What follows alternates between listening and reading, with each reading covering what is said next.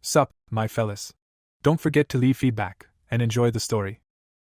The story begins in the county of the Kingdom of Seldam at a large white mansion. We are transported directly to a room located inside this building. On his bed lay a boy with turquoise hair. He grabbed the sheet with his hand. Then the boy stood up, putting on slippers. He sat right on his bed and said that he dreamed that dream again, and told us that his name is Chuck Welton. A moment later, the plot shows us the protagonist and explains that he is the firstborn of the Count and the rightful heir. Suddenly, an image of a bleeding man appears before us. An unknown sphere of purple energy said that they will seal him. This same man was right in the middle of the magic circle and coughed up blood. Staring forward with a menacing gaze, the man declared that the 12 heavenly gods could not defeat him and were so helpless that they had gathered together, and all they could do was to cast the seal. Looking directly at the lump of energy in front of him, the man laughed and declared that he could not help but laugh, offering to go and try it. With obvious seriousness in his eyes, the man declared that when he awoke again, their blinding light would be swallowed by darkness, plunging them into despair from the impossibility of dying, begging for his death. A moment later, lightning struck, and an unknown voice declared that it eagerly awaited this day, addressing Diablo Wolfer, adding that from now on, however, he was doomed to spend eternity in the torment of imprisonment. Suddenly, the story shifts back to the boy who, looking out the window, thought that he was sealed by 12 gods in the infinity of time, but, having managed to overcome the barrier, was reborn as the firstborn of this family of aristocrats. At the same time, memories of his two parents looking straight at the baby and saying that he opened his eyes and was very beautiful, and the man remarked that when he opened his eyes, he became even more like her, while the girl said that he had his expression. This baby was our protagonist, who was very surprised by everything that was happening and did not understand why he could not speak, but only made incomprehensible sounds. Imagining how his parents played with him as a little boy, Chuck reasoned that he became the offspring of aristocrats, receiving excessive parental love, and lived like this for 9 years. At this time, a maid was walking right down the corridor. The boy silently looked straight ahead. A moment later, he sighed heavily. Standing right next to the window in his room, the protagonist hissed discontentedly, noting that another tiring day was coming. Suddenly, the nanny walked right into his room, calling out to the young gentleman. Hearing this, Chuck turned around and wished her a good morning.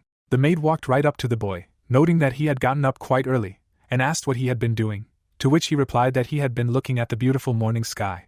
Pleased with such an answer, the nanny noted that the gentleman even had a well-developed sense of beauty, and he asked himself with displeasure whether he had one at all. Leaning closer to him, Samantha said that admiring the sky was, of course, wonderful, but the gentleman and mistress were waiting, so first they needed to change, to which the protagonist agreed. After some time, the two walked straight down the corridor of the estate. Suddenly the maid stopped and announced that Master Chuck had arrived. The boy, hearing this, sighed heavily, thinking that it was the same thing again.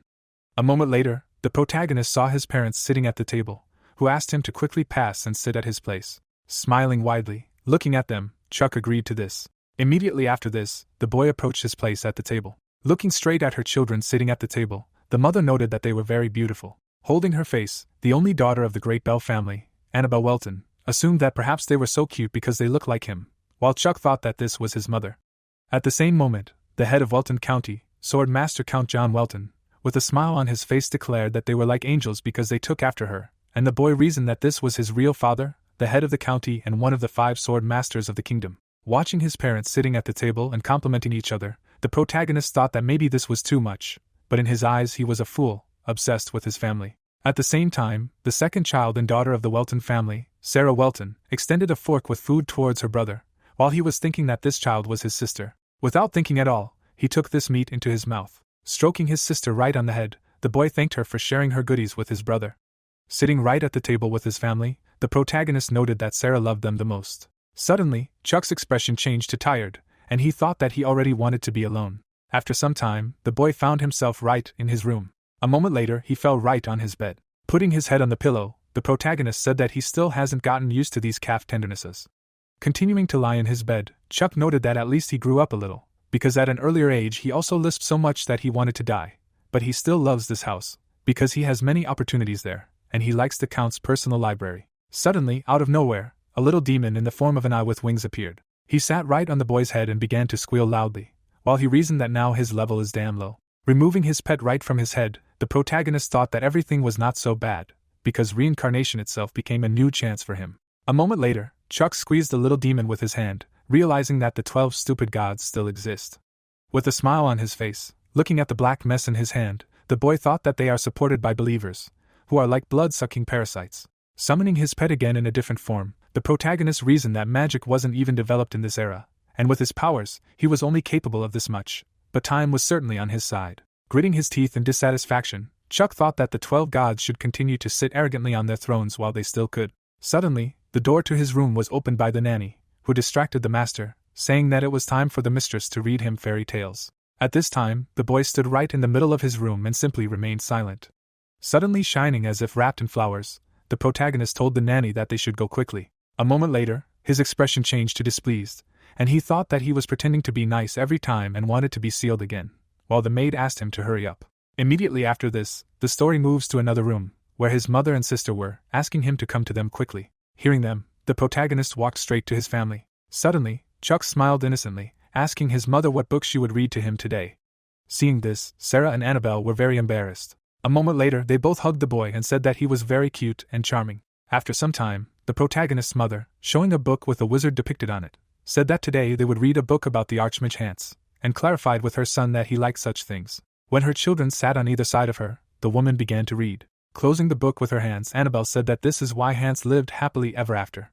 With a smile on her face, the protagonist's mother asked her children if they liked it.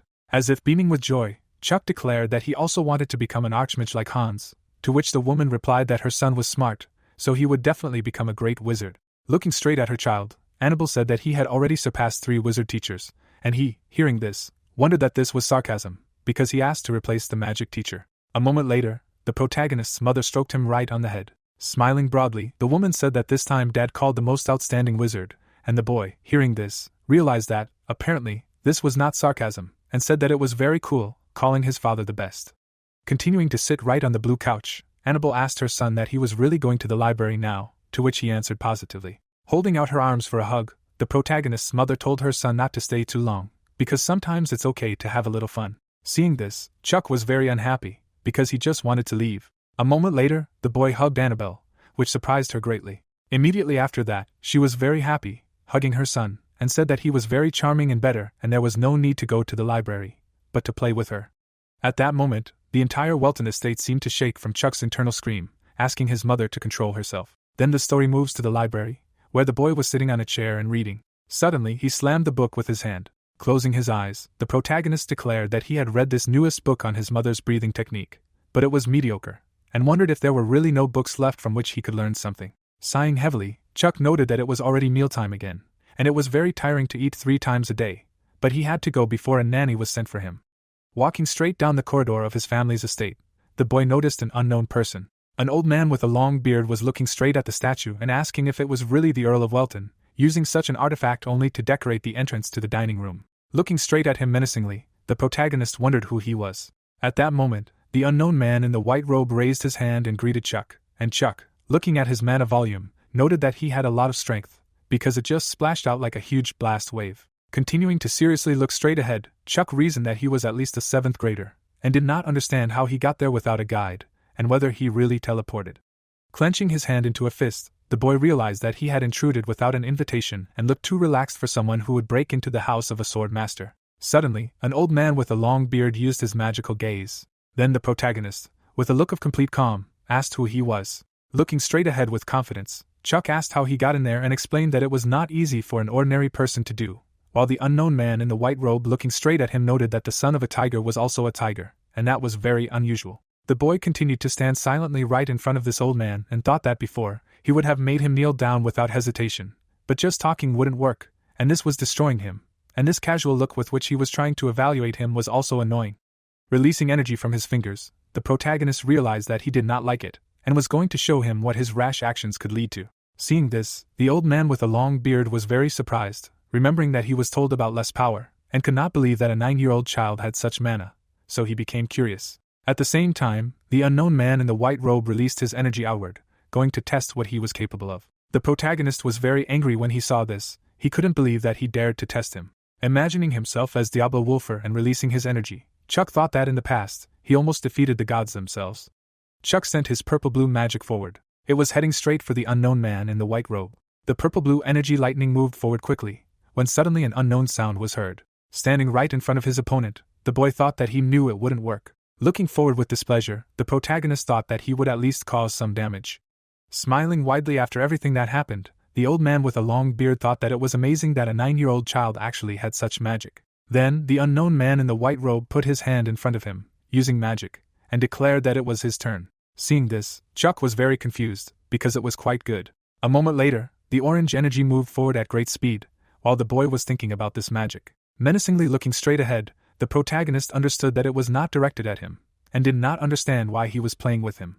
At the same moment, the old man with a long beard was very dumbfounded, realizing that this kid did not even bat an eyelid. Suddenly, Chuck's father appeared out of nowhere right in front of him. Menacingly looking straight ahead, John declared that he had gone beyond all bounds of decency. Looking at his son, Count Welton asked if everything was okay with him, and he gave a positive answer. Suddenly, crying, the boy replied that he was completely fine. The father who saw this was very dumbfounded, realizing that his child was scared. At that moment, John looked directly at Marquis Edward, who was standing in front, with displeasure, and said that they needed to talk while he was thinking about what this boy was stimulating in front of his father. Immediately after that, the man in the white robe laughed, saying that it only meant that he was interested. Pointing his finger upward, the old man with a long beard told the earl that they were jealous of him. Surprised after hearing this, the protagonist's father could not believe that he had attacked someone else's child for no reason. Then the narrative of the story shifts to the moment when the two were drinking tea together. John put the cup back. Menacingly looking straight ahead, the earl declared that he was his son and also the heir of Welton. Taking another sip of the drink, the man in the white robe declared that he knew everything. Looking straight at him with rage, the protagonist's father asked if he really gave such an answer, and he asked him to control himself, because it was probably unpleasant to exude such an aura. Turning his head towards his interlocutor, the old man with a long beard asked how well he knew his son. Looking straight at him menacingly, John asked what he meant. Then the man in the white robe, pointing his finger up, declared that he was a genius. Looking ahead in confusion after hearing this, the count asked if that was why he had turned to him, but then suddenly attacked him, and the old man with a long beard thought that he had apparently left an unpleasant aftertaste. Sitting right on the blue sofa, the stranger in the white robe said that in that case it was better for him to remain ignorant and pretend that he had not heard his request, which greatly surprised the interlocutor. Suddenly the plot showed us the image of this same old man, telling us that this is the 8th class archmage Marquis Edward, while the protagonist's father was thinking that he was the strongest among existing wizards, and since he himself did not take his son as an apprentice, then everything was lost. Looking away, John wondered if his son was really not as capable as someone expected. Sitting right in front of him, Edward stated that this was not the case at all, to which the count asked the Marquis to finally tell him what was the matter. A moment later, the protagonist's father was extremely stunned when the archmage explained that he could not cope with his son, therefore he could not take him as an apprentice, to which he asked that if the 8th class archmage could not master mentoring, then who could? Smiling widely, Edward explained that his son read all his magic, which greatly surprised John. Looking ahead puzzled after all he had heard, the count thought that no matter how special he was, it was simply impossible. At the same time, the Marquis, looking at him happily, concluded that the most absurd thing was that he was sure that his spell had not touched him in any way. Remembering Chuck's expression during his attack, Edward said that he clearly caught his magic, and this was very surprising. Waving his hands, the archmage explained that this was not all, and his son had risen independently to the 3rd grade, and if you do not count the level of physical development, then already above 4. Directing his serious gaze forward, the old man added that he was a monster and was born like that, so the child did not need a mentor. Imagining in his head the image of a sorcerer protagonist, Edward declared that he only needed material and spiritual help, then he would improve, and maybe become a wizard of the 9th grade, like in the legends.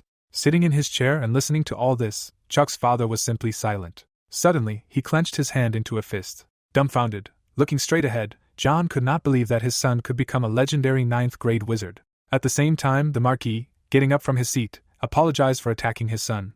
Raising his gaze upward, the archmage explained that a great wind of change would blow in the magical society, or rather, in the whole world. Suddenly evaporating, Edward noted that it would be fun. Immediately after this, the count thoughtfully looked straight ahead, without saying a word. The protagonist's father looked straight at the ceiling and thought about everything that had happened. Then the narrative of the story moves to the moment when the moon rose over the estate. Standing right next to the front door to his room, Chuck was very tired. Looking away with displeasure, the boy noted that it was all tiring, and all this had happened because his mother had heard about the incident with the old man. At that moment, memories of Annabelle hugging him and asking if he was okay and what to do with his strong fear appeared in his head, saying that she would scold this grandfather. Putting the button right on the table, the protagonist could not understand how many hours she had been lying to him. Taking off his tie, Chuck said that he was glad to see skillful charms for the first time in a long time. Remembering the moment of the old man's attack, the boy noted that his level was not bad even for legends, and combinatorics, location, balance, quick reaction, and all this at a good level. Suddenly imagining in his head the image of his own father, the protagonist said that more than the Marquis, he was surprised by his own father, Count John Welton. Spreading his arms to the sides, Chuck said that he knew that he was strong, but not that strong, and this body definitely went to him. Suddenly, the boy turned around and saw Edward sitting on his bed, who asked him why he was so amused. Noticing the old man, the protagonist was very dissatisfied. Smirking a little from such a reaction, the Marquis asked why he was laughing so much that he did not even notice the one who entered. A moment later, a loud scream was heard directly from the Welton family estate. Falling to the floor in fear, Chuck asked the uninvited guest what he was doing there. Waving his hands, the archmage laughed, explaining that this boy was not so easy to surprise. Dumbfounded, looking straight ahead, the boy asked how he got into his room. Standing right in front of him, the old man explained that he did it through the teleport, and the protagonist said that it meant that his father did not kill him after all, and thought that he knew that he was not an ordinary person, but to use the teleport so easily was too much. At the same moment, Edward pointed his finger forward, noting that he behaved like a diligent son next to his father, but changed in front of him. Getting up from the floor, hearing this, Chuck asked that family and strangers are the same thing, to which the Marquis said that he was very funny and laughed. Looking straight at him, the archmage noted that it was a pity that his abilities were not a little better, which greatly surprised his interlocutor. Looking ahead with displeasure, the boy thought that this old man was ruining his mood, and that they had met for the first time today, and for some reason he was staring at him so strangely. Suddenly, Edward took out a blue grimoire, declaring that it was a gift to him. Taking the book in his hands, the protagonist asked why he was giving him this. Looking straight at him, the Marquis explained that his method of breathing mana was very outdated, so he was giving him this book. Trembling with displeasure after everything he had heard, Chuck could not believe that he had been told such an insulting thing, that his method of breathing mana was outdated, while the smiling old man could not believe that he was touched by his gift. Bending down a little, the archmage explained that this book described a breathing method developed by him personally, and he was the first to share this with anyone, which greatly surprised the boy. Looking straight at the book, the protagonist thought that if it was developed by the wizard himself, it was different from the existing one, and he said that his method was outdated. Looking straight ahead in surprise, Chuck heard Edward say that he had high expectations. He turned his head to the side. The Marquis noted that he liked him. Suddenly disappearing from his place, the archmage was interested in what would happen at the next meeting. Smiling widely after everything that happened, the boy assumed that perhaps it was impossible to even imagine, and was going to check how good he was. Imagining in his head a mannequin that absorbs energy flows, the protagonist thought that breathing mana occurs with the help of the lungs through the mouth, and after inhalation, mana accumulates in the heart, and this is the most effective method, but it has a big minus in the form of volume limitations. Reading the grimoire given to him by Edward, Chuck reasoned that after his words he became curious about what ingenious thing he had invented. Leafing through the pages of the book, the boy noted that it was very interesting. Having slammed the grimoire shut, the protagonist reflected that, however, the obstacles to entering this state are difficult to overcome, and he does not particularly feel the particles of mana, and they also need to be divided by size into those that can be inhaled through the skin. Lying down on his bed, Chuck reasoned that all this requires strict self-control.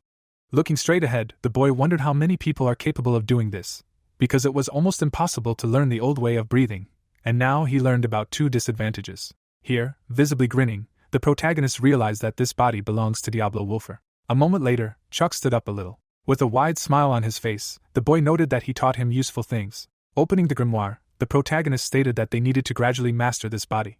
Summoning his minion, Chuck said that he needed his help first. A moment later, an eye with wings appeared out of nowhere. It immediately flew right up to the boy's shoulder. Looking at his pet, the protagonist stated that from now on they would share mana. Hearing this, the little demon concentrated. A moment later, he opened his eye. Immediately after that, Mickey flew right above his master, who reasoned that the first flaw in the old man's breathing method was the division of mana into particles that could be inhaled through the skin. With a smile on his face, looking straight ahead, Chuck mused that in a certain place and a certain form, there was a limit to how far one could go. Looking straight at his pet, the boy noticed that he had one. Sitting upright on his bed, the protagonist said that they should begin then, and mused that thanks to the pact made between the soul from his past life and Mickey, he could now help by sharing his mana with him. As the little demon flew above, Chuck mused that once the first drawback was solved, the second would not be a problem. Smiling as he looked at his pet, the boy mused that if the body and heart had a limit, the amount of mana that the storage could not absorb could simply be divided, and therefore its capabilities were limitless. The story continues to take place in the Welton family estate. John and his maid were standing right in front of the front door. The protagonist's nanny looked ahead warily, addressing the count standing next to her. They were both looking directly at Chuck, who was meditating in his room. Looking directly at his son, John noticed that the mana was hovering around him. With his dumbfounded gaze directed forward, the Earl mused that he had learned that the Marquis had given something to the boy, but he did not believe that his mana had changed so much in just one night. Imagining his own son in his mind, the father wondered if this cute boy was that talented. John then looked straight at the maid, telling her not to disturb him today, but to introduce the servants in case he went out, and she replied that she would stay herself, so there was no need to worry. Still worried, the nanny wondered if their young master would be all right. At this moment, the Earl slowly walked down the hallway, realizing that this meant he was not a sword master, but a wizard, and that it was more of an inheritance from his wife's family. Continuing to walk forward, the protagonist's father reasoned that even if that was the case, his talent was beyond expectations. Smiling happily, John noted that since he was destined for 9th grade, he was definitely his son. The story continues to take place in the Welton family estate. Chuck was meditating in his room. Suddenly, he opened his eyes, finishing his practice. Sharply jumping up from his seat, the boy declared that he had succeeded, and reflected that the movement and division of mana into particles occurs rather chaotically, so at first he experienced difficulties, but after several attempts he was already coping well. Exploring the source of magic in his body, the protagonist reasoned that, nevertheless, the 4th class of mana is his limit. Sighing heavily, Chuck noted that he was sorry, because he was only a step away from level 5.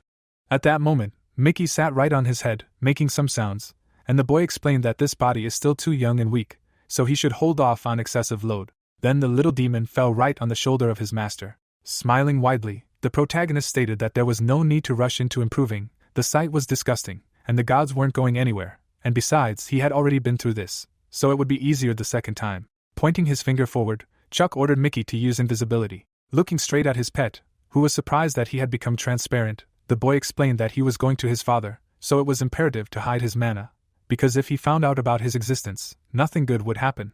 Standing right next to the front door to his room, the protagonist noted that he felt almost nothing. Moving his hand to the side, Chuck noted that it couldn't be any other way, because he was this body's familiar, and wondered if his father would definitely not notice. Going outside, the boy was now going to go straight to him. The protagonist walked forward, while a trail of dark energy stretched behind him. The narrative of the story shifts directly to John, who was talking to an unknown man, asking him why he was so busy, and the man replied that he wanted to greet him.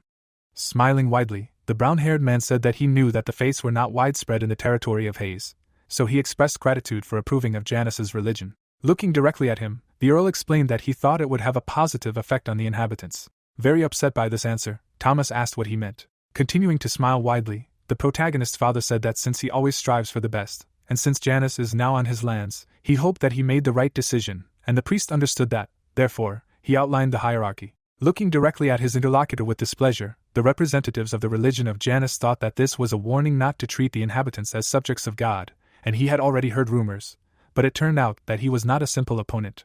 Sitting upright in his chair, the Count said that he could go, because he was very busy, and Thomas, who heard this, laughed, thanking him for his concern.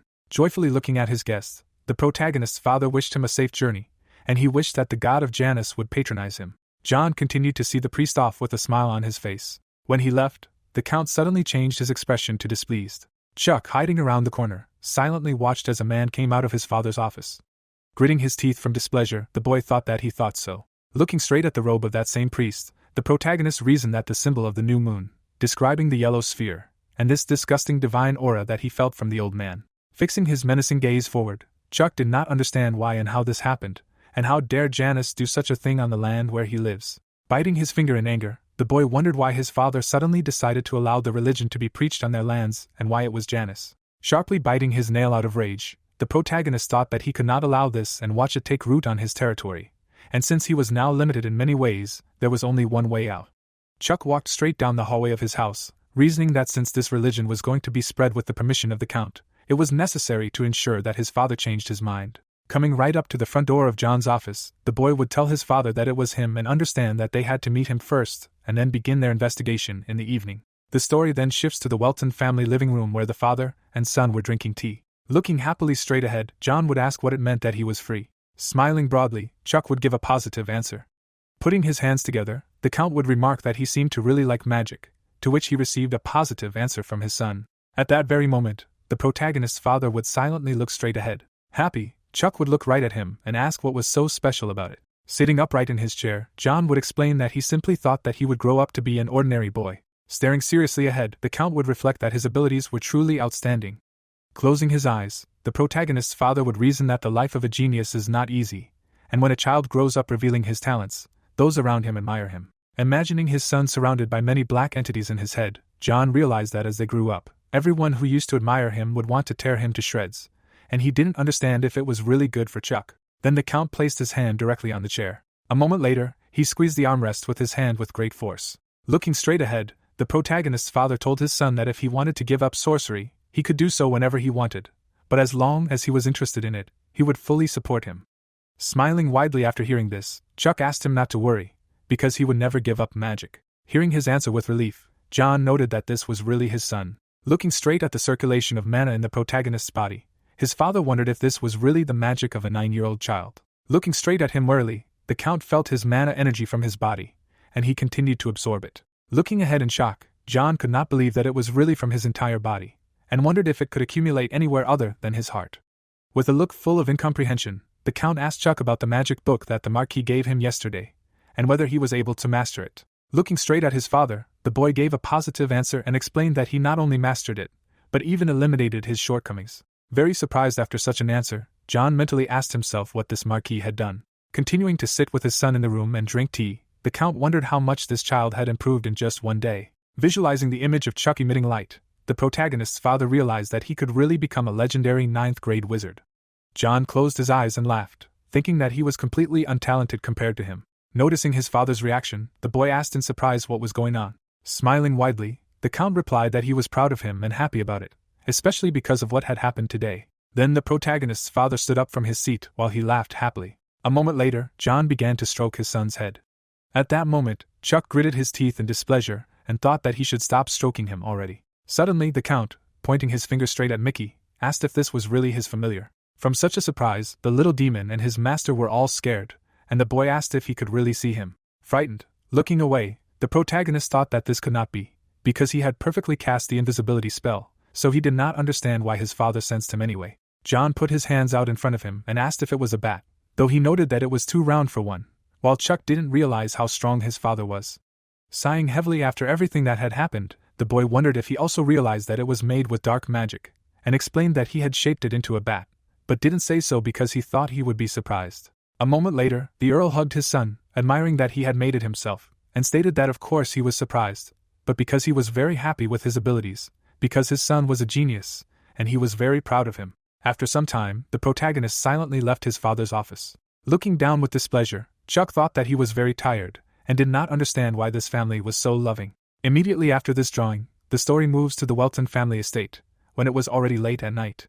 Pulling his hood over his head, the boy called out to Mickey. At the same time, his familiar used its magic, appearing next to the master. Menacingly looking straight ahead, the protagonist stated that they needed to find out the reason why they entered his territory. A moment later, Chuck flew above the city, using the small demon as wings. The muscular man sat right on the box and asked what their leader said, while his ally answered that they needed to continue if they did not want to die, which the former was very unhappy about.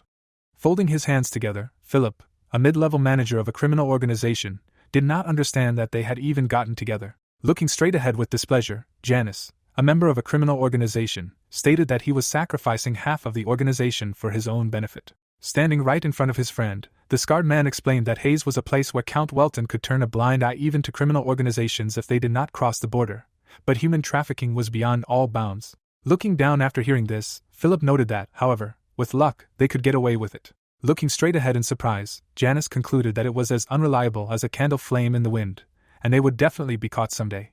In a small alley in the town, the man with the scar asked him if he knew that the Earl loved his children terribly, and if he found out about the child trafficking thriving in his territory, then no one would be lucky. Imagining John with a bloody blade in his hands, he added that the criminal world would fall that very day. The man with long hair, looking at his ally, suggested that it seemed that the leader was confident that they would not be caught. Gritting his teeth in displeasure at what he heard, Janice asked him if he really thought they wouldn't get caught, Sword Master, and if it was even possible, to which he replied that Hanny's men said they would do it. The scarred man crossed his arms over his chest, noting that he would do anything for that, and Philip, who was sitting in front of him, asked what they should do then, run away and report him.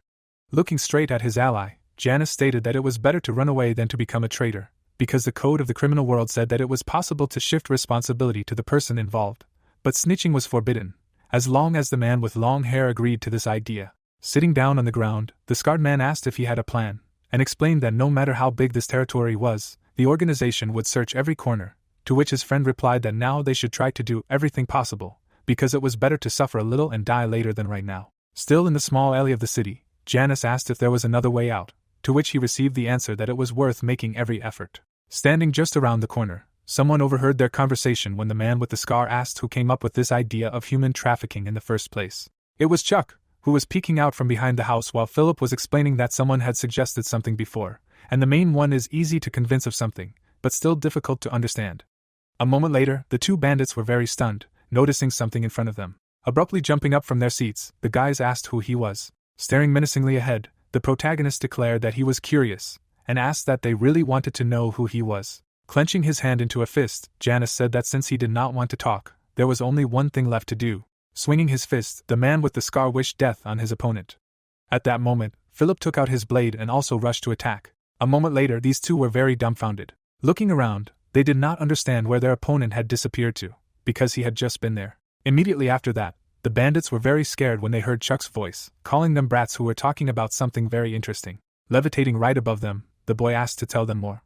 He said all this with a sarcastic grin on his face. The bandits were very scared when they saw the purple magic. Kneeling right in front of the protagonist, the guys told everything as it was. These bandits were completely unconscious. Looking straight ahead with displeasure, Chuck thought about human trafficking, especially children, and understood that this was a crime that his father despised the most. Being right in front of two criminals, the boy did not understand what these idiots were thinking about, and did they really want to die? Gritting his teeth in displeasure, the protagonist thought that this infuriated him, and the mere thought of the gods manipulating humans at will infuriated him, and he did not understand how humans could do this to their own kind. Suddenly thinking, Chuck wondered what their leader was thinking when he accepted this offer, and did he not know his father's character? Getting up from his seat, the boy thought that he had some kind of bad feeling.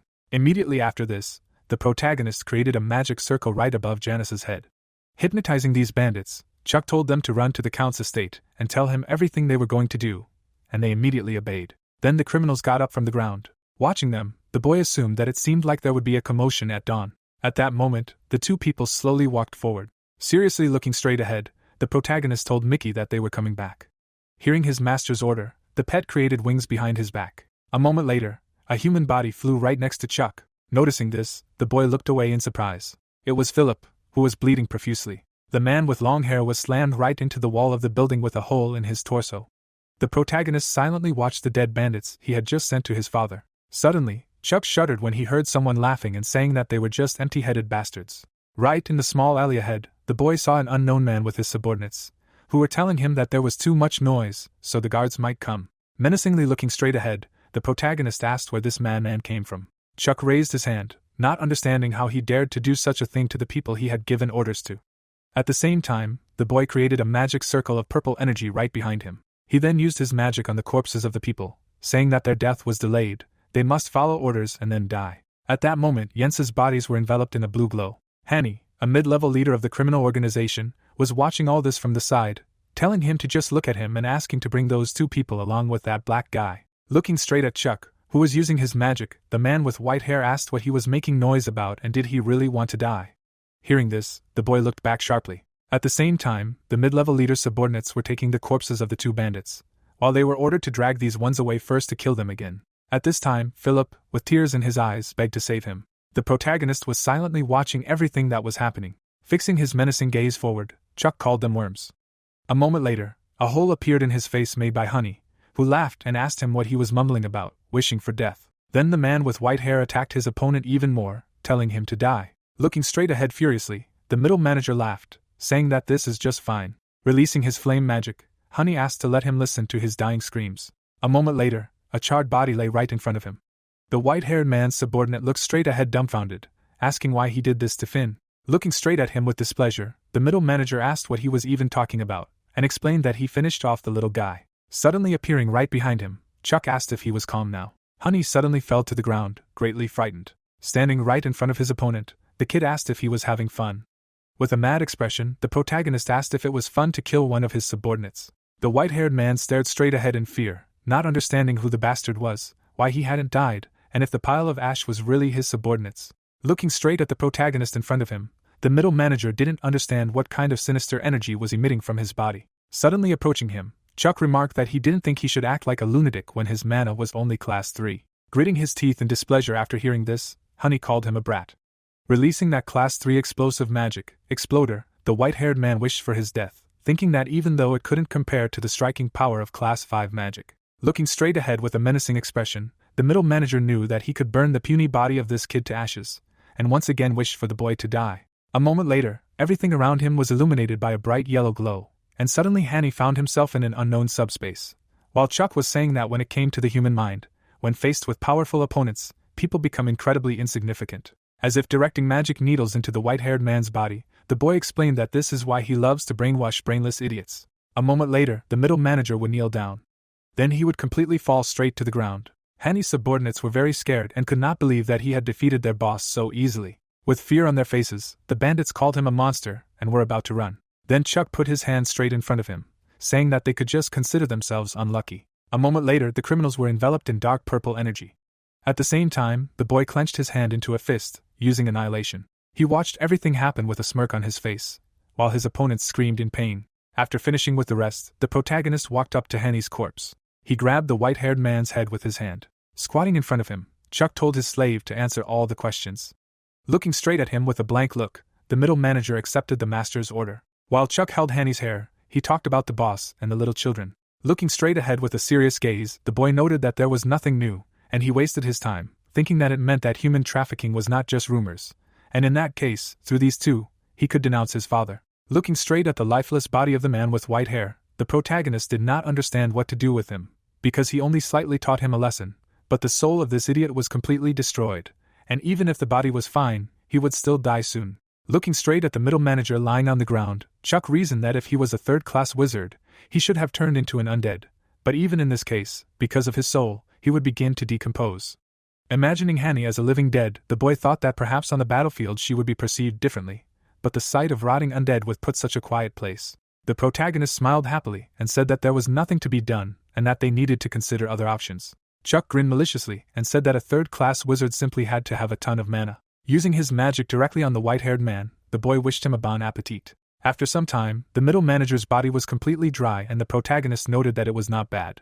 Wiping his mouth with a handkerchief, Chuck said that there were impurities in the mana from outside the physical body, but they were lucky to absorb it in such a volume. Looking at Philip and Janice in front, the boy asked what to do with them now. Coming closer to the two, the protagonist said that despite the fact that he injected them with mana and saved them against their will, they would not last long like this. Suddenly, purple energy burst out from his shoulder. Then it began to gather in one point. A moment later, Mickey appeared in that place. At that moment, Chuck used his magic, thinking that, however, he could not simply kill them, since they still had unfinished business, and noted that he had not used necromancy for a long time.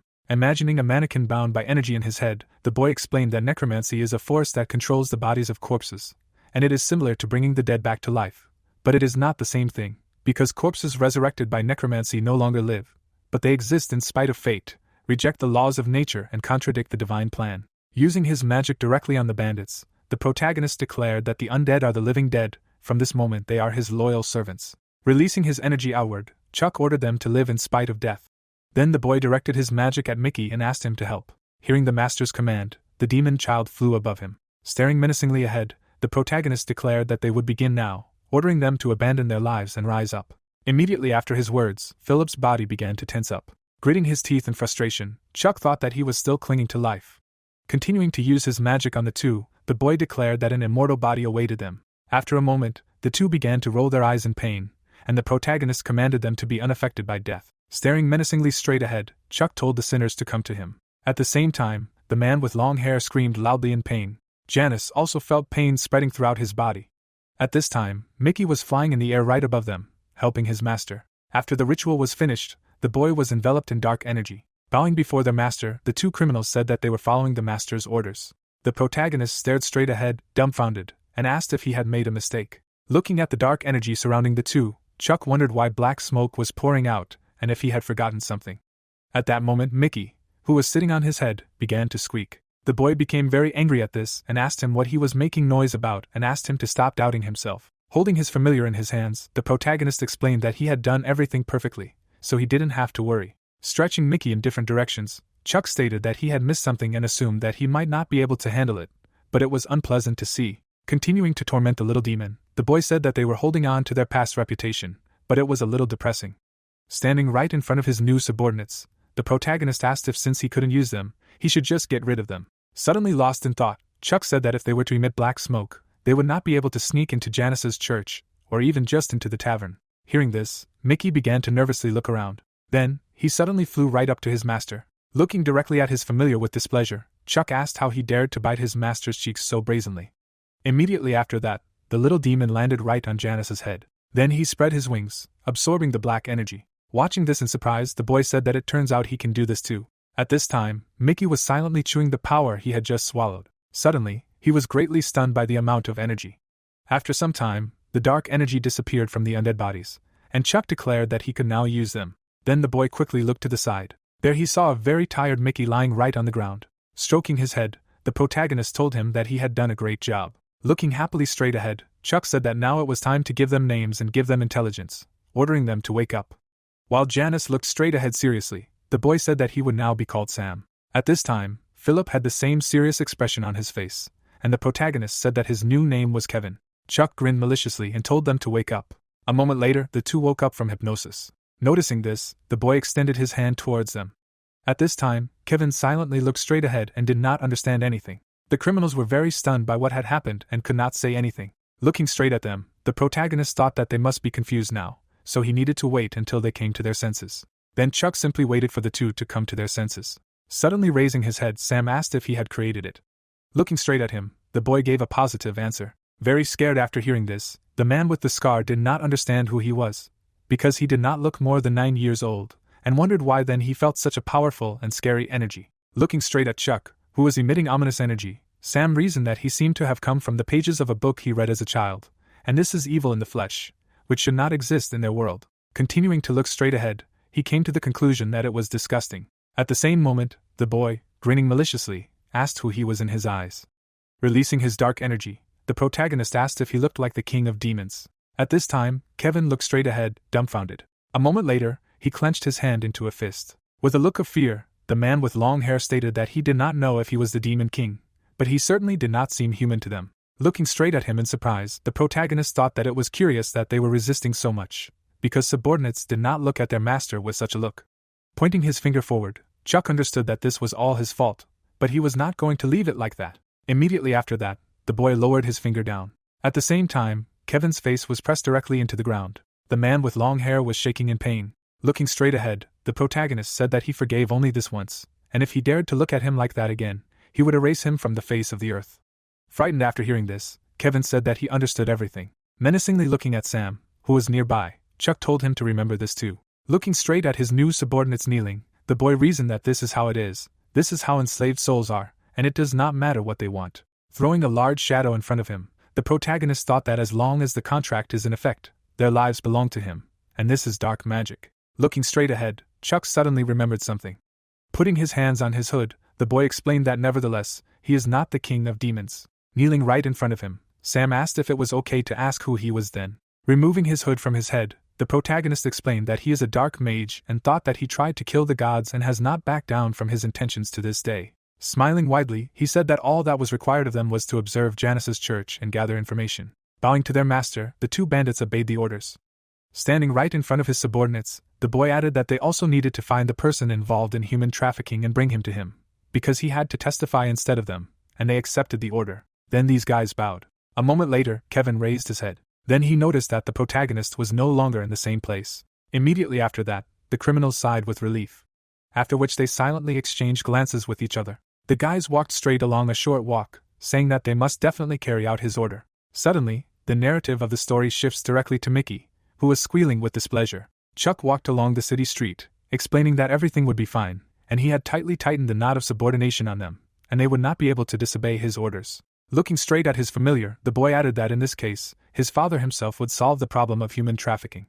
Hearing this, the little demon bit his master on the cheek, and he explained that he could not close his eyes to what was happening, because these lands would later become his. Seriously looking straight ahead, the protagonist declared that today he would return home, and tomorrow they would continue. Suddenly, Chuck was very stunned when someone crashed into him. The stranger fell right to the ground, while the boy wondered if someone had really run into him. Then the protagonist looked menacingly to the side. Looking straight at the boy lying on the ground, Chuck asked why he was given eyes, and was very surprised that he was a child. The stranger pointed his finger straight ahead, saying that he himself was a child. Lost in thought, looking away, Chuck noted that this was indeed so, because he was 9 years old. Turning away, the boy said that this time he would forgive him, but from now on he needed to look under his feet. Hearing this, the boy silently watched him go. He was very angry. He did not understand how he could pretend to be an adult when he himself did not have a single gray hair. Suddenly Mickey, sitting on the protagonist's head, jerked sharply. Stopping in place in surprise, Chuck did not understand what happened. Abruptly turning back to the boy did not understand why this happened so suddenly. Surprised, looking straight ahead, the protagonist asked his familiar if he really did this because he made fun of his color. Very angry, Chuck asked how dare he stop his master even in such a case, and where he picked up bad habits, pulling his hair. Then the boy looked menacingly to the side, telling the boy to watch his words if he did not want to be punished. After everything that happened, the boy ran away in fear and asked for forgiveness. At that moment, the protagonist looked directly at the little demon with displeasure, asking if he was happy, and he squealed happily. Then his words that they needed to go home quickly spread throughout the city. The story moves to the moment when Mickey guiltily looked away. Chuck looked menacingly straight at him, saying that he knew perfectly well what he had done wrong, and if he did it again, he would not get off easy. Hearing this, the little demon nodded, while the boy did not understand where he had learned to do such a thing. Burying his head right into the pillow, the protagonist said that it was hard, because he had spent more energy than he expected. Turning over on his back, Chuck noted that in any case, he would be very busy in the future, and at least he managed to live a quiet, measured life after reincarnation, and no one could have thought that in this life, gods would appear on his lands. Imagining the symbol of the god Janus in his head, the boy thought that this was also the god he hated the most. Clenching his hand into a fist in dissatisfaction, the protagonist reasoned that he could try as much as he wanted. Lying in his bed, Chuck thought that it did not matter how many followers he already had. Staring menacingly ahead, the boy was going to get to everyone. The harassment of the story suddenly moves right to the alley, which was illuminated by a torch. The man with maroon hair was very stunned and asked Janus that he was really alive, and Janus was interested in where the elder was. Frightened, looking straight ahead, the man said that Hanny said that he would personally kill them, and did not understand how they remained alive. He thought that he really fell into the hands of the man who could not even properly control. Suddenly, a man with a scar on his face struck right next to his head. While Pep was shaking with fear, Janus said that he would not repeat it, and he thought that he had quite an extraordinary strength, and did not understand what was wrong with him, although now there were more important problems. Looking into the distance, the man with maroon hair reasoned that nothing had been heard from the members of the organization, and if they found out about Janus's return, there would immediately be a commotion. Waving his hands, Pep realized that it seemed that they were all hurt, and did not know what to do, saying that, first of all, he did not know where the elder went either. Then the man with maroon hair was surprised to see the boss Philip, and he asked if it was true. Menacingly looking straight ahead, the man with long hair repeated that he asked if it was true. Frightenedly looking straight ahead, Pep answered that it was true, and the other guys would tell them the same. Looking straight at him with displeasure after hearing this, Kevin thought that this was annoying, and to carry out the boss's orders, they needed a boss, and the boss was informed of everything that happened in the city, so there was a good chance that he knew something about the church. Looking forward furiously, the man with long hair asked Pep what he thought the boss might be then. Very scared after hearing this, the man with maroon hair thought that this time he needed to answer them properly or else he would get his head chopped off. Shaking with fear, Pep said that since the boss liked booze and girls, they could check out the bars that were associated with them. Looking towards Kevin, Sam noted that this made sense, and Kevin said that they would go to the bars then. Watching these guys leave, Pep sighed in relief, thinking that it was all over. A moment later, the man with the scar on his face would land a punch right on his face. Standing in front of the man with maroon hair who had fallen to the ground, Sam said that the owner had ordered an accomplice to be brought to him, and this man would do. Turning sharply to the side, the man with the scar on his face did not understand where to leave him, and whether to tie him up in the forest. Kicking Pep with his foot, Kevin noted that this was a good idea, but suggested throwing him into the warehouse in his house. Immediately after that, Sam threw his former ally over his shoulder, while the man with long hair told them to go faster, because they had lost so much time. Someone opened the front door with their hand. Right in front of him was a huge number of corpses lying right on the floor. Unknown people were entering, not understanding what had happened there. The boy looked around, wondering about what had happened. Frightened, looking straight ahead, Harvey could not believe that everyone was dead. Looking away thoughtfully, the boy thought that he would get it again for not closing yesterday's share, but now it seemed that no one would beat him. A moment later, Harvey ran to the exit, realizing that he needed to escape before the other members of the organization asked questions. Immediately after this, the narrative of the story moves directly to Chuck, who was waking up, saying that he really seemed tired, and that was why he woke up so late. Looking straight ahead, he said that a new day had begun. Sadly lowering his head down and sighing, the boy noted that he could not avoid it. Then the protagonist walked straight down the corridor of the estate. Looking straight ahead, Chuck told Mickey that since his father sensed his presence, he would cancel his summons for a while. A moment later, the boy opened the doors to the dining room and wished his father and mother a good morning. John, clasping his hands together, asked his son if he had slept well, while Sarah told her brother that she had slept very well. Smiling widely, the protagonist asked if his mother was really there. At that moment, Annabelle pounced on him, saying that she was there, which greatly frightened her son. Looking happily straight at her, Chuck asked where she hid, explaining that he had not noticed. Suddenly looking away with a puzzled look, the boy thought that he had actually noticed everything. Stroking her son directly on the head, Annabelle asked if their Chuck was really that surprised, to which he replied that he was more happy than scared. As if beaming with joy after hearing this, the protagonist's mother asked why he was so good. Waving his hands, the boy asked his mother to stop and eat first. A moment later, Annabelle approached her son and called him adorable, asking for another hug, when suddenly Sarah asked for the same thing, while the protagonist asked someone to calm them down. The Welton family was sitting at the table having breakfast. Annabelle hugged her daughter, calling her very cute. Looking straight ahead, Chuck thought that he wanted to squeeze those cheeks too, because baby's cheeks were so soft. Suddenly, the boy's head crashed into the table and asked himself what he was thinking that he had gotten too used to a carefree life. When the plates were empty, someone said that it meant it was already tomorrow. Holding his little sister in his arms, the protagonist asked what would happen tomorrow. Looking straight at him in surprise, John asked why he hadn't told him. Turning away, Annabelle noted that she had completely forgotten and was too excited about her son.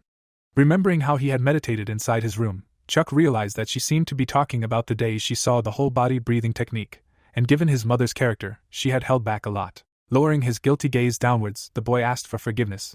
Looking straight ahead, Annabelle would explain that it was okay for her to know that her son was okay, but she shouldn't do that again. The protagonist's mother would pretend to be dejected and say that she would just flop down in the hallway and start crying because she would be so upset, while her son would say that it wouldn't happen again. Chuck would hang his head and ask what would happen tomorrow, and Annabelle would answer that they were going to the ball tomorrow. At the same time, the plot would show us an image of John and a man with red hair standing back to back, and explain that it was a grand ball being held by the counties of Simon and Welton, and most of the aristocrats from the eastern part of the kingdom of Seldam would be attending. Looking happily at her children, Annabelle would explain that they hadn't been included before, but now that they were old enough, their mother was dying of anticipation. At that moment, the entire estate sank into despair, because the protagonist realized that this meant that his precious free time would disappear. Inside his room, Chuck called out to Mickey. Then the boy leaned out of the window, saying that they were going to those two. Immediately after that, the story's narrative shifts to one of the houses in the city. The protagonist was slowly walking straight down the street. Suddenly, he opened the door. Noticing this, his subordinates jumped up from their seats, saying that the owner had arrived. Taking off his hood, Chuck asked what was going on with the assignment.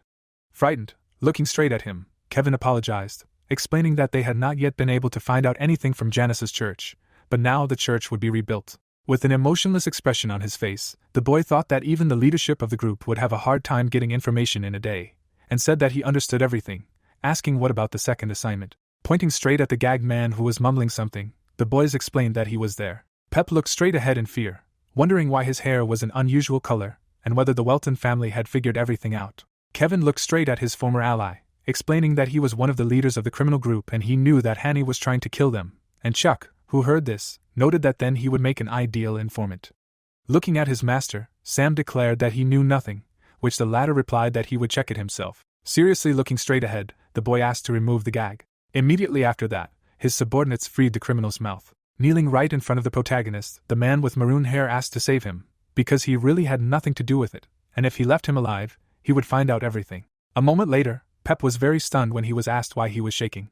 Chuck would release his dark energy, saying that he had no intention of killing him, because he only needed to complete a task, while the bandit would think that he felt a huge amount of sinister energy. Suddenly bursting into tears from fear, the man with maroon hair would declare that he would do everything he was ordered to do, and if he needed to find the boss, he would do it, so he asked for mercy. Standing right in front of the bowing man, the boy would declare that he was too loud, and only one thing was required of him, while Pep did not understand why he could not utter a word. Then the protagonist would stretch out his hand to his head. Then Chuck would look menacingly straight ahead.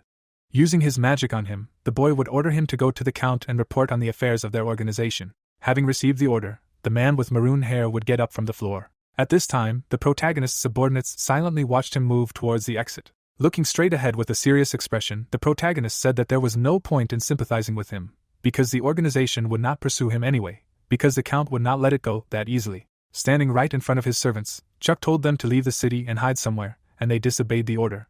Suddenly Mickey, who was sitting on the boy's shoulder, began to stir. Looking away sharply, the boy asked why they had not asked the reason today. Bowing, the two criminals explained that the master's orders were unconditional, and they should simply follow them. Still lowering his head, Kevin added that he seemed to understand why he had told him to do this. Staring straight ahead with a serious expression, the boy noted that he was thinking correctly, and thought that he was assessing this situation well, and his father would completely destroy the criminal group, and in the process, no one would even remember the two missing people.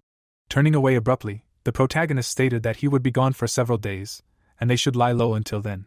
Immediately after that, onto the city street. Kevin suddenly ran out of his house and addressed the owner. Turning back, hearing this, Chuck asked what was going on. Dumbfounded, looking straight ahead, with long hair, he asked what they had turned into, and thought that they knew that they were already corpses, and had come to terms with the irreversibility of this fact, and they didn't really want to return, because they were happy with their power. Grabbing his chest, Kevin didn't understand what kind of creature he was, because he needed to know. Standing right in the middle of the city's night square, the boy asked what exactly interested him, and Kevin answered that their power had become many times more powerful than what they had in life. A moment later, he greatly surprised the protagonist when he asked if it was possible that they had turned into high-class undead. Then the man with long hair was very surprised when his master laughed and asked if he didn't like the question. Immediately after that, Chuck, pointing his finger up, explained that this question was just so funny, that's why he laughed, and since he was asking if a real one had become undead, he had never encountered such an ability to adapt. Holding his chest, Kevin expressed his gratitude. With a puzzled expression on his face, the boy thought that this was the first time he had encountered such a thing in his entire long life. Imagining a living dead person in his head, the protagonist reasoned that usually they furiously deny their new essence and look like monsters who have lost their minds. But these guys are the complete opposite. At this time, his subordinates looked at each other in surprise, while Chuck thought that he had come across nuggets. Standing right in front of them, the boy declared that they were just zombies, and after death their appearance did not change a bit, but at the same time their physical strength is many times greater than that of a human. Kevin lowered his head down and said that it meant they were just zombies. Then the protagonist with a big smile on his face said that no one knows, because based on the efforts they put in, they might become high-class zombies. Hearing this, his subordinates were delighted. Turning his back to them, Chuck said that he would go then and asked them to hide well, and they wished him a safe journey. Looking straight at his familiar, the boy noted that they were not pathetic at all and, in his opinion, on the contrary, they were interesting and reminded him of that guy from the past. Immediately after this narration, the stories are transferred directly to the Welton family estate, when the protagonist said that they were very late, so they needed to go home quickly. Showing us the image of a decapitated man, the plot tells us that that night, Count Welton turned everything upside down, and the leadership of the large criminal organization rival, rooted in Hayes, brought charges against their internal parts. As John walked smugly forward, holding the blade in his hands, we are given information that the Count had to postpone the trip to sort this out, and so only the three of his family would travel to the largest trading city of Rigian in the east. Sitting right in the carriage, Chuck thought that they would have dealt with the teleportation quickly. Looking straight at his mother and sister, the boy reasoned that, however, if compared to the past times, of course, everything has improved there. Smiling happily, the boy thought that compared to the period of legends, there is progress, and yet he does not know how many years have passed since his death. While imagining a huge dragon monster in his head, Chuck thought that the history books described the events that happened after her. Visualizing a red-haired demon, the boy reasoned that the demons occupied the lands, and the demon king descended to the earth. Crossing his legs, the protagonist thought that it was certainly a peaceful time, without such incidents. But he could become the very being that would disturb the peace that reigned around.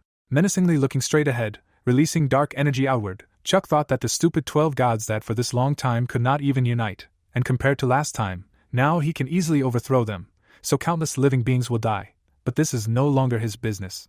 At the same time, Sarah began to cry for an unknown reason. The boy was surprised to notice this. Then he used his blue energy. A moment later, his sister felt much better and started laughing.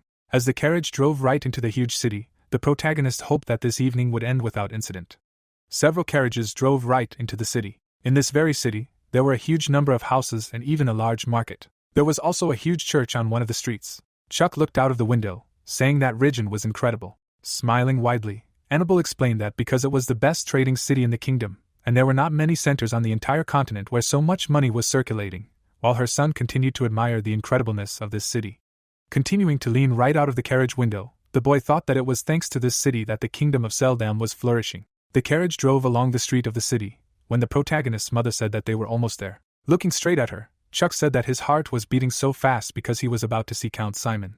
Hugging her son, Annabelle noted that he was very cute when he was nervous, and very charming that his heart was beating fast. Closing her eyes, the protagonist's mother asked him what he dreamed of becoming a wizard, which is why he trembled so much at the thought of Count Simon.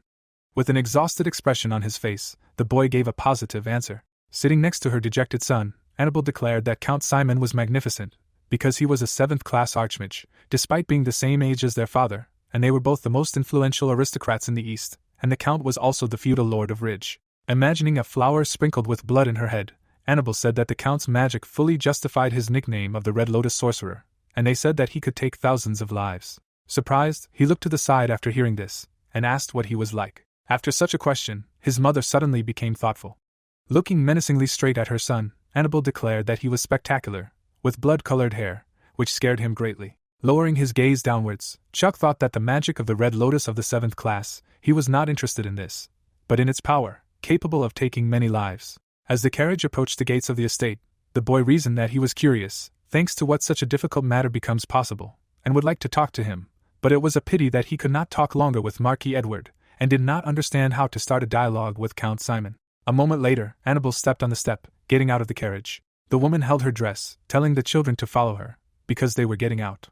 Getting out of the carriage after his mother, the protagonist said that he would do so. Suddenly, a man in glasses appeared in front of her, who, putting his hand on his chest, asked what she was, the wife of Count Welton, to which he received a positive answer. Pointing to a huge estate with a blue roof, the butler said that he would show her the castle. In a moment, the story is transferred to a luxurious room with a large bed. Also, a huge chandelier adorned the ceiling.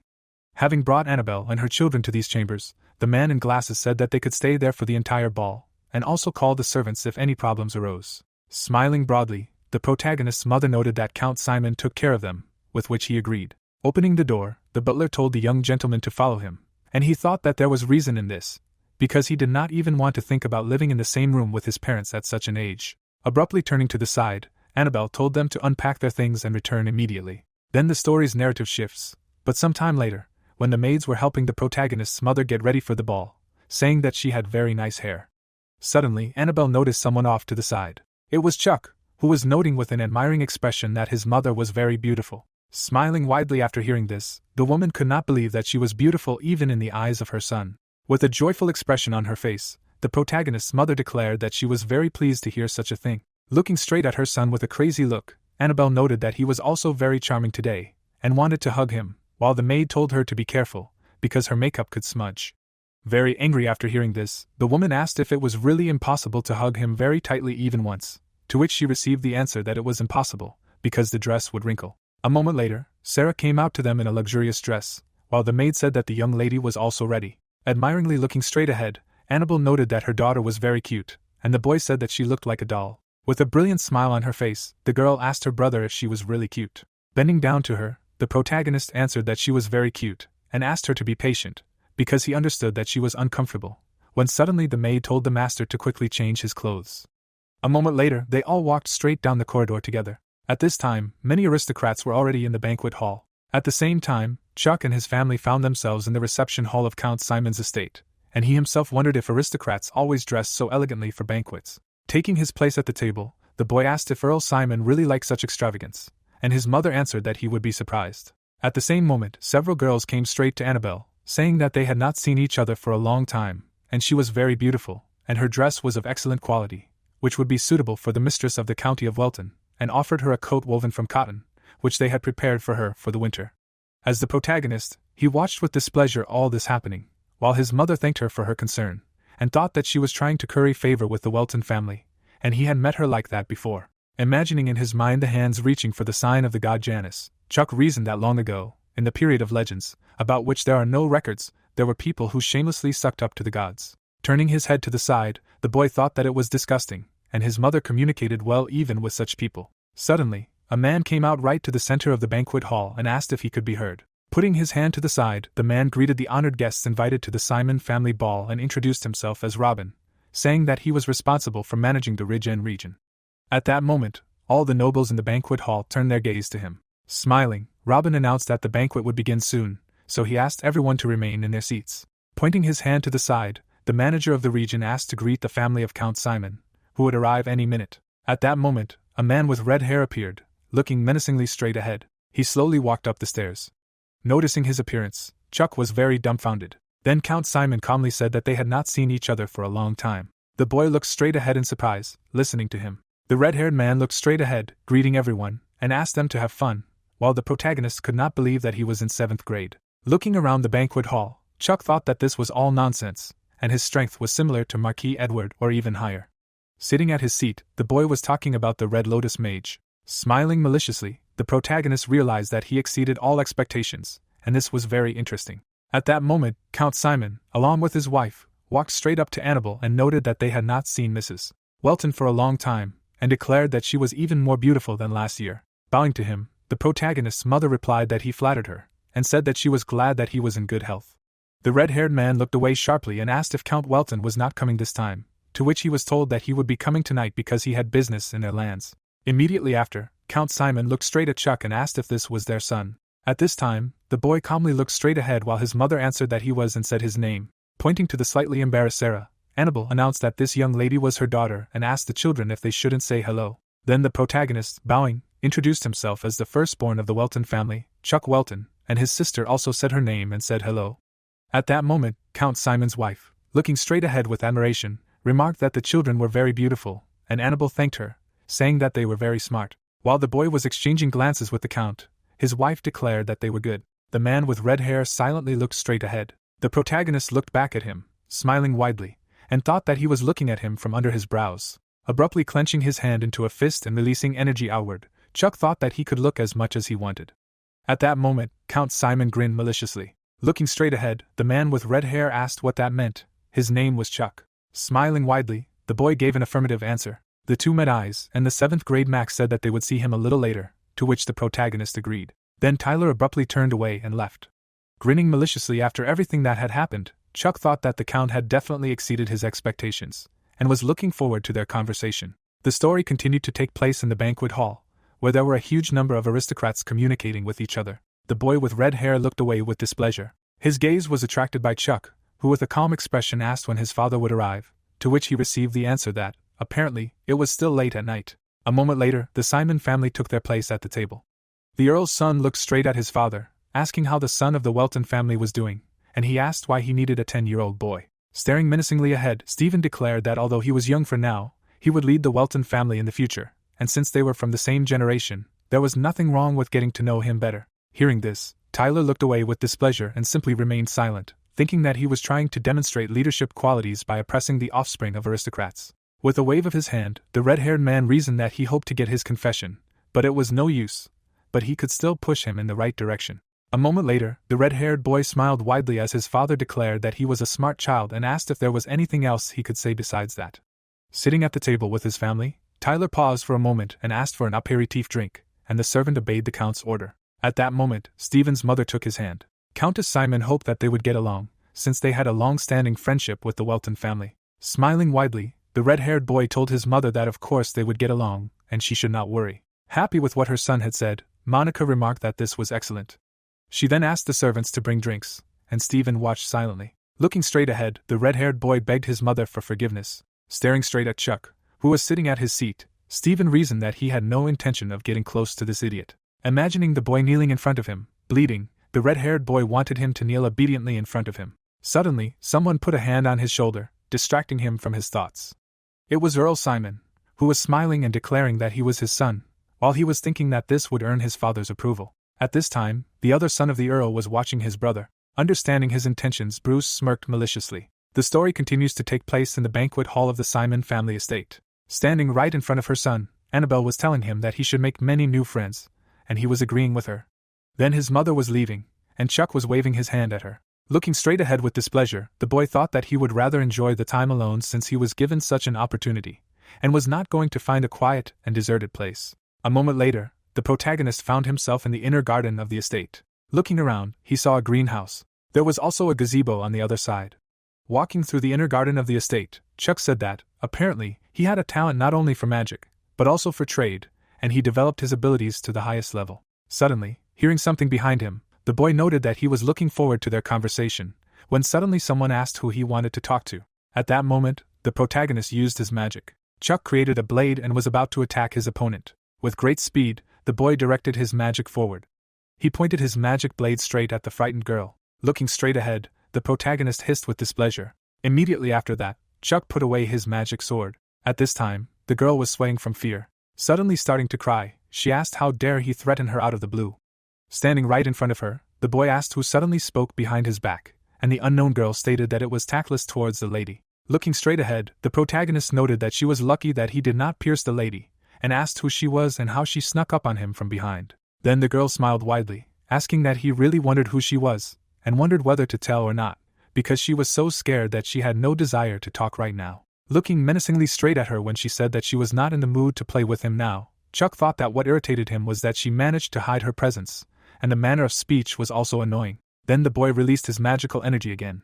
His attack landed right near the girl's leg. Seeing this, she was very scared. While the girl was looking at the dent next to her feet, the protagonist stated that this was a Class 2 magical air bullet. Menacingly looking straight ahead, Chuck stated that if her magic resistance was low, he would pierce her like a rag doll, and a trifle like her would die instantly. Hearing this, the girl was extremely dumbfounded and did not understand what was wrong with him and whether he was serious now. Pointing his finger upward, the boy assumed that, apparently, she still did not want to answer him. After a moment, the unknown began to wave his hands, saying that he really wanted to tell everything, and asked her to wait. Standing right in front of her, the protagonist told her to tell faster, otherwise he would shoot, and the girl's name was Kate Bale. With a frightened face, the girl called herself the second daughter of the Viscount Bale family, and also a summoner. At the same time, Chuck imagined a wreath of plants in his head and mused that a spirit summoner was a term used for mages who had made a mystical contract with the spirits of nature. Imagining a map of the area in his head, the boy reasoned that summoners were not that numerous even on the continent, and they were treated as outstanding talents who could receive a baronial title just by existing. Visualizing the image of this girl wrapped in flowers, the protagonist wondered if this little girl really was a summoner not from the spirits. Looking straight at Kate, Chuck mused about the spirit of the wind, with which she had approached him unnoticed, and during the heyday of the side, even a spirit could not hide its presence from him.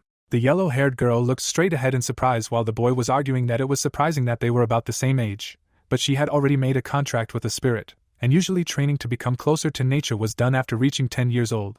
But this girl was a genius born with a predisposition to nature, and if she trained hard enough, she could even sign a contract with the king himself. Standing right in front of him, the spirit summoner said that since he knew who she was, he should now tell her about himself, and asked who he was to use such dangerous magic. Looking at her in confusion after hearing this, Chuck asked if she was really saying this to him, and thought that after hearing the answer, she would regret her question and seemed to be one of those people who could not live without trouble. Seriously looking ahead, Kate wondered if there was anyone else out there besides him. Looking forward, the boy stated his name and introduced himself as the heir to the Earl of Welton, stating that he was pleased to meet her. The yellow-haired girl was greatly surprised to hear this, while the protagonist mused that additional information about the Bale family was that Viscount Bale was a loyal vassal of the Earl of Welton. Suddenly, the narrative shifted directly to John, who stood in front of the bloody man, stating that he was tiring of him, saying that he only turned a blind eye to his antics because he believed that he had a positive influence on his lands. At this time, the man coughed up blood from the damage he had received. Taking his chin with his foot, the Earl of Welton asked how he dared to engage in human trafficking in his lands. Looking straight at him menacingly, the protagonist's father stated that this was the act of a man who had lost his mind or was asking for death. With fury in his eyes, John said that since he had decided to die, then he would fulfill his wish. The man with dark hair was shaking in pain and begging for salvation. Turning his back on him, Count Welton ordered him to be hanged in the square the next day. As he walked away, his subordinates obeyed his orders. Looking straight ahead, the protagonist's father ordered the carriage to be prepared, because he had to leave immediately, and the knight accepted the order. After some time, the black carriage was brought to the exit. The same man with dark hair was sitting, wrapped in chains. An unknown man in a robe watched everything that was happening, sitting on a tree branch. Using a magic stone for negotiations, he conveyed a message that rival was defeated, so it was necessary to prepare for a backup plan. The narrative of the story is transferred to the courtyard of the Simon family estate. Right there, Chuck was walking with his new acquaintance. The boy was very unhappy that she was walking right behind him. Turning around abruptly, the protagonist asked why she was following him. Looking straight ahead with a serious expression, Chuck stated that the fact that her father was his vassal was none of their business. Looking down, Kate tried to answer the master, but he interrupted her, telling her to stop talking to him formally. Suddenly, the girl with yellow hair grabbed his hand when he said that he left, so there was no need to chase him. At that moment, the protagonist was very unhappy with this outcome of events. Turning around abruptly, Chuck asked why she was bothering him at all. Suddenly bursting into tears, the Viscount's daughter stated that she had met someone her own age for the first time and therefore simply wanted to be friends. At that moment, the boy was extremely dumbfounded and could not believe that she actually wanted to be friends. The protagonist stood silently right in front of her, thinking that he had not even thought about it. Looking straight ahead in surprise, Chuck didn't understand why he needed friends, because they were just a burden. Sighing heavily, the boy thought that for such a little girl, it was probably really important. Looking straight at the upset Kate, the protagonist didn't understand what he had to do with it. Abruptly turning his back to her, Chuck told her to look for someone else, because he didn't need comrades, and the girl asked him to wait. Suddenly bursting into tears, the spirit summoner called him very cruel. Walking along the path into the courtyard of the estate, the boy thought that it sounded friendly, and because of friends and affection, you can lose your impartiality. Returning again to the Simon family estate, the organist reasoned that if he had gotten rid of such emotions from the very beginning in his past life, then everything would have been different. Abruptly looking towards Chuck, he realized that then he would not have suffered such a defeat. Looking straight ahead with anger and saying nothing, the boy thought that this damn brat was causing uninvited memories to surface.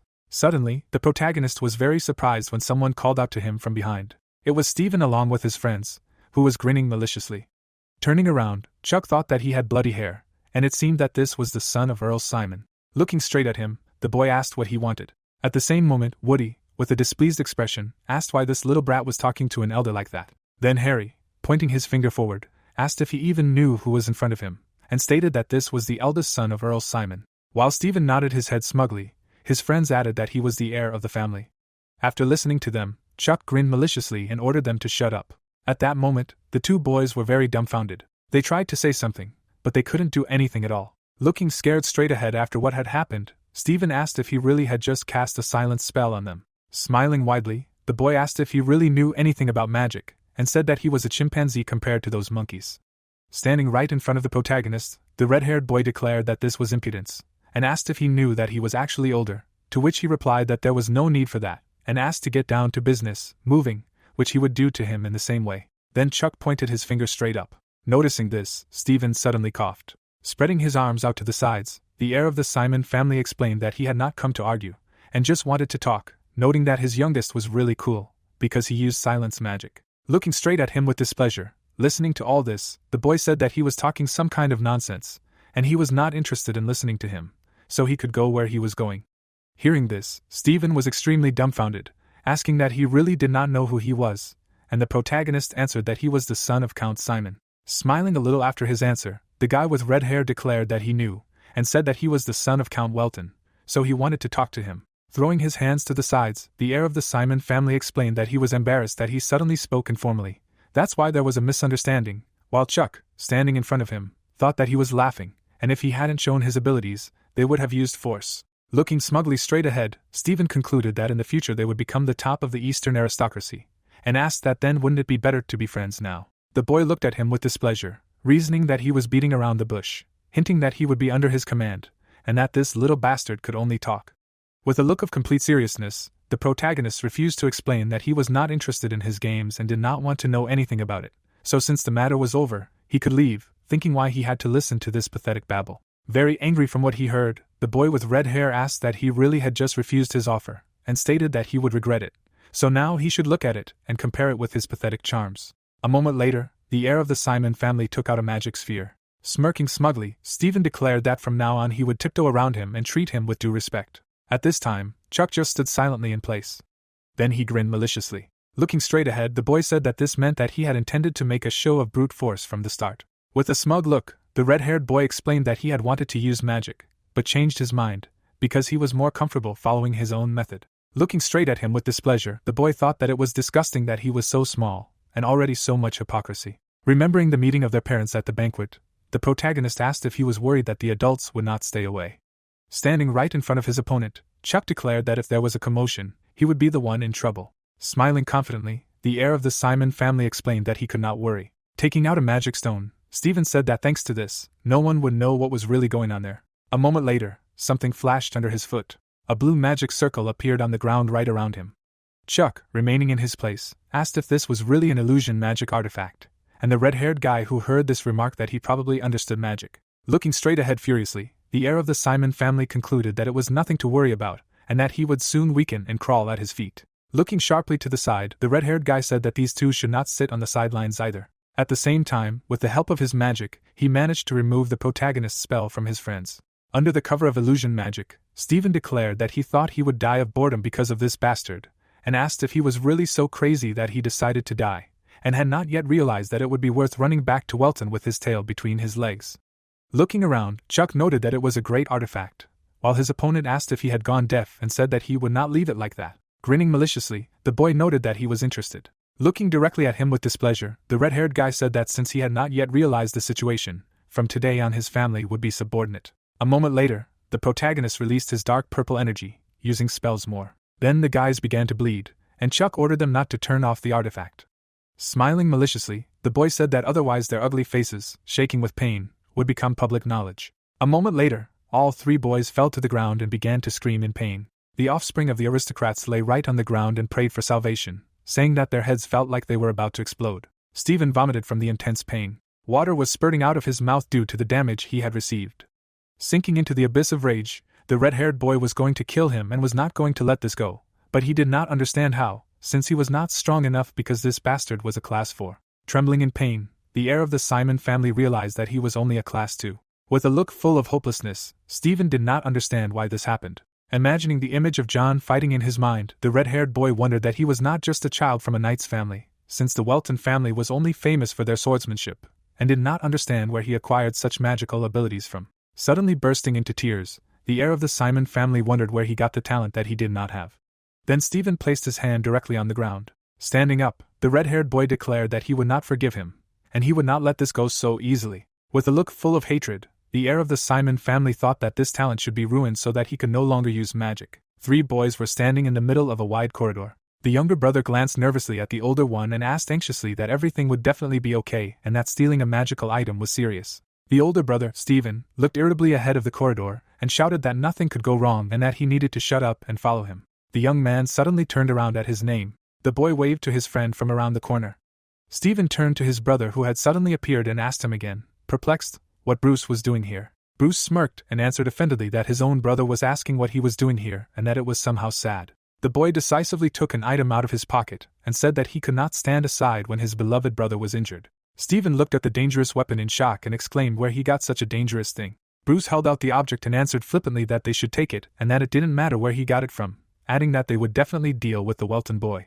The boy looked greedily at the magic weapon and agreed that the main thing was to beat the brat to death, and that it really didn't matter where he got it from. An image of the castle courtyard appeared. The hero approached the carriage. Red-haired Tyler majestically extended his hand forward and said that they hadn't seen each other for a long time. John grinned and sarcastically remarked that tomorrow the sun would rise in the west and that the Earl had come out to meet him personally. Tyler bowed politely to his guest and asked how he was doing and cordially suggested that there was no reason for things to go badly and that they could go inside first. The chandelier burned brightly. The Earl turned to his guest and sympathetically asked if today's banquet had ended well. Tyler looked at his interlocutor with an indifferent expression and added that he had seen his son. John raised an eyebrow intriguedly and quickly asked how he was enjoying his son. The guy was sitting at a long table and noticed that the Count had cleverly gotten his bearings, quickly hiding the nature of a loving father, and the hero openly admitted that children were the meaning of his life. The guy nodded his head and sympathetically replied that something had changed since their last meeting, and that he envied the strength of his feelings. The red-haired guy looked away and remained silent. Tyler gestured with his hands in admiration and stated that his son was truly amazing, and to be more precise, he was stunning. The green-haired guy looked at his interlocutor in confusion. The guy impatiently closed his eyes and irritably noted that the Count was beating around the bush.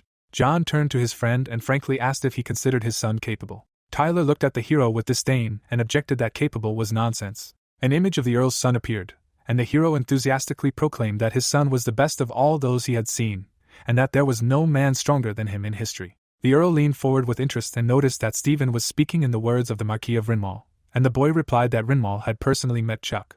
John thoughtfully folded his palms together and explained that he had known about Chuck's abilities for a long time, and that he had not assumed that he was so good, which is why he called the Marquis. The Earl looked down and continued that if his son was endowed with an innate talent for magic, he could become a sorcerer and use his gift for the benefit of himself and the whole world. Tyler shook his head and exclaimed that it was simply incredible for an archmage to become a mentor, and the hero replied that the Marquis had refused. The guy looked at his interlocutor with satisfaction and explained that he understood, and that this child was an extraordinary genius, and that he would develop his abilities himself and rise to the legendary 9th grade. The hero enviously raised his hand up and admitted that in fact he envied Chuck's innate talent, and that it was much more outstanding than his own, and that on the other hand, he wanted to see what a magician with skills honed to perfection is capable of. John grabbed the chair in shock from what he heard and exclaimed. Tyler philosophically raised his hand and pessimistically stated that they were too weak-willed. An image of a dangerous snake appeared, and the hero critically continued that they had created incredible civilizations, but this was only their vision.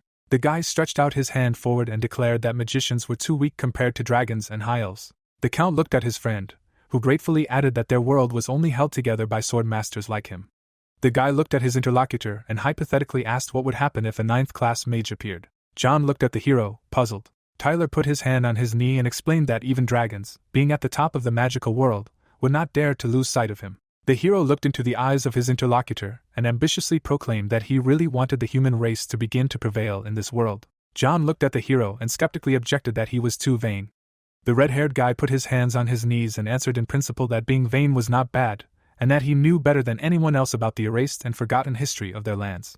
The hero looked down, puzzled. An image of medieval maps of territories appeared. This is a history that has been forgotten, and that a secret known only to a small number of people on the continent, and that these are events that happened about 10,000 years ago, because of which all history disappeared before our times. The Count closed his eyes. The gods did not share this secret with people, and Count Tyler believes that humanity needs a force that can resist them. The heroes looked at each other. They believed that it was necessary to prevent the disappearance of human civilization and history again. The moon was shining outside the window, and the hero politely suggested that the guy could go and rest, and that it was very late. The floor of the room was well lit, and Tyler politely said goodbye, adding that the Count should not forget to rest, and that they would see each other tomorrow. The young man named Chuck was sleeping peacefully. The Count looked at his son and was worried fatherly that his child was a genius, on whom great hopes were pinned. The Earl bowed his head and worried that as a parent he was worried about his son's incredible innate abilities. The protagonist was sleeping in bed, and John lovingly whispered that to him he was just a sweet and charming son. The Earl looked at his son and promised that he would do his best, and that Chuck should just grow up to be a good boy. The huge palace was brightly illuminated by the sun. A luxurious banquet was taking place in the dining room. Chuck was lying on a chair and thinking about why his father was so wary last night, and that he was curious, but he could not use mind control, and that with his current abilities he was not yet able to use this skill. Kate ran up to the hero and enthusiastically screamed his name. The protagonist turned away from the annoying girl and replied that and that did not he tell her yesterday that he did not care about her. Kate stood in front of the hero and stubbornly objected that she did care. The girl turned and called her sister. Chuck rolled his eyes and realized with horror that she was calling someone else. The main character stood up from his chair and categorically declared that he was leaving and that he did not want to get close to them, and the girl insistently asked that they say hello, because their families were close, and that he could just say hello. Rebecca looked at her sister and added instructively that she should not forget about politeness, because he was the son of an earl, and asked why she allowed herself to be rude. The guy looked away, and the girl indignantly objected that Chuck himself asked to talk to him like that. Kate nudged the guy and cheerfully suggested that he fell in love with her sister at first sight, and that, of course, because she was too beautiful. Chuck froze in shock and whispered how she ended up here. An image of a blue-haired girl appeared, and the hero painfully thought that this was the woman he loved all his life, and that she sacrificed herself to the gods for him. This is the reason why Diablo Wolfer became an emotionless monster. Chuck turned and was shocked to notice that she had appeared in front of him again. Stephen appeared threateningly behind the guy and said angrily, "There he is." The guy held a ball in his hand and growled the protagonist's name. The protagonist stood in the middle of the hall, and the guy screamed bloodthirstily that he was dead, and the girls worriedly asked why. Chuck stared dumbfoundedly at the familiar face and whispered the name Jane. The girl looked at the protagonist. Kate looked at the boy in bewilderment and asked again if he really fell in love with her sister. Stephen looked triumphantly at the protagonist and exclaimed that he had found it. The guy looked menacingly at the protagonist and ominously promised that everything would be different from now on. Stephen deadly activated a fire spell and concluded that he should be called the Elder. The protagonist watched this attack. The girl terrifiedly recoiled from mortal danger and desperately screamed Kate's name. An image of flames appeared and Chuck coldly ordered that they should not interfere. Stephen froze at what he saw and exclaimed that this could not be. An image of a banquet hall appeared. The hero asked himself, because the Phantom Phoenix is a 6th-class fire magic created by his father, and how could such a brat stop it? Stephen looked at the hero and groaned horribly. How was this possible? The protagonist directed a deathly gaze at the enemy. Chuck raised his hand to the enemy and hissed that he needed to die. The freezing magic approached the hero's neck, and he wheezed with death. An aura of ice enveloped the hero. The aura covered the guy's face. The protagonist opened his eyes wider. Someone put a hand to his face, and his father said that this was enough. Chuck obediently lowered his hand and assured his father that everything was fine. The hero looked at his father's hand. The girls hugged, and the father lovingly repeated that everything was fine. The hero stroked his son's head. The hero laid his child on his knee. Earl Welton turned to his defeated opponent and analytically stated that Chuck really was the alpha. The heroes watched the fight, and John explained that at first he thought it was a misunderstanding. The guy's face was enveloped in magic, and the hero logically concluded that this could not have happened by mistake, and stated that if he had not stopped Stephen, he would have died. Tyler looked at his interlocutor and whispered that this was amazing, and said to himself that even despite the extremely low abilities of the guy, he was only able to cope with half the power of the artifact, and that an activated phoenix would turn the ballroom into a blazing hell engulfed in chaos. The man lowered his head and thought that this child in an instant eliminated his magic, and at the 9th grade, perhaps it will be he who will be able to fulfill his cherished dreams, and that is magnificent, and that is wonderful. The Countess looked at her husband indignantly, and exclaimed that this child wanted to harm their son, and that it was impossible to simply turn a blind eye to such things. Tyler's wife, Annabelle, turned to the accuser and honestly objected that it was necessary to tell everything as it was, and that Stephen tried to attack first. An image of the true aggressor appeared, and she truthfully continued that it was Stephen who started the quarrel. The artifact was lying on the ground, and he wanted to attack Chuck with the artifact. The Countess turned to the attacker's mother and decisively asked if that was not so. Countess Tyler's eyes widened and desperately justified herself that Stephen was just joking a little. Annabelle looked at her opponent and asked again that she should try to finish the sentence. The Countess looked ahead angrily and added that she had asked to continue, and the Count soothingly said that she had enough. The girl held her son in her arms, and Annabelle insisted that they still needed to figure out what their precious son had done, to which she moaned pitifully that someone would help them. Countess Tyler leaned toward her injured son and whispered her husband's name solicitously. The girl looked at her husband with hope and thought that no matter how heartless he would stand up for his son, and Tyler declared that their son had made a mistake on such a beautiful day. The girl stared at her husband. Count Tyler looked apologetically at the heroes and meekly said that he was asking for forgiveness from the lady. The girl looked at the man in bewilderment. The heroes stood in the middle of the hall. The Countess closed her eyes and tactfully thought that the Count had gotten ready surprisingly quickly, and that after his apology she could not continue to express dissatisfaction, and said that they accepted his apology, and would immediately leave the hall. The Earl nodded his head and politely agreed that it was good, and politely suggested that Earl John might also go and rest. Earl Tyler stood in the middle of the banquet hall and formally said that he begged forgiveness for the chaos they had caused at the ball, and he commanded that it would be over for today and that everyone could retire to their chambers. The girl was holding her son in her arms. Countess Tyler turned to her indifferent husband, offended, and indignantly asked how he could do such a thing. The Countess looked at her husband and angrily screamed that Stephen was their son. The Countess indignantly continued that their child had suffered because of that damned boy, and Earl Tyler turned sternly to his wife and sharply ordered that she be silent. The girl looked at her husband in shock, and he warned her that there were too many ears here and that she should take Stephen and leave. The moon was shining in the sky. Night had fallen. The gates of the Earl's palace were poorly lit. The moon was shining through the window, and the girl asked reproachfully how her husband could do such a thing to their son, and that even if he had made a mistake, they should have taken his side. Earl Tyler narrowed his eyes at his son and asked if he really wanted to get his attention. The Earl looked at his son imperiously and demanded what to say. The boy lowered his head in offense, and his father asked if he didn't understand that the consequences of his actions could radically change their relationship with the Eastern aristocracy and the entire kingdom as a whole. Stephen cringed in horror and reasoned that he simply wanted to get his father's attention, and that it was very scary. Stephen looked at his father and desperately explained that this guy was behaving so impudently, and that he did not think that things would go this far. Earl Tyler turned menacingly to his son and threateningly asked who the hell gave him the Phantom Phoenix. Stephen shed a tear of fear and stammered timidly that it was that guy. Earl Tyler approached his son and warned him that he did not like to repeat himself, and added threateningly that he was asking for the last time, and who gave it to him. Tears streamed down the boy's face, and he plaintively admitted that Bruce gave it to him. Bruce appeared in the doorway and calmly asked if his father had called him. The boy frowned angrily. Bruce looked at his defeated brother and cynically thought how pathetic he was, and that he had literally handed him victory on a silver platter, and that he had ruined everything, and what a jerk, and that it was his older brother. The boy pretended to be innocent, and pretended to think that he needed to pretend to be innocent first, and falsely asked again if his father had called him. The Earl turned to his younger son and frankly asked if he had really given his brother the Phantom Phoenix. Bruce nodded and openly admitted that he did. Earl Tyler looked at his son and angrily asked why he would give his brother such a dangerous thing. Bruce scratched his chin and explained that as a younger brother, he couldn't just watch and didn't want to see Stephen lose, and that he thought he was just going to play with the kid. The boy looked down, and his father revealed that he only wanted to manipulate his older brother. Earl Tyler looked at his younger son and revealed that Bruce had no intention of helping his brother, but only wanted to manipulate his older brother.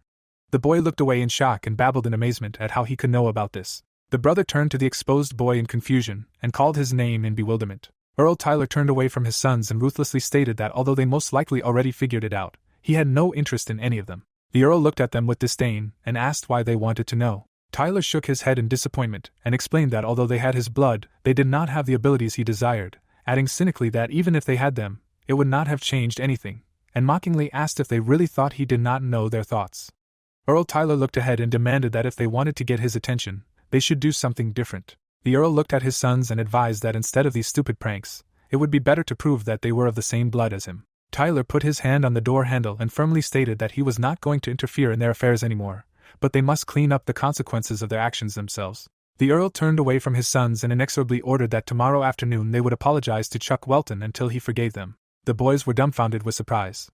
Stephen scratched his head and thought in panic that he had to meet him again, and that the very thought made his body tremble, and he asked anxiously if his brother was really going to apologize to this idiot. Stephen looked at his silent brother, and wondered in bewilderment if his father's words had really shocked him so much that he had lost the power of speech. Bruce looked thoughtfully ahead and mentally repeated his father's words. Bruce clenched his fists and ambitiously declared that his father would still see, and that he would definitely prove everything. The Countess leaned over her sleeping son. The boy was lying with his head on the pillow, and the Countess gently whispered Chuck's name. Annabelle looked ahead worriedly and thought that Chuck really wanted to kill Stephen, and asked what had happened there, if their child had done such a thing, and admitted that at first she thought it was childish pranks. An image of a crystal ball appeared in the guy's hand, and the girl stated that if the artifact had worked as it should, everything would have happened differently. The boy frowned. The fire was blazing. Countess Welton clenched her fists in anger, and declared that she could not forgive him, despite the Count's apologies. The boy rolled over on his side, and the girl added categorically that even if she had to borrow strength from her family, words alone were not enough. The mother looked forward. The Countess suddenly covered her face with her hands and whispered what she was thinking. The husband placed his hand on her shoulder. Count Welton pressed himself carefully against his wife, and asked sympathetically if she was okay. The mother bowed her head in disappointment. Countess Welton pressed her body against her husband and asked again why she should not be okay. The Count looked at his wife and offered to do whatever his husband wanted and asked what she expected from him. Countess Annabelle smiled and noted that he had stopped her before, and John had explained solicitously that he had been afraid that she would be even more upset, and that was the only reason he had intervened. The girl closed her eyes and noted that Count Tyler had already apologized deeply, and that he did not want to sow discord between the Western and Eastern aristocracy just because of this incident. The Countess looked at her husband and agreed contentedly that the main thing was that the boy had been properly scolded, and her husband confirmed that the boy certainly looked scared. The boy was lying under the covers, and the mother suggested that maybe they should go, since he would not be able to get enough sleep if they were nearby, and John agreed. The boy was tossing and turning in bed. Chuck uncovered the covers and thought that he understood their concern, since at that moment, he was completely out of control. Chuck sat up thoughtfully in bed and seriously thought that, however, everything was more complicated. The boy languidly closed his eyes. An image of a girl appeared and the protagonist stated that it was Jane and that she was reincarnated. Chuck tilted his head and rationally reasoned that there was nothing strange about it, because he too had been reincarnated after tens of thousands of years, and that her reincarnation was natural. Chuck sadly looked ahead and stated that she did not recognize him, and that unlike him, she had no memories of her past life. The protagonist looked down at the bed and concluded that in reality this is usually the case, and that his case was special, and that, nevertheless, how did it happen that they were reincarnated in the same period? The gears spun briskly, and the hero wearily wondered if this was an irony of fate, or someone's plan, if this was really the plan of the 12 gods. An eye with wings suddenly flew into the window and chirped loudly. Chuck looked at the creature and logically objected that such a thing could not be true, and that if they knew that he had been reborn, they would not have left it like that. Chuck irritably grabbed the creature in his hands and muttered what he was even thinking. The hero looked down with concern. The bloody girl was lying. The protagonist looked down. The gears scattered, and the hero concluded that first, he should meet her again. The man held a white bird in his hands, and the protagonist pointedly stated that the magical society was undergoing strong changes. There was a thread on the bird's leg. The firstborn of Count Welton, Chuck Welton, 9 years old, presumably above the level of the 4th grade, an amazing magical genius was born. The man looked at the messenger birds and ordered that they should fly. The hero walked through the garden. Leaves flew past the protagonist's face. The flying eye obediently flapped its wings and chirped loudly. Chuck turned to the chatty bird and sarcastically asked how it knew what freshness was. Chuck walked further into the forest, and agreed that he understood. The protagonist strolled through the garden and calmly noted how quiet and nice it was, and that it was probably because today was the last day and many had already left. Chuck was heading towards his goal and thought that he should see her before returning. Suddenly, the hero stopped, dumbfounded. Chuck looked around anxiously and worriedly asked what the sound was. The protagonist stood in the middle of the garden and worriedly asked where it was coming from. Chuck folded his palms together and stated that he could not see, and that he would have to expand the radius of his mana to search, and exclaimed that he had found it. The hero took a step. The guy opened his mouth. A girl was sitting on the bank of the river. An image of a water girl appeared, and the protagonist said that it was Undine. The girl turned around in fear and exclaimed. She looked at the stranger and babbled who it was. The girl walked towards the protagonist with relief, and he said that he was fine and asked how the young gentleman was doing. Chuck spread his arms out to the sides in confusion and asked her name. The girl smiled cheerfully. Rebecca bowed to the guy and formally introduced herself as Rebecca Bale. The protagonist looked at his friend. The girl looked at the protagonist in surprise and he asked how she remained the same water elementalist, and the voice said that he should never forget her. The protagonist looked ahead and the girl called him by name. Rebecca looked at the protagonist and caringly asked why he looked sad. The protagonist looked ahead. The girl looked at the protagonist and thought that he was scared because of yesterday. Rebecca stepped forward and the protagonist said that everything was fine now. The girl hugged the protagonist. The protagonist opened his eyes and thought that emotions were just relics of the past, but it was normal to still feel something. Rebecca leaned towards the interlocutor and asked him caringly if he was feeling better, and he politely replied that he was. Rebecca smiled and sincerely shared that her father said that problems would disappear immediately if you shared them with someone, and that apparently this was true. Chuck thoughtfully turned his head and analytically stated that this was Viscount Bale. Rebecca nodded her head and agreed that this was her father. Rebecca sat with the hero on the shore and sadly admitted that it was a pity that they had not managed to talk yesterday, but that she was happy that they had managed to meet, and the protagonist honestly replied that he was also happy about this coincidence. The girl smiled and joyfully asked if this was true. Images of a lemon tree appeared, and the protagonist was impressed to think that she was a completely different person, which was even better, and asked with interest that he believed that the Bale clan had an agreement with the wind spirit since ancient times, and that apparently this was not the case, and the girl honestly admitted that yes, and that she wanted to make a contract with him, but it did not work out. Rebecca looked ahead and openly said that the ability to find a common language with the forces of nature is very peculiar, and that the wind spirit appeared by itself, and that it said that she was not suitable, and disappeared.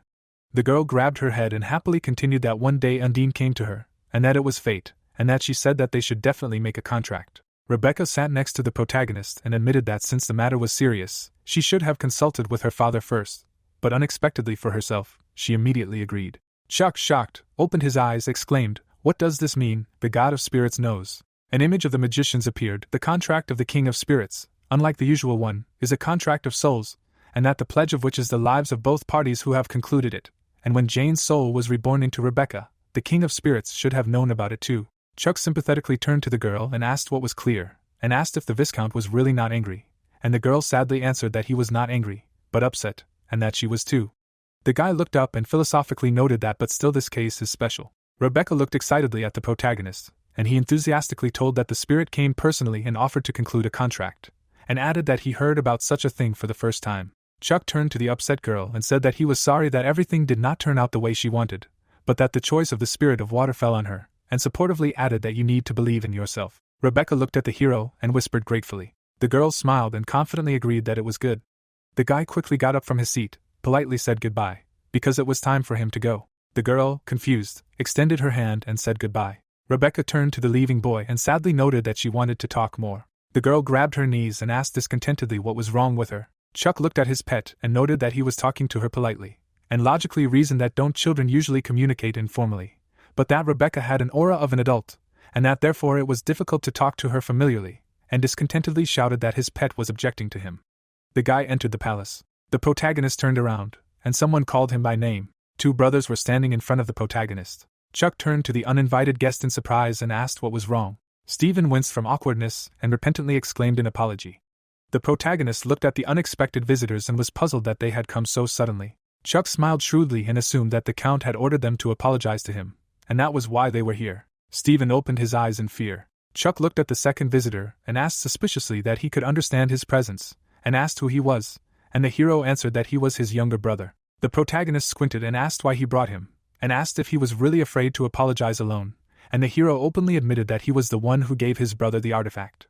Chuck hissed angrily. Chuck looked at the brothers and thought incredulously that this couple really decided to deceive him, and commandingly asked what his name was. The guy stood in front of the protagonist and officially answered that he was Bruce Tyler. The protagonist's eyes flashed. An image of the hero appeared, and the protagonist shrewdly thought that he had pretty decent abilities, and that Stephen was not fit to hold a candle to him, and that it seemed that his brains were also in place. Chuck approached the hero and cynically stated that Count Tyler was indifferent to his son, and that it seemed he didn't even want to see him. Bruce smiled impatiently and quickly said that, fortunately, nothing serious had happened, and asked if they could really leave. Chuck raised an eyebrow and indignantly exclaimed that he was looking down on him. An image of a banquet hall appeared, and the hero added contemptuously that he hadn't even shown up during yesterday's incident. The hero was visible behind the crowd of those gathered, and the protagonist cynically thought that this idiot saw inferior beings not only in him, but in him and in everyone except his father. The guy smirked, and the protagonist shrewdly stated that if nothing was done, there was a high probability that Bruce would create trouble in the future. Chuck turned provocatively to his older brother and slyly suggested that he should try to become the heir. Chuck looked at his younger rival and sarcastically asked if that was true. Chuck indifferently stepped back and indifferently concluded that one way or another, such a thing did not concern him. Chuck threateningly approached the true culprit and ominously continued that if he was the initiator of the incident, then he should be punished accordingly. The hero's eyes flashed. Bruce looked at the protagonist in confusion and fearfully asked what he was talking about. Bruce froze terrifyingly from the magical attack. Bruce looked around disorientedly and said in confusion that it was dark here, and asked where he was, and groaned painfully that his body was freezing, as if frozen. The guy sank to his knees. A huge eye appears in front of the hero, and the protagonist mercilessly proclaims that forgiveness is given only once. Bruce looked down and groaned hoarsely. Tears were rolling down the guy's face, and he desperately wondered if he had left the boundaries of consciousness or if this was a hallucination. Bruce grabbed his head and confusedly stated that he did not know and that he was not exactly sure. Stephen watched his brother suffering in horror and screamed in shock that Bruce. The guy looked at the floor and coughed painfully and thought critically that the only thing he knew, he would tell right away. Bruce raised his head from the floor. The protagonist looked at the defeated enemy and concluded that there would be no second chance. The guy looked at the protagonist in tears, and he said that he needed to kneel right now. Bruce fell to his knees and humbly begged that he was asking for forgiveness, and Chuck condescendingly noted that apologizing was a trifle. The carriages pulled up to the estate. Chuck walked towards them and thought that he would finally go home. He thought with a puzzled look that as soon as they left the estate, the problems began. It would have been better to just stay home and receive Mommy's kisses. Smiling, the protagonist wondered what he was even thinking about. Tyler approached him and assumed that the guy was in a bad mood. His face was calm. Smiling, MC replied that it was not so, on the contrary, he was happy just from the thought that he would finally be able to rest at home. Tyler, with a satisfied look, noted that he was sorry that they did not have a chance to talk longer. Looking at him, Chuck said that he was sorry too, because he had been waiting for this for so long. Standing opposite, the guy noted that if he wanted, he could stay for a while longer, to which he received the answer that the main character did not want this. He was very tired, so he wanted to relax in his native estate as soon as possible. Tyler was surprised by the words that he knew the reason perfectly well. Closing his eyes, he replied that everything was clear to him. Examining the building, the guy noted that the magical community began to take a closer look at Chuck. Tyler, with a satisfied look, said that the protagonist knew his worth perfectly well. Putting his hand in front of himself, MC said that it was true. As he walked along the path in the garden, he told Bruce that he had punished him, to which he received the answer that the boy had guessed that his son had been acting crazy since yesterday. Taken aback, the main character asked if the Count was angry, even though his son had been punished. The puzzled man said that he did not understand why he should be angry if his son had gotten what he deserved. The dumbfounded protagonist thought that now he understood why these guys were so crazy. He walked next to the Count and added that Bruce had a talent for magic, and if he worked with him, he would master the technique perfectly. Tyler answered with a serious look that this was not so. He was well aware of his son's abilities, and they were certainly not remarkable. An angry Chuck emphasized the fact that in order to be of any use, he first needed to learn. If he trained hard, he could reach even his level. He knew how many talents did not manifest only because their abilities were held back. Pointing a finger at the man, MC cried out that it was all his fault. He ignored them, referring to the fact that they lacked talent. Stephen was completely ordinary, but Bruce had potential. The irritated Count asked if he thought he was incapable of recognizing talent. Looking at the satisfied face of the guy, Tyler wondered where this child had so much confidence if even he, the owner of the 8th level, did not recognize his son's abilities. Looking at the protagonist, he noted that he had a feeling as if a great magician was in front of him. The man was taken aback by Chuck's suggestion that perhaps with his help he could overcome those moments that were difficult, after which he asked the guy how he knew about it. The main character turned around at the scream, which told him that it was time to go. Running away from there, MC said that a little girl told him so. He wants to gradually move in the right direction. The Count looked after him. His face was sad. He closed his eyes. Turning around, the man said that he was really sorry. Chuck in a cape was moving through the forest. Mickey looked around. Rustling was heard in the bushes. Enraged MC screamed for people to quickly come to him. The guys got out of the bushes, after which the guy asked why they came so late. Kevin stood in front of him and said that they were late because Sam was slow. Sighing, the main character asked to tell what they learned. The guy calmly told that the Church of Janus in Hayes has already spread its influence throughout the city. Frowning, he listened to how they provide food and shelter for those in need, which earned the love of the common people, and more recently they began to manage an orphanage. Looking at the sky, Kevin noted that it all began after the collapse of Rival. John walked away from the corpse of a man, while the plot told us that 2 months ago, Count Welton completely destroyed the Rival criminal group. Since then the Church of Janus has been actively preaching its religion. The priests approached the guy, while we were told that they began to help the poor and spread God's will. At first the inhabitants did not understand what was happening, but over time they were imbued with their mercy and began to profess the religion of Janus. People stood in front of the statue, and the plot said that thereby they became deeply religious, righteous people, one way or another, and the position of the Janus religion in Haze has noticeably improved. Kevin said with a serious look that now Janus is the most respected and beloved religion in Haze. Enraged MC asked what this fool was interfering with. Turning around, he asked if they thought that war and peace could exist. His subordinates looked at each other, and answered that they did not. Kevin looked at him, and said that he assumed that they could be connected. Chuck with a serious expression said that this was true, this represented Janus. In his imagination, a city appeared and he noted that this was a world built on the blood of mountains of corpses. The city began to explode, after which the guy said that the war was the moment when his divinity would shine. Standing in front of the guys, the main character noted that now this fool was making everyone believe in Janus. Looking at them, Chuck said that he was definitely just hiding behind his actions, and he himself was plotting something. They must find out what exactly. The main character cried out that he would learn about Thomas's plans in the smallest details. Harvey stood in front of the teacher in the orphanage under the auspices of the Church of Janus. Holding the broom in his hands, the boy noted that compared to the times when he was begging, now he was simply in heaven. The priest said with a satisfied look that Harvey had suffered a lot, this would not happen again.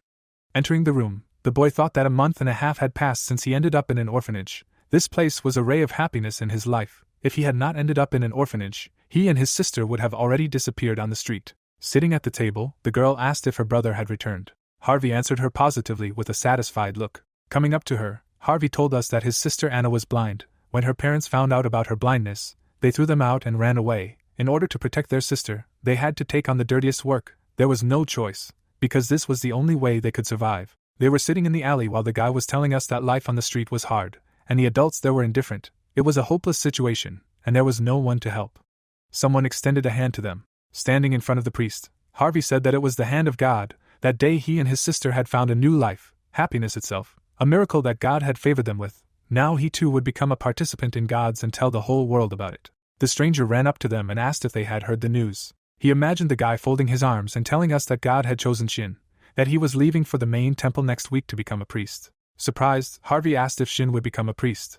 The protagonist was flying over the city. Looking at Mickey, he said that they were almost there and suggested that they go down. He was suddenly surprised. Looking at the stranger lying on the ground, Chuck wondered what was there. He landed on the ground.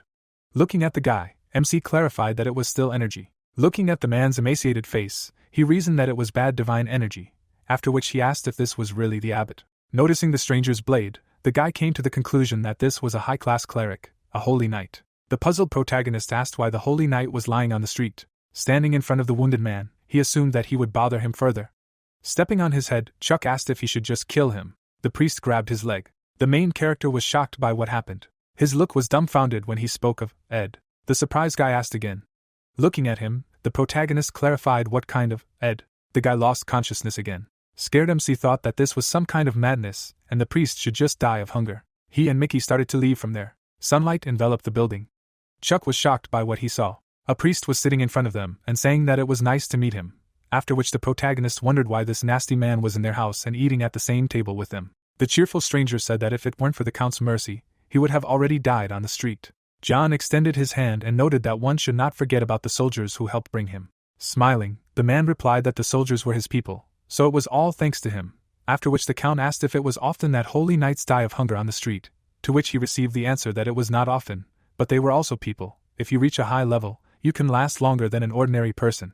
Chuck gave the strawberry to Sarah and wondered why his mom and dad were so nice to him. John looked at him and asked if the man was a member of the Pyro Church, after which he stated that he worshipped the goddess Pyro, the goddess of mercy and punishment.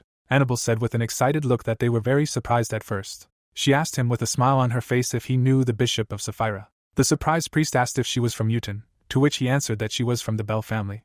The man was shocked by what he heard. He suddenly stood up from the table. Kneeling down, the priest stated that he had met a noble man. The confused protagonist wondered what was going on, noting that he knew that the Pyro Church was located on the Bell family's territory. But could he bow his head just because of that, since the holy knights bow only to their religion? John turned his attention to Chuck, who was calling him. The boy folded his arms and asked why the man greeted his mother so suddenly, then thought that it would be better to die than to pretend to be 9. He was taken aback by the words that they were talking now, so his father would tell him later when he had the chance. Stunned, MC thought that he had tried so hard and to no avail. He calmly thought that if the connection between the Bell family and the Pyro Church was close, then another problem was brewing. Imagining the church's crest, Chuck emphasized the fact that in the end, they were also becoming his target for assassination. Sitting on the chair, John asked how the priest ended up there. If he was from the Pyro Church, then there was no need for him to come to the east. The Count seriously asked if they were expanding their influence. Putting his hands in front of him, the boy cried out that it was not so, he was chasing someone, that's why he ended up there. The man looked at him and asked again, after which the stranger told him that the man who had crossed the boundaries with his experiments that people should never do was the creator of chimeras. The dumbfounded John began to ask if the creator of chimeras was in haze and who it was. The priest's face was upset. John looked at him and heard him say that this information was a secret of the church, he had no right to pass it on to outsiders. But if he promised to fulfill his request, he would tell him, after which he asked if he was asking for cooperation. Stretching out his hand, Nate replied that the sword master could provide invaluable help. Lowering his gaze, the man began to talk about the creator of chimeras. He imagined various monsters, after which he thought that a chimera is an artificially created living creature that combines the strengths of several creatures, but mostly the creators of chimeras are considered sinners, because the material for their core is people, after which he assumed that there are those who do not use people, but so far he has not met such. Looking at him, John said that for his part, he is not able to help either materially or spiritually, but he cannot just stand aside, since his wife's family is closely connected with the Pyro Church. Nate was delighted by these words. Smiling, the Count came to the conclusion that Nate will have to help. The guy raised his hands above his head and began to shout words of gratitude, after which the man asked a question why the Pyro Church was persecuting the creator of chimeras, and why they did not turn to the state for help. Looking away, Nate said that the thing is that if the state finds out, it will certainly help, but in this case, Pyro's authority will be significantly shaken. He looked at the window. Nate told him with a frightened look that more than 10 priests had already suffered from the creator of chimeras. The Count frowned when he heard that the creator used priests as the core for chimeras, thereby giving them divine power. Chuck walked through the garden. He thought with a dumbfounded look that this was how he lived and began to wait for tea time. Sarah shouted with delight for him to sit down quickly. Tea was poured into the cups. Annabelle watched him with surprise. She was sitting at the table and asked if he wanted to ask something, since he was in such a hurry. The surprised boy asked why that uncle knelt before his mother, and then mentally asked what kind of greeting this was at the first meeting. Smiling, Annabelle clarified if he wanted to know what connected her and the Holy Knight. She folded her arms and told him that his great-grandfather, whom he had never met, was a benefactor of the Pyro Church. Chuck was taken aback and wondered if his mother's family was a benefactor of the church. Looking down, the girl told him that a long time ago, when a valuable item was stolen from the Pyro Church, her grandfather came to their aid. She imagined a pink stream of energy and told him that it was the incident in Fort's Moss Garden, when the Demon King's followers tried to resurrect him using a religious relic of the Pyro Church, but ultimately failed, causing the protagonist to ask what this had to do with Belle's house. Annabelle imagined the corpse of an old man and told him that her grandfather died while trying to prevent the incident, and that the Pyro Church subsequently proclaimed the Marquis an honorary archbishop and promised to treat Belle's family as bishops for the next 100 years. MC turned his gaze and thought that she looked sad. She must have had a good relationship with her grandfather. He noted with a sparkle in his eyes that this oath to the Pyro Church was an amazing level of reward, although considering that the only relic was stolen, everything would fall into place. Grinning, the boy thought that this was not bad. The Pyro Church would fall at his hand one day, and until then, he would take advantage of the opportunities that opened up. He was taken aback when his mother called him. Smiling, Chuck turned his attention to her. Sitting at the table, he accepted the offer of another cup of tea. The night sky enveloped the building in which they said that today their brother Shin, chosen by their father Thomas, would set out on a journey. The priest stood above the people and announced that they would raise their goblets to celebrate this momentous day. There was delight on Shin's face. Harvey stood in the crowd of people. He approached the carriage in which his comrade was. Shin smiled and said that his departure was so sudden that he thought he would not see them again, to which he received the answer that the priest had warned them he would soon go after him, so Shin should not cry there alone. Clenching his hand into a fist, the boy asked why he would cry, since they would soon join him. The carriage began to move. The boys followed it with their eyes. Inspired, Harvey thought that one day he too would become a priest. The carriage drove through the forest in the middle of the night. The priest sat next to the boy and said that they were there. Shin looked out the window. Looking at the building, he wondered if this was the main temple, noting that they did not seem to have traveled very long. Raising his head, the boy asked if the main temple was in front of them. Smiling, the mysterious stranger asked him to follow him. Wary Shin assumed that they had come to the wrong place. He had a book in his hand. Entering the room, he was ordered to go down. Following the abbot, the boy said that he felt uneasy and that there was some kind of mistake there. Standing in front of the door, he asked him to listen. The monster extended his hand to him. Continuing to follow the abbot, he said that there was something there, and he was scared. Taking off his hood, the man told the bishop that he had brought him. Thomas met them. The tearful boy asked if he had been chosen by God. The man answered with a satisfied look that this was exactly so. Scared to death, Shin asked why he had been brought there then. The bishop, looking crazy, said that it was all for the sake of creating an ideal world. He was incredibly interested in what would become of such a pure youth like him. The door opened. The monster extended his hand, saying that this was a good specimen. Touching Shin's head, he noted that he would make a good chimera. We were transported to the sunny city of Haze, to Belbat Street. The protagonist showed Nate the city and said that they were on the largest street in the city, after which the priest told him that he wandered there in the middle of the night when he was dying of hunger. Looking away, Chuck told us that the reason he was accompanying this idiot was simple. He remembered how he sipped tea at a tea party. He was suddenly taken aback when John told Nate that if he wanted to see the city, he should take his son with him. The priest looked at the boy and thought that the 9-year-old had such good endurance and memory. It was not for nothing that the count ordered to take him with him. MC paid attention to the voice that called out to him. The joyful priest thanked him, noting that he managed to examine Hayes well. Stretching out his hand, the guy said that since they walked, they could return, after which Chuck asked if he could ask him something. Holding the back of his head, Nate gave permission for this. Looking up, the protagonist asked what they had talked about with his father yesterday. The guy was surprised by such a question, adding that he thought the boy would ask what knights do, after which he told them that they talked about how he would turn into a real handsome man when he grows up. The irritated protagonist asked him not to lie. Putting his hands in front of himself, the guy noted that it was true. Enraged, Chuck started to leave, shouting that no one would buy it. If the priest did not want to tell, then he should say so. Confused, Nate apologized for lying, because this was a conversation between adults. Looking back, the boy came to the conclusion that there was something in Hayes, so he asked him to accompany him. Holding his chin, he tried to figure out what was in the city. The protagonist calmly said that he would show him something else. Nate was surprised by this. Raising a finger, he emphasized the fact that he would show him Janice's church. Nate followed him and kept asking if his companion was still angry. Harvey was sweeping the road. He looked up. His gaze fell on the priest following the count's son. Pointing his finger at Chuck, Harvey called him. Confused, Nate asked if this was his friend. The boy remembered crashing into him. Turning away, MC replied that he did not know him. The carriage was driving along the road. Harvey ran after him, shouting that the protagonist had changed his hair color, and he barely recognized him. The carriage began to slow down. The boy turned around. The shocked coachman screamed for him to get out of the way. Nate was scared. The horses reared. The boy rushed to help. Harvey began to cry in fear. He watched the horses. The priest was in shock. The tearful boy came to the conclusion that he was going to die. A pink aura enveloped Chuck. Chains flew out of the magic seal. Nate carried the boy on his back. He was taken aback when he noticed the pink chains. The carriage was shackled. Stunned, Harvey asked if he was alive. He hugged his savior and began to thank him. Furious, MC cried out that he understood and asked to let him go. Watching him, the priest thought that the magic that the protagonist used was much stronger than that of the magicians who were with him. Watching Chuck break free from his embrace, the guy came to the conclusion that he was a genius. Such skills for a 9-year-old child. In a few years, he would reach unprecedented heights.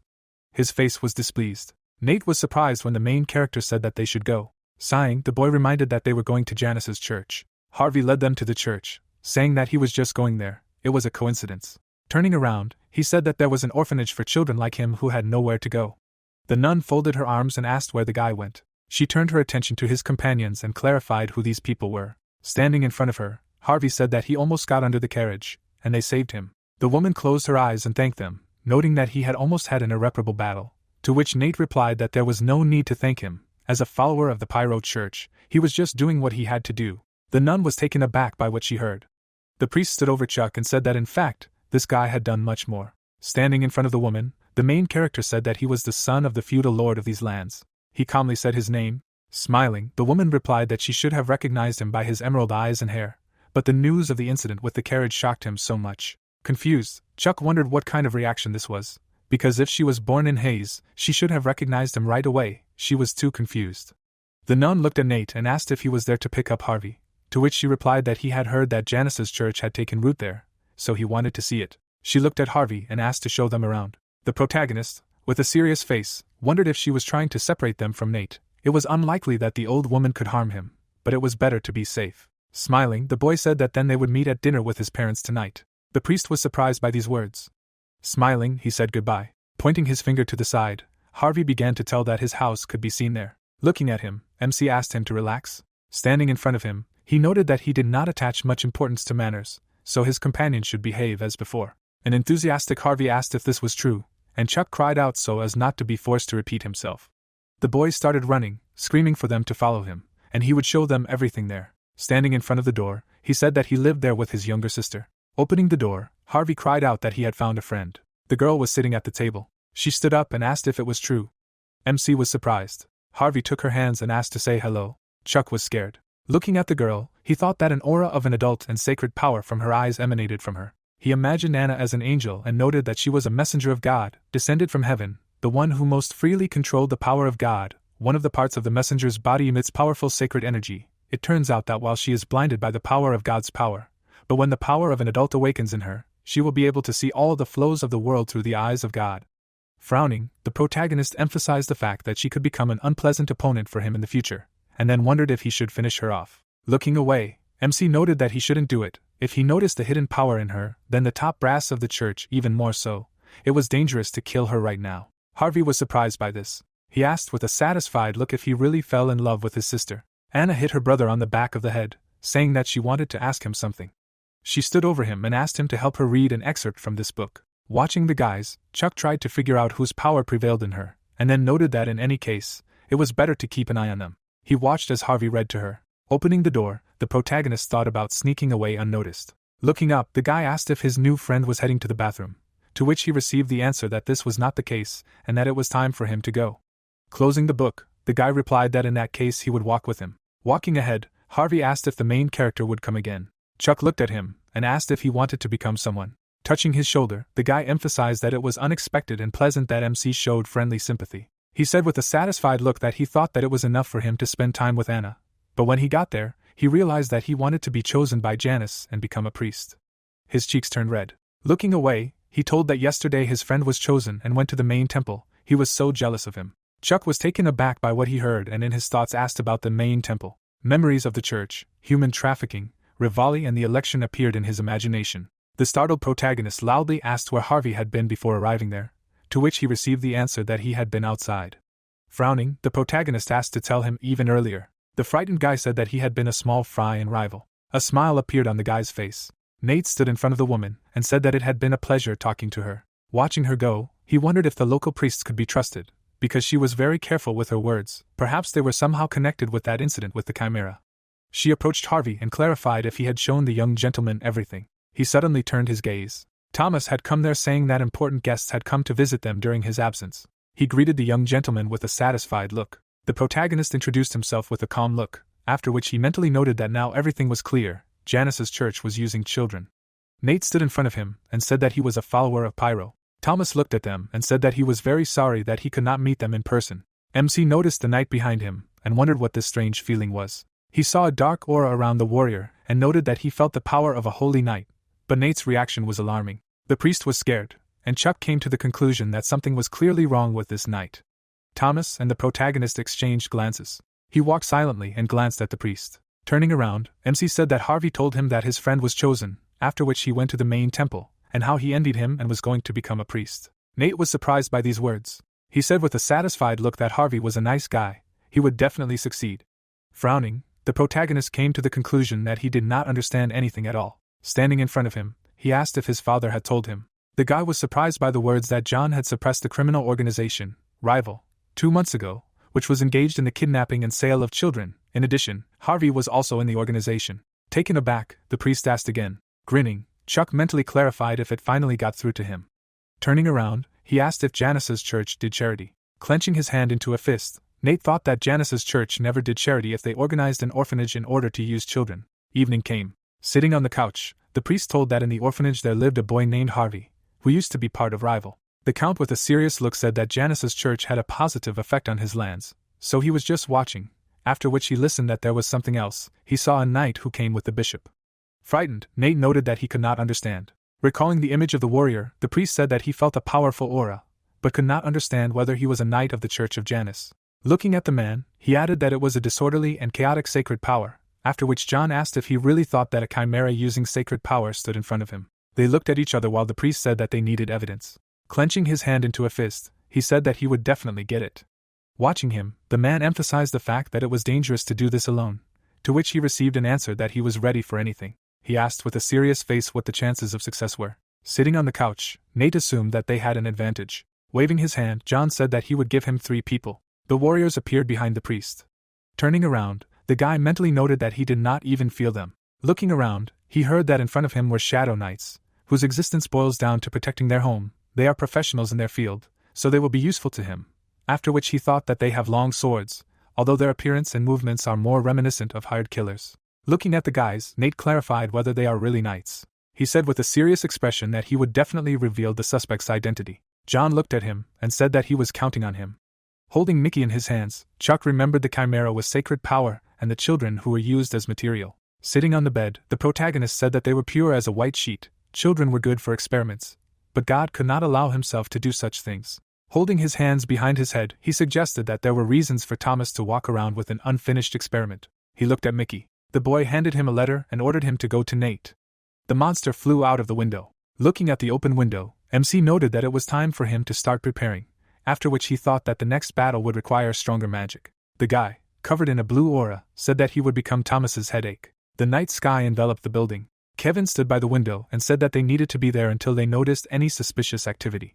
Sam sat on a chair and said that they couldn't even see a rat there, let alone a knight. Kevin turned around and said that they were following orders. The upset man noted that it was boring as hell. The warrior ran down the street. Kevin noticed the loud stomping. The knight pulled the blade from behind his back. Sam turned his gaze. The stranger made a powerful blow. The man frowned at what had happened. The surprised guys wondered what kind of beast it was. Having imbued the blade with magic, the knight wished them death. His eyes glowed brightly. He raised his hands. Looking at his comrade, Kevin ordered him to leave quickly and report everything to the owner. Sam began to run away. The knight looked at his opponent. He swung the blade. The man turned around and noticed that the attack was directed at him. Kevin rushed to help. He pushed Sam away. The man flew out the window. He began to fall to the ground. Blood began to flow from the guy's stomach. A pink barrier surrounded the building. Chuck jumped onto the window. He asked with a satisfied look if he was called. Dark energy emanated from him. The protagonist stood in front of the warrior. Pointing his finger back, he noted that from now on no one would know what was happening there, because the barrier was quite strong, after which he thought that although he managed to resort to the help of dark memories, it was still difficult to use 6th class magic. The warrior looked at him silently. He rushed into battle. Having created a sphere in his hands, Chuck used the gravity spell and told us that this is 5th class magic. Enhanced gravity exerts great pressure on the target and immobilizes it. The knight suddenly stopped. He could not go further. The villain's hands were shackled, because MC used Dead Man's Touch, and said that this is the magic of summoning deceased souls that bind the victim. The warrior was able to pull one hand out of the shackles. He pulled it out. Filling the sphere with magic, the protagonist used the sacrifice skill and said that this is the magic of sacrificing summoned souls, followed by a powerful explosion. A dark aura surrounded the monster. The energy began to intensify. Clouds of dust rose. The knight's armor was bloody. Watching him, Chuck asked if he was an expert. The warrior took out his blade from its sheath. He swung it and screamed for the guy to die. Watching the attack, the protagonist said that he was resilient, but it would not help him. He crossed his arms. Threads of energy tied the warrior, using the puppet ability, which allows you to control the enemy with soul threads. The knight fell to his knees. Lowering his head, he thought that the pressure cannot be cancelled, and it is impossible to conduct a risk analysis.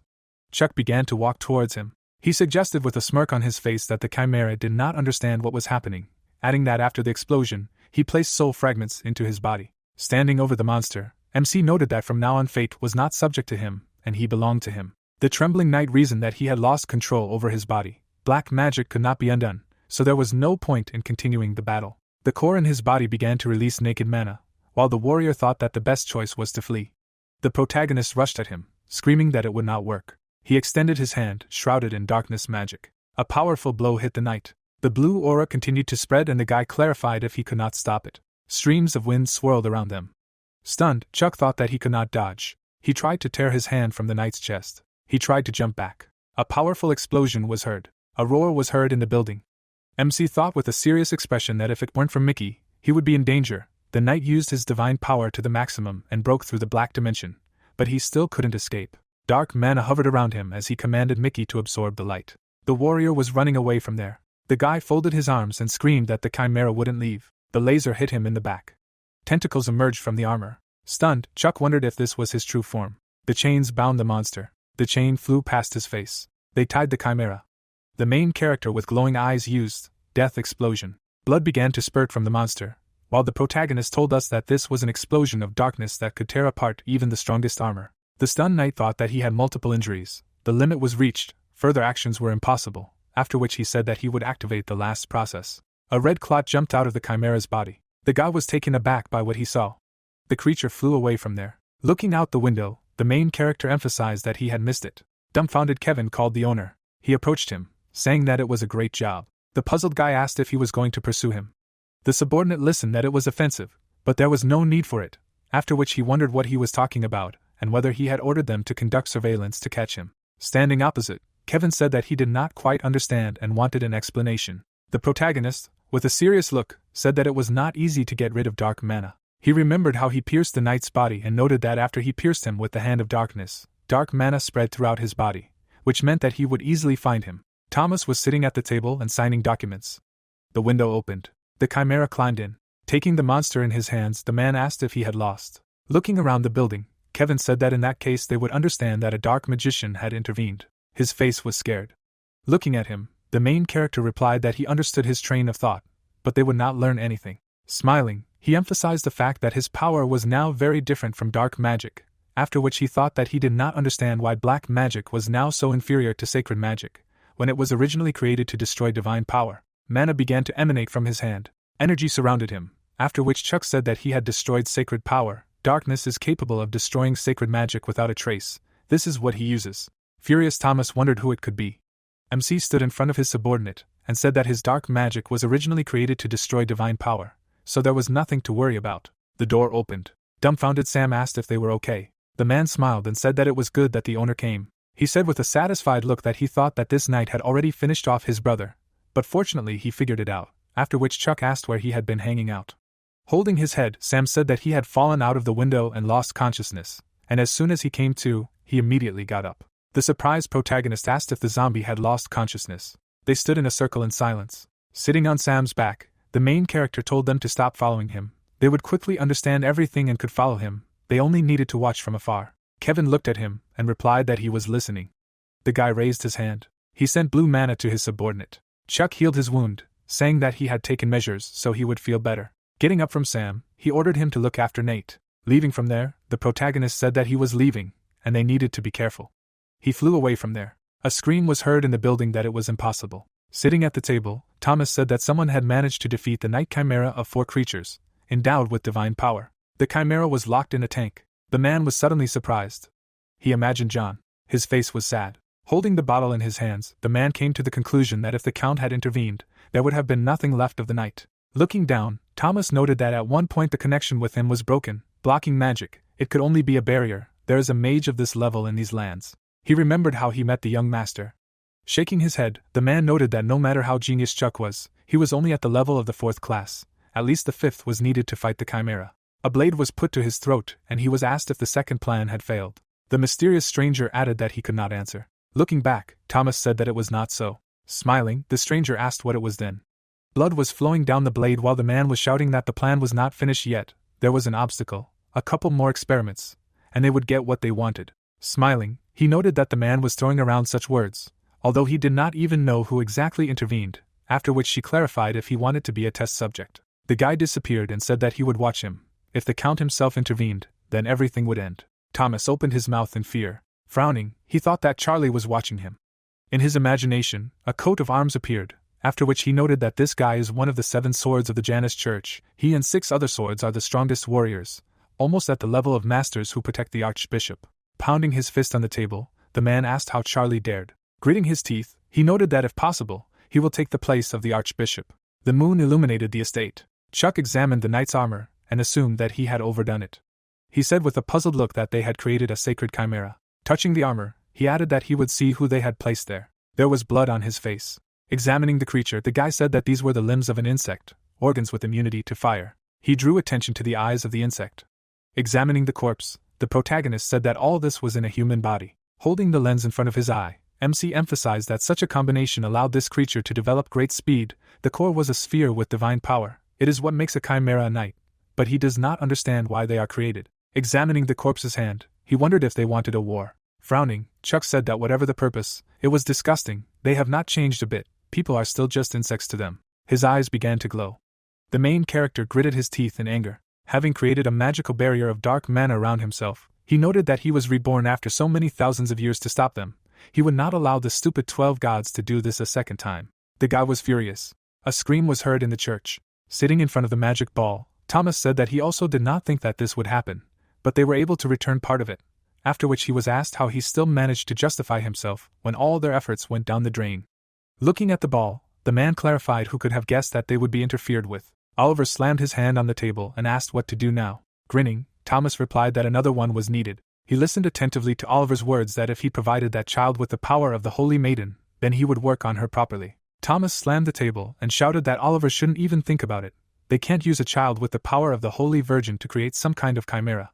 Smiling, he added that he had already decided. He was holding the dossier in his hands. Looking at Harvey's photo, he said that he was Janice's faithful servant and carried the blood of the Holy Virgin. The guy was sweeping the street. There was a smile on his face. The nun came up to him. Surprised, Harvey heard that everyone was asked to gather in the chapel. People gathered in the church. The guy called Harvey to them with a smile. He asked with an enraged look why Ben was with his sister. The guy pushed Ben away from his sister. He calmed down and asked why they were gathered. Anna, with a satisfied look, noted that it would be great if someone was taken. Thomas stood behind the pulpit. With folded hands, he said that he had wonderful news. Their merciful God had chosen the chosen one again.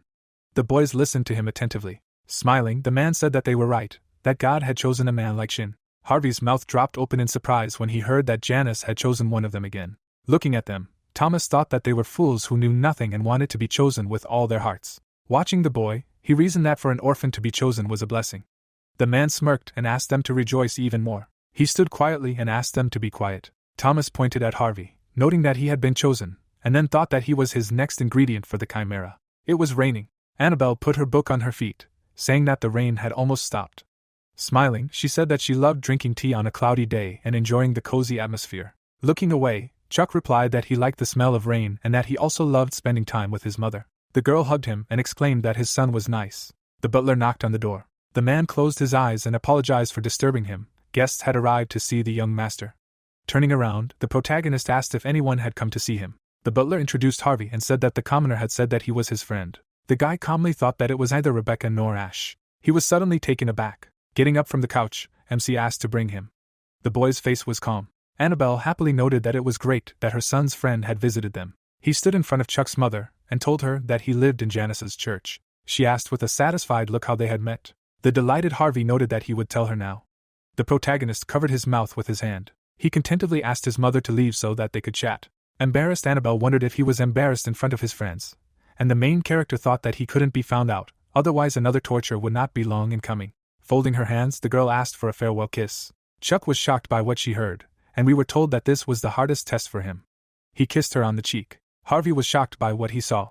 Annabelle left the room. The delighted boy emphasized the fact that his mother loved him very much. Exhausted, Chuck asked why his friend had come. Closing his eyes, the guy said that he had been chosen, so he would be leaving soon, so he had come to say goodbye. The main character was shocked by what he heard. Evening had come. Exhausted, Nate emphasized that he hadn't even seen a shadow of the strange night. He imagined the image of a warrior and noted that all this time he had been watching the church, but hadn't noticed anything, as if he had disappeared into thin air. He was taken aback when he heard the boy's voice. His gaze fell on Harvey. The boy greeted him with a cheerful expression. Smiling, the priest asked him to simply call him Big Brother. He asked with a surprised expression if he had met Chuck, to which he received a positive answer. Nate was taken aback by the words that Janice had chosen him. The delighted boy said that he was going to the main temple tomorrow. The enraged priest wondered where Thomas's conscience was if he was a religious man, and how he could not value children's lives. The boy touched his friend's head. He emphasized with a smile on his face that he would make an excellent priest. Closing his eyes, Harvey replied that it was true and that he would be able to help people, just like him. The boys said goodbye. The knights landed behind him. Turning around, Nate noted that tomorrow morning they would follow the carriage in which Harvey would be. Holding a bouquet in his hands, the boy thanked them for seeing him off. He would become a priest and return to them. Anna cried, seeing him off. Ben stood next to her and asked her not to worry, because he would look after her. The joyful girl asked not to worry about her. Her brother should become a priest and return. Harvey lowered his gaze. He hugged his sister and asked her to obey the priests and nuns, and not to forget to eat well. The tearful boy said that he would write letters, and as soon as he became a priest, he would immediately return to her. Anna hugged him and replied that she would wait for him. The carriage left. Nate watched him. His face was serious.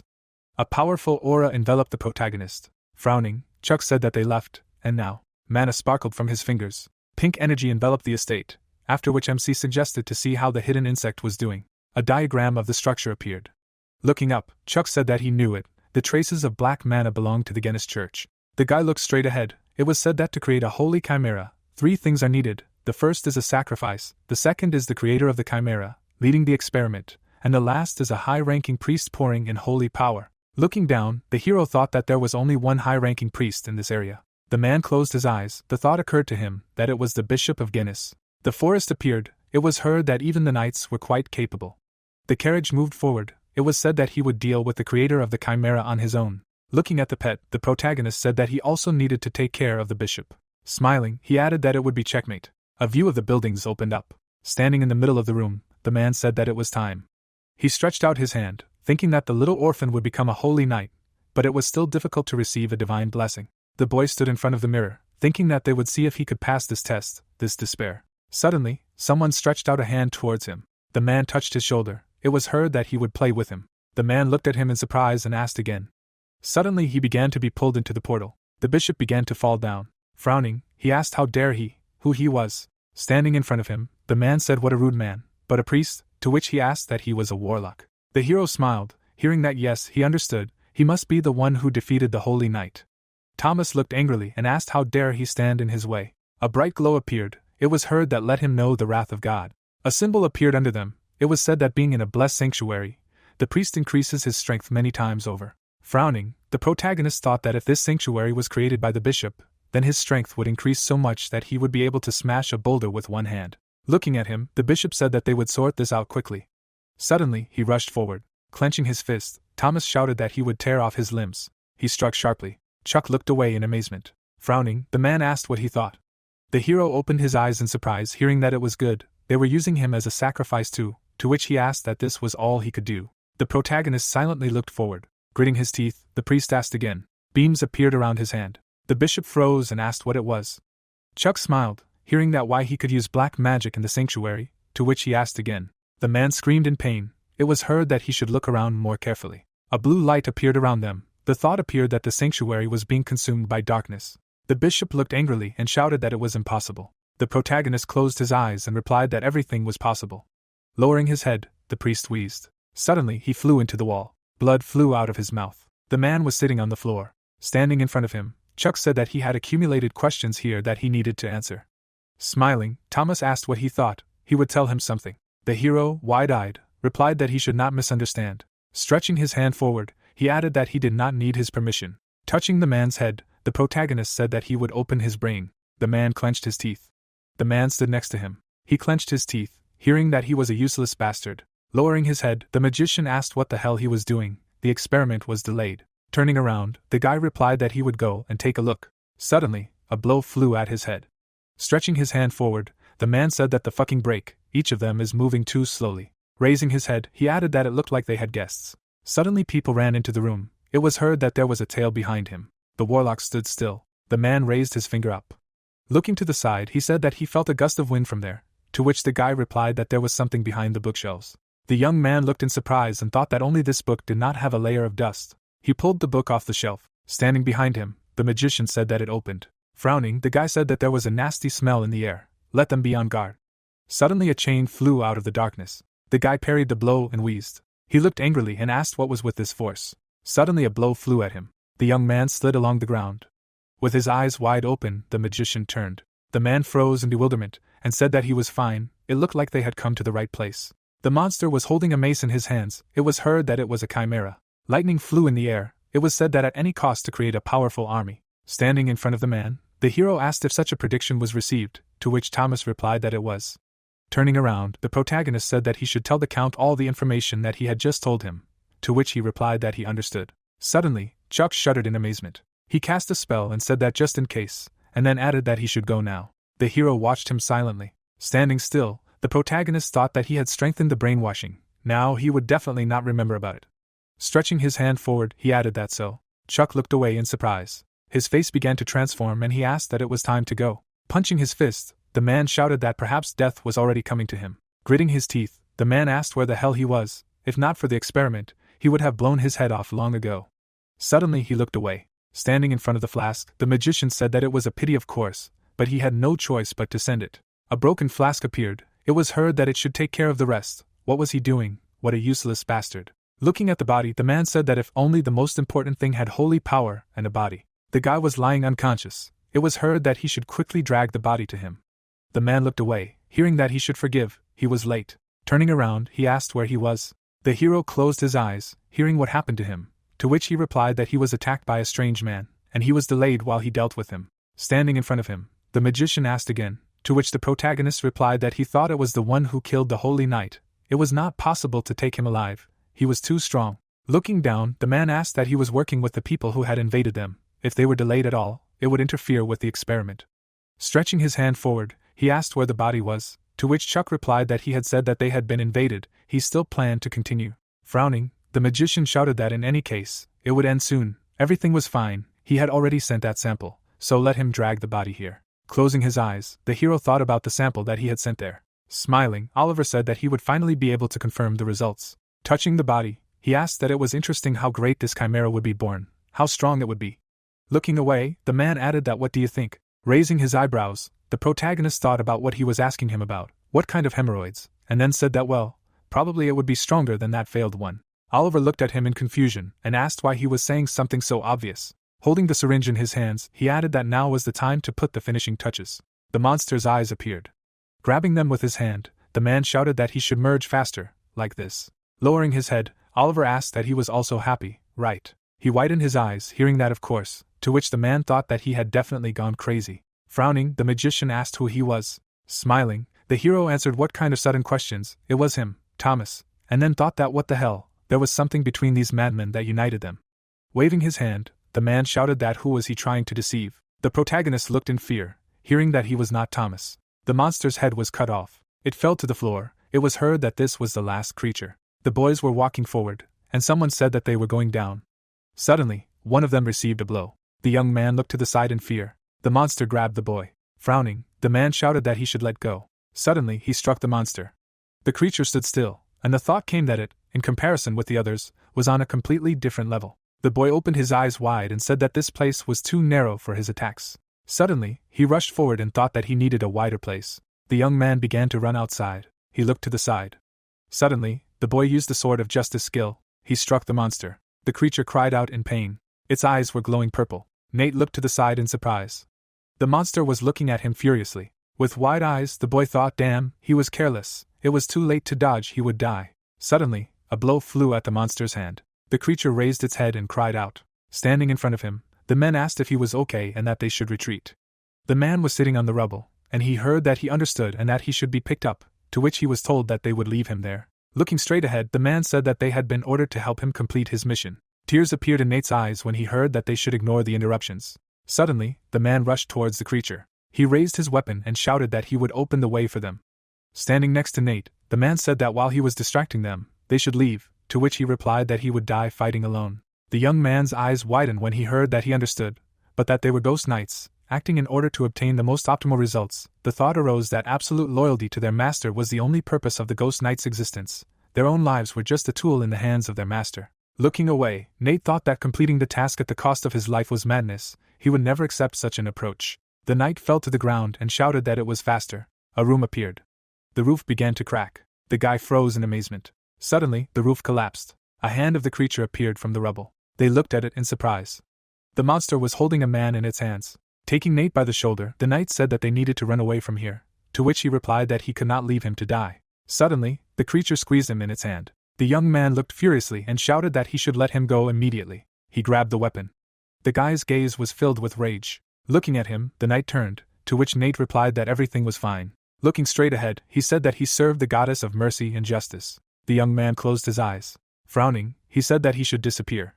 Suddenly, Nate struck the ground with his sword. In essence, a blow flew. Looking down, the guy thought that so, he had borrowed the power of the holy marshal again. The coat of arms appeared. It was said that the 7 holy knights, to whom the goddess of mercy and justice granted a unique power, it is only suitable for short attacks, but after that a strong reaction falls, demonstrating a huge amount of holiness.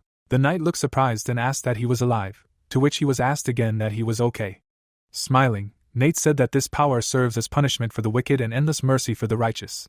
It was granted to him by the goddess of mercy and justice. The guy danced joyfully. A thought appeared that as soon as the marshal's power runs out, all their suffering will fall on him. Looking away, Nate thought that they shouldn't know about this, and then said that he was glad that he was okay. People rushed forward. Beams flew through the air. Tentacles flew towards the hero. He crossed his arms. Frowning, the man shouted that how dare he interfere with his experiments. Damn black magician. Standing in front of him, The protagonist said that it was funny. He didn't think he would hear such a thing from someone who had so abused his body. Smiling, Oliver shouted that he was simply blind. This was real art. Suddenly, he grew wings and added that he would arrange a special performance for him. The hero closed his eyes and said that the wings of a chimera, how tasteless. The man gritted his teeth and asked what dared to insult his majesty, to which the protagonist replied that he had not forgotten anything. The eye was constrained by beams. It was heard that his main material. Chuck clenched his fist and said that it was quite interesting, the thing to play with. Suddenly he crushed the eye. It was heard that he was guilty. Oliver looked furiously and shouted that he was still such a bastard. Looking at the pentagram, the hero said that so many emotions for one broken toy, maybe they will change places. Suddenly a glow appeared around them. Oliver's eyes widened, thinking that this was spatial movement magic. There would be no wet spot left of him if he dealt with it, and how dare this bastard get on his nerves. Clenching his fist tightly, he added that he would tear this magic to pieces. Looking to the side, Oliver asked what the, and then thought that he did not give in. His gaze froze in place. A glow appeared around him. They stood in front of each other. The man looked angrily and asked why. Because of what he could not break through this magic. Smiling, the hero replied that it was simple. He was terribly weak. Stretching his hand forward, he added that now, as he looked at having fun in the forest. The protagonist raised his eyebrows and said that as soon as the game time was over, he would dismember him, piece by piece, and make him his slave. Looking at him, Oliver shouted that he thought too much of himself. Chuck deftly dodged his blow. He landed on a ledge and said that everything was supposed to end below. Smiling, the man said that he sent 2 elite chimeras. Who knows? The hero looked at him in surprise and asked again. Swinging his hand, Oliver replied that that was all he needed to know. Suddenly, he struck. The protagonist flew up. Looking straight ahead, the man said that they somehow dealt with one, but there are 2 of them. They will not get out alive. Looking down, Chuck said that he had crossed all boundaries of reason. Rushing upward, the man replied that no, it was confidence. The hero looked at him in amazement, and thought that it seemed that he had implanted 7 different life forms into his body, so this freak could no longer be called a human. The mutant smiled widely. A thought appeared that, but by the way, this whole hodgepodge shows a good result, he definitely. The protagonist raised his hand and thought that he would make him his slave. The knights came out of the door. The guy looked surprised and said that this was the place.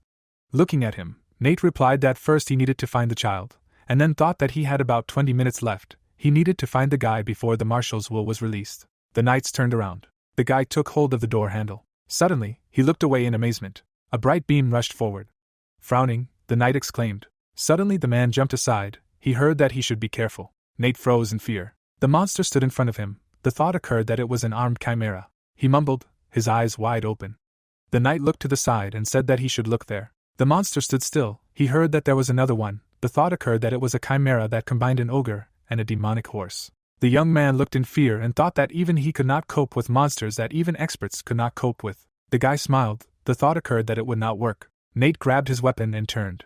Frowning, he said that they should prepare for battle. The man lay unconscious. The guy slightly opened his mouth. Small particles were flying around his hand. Harvey sat up and looked down. The young man froze in place and asked where he was. Looking back, he added why here, and then asked where he disappeared to. Turning his head, the guy said that there was no one here. He froze in front of the flask. Wide-eyed, Harvey asked again. Images of people appeared. The thought arose, why is he here, and in such a state? The young man froze in bewilderment. A bloody splash appeared. It was said that they were chosen by God. Looking at his hands, the young man thought that does not this mean a blessing? How can something like this be called a blessing? Tears appeared in his eyes and he added that he needed to get together and get out of here. Harvey turned around abruptly. He grabbed the door handle. Standing in front of the exit, the guy thought about his friend. Turning his head, he thought that let him forgive, he will definitely come back for him. Rushing forward, the young man thought that the church, they will not get away with this. He quickly ran down the street. Harvey's eyes widened, wondering what the noise was. The fight, had they come to save him? Standing around the corner, he said they were nearby. Taking a step forward, the guy thought that he looked scary somehow. Maybe he should come back. He flinched, hearing that they were attacking from the right. He should dodge. Suddenly, Harvey exclaimed joyfully. Nate was throwing a punch. He heard an uncle. Closing his eyes, he replied that he should call him elder. The chimera suddenly turned around. The monster swung its weapon sharply. The knight looked at him in surprise and shouted that hell, let him block it. Rushing forward, Mike told him to stop. Suddenly, the monster appeared in front of them. Clenching his fist, Nate shouted that he should run. Standing in front of the monster, the warrior shouted that he was stuck. Harvey's eyes widened. His body did not obey. Suddenly, the chimera jumped up. Frowning, the boy shouted his name loudly. He swung his sword. A powerful blow flew at the monster. Dodging the blow, the knight turned. Nate froze in place and said the boy's name. Standing in the smoke, he thought that in the end, couldn't he save him? The man stretched out his hand forward. Harvey clenched his teeth tightly. A glow appeared around him and he turned. Thick gray smoke appeared. The warrior looked at him in fear. Opening his eyes wide, he shouted that it was still dangerous there. Let him run to him faster. The young man jumped towards him. Looking away, Nate wondered how they were doing. The monster was striking at the warriors. Turning his head, the boy thought that he had 10 minutes to spare, maybe less. Holding the weapon in his hands, he added that he could not fight while he was protecting Harvey. Looking at the boy, the knight said that he needed to go up first, to which he objected. Raising his head, he thought that if he stayed, he would only hinder them, and then answered approvingly. The young man began to run in the other direction. Turning around, he shouted that he should return safe and sound. Nate raised his hand up, hearing this. He looked forward angrily. Holding the sword in his hands, the boy said that if only he remained. The monster suddenly rushed towards him. Frowning, the knight said that he would grind him into dust. The boy climbed the stairs. The thought of what had just happened. A powerful explosion flared up. Running forward, Harvey thought about how after this light scared the monster away, his stomach growled, and that strange feeling he experienced when he saw the monster, this terrible frightening anger. The exit appeared, he heard the door. Harvey ran outside. He stopped on the street. The boy was breathing heavily and wondered if this was really a lie, salvation and faith. Tears appeared in his eyes. The girl was smiling. The thought appeared that she was now alone there, in the shelter. If anyone touched her little sister, it would be him. Suddenly the guy opened his eyes wide and shuddered. Gritting his teeth, he thought about what this terrible feeling was. Looking to the side, the boy thought that for some reason he had such a feeling that he needed to go. Harvey stood still. He took a step forward. The young man walked towards the forest. Looking straight ahead, Oliver said that he was an expert at running away. Frowning, he shouted that he would finish him off. The hero looked at him in fear, hearing that he should die. The tentacles rushed forward. It was heard that he would finish him off with this. The protagonist jumped up. A powerful explosion flared up. Smiling, Chuck thought that this was so powerful, it would be bad if it even slightly touched him. Holding the sphere in his hands, he added that his magic should be enough. It would be enough. If he continued in the same spirit, he would emerge victorious. Gritting his teeth, the mutant shouted that he was a damn bastard. Flying up, he added that the jokes were over. The hero opened his eyes in surprise. Stretching his hand forward, Oliver said that he should finally die. The tentacles flew towards the hero. The walls of tissue appeared. The man froze in amazement. The protagonist stood behind a tree. He heard where he was, where he hid. Looking straight ahead, Chuck sighed, and then said that the dark dimension. Turning around, the mutant wondered if it was a trap. Was he really trying to detain him? Smiling, he asked what he really thought it was. Stretching his hand forward, Oliver shouted that he could hold him back. Gritting his teeth, the hero said that the hell. The man used the skill hurricane of tentacles. A blow flew at the hero. Clenching his fist, he thought that it was simply amazing. He managed to combine the abilities of the chimera with magic. Frowning, the protagonist thought that, however, this is all he can do. Warming his fists, Oliver said that he was surprised that he lasted so long. Then what about? To which Chuck asked again. Suddenly the man turned around. He covered his face with his hands. The mutant asked again, his eyes wide. He raised his fist and shouted. How could he? He was absolutely sure that he saw him in front of him. Smiling, the hero replied that he was really blind. He could not recognize the clone. The protagonist stood with his back to the double. It was said that the 4th tier dark magic double, magic used to create a clone capable of partially using the same abilities as the owner. After eye contact, the clone disappears. Raising his hand, Chuck said that he was left a fool, because he was not even able to estimate the strength of his opponent. The man angrily asked again, hearing about the decomposition of the body. Standing in front of him, the hero replied that what do you mean? It's magic, he will slowly rot and collapse. With his eyes wide open, Oliver shouted that it was a cheap trick if he killed him, to which the protagonist said that this is why he has an ace up his sleeve. Smiling, he spoke of a black ball. The mutant shuddered and asked what the hell he was talking about. The wings began to suck into the hole. The man clenched his teeth. Grabbing his hand, he screamed in pain. A black ball appeared. It was heard that a spell in which the pain experienced increases threefold if you touch the sphere. Flying up, Chuck asked what is it like when suffering is worse than death? Looking at the mutant, he added that he can still talk like that. Oliver looked in amazement, hearing about gravity. A powerful explosion flared up. Lying on the ground, the mutant wheezed.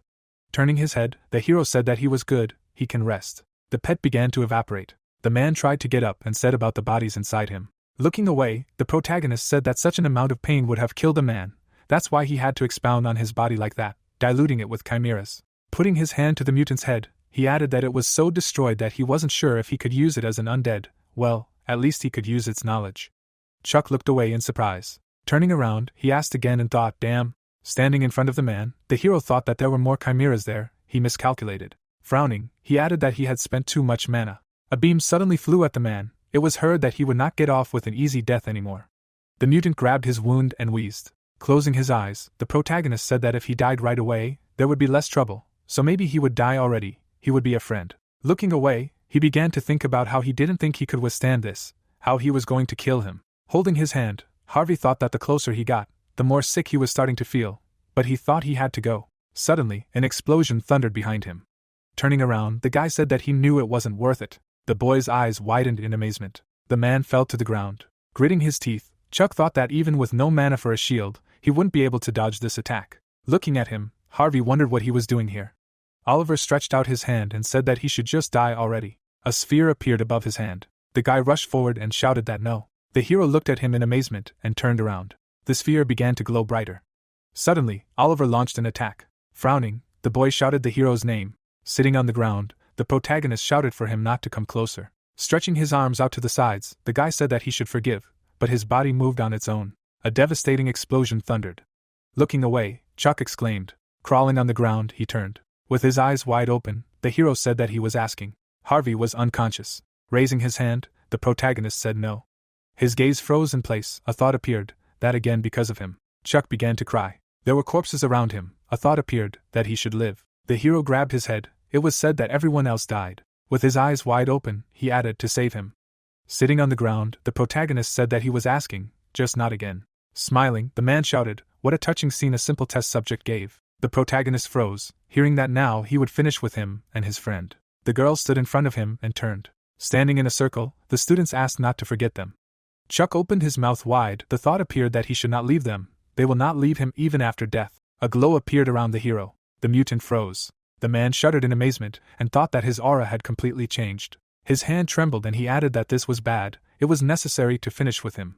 The protagonist looked at the guy. Turning his head, Chuck said that he should wait a little. He would soon. Grinning, he thought that how could he have forgotten the very first power created by mana. A skeleton's hand appeared from the ground. Skeletons began to appear. Wide-eyed, the mutant shouted that who the hell he was. Standing among the undead, the hero thought that the army called to rebel against the deities and confront the 12 gods. Necromancy. Grinning, Oliver asked what was going to kill him with this feeble undead, to which the protagonist asked what he did not understand. The protagonist smirked and said that they had all suffered at his hands. The skeletons rushed forward, hearing that they should take revenge for all the pain he had caused. They ran towards the monsters. The chimera began to attack. The skeleton bit her hand. The monster threw them aside. The skull fell to the ground. It was heard that his subordinates had surpassed death. The skeleton stood still. Standing by the tree, the man shouted for them to stop. Suddenly, they covered his mouth. Stretching his hand forward, the hero said that this was his domain. Here death reaps death, and his hell. The skeleton struck the man. Raising his hand up, Oliver screamed in pain. The protagonist stood next to his body. Looking down, he wondered if he was dead. The man suddenly rose. A ball fell out of Oliver's mouth. Chuck looked at him in amazement, and said what it was. The life bead appeared, an artifact charged with life force. The man held his wound. A thought appeared that given the fact that he had mutilated his body, it would not have existed without a reason. He screamed furiously. It was said that it meant that he had hidden something that could help him. Grinning, the hero thought that this had exceeded all his expectations. With it he would be able to go beyond his childish body. A glow appeared around the skeletons. The undead stood still. It was heard that for sure. Waving his hand, the protagonist said that they could return. Someday they would be useful to him. Purple particles appeared around Chuck. Blood flew out of the hero's mouth and he thought, damn, he spent too much energy. Rebellion against the divine is still difficult for him. Wiping away the blood, the protagonist thought that he should not lose consciousness under any circumstances. Harvey was lying on the ground. A thought appeared that he could not just let him die. Stretching his hand forward, Chuck said that instead of giving up his life like this, let him be his faithful servant, it would be much better. A pentagram appeared. It was heard that let the sinner rise. The hero was sitting next to the young man. He touched him with his hand. The protagonist's eyes widened and he exclaimed. The boy's body flew up. Covering his face from the light, Chuck exclaimed. Harvey was unconscious. It was heard that he could not understand what was happening. The girl held him in her arms. Closing her eyes, she asked who he was to try to steal what belonged to her. The hero looked at her in amazement and turned. Polly, looking straight, asked that he knew her. The view of the buildings opened up. Walking forward, the priest said that he must. He froze and said that he needed to tell the count. Suddenly his head flew to the side. It was heard that a useless bastard. Standing still, the girl said that they were getting rid of him. The thought appeared that to begin justice against heretics. Sitting on the ground, Nate thought that he somehow fit in time, just a little more. Closing his eyes, he added that it hurt him so much that he could die. But it was lucky that no one died, so. Looking at him, Mike asked that he was okay. A glow appeared around the guy. Suddenly a powerful light flashed. Looking at his hands, the young man asked what it was.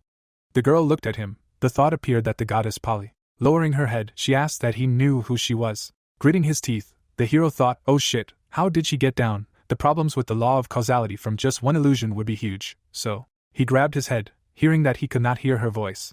Holding the guy in her arms, the goddess said that he should answer immediately. Frowning, Chuck shouted that he only knew that Harvey's holiness belonged to her. The young man was unconscious, and she asked what was going on. Realizing this, he was going to turn him into an undead.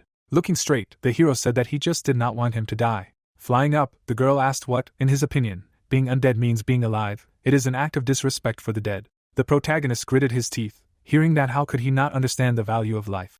Frowning, he shouted that one of those who belittle life, she is to blame for everything. Polly looked at him in surprise and asked again, hearing that after sacrificing all of humanity, how dare she? Looking at the guy, she mumbled, a thought appeared, what kind of reaction? The hero looked at him in surprise, hearing that in any case, this child will become her apostle. If she turns him into an undead, then she will not forgive him, to which he asked again. The guy was unconscious. The symbol of the sword appeared. It was said that the mere existence classifies them with the status of a priest, and they have enough power to be called the strongest holy knight. The man raised his hands. A thought about the ideal priest appeared. Looking straight ahead, the protagonist thought about the fact that he knew that he had divinity, but to ascend to an apostle, apparently it was because of this that Polly was able to descend. Smiling, he added that everything was going much more fun than he expected. Standing before the goddess, Chuck asked why he was so sorry. How could he make amends, to which she asked again. Closing his eyes, the hero said that the darkness was already taking over him. Half of Harvey had become undead. The girl looked at him angrily and shouted that at least he knew what he had done. Clutching his head, the protagonist thought, damn, what a dumb girl. Frowning, Polly asked why he longed for death. Smiling, the hero replied that if that were the case, things would take a bad turn, because by killing him, she would destroy Harvey too. The goddess looked at him in amazement, and asked why he thought such pathetic threats would help. Looking at her, the protagonist replied that there could only be one apostle, and if he missed him, he would have to spend a lot of time looking for a new one. The girl's eyes widened when she heard that although they would forget about the time spent, what was more important was that the presence of an apostle guaranteed the unlimited appearance of the gods here. Right. The guy was lying unconscious. It was heard that, as he said, he had no desire to kill him. Harvey was his friend. Standing in front of the hero, Polly said that he was such a vicious person, he made up a good story to protect his miserable life.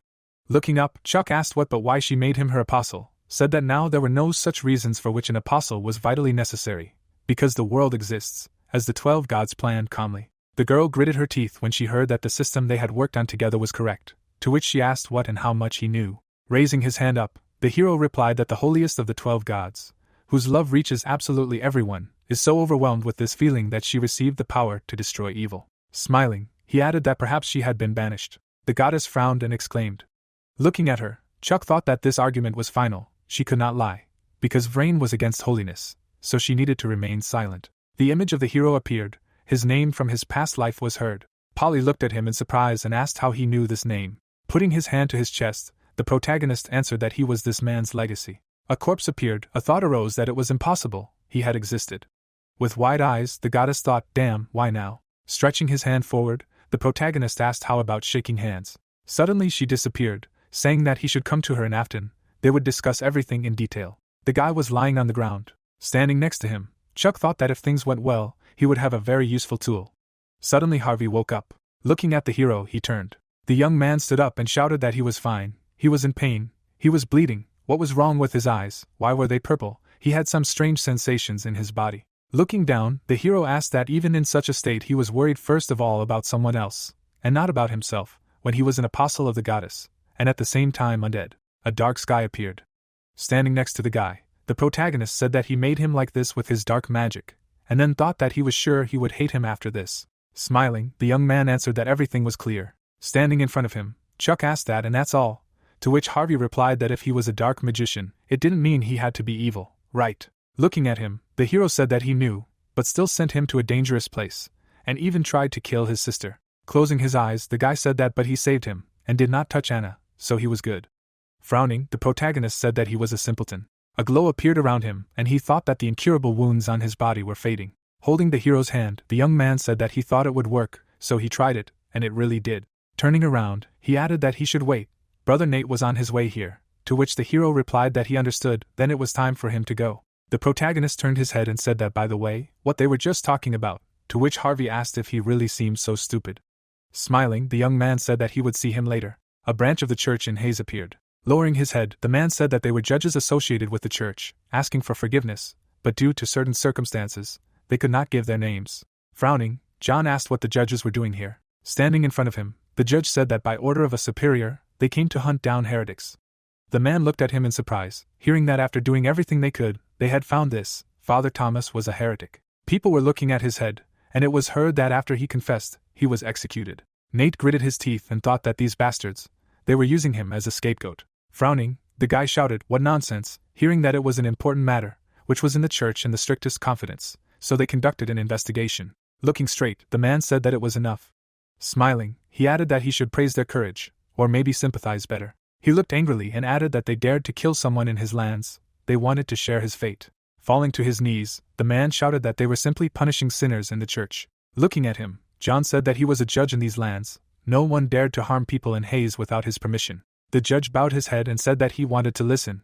The Duke looked at him silently. Trembling with fear, the man thought that he would kill him at this rate, but he could not retreat. Raising his head up, he said that he was too arrogant, it would be unwise for him to turn his back to the church. Suddenly, the Duke chopped off his hand. The man swung his sword and said that his right hand would be next, and then his head.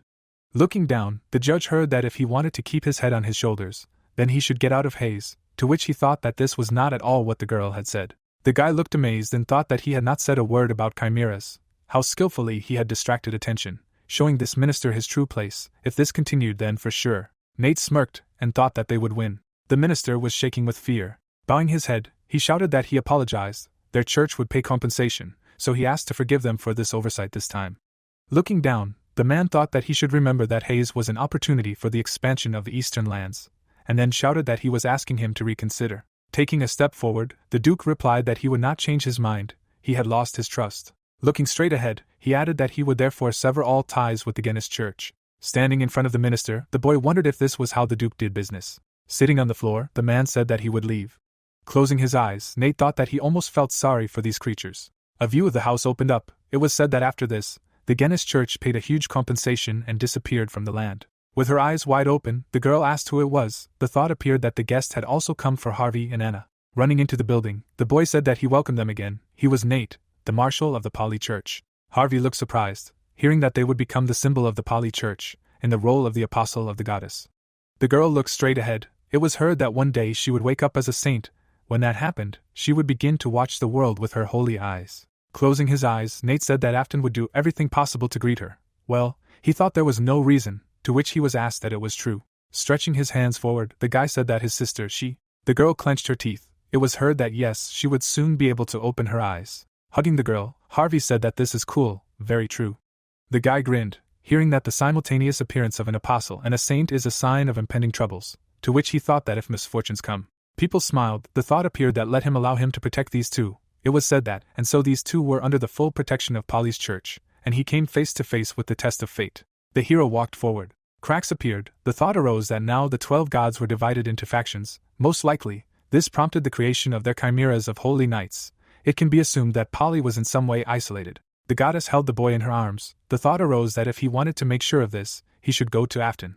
Standing still, the protagonist thought, well, clenching his fist, he added that they would start, he would succeed. Closing his eyes, Chuck turned to his mother. The woman looked at him in surprise. She opened her eyes wide and asked what was wrong with him, to which the hero replied that he really enjoyed drinking tea with her and Sarah, to which Annabelle replied that they did too. Raising her eyebrows, she asked that but he usually found it boring. Raising his hand, the protagonist replied that he never did, and then thought that she had guessed. The woman grinned and asked if he really wanted anything from her, and the thought occurred to her that he should try harder next time. Sitting at the table, Chuck said that he was just in a good mood. Looking at him, Annabelle replied that he should say what he wanted, she would listen, to which he asked if it was true, and she responded approvingly. Raising his hands, the hero said that if so, he would like to visit her homeland, Afton, to which the woman asked why he was suddenly interested in Afton. Closing his eyes, he replied that he had heard that there was a mountain with such huge water bubbles, and then he thought that he wanted to die. Sitting in front of him, Annabelle said that now she wanted to look at his sweet behavior. Raising her hands, she added that no, then nothing could be done, she would go another time. Lightning flew in the air. The thought appeared that he never retreated before any difficulties. The great dark magician Chuck. Looking to the side, the protagonist said that he was smiling. He added that he loved her. The mother closed her eyes and said that she had no other choice, she would have to agree to the request of her beloved son, to which Chuck thought that he was a great dark magician. The hero hung his head down, hearing that now that she thought about it, she wanted to go there next week, to which he replied that he understood, she already can't wait. Rolling his eyes, the protagonist asked why she was making him do this, he would kill her as soon as he became useless.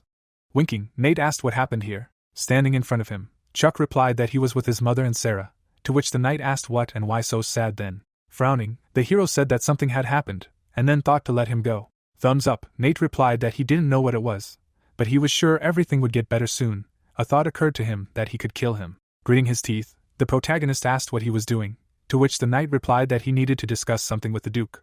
Chuck looked surprised and asked what was wrong with his dad, to which he replied that yes, he told him that he would be heading back. Smiling, the young man said that he had a feeling that he should have heard that from him. A thought occurred to him that maybe it was about a divine revelation from Polly. Taking the hero by the shoulders, the guy said that Harvey and Anna would be going with him, to which he said that just like that, I thought it was obvious, he was an apostle, and she was a saint. The protagonist looked surprised, hearing that well, goodbyes are not forever. Closing his eyes, the boy said that Harvey and Anna would never forget him. He didn't know when they would see each other again, but wouldn't they meet as adults? Gritting his teeth, Chuck asked what he was trying to say. Suddenly, the knight hugged him. The hero froze in bewilderment. Smiling, the young man said that he would like their friendship to never end, so he shouldn't be sad or upset, this wasn't the end. Looking away, he added that she would see him often. The hero waved his hand and thought that he should manage his offspring. Okay. Sitting at the table, the man said that he didn't understand what his father-in-law was planning, and it was heard that they should bring Chuck here. Smiling, the woman said that she didn't think even her late mother would have managed it, to which John replied that he really just wanted to see them. Looking at his wife, he asked that they were leaving tomorrow, but was everything okay, to which Annabelle asked again what could go wrong. The Duke closed his eyes, hearing that they would be accompanied by the Count's best knightly order, to which he replied that without a doubt, he completely trusted the order, but he really would like to. Looking down, Annabelle asked that who would dare to threaten them. After all, her husband was the Count himself. The man chuckled, hearing this. The guy rushed forward. It was heard that, and besides, Nate would be with them. She was very surprised by the fact that he was a holy marshal. Closing her eyes, the woman said that they usually did not leave Afton, to which the Count thought that this is how seriously Polly's church took this incident, and then said that he was worried about Chuck. The hero meditated. It was heard that their son's strength was developed beyond his years. He looked at her in surprise. It was said that if, like last time, he couldn't suppress his emotions and they would break out then. The guy froze in bewilderment, and the Count said that he wasn't sure if the leader of the order could stop him. Sitting on a chair, Annabelle said that she thought they shouldn't worry, and then asked what he knew about what had happened today. The hero showed a heart with his fingers. Smiling, the woman said that everything was exactly like that, to which the Count replied that he would like to see it with his own eyes. She took his hand and said that everyone makes mistakes one way or another, but she believed in their son. The man, holding her hand, replied that it was so good that they had met before leaving, and Annabelle said that she was also glad about it. A glow appeared in the air. Raising his hand up, the protagonist said that finally, the sphere appeared. It was said that it took longer to absorb because it had to be ground into powder, but the effect was much better than he thought, all thanks to his painstaking work. Smiling, Chuck said that he was lucky. It was only a matter of time to reach rank 6. An image of the hero from the past appeared. A thought appeared that he had a long way to go to return to his former self, but now he could easily deal with someone of the same level as that professor. The protagonist looked at the building. Kneeling down, the guys addressed him. Standing in front of them, Chuck said that he was going to Afton. It was far away, so he would be gone for a while.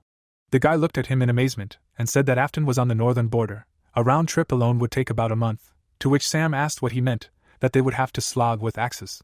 Frowning, the hero asked what the problem was, to which they replied that not really, as he wished. Standing still, the protagonist said that they should not worry, this time they would go with him. Raising his hand, he added that he remembered something here, something he had forgotten for a long time. The man looked at him in surprise and asked what this scary thing was.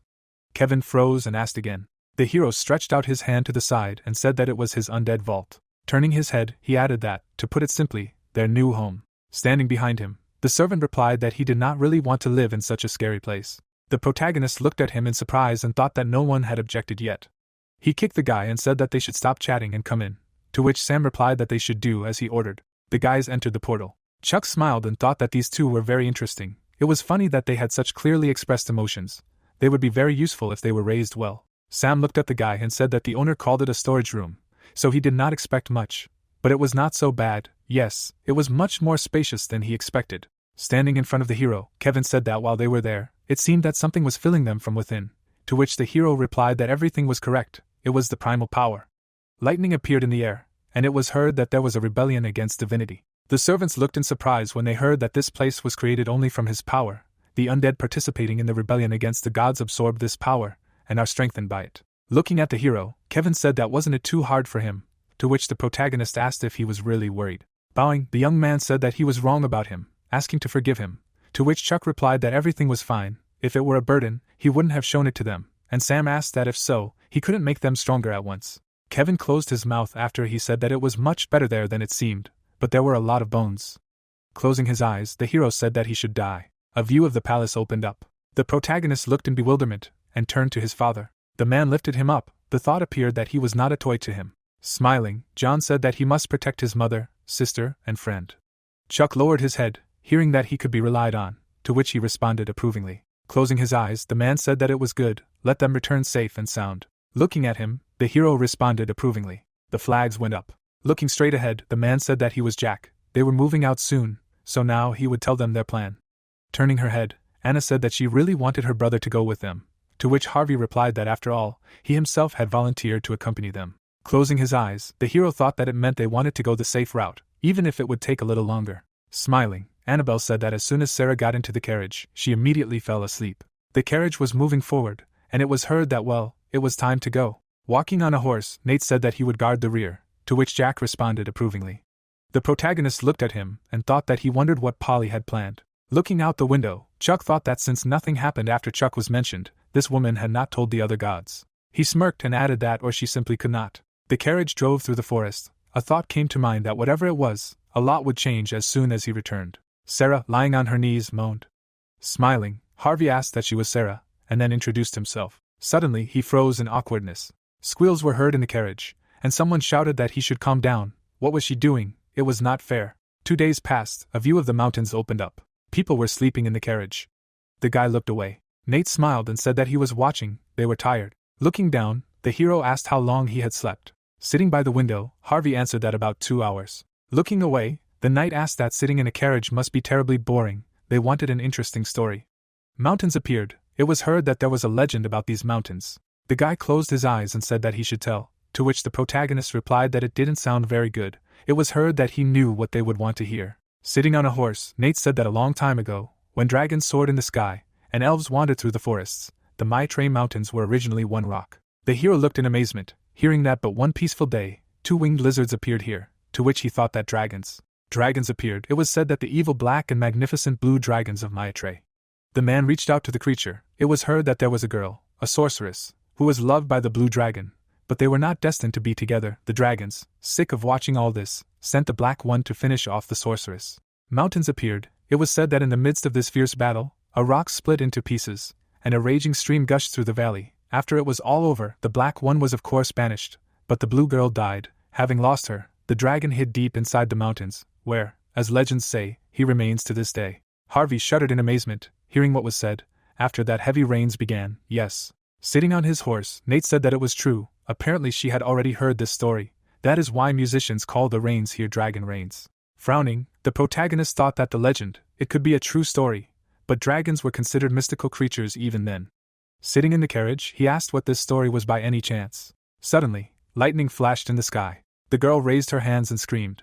Hugging her, Annabelle said that everything was fine. Smiling, Chuck replied that of course, it was just rain, and then thought about what kind of unpleasant ominous feeling. The carriage moved forward. Lightning flew along the tree. Suddenly it began to fall down. The carriage crashed into the tree. Covering her eyes, the woman screamed. Suddenly, they fell out of the window. Frowning, the hero screamed about them. Opening her eyes wide, Annabelle said that he should take Sarah first. Stretching his hand forward, the protagonist screamed that he would save her too. Suddenly, a rope appeared around them. Gritting his teeth, Chuck thought that he had succeeded. People looked at them in amazement. Looking to the side, the hero asked what just happened. Suddenly, his hand shook. The protagonist looked to the side in surprise. The woman turned around, her eyes wide open. Turning his head, Chuck shouted that everything was fine, he had flight magic. Suddenly, he froze and thought that he couldn't use it. The hero was flying down. The thought came that this was mana burning. It was said that mana burning is a high-level magic that makes mana completely disappear in a certain area, making the magician useless. He widened his eyes when he heard who he was. Looking straight ahead, the girl asked that he was a dragon. The protagonist looked surprised and asked again. Suddenly, he fell into the water. Standing on the cliff, Annabelle shouted his name. With her eyes wide open, she said to let him go. Her son was there, to which the guy asked to calm down. Suddenly, a glow appeared around her. Harvey held out his hand and said that he should forgive her. He just wanted to help her, that's all. Sarah looked away and turned to her mother. Tears appeared in her eyes. Kneeling, Nate said that this may seem like an attempt to calm her down, but it looks like Chuck is okay. Looking at him, the woman heard that this was only an optimistic prospect, but he knew how strong Chuck was. Frowning, the young man said that the currents could be very dangerous, but as soon as Chuck's magic returned, he would get out of there perfectly fine. Clenching his fist, he shouted that but he would still go down. It would not be difficult for him to return safe and sound. Looking at him, the man replied that these currents were very dangerous even for him. Standing in front of the woman, Nate said 3 hours, he would return in exactly 3 hours, to which Annabelle replied that it would be dangerous even with the power of Saint Martial. Looking down, she added that even knowing this, she would ask him. Stretching her hand forward, the woman said that he should return with her dear Chuck. Closing his eyes, the guy replied that he did, it would be done. Underwater caves appeared. The hero looked down. Hanging in the air, he wondered where he was. The protagonist tried to raise his hands and added what was happening, who it was. He looked surprised, hearing that he had finally woken up. Putting her hand on her side, the girl said that he should listen, and then asked that he was a dragon. The girl stood in front of Chuck and indignantly asked if he was a dragon.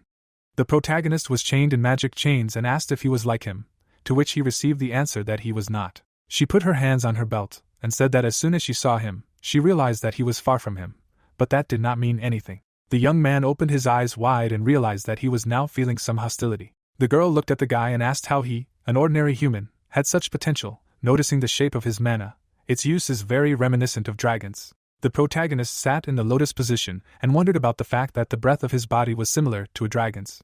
The lady came closer and said that human mana breathing is terrible. They are stupid and weak, so they are not able to imitate dragons. The young man smirked and thought about imitating and being weak, arguing that these damn brats would be walking on thin ice being near him. The girl looked him in the face, claiming that he was different, asking if he was from the elven tribe, realizing that he was not, because even high elves cannot compare with dragons. The hero was angry when he answered that he was stuck here because of her fault, and let him answer the question, about why the hell she needed it. She smiled and said that they should just look at him, specifying how he had enough courage to remain arrogant, being chained. The guy in chains clenched his teeth in anger and exclaimed that it would be better to ask why she was so despotic and arrogant, mistook an innocent man for a dragon and kidnapped him. The girl took a step forward, asked again about what she had stolen.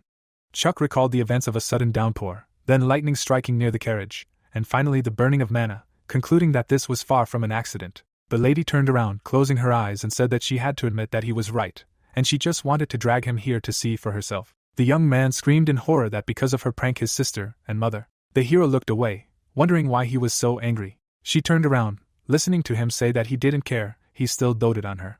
The guy looked away and said that it was good that he wouldn't bother her with stupid questions, asking to remove his shackles. The girl looked at him, refused, arguing that he looked very funny in such a position. Chuck was furious at what he heard and asked again, to which he received the answer that now this expression is even funnier, so he almost didn't want to free her. The protagonist thought about the fact that her character, because of which she likes to make fun of people, must be her. A dragon with blue eyes was shown against the background of the lady, when the young man assumed that it was Macy's blue dragon, asking if this was true. The stone object with drawings was destroyed when the guy was talking about how blue dragons are the meekest. They are especially kind to people. This can be compared with human sympathy for cats or dogs. If instead of her, he met a red or black dragon, which are known for their cruelty, or the famous cunning dragon, then the protagonist looked ahead, thinking that it turns out that he is a real lucky guy, asking her why she kidnapped him if she mistook him for a dragon. Macy's eyes filled with black and she said that it was in order to kill him. The guy thought about what kind of thirst for blood it was, and laughed, clarified that then now he would let go, received a negative answer. The smile on Chuck's face froze when he again asked why. The girl closed her eyes and answered that because she could afford to do it.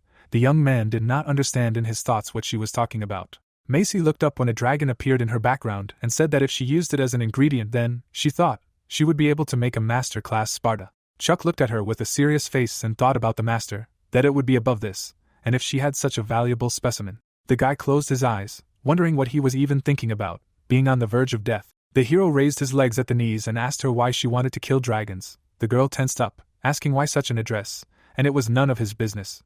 The young man lowered his head and suggested that maybe it was because of her love for the human. Chuck tensed his fingers. He suddenly fell to the ground, freed from the shackles. Macy pointed her finger at him and said that if the hero blurted out something like that again, he would be neither alive nor dead. The young man clenched his teeth, thinking about what he knew, and clarified that the others of his race did not accept him, did they? The girl tensed, listening to him about how she betrayed her race to save his life, right? A stream of energy thickened around them, and Macy exclaimed that he even understood. The guy was enveloped in a powerful energy, and screamed that she had no intention of killing him or turning him into a Spartan, did she? And everything would have been much easier if the girl used brainwashing magic, but she did not. Chuck, closing his eyes, exclaimed that she was kind, so kind that he couldn't even believe that she was a dragon. Macy remembered how another guy said the same words, smiling, that she was kind, so kind that he couldn't even believe that she was a dragon. The girl clenched her teeth, lowering her head. She raised 2 fingers and said that this was his last chance, and there would be no other. Chuck threw up, and he knew that she was serious, so he should hold his tongue. Macy crossed her arms and said that he was a very strange person, just like him. The hero wiped his face, asking again. There was a silhouette of a man, whom she called the guy from the legends, who was passed on by them, the people. Water flowed near the rocks. Nate stood at the cliff and said that the rain never ended. He lowered his head and wondered where Chuck was. A stone wall was depicted, and the girl began her story about how it was 700 years ago. His name was Gale. He was a dark wizard.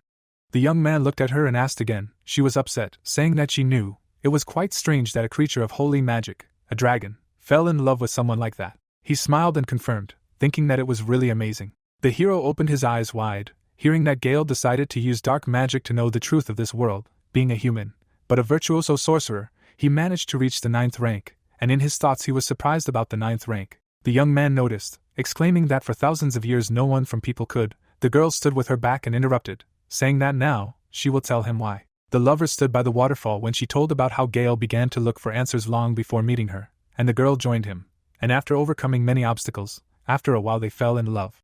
Macy remembered how they laughed together, talking about how good they were together. The picture in her head cracked, and she said that this continued until the Dragon Lord gave the order. The man looked down and said that Gale was evil that must be destroyed. He watched what was happening from the cliff. The girl explained that all the dragons obeyed and began to try to kill her beloved. She said that they escaped, but their strength was not unlimited. Macy put her hands on his chest and told him to go away, because even the dragons would not be able to get him there, and not to worry about her. The girl would not die, no matter how she was punished. She cried at the entrance to the cave, telling them that it was a ruin with a strong restriction, forbidding more than one creature to enter, and he hid there. Someone declared that from that day on, Maisie was banished for 1,000 years. The girl understood that such a period was nothing for a dragon. She was chained, telling them that after a little more than 10 years, Gale came for her, and he had already comprehended the truth of the world.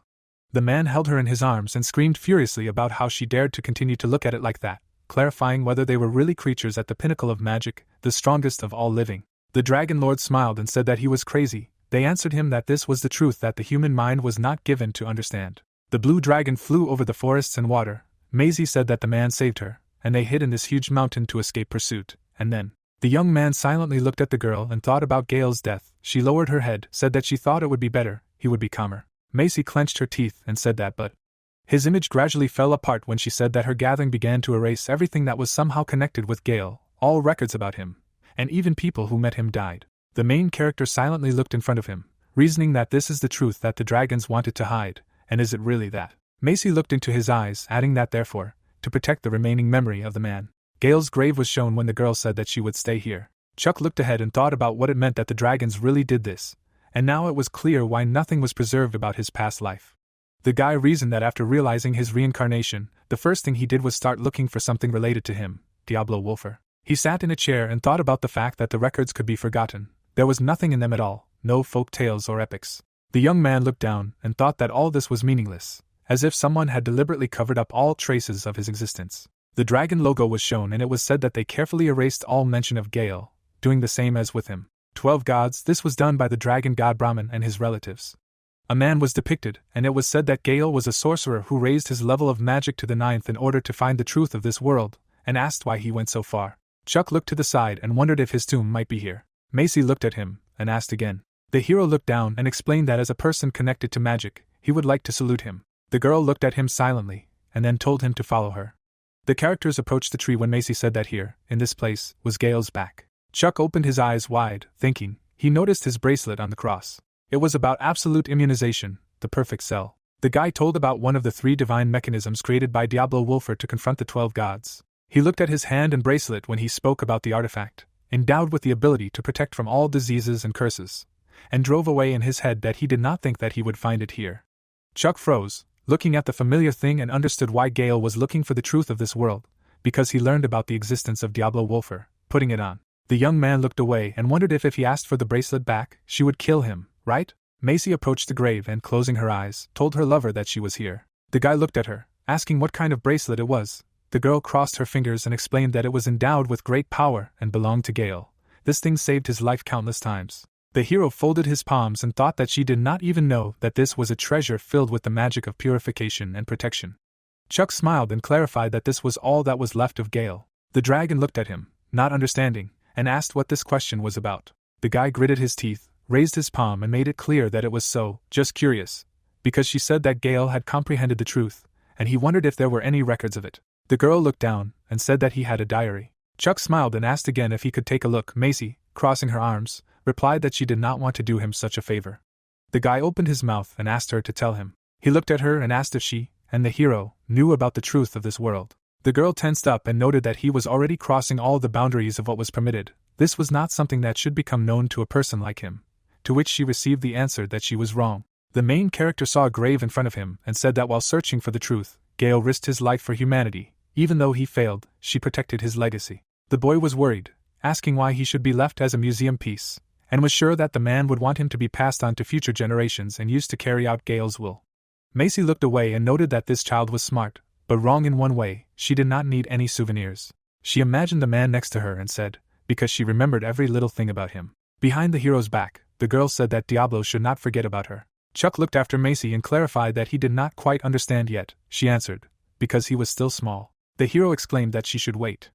Behind the magic chains was a book. The characters looked at it, and the dragon said that he convinced her, so she will show it, but she doubts that there will be any benefit, since nothing is written in it. She put her hand to the chains when the young man asked if it was a seal, received an answer that it was, and perhaps it would be difficult for an ordinary person to remove it. Macy turned and told him to follow her. She would send the guy back from where. The young man asked for a second. The guy, shrouded in magic, turned to the side and warned her not to see now, not to be scared. The girl was stunned, asking again. Black energy hovered around the guy, and Macy thought about the dark magician. She looked at him carefully and thought about what kind of sinister force it was, realizing that he was on a completely different level. His mana was also not that strong. The main character looked down and notified that he removed the seal. The girl stood behind him when the beams of energy rushed to the sides. Chuck began to leaf through the diary in which it was written that March 16th, 22, according to the lunar calendar of the ancestors, a hooded man stood at the feet of a dragon. It was said that Gale encountered a blue dragon and she called it dirty, because of its dark magic. March 30th, 22nd ancestral lunar calendar. The man smiled as he stood next to Macy. It was written that he did not know how it happened, but they began to explore this world together. Thanks to the girl, their journey was fun, asking if she was really a dragon. April 26th, 22nd ancestral lunar calendar. Lightning bolts were visible as the couple stood on the edge of a cliff. It was written that he rode Macy to a place shown on the map. It was a land where man cannot step, so Gale came up with the idea to name it Lan. December 24th, 23rd ancestral lunar calendar. The man hugged the girl, holding her head. It was said that the Dragon Lord gave the order to his relatives to kill him. He understood that he could cope with this. It was more scary for Macy, because she betrayed her family for him. He wrote that he wanted to let her go, but he could not, because he loved her. March 8th, 41 according to the lunar calendar of the ancestors.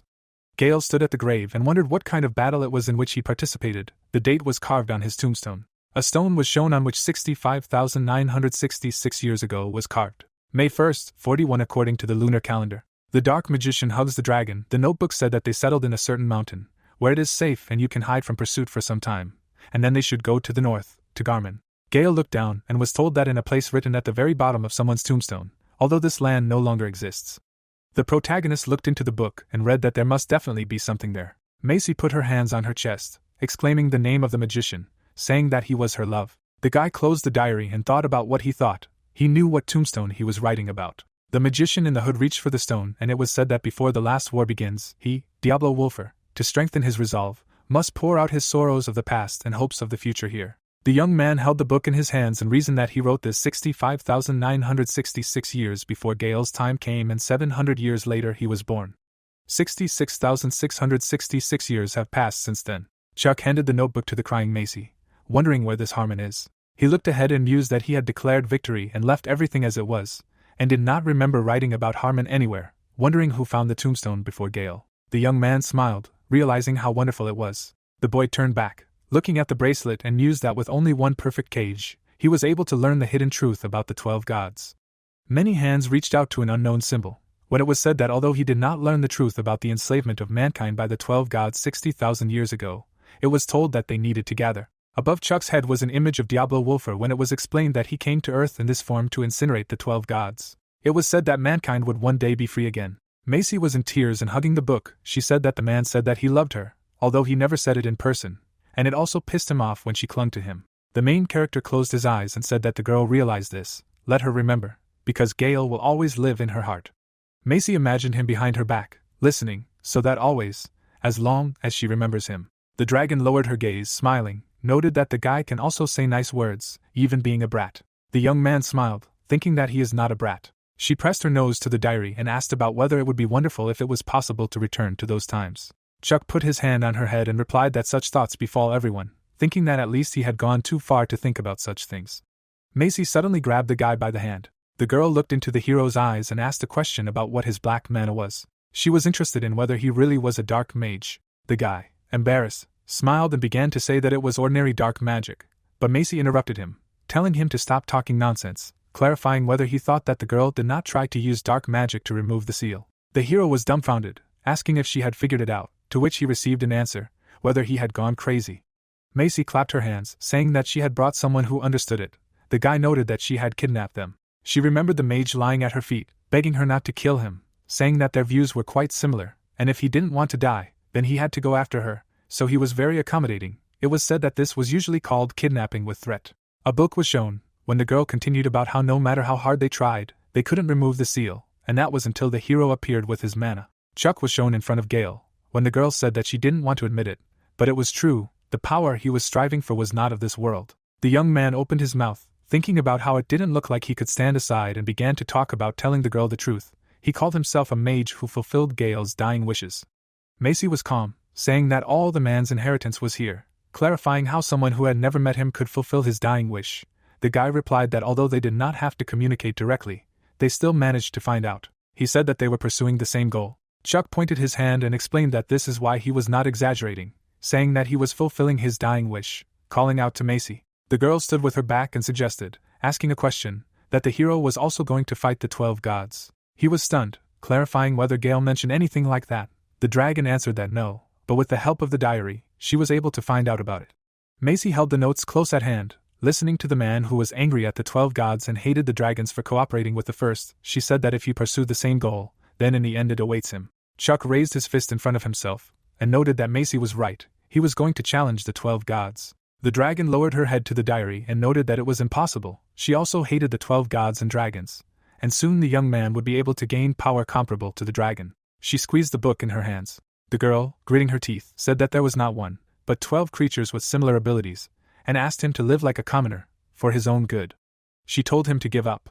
Chuck looked down and said that a long time ago, Diablo was shown walking over corpses as the hero began to tell the story of how there was one man who challenged the 12 gods and he had many followers, but they all either died or betrayed him. The character fell like a stone, and the guy continued that in the end, he lost to the 12 gods and was sealed in the realm of eternity. Diablo gritted his teeth, saying that he would return no matter what it took, even if the opportunity presented itself in the distant future. Chuck spoke about how even at that moment, he did not give up. The young man looked forward with determination and stated that this is why he cannot retreat. Macy was surprised, realizing something. The unknown hero stood behind Diablo as the guy spoke about how Gale and someone from an earlier time were superior to him, and even born after his death, their dying wishes will continue to exist. It was said that the 12 gods would not be destroyed. The girl turned around and told him to follow her. Macy took the bracelet in her hands and said that if it was him, she was sure that Gale would not mind. She put the bracelet in the young man's hands, and he asked if he could really take it, and was told that he could do it quickly before the dragon changed her mind. Chuck put it on his hand and said that he would be careful with it. The bracelet shone with a bright light. The guy thought that it was greeting the young man, realizing that they had not seen each other for a long time. Macy put her hand on her belt and said that if this moment came, she would help him with all her might.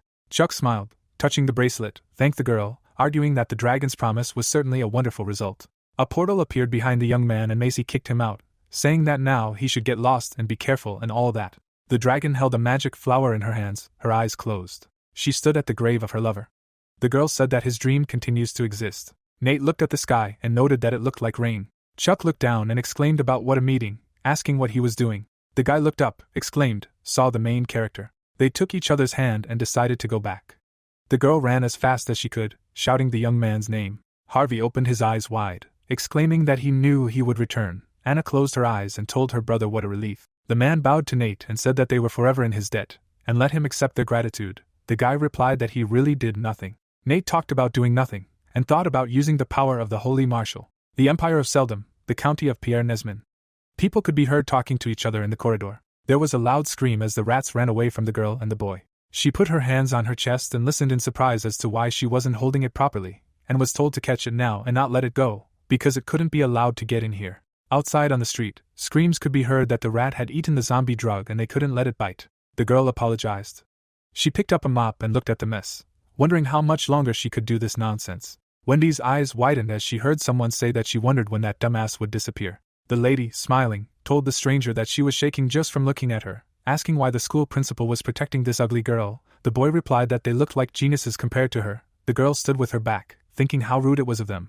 Because she could hear everything, they addressed her, calling her trash. The lady threw out sheets of paper and said that if she was done cleaning, she should bring everything on the list. Because of her they would have to do the experiment again. Wendy clasped her hands sadly when she turned to her and asked if it was her fault that this happened. The girl clenched her fist and said that it was fine, she understood.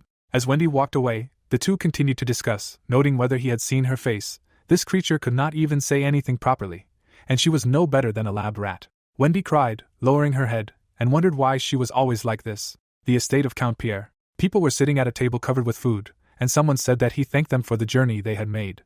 The man happily held a fork and knife in his hands and noted that the chef tried very hard to please with his dishes, and asked to enjoy it to the fullest and rest as much as his heart desired. The boy's eyes widened. Nate said that's such a delicious thing, and in his life he can only dream of it, and the girl said that this smell is simply divine. Annabelle approached the owner and thanked him for taking such care. He replied that it was nothing, and was only worried that such a thing would not meet the standards of the daughter of the great Bell family. She smiled broadly, noting that this was more than enough, to which she received the answer that a man is pleased to hear. An empty street was shown in the dark.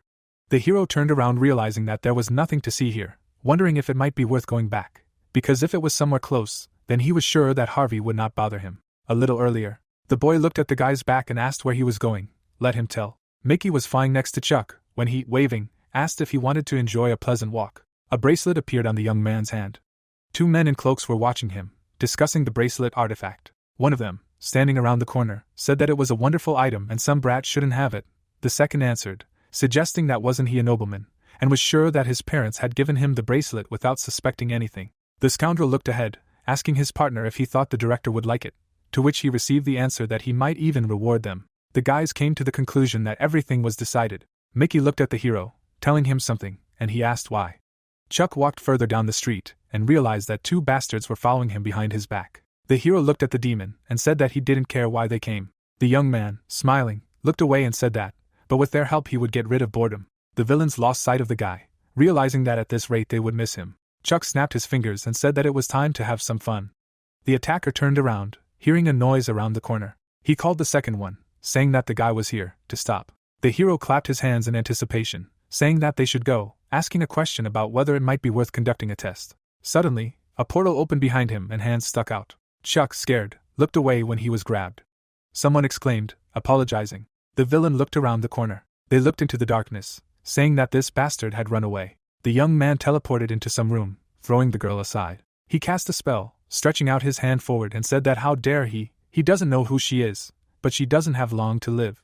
Wendy sat on the floor and screamed for him to wait and listen. Energy spread throughout the room when he said that he was not eager. The girl grabbed her head, screaming in pain. The guy opened his eyes wide, realizing that he was seeing dark magic. There was a mark in the wall from the blow, where the exhausted Wendy was sitting.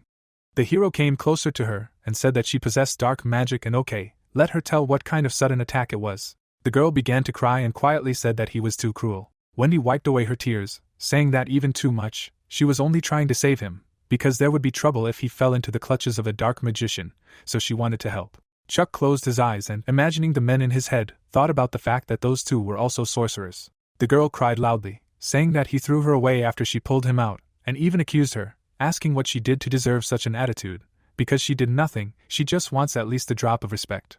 Wendy screamed furiously, asking why everyone hated her. The main character answered that he understood and asked her to shut up already. The girl grabbed the news and said that this world is so cruel that it does not recognize any kindness, and it would be better if she just left.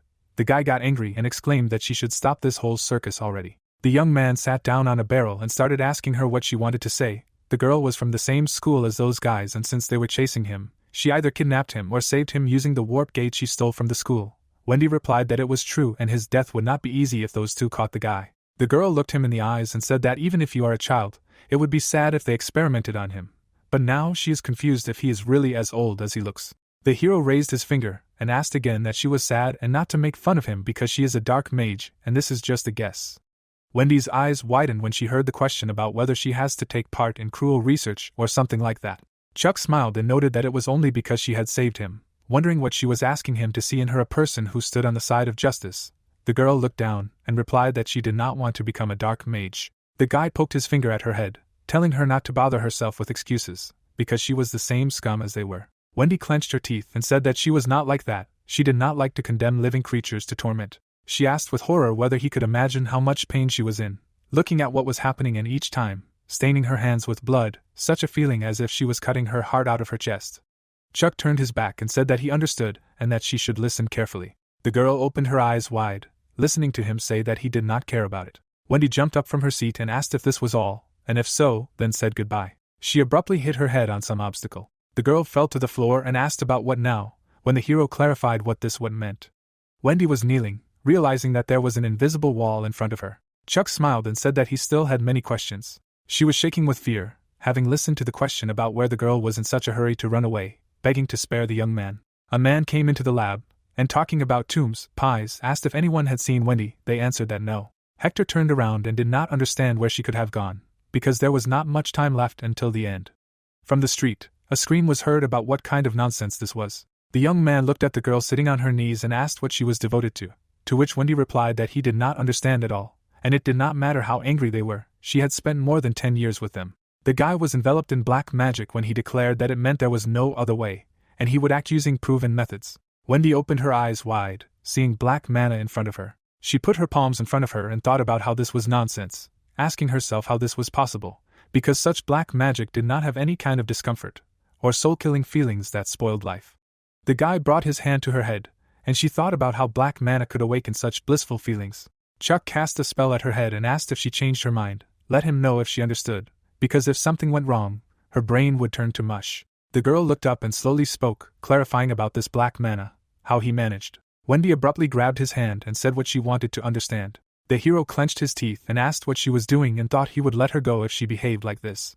The girl began to cry and, crossing her fingers, begged that if she did not want to be left without the ability to think, then let him take her as an apprentice. The young man looked away, asking again. Wendy lowered her head and began to repeat, but received a negative answer. She abruptly grabbed his robe. The girl began to lift him up when the guy asked what she was doing.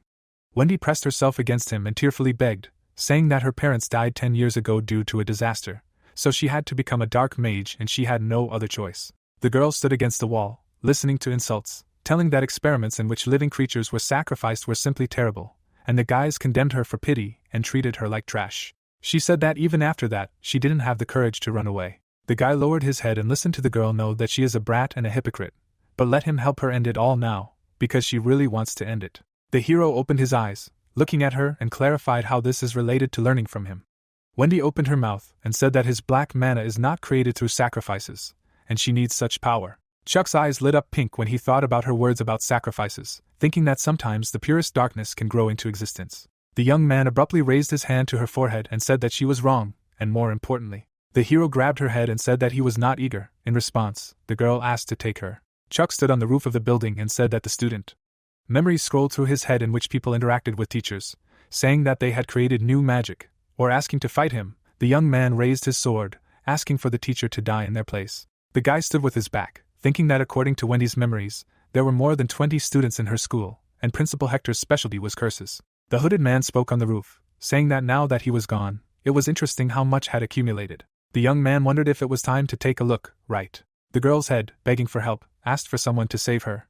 The two villains looked at the jar with the head and talked about how wonderful it was, because they usually begged for death, asking if the cancellation of the curse affected her speech too. A shelf with jars was shown, when one asked the other if he had any more body parts, to which he replied that they had been experimenting a lot lately. The young man, using invisibility magic, listened to their conversation about how one had heard that they would soon have many new test subjects, the other said that it looked like they would be able to do some cool experiments, and reasoned that they had enough audacity to do God knows what with dark magic within the walls of the academy. The students walked down the hallway and discussed how experimenting on people was so cool. Everything else pales in comparison when you look at the speed and quality of the results.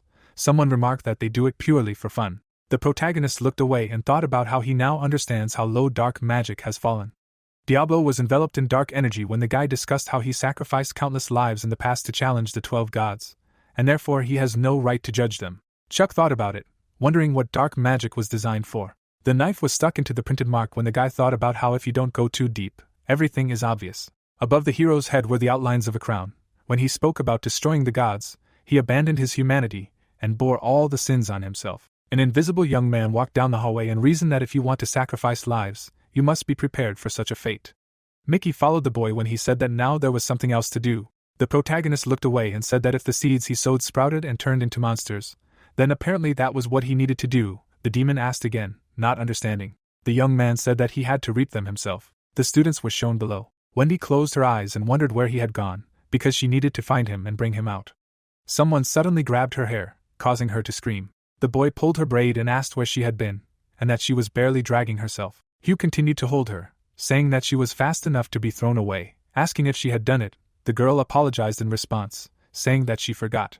The villain smiled, grabbing her hair tighter, and said what he meant by saying that she forgot. That's how. He looked into her eyes, wondering if she had relaxed too much lately.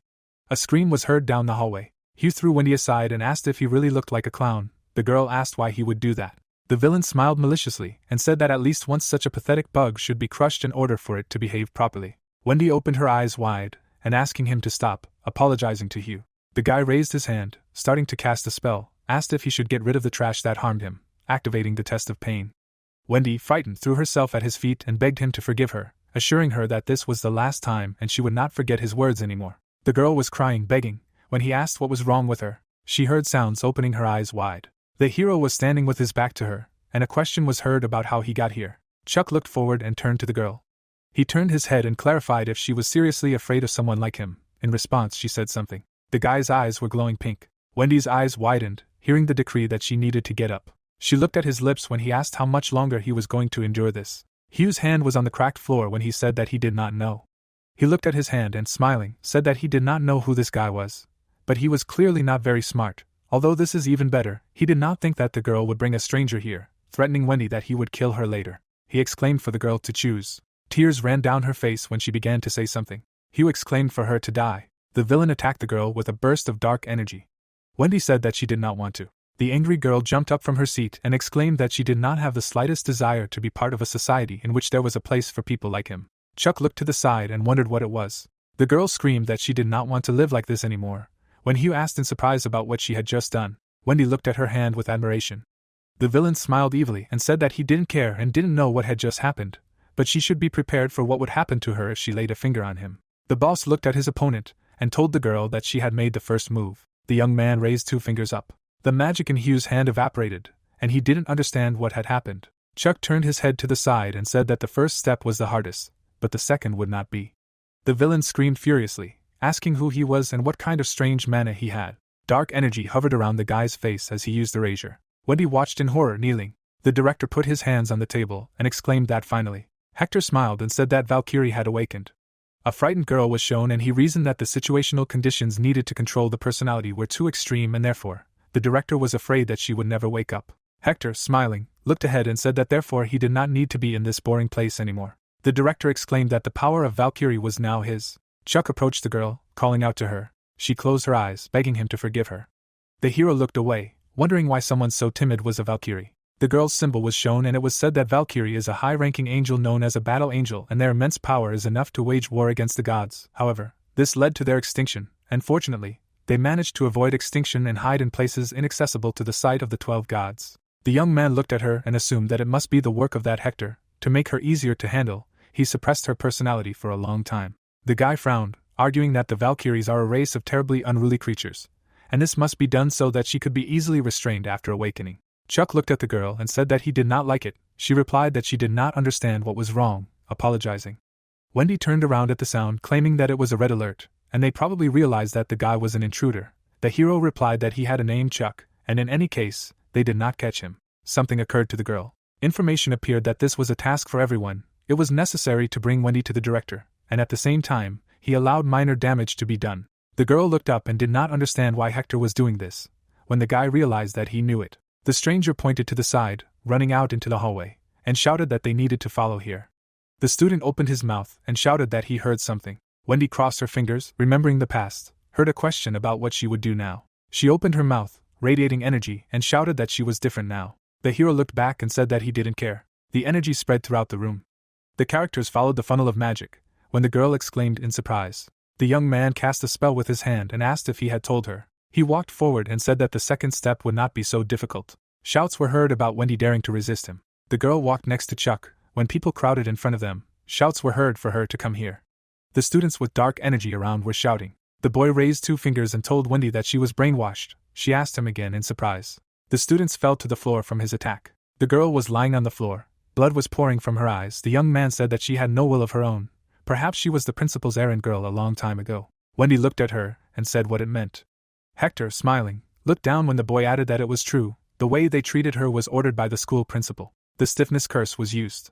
A magic sign appeared in front of the student when the migraine curse and the vomiting curse were used. The student crossed his fingers, using the sneezing curse. It was said that the curses were returning. The students were sneezing and coughing while lying on the floor. Chuck turned to the girl and told her to get ready. Wendy was kneeling and mumbling something. She gritted her teeth and said that she was angry because she had to endure all this for so long without understanding anything. The boy turned around, pushing away the thought that her true nature was slowly starting to show, and asked about it. He kicked the girl, shouting for her to go fight. Wendy flew at the students, shouting for him to wait. The girl opened her mouth, saying that she did not know. Her opponent raised his hand at her, attacking when Wendy said that she did not know how to fight. The villain looked at her, gritting his teeth, and the girl looked at her, wide-eyed in fear. The opponent attacked her, using the itch curse. The girl leaned back, glad that she managed to dodge. The young man behind her screamed, using the toothache curse. Wendy turned around in panic. She broke free from his hands and launched a powerful attack, screaming that no. The opponent flew far back. The girl was happy, watching what happened. Chuck looked at her and shouted that this was her strength. She needed to believe in herself and fight. The schoolboy raised his finger and asked what he thought brute force alone would be enough, adding that she was still just pathetic Wendy. The villain directed magic at her, using the curse of blindness. The girl stepped forward, thinking that her body was moving where she wanted. Wendy moved from side to side, when the opponents did not understand what was happening, exclaiming about protection. The girl ran forward, attacking her opponents, thinking that it was as if her body did not belong to her at all. The young man turned back and asked the students that everything was over with that part, and what they were going to do. The guy was enveloped in magic when he noticed that it seemed like they finally realized the difference in strength, and wondered if there were only newbies like them here, right? Dark magic hovered around the protagonist when he said that no matter, he had long agreed to collect all the sown crop, calling Mickey. The demon flew over the villains. The guy was happy, asking him if he had finished marking all the newbies. Mickey marked the students with a pink mark. The young man brought his palms to his face, saying that if so, then it was time to start harvesting. The hero used violet rampage magic and pink energy fell on everyone present. Chuck and Wendy stood by the corpses of their opponents. She looked at the guy in surprise. A question was heard about what it was. The stick hit the floor, with the statement that all his children were dead. The school principal smiled, watching, said that he was glad to meet him, that he was the owner of this place, Hector. The man looked at the main character and noticed that judging by his skills, his appearance was deceiving, wondering if this was true, asking a question about what or he had some kind of chronic disease. The guy asked again about what if it was true. The principal laughed and said that he understood, so this is such a role. Chuck smiled, looking at him, thinking about the role. Hector stood in front of the young man and said that since he was so strong, clarified how about working for him. The hero asked about what he could offer him. The man looked him in the eyes and said that he had a plan. If he succeeded in it, then. Wendy behind Chuck's back opened her eyes wide, listening to the fact that it would not be difficult to destroy an entire nation, to which the guy asked again, really? The young man looked straight ahead and asked if he had any special methods. Hector lowered his staff and noted that he was quite greedy, and they did not even have time to shake hands. The guy thought about how this was all for some nation, answered with a serious look that he was not interested. The director smiled, saying that it was a pity. Wendy suddenly began to scream, addressing the man about why he ordered them all to bring her to him. The girl clasped her hands, listening to how incredible she was, and how she had an unimaginable amount of life force. Hector smiled and asked again about what she wanted to know, said okay. Wendy was stunned when she heard about how the man wanted to reap the fruits of his efforts after she woke up. The principal remembered carrying her in his arms and wondered if she had any idea how much trouble he had gotten into when she fell on his shoulders. Hector looked at the girl and spoke of how it had taken a lot of effort to suppress her true nature and how she would awaken in the form he wanted her to be. The principal stood by the corpses of the children and declared that he had created this school for her personally. Wendy looked up and said that every time they bullied her, Hector would come to comfort her. She looked at him and declared that now that she remembered it, he never stopped them. The man smiled, saying that once he had lost his nature, trembling in fear and hiding in corners, he was beside himself with joy. Wendy sighed, falling to her knees. The principal extended his hand, declaring that she had now simply awakened from the anger he had nurtured in her for the past 10 years. The girl was kneeling as dark mana was drawn around her. She was out of her mind watching him. Wendy fell to the floor, exhausted. Chuck looked at him and said that so that's how it really was. The protagonist smiled and wondered what now, since he had just erased all the anger directed at him. The director tensed up, saying that this was nonsense, and that it couldn't be easily gotten rid of. The young man smiled evilly and said that he couldn't even imagine how easy it was. The guy looked at the man, saying that it might seem impossible to him, since no matter how hard he tried. Chuck stated, asking that the director was still just a pathetic piece of shit who hadn't reached the 7th rank, right? Hector was furious, calling him a bastard. It was said that the dark mage Hector could not reach the 7th rank, and if anyone brought up the topic in any way, the director would deal with them immediately. A man was shown looking through the half-open doors. It was said that having the title of Curse Master, having risen to the top in the field of studying the dark arts. Hector, kneeling, looked through the crack from which light was emitted. It was said that a wall appeared in front of him, because of which he was stuck at the 6th rank. The man was angry, exclaiming. He hit the staff, warning that his suffering would last forever. Hector, with his mouth open, ran to the attack, exclaiming that despair would not leave him. The burning snake hydra magic was used as the hero questioningly watched what was happening. The director narrowed his eyes, smirking. He was sitting at the table when a certain creature approached him. Someone looked at him and said that this time they needed new test subjects for the new medicine. The man listened attentively to how they thanked him and said that it was interesting. Hector hit his staff in front of him. The young man smiled and noted that he was cruel, and it probably looked like the wildest pain when his skull was broken. The man tensed up and replied that despite his appearance, he was a master of curses. Chuck raised his hand with a dark magic ball and said that even if it was so, he should not lose his vigilance. The director pressed the staff to himself. There was pitch darkness around. He silently thought about something that was quite funny and very interesting. The man laughed, surrounded by dark energy, and said that who would have thought that he would fall victim to mental magic, asking to show the enemy more. A huge magic eye appeared in front of Hector and a question sounded about how else. The director thought, looking away. He pressed his staff to his head. Chuck smiled, wondering what he was doing. Was he trying to show with his actions that he was able to influence his own mind, and his skills were impressive? The hero understood that they were absolutely useless. The young man raised his finger up, using the curse of the dark spear. Dark magic was directed towards the director. He stood watching, said that it was enough. There was a large flash of energy. Mana passed through the protagonist. He felt pain when it was said about the counter curse, and that this was quite difficult dark magic. Chuck's hand dropped. The director approached him, grabbed his chin, said that the guy was holding up well, but he managed to get out of the abyss he created quite easily. Hector smiled and said that now he would completely destroy the young man's mind. The staff flared with red energy when he activated the aesthetics of slowness. The man looked at the empty face of the enemy and explained that from now on he would live eternity in one moment. It was said that 1 second would become a 10th, then 100th, and then 1,000th. The main character was taken by magic in Hector's hand. When the question arose about what experience a person would receive, it was an increase in all abilities to perceive. It was said that being in such a state, when it seemed to him that nothing would ever end. The question was whether he would be able to cope with at least 1 second, stretching on forever. The director laughed, exclaiming that this was the best thing he had ever created, and even though there had been a gap between ranks before. But, the young man smiled in response, asking about that. But what? Hector was stunned by what he saw and asked about how. The guy attacked the director, asking about that. Isn't it wonderful? Chuck looked towards the enemy, using an explosion.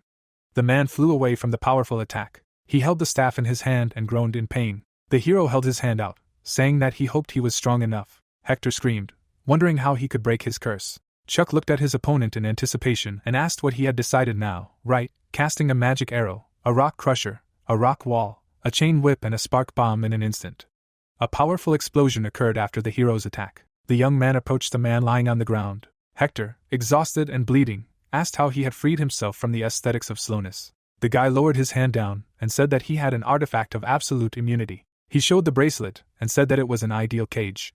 The man was surprised, asking about absolute immunity, how something like that could even exist. Chuck smiled, looking down, said that the world had never been logical. The director, bleeding, looked up and said that he was the ruler of this world. The young man kicked him, exclaiming that this was stupid. The boy opened his eyes wide and asked the question, did he really think that he would die so easily? No way. The hero stood over the man and spoke about how, given the sins he had committed out of his own greed and being the one who had planted the seeds, he was destined to reap them, activating the door of rebellion against the divine. Magic spread around as Chuck stated that he would continue to exist as a sinner, unable to live normally, or die. A chain was tied around the director's hand as the boy continued about how although he would have a wild desire to die every moment, he would become a being unable to die. The chain was wrapped around the man's head as the young man said that he was destined to become his servant, who would follow his every command. Energy in shackles was coming out of the director's body. Hector looked away and thought about his soul, which was looking down on him. The boy spoke about serving him forever. The director was frightened that he could not die in such a way that at least his soul would rest in peace. Chuck raised 2 fingers up and began to say that from this moment on his name was Milford, from now on and forever. The soul left behind the magic doors, when the man exclaimed after it. The girl was lying on the ground not far from the guy. She woke up, not understanding what was happening. Wendy knelt down, calling someone. The young man looked in front of him and said that since he was his servant, he should introduce himself properly. The creature greeted the greatest and said that his name was Milford, and he was the first lich he had created. The hero turned to the girl and asked how she felt, telling her to remember the words of the one who gave her 10 years of hell. Wendy looked down and replied that she did not know. Chuck came closer to her and asked what he would do now. She replied that, to be honest, she had no idea. The girl suddenly began to scream, begging him to take her as his student, to which she immediately received a negative answer. Wendy looked, not understanding, and asked why. The guy looked into her eyes and said that it was all because she was a Valkyrie. Valkyrie is an ancient race of angels. Diablo looked up. He watched the dragon, who attacked with flames, thinking that they are brave, never retreat and fight to prove their case. Chuck said that, unfortunately, this race once disappeared. The young man looked down and said that he could not even imagine how their blood could survive to this day, and perhaps she is the last of her kind. Wendy got furious, asking how her origin prevents her from becoming his student. The protagonist answered that the fact. The girl's eyes widened when she heard that Valkyries couldn't use magic. The guy turned sadly and said that there would be no point in teaching her. She asked if it was true. The carriage moved along the road. The girls looked at the animal. When one of them said that it was so cute, it was pink, Anna asked if she could touch it. The animal trembled, calling out to the master. Chuck smiled and said that he should say thank you for knowing how to use dark magic, otherwise there would be no chance at all. The animal asked to save it from the hands of the girls. The young man silently turned to the window and remarked on how beautiful the weather was. Afton screamed, asking for help from the master. A large window in sunny weather. The daughter pressed herself against her father, exclaiming. He remarked that 9 years had passed. Annabelle, clinging to him, cried and said that she was so sorry, she felt so stupid, because she couldn't visit Gerald all this time. Father, smiling, said that everything was fine, now she was here, and he was happy. Sarah stood next to the main character with a surprised face. Chuck grinned, thinking about what he still didn't understand. He remembered all the emotional moments from the past, where he was stroked on the head, hugged by his sister and mother, where Macy cried, met Harvey, and reasoned that even after rebirth, these so-called emotions seemed useless to him, and he was not happy. The young man looked at how his grandfather held his mother's hand, who said that she was really sorry, and he answered that she should wipe away her tears, because now everything was fine, and thought about how he was dissatisfied with himself. Diablo walked over the corpses while Chuck shook off the thoughts in his head about how he had to wait forever to get revenge and still considered emotions to be something unnecessary because they drive people crazy. Sarah suddenly screamed for her mother to stop crying. The grandfather paid attention, asking if this was her daughter. The girl looked up at Gerald and screamed that the grandfather was bad because he made her mother cry. Annabelle turned to her daughter, saying that this was not true, he was not guilty of anything. The father abruptly turned away, arguing that he did not think that he would hear such a thing from his granddaughter. Chuck watched what was happening, looking at his sister and mother, and thinking about something that he really did not understand. Gerald put his hands on his belt and turning to the guy said that now, it seems, she hates him. The hero replied that Sarah will soon come to her senses, she is quite kind. Grandpa smiled, specifying that it was probably Chuck, and said that he was waiting to meet him. The guy replied that he wanted to see him too. Gerald noted that at least he didn't hate him. The hero spread his arms out to the sides, answering that he hadn't given him a reason to, and he was his grandfather after all. The man hugged the guy tightly, saying that he was so glad to finally meet him. Chuck, in his arms, replied that he was too, happiness just overflowing, arguing about what was to be expected from Belle's family, because they were all so annoying. Deep night with a full moon, the father noticed that the hero was truly an amazing boy. He took a mug of tea from the table and said that despite the fact that his strength was at the level of the 4th class, he managed to catch a glimpse of the power that he possessed. Gerald crossed his legs and said that soon the boy would find himself in the center of the world, and he was not even talking about their kingdom now, asking if she understood what that meant. Annabelle lowered her head and replied that she and her husband were perfectly aware of everything. Her father added that exceptional talents would awaken the self-interest of the people around him. The main character was shown surrounded by strange creatures, and Gerald said that as long as he and Vincent were together, they would be able to stop them, but their abilities would not last forever. The woman asked her father what that meant, that he was giving them this thing. Grandfather looked at her carefully and said that yes, even if she was not able to stop everything that could happen, he was sure that it would definitely be useful. Annabelle lowered her gaze and said that she felt better thinking that she could protect her son. Count John was shown, and her father said that he was worried about him, specifying that he had heard how he crossed the road of the Guinness Church, hadn't he?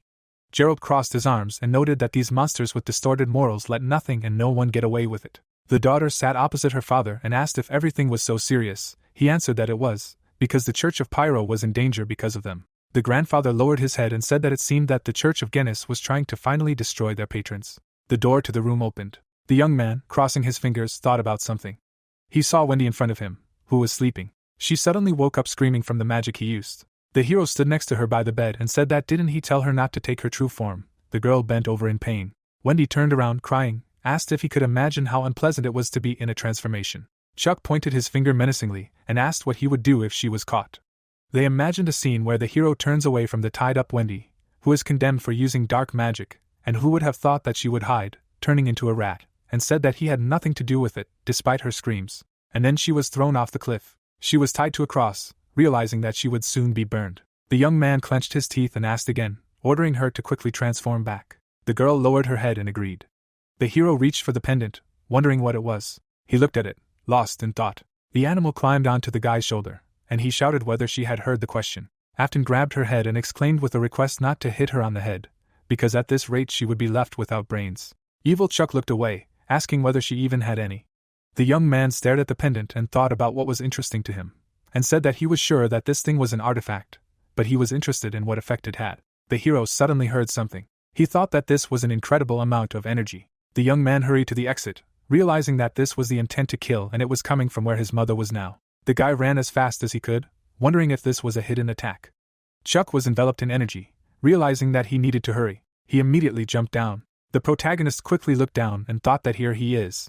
The young man looked at the man's back, thinking that only this man was too strong, and he would not be able to defeat him, and in this case. Chuck clenched his teeth, emitting energy, realizing that he would now grab his mother and run away.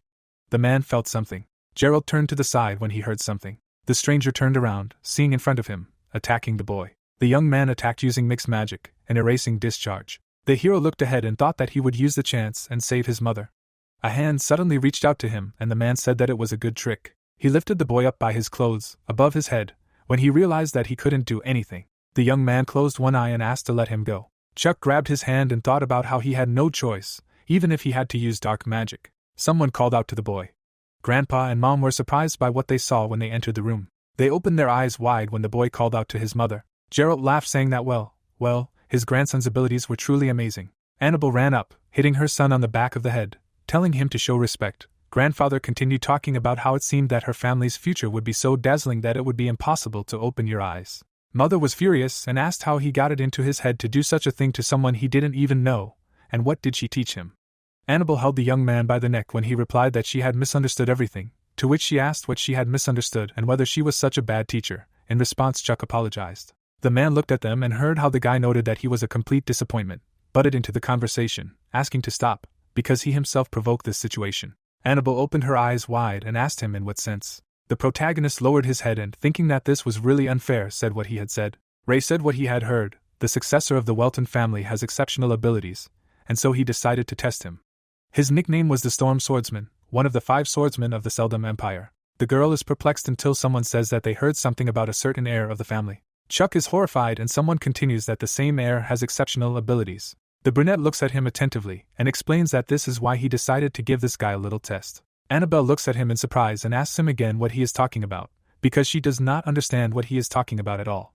The man stands and insists that he slightly showed his presence to this child and that he added a note of hostility. The girl yells at him. The grandfather asks her to calm down with a smile and explains that he did not really threaten anyone. The pink-haired girl frowns and notes that she does not want to hear anything and that if they do this to her son again, she will simply not leave it. Ray looks down and sadly asks her for forgiveness. Chuck is horrified and the girl asks him for forgiveness, because his mother simply misunderstood everything, to which she receives an awkward answer that he is fine and that no one could have known that he directed this energy, and only at him. The guy remembers how it was and notes that he managed to perfectly target a specific person and show his presence, and he wonders how strong the creature must be, that it was not affected by the erasing discharge, and that he probably assumes that he is terrifyingly powerful. The blue-eyed man points at him and asks if he is a sword master, to which he receives confirmation. The guy sits opposite, and the old man says that most likely the guy has a diamond eye and that the man in front of them is called Ray. The brunette sits calmly while he introduces him with the words that he is a sword master, who is popularly nicknamed the Swordsman of the Storm. Against the background of magical seals, someone says that the Empire is famous for 5 sword masters and that since none of them fought each other, it is generally difficult to determine the strongest among them, and adds that everyone around thinks that the sword master is Ted, who is better known as the Royal Sword, and that he is most likely the most powerful, and that John comes after him. Against the background of the brunette, the voice notes that he is in 3rd place. Chuck bows and says that it is a great honor for him to meet him in person and introduces himself. Ray is taken aback. Annabelle jumps up screaming, "What is he going to do?"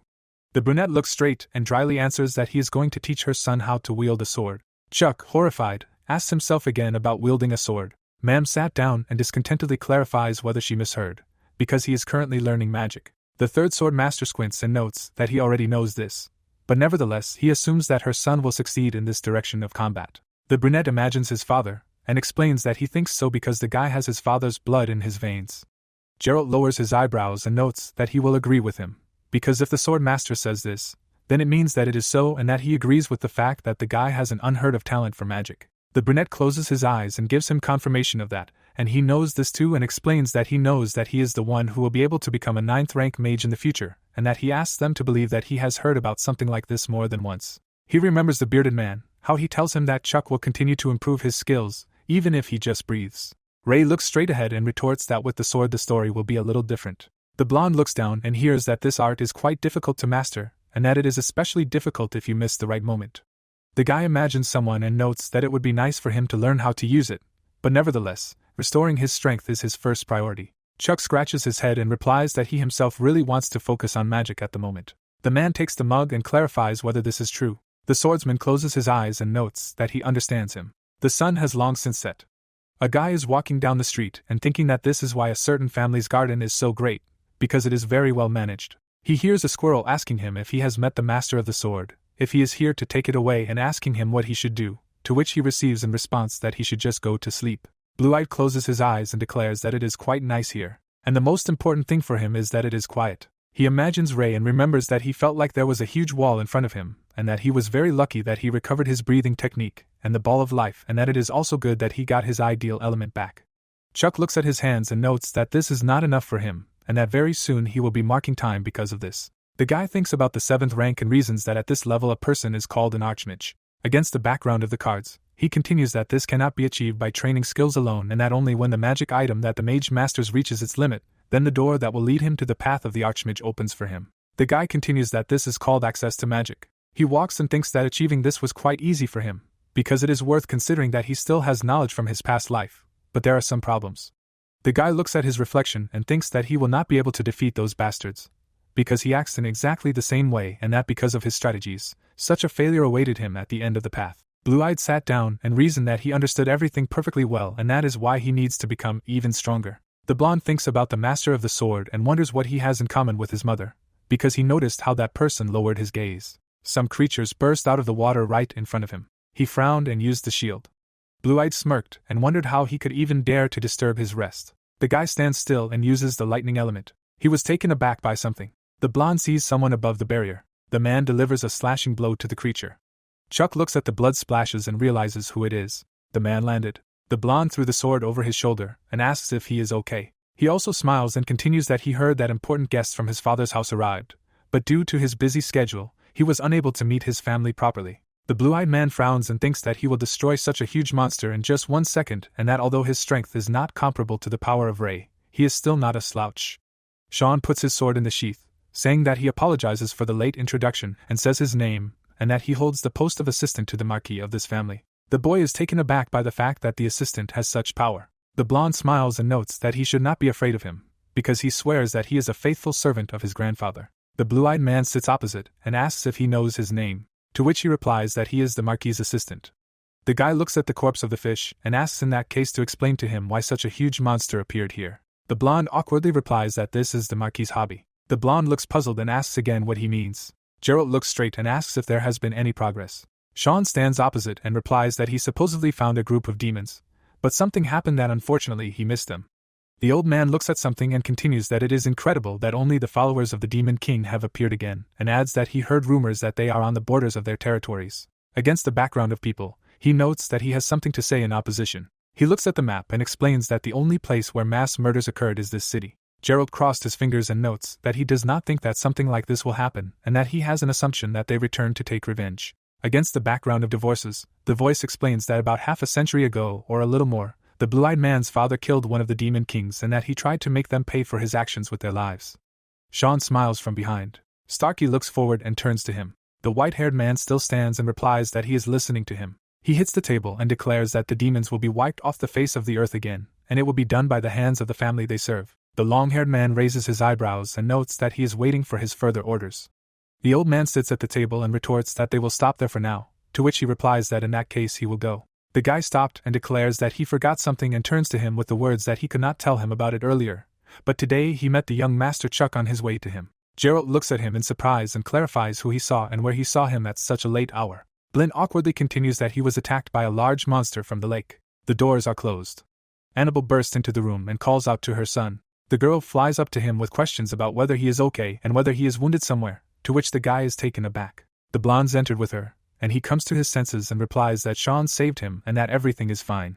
Against the background of the two, the mother notes that she was so worried and that if he goes out alone again, he will get it. The blue-eyed man agrees discontentedly, and hears indignation with a request not to answer her like that.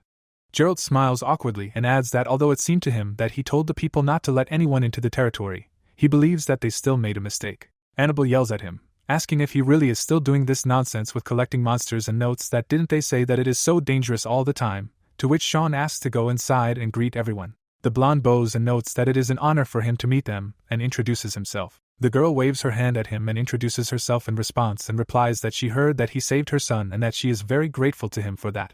The long-haired man smiles and replies that he is sure that her son would have coped with the monster himself just fine and that he was lucky to see its ability with his own eyes. Chuck looks from the side and you understand that he is a decent enough person and that he is strong and smart. The blonde smiles and the guy understands that today he gives off a completely different aura. The mother hit her son and asks if he thought that she had finished talking to him, to which he asks again if that was true. Geralt, smiling, assumes that his grandson will get an upset stomach before he has time to eat anything and calls his daughter to stop already, and the guy asks him to stop too, but hears that he is pining and asks if he wants to go for a walk with him. The mother is indignant about where they are going together.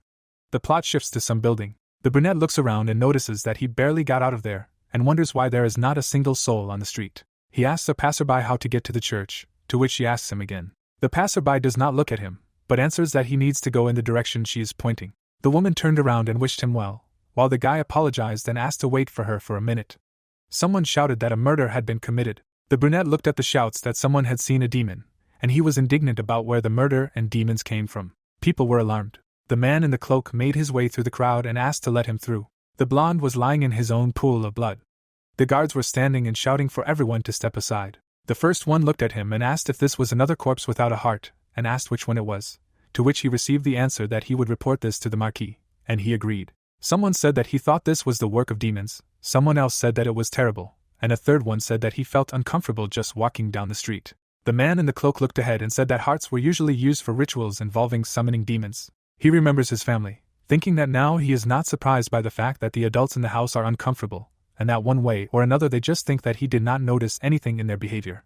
Sean smirks. The blonde is perplexed by his behavior. The blue-eyed man reasons that the goal of these people is most likely revenge for the incident, and if he says more precisely, he looks forward and clarifies that they want to take revenge on his family. He raises his finger.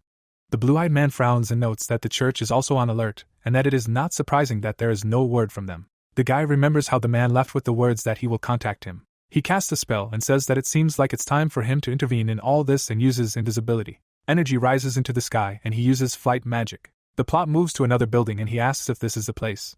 Chuck is taken aback. People in white are walking. Blue Eyes looks at one and notices that he has incredible holy energy. He watches from a tree branch and wonders if he is an archbishop, because he heard that there are only 3 of them and that he has incredibly powerful power, so much so that he gets goosebumps. The blonde looks at his grandfather and says something to him. Blue Eyes sits down and says that he saw Nate there and asks what they are talking about. The archbishop looked in his direction. He lifted his head and asked what it was. Grandpa turns and notes that most likely nothing special, maybe a squirrel, to which he repeats that the marquise is waiting. The archbishop closes his eyes and agrees to hurry in that case and adds that he has not seen the young miss for a long time. Chuck grins and asks where this man gets such good instincts. Blue-Eyed looks sadly and wonders if he is going to the marquise family and notes that it is even better this way, because now that there are no strong people here, something can be done. He looks at the building and continues that in this case he can get inside. The plot moves to the hall. The guy is perplexed, and the second one asks what is wrong. The brunette bursts into laughter. The man with pigtails asks if something good happened. Rick gets up and gives her a positive answer, explaining that at least he believes that it is. He smiles and asks his sister to rest for now, because he will be back soon. The doors swing open and a voice declares that this is his territory, and that there is nowhere to hide. Rick runs and calls Chuck. The blonde is taken aback. Someone looks at the structure and says that he feels something coming from there, and that it is most likely some kind of sanctuary, and asks if it is a place where they glorify God. Chuck folds his fingers and decides to do something in that case. Someone touches him. The blonde is horrified. The man in the cloak asks who it is. Rick pulls his hand away. Chuck recognizes him and asks if it is him. The man with the bandage scratches the back of his head and notes that he really wanted to scare him and that it is really quite difficult. The blonde points his finger at him discontentedly. The guy shuts him up with his hand and asks if he should be caught according to his plan. The green-eyed man puts his finger to his mouth and calls him to follow him, because he knows a good place. Chuck looks at him and asks if he meant the archbishop's office, to which he receives in response that he is a very good person and that he most likely simply would not mind his presence here. The blue-eyed man frowns and asks if he could tell him what happened, because how could he even appear behind his back and not reveal himself at all? Rick frowns and asks if he came here simply because he missed him and if he really is not happy to see him at all, to which he receives a request to answer his question. The brunette stands in front of the statue and explains that everything is simple, because this territory is under the jurisdiction of the goddess, and that although he has not yet reached the full power of an apostle, here he is gradually approaching her. The guy puts his finger on his lip and reasons that it would be more correct for him to say that this place simply enhances his abilities, to which the second wonders if he has become omnipotent on the territory of the church. The blonde looks away, thinking that he doesn't feel the power of the dead from him at all and that he didn't expect the apostle's powers to grow so much in this time. Chuck orders the eyes and suggests that he has some powerful tricks under his control, to which he replies that he came to them just in time because the goddess is looking for him. He kneels and declares that he will now give him a message from her. The blonde sees him casting a spell and asks what is happening. Everything is glowing. The brunette's eyes are burning. The blonde is taken aback, because what he sees is completely different from the last time. He takes on a different appearance, and the blue-eyed man notices that part of her nature is right here. The brunette glows and says in a strange voice that a disgusting demonic energy is awakening. Chuck is horrified. Rick looks at him and the voice continues that the dark forest is exactly where everything will begin, and that it must be stopped before it spreads further. The blonde gapes and hears that if this is not stopped, then her territory here will immediately fall. The brunette looks at him and continues that he must go into the dark forest, and that she hopes that he will not lose anything along the way. The light goes out of him, and she sums up that she leaves all this to him. The brunette sat down tiredly and declared that he finally felt better. The guy in the cloak looks displeased and clarifies what it was and how she even has the courage to demand something and immediately leave. Rick puts a finger on her cheek and asks her to forgive her, because his goddess is not in the best shape now.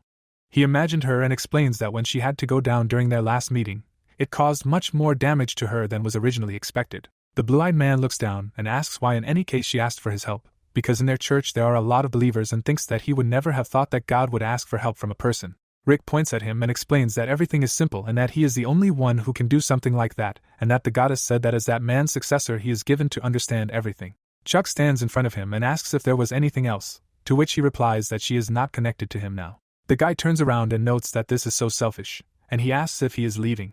He goes to the balcony saying that he needs to leave before the owner of the room returns. The blonde turns around and says that they will see each other later. Rick watches him go. He smiles and asks the goddess if his friend will be okay. The plot moves to another place. Someone is running. Chuck takes off his hood and notes that most likely he is late, while someone is already asking if he went somewhere. The blonde turns around in horror. Sean smiles. Chuck looks away and replies that he just decided to take a walk for a minute. He is very awkward. Pierre raises his eyebrows and explains that he feels unwell and asks what happened.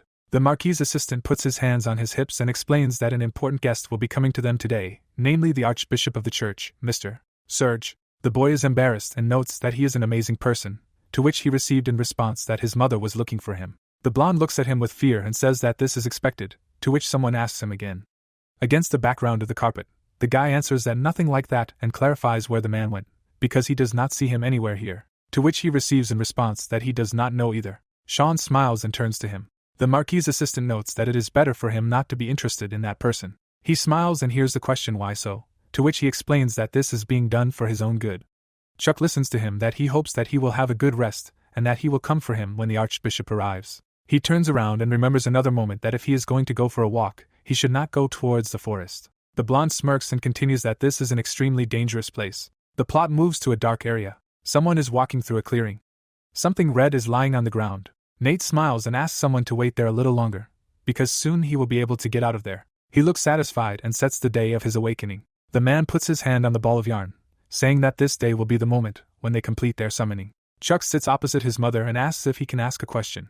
Annabelle sits with her daughter and allows him to do whatever he wants, and her sister parodies her. She stops smiling from his question about what connects her with her uncle, the sword master. The blonde looks at her and asks if she can tell him such a thing at all. The mother smiles and says that she can and decides where to start. She remembers herself at 7 years old and begins the story.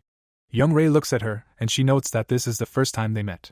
A window was shown when someone addressed Ray, noticing that he had grown a lot. The young man was standing next to his father when he agreed with the man. Then his parent asked if it was really because of his daily sword training that he was uncomfortable being in society. The fair-haired man looked at his comrade, who admitted that he was worried about not being able to find him a single worthy teacher. Then he offered to help him with the search, to which the brunette replied that he would be very grateful if he could find someone. Someone grabbed the guy's clothes. A young girl was standing next to Ray. Annabelle smiled widely when she said that there were a lot of butterflies. Then he asked her again. Gerald was in front of the young man's father when he addressed his son, saying that it seemed that his little girl was interested in him. Then the parent agreed with him, telling him to go for a walk with her. The boy's face was sweating as he answered yes. Someone picked a red apple. The girl was near a tree when she asked the older man to look at her. A scared Ray opened his mouth wide and shouted her name. She had a big smile on her face when she asked him again. The shoe slipped off the branch when she was asked to be careful. Annabelle started to fall from the tree. She landed on the dark-haired boy. Her happy face was shown up close when she exclaimed that it was so much fun. Then he asked her again. The brunette looked at the girl in front of him and said no when she asked him to do it again. The treetops were shown when she repeated the request, and he politely replied that it was not possible. The apple was split in half. Ray handed the blonde half, then she said that it was very cool. Annabelle was standing next to a table with fruits when she asked the guy to do it for her one more time. Then he asked where she managed to get so many apples. The red fruits were shown up close, when an admiring exclamation was heard. The full moon changed to a clear blue sky, when the girl exclaimed that she had decided. She had a stick in her hand, when she said that she would learn the art of the sword. Then she was asked again. The blonde was in front of Ray, when she said that from this day on he would be her mentor. She swung the blade in front of herself. In front of her stood a dark-haired young man, to whom she asked how he liked her skills. Then he asked her not to even start, answering that she had no talent. After that she asked him again, and he just laughed. Someone slammed a hand on the table 3 years later. Jasper stood in front of the man's desk, who exclaimed that he had been told to stay away from the gold mine, and that he had told him over and over that it was too dangerous. The dark-haired man's face was sweating as he replied that he had no choice, and that he could not tarnish their family's honor. The blonde man's mouth was wide open as he cried out that if they lost their family, then there would be no meaning to honor. Annabelle stood next to Ray when she addressed him, telling him that everything would be fine. The boy ran to his father's bed calling for him, when he was addressed as a young master, informed of the head of the family. Blood ran down the man's face when his son asked him to get up. The boy stood in front of the tombstone when it was told that after the head committed suicide, the onyxes fell. Gerald stopped behind him as he addressed him by name, asking him to be with his family from now on. The girl looked ahead pitifully as she called the boy big brother. Ray looked devastated. Their hands touched as he told her that everything was fine. The man was shown from behind about a year later. Annabelle was sitting on the ground as it snowed. She had sat there in the summer 2 years later. The armed youth held his hand out in front of him as it was explained that he had become obsessed with training his swordsmanship in the name of revenge. A tree was shown without leaves. Ray looked away carefully. His back was turned as he said his girlfriend's name. The castle was illuminated by a full moon as it was told that 4 years had passed. Elegant ladies and gentlemen were shown. In front of the confused girl was a man who noticed that she seemed to be alone and then offered to take her for a walk, to which she thanked him, saying that she was fine as is. The brunette watched the two boys exclaim that she was beautiful, wishing him luck. Ray's mad face was shown up close as he called them vile bastards, asking how they dared. He pinned the man to the floor with his foot as the man told him to shut up. The dark-haired boy's eyes were shown up close as he said that if he cut out their tongues, they would no longer be able to fool around with his girlfriend. The scared man gritted his teeth as he lay on the floor. Annabelle opened her mouth wide as she addressed her older brother. He turned around, looking back and saying her name. The nervous girl folded her arms, looking forward as she thought about how this was not the man she knew. The carriage was driving down a crowded street. The boy in the military uniform stood up straight as he introduced himself, saying that he had recently become the head of the family, adding that he wanted to rely on the Marquise's advice. There was a wide smile on Annabelle's face as she gave her name, saying that it was an honor to meet the head of the Welton family, and then asked him to sit comfortably. The air around her sparkled. John looked confused. They were sitting across from each other when Gerald said that Count Welton was quite famous for his sword skills, and that there was talk that he would soon become the next master. The blond boy turned towards the Marquis when he exclaimed that this was an exaggeration, and that he was too busy trying to learn the family weapon technique, when he replied that no one there doubted that he would become a master of the sword.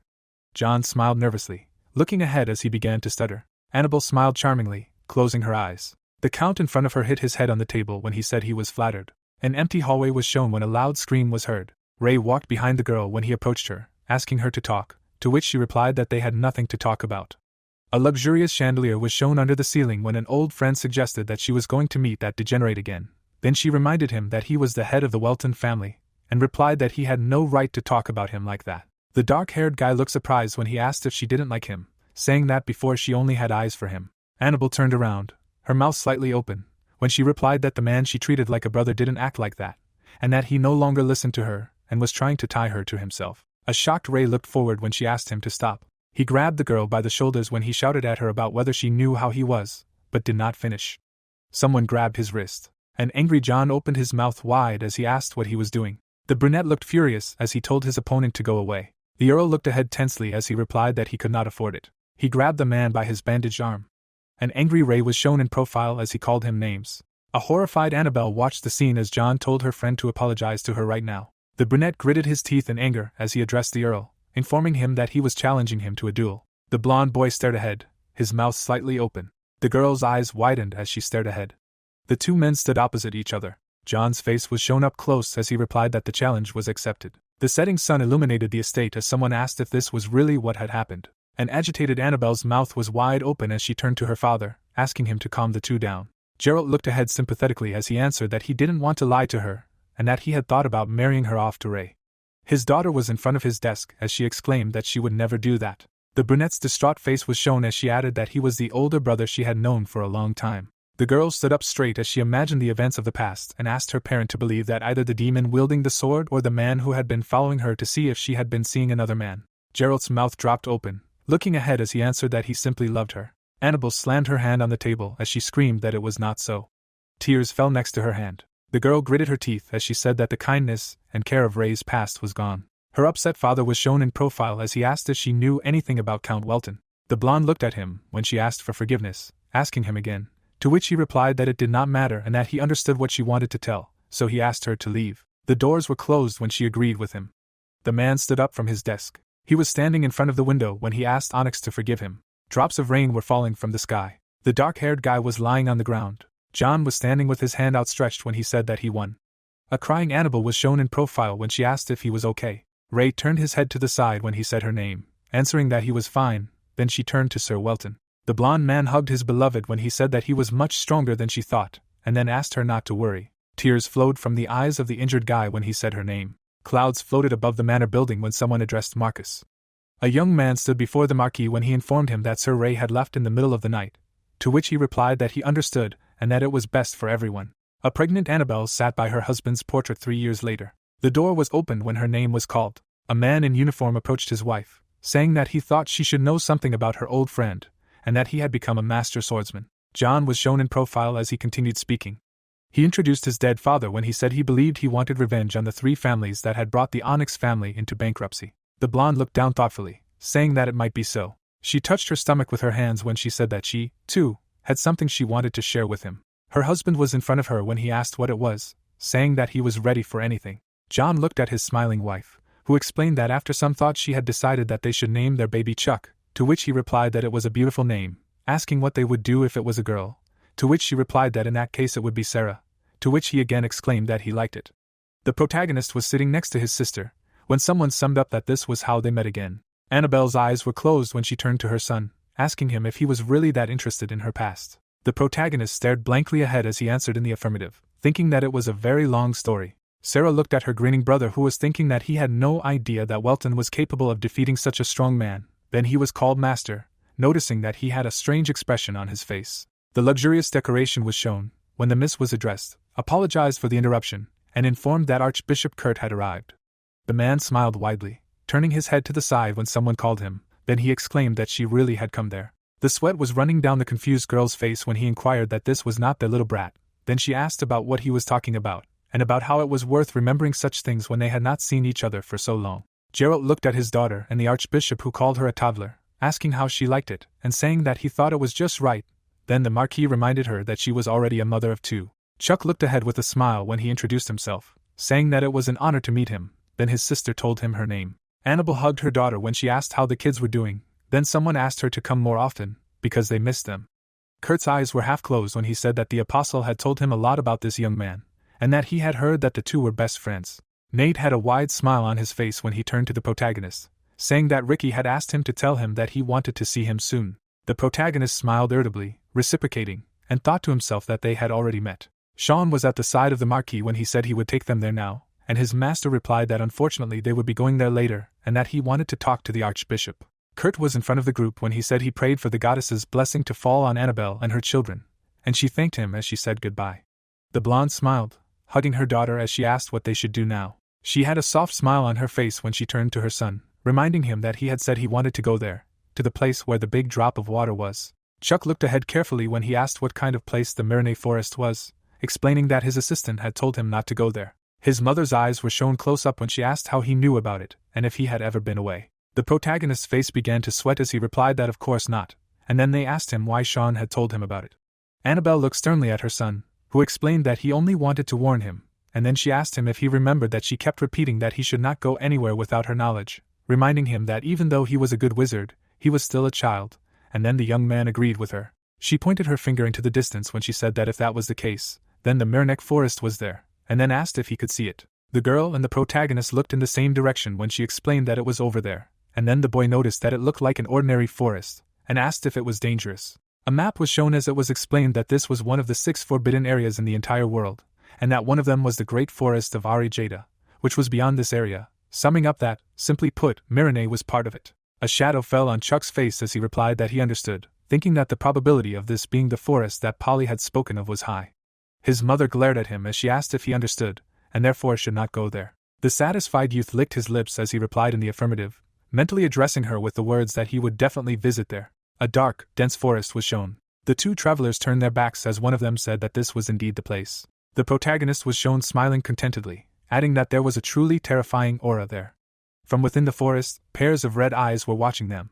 A pillar of light appeared in the distance as chain lightning and explosion were used. Someone in a cloak was shown as he said it was a hassle. He was shown from behind as he spoke of a forest where black mana could not be used. Someone jumped up, calling him master.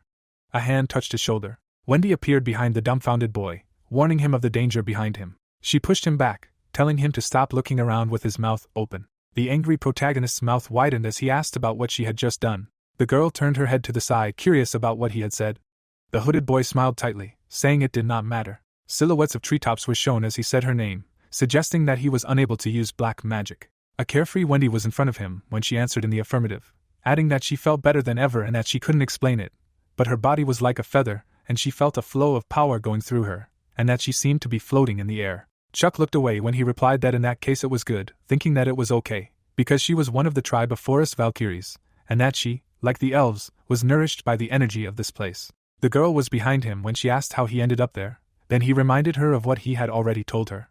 They introduced the dark-haired girl when she suggested that it was at the request of that goddess, to which the master responded in the affirmative. Then the subordinate inquired about what they needed to do. Streams of dark energy rushed to the guy's leg when he began to talk about what should be done first. Suddenly, a black aura surrounded them. Valkyrie and the protagonist looked scared. The girl closed her eyes and screamed loudly. The boy's palm was open. He looked up in surprise as he fell, realizing that he couldn't fly. The cloaked protagonist continued to fall as he wondered what kind of forest this was, realizing that if he hit the ground at this speed, he would crash. The protagonist looked ahead in confusion. Wendy's mouth opened wide in fear as she assumed that they were alive. The hooded master had his back to her as she turned to him, asking where they were, and he offered to let them look. A light energy appeared above him as he cast the light spell, then said that they were in ruins. Ancient symbols were shown as Diablo recognized them. His mouth was slightly open as he read them. In front of him was a huge gate. The doors began to open. The surprised Valkyrie stood next to the owner when she let out an excited cry. Then the owner said that he did not know who made it, but it looked interesting. The protagonist remembered the man in the ornamental cloak when he thought that he never imagined that he would find the symbols used in his past life there. The fortress wall was illuminated by a full moon. The scarred man's face was shown up close when he smelled blood. A man with a torch appeared in front of him, calling him boss and informing him that they found someone unconscious. A bloody body was shown when someone said that he had no heart and that it must be the work of demons. The guard with the torch walked away from the victim when he was ordered to inform Sean. The guard frowned when he thought about how strange it was and that, judging by his appearance, he had been killed about 4 hours ago. The lookout produced a map of the fortress when he explained that it was a patrol chart and the route that soldiers took during guard changes. The dark-haired man looked down seriously when he thought about how no one had reported him. He began to open a scroll when he said that as much as he didn't want to point a finger at anyone, he needed to check the patrol schedules. Suddenly, blood gushed from his chest. A stranger in a cloak appeared behind him. The assassin grinned, holding a heart in his hand when he called them fools and added that they should look for him and that he would see if they could catch him. Sweat broke out on the stranger's face. Someone gripped the hilt of a blade when he said that they had finally met. Sean smiled pleasantly when he said that he had put himself in a rather awkward position because of him. The blonde rushed past the assassin, who asked if it was the chief advisor by any chance. Blood spurted from the hooded man's body.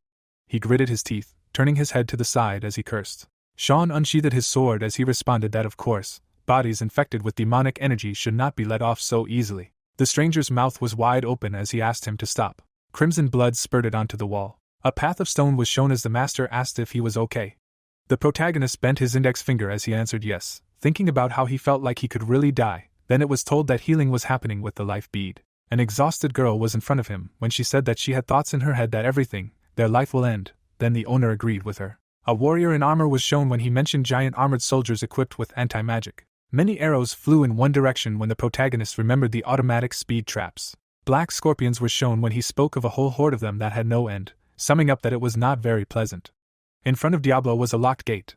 When he assumed that this was finally it, then the Valkyrie asked about what was written there. The guy in the hood parted his lips when he answered that this was the place where it slumbered. Suddenly, the gate opened. A smiling Wendy stood next to the master as she asked the question. A clawed paw was shown as she wondered what could be sleeping there. A huge beast with a collar looked at them carefully. Sweat appeared on the shocked boys' faces as they thought about it being a bear. A joyful Valkyrie folded her arms in front of her as she exclaimed that it was very cute. A huge paw hovered above her as she turned to the master, inviting him to look at how big the teddy bear was. A frightened protagonist was shown in profile as he asked her to be careful. The paw struck, sending rocks flying in all directions. The boys fell to the ground. The beast looked forward with fury as it said that they were fearless to come there. One of the protagonist's eyes was open as he wondered if he knew who he was, thinking that it understood human language. The clawed paw held a rock as it told him not to pretend he didn't know. The bear threw the rock forward. Diablo's eyes widened as he used the barrier skill. A transparent dome appeared above him. The rock broke through the barrier. The blonde boy was shot in the chest. A worried Wendy was shown in profile as she addressed the master. The boy in the cloak was lying on the stone floor. Blood was pouring out of his mouth as he cursed, realizing that almost all of his ribs were broken. The girl sat him up, holding him as she called him master and asked if he was okay, to which he replied that at least he was alive, thinking that it could have been much worse without the life bead. The bear opened his mouth slightly, looking forward as he explained that once he nullified that power, he now had no way to resist anything. Valkyrie continued to support her master, who assumed that the man had blocked his black mana, and then asked how. An angry Michael swung, saying that it was none of his business. The girl clenched her fist as she stuttered that she could. Wendy took the blow from her opponent as she exclaimed that she could protect her master. There was blood splattering on the wall as a loud scream was heard. The hooded man's mouth dropped open as he realized why it had been done. Sean glared menacingly as he replied that he had crossed the line and ruined everything, and that he remembered telling him to leave the soldiers alone. The cloaked assassin stood before him as he said that the sword master had left again and that there was nothing to be afraid of when he was cut off. The blond man had a smile on his face as he said that perhaps the punishment had not been enough. Blood spurted from the wounds on the man's face. He fell to the ground as the advisor replied that he didn't care about the sword master. Sean turned his back as he explained that the most important thing from filthy demonic parasites like him was obedience. The blond boy looked away intently as he added that everything had to go according to the leader's plan. The ceiling of the dungeon was shown. The girl leaned forward, slowing her feet. Valkyrie looked away in concern as she wondered about the master, then he praised her. The cloaked master began to cast a spell, using the 6-color torrential rain spell. The bear looked away with a tense gaze. He was standing right in front of the boys. Diablo and Wendy looked ahead in shock as they cursed in their minds. The body of the beast was shown, who explained that it was all because of their swinging left and right, then wondered why they didn't just give up. Valkyrie and her master gaped as they asked if he wanted them to just die, exclaiming that he attacked them out of nowhere. Michael was shown in profile as he answered that they left a disgusting object in his forest, and that since they had committed a crime they should be punished. The protagonist then asked what he was talking about since it was their first time in this place. The girl then confirmed his words. The bear frowned as he presented the object as he exclaimed that it was a lie and that this dark power protecting that demonic egg definitely belonged to him. The protagonist looked ahead in surprise as he asked him again, thinking that there really was such a thing in this forest. Michael clenched his fist as he told them to stop lying, adding that he would kill all of the demon's followers. He extended his paw to the side, swinging it as he wished them death. Diablo looked ahead with his mouth wide open as he replied that he came there to get rid of that thing at the request of the goddess Polly. A clawed paw stopped in front of his face. The bear looked ahead seriously, asking if he was lying. Sweat was pouring down the protagonist's face as he replied that he swears by everything he has. He turned away from Michael as he added that if he doesn't believe him, he should follow him to see for himself. The area with the pillars was shown as he replied that everything was fine and that this forest was part of the goddess's territory, so if he were to lie and defame her name, he would be immediately punished by the heavens. The bear presented the scales as he said that he didn't feel a divine presence coming from him, and that his power, which he had to suppress, was definitely not holy. The protagonist looked away intently as he replied, agreeing with him that he was not following her, and that they had only made a deal. He introduced a young girl in a white robe as he explained that she had told him to go into the dark forest and prevent that vile dark magic from awakening. Diablo's blue eyes were shown up close as he added that she said that he would understand why she wanted to send him instead of one of her followers once he was there. Michael looked away thoughtfully as he replied that it was hard to believe, but also impossible to deny. Wendy looked ahead, her mouth wide open as she asked him to wait and tell her about the demonic egg and the power protecting it. The depths of the forest were shown as he explained that it had appeared about a month ago, and that he had gone straight to dispose of it. The light belly of the beast was shown up close as he explained that a dark power was protecting it. The egg was shown surrounded by a dark aura as the bear described the power as incredibly dark, deep, and powerful. The veins on his clenched fist stood out. Michael swung at the object in front of him. His fist hit an egg as he explained that no matter what he did, he couldn't break through the barrier, so he had to block the energy around it from the start. The wounded man in the cloak looked forward as he replied that he didn't feel any divine power from him, and then asked how he blocked that power. A huge bear was in front of them as he explained that due to the artifact that looked like ruins, the protagonist then assumed that all of these ruins were ruins. The protagonist covered the mouth of the Valkyrie, who asked him again, noting that it must have cost a lot, and then he inquired about who created it, and how it knew the ancient language, as well as what the artifact was for. The beast was shown from behind as he replied that he had no idea, and that he only knew that this place was created about 600 years ago. Wendy and her master looked ahead as Diablo asked to ask another question, and then asked why he was still restricting that dark power. Michael looked down, his mouth open, as he asked him again. The cloaked blonde stood up straight, looking forward as he reminded him that he had blocked the power protecting the egg, and wondered if it was true that he had smashed it on the spot in that case. The injured boy's face was shown up close as he asked why he was storing that black mana in an unusable state. The tall bear continued to stand before the boys as he admitted that, to be honest, it was still intact, when they asked him why, assuming there were still some obstacles. Sweat was pouring down his muzzle as he explained that in order to block the dark power with the artifact, the caster had to be in the ruins, and that he had yet to meet anyone who could help him destroy the egg. Wendy and Diablo looked shocked as they cursed in their minds. They looked at Michael as he introduced himself, calling them pathetic humans. The beast frowned, standing up straight as he was called a bear with a lot of money but no plans to achieve it, and a plush toy with a long tongue that only said that everyone was pathetic and worthless. The girl looked ahead worriedly as her master asked him if he could sense her power. The bear's pupils narrowed greatly as he assumed that it was the Valkyrie's life force. The protagonist raised his hand to his head as he replied that no, and that it was something else, something similar to his, adding that it was also blocked, and then wondering why, and if it was the same power that protected that item. The crimson egg was shown as it was explained that it was something else, and that the power that Michael blocked was exactly his, but not hers. The protagonist looked forward thoughtfully, thinking that only Origine should have his black magic. He opened his palm in front of him as he asked the beast to remove the power restriction and release them, explaining that he was going to see for himself. The bear looked angry. Wendy smiled widely as she asked to trust them, exclaiming that if the master could use his power, he would be able to deal with the egg in a matter of seconds. Michael's angry face was shown up close as she reminded them that the goddess had sent them. The beast snapped his claws as he agreed. Suddenly, Diablo's eyes widened. He looked at his fist with a smile as he said that she had returned.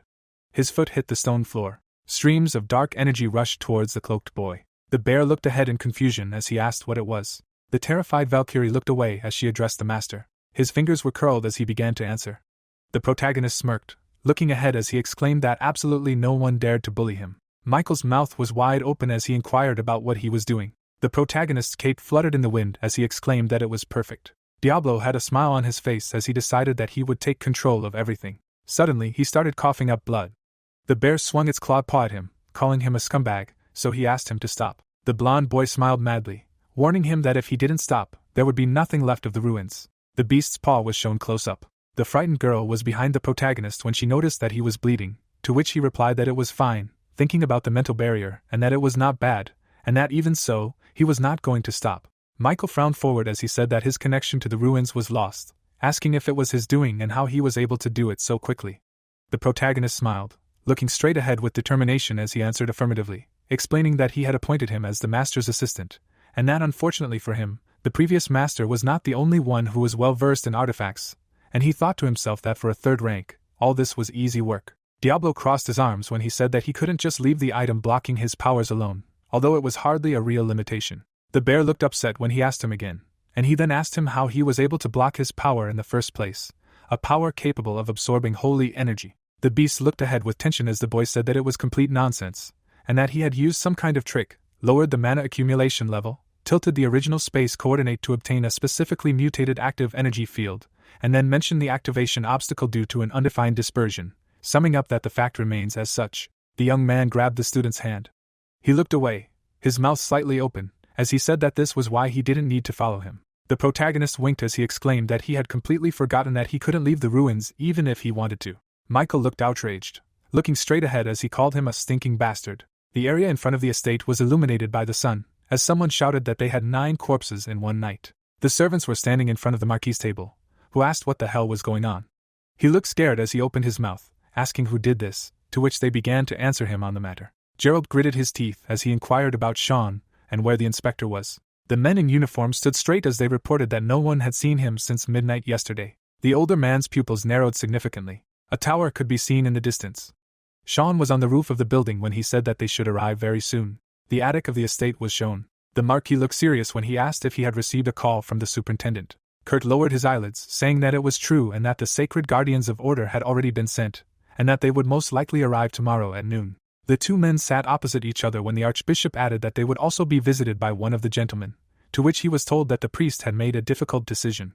The long-haired blonde smiled when he remembered the words about how they looked after Afton well. After all, it was their second sacred land. Sean stuck out his tongue, licking his lips. His face was reflected in the blade of the blade when he thought about how it would all be over by the time they arrived. The two young boys stood with their backs to each other. Strange symbols were shown when someone said that he had no words.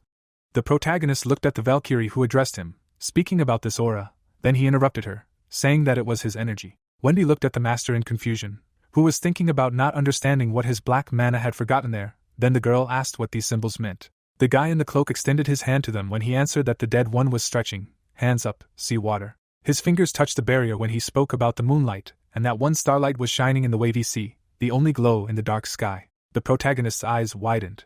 He remembered the red-black space and the words about the wavy dark sea and shining starlight, and that the dead one was stretching his hand over the sea water. Gray robes were shown when someone mentioned the only moonlight in the dark sky. A young man held a book in front of him when he said that an old man raised his hand and sank into the darkness. Diablo's face was shown up close when he spoke of devouring even the darkness, a beast that thirsted for everything.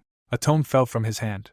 The pages were torn out when the mage promised someone a very distant future, and then addressed Leviathan. The protagonist looked serious when he opened his mouth, saying that this grimoire was part of his existence, and then wondered how he could forget such a thing, thinking that it confirmed everything. Someone in a cloak was shown from behind when the protagonist thought about how his memories were incomplete, and how he accidentally remembered the rebellion against divinity, and how it was strange that he did not feel some discomfort due to the holes in his memory. The pink-haired girl looked at the master when she asked if he understood something, to which he replied in the affirmative. Diablo held an ornament in his hand when he told her to take it.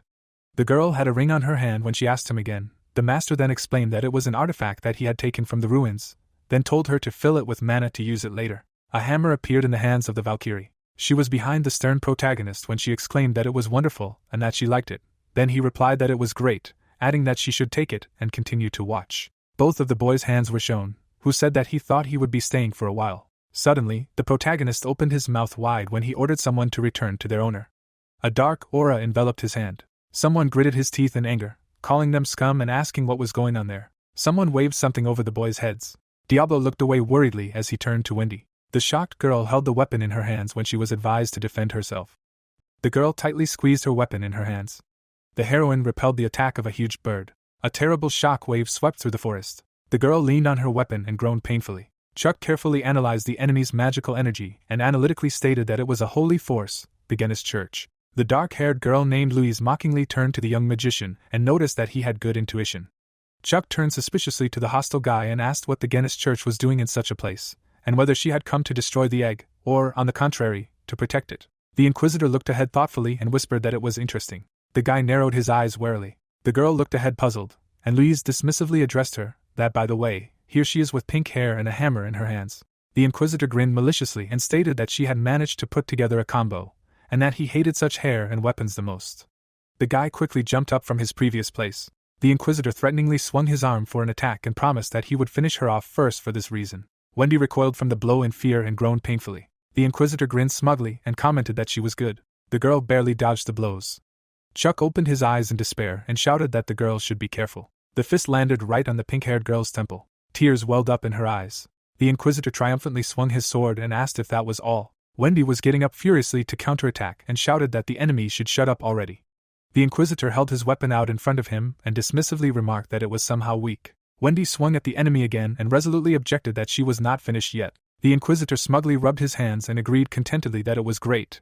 And what did she plan to do then? Louise frowned slyly and suggested that she should try to deal with it. The guy suddenly appeared behind the girl. The antagonist made a cruel blow. Blood gushed from the heroine's back. Chuck looked desperately into the distance and shouted the girl's name and thought that maybe a small blow would be enough. But if he stopped and helped her, then the situation would be different. A huge hammer hit the ground, and the girl selflessly ordered that the master should not move. The girl leaned on her weapon and in a desperate voice declared that she still had the strength to fight. The Inquisitor threw his sword on his back and mockingly sympathized with her that she was probably in pain, and that it would not be so unpleasant if she cut her in half, and mockingly asked again, well, was she seriously going to fight in such a state? Wendy straightened up bravely and asked if she really had another option, and that she should follow the master's orders. The Inquisitor turned to the heroes contemptuously and commented on what a good slave she was, and noted that children like her sometimes needed to act. Wendy smiled slyly and admitted that she knew and that she could do it. The Inquisitor raised an eyebrow in confusion, and the girl explained mysteriously, adding that only with elders. The blue-haired girl looked ahead in confusion, and her opponent used a curse to reverse feelings. The Inquisitor froze in shock from surprise and exclaimed in shock that Wendy looked ahead worriedly and thought that she needed to act now. The Inquisitor looked at the attack in fear, whispered that it was black magic. The girl managed to stretch her hand to the side.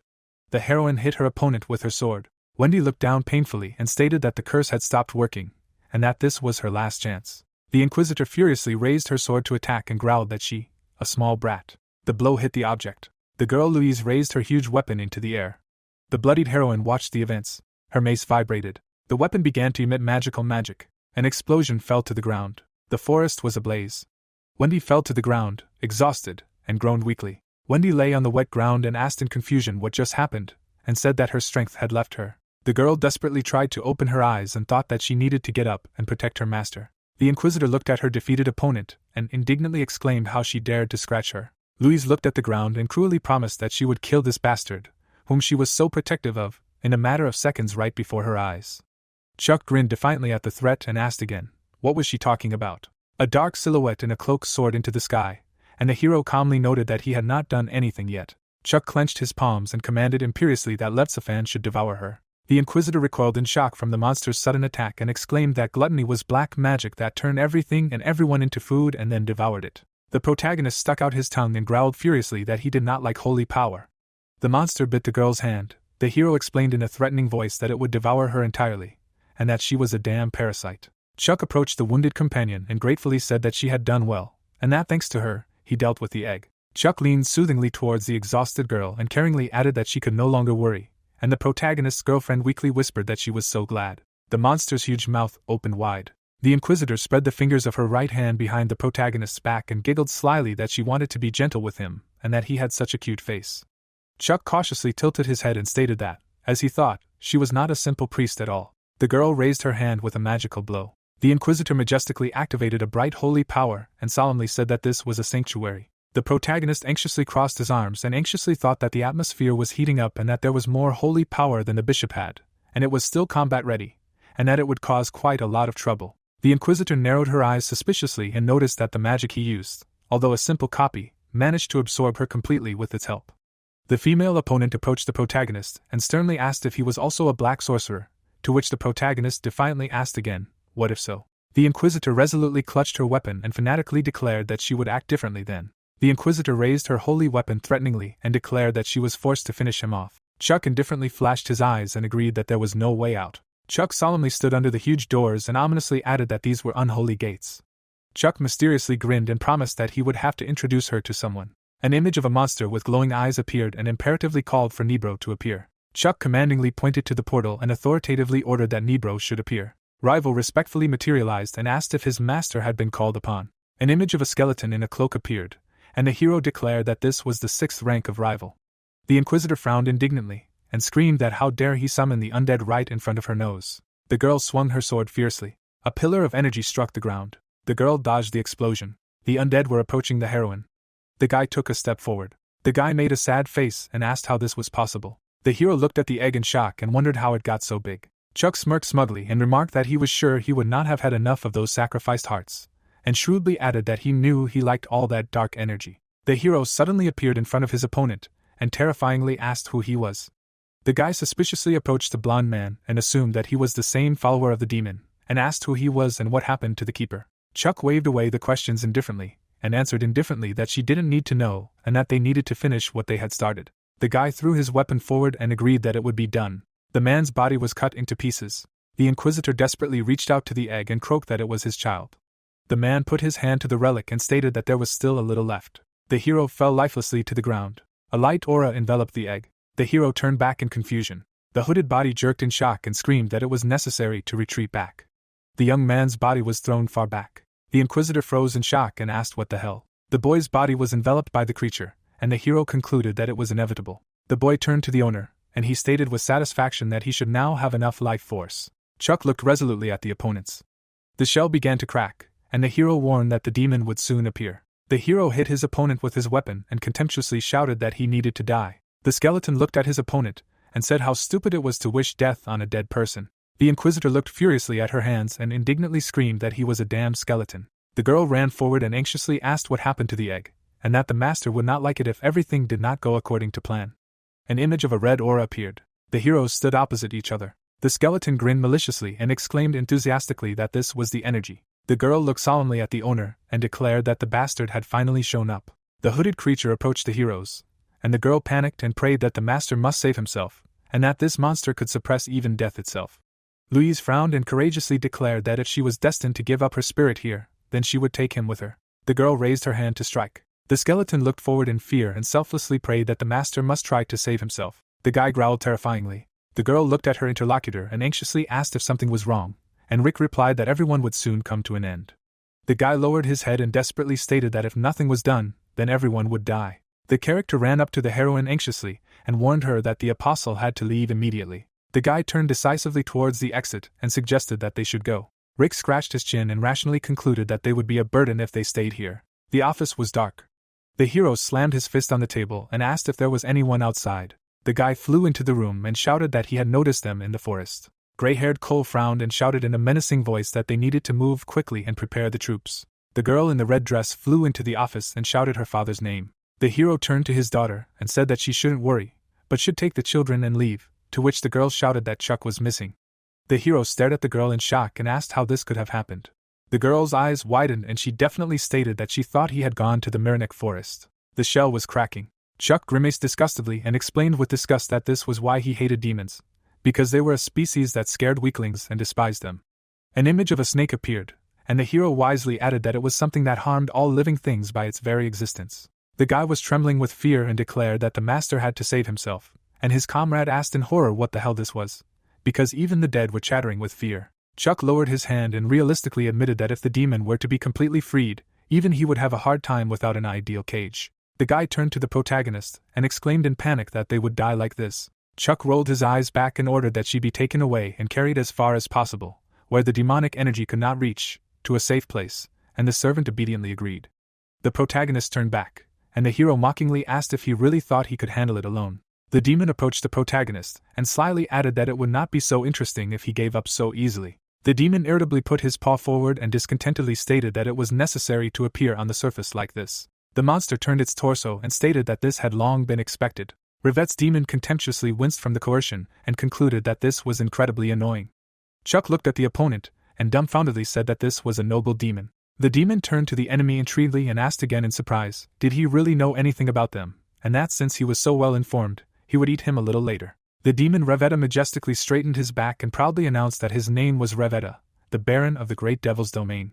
Chuck frowned in shock and thought that he was a baron, and that meant that he had at least the rank of a master. The demon looked at the protagonist soothingly and advised that there was no need to be afraid, and that he just needed to understand. Revetta took a step forward and adamantly stated that since he had come here, there would be no turning back. The protagonist activated his bracelet and commented contentedly on how nice of him to tell such a thing, and activated a protective spell. The demon Revetta greedily looked at the magical artifact and greedily offered that he had an interesting thing, and that if he gave it to her, he would die quickly and painlessly. Chuck raised his hand with the bracelet and asked ironically if he really looked like a madman. The demon Revetta, with an indifferent gleam in his eyes, stated that in that case he had no other choice.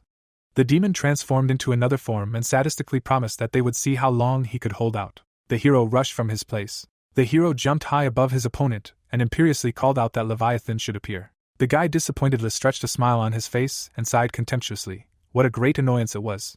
An image of a man on a tree branch appeared. The hero arrogantly noted that he was the weakest of the 5 nobles, a baron. The cloaked men were running around the city, begging the Great One to grant them mercy and courage. The white-haired boy threw his sword over his shoulder and said that he should have left someone to defend the house. The boy ran forward in confusion, shouting, and thought about the boss. The boy turned his head in confusion and wondered if they were sure. The boy named Rival carefully held the wounded girl in his arms, thinking that since he was alive, then the owner was too.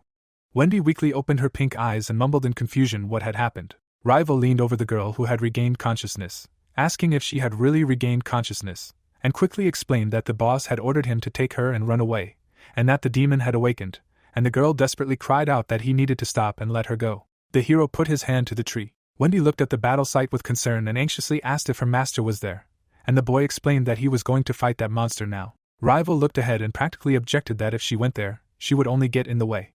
The pink-haired girl looked into the distance and selflessly promised that if she died, she would gain some time. Rival spread his arms out to the sides and stated in a warning voice that in this state she had no chance. Suddenly, a huge object fell sharply in front of the heroes, and the girl with pink hair exclaimed in confusion. A fiery explosion exploded behind the girl. The summoning of the undead was cancelled, and it so happened that the rupture happened at the same time, and this simply could not be. The heroes cheerfully talked among themselves. When will this fool finally disappear? Because she can be trampled like a bug, so that she will never rise again. The protagonist turned his head back and asked if she was really scared. The pink-haired girl's eyes were welling up with tears, and the protagonist ordered her to fight, as this could not be allowed to happen all the time, and the girl stammered her master's name. Filian's hammer lay on the ground, and the protagonist noted curiously that this was interesting. The girl looked at the damp earth in confusion. Filian's hammer began to sparkle from an excess of magical power, and impressively stated that she was a young Valkyrie with strong, pure blood. The hammer flared up with magical tongues of flame and patronizingly allowed that although she was not mature, he would allow her to use it today, and that she should remember this feeling. Filian's hammer solemnly rose into the sky and announced that his name was Filian, and that he was a hammer forged by a legendary blacksmith to serve her queen, and inspiringly added that she should try her best. The sky was covered with white clouds, and the protagonist exhaustedly admitted that he had run out of strength even for flight. The protagonist rushed down from the sky and painfully stated that he had lost too much blood, and that if he had a little more strength from the life bead, he would have been able to do much more of his work. Chuck raised his hand up to the sky and regretfully stated that if he could have summoned Chernish, he would have bought himself some time to use higher tier magic. Rival thoughtfully fell down from the sky and philosophically added that in that case the outcome could have been different. A huge paw with claws caught the protagonist falling to the ground, and he wondered if the outcome would have been like this. Michael held out his huge paw to the protagonist with disdain, dismissively stating that he was pathetic, asking how he had ended up here, and proudly explaining that he knew his way around the area perfectly, having spent about 600 years in it. The boy was trying hard to push the huge bear's claws away from him, and the bear approvingly noted that he would never have thought that Chuck would stay and fight the demon alone, and happily added that he knew it, and that he had a noble heart, worthy of the one chosen by the goddess. Michael pulled the protagonist up by his cloak, and the boy sheepishly objected that it was not like that at all. The bear frowned and growled impatiently. Well, who did we have here? Revetta's demon flew up above Michael and demanded that he be allowed to finish his meal. Blood gushed from the body of the defeated bear. The antagonist smiled smugly and noted that he had just tried to chop off his arm, and respectfully praised that he was quite strong for a creature in the surface world. The colossal bear looked at his offender and confidently added that yeah, and what else? Michael dealt his opponent a hard blow and declared that he was very fast. The demon leaned over in confusion, and Michael triumphantly concluded that there was another factor. A bright flash appeared in the sky, and the hero categorically declared that he was not alone. The girl dealt the antagonist a pinpoint blow, and the guy enthusiastically shouted Wendy's name. A huge explosion was heard. Wendy energetically turned to the protagonist and cheerfully greeted that here she was, and the hero shouted that something happened to her hair. Wendy showed 2 fingers to her master and asked contentedly if her hair was really that cool, and the hero replied that he was not talking about that. Michael attacked his opponent and ordered the heroes that they would talk later. The Revetta demon jumped threateningly on the bear's body, and he warned that they were not finished. The Revetta demon turned its head towards the hero and ominously confirmed that he was indeed right, and that this was not the end. Michael opened his eyes in confusion and cried out in pain. Night fell over the mountain range, and the protagonist anxiously reported that they could not advance further due to demonic energy. The hero critically examined the area and asked discontentedly why they had not waited for reinforcements from the Church of Pyro to receive their blessing. Geralt looked ahead in confusion. Jack sat gloomily on his dark steed and pessimistically stated that only the Order of Fear was holding out.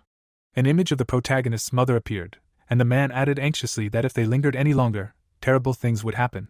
A sheet of paper covered in writing flew over the heroes as they walked along the forest path, and the guy noted with puzzlement that it was a gust of wind. The guy grabbed the sheet and said what it was. A flash of energy pierced the forest. The girl dodged the shock wave.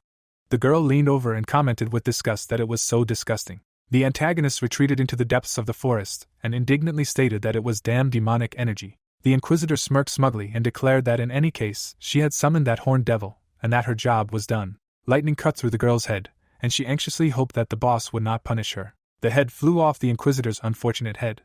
The demon tore off from its place. Michael fell face down on the ground and groaned painfully. The red-haired hero lay senseless on the ground. Revetta's demon, watching the duel with glee, laughed contentedly and admitted with impress that they surprised him and that he did not think that he would have to try hard fighting in this world. The demon stood menacingly in front of the protagonist and curiously asked what this spell was, and what its name was, and that he felt the power emanating from it, capable of destruction, and the protagonist solemnly declared that it was the road to destruction. The antagonist was pierced by a magic spell, and Chuck concentratedly repeated the name of the spell of the road to destruction and informatively explained that it was dark magic that released all the energy absorbed by the Leviathan at once, and that it had the power to cause large-scale destruction. Chuck frowned his thick eyebrows in exhaustion and thought painfully that this was the last hope that Wendy and the bear had given him. Revetta's demon philosophically accepted the risk and calmly admitted that he could have died too, and that since Chuck was going to deal him a powerful blow, he needed to act differently. The demon ceremoniously flew into the air in front of the protagonist, and added that it was high time to say his last words, if any. Chuck painfully lowered his head and fearlessly replied that he needed to finish him off, and that to hell with last words.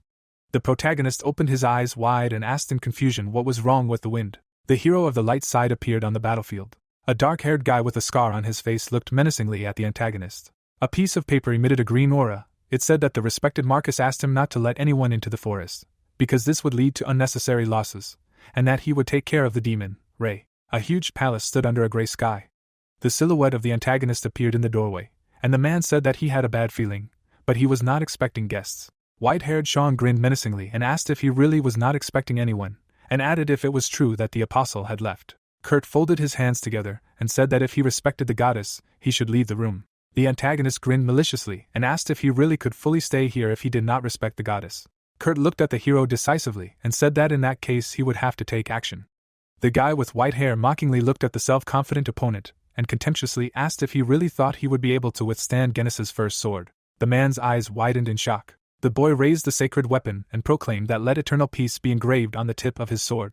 The boy raised his hand with the sword up and ominously promised that great losses awaited the goddess today, and then destruction. The heroes slowly wandered through the forest.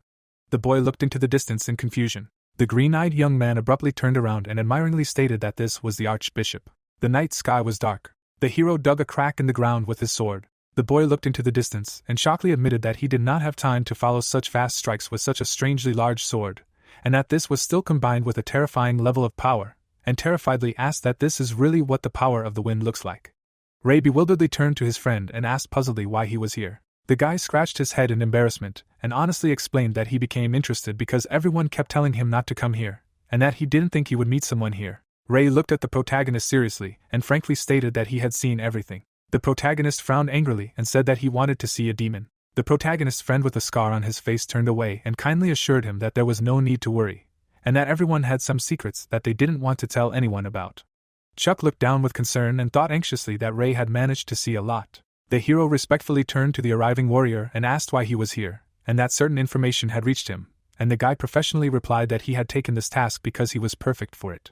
Michael looked at the young magician appraisingly and approvingly noted that he looked very strong, and asked who he was. Ray raised his head to the huge bear and solemnly announced that his name was Ray, and that he was one of the seekers of the truth of this world, and importantly added that he came to take the item entrusted to these lands, at the request of Isis. The bear looked at his interlocutor in surprise and asked with interest what he meant by the border. Ray politely raised his head to Michael and politely asked that he wanted to ask to open the gates of Gremia. Chuck shook his head in confusion from ignorance, and asked in bewilderment what the truth of the world was, and what Gremia. Michael looked up and regretfully answered that he could not yet, and that at the moment he was not responsible for them. The protagonist looked at his friends in surprise and asked knowingly if he was talking about ruins. The city was enveloped in a green aura. Ray looked critically at his friend and judiciously noted that with all these demons, he did not think that Chuck would also get involved with Gremia. Ray decisively slammed his fists and businesslike announced that they would begin. The protagonist imperiously raised his head to the bear and demanded that the kid should hand over power to him. The guy with the scar looked away in bewilderment. Chuck recoiled in shock from the unexpectedness and exclaimed in shock. The protagonist put his hand to Michael's huge paw and desperately groaned, "Why him?" Their hands touched, and the hero weakly agreed that he would open it now. The whirlwind swirled the heroes. The protagonist looked into the distance in surprise. Chuck looked around the new space in surprise and asked in amazement what kind of place this was. Aaron hospitably materialized in front of the guest and cordially greeted him, that he was welcome, the owner of Black Mana, and the hero astutely noted that this was the thought that prevented the capture of the system. Chuck squinted suspiciously at the mysterious person and cautiously added that he knew that she was not just an ordinary defense, and that he really was the creator of Gremia. Aaron proudly straightened up and smugly answered that he was right, and that his name was Aaron, and that he was a genius creator of artifacts, a 9th-rank wizard, and that for that time this was a very rare phenomenon. Chuck looked at his interlocutor and sarcastically commented on how much vanity there was in his words, and analytically suggested that in that case he was the boundary, or something like that. Aaron modestly shook his head and honestly objected that although he was close to Isis, he was not the boundary. The man in white robes materialized an object and explained in detail that at the request of the lightning dragongram, he was only guarding his sword. Aaron turned his head to the protagonist and wisely continued that Gremia was not just a place intended for observing Graham, and that it was created for the benefit of the one he was waiting for. Chuck leaned towards the interlocutor and asked him again with interest what he meant. An image of a dark-haired guy appeared, and the hero epically proclaimed that he was waiting for the owner of Black Mana, who possessed a power capable of destroying 12 gods, and that he was waiting for someone who could handle such power. The protagonist snapped his fingers and asked incredulously how he knew the ancient language and other trivia that should have been forgotten long ago. Chuck furrowed his brows menacingly and firmly stated that even Ganon did not know about the power that could kill the gods, and that if his answer was not satisfactory, he would destroy him. Aaron grinned and mystically explained that in this world, that creature left traces, and that he learned the ancient language while following those marks. Chuck looked ahead in shock and exclaimed in shock, did he really mean that there were traces of Diablo Wolfer in this world? Aaron closed his eyes and asked again with interest, was that really the name of that creature, and that he was never able to recognize it, despite searching all his life, and that, apparently, the person who inherited his mana is the protagonist. Aaron extended his hand magnanimously and generously offered that in that case he could pass it on to him. Chuck looked at the aura and exclaimed in admiration that the amount of energy was incredible and that even the life bead was completely filled. Aaron mysteriously extended his hand with the artifact and explained that Gremia was an artifact that could change its shape and that it was an object with unlimited possibilities and that its appearance and purpose could be determined by the will of the owner. The man extended his hand forward and melancholically admitted that, being helpless before the truth, he created it, putting everything he had. The protagonist held the artifact in his hands and the man wisely added that in anticipation of that day, he was passing all power into his hands. Chuck clasped his hands in amazement and impressively admitted that it was an incredible artifact. Aaron proudly looked at his fists and smugly concluded that it was on par with the 3 divine weapons he had created and that it was even better. The castle stood in the rain. The boy ran forward to the castle. The priest's subordinate desperately ran to the fallen leader and screamed in panic that the archbishop Cut's bloody body lay on the ground. The subordinate fearfully leaned over the wounded man and anxiously appealed that the sir needed help as soon as possible. The boy put his hand on his wounded chest, and the man painfully objected that there was no point in this, and that another sacred power was interfering with his healing. Kurt sat near the wall and heroically ordered that he was fine, and that it was necessary to protect the apostle and the saint. The hero went down the stairs and asked in shock that this was the Church of Guinness, and that they needed to go to them quickly. The subordinate loyally grabbed the dying commander and faithfully refused that he could not leave him here. The man raised his hand up and sympathetically admitted that he understood his feelings. He put his hand to the tearful boy's head and resolutely said that they needed to go. The subordinate angrily clenched his teeth and vindicatively promised to avenge him. Kurt closed his eyes and admonished them not to give in to revenge. The heroes were attacked by a dark force, and the hero whispered dyingly that he needed to protect his friends. Tears streamed down the young man's cheeks, and the man quietly groaned that it was time for him to go. Rain covered the forest, and Michael asked sympathetically that he was sure he was okay. Chuck turned his head back and frankly answered that he felt a little discomfort, but that he was okay, and that he had gotten what he came for. Ray nodded his head affirmatively and happily confirmed that he was, and that his mission was accomplished, and Michael asked what had happened to Gremia. Michael thoughtfully stroked his chin and puzzledly explained that he was not sure if he knew about it, but that he had returned a little later than them. Michael looked at his friends with concern and anxiously stated that now his connection with Gremia was completely severed, and asked what happened there, and the protagonist shared that he met Aaron's spiritual matter and received Gremia, and said that the heroes needed to take a look. The guy put the artifact in front of the heroes, and the bear exclaimed in shock what he said. Ray raised his head up and knowingly stated that the item was much more valuable than Graham. The protagonist put the artifact away, and Michael asked in amazement if he really gave it to him, and the protagonist calmly explained that it was his idea, and that at the moment Graham was taken away, he gave it all the power. Michael shook his head in confusion and asked in shock what he gave him what, and the protagonist confidently suggested that they needed to see for themselves. Michael watched the artifact in surprise. The artifact glowed with an aura, and Michael asked if it was a cure, to which Chuck replied that it was more like that, and that he thought it was happening because of Gremia. Rain covered the forest, and the hero practically assumed that it was time to go back. The protagonist turned sympathetically to his comrades and added understandingly that he was sure his father was beside himself, and repentantly exclaimed that he had already forgotten about his mother. The protagonist opened his eyes and said the girl's name. Ray turned around warily and worriedly asked what was going on.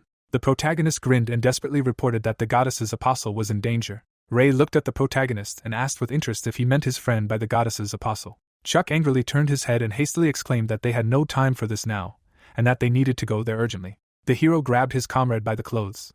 Ray threw the protagonist over his shoulder and logically asked again where exactly they should go, and the hero quickly explained that it was to the east, southeast of Afton. There was an explosion. Michael looked around in surprise at the empty space and was amazed that they had not even said goodbye. The girl was lying on the ground, and the bear calmly stated that it was time for him to return to his home. The forest was covered with rain, and the hero reported in a businesslike manner that, judging by the patrol report, things were as follows. Jack jumped up to his friend on his horse and added with satisfaction that the source of the demonic energy had disappeared, and the man replied that it was excellent work. The subordinate panicked, running in with a report, and cried out anxiously, could it really be Jack? Gerald turned around, and the subordinate worriedly reported that groups of demons had appeared on the territory, and that they were attacking everyone indiscriminately, and the man asked in shock what he had said. The antagonist's image appeared and the subordinate continued informatively that fortunately for them, the knights who remained behind were able to stop them, but that they said that there were creatures disguised as locals or soldiers, and added enthusiastically that he would be here soon and that they should give him their hearts. Gerald frowned self-critically and regretfully admitted that he should not have underestimated these demons, and the hero sadly stated that the archbishop was killed.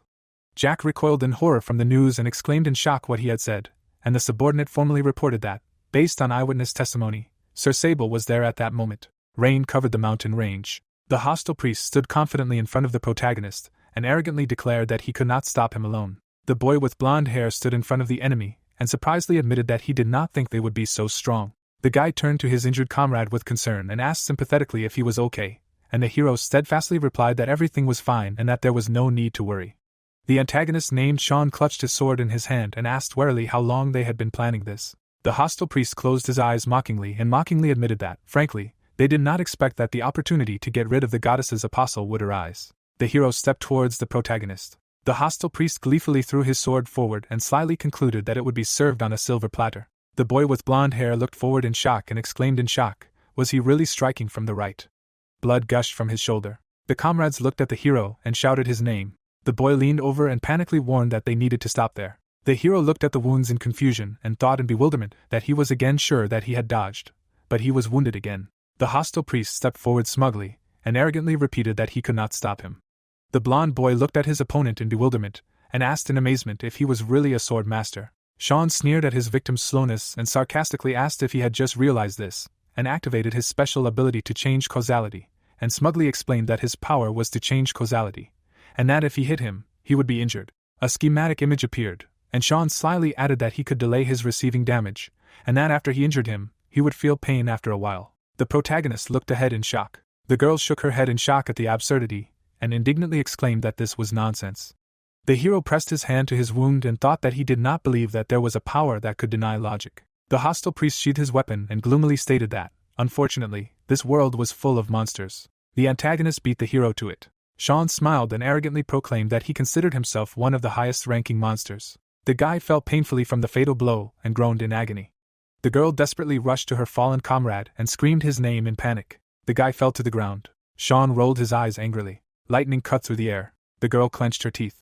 There was an explosion, and the hero commented contentedly that well. The guy walked towards the heroes and impressively admitted that he did not expect that Genis's first blade would be able to push him away. The hostile priest looked curiously at the unfamiliar energy, and intriguedly asked what kind of holy power it was. The hero fell from the sky onto the enemy, and he asked who it was. The boy scowled furiously and growled vengefully that he should ask his god. A series of explosions occurred on the ground. The hero stepped forward and added that his father hated being asked questions. Sean activated the energy and belligerently promised that he would rather cut him down with his sword than waste time asking questions. The heroes' swords clashed. The hostile priest grinned and confidently repeated that he had already said this and that he could not stop him, and again activated the deadly ability to change causality. The boy looked at his opponent and fatalistically noted that even if he could not cope with him, he could do something else. The heroes fought in battle. The white-haired hero coughed up blood. The protagonist looked at what was happening with hope. The antagonist fell to the ground and groaned. The boy looked forward and arrogantly stated that he was just a pathetic human who could not resist the power of God, and explained informatively that the penalty for canceling the change of causality in case the causality that cannot be dealt with does not work, then the damage will return to the user of the ability. The boy coughed. The antagonist raised his head and noted that waking up at such a moment was trivial. The boy stepped back, and Sean admired the divine power, and noted that it revived Nate. The boy used the skill Justice. The hand stopped the sword, and the antagonist said that if the true goddess did not descend, the hand, shrouded in blue aura, repels the sword. Sean raised his head and added that in this case, they are still the same insignificant humans. The sword split in two. Nate looks at his broken weapon. Someone folded their arms. The antagonist jumped up. The boy raised his head. Sean flies at the boy and says that this time it will not be possible to put up a protective block. The girl screams. An image of magical signs appeared. Someone raised and cast a spell of great pain and merging with lightning. A beam of energy hit the ground. The protagonist bowed his head and told Rick to attack. The boy looks up. Rick hit the antagonist in the chest. Rain falls on his hand. Rick is breathing heavily. Someone runs and shouts the boy's name. His comrades run to the boy and try to figure out if he is okay. Rick bowed his head and said the names of his friends. The protagonist looks at his buddies and says that it seemed to him that things were going badly, so he intervened. The boy leaned over and said that it was all Sean's fault, because he worked for the church all the time. The man raised his head and assumed that they were talking about Edward's assistant. The hero turned and asked who he was. The protagonist tilted his head and said that he didn't get it, even using magic, and then thought about what kind of line it was. The man saw the line. A blue cut off the man's arm. Sean swung his sword and said that he had already aimed for the boy's neck and noted that he noticed it, because the title of the hero of the sword is not given for nothing. The young man looks at the antagonist. The guy turned and began to insult the opponent. Sean raised his sword and said that changing causality can be used not only to harm someone. The antagonist looked at the mutilated hand and said that this time he had to pay. The blade fell to the ground, and a male voice said for everyone to step back. Ray wrapped his hand and said that he will deal with him. Sean looks at his opponent and says that without his second hand, his reaction is not the same. A blue thread wraps around the hand. The antagonist raised his head and asked the man if he could handle it in his current state. A green aura enveloped Ruku, and Ray replied that he didn't care, adding that the wind would cut the antagonist into pieces. Lightning lit up the sky. Two figures stood on a slope. The hero bowed his head and thought that if it weren't for Ray, they would all have died. The young man approached the protagonist and asked if the man could handle it, to which the hero replied that he didn't know and could only watch, and then added that in any case, no one would be able to interfere with the sword master's fight. Ray raised his arm to strike. Sean raised his hand. The two auras collided. The young man bowed his head and thought how such an incredible ability like causality change could exist. The hero looked ahead and assumed that Ray must have learned something about the physical form of causality change, but it would be difficult for him to resist it. The antagonist's image appeared and the hero realized that if Sean could use this ability both offensively and defensively, it had endless potential to be used in combat. The protagonist looks forward and realizes that he can't sit back and watch. Sean stands behind the man and says that if he thinks he's a sword master too, he has a chance. The man stretched out his hand. Blood gushed from his wounds. Sean stood behind Ray and said that unfortunately for him, they had a huge gap in experience. The dark figure raised his hand and said that he wasn't that young. The boy bowed his head and shouted the man's name. The boy looks down and asks if the man is okay. Sean looks up and says that it's their turn now. A foot hits the ground. The protagonist looks down and notices someone is coming. Rick stretched out his arms and said that he will stop the antagonist. The enemy crashed into the yellow barrier. Sean looks forward and notices that it is the barrier of the goddess. A man stands in front of a yellow aura and says that the boy is not the only one with access to the god. Blue energy enveloped the body of the antagonist, who said that such a barrier is useless against his father's power. The cloaked figure concentrates the aura in his hand. A sign of the shrine appeared. Power envelopes the end of the sword. Sean raised the sword. The man turned his head and said that everything must follow according to his father's will. The antagonist tilted the sword and fired energy. Sean looks forward. The boy raised his hands. The barrier cracked.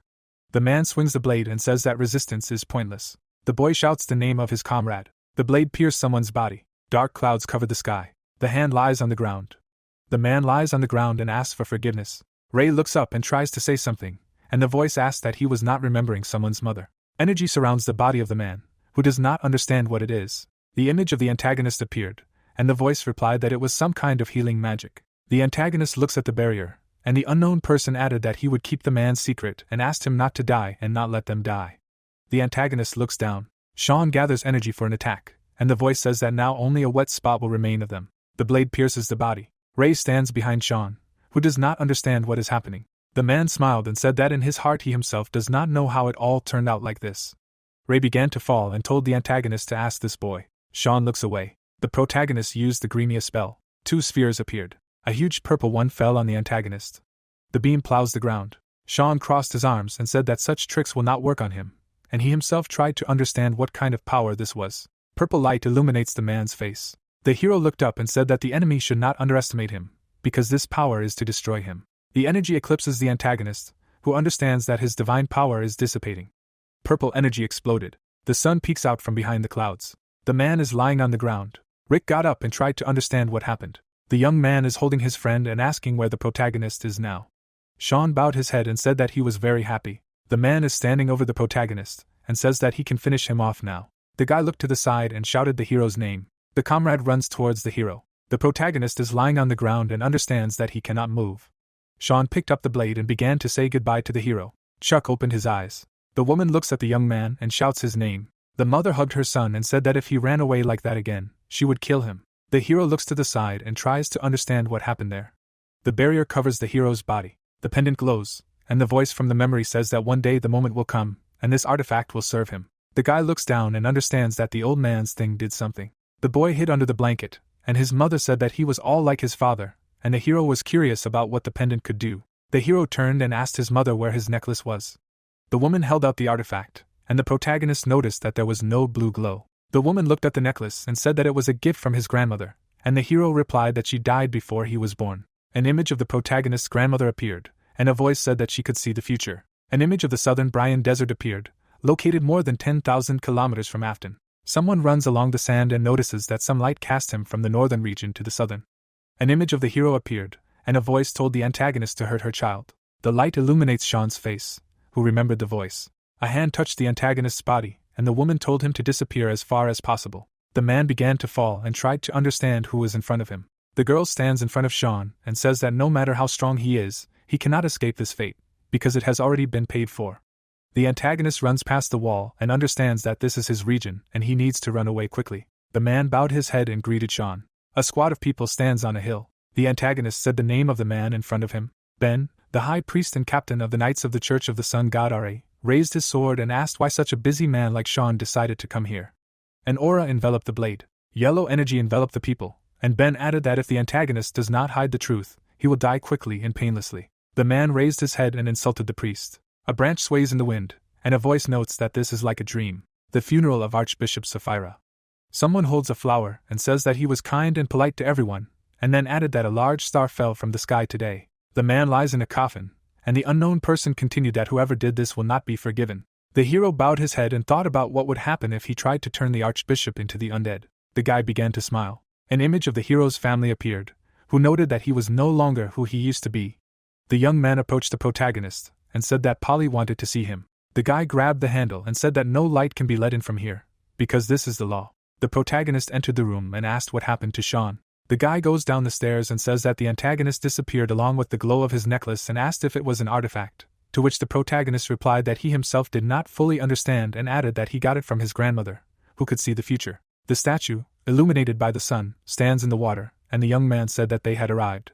The hero raised his head and asked that she would not appear for a couple of minutes and then disappear like last time, to which the guy asked him to show him at least a little respect and added that she was coming and they would talk to her tete-a-tete. The goddess appeared in front of Chuck and said that she wanted to start with words of gratitude. The protagonist raised his head. The woman began to thank the hero, but the latter interrupted her and asked to give some of her power. Chuck moved away from the goddess and added that she wanted him to be torn apart and die here. Polly raised her head and realized that she had not been particularly attentive, and added that she had completely forgotten that people are such vicious creatures. The hero raised his head at the woman, who said that he should be proud of himself, because he is a man recognized by God. Veins bulged on the hero's face, who noted that her speech made him want to vomit. The center of the Church of Guinness. A luxurious building stands. The man slammed his chair and shouted that not only had the plan failed, but Sir Sean had gone missing, adding that he had given him a sword from the church's treasury. The subordinate bowed his head and said he had nothing to say, then added that they had searched every corner of Afton's territory. An image of a dead woman appeared, and the young man continued that they had found no traces other than the corpse of the church servant. The man bowed his head and thought that the battlefield spiral showed that if they started the war without Sir Sean, they would lose a lot of time. An unknown device stood in the middle of the room, a battlefield spiral, a divine object that helped reduce military casualties by running all sorts of simulations. The light illuminated a man who said that the political pressure from making a contract with demons had only increased. The man clenched his hand and thought that they should have started the war right away to take control of the situation. But now there was no choice, and they would have to wait for his return. The man raised his head and gave the order to find Sir Sean and bring him back at any cost. An ominous figure sits on a throne. The sun illuminates the building. The girl is crying.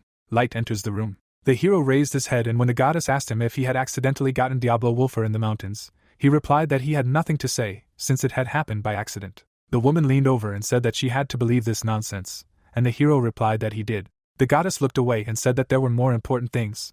The young man raised his head and said that he would ask her his question. An image of a boy appeared, and the hero asked what had become of her sworn enemy Diablo, and he wondered if the gods knew that he had moved into the body of this boy. The woman put her head on her hand and replied that she had no idea, adding that Diablo had been sealed in the realm of eternity, in the primordial darkness. The goddess bowed her head and said that even the gods have no power in this space, and the young man asked if Diablo could escape. The protagonist bowed his head, and the woman answered that it was impossible, because they had not even thought of leaving him where he could escape.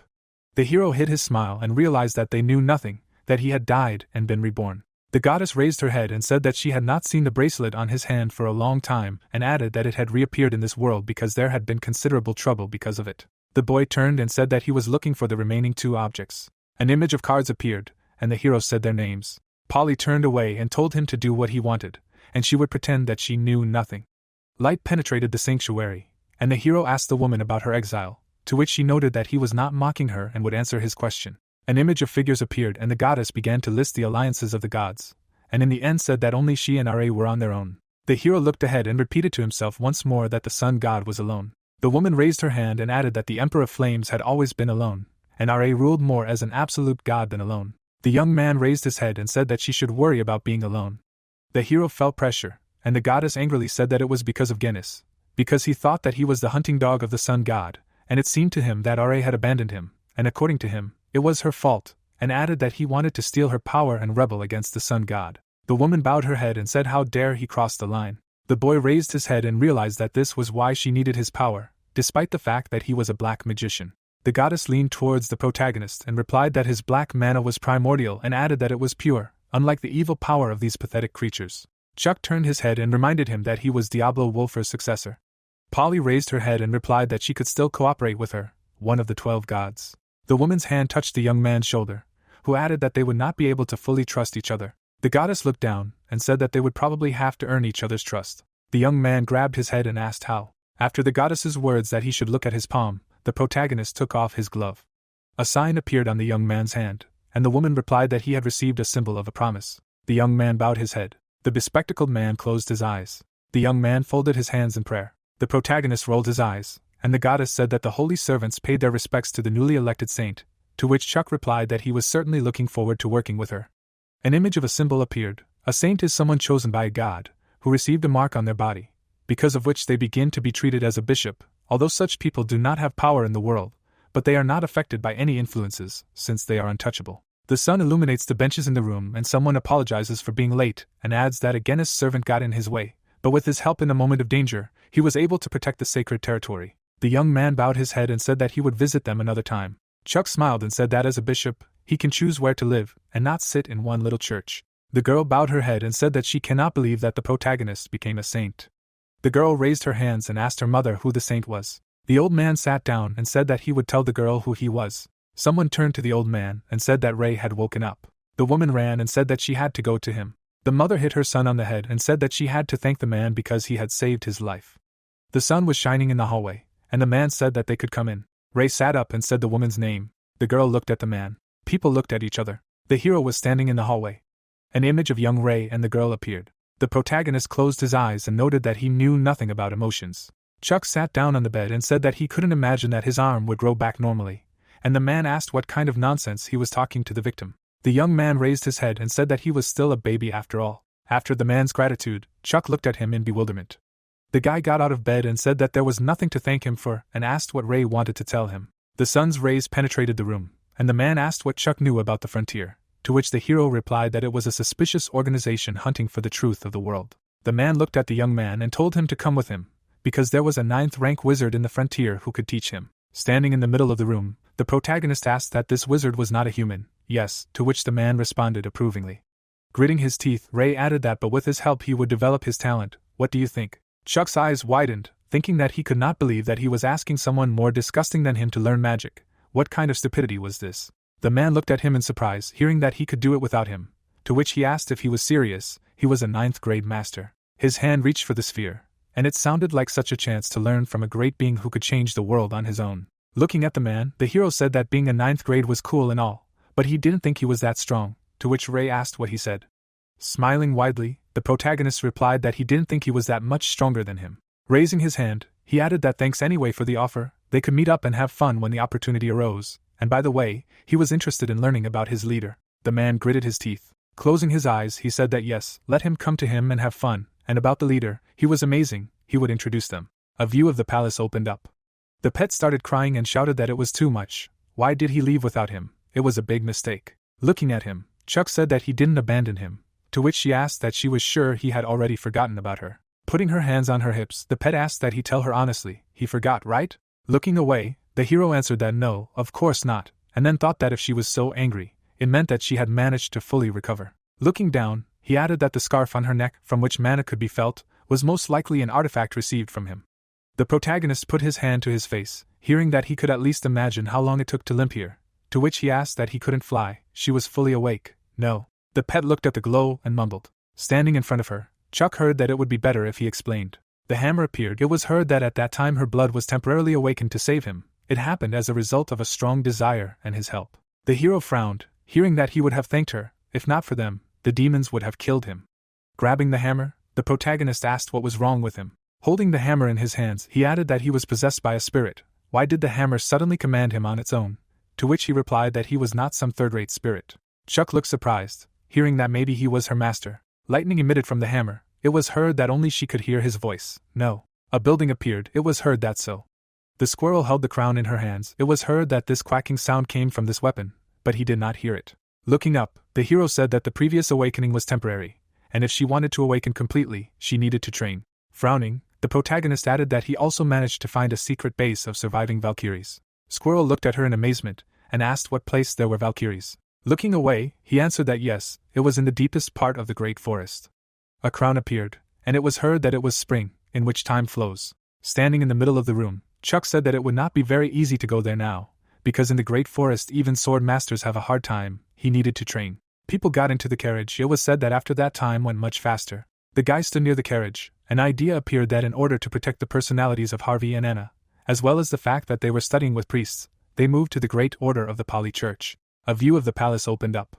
The girl opened her eyes wide and said that her mother cried again because of him. The thought came that the Welton family had also set off on their journey. Stretching his arms out to the sides, the man said that he should come here, to which the hero thought, how could that be? The guy grinned and said that what a wonderful family. The thought came that since Nate had gone with Harvey and his sister to the Great Order, the sir from Polly's church, who was responsible for working with the family, had joined them. The carriage drove forward. Half a month had passed. They were approaching the gates. It was said that they had finally returned to Hayes. Smiling, the man turned to his daughter and asked where Chuck was. The hero took a step forward. Looking at his father, the protagonist said that he was home. Opening his eyes wide, John mumbled. Standing in front of him, he asked that he had really grown up, to which Chuck responded approvingly. A view of the building opened up. People were fast asleep. The man looked away and asked what the sword meant to him, to which he was told that it did. Sitting on the bed, the hero said that he wanted to know what the sword meant to a sword master, to which Ray asked again that he knew that in the past he was called a demon. For him the sword is self-reflection. The warrior looked at his hands. It was heard that only after repeated regrets and introspection, it dawned on him that he was not just swinging the sword, but venting his hatred. Putting his hands behind his head, the man said that only then could he become a sword master, to which the protagonist replied that it was clear. Looking at the goddess, Chuck heard that he wanted to know about the forgotten history, to which he replied that yes, would he tell her. Looking down, Polly said that she did not think she could anymore. Looking at her, the hero said that it meant sometime in the future. The chains appeared. It was heard that there was a key word. Once it was spoken, all the gods would know about the situation, and no one would be able to prevent what was supposed to happen. Looking down, the goddess said that if anyone heard this secret, the gods would know immediately, and when that happened, the hardliners would send an enslavement squad to kill him. Looking at her, Chuck asked what the dragon god was like, to which she replied that yes, his children, that is, the dragons, would move. Clenching his fist, the hero thought that they did this to Gale. It was heard that the current him, will he be able to withstand at least one god? Looking straight, the protagonist thought that what he resorted to in the past. The corpse of the hero appeared. It was said that he had no chance of winning. Lying on the bed, Chuck said that therefore it is necessary to try differently. Holding the weapon in his hands, the hero turned to his father. Smiling, John said that it is rare to see him on the training ground. Looking at him, the protagonist said that he needs to tell him something. Standing in front of him, the father responded approvingly. Frowning, Chuck said that he would like to learn how to use a sword. A window in the building appeared. Looking at the portrait, the man turned. It was heard that he knows that he hates strength. Stretching his hand forward, he thought that because of this senseless power all his family members died. Let her join him. He would become her family and be able to protect her, so that she would not have to use this power again. Gerald, looking at the portrait, said that everything is clear. He could not understand this prediction. The guy frowned. It was heard that the mercenary who saved him every time he needed him, his personal assistant, she did not have the opportunity to say that he was a traitor. Bowing his head, the man added that there was no need for her to risk what was left of her life. Holding the pendant in her hands, the girl said that he would immediately understand when the one to whom it would be necessary to give it would appear. The guy looked at her in bewilderment, and asked why it was necessary to be responsible for something that would happen in the distant future. Closing her eyes, she answered that she should not cry. For the first time in her life she was proud of her power, if he had not held on to it then.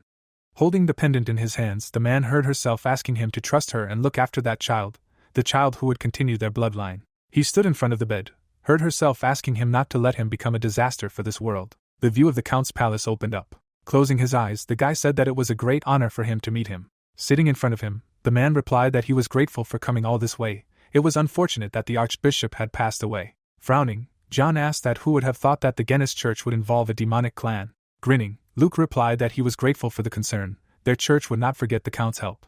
Gritting his teeth, the man said that if only his hands were not tied, he would attack the Guinness church right now. Looking at him, Annabelle turned. The Count looked angrily and said that for the fact that they involved his family in all this, he promised, these scoundrels would pay. Sitting in front of him, the guy replied that their church would provide all possible support. Looking at the guy, John said that he was very grateful for his responsiveness, to which Luke replied that this was their service. As he left the room, he added that he would take his leave, to which they replied that he should take care of himself. The man looked down. Sitting next to him, Annabelle asked what he was thinking about. Looking down, the Count replied that about Chuck, who would have thought that he would become a saint of the Poly Church, although they allowed him to work without being associated with the church. With wide eyes, he said that he should forgive him. She should have kept a better eye on him. It was not her fault. Gritting his teeth, John asked that who could stop a 9-year-old 6th-grade mage. He was just worried about what was happening. A glow appeared. It was heard that he knew that the Poly Church was on the brink of war with Guinness, and at such a time to appoint a new saint. Smirking, Annabelle asked that he was really worried about the war consuming their boy. Before he left the house, his father told her. Putting her hands on her knees, she added that he was probably chosen because of the war. Chuck could put forward his candidacy for Harvey's sake. Taking her hand, the man said that no matter how strange it was, he was worried about her, to which the girl replied that he was honestly.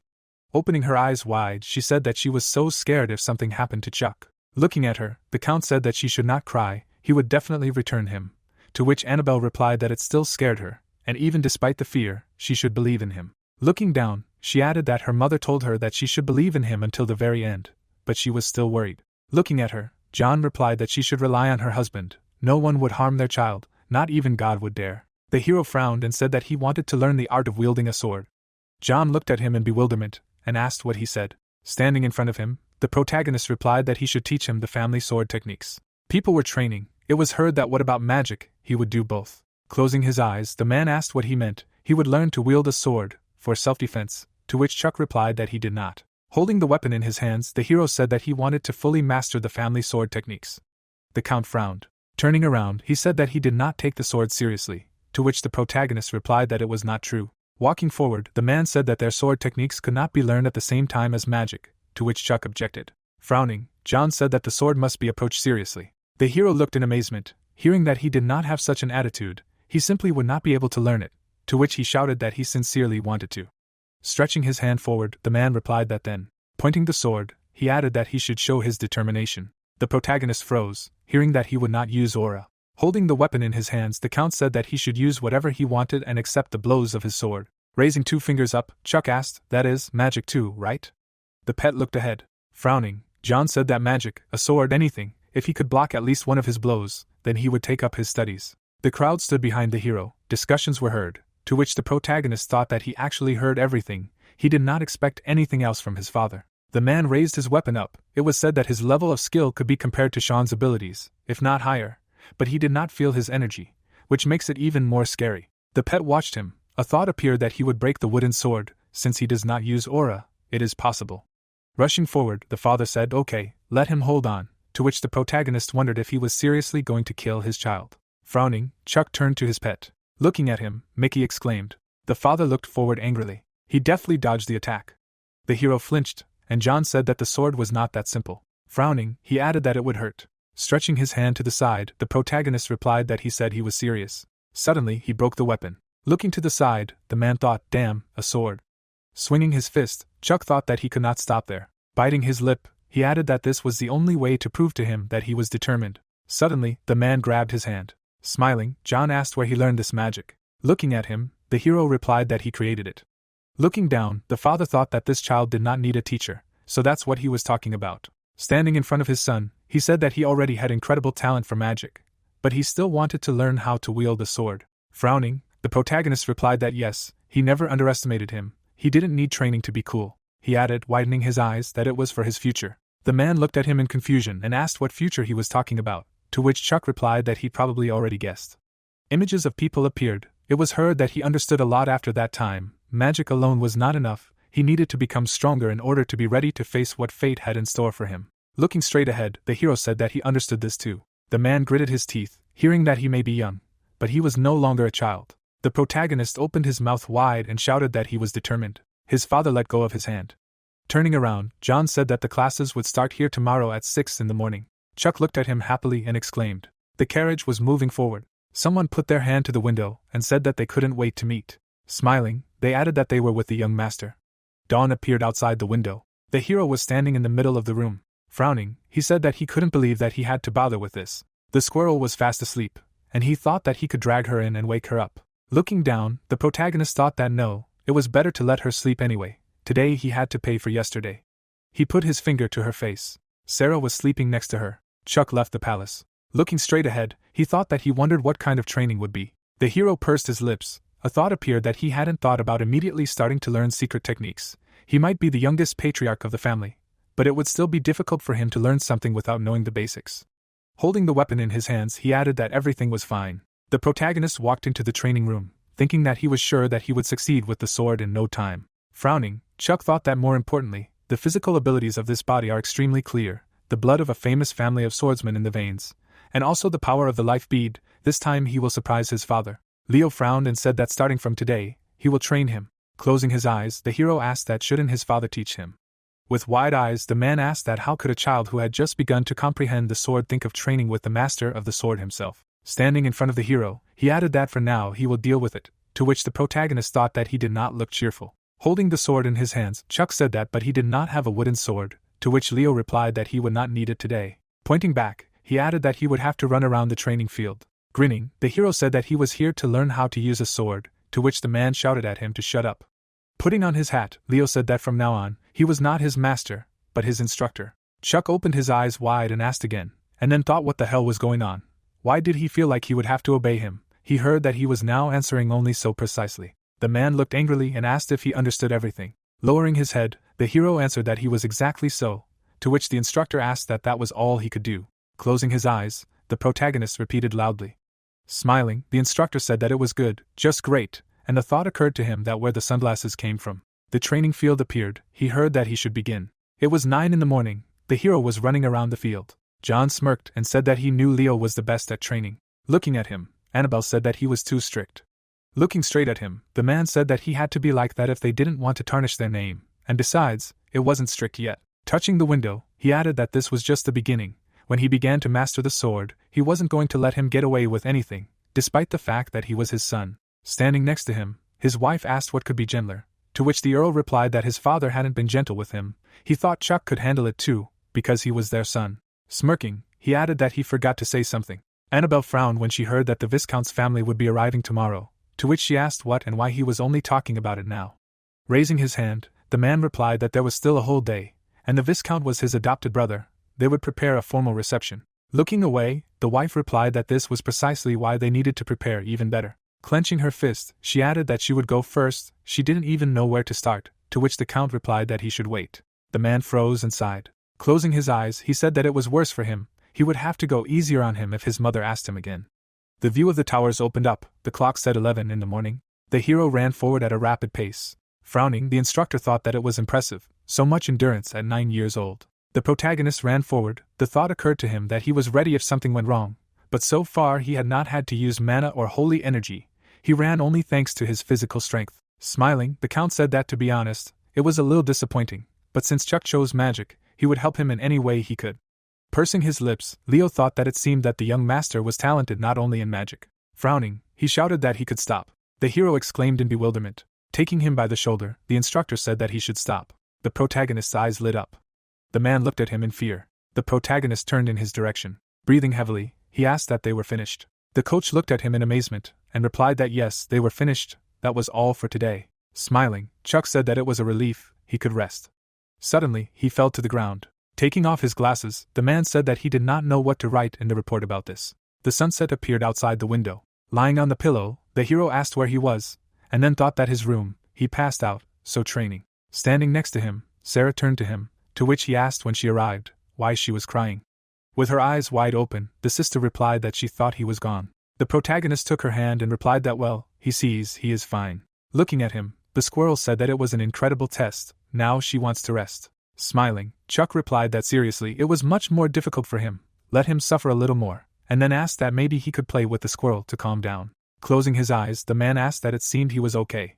The hero looked at him in surprise and turned to his father. Taking his daughter in his arms, the Count said that he was so proud of her, she was his good girl, looked after her brother, the nanny baked cookies for her there. The girl ran out of the room. Closing the door, John said that he thought he would not even be able to move after such stress, to which the protagonist replied that fortunately, everything was okay. The thought appeared that he could not help but say thank you to the bead of life. Chuck looked at the sphere in surprise. It was said that the bead of life, an artifact storing life force, helps to recover physically and develop. Turning his head, the man said that he was surprised when he saw Leo on the court, to which the hero replied that he thought he would teach him. Hitting him with his fist, the father said that he still had a lot to learn before he could start training with the sword master, to which the protagonist replied that but he was his son. Grinning, the Count said that yes, his incredible son. Lowering his head, Chuck asked what happened. He was definitely running, but from some point he did not remember anything. Standing in front of the Count, the coach said that 5 hours and 17 minutes, much longer than expected. The hero ran. It was heard that incredible endurance and amazing fortitude. Raising a finger up, John said that he should not worry, he successfully completed the training. The protagonist opened his eyes wide and asked what was true. Frowning, the man replied that yes, that's why, and then thought that at his age, his record was 3 hours and 36 minutes. The Count smiled and said that he would start training with the sword from tomorrow. Sitting on the bed, Chuck asked what was going on. No more running, to which John replied that's exactly what. Sitting next to him, his father said that, well, to maintain his stamina, maybe an hour would be enough, and then asked if he didn't want to, then they would pretend that he hadn't asked him for anything, to which the hero replied that no, he would run. Looking away, John said that he would spend some time with Leo studying the basics. If he didn't take it seriously, then it would come back to haunt him. The protagonist froze in bewilderment, hearing that when Leo takes up his studies, he becomes a terrible person. Smiling, the man said that if he copes, he will teach him his vision of the dagger, one of their family's styles. Chuck's eyes widened and he exclaimed, to which he replied that it would be difficult. Hugging the hero, his father said that he would definitely do it. He was looking forward to it.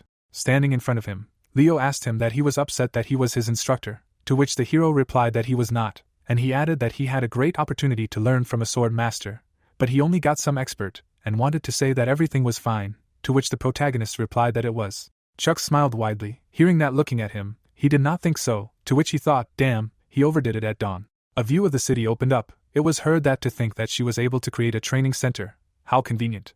Standing behind the hero, the girl asked that he was really going to do this, to which he asked again, that it did not look like it. Turning around, the protagonist asked that he remembered what he said earlier, to which Wendy responded approvingly. Looking down, Chuck said that the world was changing rapidly, and they would be at the center of all the events. Clenching his fist, he thought that in order to stand up to the 12 gods, he would have to become much stronger. Raising her hand, the girl shouted that she would do her best. The hero looked at her in surprise. Turning around, the protagonist said that the training would be hellish, to which the girl responded approvingly. Standing at the exit, Chuck said that they were going. Closing his eyes, he thought that he should have held back. Standing in front of him, the man thought that it looked like yesterday's run had exhausted him. Even so, today was not the time to make concessions. Handing over the weapon, Leo said that he could hold it. Turning around, the instructor said that the basics of the sword are divided into chopping and stabbing strikes. Swinging the weapon, he added that chopping strikes are front, upper, right and left, diagonal and others. The hero looked in surprise and thought that this turned out to be more difficult. Leo stretched out his sword and said that they were piercing. Gritting his teeth, he asked what he thought of the teacher's demonstration, to which the protagonist replied that it was beautiful, and he added that if he answered awkwardly, he would run, and Chuck shouted about his legs. The trainer turned around and asked what was wrong with them. The hero raised his finger and said that the steps connected all the movements together, and it was also incredible how he used his muscles. Leo looked surprised, hearing that he didn't seem to put in much force, but the power increased, right? Looking straight ahead, the protagonist thought that what was surprising about that. He stood still. The thought appeared that all movements began with steps, hearing such a phrase from a sword master 60,000 years ago. Standing in front of the instructor, Chuck turned to him, to which he replied that yes, a good answer. Closing his eyes, the man said that in any case, today everything is not so difficult. The hero asked again in surprise, hearing that he should repeat his movements 1,000 times, only so precisely, and nothing more. A view of the palace opened up. The protagonist swung his weapon. Looking to the side, Leo thought that he planned to hammer the basics into him for a year, but not 6, even 3 months was too much, and then he turned. Chuck swung his sword. Standing next to him, the man turned, to which he asked again, and the trainer said that his instructor would be away, let him finish the repetitions by his return. Closing his eyes, the hero thought that he could finally rest. Everything seemed fine, but his look was frightening. The protagonist grabbed the weapon tightly. Looking down, he thought that this was fun though. Looking to the side, Chuck thought that the more he swung, the more ideas with the combination of magic and the sword came through. Taking a step forward, he thought that a little more aggressively. The hero closed his eyes and thought that a little more attentively. He frowned and added that he was a little stronger and much more furious. The protagonist smirked and thought that maybe this would lead him to a new direction in the near future. He looked at the pet and asked what was recording everything. Looking at the video, Mickey heard that they would end it then. The man took a step forward. Chuck looked at him in surprise and thought that right in front of the training ground, the life energy was strange. Could it be an intruder? Suddenly, he used teleportation. Rushing forward, the hero shouted that how dare he enter his family's territory. Frowning, he added that it was brave. The girl narrowed her eyes in fear and shouted.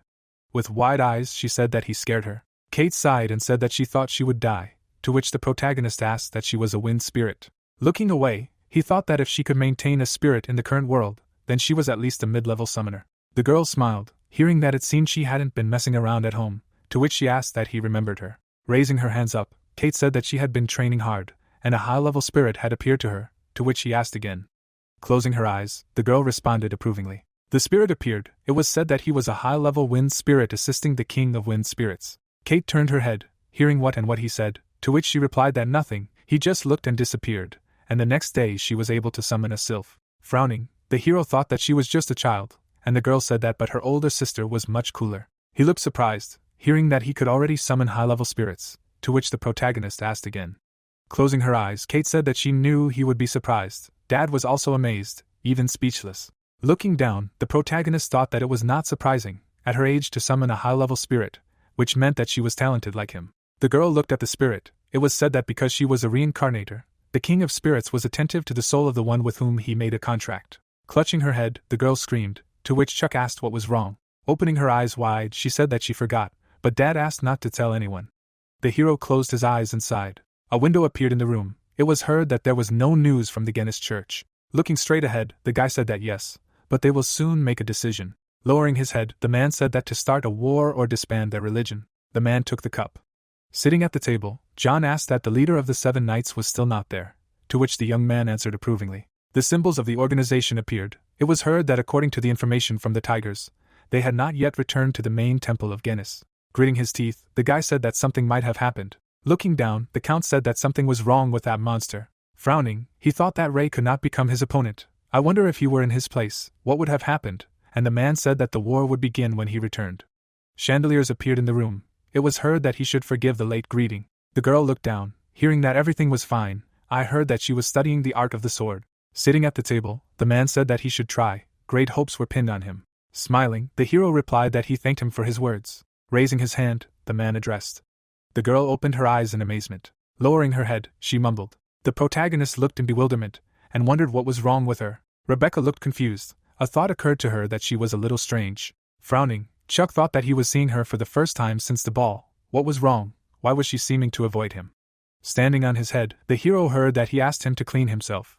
But he was filling his head with something else, to which he replied that he was not at all, and the instructor added that he should not joke with him and get up. The protagonist frowned, hearing that he had finished with repetitions yesterday, to which he replied that he had, and Leo added that that was why they would look. Chuck silently looked forward. He began to swing his weapon. The hero pulled the sword forward. With wide eyes, the man thought that there were no words. Perfect. How did he achieve this in a day, if he could even repeat that? Looking at him, the protagonist asked how he was, to which Leo replied that he was fine. Now he could start learning the steps. The man stood still. It was heard that the former head, these movements were created by his grandfather. He is a world-renowned sword master, taught the knights of the Welton family leg movements to increase the power of the family. A wave appeared. It was said that they are called 100 Cs. Taking a step forward, the man said that this is what the flow of 100 Cs looks like.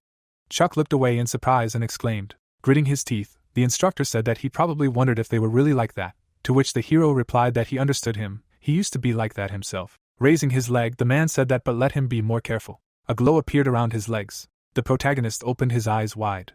The instructor jumped forward. A thought appeared that it looked like a resonance corresponding to someone's movements. Mana controls the space when he walks. Standing in the middle of the room, Chuck thought, damn, what is he doing wrong? Taking a step forward, he added that Leo did the same. Looking down, the hero said that his mana was not working.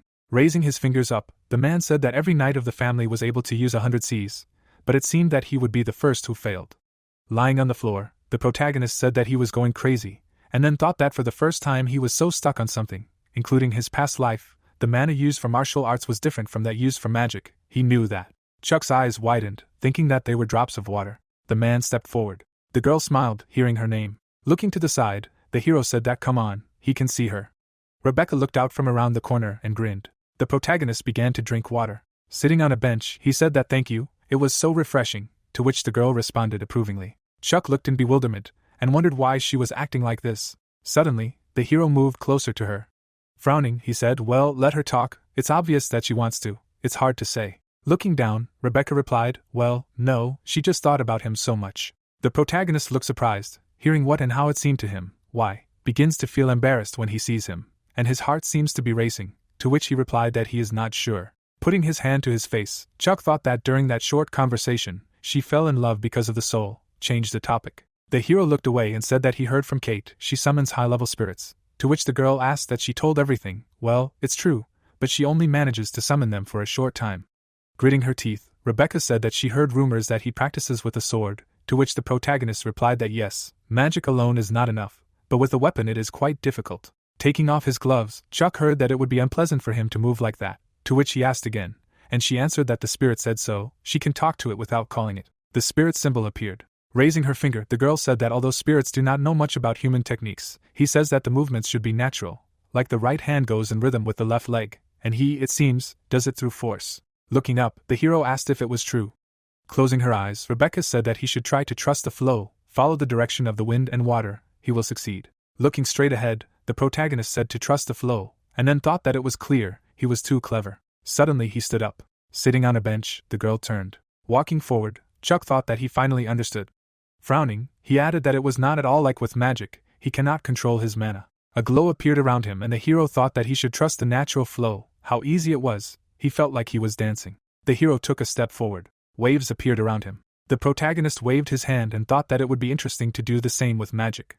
Raising his leg, Chuck thought about focusing on mana a little more. The spirit smiled and said that he was incredibly talented, yes, but there were hundreds of such talents in the world. Suddenly, he looked at her in surprise. Looking at the glow, the spirit turned to Rebecca. The hero raised his leg up. A powerful glow flared up around him. Bright rays flew in the air. Rebecca slowly walked forward. She covered her face with her hands. Suddenly, a creature appeared from the wave. With her eyes wide open, the girl turned. Gray smoke appeared. Looking straight ahead, the protagonist sighed. Standing in the pit, he asked that he had overdone it. Frowning, his father turned to him. He asked, his eyes wide, if he was okay, to which Chuck responded approvingly. John looked away, wondering if there was an intruder who dared. Suddenly, the man rushed forward and addressed the girl. Standing in the middle of the glow, he said that she was safe. Frowning, John asked where the intruder had gone.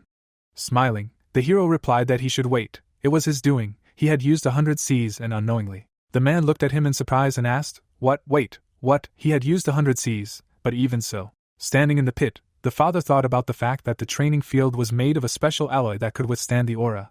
It was impossible for this technique to cause such a reaction. Waves flew around the hero. It was heard that he tried to combine 100 Cs with magic, and this is what happened. Let him forgive him. Looking down, John thought that the technique of 100 Cs was finished. Even he could not improve it. Looking at his son, he added that he did not think of combining 100 Cs with magic to increase power. It was because he was a mage. No. The protagonist held the sword in his hands. The thought appeared that it was all because he chose both magic and the sword. Standing in front of them, the instructor said that now he was convinced. He had nothing more to teach him.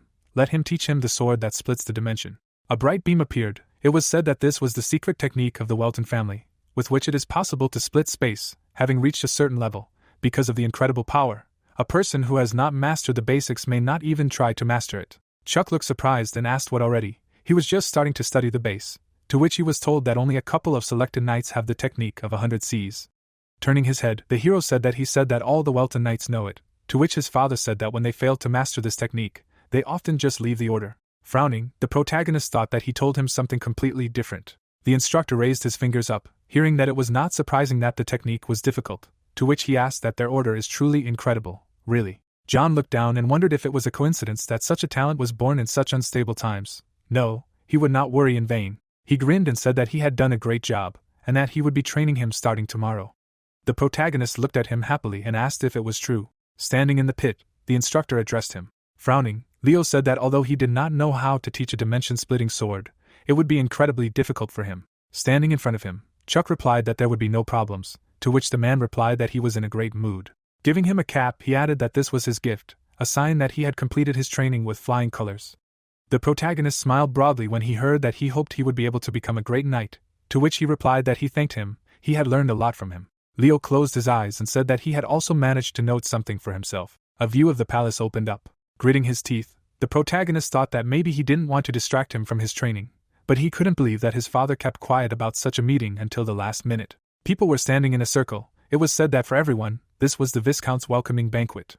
Looking away, Chuck thought that but his real goal. Putting his hands behind his back, his father said that as they knew, things have not been going well lately. The Guinness Church attacked his wife's hometown, Afton, and put his family in danger. Symbols appeared. It was heard that the Guinness Church's vile actions would not end here. A war would soon begin. A map appeared. It was said that a war that would involve the entire continent. The man looked away, hearing that Count Tyler had come here to fight with them against the Guinness Church.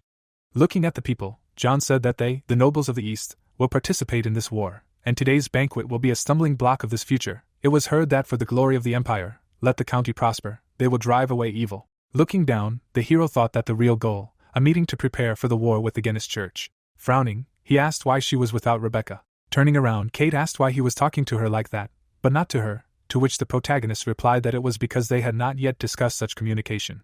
Looking at him, the girl said that it was because she looked more like an adult, and she looked like a child.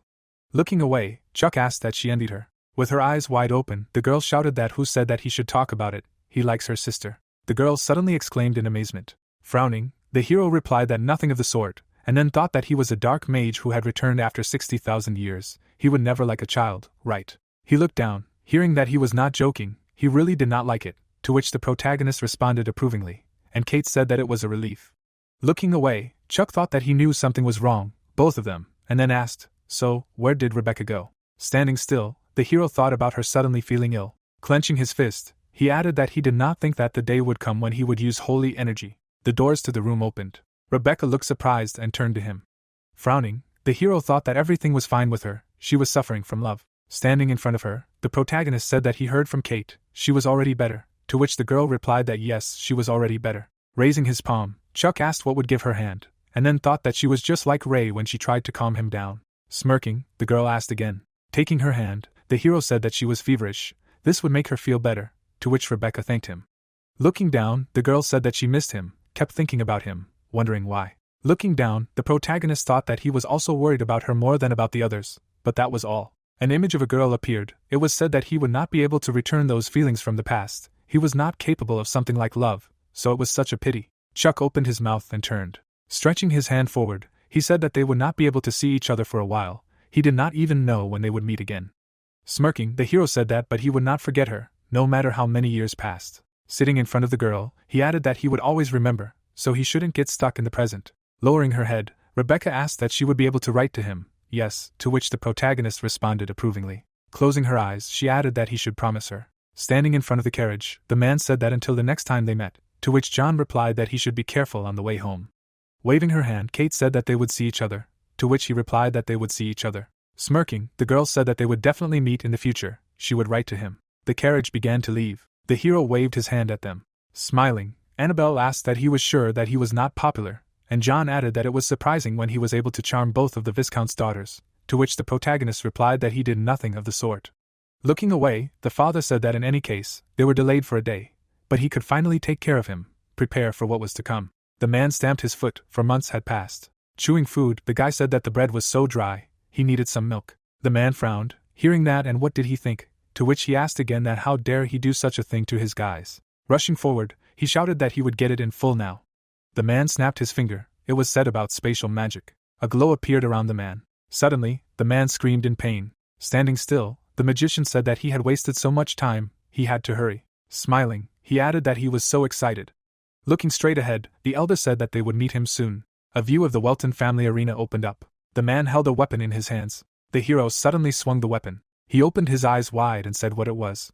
John looked at him in amazement and turned to him. The thought appeared that the blade was a skill that was harder to repeat than to master perfectly. It took him 2 years to perfectly learn the basics.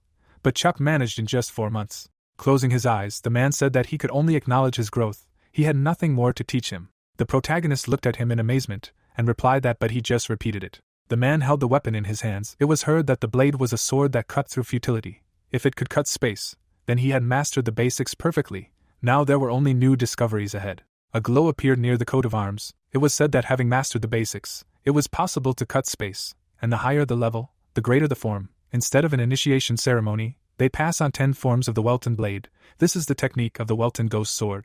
Looking down, Chuck thought that if he mastered it, he would be able to cut intangible things. Such techniques were not in his past life. Suddenly, a man came down to the arena and addressed. Standing behind the count, he said that he had a guest, to which John replied that he had a guest. He was not expecting anyone.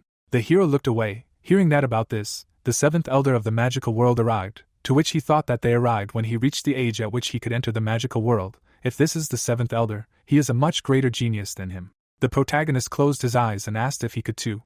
The man looked forward angrily. A thought appeared that he was thinking, no. Sitting on the sofa, the man said that the great noble family is something. How much everything costs here. The objects were lying on the table. It was heard that each artifact is a masterpiece. Standing in front of the magician, the old man said that the count is scrupulous about his child. Let him try not to die. Closing his eyes, Frank said that the old man scared him in vain. Everyone knows how obedient the count is. The doors suddenly opened. Frowning, the man said that he is the Count of Hysa. Smiling, the guy replied that it was nice to meet him. He was a representative of the magical world, the 7th elder. The young man stood in the middle of the room. The thought arose that initially he was an ordinary slave, and the wizard, having realized his talent, took him as an apprentice. The magician put his hand on his side. The thought arose that at 15 he reached the 6th rank, at 20 he moved to the 7th and was recognized as the youngest elder, at 30 he almost rose to the 8th rank, this guy is the most talented person in the magical world. Although this happened before Chuck appeared, he is someone to be reckoned with. Looking at the guy, John thought that the magical world was plotting something, and then asked what was the reason for his sudden visit. Sitting on the couch, Frank replied that he came to greet the young talent. Let him forgive him for his rudeness. If he had notified him of his arrival, he would hardly have allowed it. Putting the cup on the table, the Count said that it means he is well informed. Gritting his teeth, he added that although he had virtually no influence on the magical world, he knew very well what kind of place it was. Chess pieces appeared. It was said that the magical world was divided into three forces: the Imperialists, led by the Knight Teacher, the First Elder, the Nobles led by the Second Elder, and the Equals led by the 15th Elder. The hero stood still. A thought appeared that because of their rule in the magical world, there was a struggle for power, a political war mired in dirty tricks, and then Chuck appeared, possessing incredible talent and noble birth. Looking straight ahead, the man asked what he thought could take his son to such a place. Raising his hands, the magician replied that he understood everything, and then thought that there were no normal people in the magical world. Frank smiled and said that, however, they would not be able to control someone with incredible talent. Those who try to win by walking on thin ice cannot take such risks. Looking at the Count, he thought that he would not be able to convince him with such words. Looking straight at him, Frank said that, well, if he were in his place, he would not want to let his son into the magical world either, but there is an immeasurable amount of knowledge stored there. Closing his eyes, he added that especially about the crown of omnipotence, great magicians are given the chance to wear the crown of omnipotence once in their lifetime. Lowering his head, the man thought that he would not interfere with his son's potential, and then said that he would ask Chuck. Opening his eyes wide, the hero said that he wanted to go. A manuscript appeared. It was said that wisdom containing all the knowledge of the world, perhaps he could even learn about lost pieces of history. Taking a step forward, the man asked why he came here on purpose. Closing his eyes, the magician said that he did not know that the child would greet him like this. Turning his head, the protagonist said that it would be better for them if they could talk calmly, and then thought about how handsome he was. A glow appeared on his body. It was said that this man deserved to be called a genius, in the lungs and hearts. A core appeared on his stomach. A thought appeared that there were already 3 cores, but he wanted to make another one. Frowning, Chuck thought about the fact that he had a body created to manifest magic, an ability that could have passed to him from a past life. Turning his head, the magician said that he would cut a hole in him like that, to which the hero replied that he should forgive him. He was more beautiful than he thought. Winking, Frank said that wow, he hears such words, according to rumors from the greatest genius of history, what an honor. Looking straight ahead, the protagonist asked that he believed in rumors. Looking at him, the magician replied that how wonderful. A thought appeared that he thought this was an exaggeration, but Chuck is really like that. A glow appeared around the hero. It was said that his body was filled to the brim with mana. He improved the Marquis's breathing technique. Incredible talent. He felt sorry for the Count. The image of the protagonist appeared. The thought appeared that these old men would never leave a 9th-rank mage alone. People looked ahead. It was said that if they got this child, when Chuck became a 9th-rank mage in the future, the others would not be able to resist and would surrender to the old men. Looking away, Frank thought that it would be interesting to look at this, and then asked that isn't he afraid of the magical world? These bloodthirsty men will not leave him alone. Standing in front of him, Chuck replied that if they came for him, he would take good care of them, to which he asked again. Grinning, the hero said that if the matter was difficult, he would agree. The famous people of the magical world would not depend on a child. Closing his eyes, the mage thought that it would be difficult. Sitting at the table, the protagonist said that it was true, and she was going with him. They were leaving tomorrow, so let her pack everything in advance. Looking at him, the pet said that but the magical world is a holy land of white magic, and she is a creature of the dark, to which Chuck replied that what the hell, she can't even use a second-tier spell. The hero looked away, hearing that and when they would return, to which he replied that he did not know, and that he already missed Sarah's care. With her eyes wide open, the squirrel screamed that no, to which the protagonist replied that she should not worry. Smiling, Chuck said that he would make sure that she could not even think about it. On the way there they would double the amount of training. The pet looked at him in fear and screamed that she did not want to go. The hero looked in surprise, hearing that he should take it. This sword is called a scud, to which he thought that it was a magic sword. Smiling, his father told him to come back safe and sound. It doesn't matter if he gets hurt. The main thing is that he comes back stronger than he is now. Standing in front of the hero, Sarah said that he should take the Chenny with him, to which the protagonist replied that thank you, he will always think of her. Annabelle threw herself into his arms. Chuck smiled, hearing that he should come back safe and sound and right when he arrives, and he responded approvingly. The hero asked again in surprise, hearing that just think, they are parting for half a month, to which he wondered that it would take at least 2 years. Looking at his father, the protagonist tried to give a sign. Closing his eyes, the man said that he should not worry so much. A thought appeared that it was not surprising that she let him go so easily. Leaving, Chuck said that well, it was time for him to go. Standing in front of the fence, he asked that they were going straight to the magical world, to which the guy replied that before that, he needed to drop by somewhere. He was sure he would like it there. Looking at him, The hero asked what and where, to which Frank replied that the city of magic stones, a huge market of magic stones, would soon open. The protagonist froze and thought that the city with the largest mine of magic stones. Smiling, the guy said that he was glad that he liked it. Walking forward, he added that in Saint Germain. Walking towards the mountains, the magician said that he was thinking about something. Let him say, "This sword is for self-defense." Looking at him, Chuck replied that no, he handles it perfectly. To which Frank asked that he owns both magic and a sword, but won't the magic start to sag because of this? Waving his hand, the hero said that he is constantly growing, let him not worry, to which the young man replied that well, if he says so.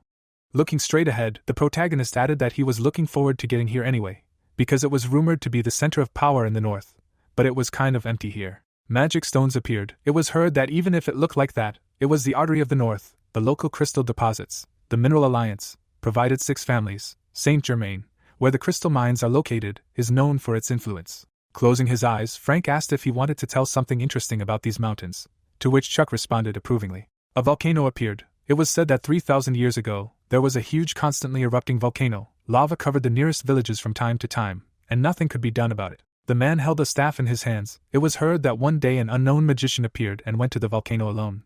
An inactive volcano appeared. It was said that the next day the volcano stopped erupting, as if it was sealed. The elf's eyes lit up. It was heard that the magician who did this disappeared without a trace, leaving only words. A mark appeared. It was heard that when the sleeping monster wakes up, the disaster will begin again. Looking to the side, the hero asked that the monster is in the volcano. Absurd. To which the magician asked again. The archer aimed his weapon. It was heard that but the magical community to some extent agrees with this story. Some traces were found.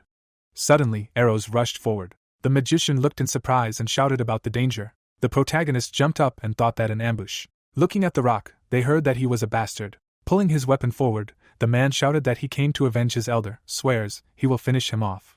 Looking to the side, Chuck asked that they knew each other, to which the magician replied that he was not sure, he could not remember. Smiling, he thought about what was annoying. Maybe he should test him, since the opportunity arose. Winking, Frank asked that they had problems, would he help him?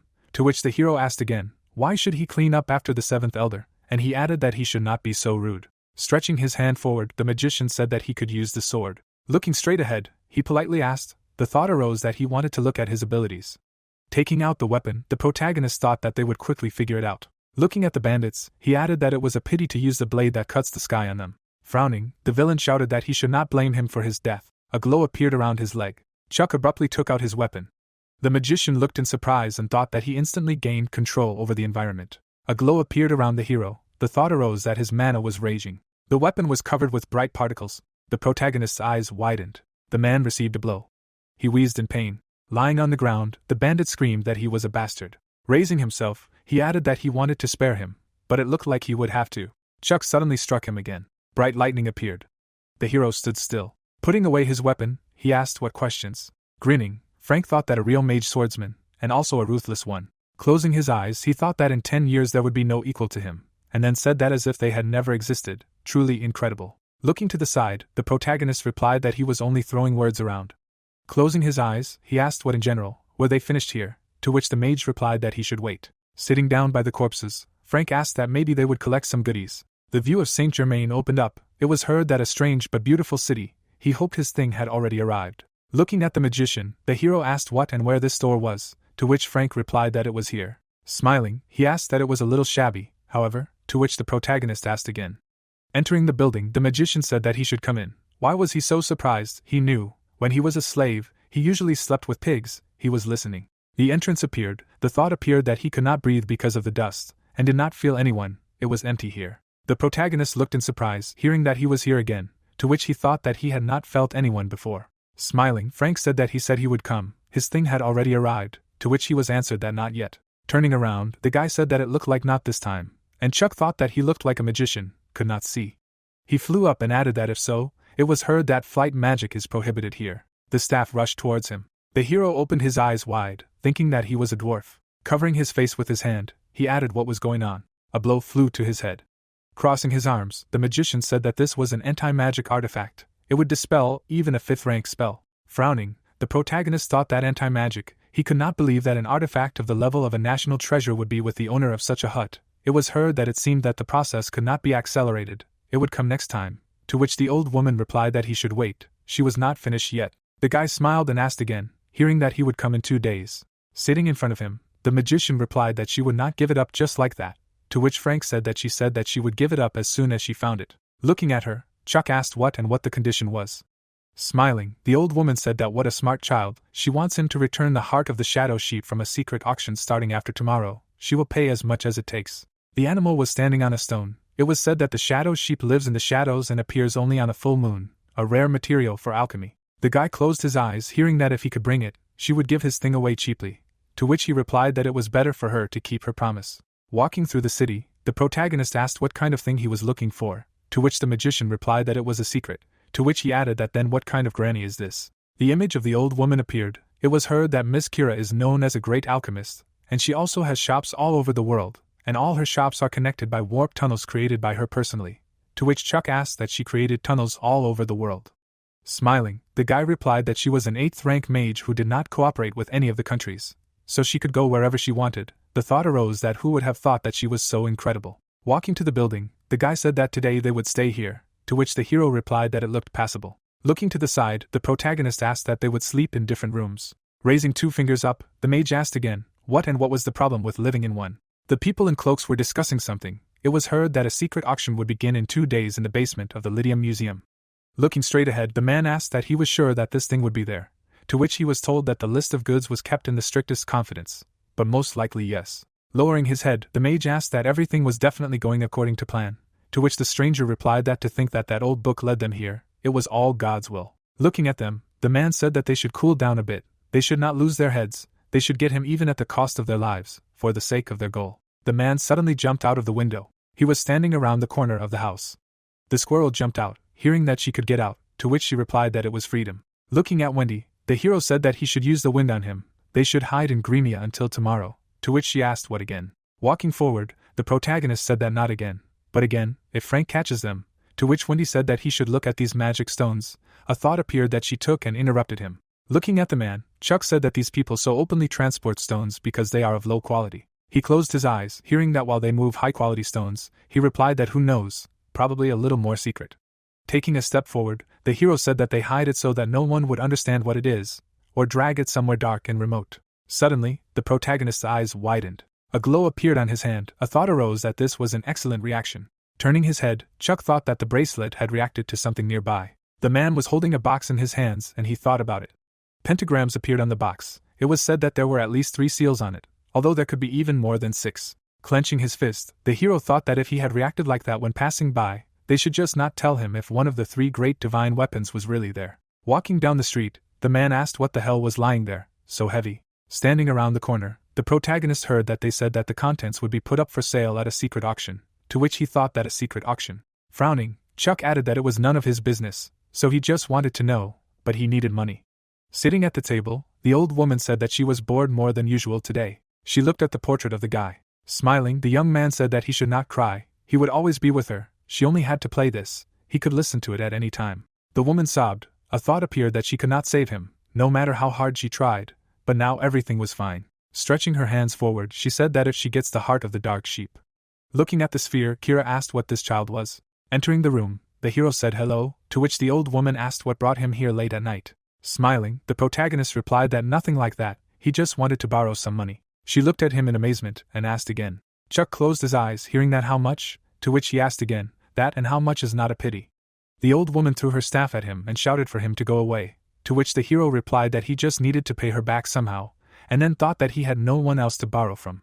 Kira raised an eyebrow when she said that she had planned to go to the world of shadows, to which she replied that she did, like him. The hero smiled and thought that people rarely knew about this, but he knew. The symbols appeared. It was said that the heart of the dark sheep is one of the items with which you can open the door to the world of shadows. This is a distant space different from ordinary existence, the ruler of this world, the queen of the spirits of darkness, and you can only enter it with her permission. Crouching down, the protagonist said that you can't get there by simply collecting materials, but he knows a way. Frowning, the mage asked why she should trust him. She shuddered in surprise, hearing that they would conclude a spiritual contract. A scroll appeared. It was said that a spiritual contract is a dangerous contract, in which each other's souls are the price of exchange, preserved even after the death of one. Looking straight ahead, Chuck thought that this was madness, but there was no other way. Standing in front of him, the old woman asked what the conditions were. Frowning, the hero replied that the fee, when the contract is fulfilled by both, they will conclude the contract. The people were standing in the basement of the museum. Walking forward, Frank said that he should be careful, let him not reveal himself, let the mask hide mana, he should be careful, to which the protagonist replied that he himself did not want to be caught. He suddenly stopped and thought that the smell of the forest, maybe an elf, and the magician asked what was wrong. Turning his head, Chuck answered that nothing, probably mistaken, to which the guy said that it was strange, they would go inside. Sitting on a chair, he said that they got good seats, to which the hero responded approvingly. Looking to the side, the protagonist thought that the one who smelled of the forest was sitting in front of him. Looking at the man, he added that but now he does not feel anything. He and the guy next to him came together. It was heard that welcome. Stretching his hand to the side, the host said that they thanked them for their arrival, the first product. Suddenly the screen was removed. The guys were sitting in a cage, heard that the slave elf, let's start small, how about 100,000? The magician frowned, hearing that 400,000, a million. Chuck looked at him and thought that he probably felt uncomfortable, and the host said that the price was rising incredibly quickly. Looking at the people, he added that they looked like elves after all. Suddenly the chest opened, heard that the next lot, thank you for waiting, now they will move on to the main event, the heart of the dark sheep. Looking straight ahead, the guy said that finally. Stretching his arms out to the sides, the jester said that now let them offer the price that their hearts desire. The protagonist turned his head and said that he should join in, to which Frank replied that he should be more patient, and the host said that 43,500,000, someone else. Raising the sign, the guy said 1 billion. Gritting his teeth, Chuck thought that this would be enough to repair the entire haze for a year. Stretching his hand out to the side, the jester said that the heart of the dark sheep was sold for 1 billion gold. He turned around and added that it was as if a storm had passed here, the next lot was no less valuable. The hero looked surprised when he heard that he was presenting them with the ultimate stone, to which he thought, where did this name come from? Standing by the chest, the host said that this stone had enough energy to support an area the size of Saint Germain for 10 years. The thought arose that, more importantly, he wanted to use such a stone for this. The stone appeared, it was heard that who would take it for themselves. Raising the sign, the girl said 8 billion. People shuddered in surprise, hearing the price. Closing her eyes, the girl asked that she tried hard. Crossing his legs, the guy said that she looked very rich, to which the protagonist replied that she probably was, and then thought that she had just wasted 8 years of Hayes' life. Taking a step forward, the man said that they had seen all the best things, would take theirs and leave, to which he was told that sounded good. Holding the chest in his hands, the jester said that the next item was a relic found near a volcano in the Calton Mountains. With wide eyes, the hero thought that there was something written on this relic in an ancient language. It said to sleep here and never wake up. Turning around, the guy shouted that trouble should stay behind him. Looking straight ahead, the protagonist asked what had happened. He winced when he heard that they were in a state of emergency. Someone had stolen all the goods. The man punched the wall and said, "Damn, how could his men end up as slaves at the auction?" To which they told him to calm down, they had already gone to look for them. The boy said, his eyes wide, that he understood his feelings, but their goal now was to meet the master. They had to leave before the people from the auction showed up. Gritting his teeth, the hero asked who dared touch his things. The girl turned her head to the side. Smiling widely, the protagonist said that they should give him what they stole before he killed them all. Frowning, the boy said that they should prepare for battle. Frank looked at them angrily and asked what it meant that talking wouldn't solve the issue. A glow appeared around his hand. The boy's weapon broke in half. Gritting his teeth, the elf said that the bastards from the auction. He screamed as he struck. The plants rushed forward. Frank smiled, looking at them. He began to incinerate them with lightning. Looking away, the elf asked again. Jumping up, the guy asked how dare he use such tricks. Suddenly he landed on the ground. The young man gritted his teeth, hearing what was above. Lightning was flying in front of the man. They began to fly around the guy and he screamed.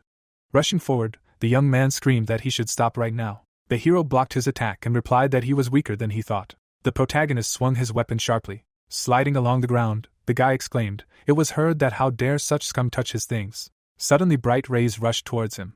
They fell to the ground. Frowning, the magician said that they should die. A magic staff appeared. Suddenly the rays began to crack. Walking forward, the man said that he kept thinking, why are they taking so long? Maybe something happened. The guy smiled and said that they were saved. Looking at him, Chuck thought that he had broken this magic so easily. Who was he? Turning around, Frank said that just by looking at him, you could tell that he was a master of his craft. He thought they were finished, to which the hero asked what and how did he know. Turning his head, he added that they needed to fight. Maybe they would just take their things, to which the magician replied that there was no point in catching them. The guy smiled when he heard that how about negotiations, to which he replied that he was glad that he didn't have to worry about being chased, which is what they wanted. Raising his finger up, Frank replied that they would leave if he gave the heart of the black sheep, to which the hero said that the Almighty's heart too, to which he added that yes, and him too. The protagonist looked away and said that he would explain later. Holding the bag in his hands, the guy heard that well, let him give it back to them. The mage closed his eyes and said that they had not fought at full strength, to which he asked, Well, okay. Smiling, the young man said that it was not that they did not believe them, but they would check just in case.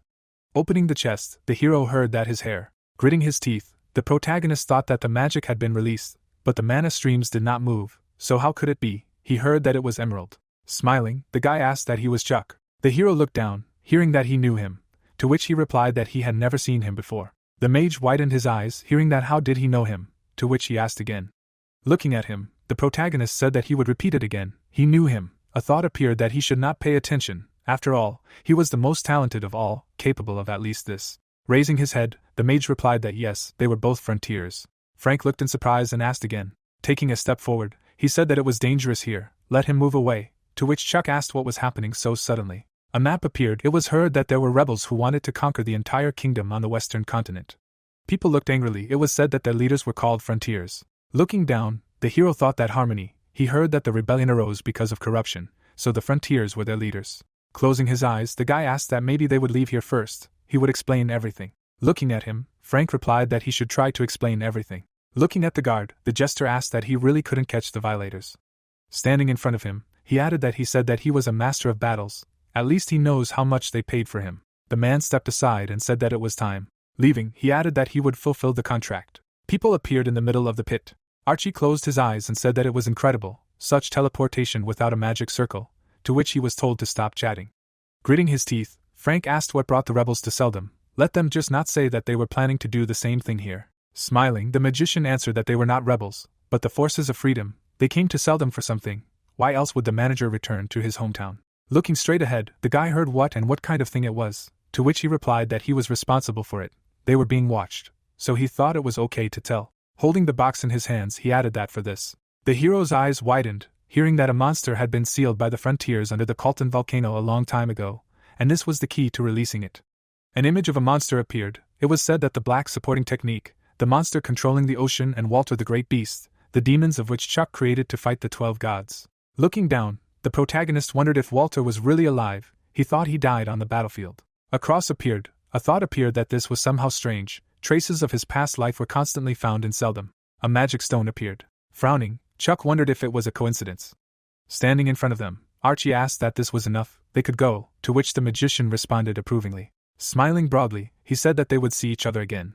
Looking at them, the man said that so this is where they all gathered, the filthy thieves. The magician shuddered in amazement, hearing the numbers. The guy looked at him in fear and asked what numbers, what about him? Throwing a punch, the man answered that it was his level. Archie flew to the side. Stretching his fist forward, he added that so that he knew, he was Darius, and he had 2.100s. Suddenly the man jumped up. Swinging, the elf shouted that he was a bastard. The man hit him with his elbow and replied that he should better not interfere. The young man looked in amazement and exclaimed. Pushing their heads together, Darius said that they did too. The elves flew to the side. Smiling, Archie said that they caught them. The staff appeared. It was heard that now it was his turn. The guy frowned and said let him bite. The man kicked the ground. The guy grabbed the weapon tightly. Suddenly Darius jumped up. He rushed towards the guy. Stretching his staff forward, Archie shouted that it would all end here. The man wheezed from the blow. A bright sphere appeared on the battlefield. The hero looked in surprise and thought that he could not believe that many of the frontiers were so strong. The guy grinned and asked what happened. It was heard that the stat suddenly increased to 1.71. Looking straight ahead, Darius asked what this reality-altering authority looked useful, but compared to the Cryon, it was worthless. Frowning, Archie said that it had no effect. The man looked angrily and said that he should just give him everything and die peacefully, and if not, it was heard that he should forgive him for interrupting their conversation. They were just customers, he thinks they can leave. The man's glasses gleamed and he asked what if he said no. The protagonist looked at the mage, hearing that he thought they would have to team up then, to which he thought that it looked like a chance to pay off his debts to the frontiers. Frowning, Frank said that he should be careful, this man. The man stood still. It was heard that Darius, the invisible Iron Fist, he was a surviving champion of underground fights from 10 years ago, rumored to have defeated 2 masters of the sword. Chuck smirked, thinking that a master of combat, how interesting. Turning his head, Archie said that he should step aside, to which the hero replied that he did not. Holding the cube in his hands, he added that they should leave it to him. Standing in front of his rival, the protagonist said that this was his artifact for constructing dimensions, Gremia. Frowning, Darius thought that he created this space to control the surrounding objects. It was said that the user can detect everything within reach and determine the composition, even if it is invisible to the eye. Rushing forward, the man said that the mage would be first. Frank frowned, looking at him. Darius struck the ground. Looking to the side, he said that this rat. Suddenly, Bright lightning rushed towards him. The man swung his hand. The mage extended his hand forward. It was said that Frank's area of magic can control space and time without casting a spell. Frowning, he said that he should move away from him. A blow flew into the man's back. The hero opened his mouth wide. Darius began to fall into the abyss. Looking straight ahead, he thought that the space had changed. A glow appeared around the man's hand. It was said about the influence of Omega. The man was lying on the ground. Suddenly, a flame appeared around him. The mage looked angrily and thought that he was using his aura as a shield. Frowning, the protagonist thought that he couldn't just stand there and watch. A blue glow appeared around the man. Lowering his head, he thought that some sucker was controlling space. Annoying. Jumping up, Darius said that he usually didn't kill children. Swinging his fist, he added that he would understand if he didn't forgive him. The blow flew to the ground. Turning around, the guy addressed him. Looking down, the fighter asked what was going on. It was heard that he didn't seem to expect this. Chuck smiled, hearing that if he was a master, then he shouldn't weaken his defense. A card appeared. It was said that the Almighty is an artifact that reduces all physical damage to 0, one of the 3 great divine artifacts. Grabbing the weapon, the hero thought that if he uses a sword, it was said about the first move of the Welton style. The protagonist struck the enemy. Gritting his teeth, Darius thought that the sword technique. Frowning, Chuck thought that it was not enough. One more time. Suddenly, he swung his sword sharply. The hero angrily clenched his teeth.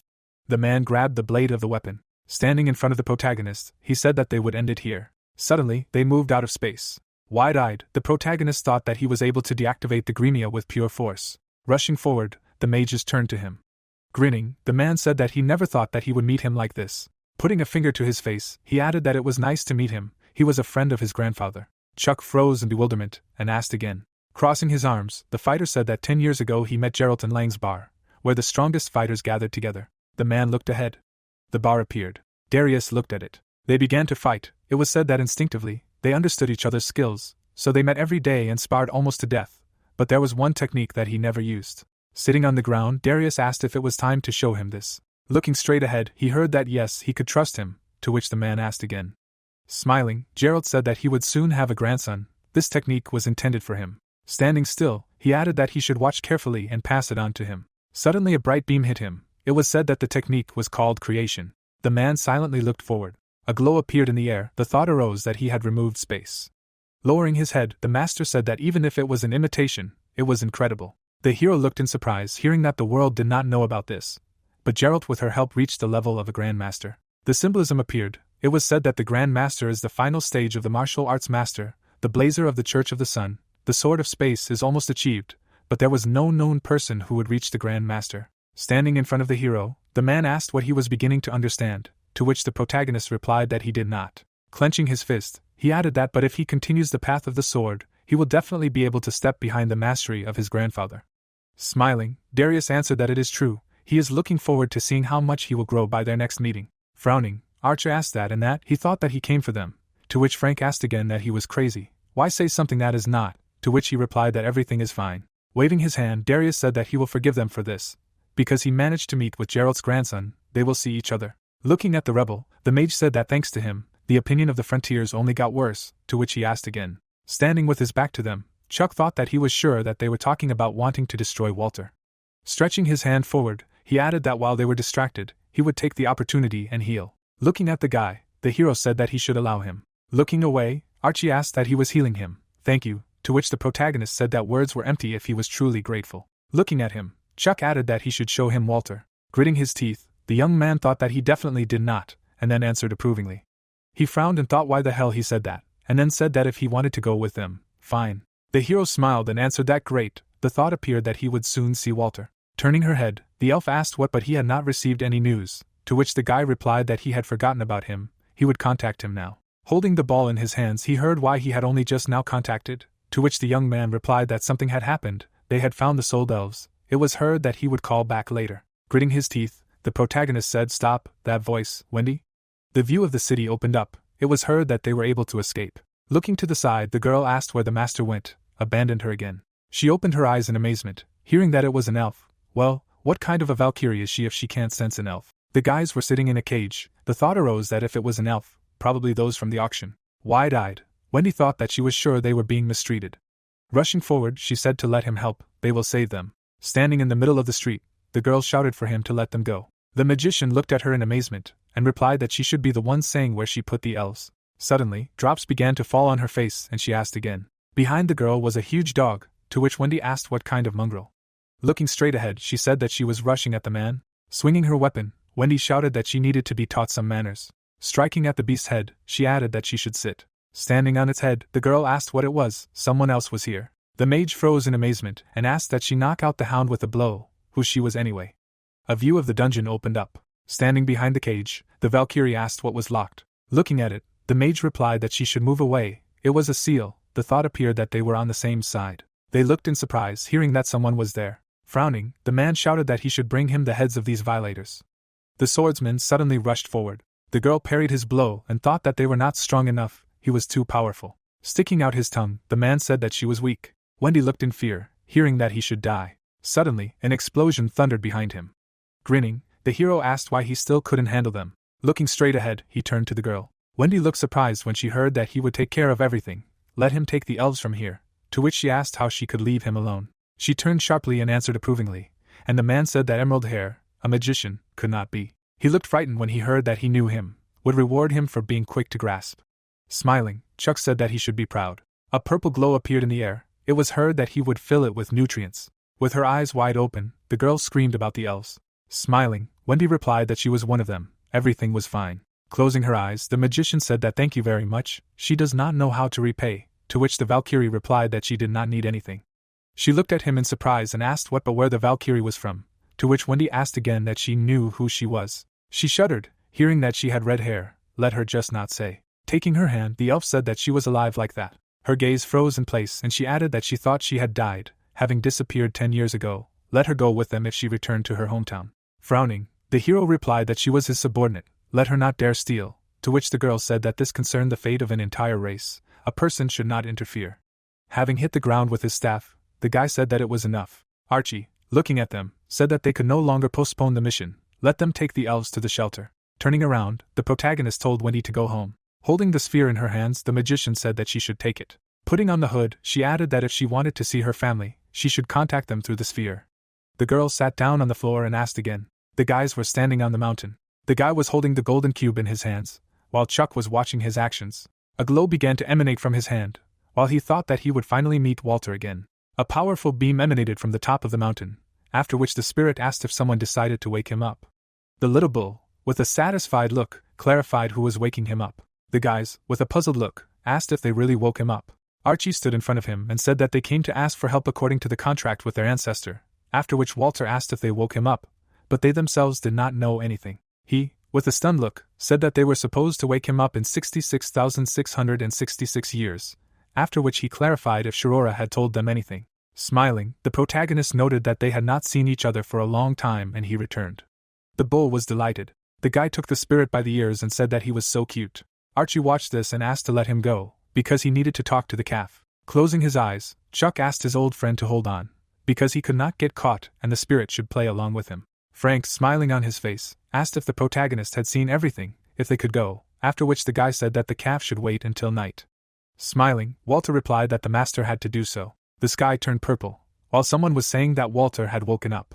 The girl was walking through the forest. She lowered her head and noted that everything was as the guy said. Crossing his arms, the stranger clarified if this was true.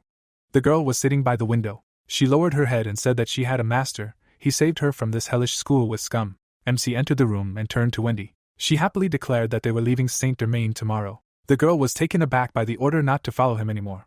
Bad memories popped up in her imagination, and she wondered why she was ballast. Wendy's eyes widened in surprise, noting that she had disappointed the master. The protagonist stood in front of her, and said that he would definitely create a place where she could return. She needed to go, and get the power of the Valkyries. Turning around, Chuck asked if she could contact the defenders of the border. She put her hand on the blanket, and listened to him say that she needed to rest. The girl bowed with words of gratitude. There was a smile on the guy's face. Wendy, in tears, emphasized the fact that she would definitely become stronger. Evening came. Chuck stood in front of Walter. The protagonist hit the calf and asked if he would continue to treat him so disrespectfully. Looking at him, he asked what happened. The spirit sighed. He imagined how during a thunderstorm the girl left him saying that she would definitely return and there was no point in going after her, while the calf said that Diablo Wolfer had disappeared after the final battle. Disappointed, Walter lay on the ground, after which he told how a few days later the demons felt that Diablo's presence had simply disappeared. The wise serpent Jormungandr said that he would return, they should hide from the sight of the 12 gods and wait for him. The bull lay among the lava, while the plot told us that Walter hid at the bottom of the volcano waiting for his master. However, he missed him too much. But one day the elf came. The girl stood in front of him and said that she would put him to sleep and free him from pain and grief. But he must promise that in the future he would help the defenders of the border. Looking at his master, Walter said that after he fell asleep that day, he had become smaller and his speech had changed. And Chuck asked what happened to Jormungandr. Closing his eyes, the calf replied that he had no idea, but the snake was probably fine. Looking at Mickey, the protagonist asked if they had been close for a long time. The spirit hugged the monster and asked how he was doing. Holding his friend in his hand, MC noted that he had a task for him. He should follow the border guard and find out who Isaac was, to which he received the answer that the calf was ready to complete the task. He watched his subordinates and said that he had one more request. Sitting in front of them, Chuck said that a girl named Wendy would also go with them. She was his subordinate and friend. She needed to be looked after. The protagonist with a serious look asked the girl to become stronger so that he could trust her. We were transferred to Art Magna. Sitting at the table, Frank asked to check. Kira threw him something and noted that it was what he asked for. He said with a satisfied look that he would use the check that he was given last time, to which he received the answer that if there were no problems with the goods in the future, then it made no difference to her. Having looked into the box, the protagonist clarified whether this was an ion fragment. MC examined the fragment and told us that the asteroid ion is a fragment of a meteor that crashed into the continent hundreds of years ago. It contains infinite mana. He is able to collect it from flora and fauna and make it 2,000 times stronger. The guy closed his eyes and said that it was a secret what he needed the fragment for. Kira was sitting at the table and asked Frank to leave, because she had business with the kid. The guy got up from the table and clarified what their business was, to which he received the answer that it was a secret. Frank, disappointed, hung his head and walked away from there when someone shouted at him to get out of there.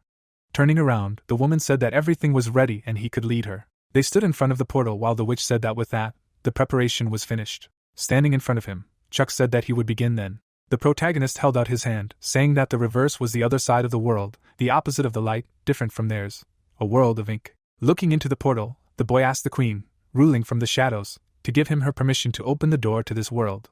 They stood in front of the portal. Kira, surprised, cried out that this moment had finally arrived. Looking in front of her, MC said that he had received something for free, and would return the money he had lent her. Standing in front of her, he told her that when you return the check, the contract with the spirit is cancelled, and she can only pass after he receives permission. Chuck turned around.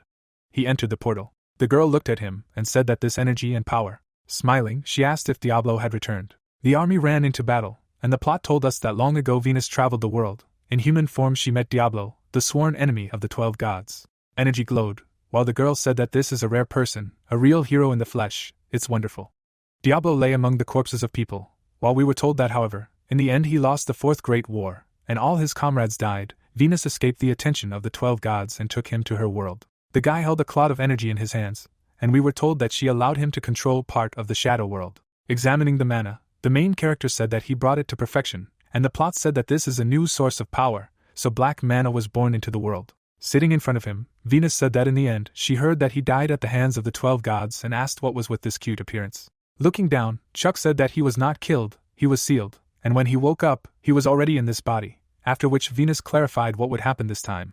The girl listened attentively that someone wanted to get there. He would like to get permission for this person. Looking at Kira, the protagonist said that she only needed to go in a straight line. Walking to the portal, the woman said that she left something in the shop. She presented a staff and noted that she would need it outside of Avalon. Without turning around, Kira noted that this staff was created from the magic stone of the Tarinka fountain. We were shown a magical pool and told that this is one of the 6 forbidden places in the world. The central fountain has a huge amount of mana. No one can approach it because of the endlessly moving whirlpool located in the deadly poisonous waters of the lake. Looking at her back, the protagonist asked why she was giving it to him, because it looked very valuable. Chuck was taken aback by the words that her son Finn was about his age. Taking a step forward, the woman emphasized the fact that now she would finally be able to see her son again. The guy's face was upset. Watching her, MC noted that what she would see on the other side would only be an illusion of the deceased. This hell would become a haven of eternal peace for her. He closed his eyes. The main character left the room. Meeting Frank, he said that they could go. Following the guy, Chuck listened to how it was time to say goodbye to Saint Germain. Now they would go to the magical world. Frank, with a satisfied look, asked to tell a couple of stories along the way, for example, about the Almighty, or about the Princess of the Valkyries. This is the most interesting. 2 weeks later, the guys were hovering over the city and saying that this is a magical world. Surprised, Chuck noted that this city was much more amazing than he thought, after which the guy told him that it was built by the first king. Looking at the buildings, The protagonist clarified whether the city itself creates a magic circle. Frank, with a smile on his face, noted that if he told about it right now, it would not be so funny. The airship flew over the city, while a voice came from it that the best potion of this generation Apophis in the nearest pharmacies. Following the guy, the main character noted that the magical technology of this world is amazing, to which he received the answer that they are as good as those in the magical kingdom. The guy handed Chuck a paper with the words that he needs to go to the store, and the young gentleman can walk around the neighborhood for now. Sighing, Frank emphasized the fact that it would be very bad if MC gets lost, so he will give him something. This is a magic map for the lost. Frost covered the lanterns. The dumbfounded girl ran and said that she told him to bring it before the entrance ceremony. Now she will be late. After him, we were introduced to a student of the Phoenix Academy, Annie. Shifting her gaze, she asked if Frank and the director would be present, because today is the entrance ceremony, if he showed them the new spells that she learned. She imagined how she showed the spells, and the guy with a smile on his face said that it was wonderful. Looking at her, Frank clarified how he could not recognize her abilities earlier and whether she will be his student. The joyful girl shouted that she agreed with this. Annie bumped into the protagonist and wondered if this lonely child is a new student of the academy. Closing her eyes, she thought that she had also been lost before. Looking around the city, MC thought that this was our train. It would be good if Hayes had something like this. The girl touched his shoulder and turned to him. The boy turned around, frowning.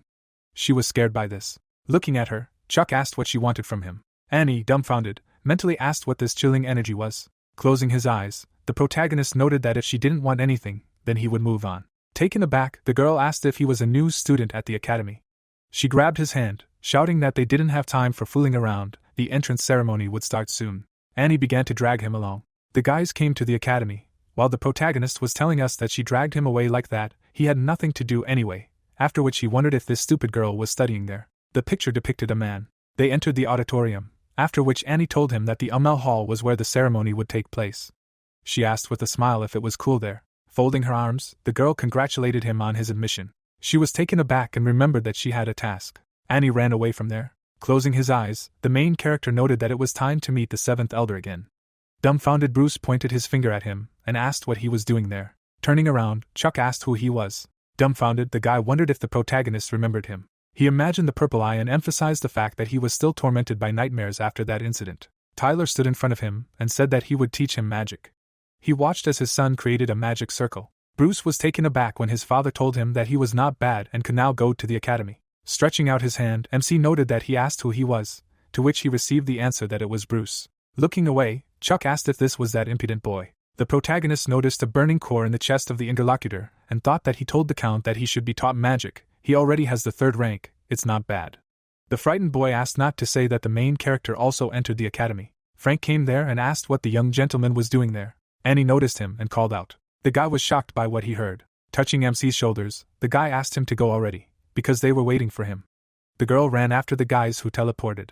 Upset, Annie noted that Frank left again, and Bruce called him a crazy bastard. The girl turned around and asked if he was talking about the boy who was with the gentleman, and Tyler's son, if she knew him. Frowning, he said that this was Chuck, an absolute monster. He is called the most talented in the history of mankind. Annie listened to him with a satisfied look. She was suddenly taken aback. Her scream was heard throughout the hall. There was a crest on the wall, as we were told that this was the central tower of the magical world, the main meeting room. People were sitting at a round table, discussing how they would finally be able to meet him. Putting his hand on his chest, the boy noted that he had been looking forward to this, because he was the genius of the continent, and we were introduced to the 4th elder, Ron, from the noble faction. Crossing his arms, the man replied that he was overreacting, because it was obvious that Chuck would disappoint them, after which the plot introduced us to the 3rd elder, Jared, a loyalist. The girl pointed at him and suggested that the 3rd elder was afraid of being surpassed by a 10-year-old boy, and we were told that this was the 6th elder, Vivian, an equal. The confused man sat next to her and asked why she said that, and we were introduced to the 5th elder, Larry, the head of the equals. Vivian, closing her eyes, asked if she had said something wrong. The bearded stranger said with a serious expression that they could not welcome their guest in such a situation. The old man closed his eyes, saying that he was coming, after which the plot reported that this was the 2nd elder, Edward, the head of the noble faction. Chuck entered the room. He introduced himself with a smile on his face. The elders were taken aback and asked if he was already a 6th rank. Edward smiled and thought that the protagonist had changed a lot since their last meeting. MC thought with a serious expression that these were elders, all of them several levels higher than him. His gaze fell on the trembling Jared. Watching him, the boy thought that he was also a 6th rank and was not developing due to self-doubt. Raising his hand, the old man said that they had not seen each other for a long time. The guy had become much stronger, to which he received the answer that it was all thanks to the breathing technique he showed him. Chuck listened with a smile on his face that if he took up learning how to wield a sword, then he would definitely succeed, after which he said that someday he would invite Edward to fight him. Jared grinned and asked if magicians participate in something like this, because that's what simpletons say, who are only able to use their bodies. The furious protagonist asked him to watch his words, because his father was one of those who developed physically. Frank covered his face with his hands and tried to hold back his laughter when the man began to justify himself. Smiling, the stranger emphasized the fact that the third elder was at fault. He smugly suggested that Jared meant well, but he should not be paid attention to, after which Austin was introduced to us. Chuck imagined the man soaring in the sky and noted that he was the king's teacher and is one of the great magicians of the kingdom, who is known as the Sky Wizard, so called because of his ability to control the weather. Austin narrowed his eyes and thanked the protagonist for accepting the invitation, after which he wished the young wizard a welcome to their world. Frowning, Frank asked if it was rude to address a sixth-tier magician like that. Austin crossed his arms and replied that he was wrong and apologized. Taking the cup, he said that if he could, he would immediately help him with the research institution. He added with a satisfied look that whoever does not work, does not eat. Looking at the coat of arms, the man noted that this strict rule must be observed in the magical world. MC was taken aback when he was asked what he thought. He listened with a puzzled look to the question of whether he could become part of the magical world. The sun's rays enveloped the city. Looking at the dumbfounded protagonist, the guy said that, as he expected, it was too much. Folding his arms, Austin clarified whether he was right in saying that the academy always needs talented people. The guys were taken aback by the words that he would like Chuck to try himself in the role of a temporary professor, after which he said that he understood that if no one had objections, then everyone agreed with him. If the director helped him, then everything should be fine. Enraged, Frank screamed that he would go right now and tell these bastards everything. Turning around, he asked to tell him if it suddenly gets hard, even though you can't tell by looking at him, he is still the director of the academy. Smiling, MC asked if he was the director who forgets that his own academy is having an entrance ceremony, to which he received the answer that it is not so. He had a reason for this. Looking down, Chuck thought that he promised himself that he would never take someone as a student again.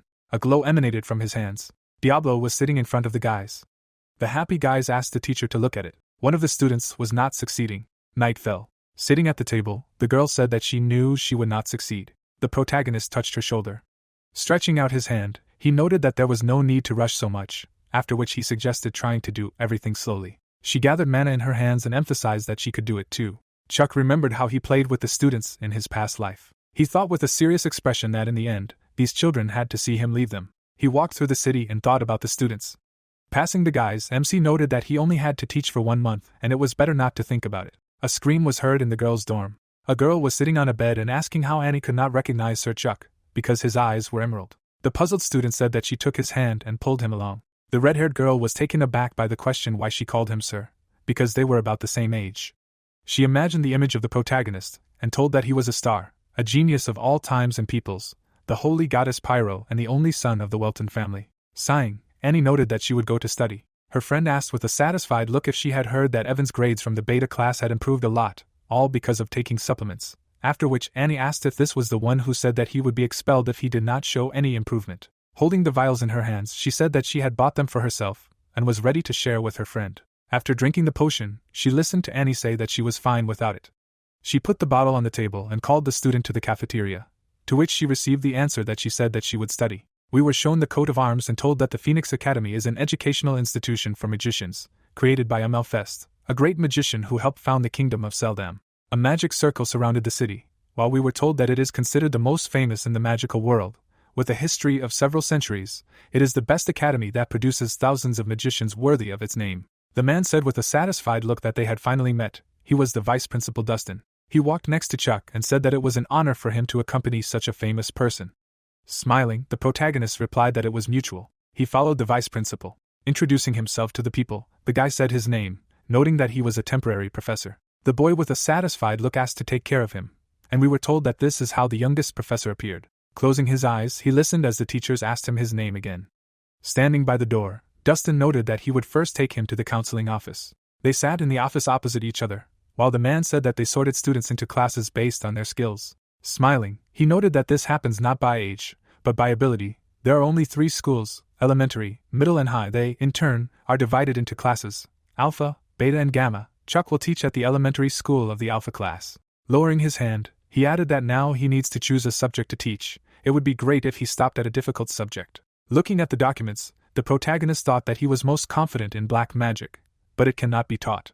Putting his hand on the table, he wondered if he should return to this, because in his past life, before he learned black magic, he was called the Limitless Wizard. Holding the document in his hands, MC noted that he would choose this. Looking at his watch, Dustin replied that this is an unusual choice. He is looking forward to it. It is almost time for the meeting and will call the professor. Looking out the window, the main character thought that for a building that is 500 years old, the offices do not look so bad. He shifted his gaze. The girl looked into the office and asked if this is Chuck, after which we were introduced to the academy Professor Sophia. The guys stood in front of him and said that they heard. He did not retreat even before the demon himself, and he is friends with the disciple of the goddess Pyro and his emerald hair is as beautiful as they say. The protagonist was shocked by the requests for autographs, after which he wondered why they were acting like that. Dustin pointed his hand forward and said that the man was there, the professor was there. They saw a crowd of enthusiastic teachers. Waving his hands, the man clarified why they were acting like that. The guys locked themselves in the office, after which Silver assumed that the professors were very happy. This is because he is quite famous. He is a genius in the field of magic, the saint of the goddess Pyro, and also the favorite son of the Welton family. We were transferred to the elementary school building, to the Alpha class. Phil, with a smile on his face, asked if the excellent student studied all night again, to which he will receive the answer that this is true. This time she will definitely transfer to middle school. Holding the bottle in his hands, the guy replied that he would also get there this year, no matter what. Annie was suddenly taken aback. Bruce came there. He imagined himself posing and thought that they would not succeed. He would quickly show his abilities and skip a class. Smiling, the girl asked if they had seen the red-haired guy last time. Raising her hand, she said that she was pleased to meet him, and asked what his name was. He stood in front of her, and answered that his name was Bruce Simon. Smiling, the guy mentally asked them to envy him, because he was different from them from birth. He would get into high school, and they would not even have time to blink. The girl, with a satisfied look, asked him to ask about everything he did not know. Silver entered the classroom, saying that they had not seen each other for a long time, after which he clarified if everything was okay with them. Chuck entered the office. His face was calm. Bruce was dumbfounded and wondered why he was there. The students were excited. Silver pointed at him and said that this was their new professor, Chuck. The kids were delighted to hear this. The kids started running towards him. Silver tried to stop them. Holding his finger in front of his mouth, the protagonist ordered them to stop. Mana began to spread. Looking at the frightened students, the guy asked if they had made a mess of the sacred academy right in front of the respected professor, and if this was how the Alpha class behaved. Bruce, surprised, mentally asked who he was. Frowning, MC said that he had been disappointed on the first day, but he would give them a chance to improve, and then asked them to guess what class he would be teaching. The kids raised their hands and voiced their guesses. Annie raised her fist. She pointed out with a serious expression that as a 6th-tier mage, he would not teach a regular subject. There were advanced lessons such as understanding the multifaceted properties and magic circles, but they only learned about energy in middle school, and then asked if it meant that he would be teaching a subject on the study of magic circles. Taken aback, Chuck wondered if this was the girl he encountered on the day of the initiation ceremony, and then thought that she did not have that much mana, but she was studying in the Alpha class. The satisfied girl listened that this was true. Her analytical skills were at their best. Dumbfounded, Bruce wondered in his mind if the one had really recognized her. Silver folded his arms and said that the meeting was over, they should study hard. Sitting in the teacher's room, Chuck sighed. Looking at the document, he thought that classes started tomorrow. He was told that he would be with the previous teacher for the first lesson. Noticing the file, the protagonist asked if the person who taught the Magic Circles course was Kyle, a 5th-rank mage who had written quite a few articles. Frowning, MC asked if he was Jared's student. Sophia approached him and said that he should be careful. Holding her hand in front of her mouth, the girl told him that Kyle had an inferiority complex. Several professors had already fallen for it. Closing his eyes, he thanked her for the information. Sophia, looking pleased, asked for an autograph. Kyle, with a serious expression, noted that, as expected, celebrities were different from them, signing autographs right in the teacher's room. Waving his hand, he said that the girl could go. Kyle looked into the boy's eyes and said that he heard that he had learned to wield a sword at the age of 10. It must be great to be so talented, but he should not relax. Grabbing his shoulder, he added that he should not expect a good attitude from him. Chuck furiously replied that that was what he wanted. The next morning the teachers were walking down the hallway. A girl in the audience screamed that he was coming. Everyone needed to sit down because the ghost professor was coming. The door opened. An angry Kyle emphasized the fact that if the girl called him that again, he would not get off with a reprimand. Putting his hand on the textbook, the man said that the great Chuck would be temporarily teaching them magic circles. Releasing energy from the book, he stated that teaching is not an easy job, even for geniuses. Today he will test them all. Papers flew to the students while Kyle said that they will learn how to cast 6-star magic. Watching him, MC thought that he was well prepared for the lesson and will see how good he is. Raising his hand, the teacher said that the commonly used magic circles have a formula. 6-star circles usually use the sun or moon, as well as the stars. Creating a clod of mana in his hand, he explained that the stars are the universe, the sun is the world, and the moon is the night of the world. He created a magic circle and explained that they could draw a circle around them and gather the galaxy together, so they would have a centralized magic circle. The boys listened attentively as the symbol would change depending on the magic they wanted to use. The placement of the symbol would affect the strength of the magic. Standing at the podium, he noted that once they set the symbol in place, they would not be able to change it, so they might as well think about where to place it. There was no specific method for effectively placing symbols, but this topic was currently being studied, after which Chuck asked if he knew anything else. Frowning, the man asked if the genius wanted to add to them, after which the protagonist explained that he could simply draw lines. Energy began to emanate from his finger, after which the boy asked them to watch him. Waving his finger, he said that he had just drawn lines. Smiling, Kyle replied that the shape of his magic circle had fallen apart. It was impossible to erase the lines drawn with mana, and then asked if he didn't know the basics. Snapping his fingers, MC said that he would erase the lines as well as he had drawn them. Looking at the magic circle, he said that the key elements of the magic circle needed to be separated. If you look at it that way, it was quite simple. He placed the symbols in the circle and said that the boys could place the symbols wherever they wanted, and then they needed to erase the lines. The protagonist completed the spell and noted that everything needed to be combined later. If they did everything as he showed, they wouldn't need to draw the circle from scratch. They only needed to set the location of the symbol. He enlarged the magic circle and said that he called this technique layering. Surprised, Annie thought it was impossible. Chuck destroyed the foundations of the magic circles. Raising his head, the man concluded that this discovery would shock the public. Extending his finger, he said that then this would also become possible. He touched the magic circle and stated that it was becoming three-dimensional. Watching it, the protagonist mentally noted that it was not bad. Kyle had modified the spell as soon as he saw the layering, and he himself was a genius. Snapping his fingers, he emphasized the fact that it was too early for him. The guys were shocked. Looking at the projection, the guy said that the magic circle had become a symbol for another circle. If space allows, it can be expanded to infinity. He imagined himself from a past life and noted that this was a three-dimensional super-complex magic circle. This is how people called Diablo Wolfer's infinite magic. Looking at Kyle, the protagonist asked what he would say. Looking at the magic, the man thought that he had never seen anything like it. Raising his hand, the main character informed them that this was just a small demonstration so that they could master the layering, and that they needed to learn how to break down 2-star magic circles before their next lesson. Bruce was taken aback and wondered if something so impressive was just a demonstration. He glanced at the students and mentally wondered if they understood how he did it. Chuck's gaze fell on Annie and he noticed that at least one person wanted to try. The guys were sitting in the audience discussing how this was expected of a genius, but Kyle was also excellent.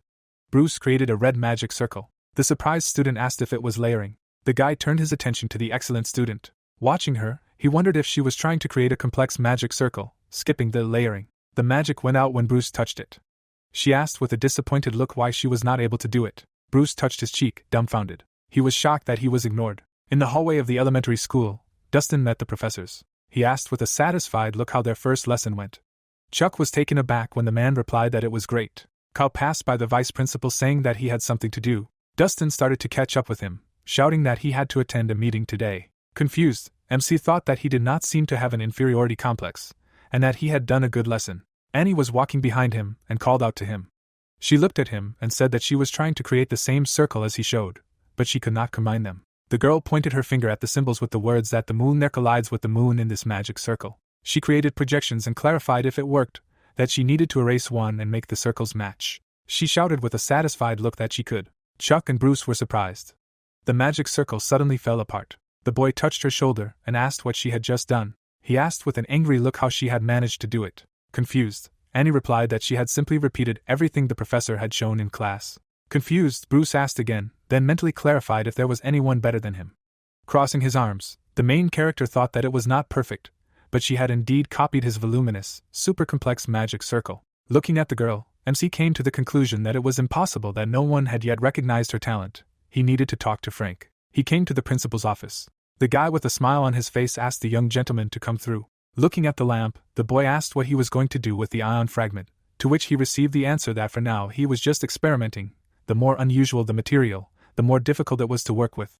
Sitting down on the couch, Chuck noted that he needed to show him something first. He created a magic circle and said that it had been demonstrated in today's lesson. Frank was taken aback by this, after which the main character asked not to misunderstand. He was not trying to brag about his abilities. Clenching his hand into a fist, the protagonist said that he did not go into detail, because the theoretical part was difficult, but Annie repeated what he had said. Looking at the director, he asked why he did not teach her, because she had great potential.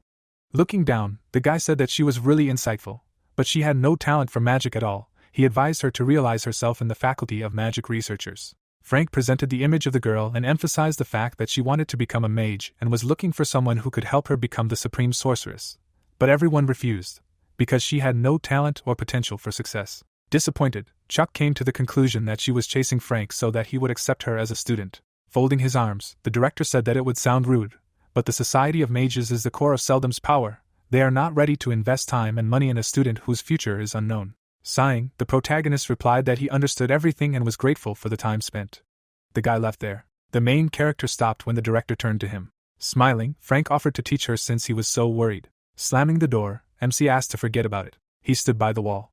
Looking down, the young gentleman mentally asked what other ward, if the profession of a teacher was imposed on him. Memories of the students appeared in his head, after which he said that on the day he lost all his charges because of the 12 gods, he decided that he would finish this battle on his own. Diablo's face was scared, while the protagonist said that he did not trust and did not allow anyone to be near him. Raising his head, MC emphasized the fact that he was not going to repeat the mistakes of the past. Annie is a smart child, she will be able to choose the right path herself. He seriously noted that this does not concern him.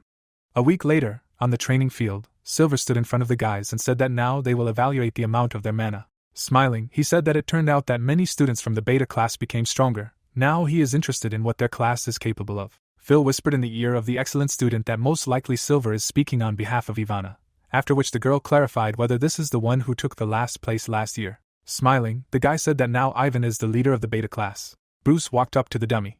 He created a magical bow. He released a powerful lightning bolt. Energy hovered on the field. The counter showed the power value. The surprised professor thought that this power was enough to destroy the doll.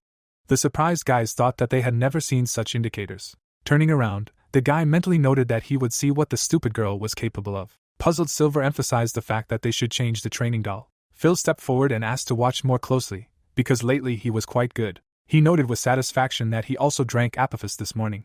The guy prepared to shoot. His eyes became stunned. Annie was taken aback by what she saw. A powerful explosion was heard. Looking at the screen, Silver reported that his indicator had increased by 700 points. If Phil tried, he would be able to transfer to a middle school. He was very happy about this. Watching him, the girl wondered if she was imagining things. Silver said with a smile on his face that Annie would be next. She created a bow. The girl, looking scared, thought about what to do if there was no improvement. She had worked hard after all.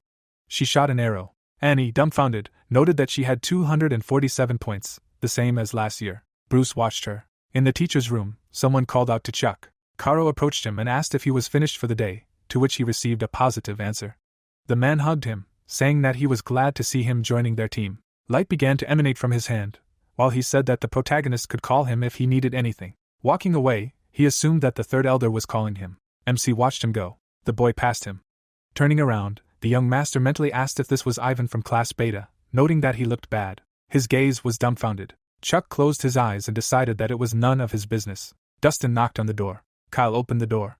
His face was serious. The man walked past him silently. Watching him go, the vice principal thought that he didn't understand what Kyle was thinking. Since they were all teachers there, everyone should try to get along with each other. The teacher was carrying a journal in his hand. A document fell out of it.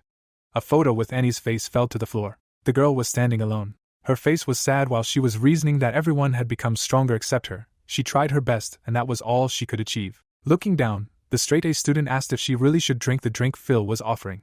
The protagonist bumped into her, and wondered what was wrong with her.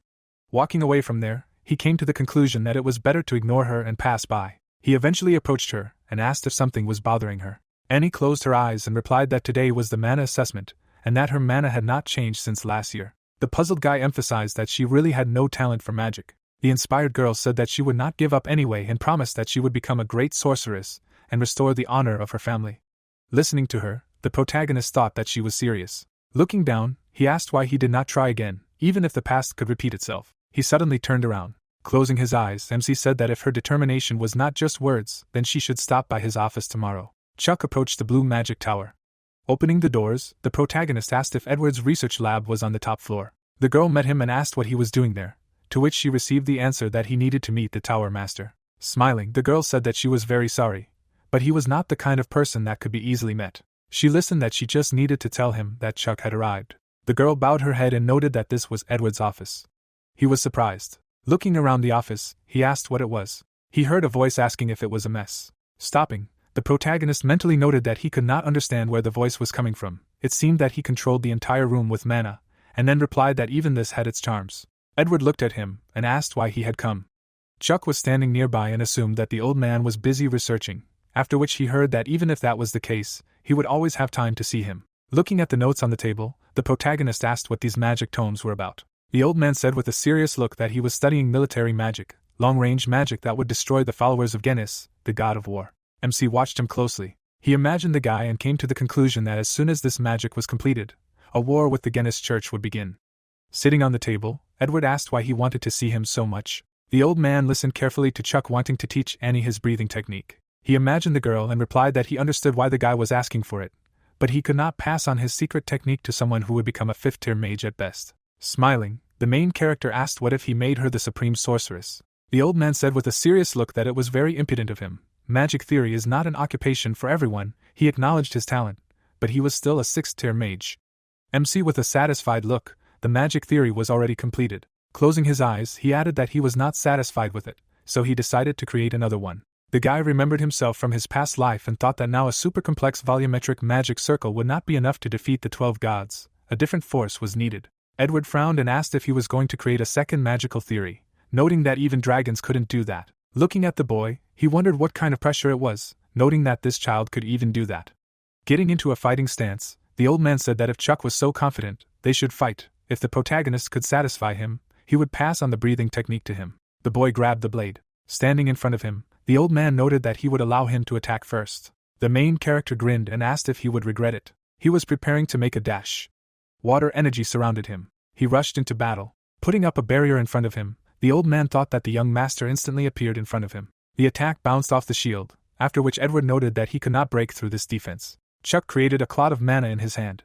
He used a destruction attack and broke the shield. Smiling, the old man mentally asked if the protagonist had predicted his actions. He appeared behind him and said that the boy was not bad. Turning around, the guy thought that this was bad. He had already managed to recover, after which he asked Mickey to help in the illusory world. A magic circle appeared under him. He created his clones. The clones pounced on the old man from different sides. A powerful splash of green mana was heard. A crack appeared on the barrier. Chuck's face was furious. Edward flew to the side. A cloud of dust rose. The exhausted gentleman thought that since he used 4 clones, his mana was depleted. The man came out of the cloud with a satisfied look, saying that it tingled a little. Closing his eyes, the protagonist assumed that his opponent had failed to protect part of his cloak. His clothes were torn. An irritated Chuck wondered in his mind if this was not enough. The old man surrounded himself with mana, saying that he was a little upset that he had been hit. Now it was the protagonist's turn to defend himself. The boy, with a serious look, came to the conclusion that he would have to get it after all. Taking the staff in his hand, MC said that he was all excited. Dumbfounded, Edward said that no one knew that he had the staff. Chuck really did have a lot of good things. The irritated boy thought that his opponent was stingy. He noticed a sphere of yellow mana. A whirlwind began to swirl on the battlefield. The protagonist, with a smile on his face, began to talk about the wind. Surrounded by energy, the main character said that it was refreshing. Holding the staff in his hand, he thought that this staff contains the powers of not only their world, but also the underground. It's great. Dodging attacks, he said that this magic is not so bad, but he wants to see something better. Edward appeared in front of him. The enthusiastic old man asked the boy if he thought that if it worked the first time, it will work the second time. Mana began to emanate from him. Chuck struck the barrier. Surprised, Edward asked if the boy was trying to see his unique magic. Jumping back, MC said that he would be glad if he was shown this magic. Light began to emanate from the old man's staff. He imagined a volcano and said that the insight he received was like lightning striking in all directions, like hail falling to the ground or an eruption of lava, not at all like these phenomena. Edward's eyes went blank as he said that it would be hard to get out if he got caught. The beam hit the boy. The protagonist stood in front of him and said that nothing happened. The ground beneath him darkened. Fireballs flew at him. While he was repelling the attacks, the plot told us that this was cognitive dissonance, the unique magic of the great wizard. A blue barrier surrounded Chuck. He bit his lip and thought that this magic was like a catastrophe, but it penetrated the mind. Waves began to rage around the protagonist, who reasoned that if a person is not a master of the world of the mind, he will be confused and not understand anything. The problem is that in his current state he will not be able to cope with this magic if he cannot free himself from it.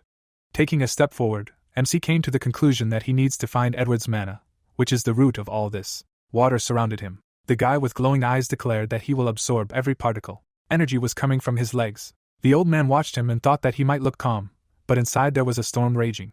Looking at his face, the wizard added that when the opponent is stronger than him, it is impossible to free yourself from the magic that has taken over your mind. Laughing, he noted that it was time to stop bullying. Chuck suddenly destroyed the barrier around himself. He crossed the weapon in his hands. The main character swung the blade.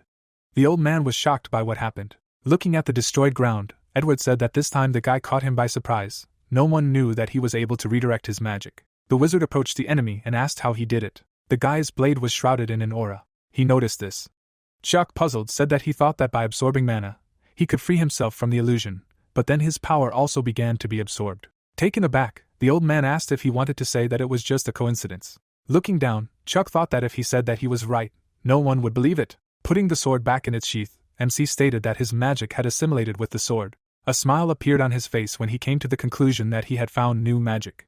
He asked with a satisfied look what Edward would say. Stroking the boy on the head, the old man gave the go-ahead to teach Annie his breathing technique. Looking out the window, he said that he needed a comrade's opinion. Standing next to Ron, he asked what he thought, to which he received the answer that the man was amazed. Ron, with a serious look, said that the protagonist harmoniously uses both magic and a sword, completely different from those sword-wielding wizards that he had met. Besides, he wants to do it with his magic. But even great wizards will hardly succeed in such a thing. Looking out the window, Edward stated that he was sure that the main character was an inexplicable genius. Ron imagined Chuck and asked if it was possible for one person to have so many abilities.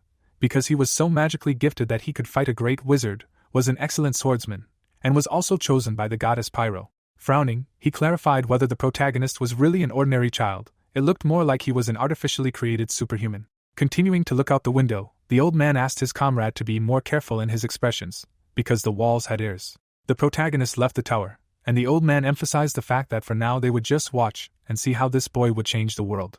The night sky surrounded the building. Bruce pounded his fist on the door. Chuck appeared behind him and asked what he wanted. He asked with a serious look why the guy decided to come to him so late. He remembered with a frightened look how the embarrassed Annie assumed that the main character would make her his student, and asked if he would really do it.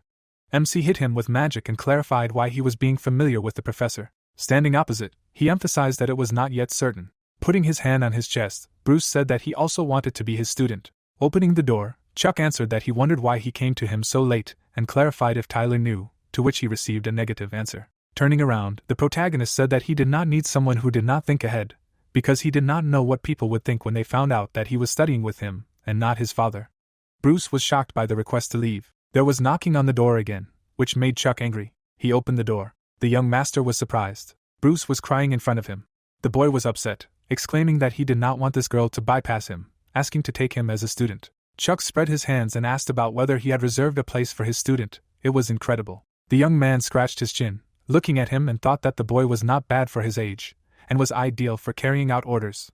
Bruce was stunned when he heard that the hero would think about it if the Count agreed, and asked if it was true. Chuck showed that he needed to leave, saying that he would simply show respect to his first teacher, for which the boy thanked him, bowing. The main character put his hands behind his head and called him impudent, because he could be kicked out for such ungrateful behavior. Count Tyler's research laboratory. Bruce was sitting at the table with the Count.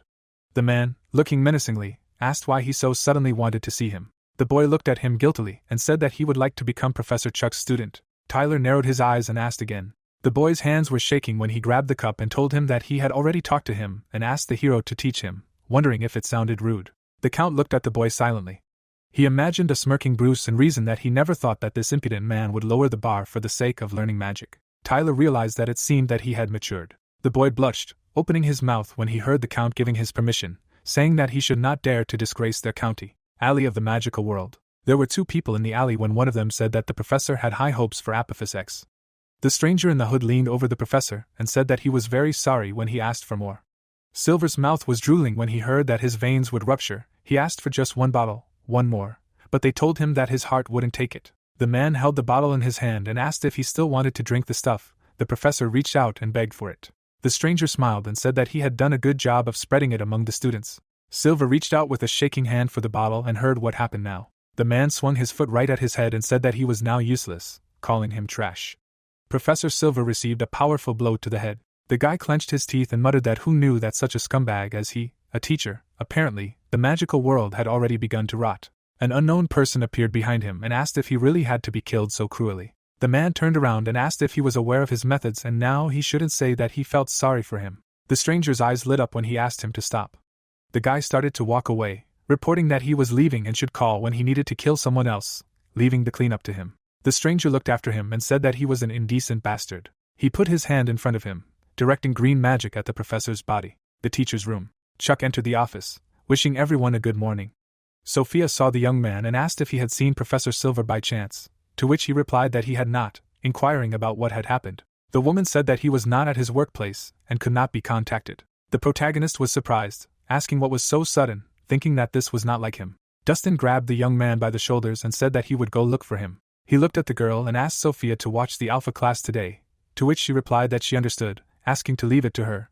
The deputy director smiled and said that she should not worry. Sophia replied that she was calm, since he would go look for him. At that moment Chuck turned around, thinking that he was sure it was not so important. Suddenly, someone called out to the young man. Annie opened her mouth and asked if it was true that he took Bruce as a student. The boy in turn explained that he was allowed. Chuck sat down at a chair and said that, it seems, they did not understand something. The children asked again. He explained to them that these guys were not his students yet, to which they got angry, not understanding.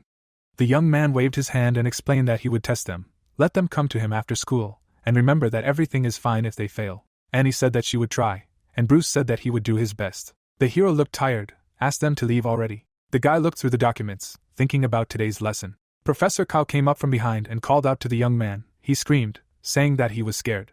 Chuck clarified why he appeared behind him so suddenly, to which the man answered, asking if he really wanted to take Annie as a student. The protagonist cautiously closed his eyes, not understanding what he wanted, thought about the fact that he did not feel his presence at all, said that he was thinking about it. Kyle menacingly approached his face and told him to leave her alone, because he did not want to see how the young man wasted such a great potential. The professor turned around when Chuck clarified what this meant, and warned him to listen to his words. The boy smirked, wondering what the hell that was. Sophia stood in front of the students and, having praised the guys, asked them to return to their rooms safe and sound, saying goodbye. Annie turned her attention to the neighbor with the bottle and said that he looked bad, to which Phil replied that he was fine as long as he drank it. The girl extended her hand, noting that she thought it was better to stop, because this was already the fourth bottle, to which he waved her off, shouting that it was none of her business. Bruce looked at him and clarified what was wrong with Phil, and he exhaled, explaining what it was. The boy did not listen to the end and notified that he did not care and left. The girl shouted after him for him to stop. She wanted to go with him. She waved her hands, asking him to wait, and said that she would go with him. So why was he leaving? And the boy, tired, turned to the gods. The boy opened the window and asked if he should wait for her, answering himself that he shouldn't, since they were rivals. Bruce shot into the air using his flight magic. The girl watched him go, wondering what was wrong with him. Her legs were enveloped in energy when she asked him what he thought she would lose. Annie used acceleration when she quickly ran down the street. Phil put the bottle on the table. He clutched his chest, exclaiming how refreshing it was, and he felt better as soon as he drank the Apophis X. He looked up and said that he needed to meet Ivan. The boy followed his friend through the forest, and knew that he couldn't miss such a rare chance. Ivan smiled, closing his eyes, and told Phil that he should know how lucky he was, since he included the boy in their ranks. The boy raised his finger and thanked the boy, thinking how arrogant he was. The boys were approaching the house when he was thinking about being patient, because he could transfer to high school using Apophis X. Phil was approaching the porch, where two guards were standing. Ivan, winking, handed over a piece of paper and said that here was his VIP invitation, to which he was let in.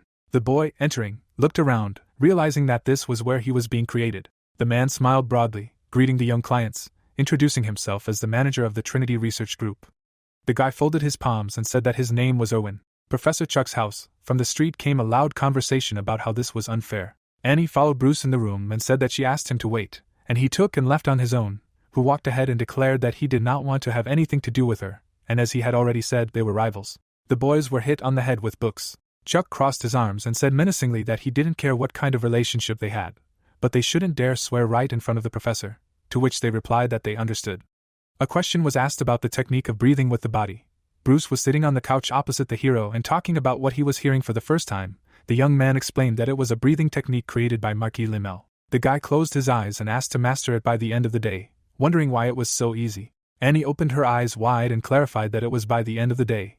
Bruce noted that learning the technique of the great magician in a day. Was the professor joking? The main character looked at them with a serious look and explained that his students should be able to do this. If they were not confident in their abilities, then let them leave. The girl, hearing, said that they could, and they would succeed. The boy timidly raised his hand, saying that he would try too. Chuck smiled, saying that it was wonderful. He enchanted the cube with his staff. Annie took the book in her hands. Bruce got hit on the head with the book. The children simultaneously appeared in the white room one by one, asking where they were. The guy explained that this is a small space created by him. Here time flows twice as slow. The end of the staff emitted a bright light when the hero said that Gremia takes any form, and outside of Avalon is responsible for space and time. Still cannot believe that he managed to connect them. Chuck put his hands on the back of his head, and exclaimed that these are quite useful things. Bruce took aim from the magic bow when it was said about him that this is a guy with a talent for magic, but with a lack of insight and patience. Annie, who was holding the magic ball in her hands in surprise when it was said about her that the girl was born to become a great researcher of magic, but without a talent for it. The hero leaned back in his chair more comfortably, declaring that the test was beginning. Trinity Research Laboratory, where the young people followed the manager. Ivan told him that it was a pity that Professor Silver would not be able to attend. Irvine turned around and said that in that case, he would have to try to remember everything and pass it on to him. Phil followed the girls and his friend, asking if he often came here, to which he replied that Professor Silver appreciated him very much. The boy crossed his arms, realizing that goosebumps began to run across his body again. His friend called out to him. Why was he dragging himself? Ivan grabbed his hand and told him to hurry up, because finally they would be able to wipe the ugly faces that looked down on them. The man, smiling, turned around and noted that they were right. With the help of Apophis X, they would be able to become the most powerful magicians. The characters entered the dark storage room and admired. Erwin turned his attention to the shelves and said that he would now show them a special development. He held out a bottle and demonstrated Apophis X. The boy, hiding, said that it was magnificent. The man smiled as he looked at them, saying that the mana absorption rate and concentration were twice as high as Apophis X. When the boy asked again in surprise, Irvine picked up the bottle and explained that it was still in the experimental stage due to minor side effects. Phil raised his hand and asked apologetically if X had any side effects. The man came closer to his face, his eyes shining, and asked if something was wrong with him. The boy put his palms out and explained that he felt a little dizzy and weak in his body. The man smiled and replied that it was the same as muscle pain. A heart was depicted, enveloped in energy, when he explained that when they take Apophis X, the amount of mana absorbed causes their core to expand. It takes a lot of energy to maintain the expanded core. Phil listened attentively as the man explained that he might feel tired for a while, but that it would pass as his body adjusted, thinking that he knew Annie was worrying for nothing. Erwin said that since they were here, why not give them a small gift? The man held up a test tube, calling it Apophis X's, explaining that it was a dietary supplement based on a new drug, and that it would help restore their strength. Erwin waved at the children from the porch, wishing them well, and they thanked him in return. The man slammed the door, saying that they were fucking children. He put his pipe in his mouth and said that he couldn't believe he had to bow down to such idiots, and then someone cut his pipe. Mary stood in front of him, asking him not to smoke inside. Erwin moved his hand aside and asked if she was trying to provoke him. The man grabbed her, exclaiming that she thought she could complain while getting money for nothing. He attached himself to her head and explained that he came here for the smell of blood, not money. Irvine turned around and shouted that he was tired of these childish games. The man smiled and suggested that he hoped something interesting would happen soon. When Mary thought about how good he was, but he only did what he wanted. It was about warning the professor when the man arrived. 8 hours later. Annie looked at the book and read about breaking the mana into small particles and inhaling it through her skin, then distributing the core in several places on her body to increase the speed of mana absorption. The girl spread her arms out to the sides and thought about what she understood, breaking the mana into smaller particles. She closed her eyes and thought about how she felt it filling her body, understanding the essence of this technique. Bruce angrily leafed through the book and wondered what he should do with it. He imagined the hero, with his eyes closed, offering food to the red-headed crane, and the crane asking what to eat, whether it was toffee. The boy wondered what that was supposed to mean, whether the professor had described everything in such complicated words on purpose. Bruce leaned back in his chair and said that Annie probably already understood everything. The boy opened his eyes and realized that he knew she was better than him in such matters. Bruce closed the book, thinking that Simon blood flowed in him. He sat in the lotus position and understood that inferiority and envy did not matter, so he would use all possible methods to become more powerful. The boy exclaimed that he would surpass her with his own strength. The hero put his feet on the table and watched what was happening, arguing that who knew that Bruce would dive into the pool with his head, believing that he decided to find his own way. He looked at Annie, lost in thought. The girl sat with her arms spread out as the hero reasoned that Annie was one step ahead, thanks to her intelligence, but she would not be able to withstand the pressure of absorbing mana due to her weak core. The point was to see if she could withstand the pain caused by distributing the core throughout her body. The boy sat with his eyes closed as Chuck thought about how Bruce would have a hard time understanding even the concept of the breathing technique, but nevertheless, by learning it, he would be able to increase the amount of his mana. The young man looked ahead and thought about how he had adjusted the method of learning to suit each of them, but that was all he could do to help them. He understood that the rest was up to them. 12 hours later, the girl sat in the same position, trembling, and chased away thoughts in her head about feeling like her heart would burst from so much mana, wondering if she was in such a state that she needed to split the core. Annie continued to sit, wondering if her body could withstand it, that she wanted to give up, but she thought about the Mayer family, and who would have thought, because the head of the family is only a 4th-rank mage, what an insignificant family. The girl bit her lips and understood that this was the only way to restore the honor of her family. The protagonist crossed his arms, watching the children, noticed that Annie looked tired. The only way to become a supreme mage is to constantly challenge your core, and Chuck watched Bruce and said that it looked like the boy began to crush mana into particles. He should try harder. 17.30. The girl exhaled. 21.26. Bruce grabbed his head and cursed. Time passed. When 24 hours had passed, the young man snapped his fingers, saying that time was up. The children suddenly teleported to the sofa in front of him. The boy closed his eyes and said that a day had passed, which meant that the test was over. The girl waited with her eyes wide open, and the boy adjusted his collar. Chuck turned to Anna Mayer and Bruce Simon, saying that they both.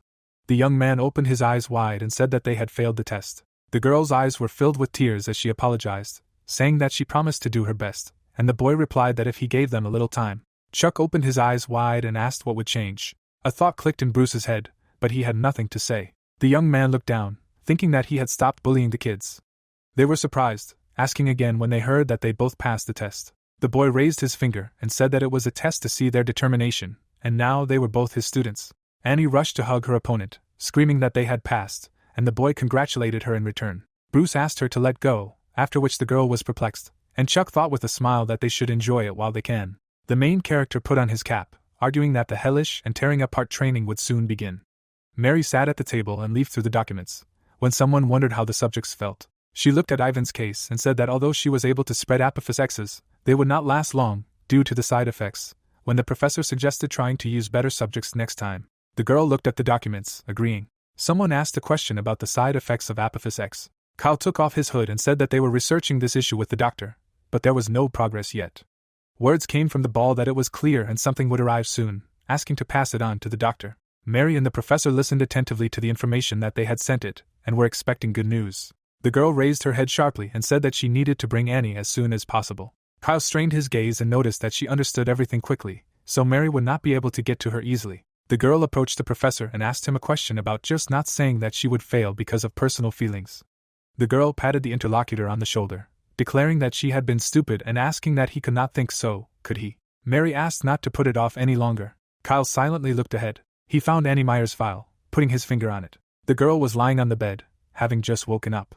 She rose sharply, starting to talk about something. Annie remembered that the protagonist had noted that it was already late, offering to spend the night here and go to school, and wondered what time it was. She reached for the alarm clock, wondering what time it was. The girl looked at the clock, her eyes wide open, and screamed that she was late. Bruce raised his hand, noticing that she had finally woken up. Annie was taken aback when the boy called her the demon queen of snoring. She asked again. He began to tell that yesterday, she all night, when suddenly received a magical blow to the head, a guy came up to them and asked a question about who allowed him to lie. Chuck snapped his fingers, telling them to stop arguing and take it. Magic items appeared in the children's hands. It was a pendant. The hero explained that it was a sign that they were his students. The young man winked and asked not to lose it, to which he received gratitude from them. The children's world turned upside down when they heard that they had the same design, and could now be called a couple sign. Bruce, pointing his finger, sharply exclaimed that who said that he was dating this child. Annie got angry, asking again about who the child was. The girl shouted at his back that she also did not like it when he said that he was going first. Chuck watched their argument, and smiling, commented that it should be great. There was a sign hanging above the office. Annie sat down next to Phil and said that she could when he asked if she was a little late today. The girl got up and began to speak, but someone interrupted her, exclaiming. A classmate pointed her finger and asked about this necklace. Annie smiled, answering. The girl took it in her hands and said that Professor Chuck gave him. He said that this is a sign showing that she is his student. The kids in the class were surprised, asking one after the other. A classmate grabbed the pendant, shouting to see. The class started buzzing, saying that everyone wanted to see it too. Bruce watched as everyone pounced on Annie, thinking that he shouldn't show it. Phil watched silently as she was told that becoming Professor Chuck's student was all because she was smart. The teacher appeared at the door and asked to be quiet. She said that Professor Silver would not be coming today, so it was self-study time. The girl opened her eyes wide, thinking that the professor was sick. Annie looked at her neighbor and asked if he was better. He said yes, and they said that it was all because the core was getting bigger because of the Apophis X. The girl looked in surprise, asking again about the core getting bigger. commenting that there was no supplement in the world that could do that. Phil got angry looking at her and listening to her advice that he should stop. A loud request for her to shut up was heard throughout the room.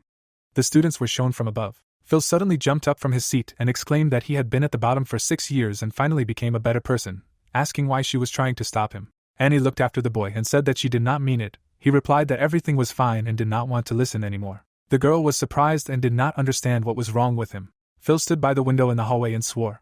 He was furious, saying that Annie was jealous that his skills had become better, and despite the fact that she was a student of Professor Chuck. He hit the windowsill when someone called out to him. The boy turned his head, seeing Professor Sophia, who was asking about what was wrong. She ran her fingers over his face, and noted that he did not look very well. Phil looked down and thought about the fact that the effect of X's had already passed, explained to her that he had a fight with a friend, and he said that his additive was strange. Sophia's eyes widened, asking again about Annie Meyer. The professor smiled, clarifying that the additive was Apophis X. The boy asked if she knew about it too. The girl confirmed that it was so. She knew perfectly well. She put her hand on the student's back and told him that she had studied the potential of Apophis X in the Trinity lab, asking why he didn't bring his friend to listen to her lecture, to which he agreed. Sophia smiled, saying that it was great. She handed over a test tube with liquid and offered Phil to drink it and try hard in class today. It was said that soon these test subjects would be destroyed, and if the student died, the director would begin a personal investigation. Phil turned around, said goodbye, and walked away. Sophia's expression changed, looking away and thinking that before that happens, she needs to hurry up and successfully complete the test. This is all for the sake of a world where the untalented will not be looked down upon. Someone in the lab looked at the dead rats, saying that everything will be ready soon. The rats' gaze was fixed on the void when they said that this will be an amazing medicine that will turn this world upside down. Phoenix Academy. Annie crossed her arms, remembering her evil friend, thinking about how they never talked to Phil yesterday, wondering how she could make peace with him. The boy grabbed his head and apologized for yelling at her yesterday. The girl smiled widely and told him not to worry, thinking that he was no longer angry. The student stood in front of her and told her that Professor Sophia had invited him to a special lecture, offering Annie to go with him. The girl noted that today was a lesson with Professor Chuck. She shook his hand and said that it didn't matter. She thought that if they left for a while, nothing serious would happen, thinking at that moment that Phil might be upset if she refused, deciding to listen for a bit and then come back right away. The boy blushed, laughed, and thanked her, adding that he was sure the girl would like her too. Trinity Lab. The girl walked down the hallway, lost in thought.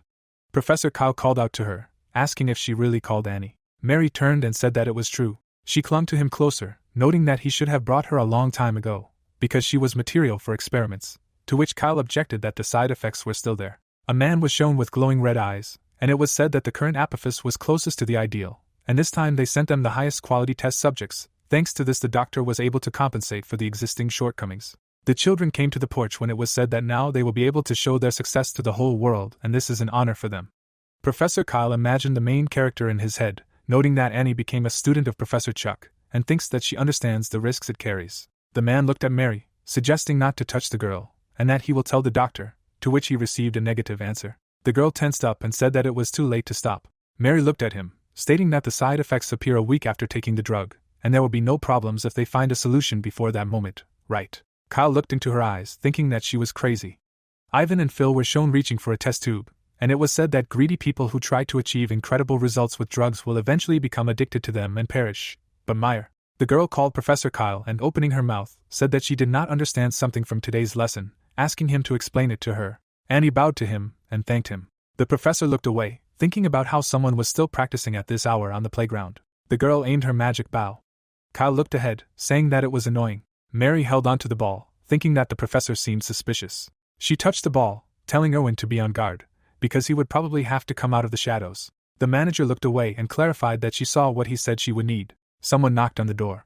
The door opened in front of Chuck and he asked if he could come in. The director noted that a young gentleman had arrived. The young guy walked into the office and asked why he had called him. Frank sat down in a chair and clarified that he wanted to get straight to the point, said that it upset him because they were so close. The guy interrupted him, saying that he needed to teach a lesson to his charges, so he needed to hurry. The director crossed his fingers, asking if he had accepted the students.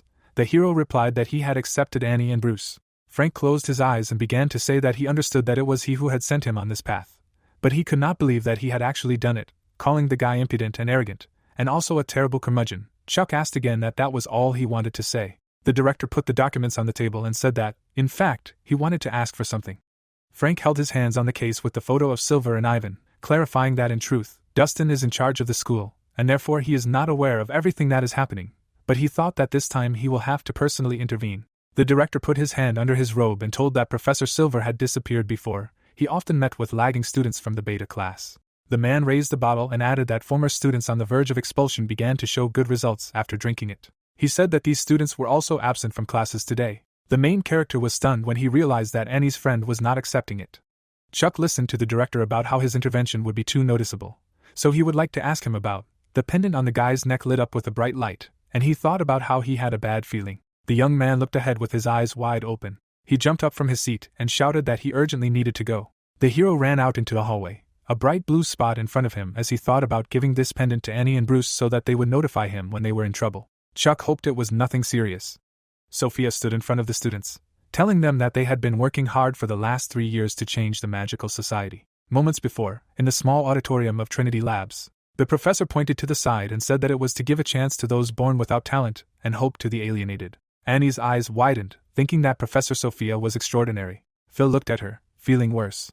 The girl spread her arms out to the sides, saying that as far as they knew, a wizard's limit was set at birth. She slammed the table and shouted that those born with talent achieved the greatest successes, but those without it were not given a chance. The girl looked away, listening to how they had been looked down upon their entire lives for not having magical abilities, and that was the harsh reality if they looked at the statistics of the magical world for the last 30 years. Phil's face darkened as he ducked. His friend called out to him. Annie yelled at Sophia that something was wrong with his friend as he lay on the floor.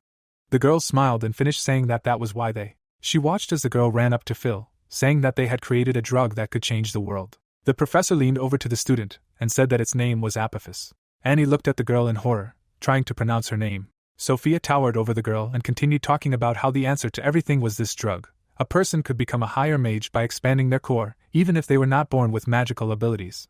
The girl sat next to Phil and screamed that this was complete madness, this was incredibly dangerous, and now her friend, a magical object, was appearing in the professor's hands, and she asked if they could avoid this outcome. Annie was horrified, thinking that this was impossible, because if you got something, you had to pay. She held Phil's lifeless body in her hands and reasoned that this was going beyond all bounds, and what should she do, she needed to think, wondering what if someone else could pay this price. Annie thought that if another, non-human creature could survive in such dangerous conditions, then. She looked at Sophia and asked if this had anything to do with the gods. The girl managed to say that what church would dare, as the girl covered her mouth with her hands and said that she was wrong, but if she could think of such a thing, then she really was smart. Sophia held her face and said that she could not believe that others underestimated her because of her lack of talent, and it upset her very much as her professor. The girl showed her the refill and said that from now on she did not have to live like this, offering to try. She handed the bottle to the girl and declared that Apophis would save her. A request was heard for Sophia to stop.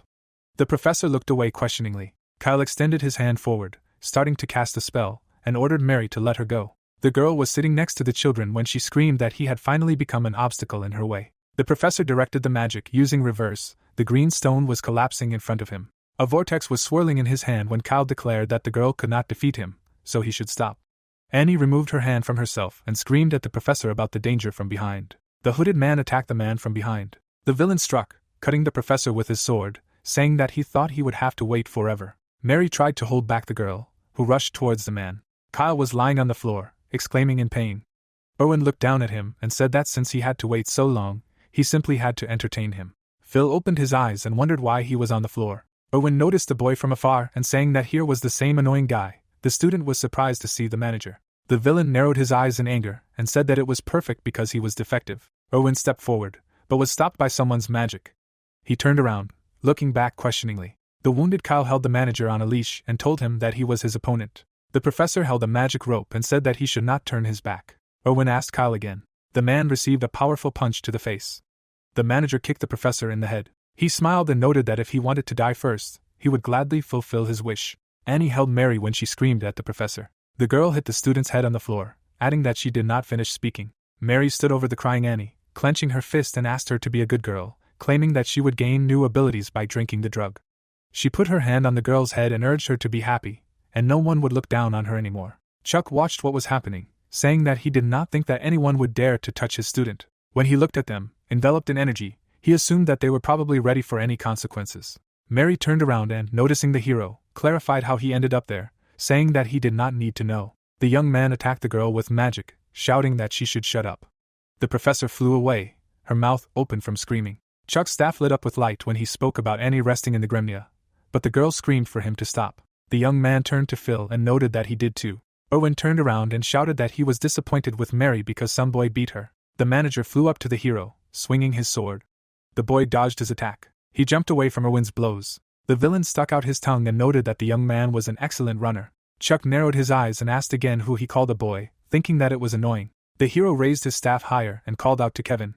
Purple lights appeared from the open doors, asking if the master had called him. The guy smiled, ordering him to deal with him. Kevin flew at the manager, accepting the order. Owen held back the blow, clarifying that he obeyed this kid, then he understood his level. The servant dealt a crushing blow to the enemy, asking how he dared to insult the master.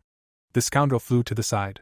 Kevin approached the manager with a knife and noted that he had heard about these red eyes. This is a feature of bloodthirsty barbarians, asking, they belong to the race on the western continent of the Arishur, don't they? Owen opened his eyes wide, listening to whether he would become undead, and whether he would also thirst for blood, saying what this idiot was talking about. The manager went on the attack with a call for death. The wounded Mary rose from the floor.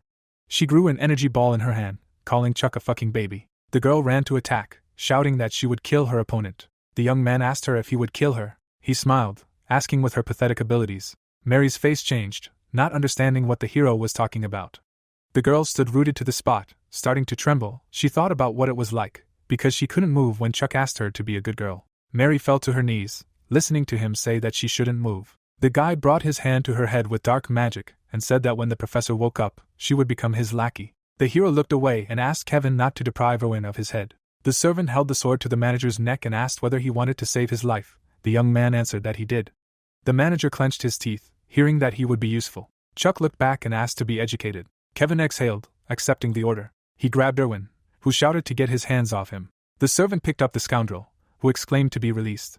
Chuck closed the gate, noting that it looked like he now had a new slave. The young man closed his eyes, snapped his fingers, and declared that they had the next one. He was suddenly called out. Kyle was sitting behind him, asking what the door was, and Chuck realized that he had completely forgotten about him. The guy brought his staff to his face and apologized to the professor, asking him to rest in the gremnium for now, using memory erasure. Mary looked down in horror when she heard him switch back to her. The hero told the servant to listen carefully. The girl knelt and clarified that her master had called her, to which he asked to reveal his identity. The professor stood up with her head down, saying that her name was Mary Valentine and she was the manager of the Trinity Lab and they wanted to make magic available to everyone. The boy thought about how he knew that Sophia was a fake name. Mary stood with her back turned and continued about how they were ordered to infiltrate the Phoenix Academy to use Apophis to close the magical gap between people. Chuck looked at her and thought about how to do something like that. It would require a high-level mage. He asked how they were going to solve the problem of the side effects of Apophis, and wasn't that their main goal? The girl slowly answered what it was.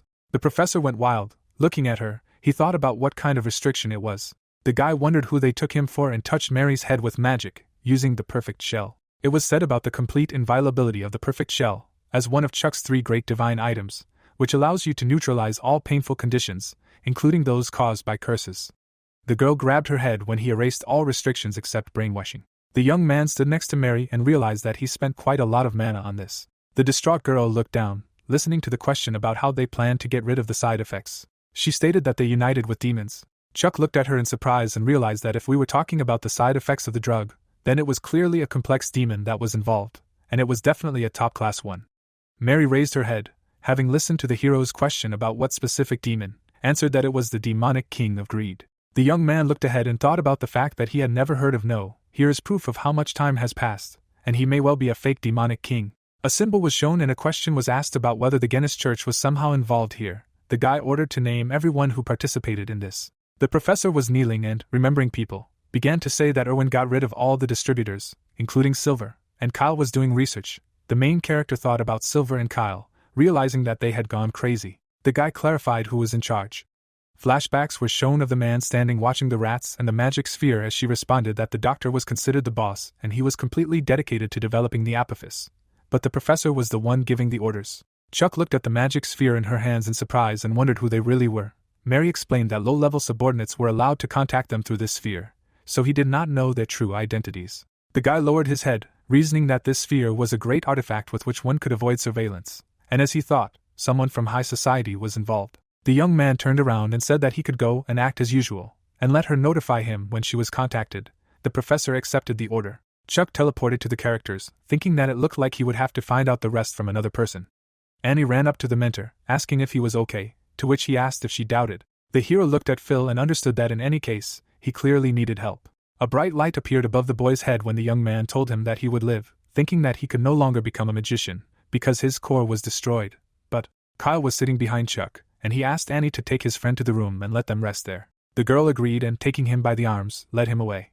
The professor looked at the hero and asked about the fact that the entire space is an artifact, concluding that he possessed a truly magnificent object. The guy replied that he would really like to brag, however. His eyes lit up blue when he said that he did not have time for this now. Chuck, raising his fingers up, chained his interlocutor, and called his name. He opened his eyes wide and told what Mary said. He helped in the research of Apophis, asking to tell the man everything he knows about the managers. Kyle looked him in the eyes and answered that he did not know anything about the professor, but he and the doctor were doing research together. The guy asked about who he was.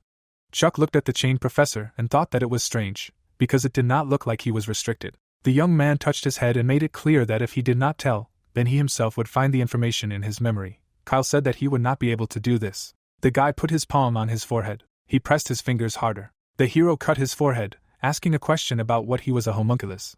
Chuck looked at the object that he took out of his head and realized that it turned out that the third elder was responsible for this project. He also inserted a lousy chip into his creation. The card in his hand sparkled with energy as the young man thought about Jared being an idiot with an inferiority complex. If you remember all his anger towards those who have talent, it becomes no wonder that he was the one who started all this. The professor sat in front of the hero and exclaimed that he was created in such a way that he could not say a word about that person, and how he, asking a question about Chuck really looking through his memories. The guy closed his eyes, arguing that of course, he also extinguished this memory with the help of dark magic, answering that it was so obvious that there was no need to even check. Kyle with a wound on his forehead listened attentively to him about him being a homunculus, and the personalities of people like him are always similar to the personalities of their creators, so it was not difficult to guess. The professor lowered his head and said that maybe he was not a person, but there was no justification for the atrocities he committed, asking to kill him. Chuck snapped his fingers, removing the chains and asking what his death would change, saying that he was now free and no longer had to obey the third elder. Kyle asked again why. The young man smiled, turning around and said that they would consider him to have repaid him for saving his student, and would decide on the man's punishment after he killed the third elder. The professor, sitting on the floor, shouted that he could not do it alone because he had someone else. A syringe with green liquid was shown. The man slammed the table, cursing. He was angry, gritting his teeth and thinking about the fact that there was no news from Erwin or Mary. Besides, someone destroyed the chip he put in Kyle. The villain's face was sweating as he talked about how the magical society was practically under his feet, wondering what kind of asshole dared to do that. He looked at the syringe, saying something about Apophis.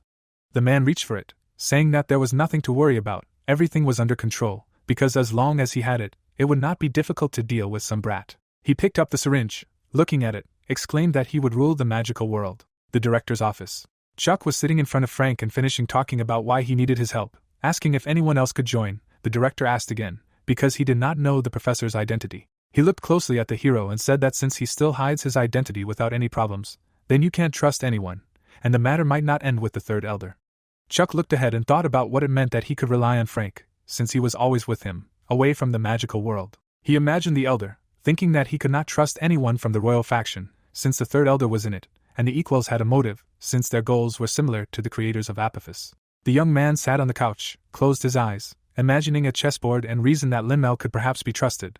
But demons are good at pretending. You can't relax, just not now. He said that it turns out, they themselves will have to deal with everything. Frank looked at the hero and said that he would look for a way to deal with the third elder, and let him rest for now. The young man walked down the corridor when someone called out to him. Dustin smiled, asking about whether he had already left. The young man explained that he needed to discuss something with the director. The vice principal laughed, saying that if it was about lectures, he could discuss everything with him. The hero replied that it was fine. Dustin crossed his arms and asked if he had seen Professor Sophia. In response, Chuck asked if she had left earlier. The young man silently looked at his interlocutor when he answered that it was clear to him, and wished him a good journey. The guy suddenly thought, starting to chase away moments in his head, thinking that he was always on good terms with the teachers, and the position of vice principal allows him to easily interfere in the affairs of the academy, and he will not arouse suspicion if he often sees the third elder, the head of the education department. Dustin turned around when the young man called out to him. He looked at the professor and clarified if Silver had contacted him. Dustin smiled and said that he had spoken to him today. He said that he was quitting due to health problems. Chuck smiled, realizing that who knew he was that close. The vice principal turned, asking what he meant. The hero replied that Sophia should be in her room, asking that maybe he should call her Mary. Chuck quickly looked at the villain and told him to stop pretending, calling him Professor. Dustin dropped the papers and said that he thought it would be easy to fool such a boy. He raised his hand, shrouded in magic, and told him that he still cracked him. In the background of the red circle, someone asks for someone else's opinion. Dustin smiles and asks what he thinks about his magic, which isolates space. The blonde stands opposite and notices his eyes and comes to the conclusion that he made a pact with the demon, to which he receives in response that he was extremely careful and did not expect that he would be caught so easily. He looks at the student with the words that doubt will haunt him wherever he goes and that he has insight, and the guy thinks that this is the same ring. Chuck next to the black funnel asks if he can do at least something normally. He silently uses an explosion. The guy frowns and says that he did not think that he would appear so soon and turns to the third elder. The brunette shouts discontentedly that he will teach him obedience. The blue-eyed man goes on the attack and uses a white ocean against him and notes that he can try if he can. He frowns and thinks that first he needs to deal with the teacher and uses a family technique. No wonder he holds out the sword. The blue-eyed man is taken aback, while he notes that he was caught. He turns to the energy threads and retorts that such a trifle will not do anything to him. The guy looks in horror and understands that something is wrong with his mana, and someone clarifies what is wrong. Is it possible that his mana is not subject to him, and adds that they prepared in advance for such an outcome. The brunette looks madly and continues that geniuses like him are always very careless and insists that his end has come. An explosion is heard. The magician glows and asks how dare they. He spreads his arms out to the sides and continues that they do not understand who dared to do something like this right under his nose. Dustin says with a smile that they knew he would come. The brunette crossed his fingers and said that he does not change at all over time. Something is glowing. Chuck is tied up and asks what is it. Kyle looks down and wonders how it could have come to this and suggests that the demons initially planned all this and says that he realized it all too late. Annie stands next to him and addresses him, to which he apologizes for making a terrible mistake. The green-eyed girl smiles and retorts that he still saved them when he found out about everything and that she is sure that he will be able to atone for his guilt and live peacefully on. He continues to sit and grins with the words atonement, and replies that she is right and that he hopes that it is not too late for such things. The man stands up and continues that he does everything in his power. Kyle looks back and notes that she is an incredibly smart girl, to which she is perplexed. Annie is surprised to hear that he is very sorry because she was born with a small amount of mana, and explains that all this time he was very worried about what would happen to her, and what if she gives up, and what if he is honest with her. Then he really wanted to be a good teacher. Kyle remembers himself and continues that nevertheless, due to the influence of his creator, he was always categorically irritable and that he really wanted to impart knowledge to his students, and wonders why he was not more patient and kind to them in that case, and assumes that it is all because but Jared's homunculus, and notes that it is still not so. Because such a statement is just a pathetic excuse, and that he already had the opportunity to change and that he always understood everything. The man looks to the side and thanks her for never giving up. He thinks about Chuck and notes that she already knows everything herself, that the professor is an incredible magician and that only fools will not understand that it is he who will stand at the top of the entire magical world, and that he is incredibly lucky to become a student of such a person, and adds that he is sure that if she studies with him, she will be able to fully realize her potential. Kyle smiles and notes that she should listen to him carefully and understands that this path will not be easy for her, but she should remember her dreams until the end. Annie looks sad and agrees to do everything this way and promises that she will never give up. He looks ahead in horror and hears that he would really like to see her become a great sorceress, and she calls out to him while he thinks that her upcoming path will be full of glory. The blonde frowns and asks what kind of game they are starting. The brunette smiles and says that it is all useless and that this is exactly what happens to impudent people. Frank looks in horror and wonders what this is because it does not look like magic at all. The man crosses his fingers and notices that the director looks stunned and explains that it is a sealing spell and that they barely got used to it in a mystical country in the Far East, and even the second elder will not be able to easily destroy it. The man in the epicenter asks if he thinks about what will happen to them after all these atrocities, to which he receives in response that nothing will happen to them. Frank looks at Chuck and asks what's wrong with him, because it doesn't look like a spell, to which the guy replies that it's a white pearl that disperses his mana. The blonde looks angrily and hears that it seems to him that it will take quite a long time and that he is not sure of something, to which someone orders them to stop their chatter and that it's time for them to rest. The director is almost invisible because of the magic dust, while he himself shouts that he makes a promise that he will finish them off when he gets out from under the spell and that he swears on his own soul. The man in uniform smiles and notes that he can finally relax, because the worst is already behind him, to which he receives in response that it's only a matter of time, and specifically that very soon the elder will be free, and clarifies what he is going to do in that case. Chuck turns around and hears that he is in no position to think about them and wants to insult him, but he interrupts him and insults him first with a question about whether he thinks that with the help of the apophysis he can reach the 7th rank. The brunette grins and suggests that he wants him to cut out his tongue. The blonde stands next to him and asks him to be quiet, because it is time for them to stop and decide what to do next, because they should save the remaining sealing spells for the rest of the elders, if they suddenly decide to interfere in their affairs. Dustin closed his eyes and notes that they cannot keep the blue-eyed one tied up and that killing him will not work, because the consequences for them will be simply colossal, and that if the families of his father and mother interfere, then all their further plans can collapse. He looks at the guy and declares that most likely it would be better to just erase his memories and that the little freak is just lucky that he has an influential family. Blue Eyes looks at him and clarifies what they are planning to do, because all the people who got involved with demons will still care about equality, and thinks that most likely the goal of the third elder is to cross his limit. He imagines a skull and continues that in the end, demons, with whom anyone makes a contract, need only one thing: these are high-quality victims, and continues that the cores in this case will expand and that these people with magical abilities will become excellent victims for demons. Blue Eyes frowns and asks again if they want to revive the Demon King. Dustin reaches out his hand to him, saying that he thought so, that he is very smart, and that although he has not been in the magical world for long, nevertheless, he constantly watched him and that thanks to the church, his task has become much easier to complete. Chuck looks at his hand and he urges him to sleep. He shines his eyes and asks if he is sure that he was able to isolate his magic. The blonde smiles while he asks in horror what kind of power he has. His hand flies off while he screams that it is the power of the Leviathan. The guy smirks and notes that he shouldn't have come so close to him. The brunette looks at him angrily and asks if he was a dark mage all this time. Chuck turns around and clarifies how unexpected it was for him and explains that he will finish him off right after he tells him everything he knows. The man looks at him and screams that now he understands exactly what it was. He frowns and continues that he is not a genius. He is just a guy who sold his soul to a demon for magical abilities and that, as it turned out, he is not capable of more. Blue-Eyed closes his eyes and hears that he would not be surprised if Frank is also a magician and notes that he is talking nonsense and asks him to shut up for a bit. He makes a serious face and uses the soul of a dead man. Chuck uses the soul of a dead man and explains that this is dark magic that destroys the soul and paralyzes the body. He looks at his opponent and offers him to show what his magic sword is capable of.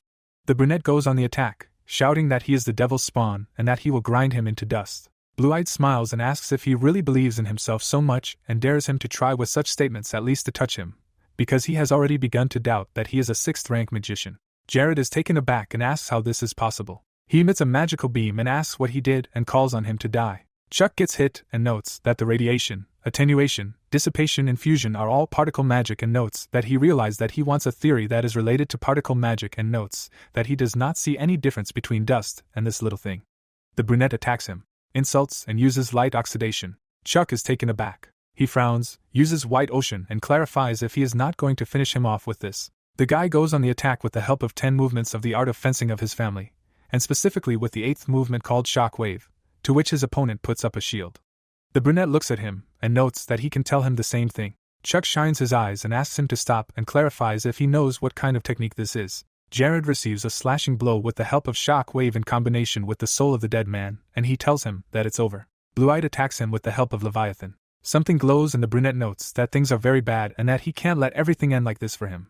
Chuck looks ahead and declares that what he is about to do is stupid and that he can absorb his rotten body. The blonde is taken aback, and he is already standing behind. Jared clenches his fist, saying that everything is correct and that he will recognize this power. The blue-eyed man smirks and notes that he has become stronger, and asks if he has taken Apophis and explains that it is an unfinished drug that is perfect for a weakling like him. The brunette smiles and notes that the guy is just a fool and explains that he will destroy him.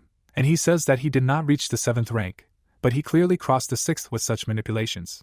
Chuck smirks and shouts that he wishes the same for him and calls on him to come out. Something glows and the guy turns to his soldiers. The plot transfers a few moments before this to the corridor of the academy. The brunette smiles and notes that it's time for him to go home. Someone was sucked into the portal. He turned around and wondered what kind of crap it was. He gets hit too. Tentacles reach out to him, and a voice asks him to forgive him. The man stands still and the voice continues that he didn't think Chuck was a dark mage, and that he would definitely be a great test subject for them and asks if he should go and surprise him. Dustin takes damage in confusion. Jared frowns and notes that this is who was the contractor all this time, who supplied the demon's blood, and he assumes that he thought he wouldn't be able to sense his demonic energy. Dustin drools and asks if they all wanted to go to the other world at once. Jared stands behind someone, saying that of the two of them, he will be the first to get there. Against the background of dark warriors, Chuck orders the first squad to take position and the second squad to take the empty places. The archers draw their bowstrings and he continues that he leaves ranged attacks to them. The brunette looks at the squad of undead and hears that the command is given for the first squad to attack, to which he reasons about skeletons. Jared holds out his hand and explains that his skeletons are useless to him. He drools and shouts that everyone should now see his power and attack, because he will grind everyone into bone powder. The blonde holds out his hand forward and shouts for the second squad to take their positions, and the third squad to reload, to which the blue-eyed man reasons that he did not think that he could train his army of undead so remarkably. Sam knelt down and asked if he called him, to which he asks again what he is doing. Against the background of the skeleton, he explains that Milford said that this is how the army should be managed and that is why he does everything this way, to which he asks again if he is talking about that necromancer and retorts that he should not have intelligence, and he replies that after all it was he who told him this. Chuck frowns and thinks that it should not be like this, because he definitely deprived him of intelligence with his own hands and asks if he was able to wake up or something like that, and understands that he should still visit there a little more often. The brunette hits him with his hands and shouts that there are damn corpses around and that they are simply endless, and he wonders if his opponent uses magic that breaks objects into particles and then destroys these particles. Against the background of the skeletons, the guy reasons that this is not the best opponent for his undead, because at this rate his entire army will fall, and calls Sam to return back with the soldiers, to which he asks again if he really didn't like his greeting that much. The brunette looks at the magic smoke. Jared frowns and asks if he has already spent all his mana and believes that he is actually nothing, as he said earlier. The blue-eyed man looks at him and replies that he is very annoyed by this idiotic magic. Chuck swings his magic sword and uses the darkness ability, saying that he should be grateful to him, because he will allow him to do something, namely, to see the true magic of decay, and not what he uses. The brunette stands next to the magic funnel and insults him, saying that he will do so that not a living place will remain of him, and he uses Scud. A bright flash hits several places. The blue-eyed man goes on the attack and uses the 7th move of his family's fighting style called Lightning Discharge and Darkness. The guy frowns and attacks. Jared holds out his hand, saying that this trick will not work on him a second time. The blonde breaks forward with the ability of Light of Destruction and hears that he is finished. The plot moves to the blue-eyed man's home. The red-haired man looks from the balcony and wonders what is happening and whether there is no lesson planned today. Bruce glows and notices that Annie is also nowhere to be found and suggests that they could not have just left without him. He looks at the amulet and reasons that the pendant that he received from his master is glowing and thinks that this is some kind of ominous feeling and begins to realize what is happening. The red-haired man moves forward because he realizes that his master is in danger. Something glows purple. Chuck looks at his fashionable boots and asks if it is true that his magic absorbs even life energy. Purple magic concentrates.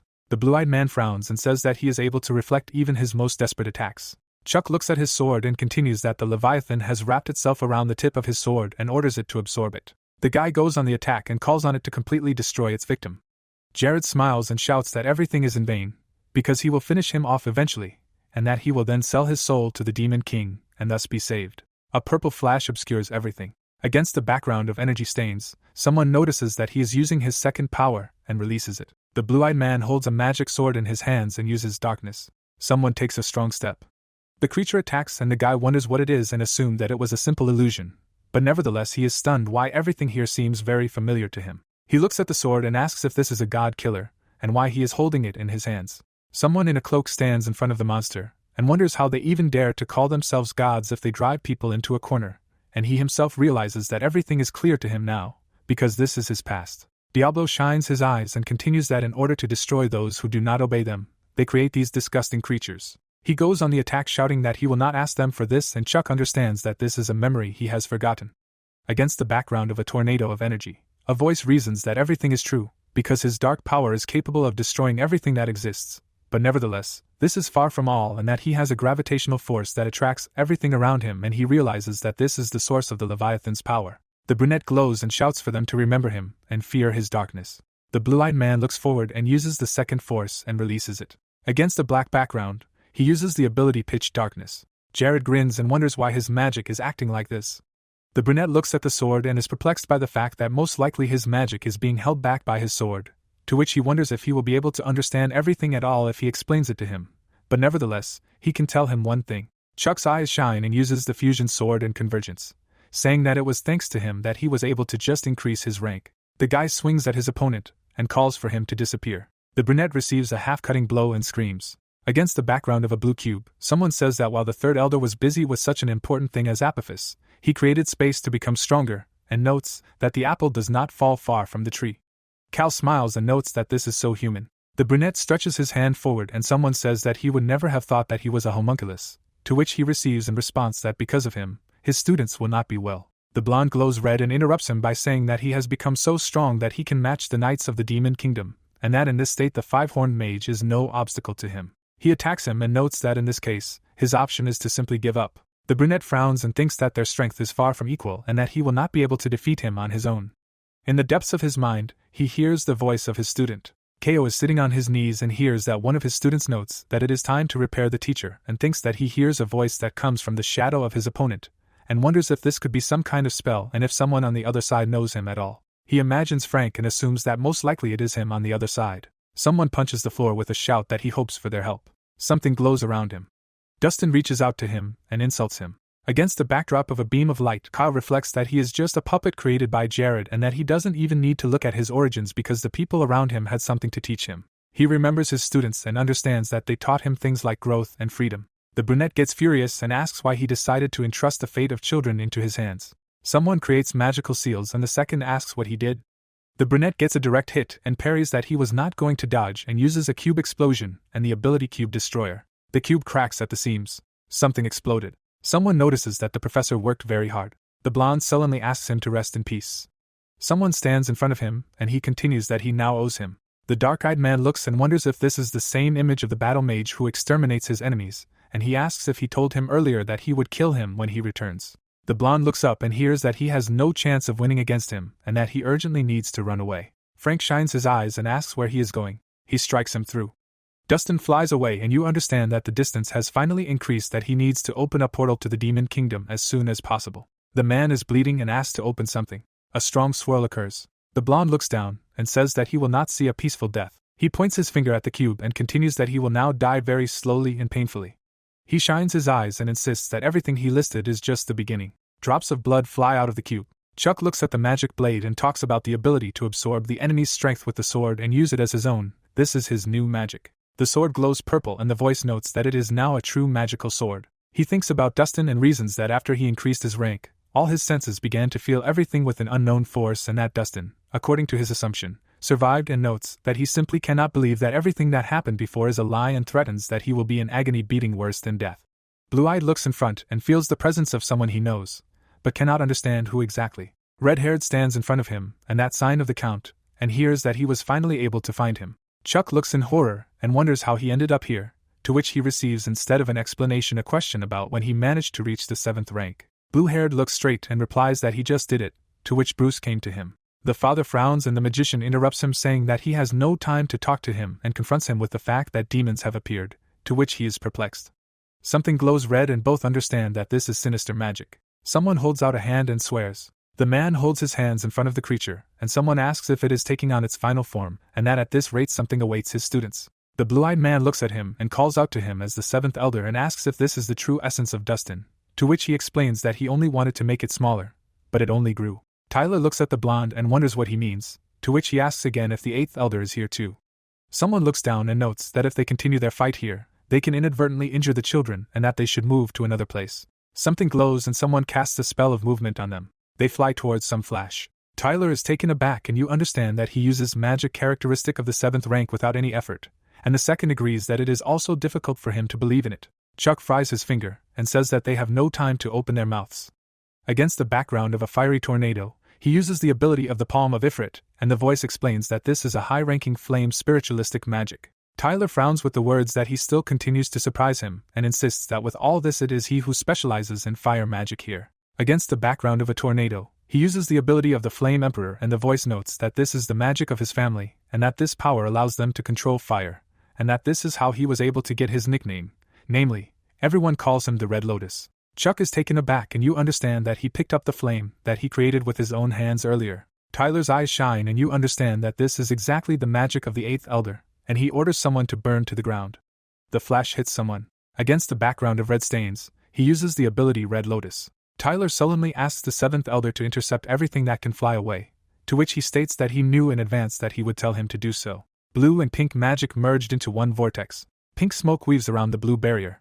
Chuck looks in horror and reasons that now he realizes what this Red Lotus is and that incredible destructive power is hidden under this magnificence, and says that it is simply impressive. The red sphere dissolves and Frank notes that in the end nothing has changed and that his magic is still destructive. Tyler turns around and says that he does not want to hear this from him and that one way or another there is a meaning in it, to which he agrees that there is a meaning in it after all. Blue-eyed stands awkwardly and someone asks how he reached his 7th rank so quickly, to which he replies that it just happened.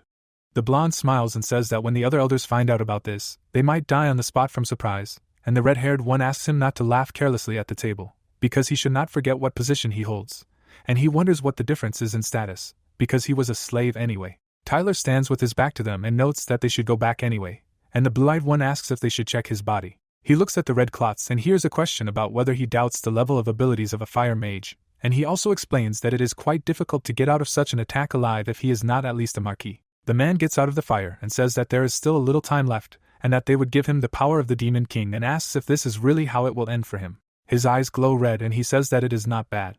Something emits red waves and he continues that if he is going to die, he must give up his body and go far away. Someone frowns and says that he will destroy them all for him. Chuck is terrified. The creature attacks him. Blue clots appeared around and the plot notes that it has transferred us some time ago to the wasteland behind the academy, where someone says that there are definitely echoes of demonic energy here. Grandpa looks ahead and asks what happened here, to which the second responds that he does not know about the matter, and the third asks them to come to him because he found a burnt corpse. The brunette uses restoration magic. Kyle lies there and the man recognizes him as a professor and states that the man was a professor at the academy and a student of the third elder. The woman asks with a smile if this vile old man sacrificed him to the demons, to which the second asks her not to say that. A red flash hits them. The man in glasses is perplexed by the amount of ominous energy around and that it can only be from the demonic count.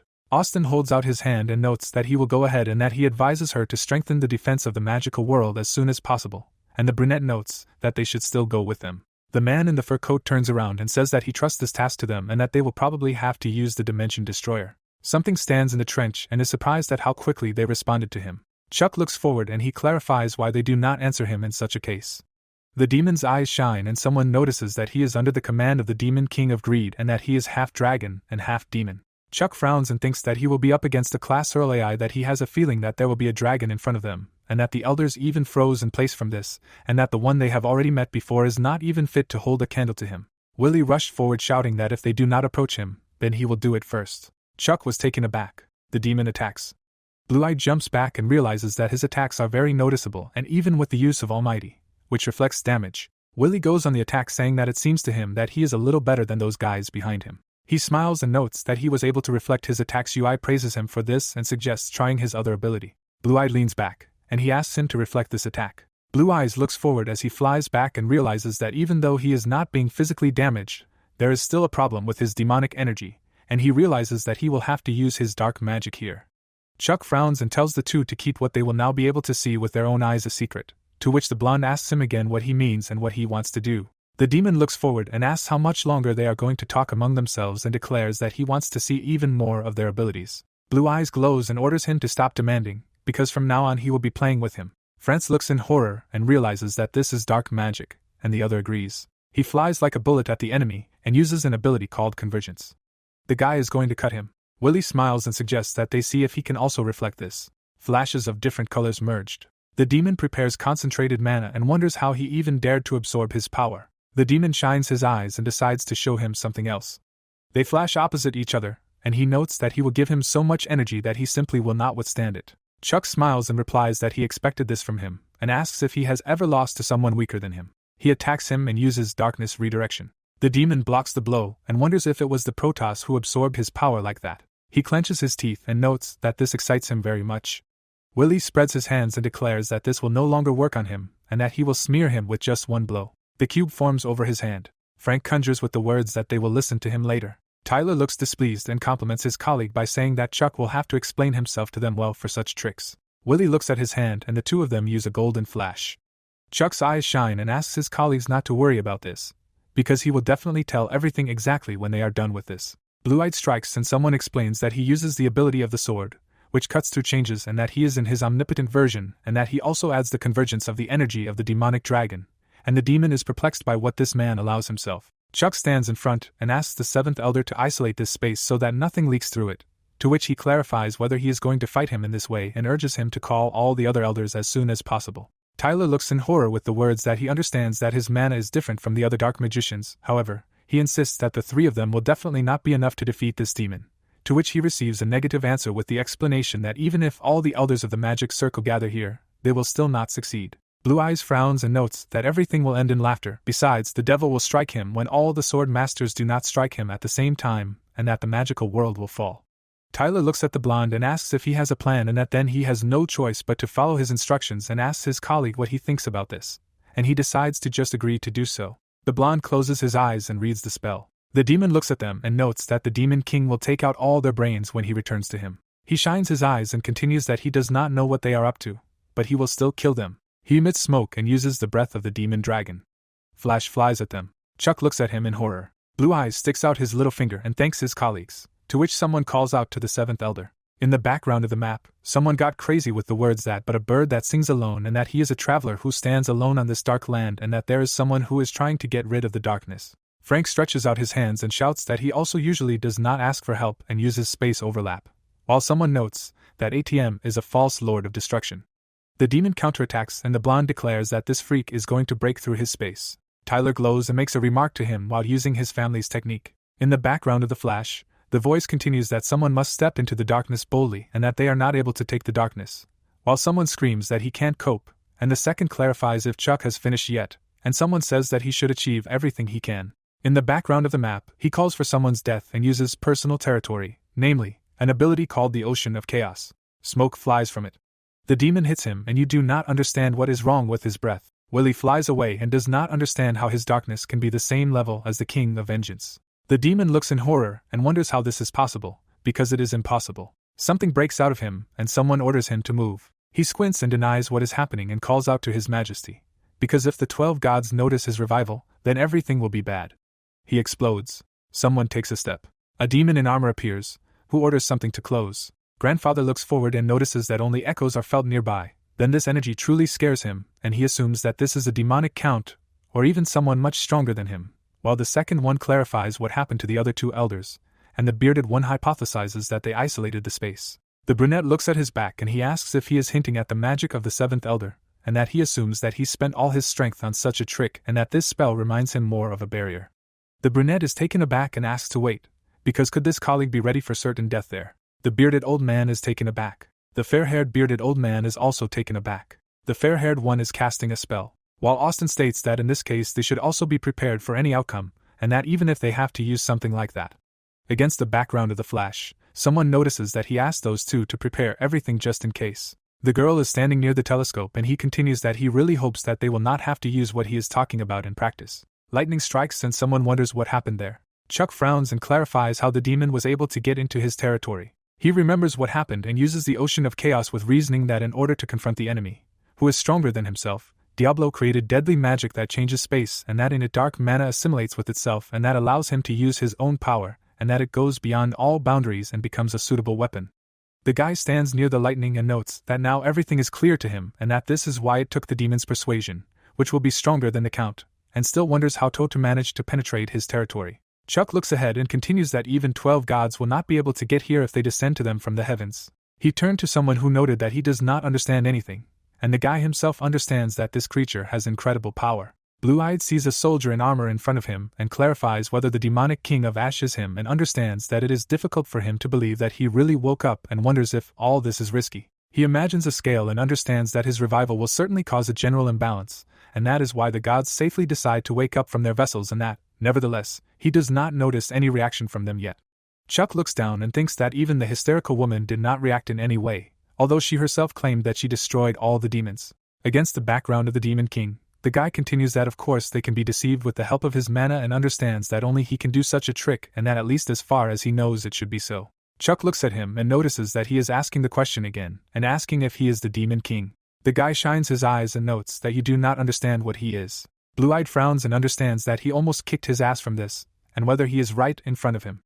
The king looks at him and asks how he can use this power so shamelessly and look him straight in the eyes. Blue-Eyed wipes his mouth and replies that he does not understand his question, because this power that he uses belongs exclusively to him, and no one else, and that he is not some kind of coward and is able to stand face to face with his enemy. The king reaches out his fingers to him and remarks that he is too arrogant. Chuck looks forward in horror. He stands motionless and declares that this cannot be, and that everything behind his words is a complete farce. The blue-eyed man's eyes shine. He frowns and he notes that his bones are shattered, and he clarifies what he wants from him. The rabbit hits him again and orders him to answer how he is connected to someone. Chuck looks at him and does not understand who he is talking about. The king glows and he recognizes his purple eyes and he understands that he really could have accidentally acquired dark magic, but nevertheless, only those whom he personally created have such eyes. Chuck looks at him and wants to ask a question about the eyes, and he interrupts him and clarifies why he has the same eyes as him. The guy cannot breathe and insists that he wanted to ask and clarifies why he has his power and why he has his dark magic. He closes his eyes and screams why such an insignificant demon has such power. The king lets him go and asks again whose power he thinks it is. The guy falls, and the demon declares that this cannot be and that he should have died. The soldier in armor glows and orders him to explain who he is. He throws off his helmet and says what will happen if he cannot explain it to him. The man with the scar screams that in that case he will send him to hell. Chuck is taken aback because he recognized him. The guy is taken aback and calls him by name, to which he wonders how he knows this name. The guy remembers something and asks if he remembers those fateful hills, where someone notes that it is too late and that such a wound will not even yield to regeneration. Travis smiles and asks Diablo to turn him into the undead. The guy smiles back and explains what will happen if he becomes undead. Chuck in his past life looks at him and explains that in that case he will have to obey him. Travis clenches his fist and replies that it is okay and calls for his help. Against the backdrop of the sunset, he asks him to make him his loyal servant and that he will become his sword until the gods fall and that he asks for himself and not just for himself, but for all the people of this planet. Chuck remembers how he cried in front of him and asked him not to leave and convinced him that he would be with him even after his death. Diablo smiles and notes that up until that moment he had always been an annoying freak for him. The guy then agreed, because his life is already miserable. Travis smiles, and he continues that his miserable life now also belongs to him, and he thanks him. The guy is taken aback, because only he and his milord knew about this, and that he does not understand how he knows such a thing at all. Chuck addresses him by name. The brunette holds out his sword and retorts that only he and his master know about this place, and that his master is no longer in this world, therefore, only he keeps the memories of this space. He falls into a rage, while the guy orders him to just accept it, because but Diablo. Travis falls to his knees. He knocks his head off the sword and asks if it is really him. Chuck smiles and asks him for forgiveness for returning to him too late. The blue-eyed man sits and hears that he believed that his master died at the hands of the 12 gods, to which he receives in response that he was sealed in infinity, and that one day he was reborn in this body. Travis looks at him and says that everything is clear to him and clarifies what he plans to do next, because with such a body he will not defeat the gods. The blonde is embarrassed and notes that this body is only 10 years old, and that only a year has passed since he was able to restore part of his power. The demon king looks on in horror and is perplexed that he was able to confront Willie after only a year of training and that this demon is close to the level of the Marquis and states that he expected nothing less from him, and that he is confident that in the next 10 years he will be able to fully regain his strength. Blue Eyes looks sarcastically and clarifies what happened to him during this time, how he became the demon king, because it is quite difficult for him to estimate his power, but he has definitely become stronger.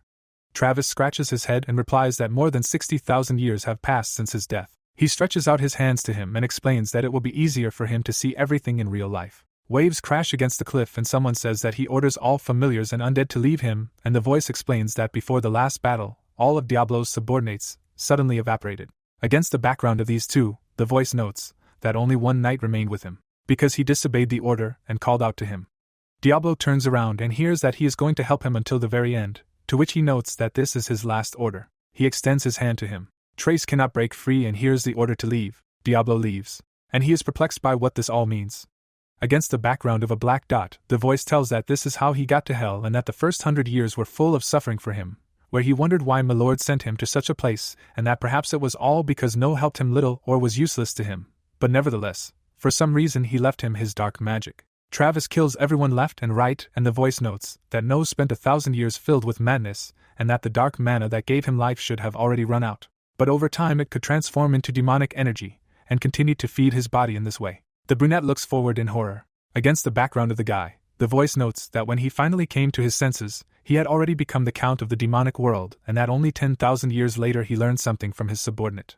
The king sits on the throne and listens to the 12 gods erase the history of the middle world and is perplexed by the fact that they decided to simply get rid of everything that was somehow connected with his lord, and he realized for himself that at that very moment, he realized what he must do. He clenched his fingers and thinks that he needs to finish what his lord once started, and that all for the sake of the one whose name was desecrated by the gods, and that he will avenge him. Against the background of the mountains, the voice narrates that since then Travis, who proclaimed himself the demonic king of vengeance, he became the object of ridicule from the rest of the demons. But after tens of thousands of years he gained so much power and influence that even the 5 great demons began to treat him with caution, and that then he had a chance to avenge his master. Against the background of the map, the voice continues that the gods were divided. The Demon King's eyes shine and he notes that all humans are simply disgusting and that they have betrayed his lord and live simply at the expense of the 12 gods, and that they will all be destroyed and that he will take care of this personally. Against the background of the eyes, he notes that the process itself of what was happening did not suit him at all, but the main thing remained. This is his result, and everything else did not bother him, and that he was approaching the hour of revenge. Blue Eyes looks down and realizes that he spent his entire life in despair, and that he is loyal to him, that he knew that he could cease to exist and probably knew that such a life path would be much more peaceful. The Demon King calmly asks him for permission to ask him a question regarding why he sent him to the demon world. Chuck scratches his head, saying that he did not know that he would end up there. Travis clenches his fists, and the guy explains that his transfer to another dimension was the only way out of the situation. Diablo leaves him and explains that he will live until his dark mana runs out and that he just wanted him to live even after his death. Blue Eyes lowers an eyebrow and continues that in the end he simply ended up in the demon world and asks him for forgiveness, to which he replies that he is not offended, because this is what allowed them to meet again. Chuck lowers his head and thanks him because he has been through so much because of him, which makes him feel awkward and asks him to get up. The servant looks at him kindly and says that he was just doing what he had to do. The blue-eyed man looks down and wants to tell him something while you understand that it seems to him that it is time for him to come to terms with what happened. He remembers death, and you understand that he can still experience some emotions because he thought he got rid of them, but each time he is convinced completely the opposite, and that his past is colossally different from the present, and that from this moment his life path and everything he does changes. Chuck looks at him and declares that he will get rid of the 12 gods. The king puts on his helmet and agrees with him. Blue Eyes looks at his hand and notes that this is not possible yet, and that he has only recently become a 7th-tier mage, and thinks that he still has a lot to learn to reach his former power, and that if he wants to defeat the 12 gods, he will also have to become stronger than his past self. Travis stands in front of him and says that if he wants him to do something for him, he should just order him, to which he replies that there is no need for that yet. He closes his eyes and says that he will call him when he needs him. He turns away and asks him to fight them together with him, and thanks him again for waiting for him. The king is taken aback and calls out to him. He kneels and notes that this is exactly what he wanted to hear and adds that he swears that this time he will definitely be with him until the very end.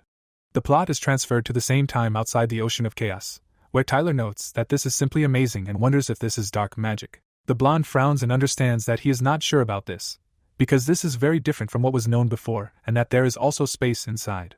Frank reaches out to the space and notes that it is completely isolated from the outside world and that he cannot see anything there at all and that his magic is literally powerless here. He is angry and Tyler does not understand who could even think of the fact that his spatial magic will not work and wonders what is going on there. And he himself thinks that since the magic has not disappeared, it means that the guy is still okay. But if he dies, then things will be bad. The space splits.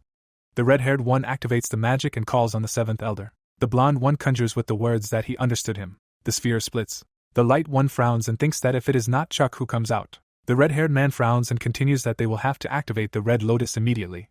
The blue-haired man flies out of the shards and notes that he can finally exhale. The blonde is taken aback by the fact that he fell on him. The plot moves to the ward and the voice explains that after that the guy lost consciousness and was hospitalized, and that the elders tried to regain control of the magical society. Against the backdrop of the destroyed building, he continues that the academy was also closed for a while the girl is perplexed by what kind of director would even think of blowing up his own school, to which he justifies him by saying that all this is just an accident. The students are standing by his bed and the voice says that Frank volunteered to guard his ward and that both the elders and his students visited him.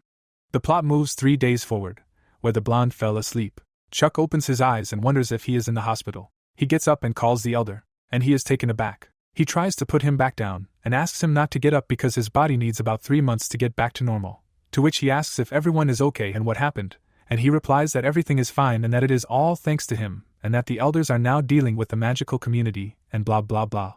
Chuck sat up and replies that it is good that everything worked out, and he notes that the time has come to tell him everything, and he is perplexed by what kind of magic it is that isolates sound. Frank remembers what happened and asks what happened there. Blue-Eye turns away and understands that there is no point in hiding it anymore, and turns to him with attempts to come up with a simpler way to explain everything. The guy looks forward and simply says that he is the reincarnation of the first dark magician named Diablo, to which he asks him again. Frank smiles awkwardly and asks who he is.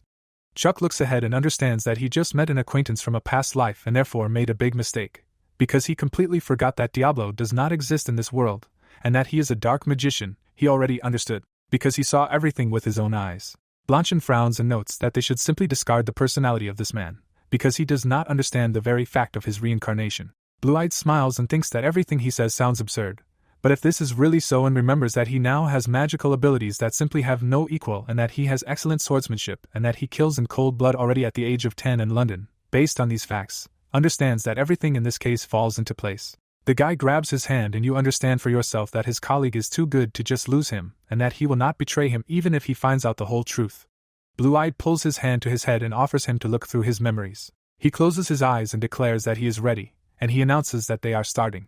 Annie and the red-haired man are waiting, and the girl asks him how he thinks he has woken up, to which he answers that he does not know, and himself notes that, as it turns out, their professor's trial month ended yesterday, to which he retorts that it makes no difference, because they are now his official students. The girl stands in the academy and replies that none of this matters, and that she heard that he asked the third elder for help, to which he is indignant as to how she found out, and she does not want to answer, but if she is honest, then he told her everything himself. The red-haired man frowns and explains that this does not mean that he was too worried about their teacher, and that it is simply not beneficial for him, that he cannot gain knowledge at the moment, and she notes that it turns out that he also has nice sides.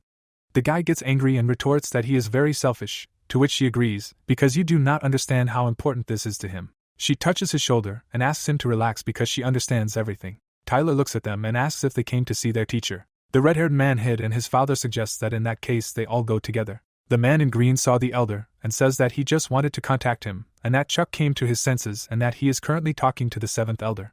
Annie runs up and asks if he is healthy, and the second does not understand if he is in his right mind and whether he can use magic again. Tyler gets angry and orders them to stop. They both bow, and one just asks for forgiveness, and the second explains that she was just very surprised. The father asks him if the other elders know about the third one's awakening, to which he replies that no one knows except the seventh elder, and here's a request not to tell them anything for now. He looks at the children and asks the two to wait below, to which they agree.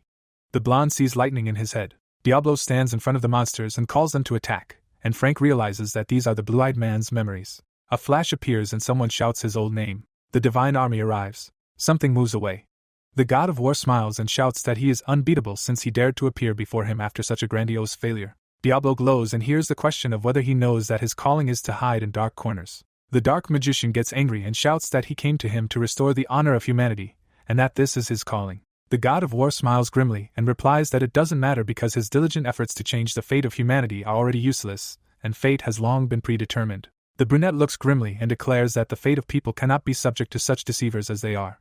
To which he says that the dark magician is pathetic, and that he is fighting for those who betrayed him. The guy holds out his cane and declares that he understands them and that is why he will do it. Diablo goes into the cotton wool and calls on the god to die. His blow glows red. The god of war is displeased and shouts that he is impudent, and orders his henchmen to cut off his limbs and bring what he received to him.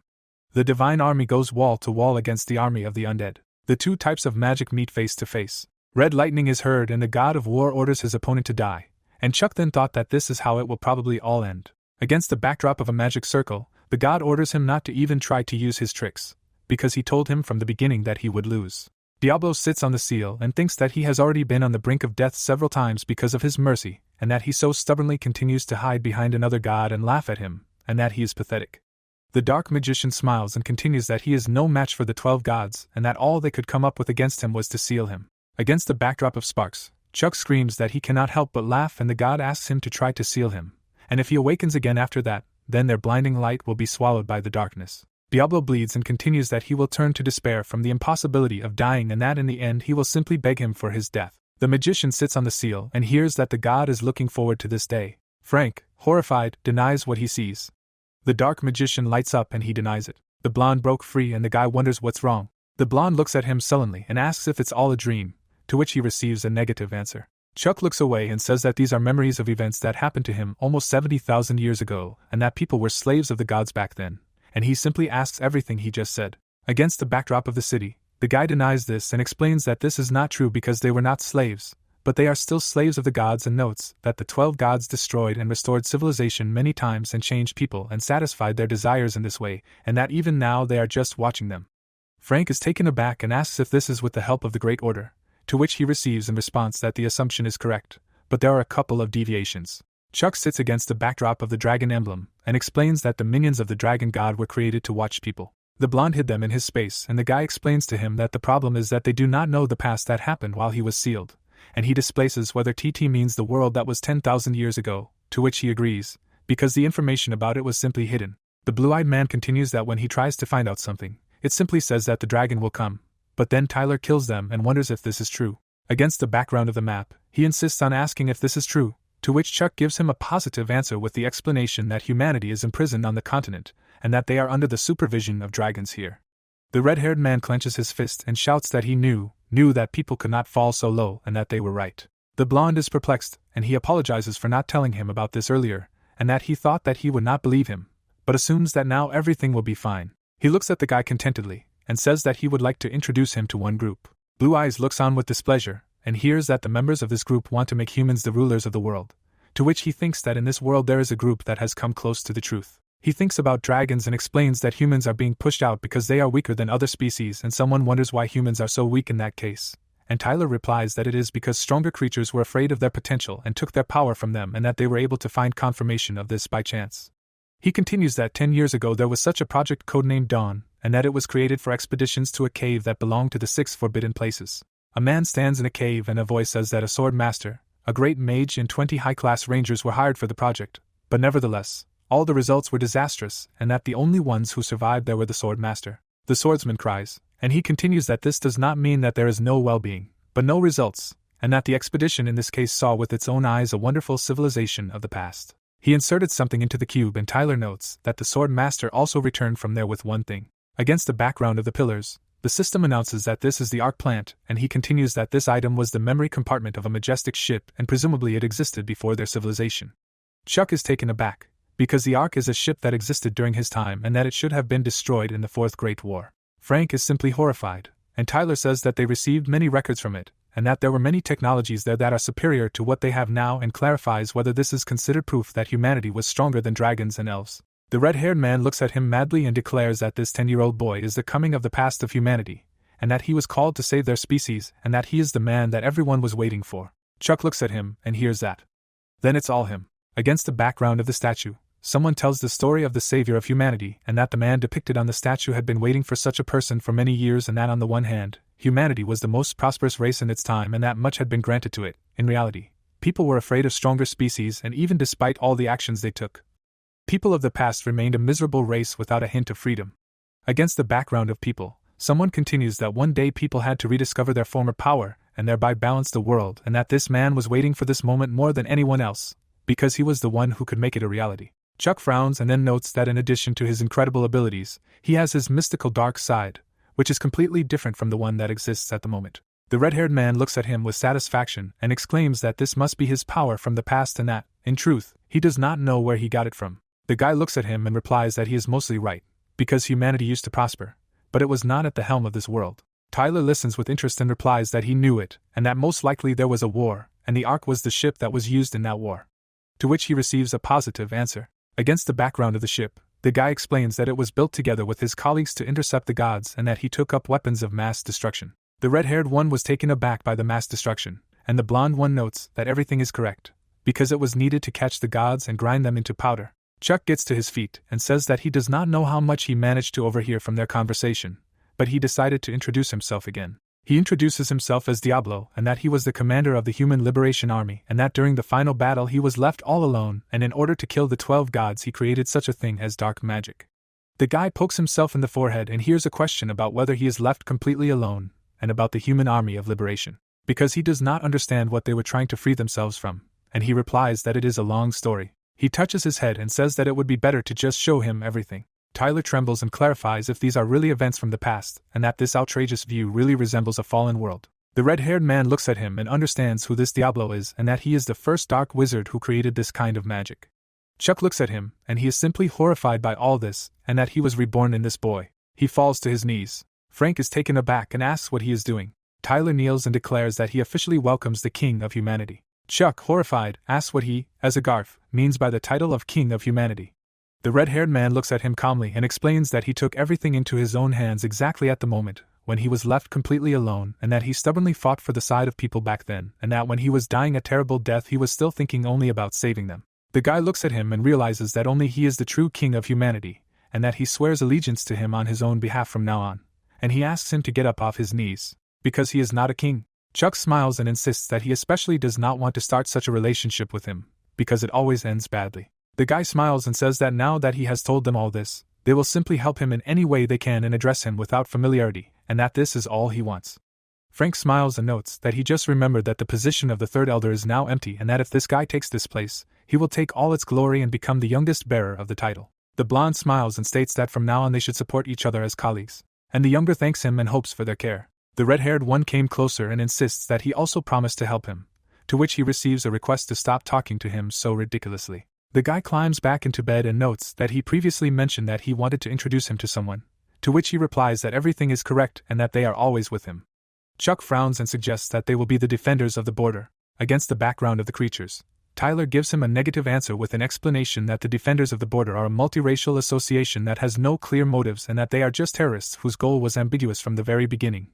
And the guy in his head smirks at the fact that they are a terrorist group and that even Frank was on guard in their presence. The red-haired one turns around and explains that they, in contrast to those scum, are a society that has focused its attention on peace and the future of humanity, and that he himself will understand everything when he sees the people who are associated with this case. He goes to the door and notices that the patient is probably tired and asks the seventh elder to go with him, to which the blonde wishes the guy a pleasant rest and that they will be back.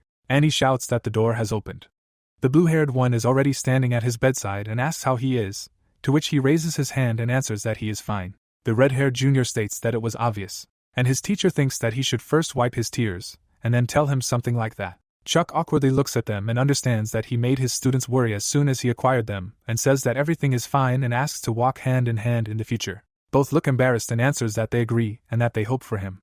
The plot is transferred to the city and the voice explains that in the 3 months that Chuck was in the hospital, a lot has changed in the magical world. People are walking somewhere, and the voice explains that the board has taken over the church and captured all the people who were connected with it, and that all the people who were somehow connected with the demonic race were destroyed. The man is covered with a sheet and the voice continues that the side effects of Apophis were so terrible that people were delivered to hospitals in droves on the verge of death, or already dead. The guy is scratching his head quite happily and he continues that thanks to this Phil was able to get rid of his addiction and was able to survive. In the background, Jared explains that the latter is at the epicenter of all the events and that he became an enemy of humanity because of which his estate and family went into oblivion.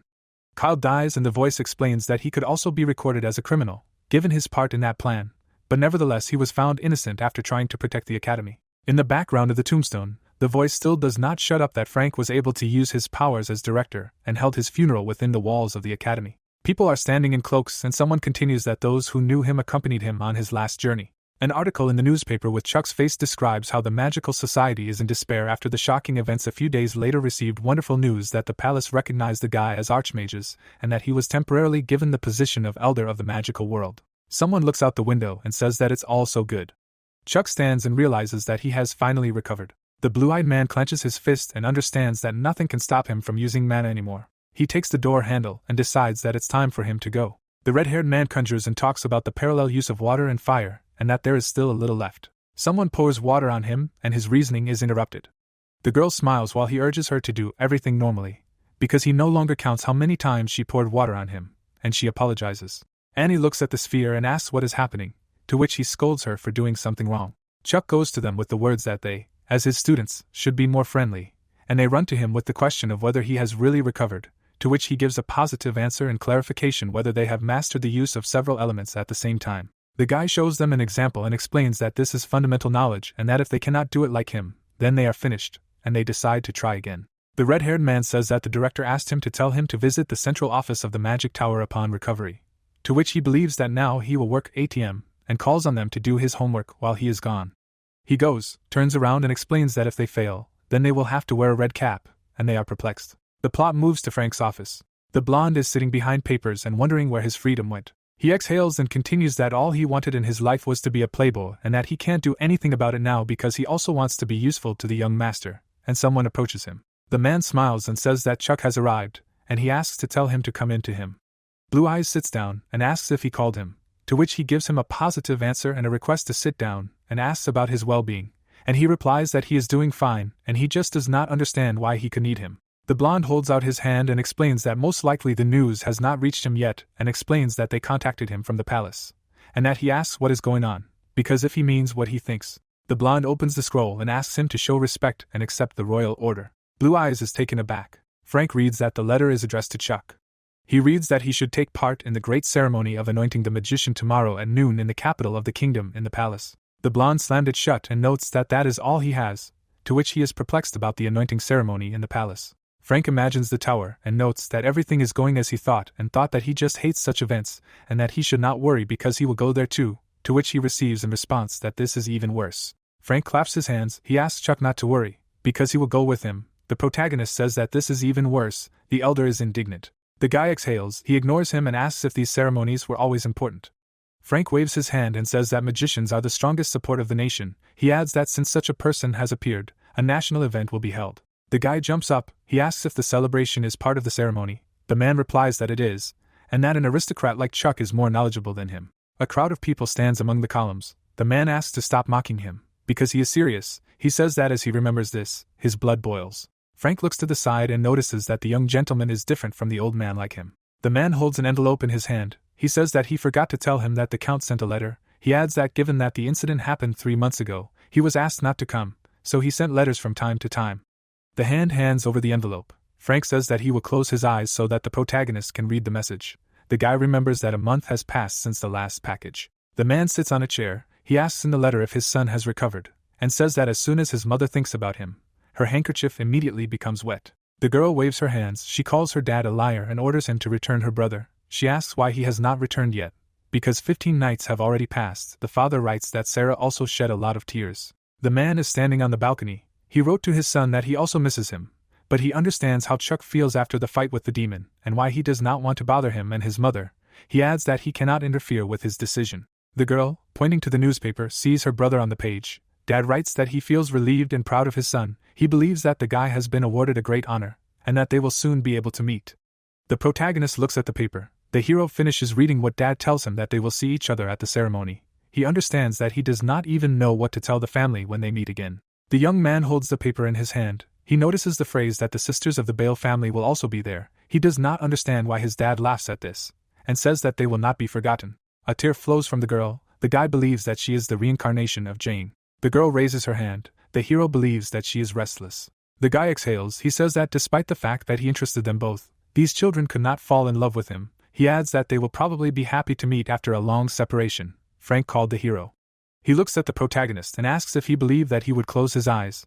The guy indignantly asks him not to poke his nose into other people's business. The guy goes towards the gate. Vivian tells him that they need to talk. Chuck raises his hand to his head and asks if it is her again. The girl is indignant. She says that if anyone hears, they will think that she is looking for him every day. The guy notes that if this happens 6 times a week, then yes, every day. The couple clash fists. Chuck asks if she wants to challenge him to arm wrestling with him, and reminds that she has loss after loss. The girl shouts out that she just wanted to show her place of work.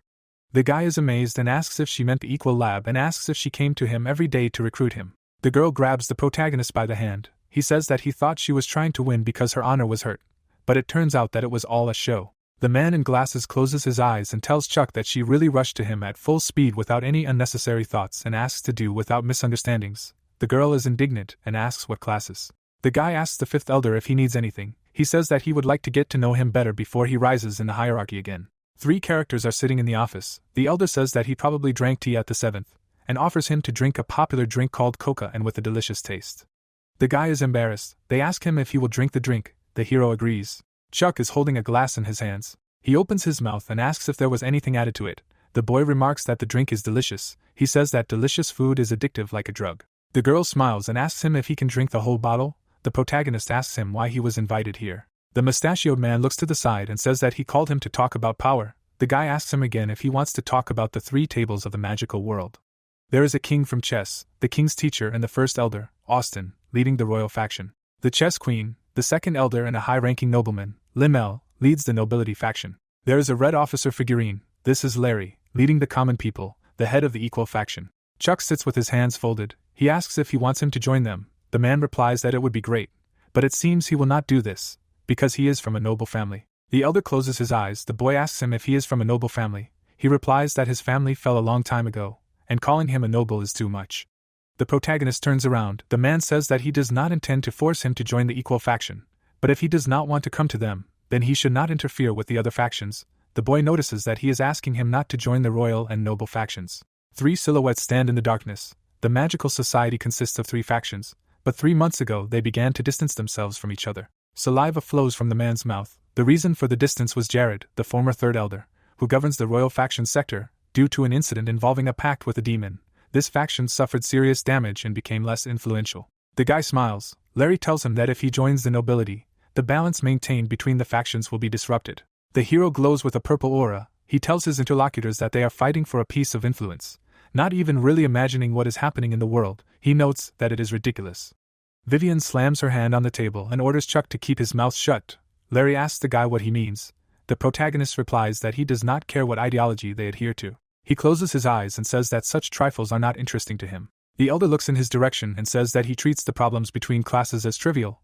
He asks if the guy knows that most rebellions are precisely because of them. The guy asks again if they are going to rebel. The girl's eye sparkles. She orders to speak politely before she loses her temper. The guy lowers his gaze and says her name. He emits a dark aura and tells her to stop, because he is already holding back. He says that mind control magic will not work on him. A red star appears. Someone orders to stop. The girl grabs the table with her hands. The man emits a blue aura from his finger. The guy is surprised at his capabilities, because he has only recently moved to the 7th rank. The elder sparkles with his gaze and says that Adele was wrong. Chuck grins and says that she was partially right. He thinks that showing how unequal their powers were was a great idea. Vivian clenches her fist and says that if they continue talking, something similar will happen. The guy sits down on the couch. He asks how the struggle between the classes will help them, because soon the continent will be covered by a series of sad events. Larry answers that soon people will return to their usual life. Chuck crosses his eyes and says that it is about survival. The map is divided into several parts. The Church of Guinness will eventually remain alone. The kingdoms will gradually unite. The church will not withstand this and will self-destruct, and if a war breaks out, they will be caught immediately.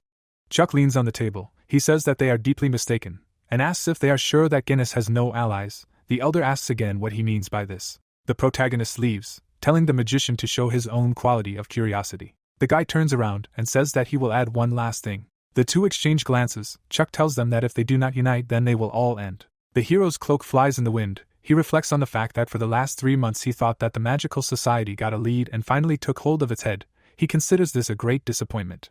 The warrior opens his mouth wide. The guy reflects on the fact that there will be a war in any case, and that this proud bastard will undoubtedly pay people back in the same coin. Chuck thinks that he has made everything clear, which means that they will find him soon, and adds that he should prepare for the trip to the capital. The couple is still standing in front of the window. The girl asks what he plans to do. She agrees that they were too superficial in their judgments. Larry shows his teeth and says that a person who leads others should not be so easily influenced by others. The girl thinks that despite his words, the man seems to like Chuck. She is sure that the wind of change is coming. The girl raises her hand. She darkens and mentally tells Chuck that she is not one of those who lose, and that she will still win back. The guy closes his eyes and asks how they dared to tell him what to do and says that, "Oh, these youth. We were transferred to the house of Professor Chuck." Edward was sitting on a chair and saying that Frank should keep in mind all those students who tried to imitate him. The headmaster was hurt by the words that he should be extremely attentive, especially at the ceremony tomorrow, after which he asked what he would do if the children adopted his manners. The protagonist came there. He was carrying the things that Annabelle sent him with an angry look and mentally clarified whether his mother would be upset if he did not wear them. Annie, with a smile on her face, said that he was cute. Getting up from the table, Frank noticed that the young master had finally arrived. The boy's gaze fell on Edward. He said with an embarrassed look that the old man should have warned him that he would be there, after which the Marquis clarified whether he should have come, since he wanted to go with him. Sitting on the couch, the girl said that Bruce said that he would go with Earl Tyler. She remembered the boy's upset face and added that he whined because he wanted to go with them. The director approached Chuck and asked if he had brought anything else with him, to which he replied that all he needed was himself. They began to teleport. The boys found themselves near a travel portal. Looking out the window, MC suggested that there was a magic stone underneath, after which Edward told them that 100 kilograms of B-rank magic stones had to be used to activate this structure. Closing his eyes, the old man noted that this was after they had improved the performance, after which the young gentleman emphasized that it was stunning. A dimension destroyer only needed 5 A-rank stones. Looking at the portal, Edward noted that the developer had said that in 5 years the efficiency of the invention would double, with fewer and fewer limitations and more possibilities. He looked at Chuck and asked the boy if he knew why he was talking to him about travel technology, noting that machines were evolving and their creators were growing even more in their skills. Looking out the window, the man emphasized that it was only for this to happen. A lot of time must pass, because the process goes step by step. The surprised protagonist listened to the words that the old man hoped that he would find his own. If he was having a hard time, he could say. If he had a question, he could ask, and if he was tired, he should rest, because he should not bear this burden of responsibility on himself. Edward touched the boy's shoulder and said that he was in his life so that he could come to him at any time. Chuck remembered Tyler standing in front of him and emphasized the fact that when his body was almost restored, the Count introduced him to those he trusted. The protagonist imagined the old man's face and added that then his face looked worried. Now everything is clear, he was worried. The Marquis stood in front of him with a satisfied look, while the main character reasoned that even if he was reincarnated as Chuck, the old man was worried about him, like a grandson. They paid attention to the voices of their comrades, who said that they were ready to leave. The young gentleman should leave the already crazy old man to himself and run to them. The guys walked to the portal. We were transferred to a famous cafe, which was located in Fiver, the capital of the kingdom of Seldam. The dumbfounded waitress asked the man if he liked the tea, to which she received the answer that everything was wonderful. Even the old man's tongue felt the full taste. Holding his hands behind his head, he noted that it was wonderful, because for the first time he saw this cafe so deserted. Albert sat down opposite and asked if he could turn off this annoying energy. The world began to change. Turning around, the king's spearman asked if it was easier to manage your own energy with experience. The man asked with a satisfied look if Albert had heard of the boy from the Welton family, who became a great magician at the age of 10, to which he received a question in response, who does not know. He looked at the piece of cake. Putting on his hat, the man said that he was going to meet His Majesty. Albert just needs to look around the area and not go anywhere, because he wants to see what he is capable of and hopes that it will turn out better than last time. Smiling, the guy said that lately he has been in good shape, so there is no need to worry. Leaving there, the stranger noted that he is looking forward to the spectacle of the spear master. Keeping his hands behind his back, he asked the owner of the establishment to write down the expenses for the Fan family, after which the Lord of the Sword, Robin, was introduced to us. We were returned to the portal of movement, which was in Fever. Standing in front of his comrades, Chuck thought that magical technology is better than before. It becomes more obvious that magic was not available to everyone back then. He paid attention to the student who was vomiting. Many people felt bad after teleportation, and Frank assumed that only those who have not reached the level of a great magician feel bad. The protagonist began to heal Annie. She was suddenly surprised. She walked away saying that there was a beautiful view. Looking at the city, the girl shouted that this was Scadium, the royal palace, as expected from a castle where a king lives, after which she thought that above the palace, in its very center, there was a huge magic circle. Edward stood in front of Chuck and said that Scadium was not some palace. This building was the symbol of Seldam, after which the boy added that, in addition, it was a wonderful central vector. Turning around, MC heard his mother's voice. Stunned, Annabelle ran to him. She hugged him and asked if everything was okay with her son, because she was very worried when she found out that he was injured. His father smiled and asked him to be careful, because she would strangle him. Sarah turned away from her brother. The boys came to the Welton County estate. Annabelle, with an angry look, said that Sarah was upset that her brother was not home for so long. The protagonist laughed with a puzzled look. His mother started pulling his cheeks, screaming that he should promise never to take it again, and should never stop his mother, even if she says she's going to the magical world. John watched what was happening and asked Sarah to hug her brother, because she missed him, to which he received the answer that she hated him. Chuck was shocked by what he heard. The dumbfounded Count thought that it would be hard for him to make them happy. He had a hard time too. The protagonist approached his sister and asked for forgiveness. The delighted father watched his son and thought that they hadn't gathered together for a long time, during which time he had grown a lot. A memory of the boy appeared in his head, after which he noted that seeing how much Chuck had changed, he was surprised and regretful. If only he had taught him how to use a sword a little later, and if the seventh elder had not come earlier, he could have grown up as an ordinary boy, but this was only in his father's dreams. He imagined how he and Annabelle were looking at the newspaper and discussing how they would soon be able to meet him. Annabelle held her daughter in her arms and said that the hearts no longer work on her, but the protagonist can try to kiss her. He kissed his sister on the cheek, after which the girl asked him to come to her every day. John stood up from the table. He hugged his family and mentally emphasized that he would soon be leaving them. The sun's rays fell on them, while the Count mentally begged for their noisy family to always be together. Chuck's parents were sitting at the table and saying that it seemed like he had just left home yesterday, but he had already grown up, and although they missed him terribly, they were sincerely proud of him. Annabelle remembered Annie walking next to him with a surprised look and asked who it was next to him, and whether he had a girlfriend. The embarrassed Count asked if the protagonist had a girlfriend, after which his wife noted that modern children were developing so rapidly, after which the guy screamed that she was not his girlfriend. The puzzled MC asked to avoid misunderstandings, she was just his student and was learning magic from him. The joyful John noted that modern children love to play teachers and students. The irritated boy thought that they did not want to take him seriously. He teleported from there. The guy brought the student there and asked her to explain to his parents what kind of relationship they had. Annabelle closed Sarah's eyes and noted that no one would have thought that their son was so impulsive. Chuck grabbed Annie and screamed for her to say that she was his student. The surprised girl said that Annie was indeed studying with him. John looked down and thought that he had heard that Earl Tyler's son had also become his student. He would be lying if he said that he was not worried, but he should believe his son and support him. He closed his eyes and wished the protagonist good luck in teaching and Annie to study well. Sarah reached for the food on the table.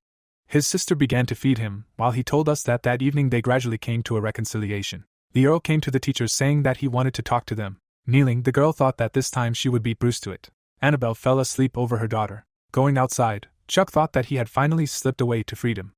Walking around the yard, he noted that, be that as it may, this estate was huge. Hayes was just a village in comparison. He approached the fountain. He turned his gaze to the stranger. The girl with a smile on her face said that she also liked to look at the night sky from there. She approached the guy and told him that she could not come there because she was sick. The stranger with a satisfied look asked to keep the fact that she had sneaked there secretly a secret, and Chuck wondered why she trusted the first person she met. Looking at the moon, the girl said that it was time for her to go back. Standing opposite, she asked if the protagonist would say goodbye to her. Leaving from there, the girl said that next time she would also treat him with indifference. She suddenly stopped. The man watched her and asked if she really needed to run like that, to which he answered that she wanted to, after talking to him, after which the stranger emphasized the fact that there was nothing in the dialogue that would make her feel that way. The girl listened with a satisfied look to the words that the man asked the princess to understand that it is his job to watch her, after which we were introduced to Isabel, the eldest daughter of the monarch who currently rules Seldam. Standing in front of her, the warrior asked how she liked Chuck. The princess imagined the protagonist walking towards a bright flash and said that he will go through a long and thorny path. No one knows for sure. Will everything end well, or will he fly into the abyss? She could not see further. She began to fall while she was saying that. In addition, the guy predicted his destiny. The man began to heal her and asked her not to run anymore. They flew away from there. Many carriages stood in front of the Scadium Palace. The surprised girl said that there were many carriages there. The guy sat in front of them and said that this was the first time this happened, although great magicians appear periodically. She looked at her sister and asked why she was so nervous, to which Rebecca replied that she couldn't sleep. The man smiled and asked if she was worried about meeting the protagonist. Rebecca, with a smile on her face, mentally assumed that the young gentleman had probably become even more courageous. There were many people gathered in the hall. John stood next to the count and said that his wife took Sarah outside because it was rather stuffy there. The man was suddenly taken aback by Albert's aura. The guy greeted him with a satisfied look. The count's daughters began to tremble with fear. Albert, with a smirk on his face, asked if the Viscount was there too. John touched Richard's shoulder and asked him to calm down, because Albert was not the type to make a mess in a crowded place. The guy stood in front of them and said that it was so rude to call him a fool, but the Viscount was not his equal, so he was not interested in him. The Count frowned and asked him to shut up, as this would save him, after which Albert asked if John himself had volunteered to be his opponent, after which he reminded him that they had not fought before. The guy was furious at the question. Did he want to say that he had managed to recover from the battle with Gastel? Standing in front of him, the Count said that he had only pressed on a sore spot, after which he clarified whether he dared to challenge him, even without defeating Gastel, who could not withstand even 10 of his blows. Perplexed, Richard thought that Gastel was one of the 5 best sword masters in the kingdom of Seldam. He knew that the Count was strong, but not that strong. Enveloped in a powerful aura, John said that Albert still had milk on his lips. The guy was scared by the words that he needed to leave, because his son's ceremony was about to begin, and the spear master's place was near his majesty. Albert clenched his fist and walked away. The girls stood behind Richard and asked if he was okay. He hugged them and said that everything was fine, then wondered why his majesty kept this crazy guy around, and the story told us that 5 years ago, when Albert became a master of the spear, he challenged Viscount Richard. The guy with a smile on his face asked if he was the one who ran the whole estate, noting that there was nothing wrong with that, he just wanted to fight. Holding his hands behind his head, he said that the Viscount was nothing. He was disappointed. Richard was pulled by the shoulder and called to their places. While he thought that this was before he received the title of Royal Spearman, if he had won that time.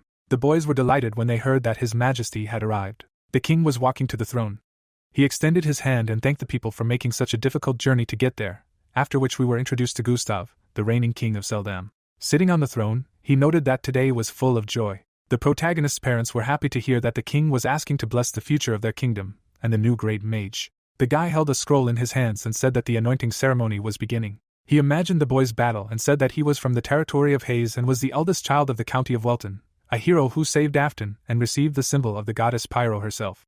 He imagined the image of Chuck. MC held his hand in front of his face while the herald said that having risen to the level of a great mage at the age of 10, he managed to save the magical world.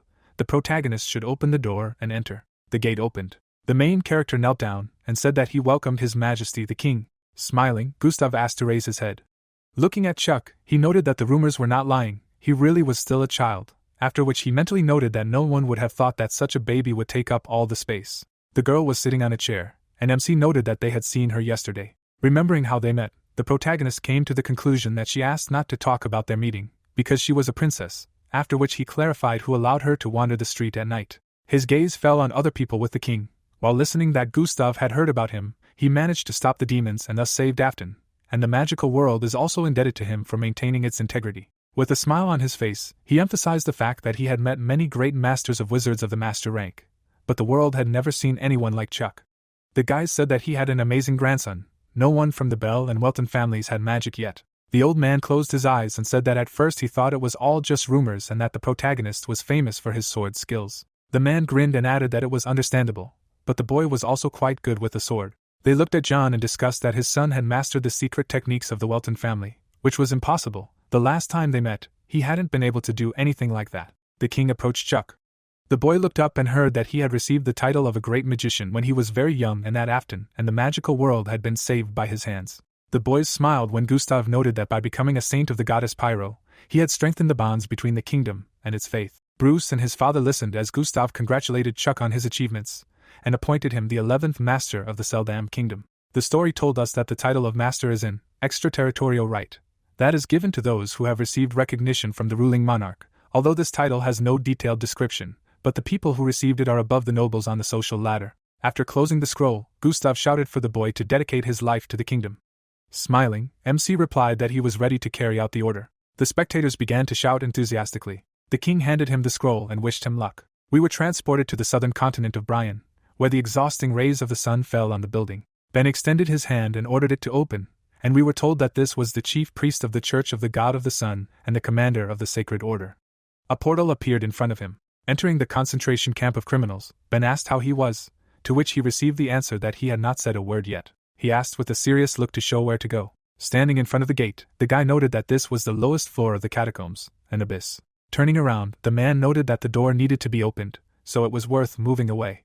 A blue aura hovered around them. They saw bright eyes. Looking at the guy, Ben noticed that Clint hadn't changed a bit. He had been in prison for 6 months and looked exhausted. Standing in front of him, Ben asked him to stop pretending, because for him it was nothing. Grinning, Clint said that this monster didn't even hide the fact that he knew it.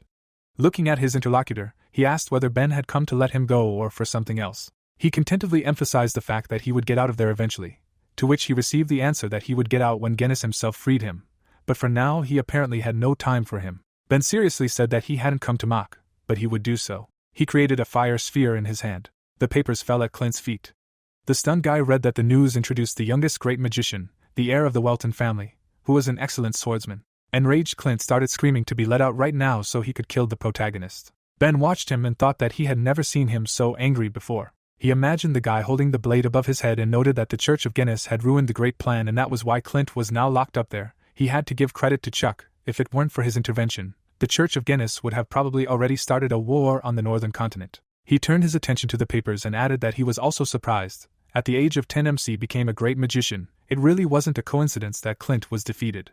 Closing his eyes, he came to the conclusion that what was happening on the continents was going to be exciting. In the banquet hall of the Scadium Palace, the girls surrounded the guy and asked him to take their hand. They stood around him and shouted that they admired him.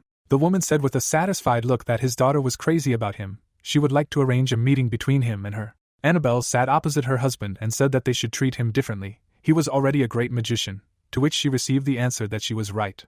Annie, with a puzzled look, said that it was hard to bear the burden of popularity, and Bruce thought that this was a mean girl. He was so awkward being next to her after a long separation. Smiling, she noted that even in such a situation you can have fun, and Bruce clarified what was funny about this event. He was taken aback by the question of whether he was too red. Leaving from there, the guy mentally asked why his stomach twisted and whether the food was spoiled. Enthusiastic Annie said that she could not get her head around the fact that she was at a celebration organized by the king, after which the guy said that as soon as she became a student of the master, the world was supposed to turn upside down.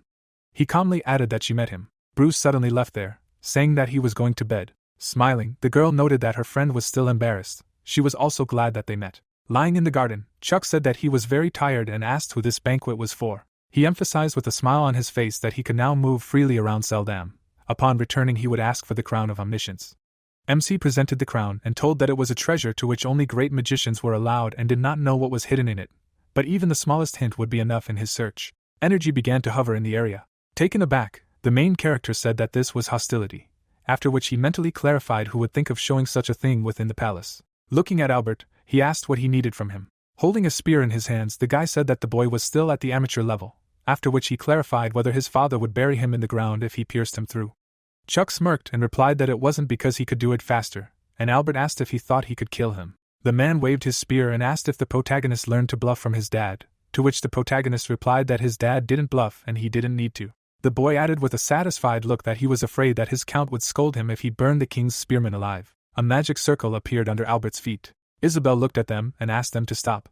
A flash appeared above her head. The man landed there. He said with a satisfied look that he would punish them. MC thought with a crazy look that this man was stronger than Clint, Guinness's swordsman.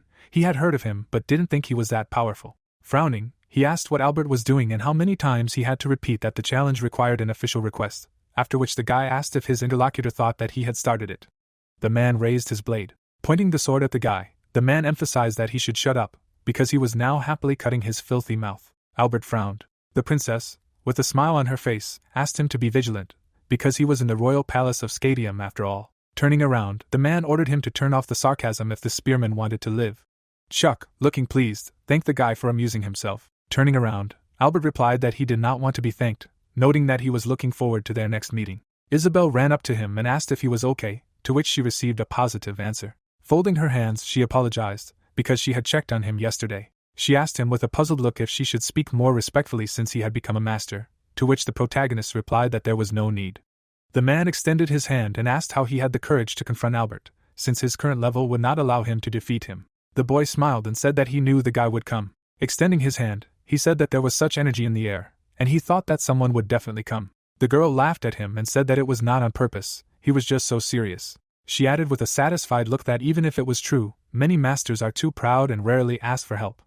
Chuck stood in front of her, and stated that it did not take him long to recognize someone like Sir Albert in mastery. Taken aback, the warrior thought that the protagonist said this without a trace of doubt, and wondered if this is what people born with incredible talent say. Standing between the guys, he noted in his thoughts that this did not look like arrogance. Unlike ordinary people, he did not see the limit of his potential. Smiling, the man said that Chuck looked like his grandfather. Looking at the princess, he said that it was time for them to go back. The guy stood behind the king and said that the behavior of the royal spearman was getting worse every day. He thought it was time to take appropriate measures. Turning around, Gustav noted that he even gave him this title, and he still did not want to improve, after which he asked a question about how he was the protagonist. Jerry calmly said that MC was one of those he was obliged to keep close to him. While he was a master, he could not be treated like a random passerby. Frowning, the guy said that he wanted to make him his right hand. The puzzled king replied that it was not so easy to control the master, to which he received the answer that his son would try to be more sincere around Chuck in order to lure him to his side. Approaching him, Gustav asked him to try, because the future of Seldam was on their shoulders. Turning around, the king asked Jerry to go and remember everything they had talked about. Looking out the window, the king assumed that the crown of omniscience would soon be used again. Examining the new master, he asked what he would see with its help, and maybe he was the one they had been waiting for so long. 3 days later, the protagonist was sitting on the couch and saying that meeting people was tiring. Sarah pulled his cheek and asked him to follow her. Chuck was taken aback when his sister said that her grandfather had come. Gerald looked at him and asked if this was the first time he had been surrounded by so many people, because he looked tired, noting that talking to others required a lot of mental strength. Examining his grandfather, the protagonist asked how he felt, to which he received the answer that he was experienced in this regard. Smiling, Visnet asked what it was like to be a master, after which MC noted that it was expected. Looking at the cup of tea, the old man said that this was a wonderful answer, but now many will be watching him, the whole world will focus on him, and the tension from this is much greater than it seems, and countless enemies will appear on his way. Chuck's face was interested. Looking down, Gerald asked to be on guard, because you cannot underestimate an embittered person. The man imagined how he looked at the painting of the girl. Chuck with a serious look came to the conclusion that the Marquis was right. He remembered the huge number of enemies and emphasized the fact that there is no need to remember the past anymore. He remembered how the man with an embittered look asked if the protagonist fights for people. Although they are trash, these insects do not recognize any good, after which he noted that in this side on the side of humanity because human sin lies only with the person himself. He said with a satisfied look that he will remember his grandfather's words. Getting up from the couch, Chuck asked to wait for Gerald. He transferred light energy to the old man, saying that he was tired. Grandfather took his hand, saying that when he visited him in the magical world, he would bring some wonderful gift. Saying goodbye to Gerald, MC noted that it was time for him to go too. The next day, near the portal of movement, Annabelle hugged her son. With a tearful look, she asked him to take care of himself and send her letters weekly. Looking at his sister, Chuck asked her to come over. They bumped foreheads and the guy said that he could not stay, but would write to her often. John closed his eyes and said that Annabel should not be too upset, because they were not parting forever. The Count, with a smile on his face, said that he could not be sad. Looking at his son, he asked whether parents should be sad when saying goodbye to their independent children. Memories of Chuck surfaced in John's head, and he asked when his boy had managed to grow up so much.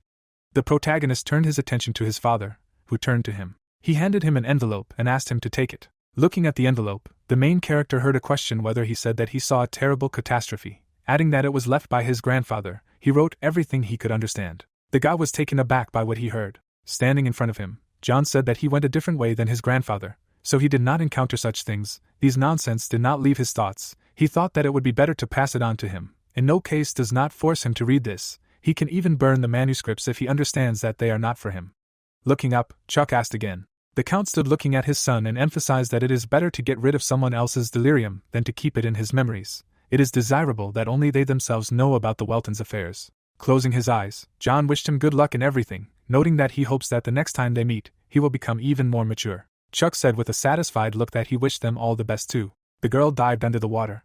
She grinned, thinking about the long-awaited person with the best compatibility. She imagined a crown and wondered if the protagonist would be able to solve the mystery. Closing his eyes, the main character thought that it was a void with no signs of life. Chuck dived under the water and wondered if he was sealed in the darkness again, like in his past life, noting that this was not the case, although weak.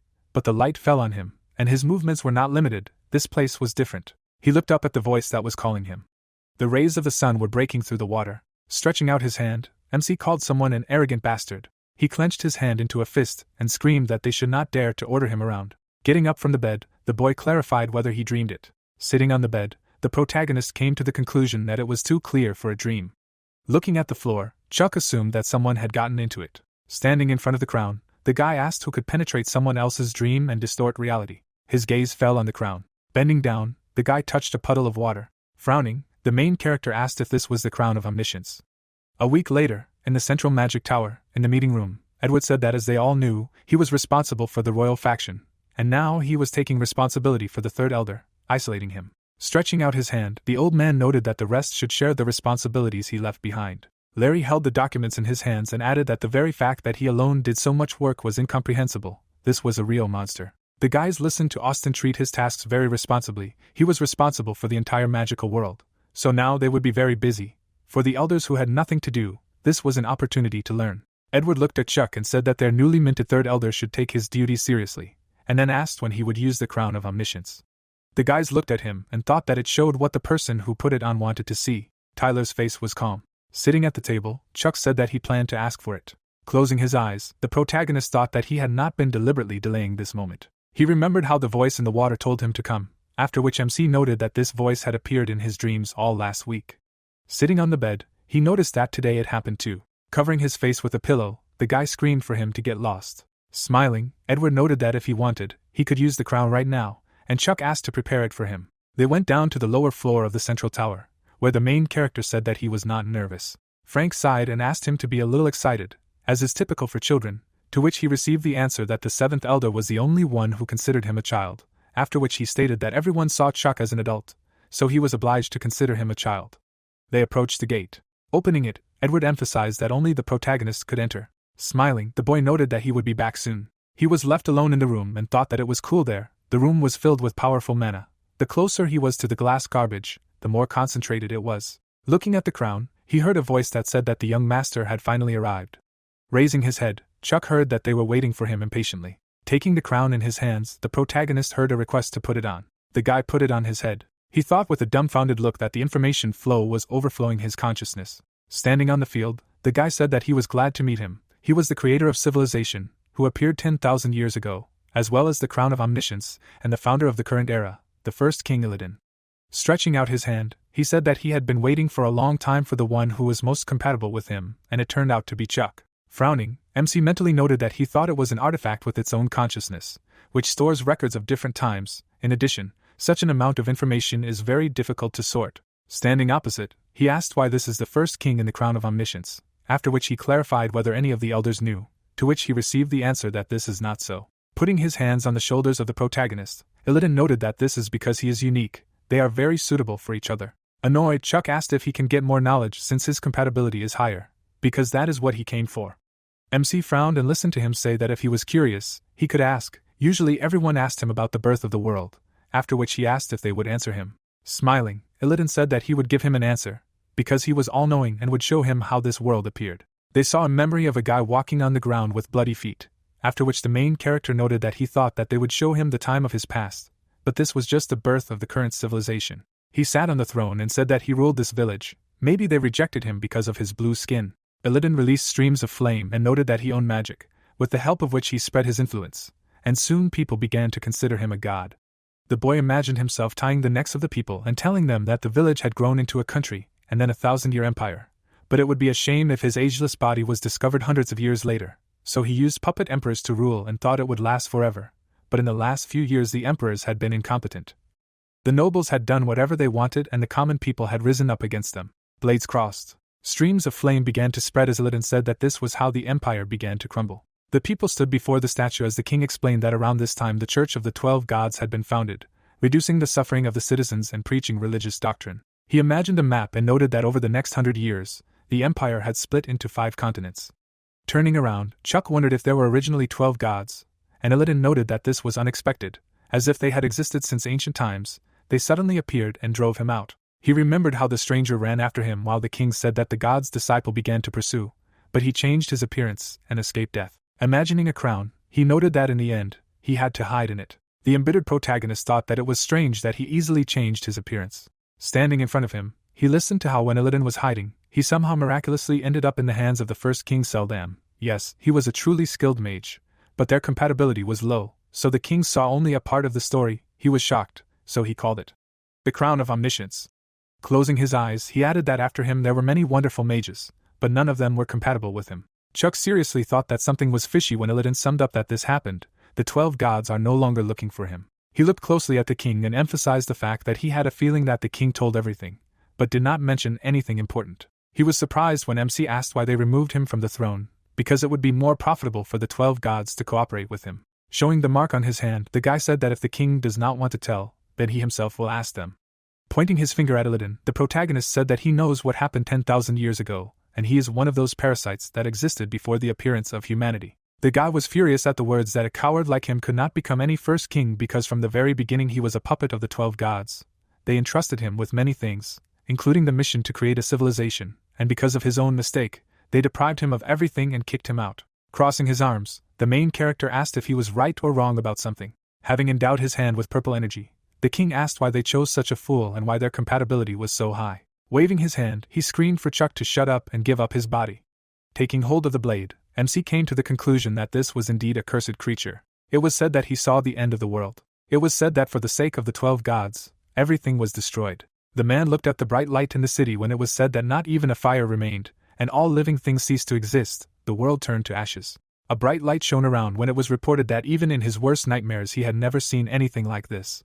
Illidan raised his hand up in anger. The story told that in the end, like a beast driven by fear of death, he fled to the most remote part of the planet. He examined a magical object in the darkness. It was told that when humanity was gone, he found a distant cave, and a thame is a precious stone. A bright light emanated from Illidan's chest when it was said that the stone went deep under the skin and the man felt a surge of dark mana. In the future he trained to use dark power. The man stuck out his tongue and thought about where the rat had been hiding all this time. The story told that a peaceful existence did not last long. The monster was surrounded by weapons, being slain, when it was told that the one who introduced himself as the god of cruelty and theft planned to destroy the last survivor. The unknown man stood in front of Illidan when the plot said that suddenly dark energy burst out of the man's body and confronted the god. Then the commander of the gods pushed aside the stunned minions. The young man smiled and said that it was interesting that he owned this energy. He touched Illidan's head and said that he decided that he would try to lead the new world. The man gave him a name, and so he became Garb Illidan. He swung and attacked Chuck and screamed that he was abandoned. The apostle of the god who suddenly appeared tried to kill him, and there was no choice but to run away. The creature looked forward and said that this is how he met him. After the young man asked again, Illidan attacked the guy, reprimanding the first monarch of this state. The protagonist called it disgusting. He raised his finger up and activated the magic of the second force of darkness. The enemy's hand was cut off, after which he screamed, cursing. The villain was thrown back. Chuck, using black magic, activated the destruction of the abyss, to which the enemy said that it was not bad. The guy smiled, commenting that these were children's games. The enemy questioningly watched the young man enveloped in energy. 100 Cs, the 8th movement of the Welton family swordsmanship. The aftermath was used, and Chuck rushed to attack with a sword, striking the villain. Illidan smiled, saying that this was ridiculous, and such an attack was nothing to him. The enemy's head was cut in half. It was said that this was just the beginning. A series of magical attacks, endless cuts, was activated. Countless sword attacks fell on the villain, and the protagonist at that time shouted that he would cut his entire body into small pieces, leaving only his mouth. Illidan, taking damage, shouted at him to stop fooling around, because the boy's body belonged to him. The power of darkness was called upon, a misty explosion, and purple energy spread in all directions. Chuck gripped the sword tightly in his hand. He swung, shouting about the fusion sword. Convergence was activated, when the young man dealt a crushing blow to his opponent. The villain on the side noted that it was useless, and such a trifle as him could not get rid of him. The hero realized that indeed, his body would be difficult to destroy. The guy looked down at him and said that it amused him. Chuck smiled, saying that he had recently seen a strange demon follower, and now he had come up with something, offering him to run away if he could. In his reflection, the eyes, Illidan's face was displeased. The enemy was bleeding, thinking that it was dangerous, and he needed to run. The young man stretched his hand out in front of him, using the sealing magic of the world of loss. The villain was bound in magical chains and screaming. The guy said that if he was so easy to capture, he should not have been so insolent, and he was nothing like the first king. Chuck raised 2 fingers and, listening to him say that he would regret it, said that he did not care and asked a question about what he did to the first monarch. Illidan looked ahead, smiling, said that he knew nothing, not the horror that he felt when the world returned to its existence. He remembered what happened to him and continued that neither how absolutely everything disappeared before his eyes, nor the insurmountable loneliness. None of this was familiar to him. The guy, lost in thought, lowered his gaze. The king turned his back as the villain told him that he had been hiding until the right time came. 500 years later he met the first monarch of Seldam, and he had the knowledge that he did not have. The criminal spoke of that world that had disappeared hundreds of years ago. Angels defended themselves from the attacks of demons in the air, and it was said that when the gods were incomparable, a powerful magician lived. Illidan was chained when he said that this information was not enough to learn the secret of this world, so they made a contract with him. The young man picked up, specifying that he was sent to help the kingdom until someone who was most suitable for it was found. Right. The creature smiled and noted that he grasped in a flash, saying that he was a fool who thought that by revealing the secret, he could free humanity. The chains squeezed Illidan's body when he told what his goal was. He, freed from the shackles, shouted that this was to gain recognition from the gods again, because the rebirth of the world happens every 10,000 years, and this day is inevitable.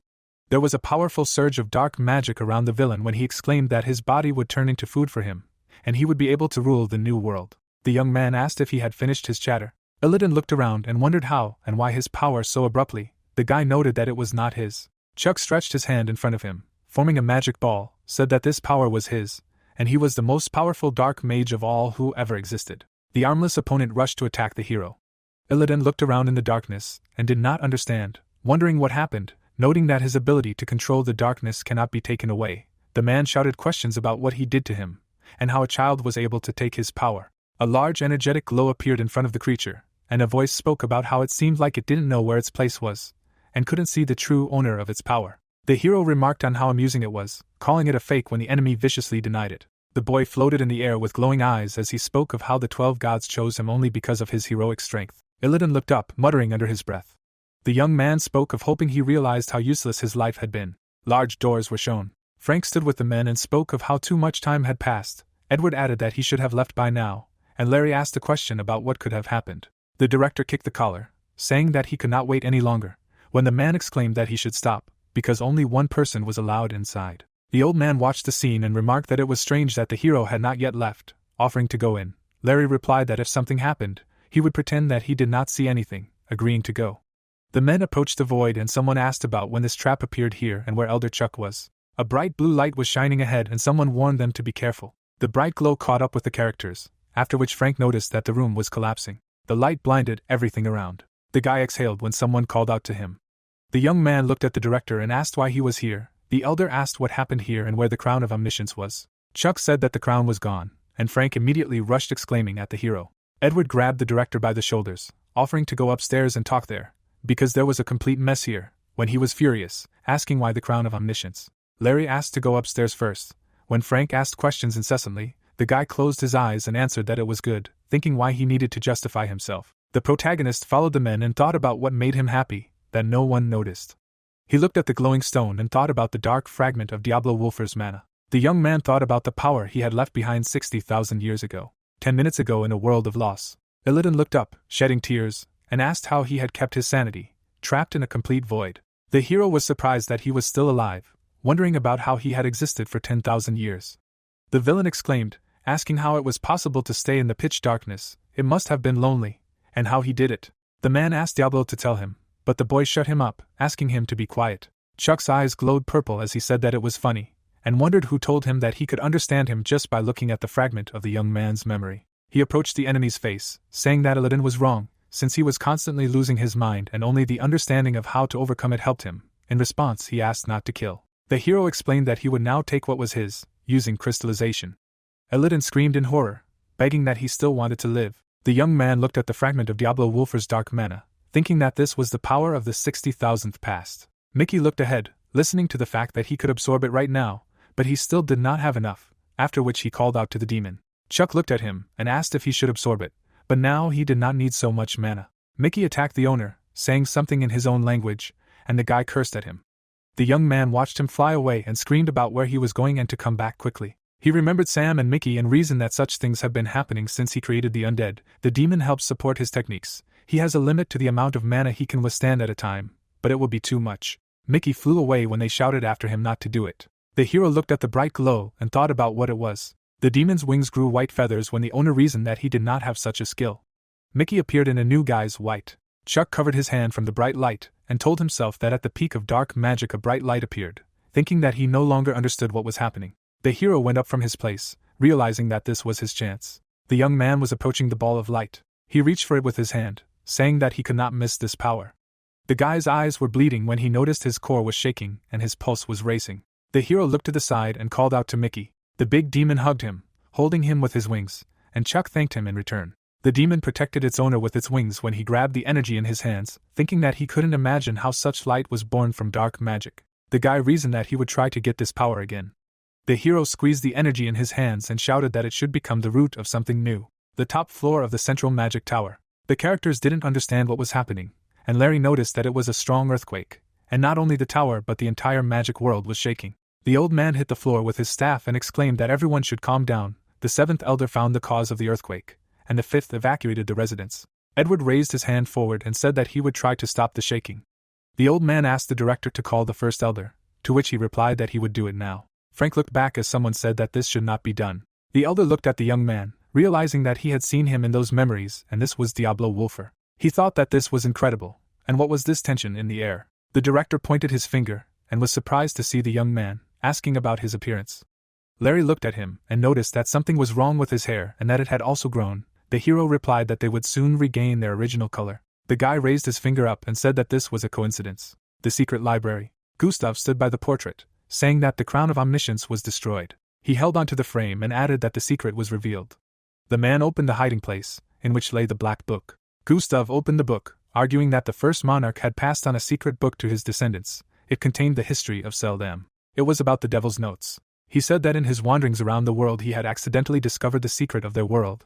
It was disturbing, but he did not dare to tell anyone about it. The boy held the lantern in his hand, remembering that when he first discovered it, he had fallen into a rage.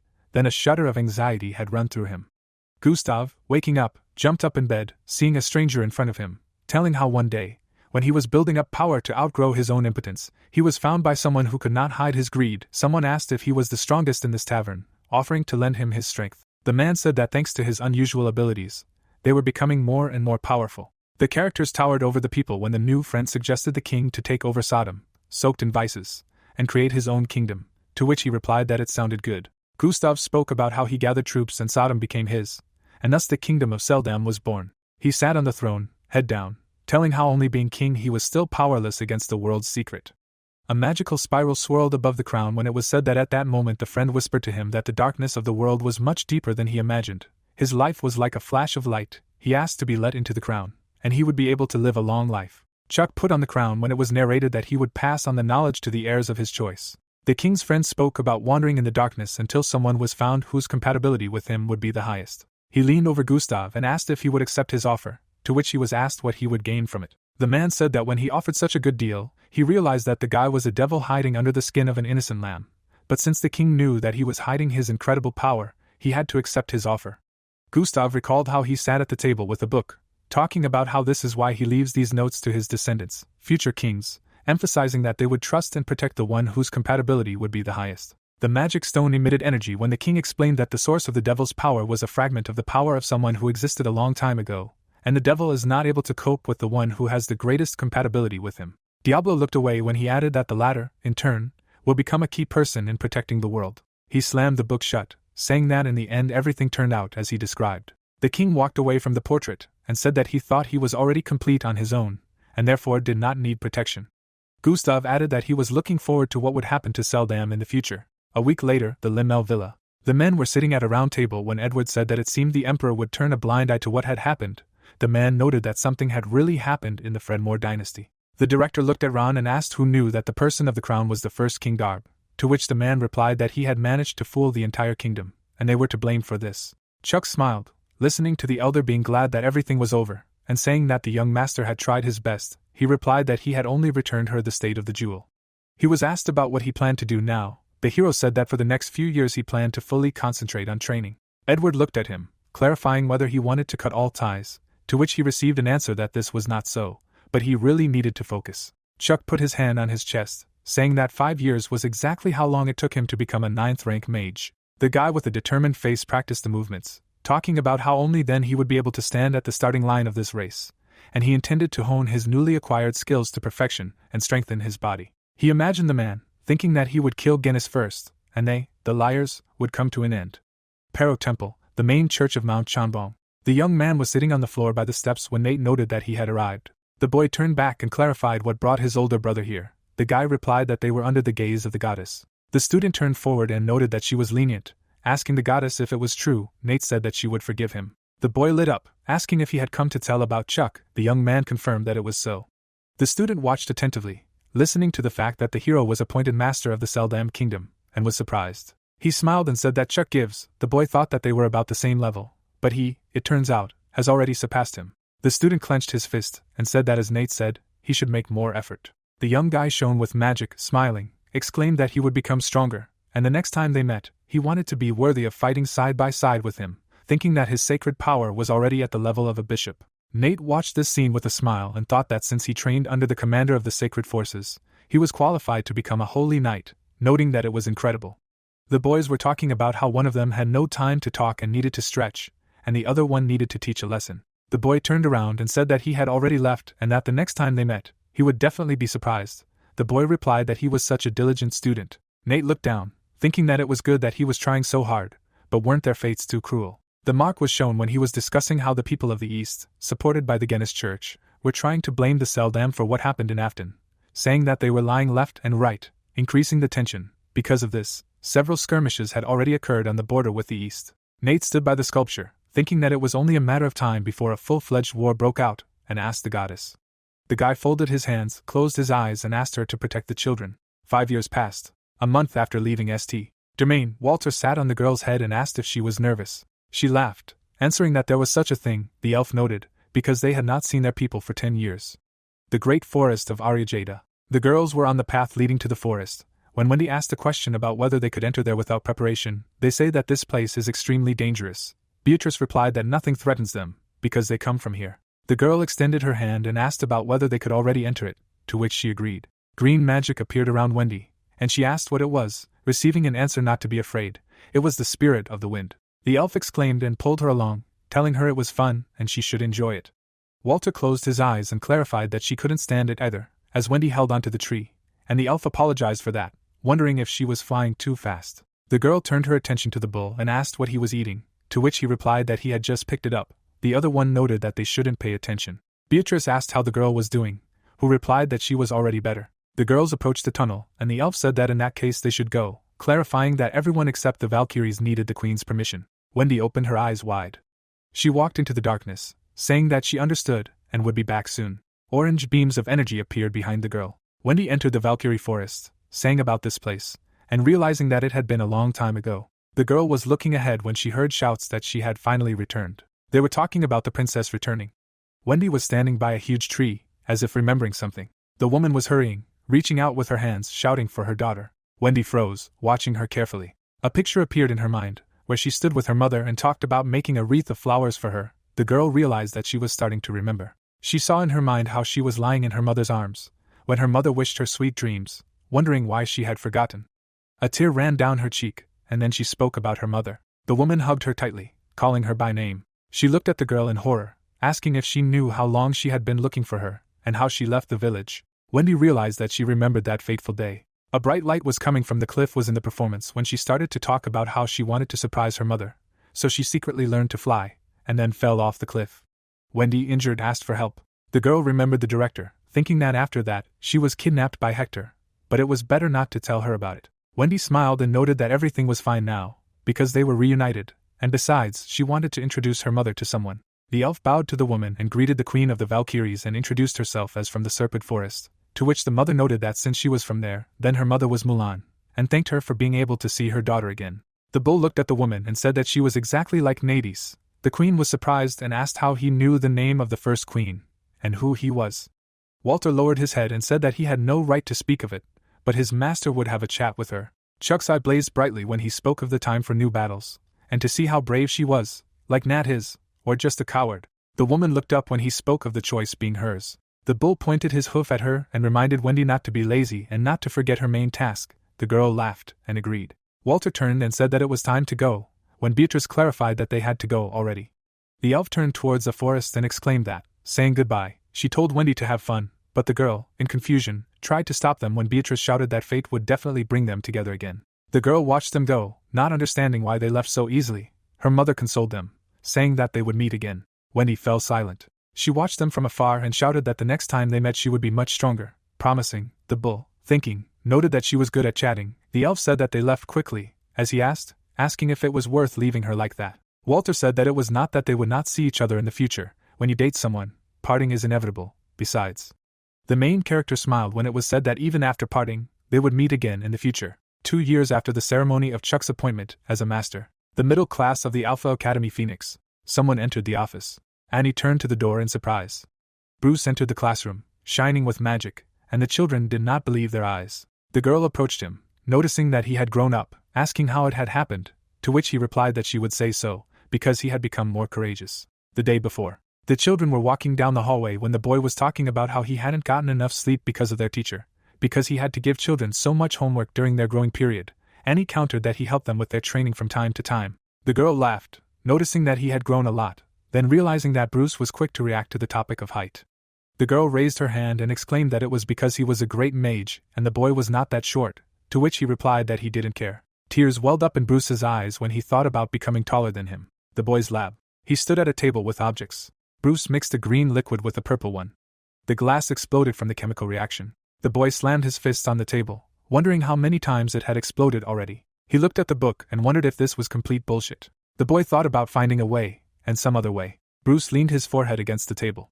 He was lying with his head on the table. The boy got up, yawning, asking about the fact that it was already morning. The boy unfolded the paper on the table and, recognizing the teacher's handwriting, thought that it was a note. It said that he needed to look in the mirror and stop wasting his energy on all sorts of nonsense. Bruce went to the mirror, seeing the height mark, asked again if it was him.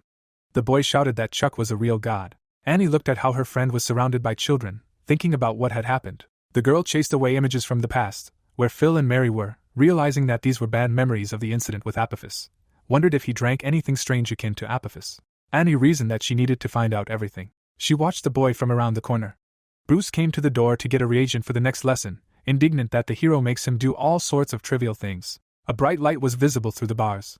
Annie was reaching for the door, screaming about what happened to Bruce. The boy used magic, telling her not to open it. The girl pulled the handle, screaming a question about why she was acting so strangely. Bruce answered that it was nothing serious, begging her to just leave. She screamed about the bell ringing, to which he cursed. The young man touched his chest and exclaimed that he had become short again. That's what. Annie, her eyes bulging, looked at the boy, blushing. She said that the teacher was leaving, casting a spell on him, and she knew it. The friends were heading towards the light along the corridor, when the girl said that they say that boys start growing later. You can't know for sure, but he might be taller than the teacher in 3 years, and besides. Annie laughed, noting that she liked his current height. Bruce got angry and shouted at her to stop making fun of him, to which she replied that he was still such a child. Hayes, the estate of the Earl of Welton. View of the window, on the top floor. The protagonist adjusted the pendant on his neck, saying that he still feels great today. The young man watched his hand conjuring, thinking that he could thank the Welton genes for this, as well as the strength and beat of life through prostration. He said that it was wonderful that the body had become much better. The guy remembered Mickey, wondering that the demon was not going to wake up today, and that 5 years ago, when creating prostration, he fell asleep, and now the hero does not think that there are any more problems that need to be solved. Chuck walked around the room, thinking that if things continued like this, he would have to find another way, and then asked himself about going for a walk today. The man called out to the young man from behind. Chuck's eyes widened when he asked Sir Hamilton if he was heading to the gym. He noted that he shouldn't forget about exercise. The man smiled and noticed that the boy was so diligent, and he was incredibly proud of him. Chuck replied that it was thanks to his training and basic skills. The young man walked on, saying goodbye, after which the second man noted that the boy would probably become even more capable. Hamilton replied that the Count would help him choose the right direction, since all the soldiers under his command lost, and by the way, it seemed that he almost lost to the young man too. The hero ran down the street. The father crossed his arms and noted that he was also running today. The man reached for the sword with magic, saying that it was a wonderful mood. John handed him the weapon and suggested that they warm up, talking about controlling telekinesis, and even if he was a sword master, it was a difficult skill to master. The young man took the sword, shrouded in magic, and said that for him, this was not even a warm-up. The guy went on the attack, saying that then he would attack. It was about the formation of the Welton technique of 100 Cs. The guy used the distribution. The man stood with his back to the attack, realizing that this was something new, because he was attacking him with a cyclone of mana. The father turned, squinting. John's sword glowed with a bright light when he repelled his son's attack, and he wondered about the flow of mana dissipated. The man put the sword to his head, saying that he was thinking too much. John swung the weapon. The boy flew to the side, driving away thoughts in his head about how he dissipated the mana that he himself controlled, because he did not use 100 Cs. John went on the attack, exclaiming that he should not have time to think. The boy blocked another attack of his father. The young man smiled tensely, saying that he could not even catch his breath. The father swung his sword, gritting his teeth. The blow flew straight to the opponent's head, when the son thought that since he did not use magic, John used the minimum possible amount of mana that he was capable of, but he was still very powerful. The hero jumped from place to place, realizing that they were telling the truth, that the Lord of the Sword is weaker than the Master of the Sword. The man pulled the sword in front of him, after which Chuck reasoned that because of this stance it might seem that his father was being lenient with him, but in fact he was declaring the end of the sparring. The guy remembered that it was at this point that he always got stuck. Chuck ran forward with a weapon, using 10 formations, 7 Welton, 7th formation, lightning strike, and saying that not this time. The young man ran like a bullet into the attack, thinking that if his blows cannot be reflected. The son raised his sword above his head to strike. The man looked up, realizing that he had used the sun to blind him. He closed his eyes, saying that only he was his opponent. The Count raised his weapon in an instant. A bright light illuminated everything around. The man dodged this blow. The main character stood with a broken sword and said that he thought that today he would be able to strike at least once. John smiled and said that there were improvements, but he was still not a match for him, offering to train for another 5 years. The guy noted that he was close. The father watched his son run away, shouting at him to hurry up to work, to which he replied that he would break through next time. The man held the cracked tip of the weapon, realizing that he had almost broken it. He imagined his grandfather, thinking that his swordsmanship was mixed with his father's techniques, and that Chuck would soon become much stronger. John laughed, saying that, of course, he was not yet ready to be a sword master. The father and sister stood at the entrance. The girl wished her brother a good day. The young man answered Sarah that he had already said that there was no need to see him off, reminding John that he had to be busy at the palace today. The Count exclaimed that even if he had things to do, it was much more important to see his son off. In response, the guy smiled, noting that he was sometimes simply unbearable. The hero clarified where his mother was when he saw her behind a tree and called out to her. Annabelle ran up, hugging the children, saying that they were beautiful. There was a short dialogue, after which the young man announced that he was leaving. His relatives saw him off and told him what they wanted to see for dinner, and that he should take his sister next time and show her the magical world. Sarah was happy when she heard from her brother that when he was a little free, he would take her for a walk, and asked if he promised. A magical path appeared around Chuck when he said that it was time for him to go.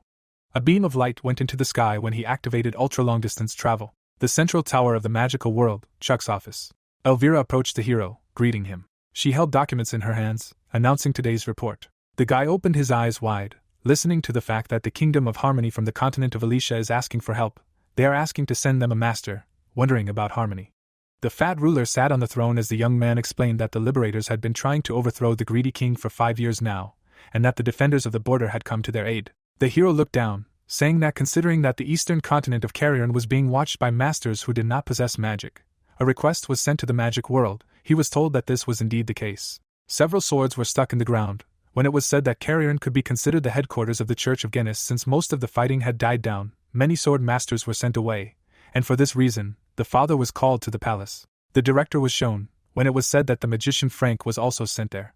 After listening to Elvira about this being the topic of discussion at today's elders' meeting, the young man stood up and said that this was excellent.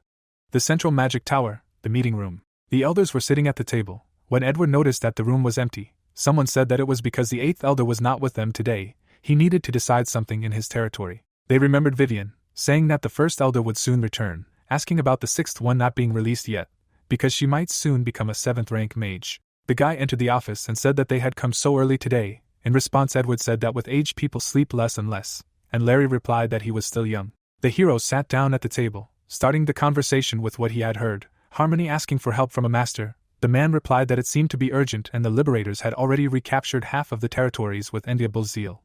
Ron exhaled, having listened to Chuck about why Harmony was retreating, because they had 4 masters, and said that the liberators had a sword master on their side. The mark was shown, and it was said that the kingdom was defeated with mad power by the one who was called the King's Knight, another sword master. Someone clarified that it was Kirill Ovent. The young man thought that the defenders of the border were involved in this. Chuck looked away and asked a question about how they no longer wanted to lose their people and therefore asked for help. He was answered that yes, and as soon as they had enough impudence. The elder noted that His Majesty accepted the request, so they had already decided that they would send a person there.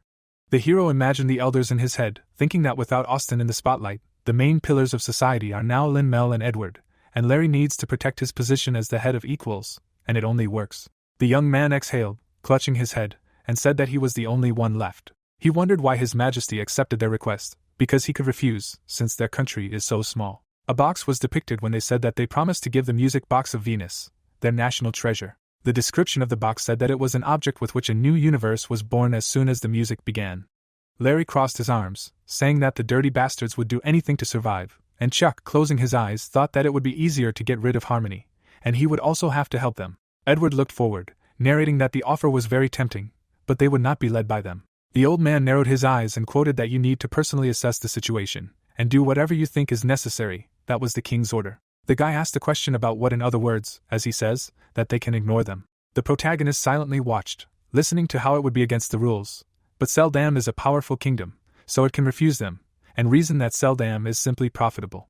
Around the crown were shown shovels, and it was said that if they stabilized the situation by showing help, the government of Harmony would be indebted to Seldam, and if they helped the liberators, they would crown a new king. The guy crossed his fingers and asked a question about what it turns out. All you need to do is show your power and come back. An image of the golden domes of the church under the sun appeared, and the hero formally requested that Miss Elvira prepare everything on this list. The central tower of the Magic Association, the protagonist's office. Elvira carefully studied the papers handed over and inquisitively stated that this was a list of artifacts, and the protagonist stated that he was sent to Harmony. Chuck decisively raised his hand and categorically stated that this time he would go alone, and it was not because she lacked skills, and that there was no need to think too much. Elvira looked down in disappointment and sadly agreed that okay, and that she understood, and the protagonist thought that it was no wonder she was upset, and that this was her chance to learn the magic of a great magician, but that he could not drag extra weight onto the battlefield. Chuck suddenly turned to his girlfriend and asked with interest what was wrong with the guys, to which the girl with red hair answered that his students went to the lab, and the protagonist confidentially instructed her that then he would leave the preparations to her, and the girl obediently agreed. The northern tower of the Magical Association, the laboratory of the protagonist of the work. The girl indignantly stepped forward and complained that the old man dragged them out so early, despite the fact that they needed to rest, and if they did not grow up, then he would take responsibility. The guy with red hair named Steven abruptly turned back, and the girl critically sarcastically remarked that he was too rude, and he replied that he did not care at all. Annie fearfully recoiled from her enraged boyfriend, and he loudly shouted that the teacher scolded him for the magic of alignment, and the girl with blue hair shyly asked him to stop shouting. Chuck would appear menacingly behind the red-haired guy and calmly say no, and that they needed to continue, and that they shouldn't worry about him, and the guy would stutter in shock, wondering if this was really his teacher. Chuck would lean over to his subordinate and ask if he was done ranting, and would authoritarianly order him to get into a plank. Chuck would turn approvingly to the diligent student and praisefully remark that Annie was really good, and that unlike some, she had done well, and the girl would modestly respond with thanks. Alf would painfully hold the plank position and moan in agony that his back hurt, and that at this rate he would definitely break in half, and the protagonist would angrily call him a complete idiot and ask where all his enthusiasm had gone, and whether he was really going to give up magic. Chuck analyzed the student's problem with understanding and wisely explained that he understood that Stephen was stuck in the 4th grade and that he didn't like it, but that he needed to try to overcome it, and that if he understood, then he needed to get up. The protagonist yawned tiredly and announced that he would be leaving for a few months, and instructively added that while he was on a business trip, they should help each other, to which the protagonist's subordinate exclaimed in surprise, "What kind of business trip was this?" The guy imploringly stretched out his hands and desperately asked that he wanted to go too, and that he definitely had enough skills to protect himself, and the girl said that she needed to be taken along, to which the protagonist sternly noted that they were interrupting the teacher while he was speaking. Chuck shook his hands and solemnly warned that this was a battlefield, and that he could not be responsible for what might happen there, and that therefore he would not risk taking them along. Elvira looked at the heroes and proactively suggested that she would then look after his students, and the guy intriguedly asked again if this was Miss Elvira. The protagonist turned to the red-haired girl with displeasure and asked her if she really wanted it that much, to which she convincingly explained that she really wanted it, and that she should be allowed to learn, studying the elder's magic, and the students asked in chorus that they would not interfere and that they should be taken with them. Chuck shyly scratched the back of his head and sensibly agreed that nothing could be done in this situation and that he would think about it, and the heroes shouted enthusiastically. The hero menacingly approached the tree with a huge trunk and said Pelagia's name. Pelagia seriously contacted her ally and informatively reported that she heard that the Master of Harmony had died. The masked hero named Simon looked at the girl and smugly noted that they were lucky, and the blue-haired girl confidently stated that they would soon be able to capture the capital, and that the children of the Liberation Army should be very happy. The girl held a black book in her hands and cautiously added that she heard that Harmony had asked Seldam for help.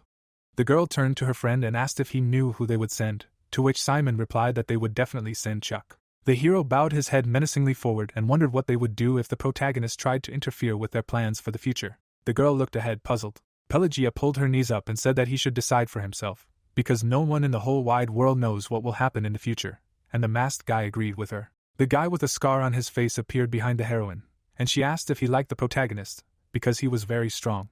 Pelagia carefully approached her weapon, and the guy named Ray thoughtfully thought that he did not know how much it had grown in the last 5 years, but that it would definitely not be easy with it. Pelagia squeezed the hilt of her huge sword in her hand and mysteriously noted that she thought they were also somewhat familiar with it. The girl raised her weapon in front of her in a belligerent manner, and suggested that they should prepare. The guy opened his eyes in shock and wondered if this was really the sword of a thunder dragon. The girl headed deeper into the forest, and called the guy with her. The Castle of Harmony. The domes of ancient churches were illuminated by the evening sun, and the hero arrogantly asked what relation the master who had come from Seldam had to him. King Cohen demandingly pointed to the empty cup and imperiously ordered that more alcohol be brought. Marquis Elton diplomatically showed the new bottle of wine to his ruler, and politely advised that even if the king did not want it, he should still greet him. King Cohen placed his glass under the bottle of red wine and contemptuously retorted that he was a simple magician and asked if the Marquis really wanted to be greeted by the king himself, to which Elton sensibly reminded them that they did not like it either, but they themselves had asked for help after Sir Cyril's death. The king looked at his interlocutor indifferently and nonchalantly asked if Cyril had died, and casually asked what the army was doing there, and why it was so difficult to catch the rebels. Marquis Elton turned to his lord and persistently confirmed that this was precisely why they had asked Master Seldam for help, to which Cohen indifferently admitted that he did not know. King Cohen threw his hand up in anger across the huge table full of subordinates, and agreed carelessly, "Who cared?" and the heroes flatteringly confirmed his version. Marquis Elton diplomatically leaned towards the ruler, and carefully inquired what His Majesty thought about luring Sir Welton Jr. to his side, to which he asked in bewilderment why they might need to do that. The Marquis pressed his ear to his master and calculatedly added that Chuck would be an excellent support for them, and that the children were easy to convince, so if they promised him the status of a duke, to which the boy from behind the table warned that it was dangerous. Count Neo analytically threw his hand up and explained that Chuck Welton was the first son of the Welton family, and that was why they did not need to switch their attention to Harmony. The Marquis named Elton grinned angrily, and Neo wisely warned that if the deal fell through, they would not forget it so easily after Seldam found out, to which the Marquis asked if he was saying he was wrong. The dark-haired boy furrowed his brows in anger, and exclaimed indignantly that if things got out of hand, their remaining citizens would suffer. Marquis Elton turned angrily to his opponent and furiously accused that His Majesty, he and their nobility were important, and that perhaps the Count was also influenced by the mood of the Liberation Army. Count Neo desperately jumped up from his seat and passionately argued that elitism was the cause of the fall of this country, and that His Majesty should be concerned with the affairs of the state, not the Marquis. Marquis Elton condescendingly embraced his king and obsequiously asked that His Majesty not pay attention to the Count, and that he was simply saying that Chuck Welton needed to be shown respect, to which Cohen haughtily agreed, because Elton was certainly right, because as a master, Chuck should respect him. The Marquis grinned maliciously and smugly assured his master that he simply needed to leave everything to him. Marquis Elton supported the drunken king by the arms, and the king declared that he trusted him completely. Count Neo frowned darkly and stated that their country had fallen into this state because of Marquis Elton. An image of suffering citizens appeared, and Count Neo sorrowfully listed that when the previous king left this world, people were left to suffer because of the increase in taxes. An image of a man being executed appeared, and the guy indignantly added that the loyalists who protested against the violence of the nobility were framed, convicted, and killed. The Marquis laughed madly in the frame, and Neo angrily concluded that all of this was planned by Elton. Count Neo tragically lowered his head and admitted that he was the only one left, just a small candle in a strong wind. The capital of Germany, Kiel, the site of a magical tower. The heroes stood in the middle of a huge hall, and the guy said that they had already arrived at that very destination. The heroes who had moved stood in front of the protagonist, and said that they felt bad and that they would die, because it was even worse than those damned portals, and Elvira calmly said that she was fine. The hero began to cast spells with his magic hand and said why they all asked so much, and suggested that the companions come here, because he could cure them. The old man with a beard happily extended his hand to introduce himself and affably introduced himself, saying that he was incredibly pleased to meet them, and that he was the head of the magical Tower of Harmony, named Jordan, and the protagonist enthusiastically thought that he was very extravagant. Chuck politely shook his new acquaintance's hand and formally introduced himself as Chuck Welton, and dismissively thought that he was the head of somewhere in the 7th grade, and was this really the level of harmony? To which the man flatteringly exclaimed that who would have thought that he would be able to meet the famous Chuck Welton. The heroes were shyly shuffling along the red carpet, and Jordan asked curiously who it was with him, to which the protagonist explained in a businesslike manner that they were his secretary and students, and that they wanted to visit Harmony. Jordan smiled happily and repeated in bewilderment, wondering if they really wanted to visit him, and disdainfully commented to himself that visiting the battlefield was impudent, even though their class was lower than his. Jordan smiled falsely at the guests and declared that His Majesty would soon come to greet them, and that they could wait a little, and for this he would take them. Jordan smugly stuck out his belly in front of the guys in robes and mused that after he saw him, he understood everything, and that this guy was very talented, but the same as him, and Jordan's subordinate flatteringly agreed that he knew he was the best. Jordan nervously adjusted his thick beard and fussily warned that His Majesty would arrive soon and that they needed to get ready.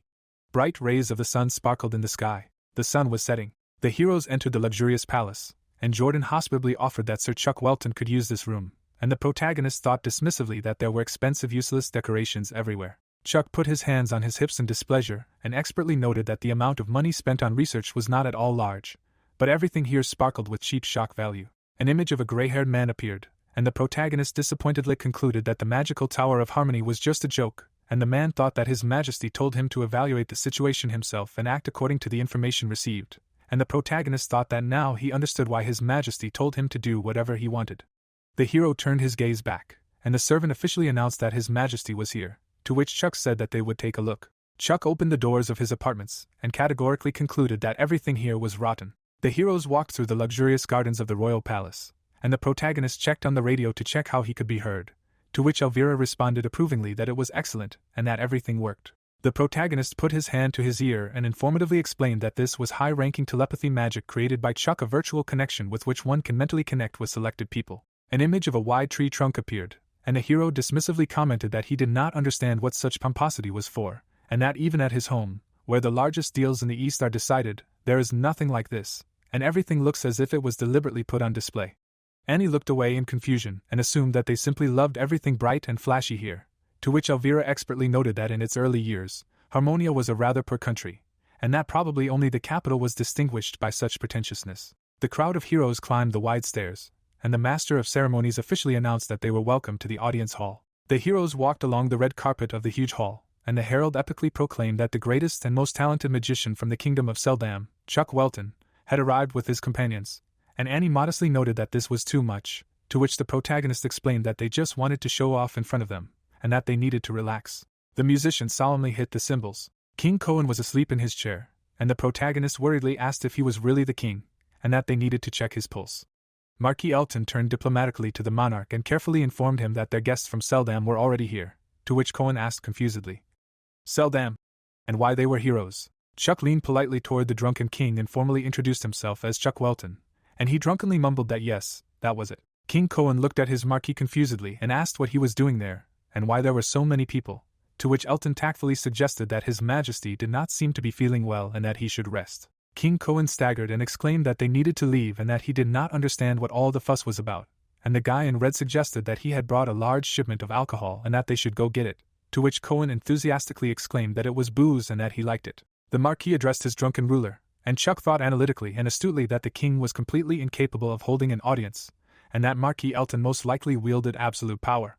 Marquis Elton apologized, bending over to the guests, and diplomatically introducing himself as Marquis Elton, and the protagonist thought critically that in other words, he was the cause of Harmony's downfall. Marquis Elton smiled in an awkward situation and pretended to justify himself by saying that His Majesty was slightly ill, to which the protagonist replied that there was nothing to worry about, because anything could happen. The Marquis pointed to the gilded door of the dining room and hospitably suggested that they should dine, and Chuck thought that he should tread carefully. Harmony Castle, dining room. The local nobleman turned to the famous guest and obsequiously declared that it was a great honor for them to meet him. The guy in the red tailcoat pointed at the young students and enthusiastically exclaimed that his students were so charming, and added that one could turn to them with any questions. The local aristocrat turned curiously to the secretary and asked with interest if it was she, Elvira Boleno, a magician under the patronage of Mr. Chuck, and admiringly stated that her family was one of the representatives of the Seldam Kingdom, and that, for sure, she also had famous students. Stephen straightened up tiredly for the introduction and officially introduced himself as Stephen Simon, the Simon family. The local aristocrats admiringly put their palms to their foreheads and exclaimed that his nobility was on a completely different level.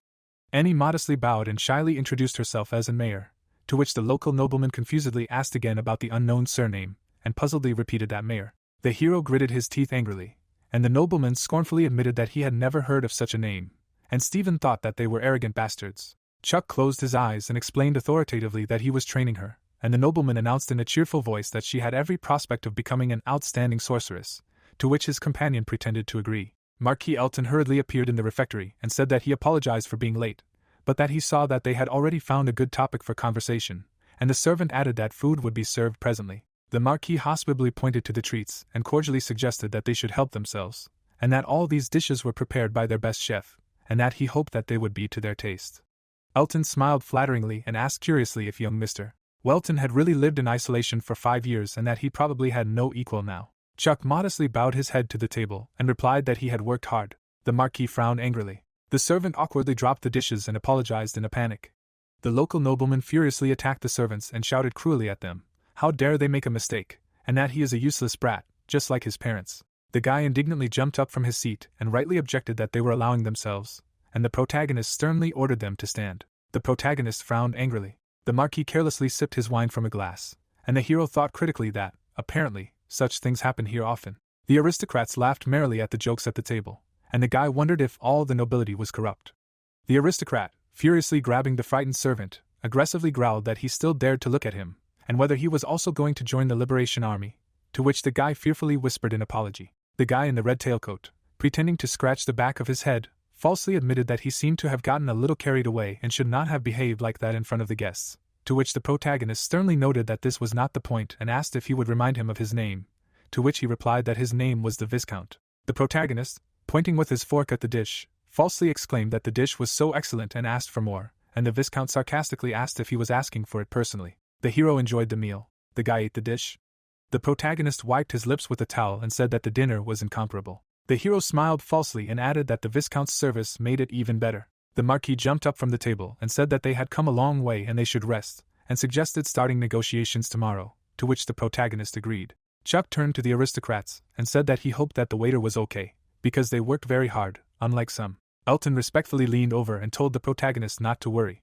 The heroes slowly pulled themselves up, and Stephen said that they could finally relax, and then added that she never thought that the Harmony nobles thought so highly of themselves. The protagonist bowed his head, and the guy offered to intervene. The guy named Neo, sheepishly approaching the heroes, apologized and politely asked for a minute. Count Neo Paytal, putting his hand to his chest, solemnly introduced himself as Count Neo Paytal of Harmony, and said that he wanted to talk to him about something. Chuck, looking at the moon with interest, curiously asked what happened, and the Count frankly admitted that he saw what happened.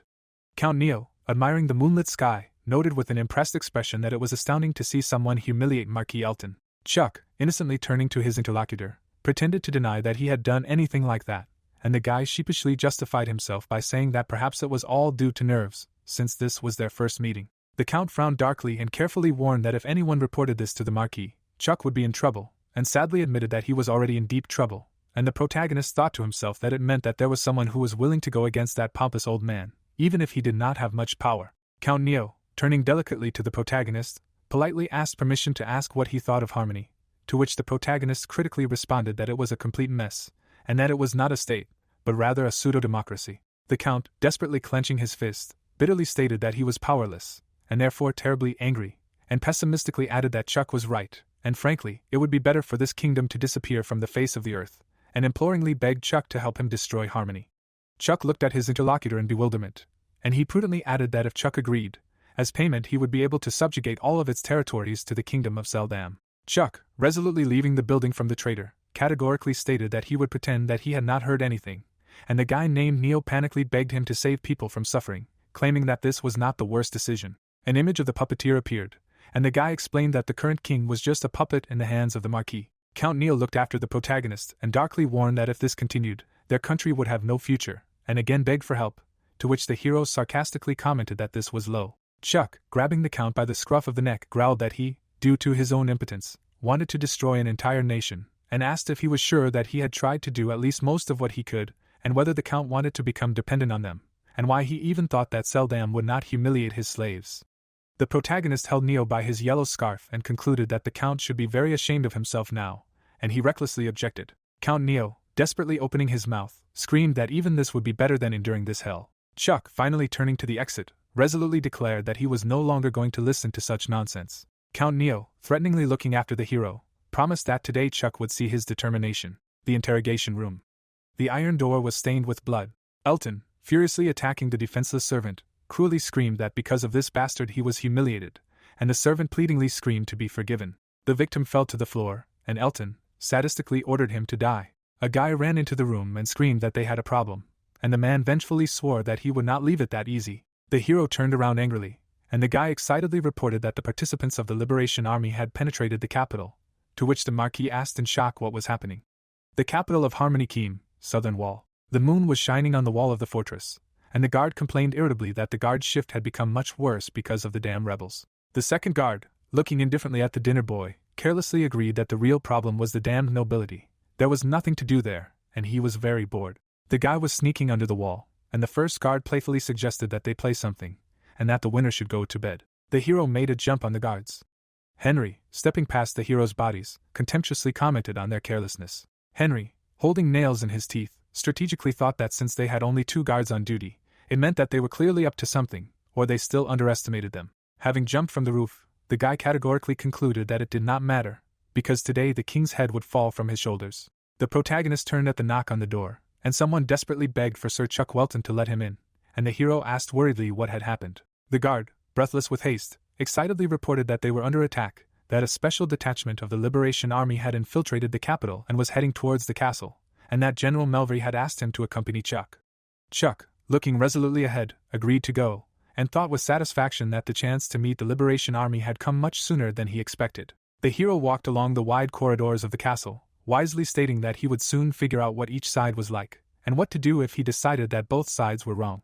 Annie, startled from her seat, exclaimed anxiously that the teacher was going somewhere, although an attack had occurred. Chuck, turning to his assistant with concern, responsibly instructed Miss Elvira to look after the children, as he would be going alone this time. Stephen, desperately jumping towards the teacher, loyally declared that he would go with him, and Elvira wished him to be careful. Jordan, looking at the heroes from the tower, worriedly thought that it seemed that they had used equipment that concealed their mana, so that they would not be detected now. Jordan, standing in the middle of the roof, arrogantly growled that these insects thought that he could not find them, and activated his magic ability, explaining that elemental memory perspective was Jordan's magic, elemental power, and that elements existed all over the world, so even if you concealed your mana, you could not conceal your body. Jordan, confidently putting his finger to his lips, smugly promised that sooner or later he would definitely find them. The heroes in robes ran down the corridor, and Jordan imperiously ordered that the location of the intruders be transmitted and that they be captured. The man, sitting on the box, coolly thought that since Chuck Welton was in the capital, he might not go there, and wondered why he was attacking so late.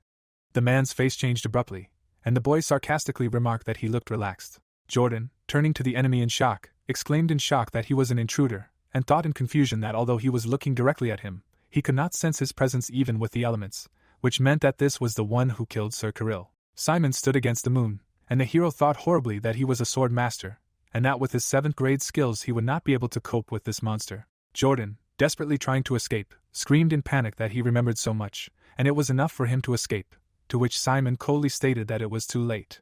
The guy, looking at the bloody body of the man, mercilessly concluded that he was already dead. Chuck, standing nearby, shrewdly asked if this was the man, the border master helping the Liberation Army. Chuck, looking up at the warrior, assumed that if his movements were so fast that his opponents could not notice them, then his powers were related to the moonlight. The hero jumped on the protagonist. The chains bound his sword. The chains flew into pieces. The hero jumped to the side and thought in amazement that the protagonist not only blocked the attack, but also saw through his power, and thought that Simon's power was the resonance of moonlight, which can only be activated under the moon, and while the moon is in the sky, this power is almost invincible. But if the enemy understands this, the power will significantly decrease. Simon, puzzled, looking ahead, thought that even if he knows, it is still impossible to block his attack, and added in surprise that he revealed only part of the truth about the resonance of moonlight. Chuck, attacking the enemy, asked if this was really his range. The heroes clashed swords. The ground under their feet began to crumble. Chuck, calmly looking into the eyes of the enemy, peacefully offered to talk, and he contemptuously asked what they should talk about. The hero jumped away from the enemy. Chuck, stopping himself with his hand, amicably advised him to relax. The hero stood with his foot in the ground. The heroes stood opposite each other, and Simon strategically thought that the mud he had made it harder to move, but against the master of the sword, as expected, it was useless. The hero jumped up and declared that magic would not work. The protagonist slammed his passion on the ground, epically declaring the emergence of a reverse world beyond Avalon. The hero slammed his sword on the ground. Simon, looking around at the changed space in confusion, thought in confusion that he did not feel his presence, and did not understand where he had gone. The masked guy, warily raising his gaze to the sky, suspiciously noticed a shadow in the sky and decided that he had done it. Chuck, swinging his blade, menacingly cast the spell. Splash of 100 Cs, and decisively declared that he would accelerate using this splash. Chuck expertly struck the opponent with his sword and menacingly said the name of the move. Space-cutting sword.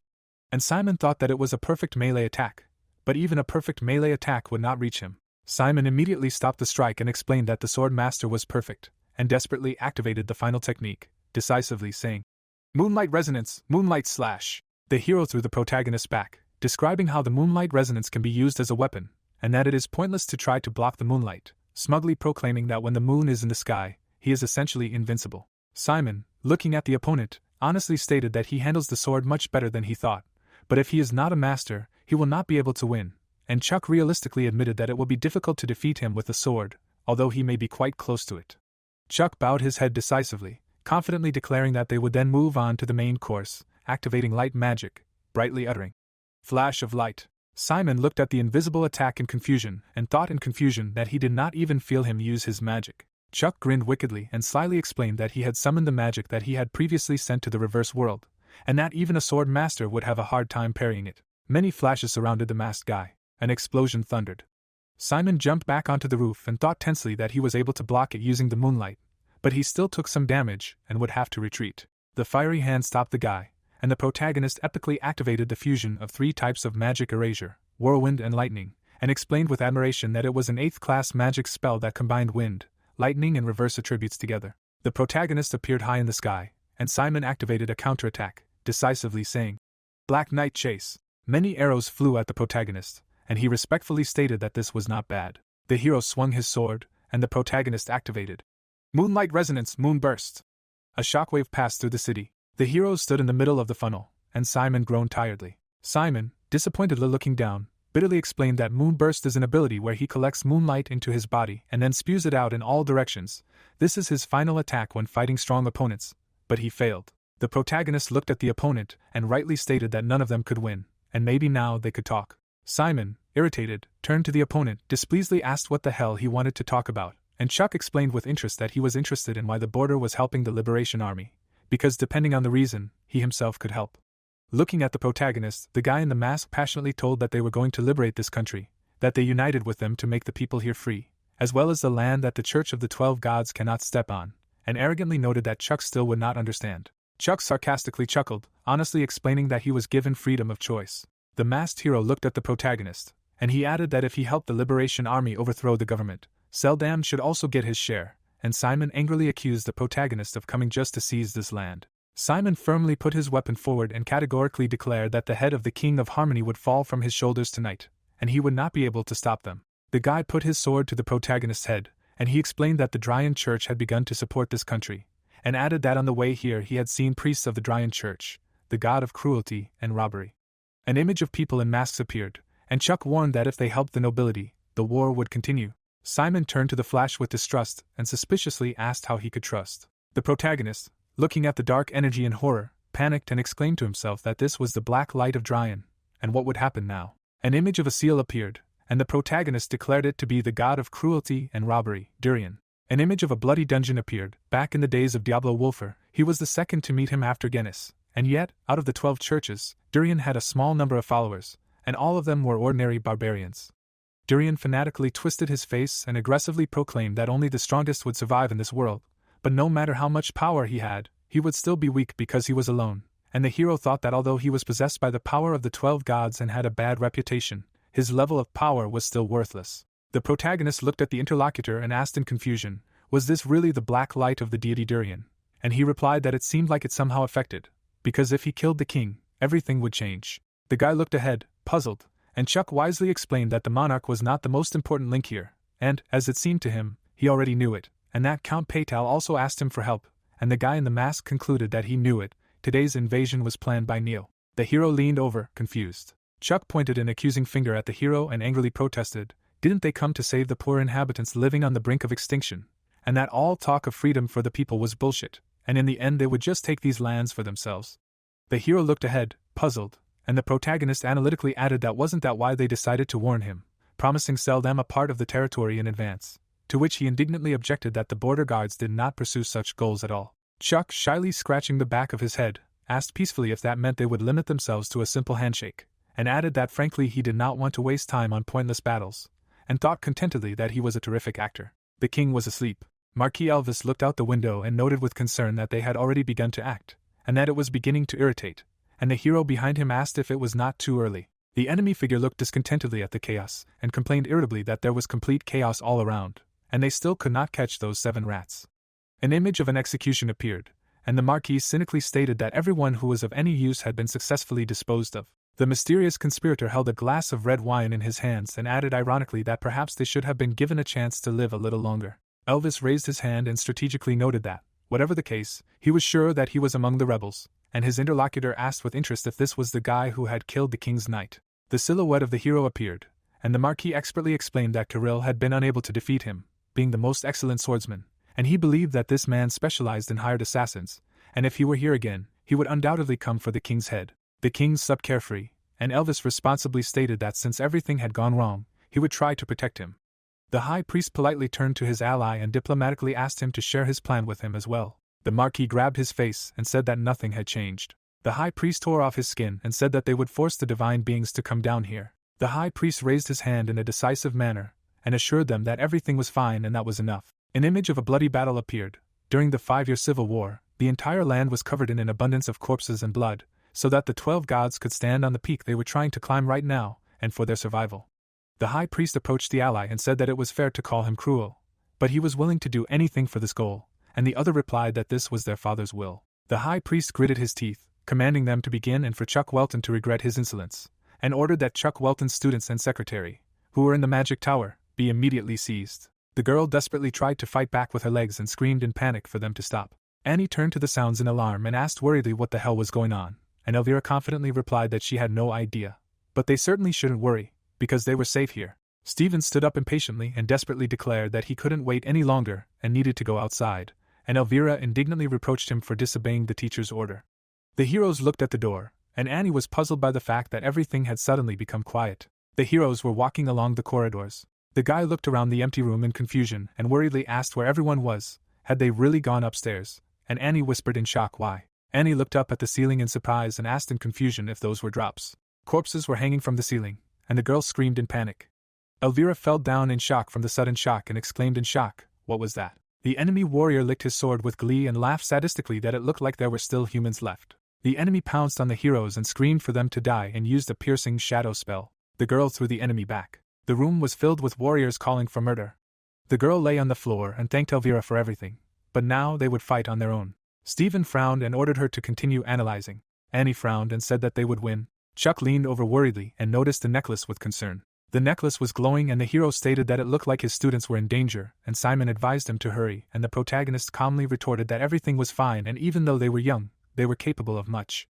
An image of the girl appeared and Chuck explained contentedly that over the past 5 years, he was not the only one who had improved in his strength. The boy frowned, and Chuck thought that if these two acted together, there was nothing to worry about. The hero looked at the flash, and said that it was time for them to head to the castle. Terra's subordinate, turning to his superior, reported that they could not, and asked why these children were so strong. Stephen sent a fireball at the opponents, and the hero impressively stated that his fire power surpassed even an experienced magician.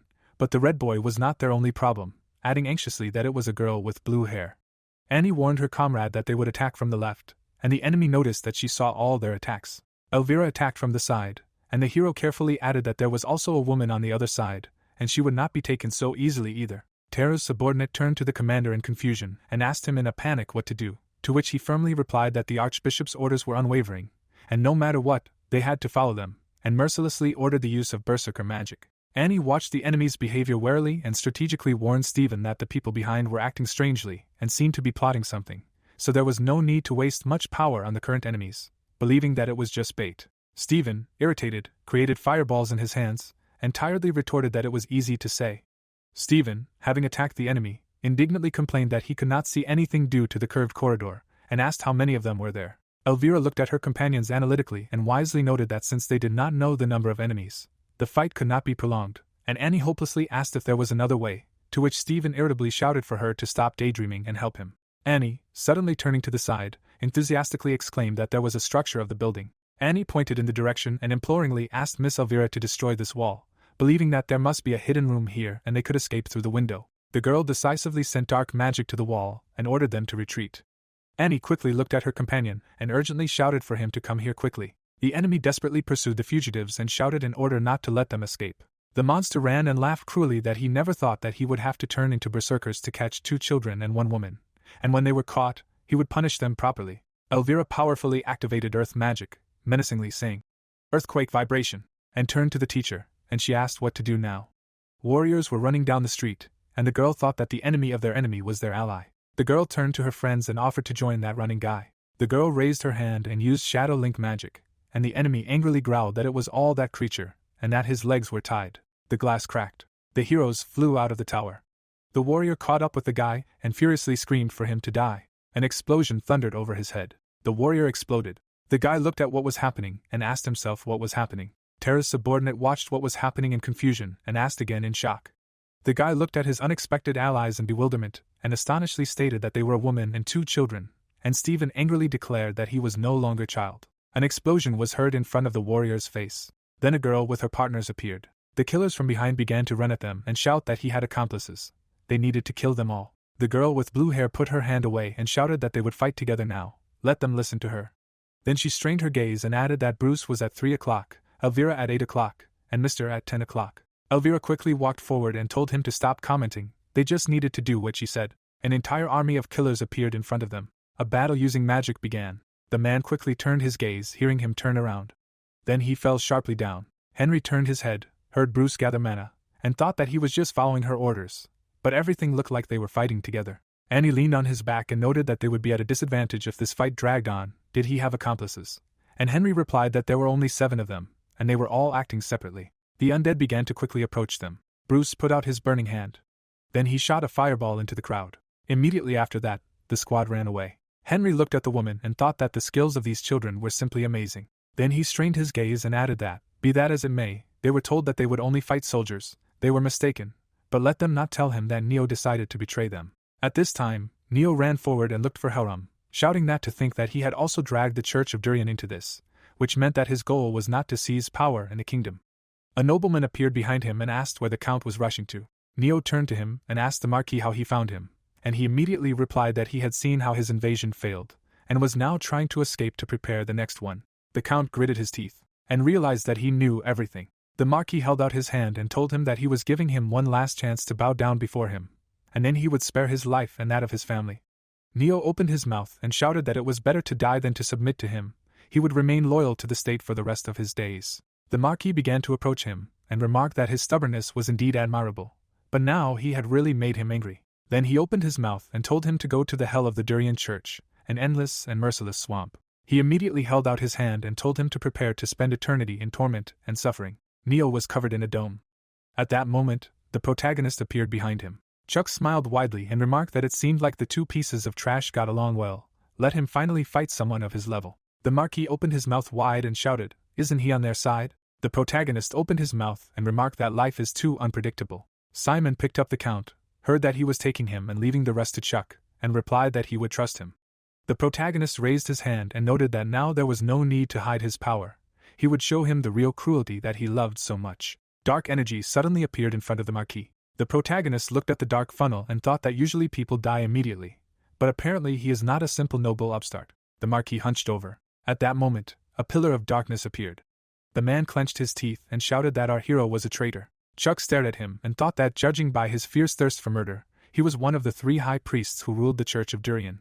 Then he presented the emblem of the church and said that, in theory, the Holy Knights are responsible for military power, but here, where the god of cruelty and plunder is worshipped, the army is controlled by a priest. The Marquis clenched his teeth and Chuck added that, in other words, the current high priest is one of the most terrible people in the world and, compared to most masters, incredibly strong. The enemy began to walk towards our hero and noted that he made a mistake. If he had stayed on their side, he would have forgiven him for that vile trick. The protagonist raised his hand and thought that it was worth killing Durian before Guinness. Now he regrets it. The Marquis's eyes lit up furiously when Chuck noted that only he could deal with this situation. The protagonist released the darkness and asked his opponent to die already. The Marquis stood in the middle of dark magic. Then he raised his head and shouted that he increased his level with its help. He is called the greatest magician. But all this is one big lie. The protagonist smirked and asked again. A huge wave of dark magic headed forward. The Marquis was thrown into the sky and thought about how black mana could break through divine power. Then he turned his gaze and added that in that case he would not be able to defeat him. He needed to find a portal. Chuck put his finger to his lips and asked if he seriously intended to find weaknesses that he did not have. At that moment, the man was grabbed by bone hands. The Marquis gritted his teeth and shouted that he controlled such a second-rate power, necromancy. He was worthless. Chuck put his finger on his forehead and asked him to tell this to his god. The skeleton raised his sword above his head, and our hero added to kill the one who really offends the feelings of believers, and he is too busy for this shit. The protagonist jumped to the side. The skeleton began to strike. The Marquis gritted his teeth tightly. However, he managed to take the form of a berserker and block the blow. Then he released steam from his mouth and thought that he did not think that he would have to take this form. He immediately jumped after our hero and shouted that he would rip his tongue out. Chuck summoned a dark sword and noted that this would be enough. Then he chopped off his opponent's hand. Our hero snapped his fingers, after which a powerful lightning immediately struck the enemy. The Marquis opened his mouth and shouted that this would not kill him. The next moment, the aristocrat's chest lit up brightly. The main character put away the sword and said that he did not know what plans he had there. But now it was all over. Let him die and apologize for eternity to those he had harmed. However, the Marquis raised his head and noted that he was mistaken. Monsters like him would never light, and even if he died, it would be too late. Chuck stared at him and asked what he was talking about. At that moment, a pentagram with a ray of light appeared. After which a huge lizard appeared in the sky and Chuck realized that it was a divine creature, a basilisk. Some time ago, the magician stood on the tower and noticed that 6 stars were sealed with Helm around the entire kingdom. A mark appeared on his hand and the magician added that using all this, he was going to summon his father's greatest creation, the most powerful creature on this earth. At that moment, a huge beam hit the castle. Blood came out of the magician's eyes. The beam hit straight from the sky. The man raised his hands up and shouted that in their hands was the power that would help surpass Pyro and Zenith. Let him expel the pagans who hinder their church path. The basilisk opened its mouth wide. Elvira's squad looked at the monster in surprise. Henry gritted his teeth and asked what kind of snake with wings it was. At that moment, Simon appeared. Neo opened his mouth and noted that he was glad that Henry was the first to find him. Elvira waved her hand and heard that she did not expect to see him with Sir Welton's comrades. Neo put his hand on his chest and introduced himself, and Henry noted that he could confirm his identity. He was the one who provided financial and moral support to the Liberation Army. Simon looked straight ahead and interrupted, saying that they needed to put off formalities for later. It was time to get out of this place. This monster was too strong. Bruce stuck out his finger and shouted, "Who else was he? Why didn't he introduce himself?" After which he opened his eyes in surprise, heard that they were Chuck's students, and asked where their teacher was. At that moment, a basilisk flew over them and they said that somewhere near this viper, then they needed to go straight there and help him. It was too much even for him. Elvira put her hands out and said that this was only their master's fight. They would only get in his way. Now their main goal was to survive. Simon looked at Henry and ordered him to keep an eye on them. Then he imagined our hero with a sword. In his thoughts, Chuck called for a hail of arrows. They also clashed face to face in battle. Simon grabbed the sword and noted that if it was just the two of them, the chances of defeating the monster would increase. Then he turned around abruptly and added that in an emergency, he should grab the others and leave the capital as far as they could, and Neo asked if he could handle it. Simon turned to him and asked him to just survive. Only then would they be able to fight for their country. The Count put out his hand and thanked him for everything. Henry grabbed him and noted that it was not the time to give in to emotions. At this time, Chuck teleported up and noted that 60,000 years ago he was so huge that it seemed there was no limit to him. He took a step onto the roof. Then he raised his head and added that even if his power had weakened, he was not one to be taken lightly. The basilisk opened its mouth. Then a shot of white fire. A magic robe appeared around our hero, and he noted that he should strengthen himself. A symbol appeared on his forehead. A pillar of dark energy appeared behind the basilisk, and the monster wondered what kind of energy it was. Our hero was radiating dark magic. The basilisk raised its wings and screamed, "How dare it, insignificant insect!" Then it fired at the enemy with many projectiles. Chuck grabbed the sword. Immediately delivered a powerful, sweeping blow. The basilisk looked at him furiously. Then it approached as quickly as possible. The protagonist crossed his weapon and noted that if this was all he could do, then he was a little disappointed. Then he began to accumulate energy. A powerful beam began to break the basilisk's armor. The armor plates began to crack. A moment later, the basilisk's body lay in the middle of the battlefield. Arms appeared from the flesh. The human form of the basilisk came out, and wondered what covered his body was instantly destroyed. How could a person have such power? Chuck approached him, and noted that he was still alive. Snakes crawled out of the basilisk's back, which instantly flew towards our hero. The monster clenched his teeth in rage. The protagonist put out his staff and asked the monster to die already. There was a powerful explosion. The basilisk jumped back from the magic, and thought that it was time to get out of here. Chuck snapped his fingers, after which he created a huge ball called a spatial wall. The basilisk crashed into the barrier. The protagonist began to approach it, and heard the insignificant insect laugh, after which he raised his finger, and noted that the game was over. At that very moment, a bright glow of light appeared. Chuck looked closely at his opponent, and said that he tried to control himself, but he should have watched his tongue more. The basilisk gritted his teeth and thought that even if he had reached the transcendent stage, it was impossible for a human to deal him such a blow. The protagonist smiled widely and remarked that he was so weak, but he still decided to descend with such a pitiful reserve of strength. The monster opened his mouth and shouted that he was only an insignificant human, and that he should not dare to look down on him. At that moment, Diablo Wolfer appeared behind our protagonist, and Chuck wondered how many times this was. Hadn't he already died at least 3,000 times at his hands? And the basilisk shouted that it was impossible. Diablo should still be sealed in the realm of eternity. The monster began to rise and wondered if it was really him. Chuck put his hand out and remarked that in any case, he was glad he hadn't died on the first try. Since he was the advisor to the 12 gods, he was absolutely sure that he knew the world's secret, and the basilisk screamed that he had nothing to say. However, the protagonist touched his forehead and remarked that he shouldn't. A girl appeared in his head and our hero thought that a keyword had been entered, but Pyro hadn't mentioned it, but he didn't care what would happen to the basilisk. The protagonist grinned, used mind invasion and remarked that he would get this information from its memory himself. The basilisk at that moment opened its mouth and screamed that it was useless, and Chuck realized that in order to penetrate the basilisk's defense, magic stronger than the 9th class was needed. Our hero clenched his teeth tightly, after which blood began to flow from his mouth, and he thought that at this rate he would be laid up for a couple of weeks. In the next frame, Chuck took his hand away and asked him to tell what really happened after Diablo Wolfer died. Basilisk began to say that after he was sealed, however, he did not have time to finish, because blood came out of his mouth, after which the monster twisted into a ball. Chuck put his hand on his head and noted that a ban was imposed here too. Everything is so complicated.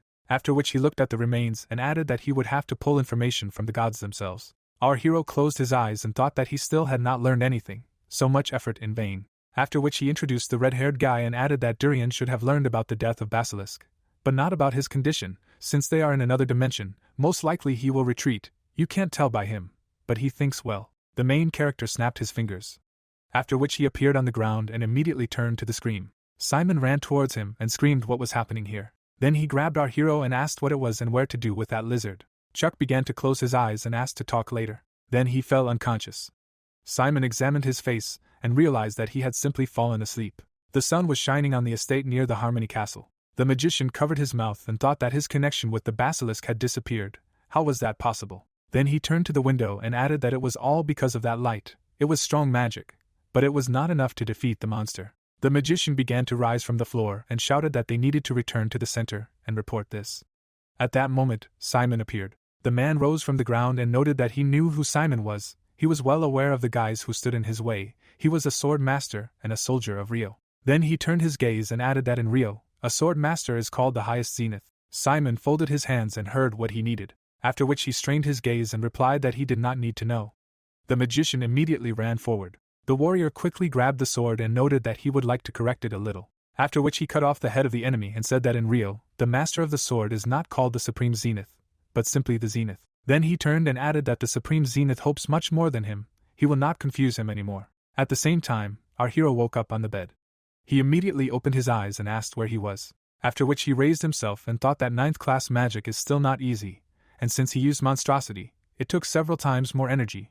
His body will not withstand such loads for long. A basilisk appeared in his head and Chuck thought that he was lucky that the enemy was in a weakened form. After which a human form appeared and our hero added that with the help of monstrosity formed from the dark mana of the god of death, he was able to neutralize his power. The protagonist looked down and thought that although it was effective against divine power, there was still not enough information. Then he imagined an eye with wings and added that if the Blackie were nearby, he would be able to figure it out, but since that moment, he has not woken up for 5 years. At that moment, Annie appeared. She immediately ran up to our hero and began to torment him with questions. Then she smiled widely and shouted that she would bring someone who knew about the current situation. A moment later, the squad entered the room. Chuck smiled widely and said that he was just sleeping, let them not worry, and Bruce shouted that it was nice to see that he woke up. Elvira grinned slightly and noted that it was very good that the elder was okay. The protagonist scratched the back of his head and asked if it was difficult to keep an eye on these scoundrels, and the girl answered that not at all, they helped her. Neo put his hand on his stomach and said that thanks to his people, he was still alive, and Chuck said not to rush, because the future king should not bow his head so easily. Neo and Henry froze when they heard the question of whether the Liberation Army would support this decision. Henry immediately put his hand out and shouted that he was so funny, it was an honor to meet him. Chuck shook his hand, heard that his students had helped him a lot, and replied that it seemed that he had also been useful to them, as their teacher, expressed gratitude to him. But what about his candidacy? Neo blushed all over when he heard that the country could be left to him. He was the only one worried about its future, and asked her to stop. Chuck turned to the girl and asked her to leave them. He wanted to talk to the Count alone. A branch was growing outside the window and from the room he could hear how he planned to govern the state. He was not yet completely sure.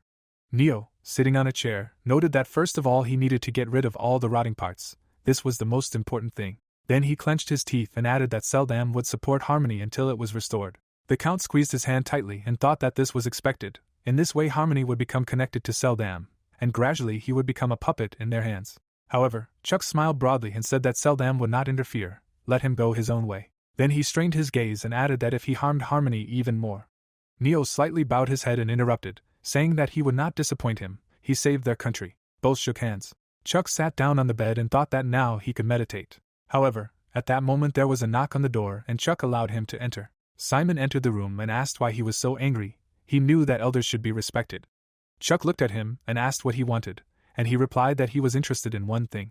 Simon stared at him and asked what a strange glow had appeared during his battle with the basilisk. Then he remembered the huge explosion and thought that he had never seen such a flow of energy in his life. If he had been nearby, he would have died on the spot even with the power of moonlight. Chuck looked at him and replied that it was an unfinished spell of the 9th class Fiat Lux, and Simon shouted that he had of course assumed this option, but even hearing it from his lips, it was hard to believe.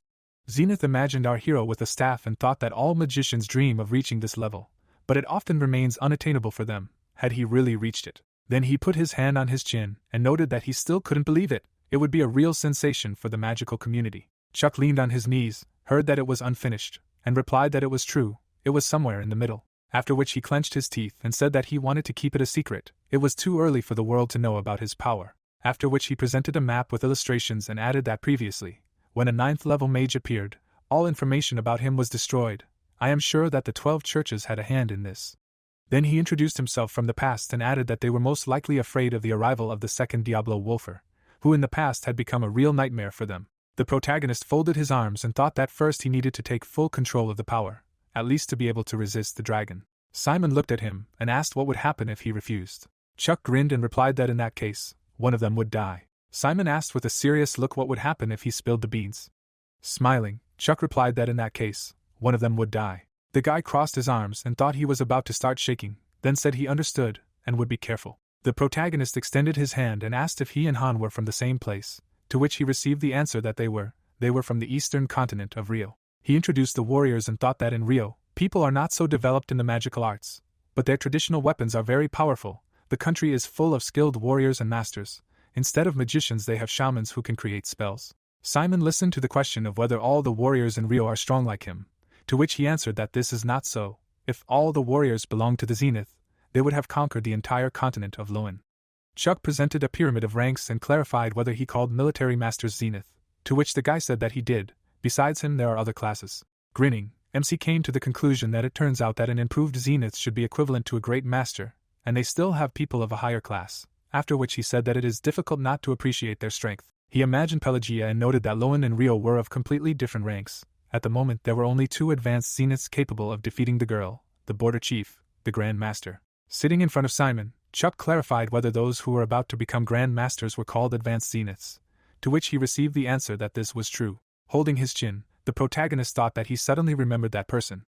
He imagined the image of a warrior and noted that he did not remember his name, but he was the strongest sword warrior, his comrade, and was sure that he was above the evolutionary sphere, after which he asked if there was anyone from the evolutionary sphere now. Shaking his head, Simon said that this was not so, the last time was 100 years ago. Closing his eyes, the main character listened that according to the records, he was the first warrior to visit Loan. They only know that the last name was Chuck.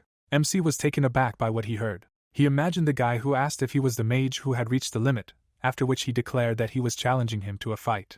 Chuck remembered with a satisfied look, his name was Ryan. Looking at the blade, he noted that although his old comrade fought with a sword against magic, it was not so easy to defeat him, every time he helped him in training. Sitting on the bed, the main character asked a question if this was a popular surname, to which he received the answer that it was very rare. Looking at the interlocutor, the protagonist thanked him, noting that he had discovered something interesting. He should definitely visit Rio, after which Simon declared that when peace comes, he will accompany him, after which he asked if he would like to visit the Liberators. Raising an eyebrow, MC said that if the guy wants him to join them. Closing his eyes, Simon interrupted him with the words that he does not insist, but thinks that he should meet Pelagia. Getting up from his chair, the boy said that he was leaving in a week and asked to let him know. Looking out the window, he thought about the Liberators. The man stood in front of the king and said that the revolution in harmony was complete, all corrupt elements were cleaned out, and people would soon be sent to interrogate the corrupt. The butler held his hands behind his back and said that the previous king was exiled and Count Neo was currently recognized as the king, after which Gustav said that this family has an interesting history, which is perfect for the first king of the nation. Folding his hands, he asked what was happening with the Durian church, to which he received the answer that there was a lull there for now, but he thought that other churches were putting pressure on them. The spears were pointed at the man, while the plot told us that among the 12 churches there is a rule. A nation with an established religion can indirectly influence the situation, but cannot interfere with it directly. Durian's power brought imbalance to the world. The 12 churches should take the opportunity to punish him well. Clenching his hand into a fist, Gustav noted that he did not like it, after which he clarified how much longer they would obey the religion. Sighing, the king said that Chuck did a good job. He met with a great force. He still does not understand how he did it. Smiling, the man noted that it was the protagonist who defeated the Durian church, and the king emphasized that this is a wonderful child. They were able to resolve the crisis with harmony and the church. Holding a scroll in his hands, the butler said that a letter from Sir Chuck had arrived. Surprised, Gustav read the scroll, which said that MC was going to explore the world to develop knowledge, after which he asked if he was going to travel. The king's gaze fell on the last words in the letter, where Chuck wrote that if there was something urgent, they could call him. The bird flew there with the words that they were in touch. The man was running away from the warriors. The guy extended his hand to the woman. People ran to each other while we were told that the situation in harmony was quickly resolved. The nobles were punished, their property was confiscated and used for the benefit of the common people, the famine ended, and the lives of slaves were freed from oppression. It did not end there, but life is changing. Bruce was sitting at the table and saying that this was a completely different country, and Annie added that only a week had passed. Neo was sitting behind stacks of papers. Elvira calmly added that although the king had a lot of work, he was happy. His dream came true, the country was free. Henry came to them. The guys stood in front of him and said that they heard that thanks to his contribution to the revolution, he was appointed commander of the Capitol Guard and looked good. The man smiled and told them that he was busy. Saying goodbye to the guys, he noted that he had to run. They would see each other again. Chuck came to them and asked what they were doing, to which Elvira replied that they had walked along the streets. Keeping his hands on his hips, the protagonist noted that he saw that a lot had changed in a week, and Elvira asked if he didn't need to be in the castle. How did he know that they were there? Smiling, Chuck said that he needed to tell them something. In the near future, he was going to pay a visit to the Liberators. The sun was shining brightly in the sky. The students came up to him and began to ask him to go with him. He pushed the guys away with magic. They, looking upset, shouted that they wanted to go too. Standing in front of Elvira, the protagonist said that he would leave the children with her. He would be gone for at least a month, but could stay for a year. Putting her hand on her chest, the girl said that she felt sorry for the children. His absence would affect them so much, and the main character noted that he relied on her. She should help them. Putting her hands in front of her, Elvira emphasized that she lacked skills, and Chuck asked her not to play poor, because she was very skilled. Snapping his fingers, he turned his attention to the students. Standing in front of them, the guy said that this trip was very important, he could not take them. Embarrassed Bruce said that he immediately understood that he would not take them, he must be careful, they would try to study everything he told them. Smiling, Chuck said that he was sure that they would do great, and the guys asked him to be careful and bring souvenirs, they would meet again soon. Following Simon, he asked where the liberators were located, to which he received the answer that they were in Abrakas, in one of the 6 restricted regions. We were shown the building and told that north of the great forest of Aryajada, there is the largest temple in the northernmost region. We were shown various creatures and told that for a long time people did not set foot in this region because of dangerous plants and monsters. He asked with a serious look if Pelagia was there, to which he received the answer that at the moment this was not the case. Simon introduced the guys and told that for 2 weeks Pelagia and Barry were in harmony, they had some business nearby, but then they left. Looking after the guy, he asked if he would meet them, to which Simon said that he did not think so, they should arrive before them. Turning around, the guy asked a question, wouldn't it be wonderful to explore the world slowly? We were transferred to a village, along the streets of which the inhabitants were wandering. The guys threw stones at the guys, shouting that they were monsters. Smiling, the stranger said that everything was fine. The hooligans laughed at them and shouted that they were saying that their father was a famous swindler. The guy gritted his teeth in anger. He started to take his sister away from there. The stranger, looking upset, thought that he needed to grow up faster, then he would leave this damned village. Evening came, and Simon said that they would spend the night there tonight. They arrived at the inn, where they asked the man for 2 rooms. The man looked at the girl and asked Lily to see the guests out, to which she said that she would give them rooms on the 2nd floor. A lot of people gathered in the dining room. Chuck, looking puzzled, said that Simon was interesting. Watching him, the protagonist emphasized that the guy did not take off his mask even during the meal. He turned his attention to the neighboring table, where they were discussing the curse. The enraged man cried out that because of this woman, strange things began to happen to the children in the village, they needed to be driven out. MC choked when he heard that they said that even a child's body could harbor dark magic. He turned away from Simon, who had been splashed with water, and asked for forgiveness. Looking at Lily, the guy asked to bring a beer, and then the girl, whether to bring something to Chuck. Squinting, the protagonist asked if the maid knew anything about the curse that people were talking about. Lily imagined how the family was driven out of the village and told that a couple of months ago a woman with children moved there. After that a ghost appeared in the village, although they were driven out of the village, but the ghost did not go away. Looking down, the girl said that this is how the rumor about the curse appeared. Travelers began to avoid the village. Leaving from there, Lily noted that in any case, she advises them not to stay there for a long time. No one knows what will happen next. Chuck thoughtfully began to think about the ghost and the cursed family. Sitting on the bed, the main character asked if he needed to check. He closed his eyes. The guy began to scan the settlement, and noted that his energy sense would not miss the ghost. He felt a flow of purple mana. Chuck walked down the street and reasoned that thick, dark and cold energy is an unusual cemetery. The protagonist imagined a monster, and noted that only under one condition can ghosts have such energy: when they turn into evil spirits, whose goal is to harm people. Taken aback, the main character noted that he feels only dark energy, no thirst for evil, it's strange, after which he said that it is concentrated there. Following the mana, MC noted that he is sure that this is the work of a necromancer. He came across a spirit. Releasing energy from his hand, the guy ordered to lead him to his master. The spirit put a barrier in front of him. Smiling, Chuck thought that he was resisting. He thought that there were no normal necromancers left. Releasing many chains, he said that the monster can do what he wants. In any case, the strongest will win. The chains fettered the ghost. Standing in front of the monster, he said that he was not bad, but he could not stand up to the creator of necromancy himself. He might as well not even try. Chuck was suddenly taken aback. The ghost disappeared, and the protagonist in his thoughts clarified whether the necromancer was able to call the spirit back anyway. Snapping his fingers, he said about the cancellation of the first power, and thought that this was possible under the condition of loyalty. Leaving from there, the main character emphasized the fact that it was interesting, and he needed to tell his friend that they would be there for a while. The next day, the boy ran down the street. He entered a room in which a man asked if Floyd wanted 2 portions as usual. The boy asked for 3 portions with a satisfied look. Looking at the coins, he wondered if this would be enough for a week. People entered there and clarified if it was Floyd. They walked towards him and said that they were furious, that because of him they couldn't even go outside and didn't understand why they had to endure this because of his family. The enraged boy screamed that it wasn't their fault. The man hit him in the face and asked how he dared to open his mouth. The bandit grabbed him by the collar and asked if the curse would end if he was killed. He raised his fist and said that no one would help him. Floyd closed his eyes. Chuck caught the bandit's fist and said that children shouldn't be hit. He squeezed the man's hand.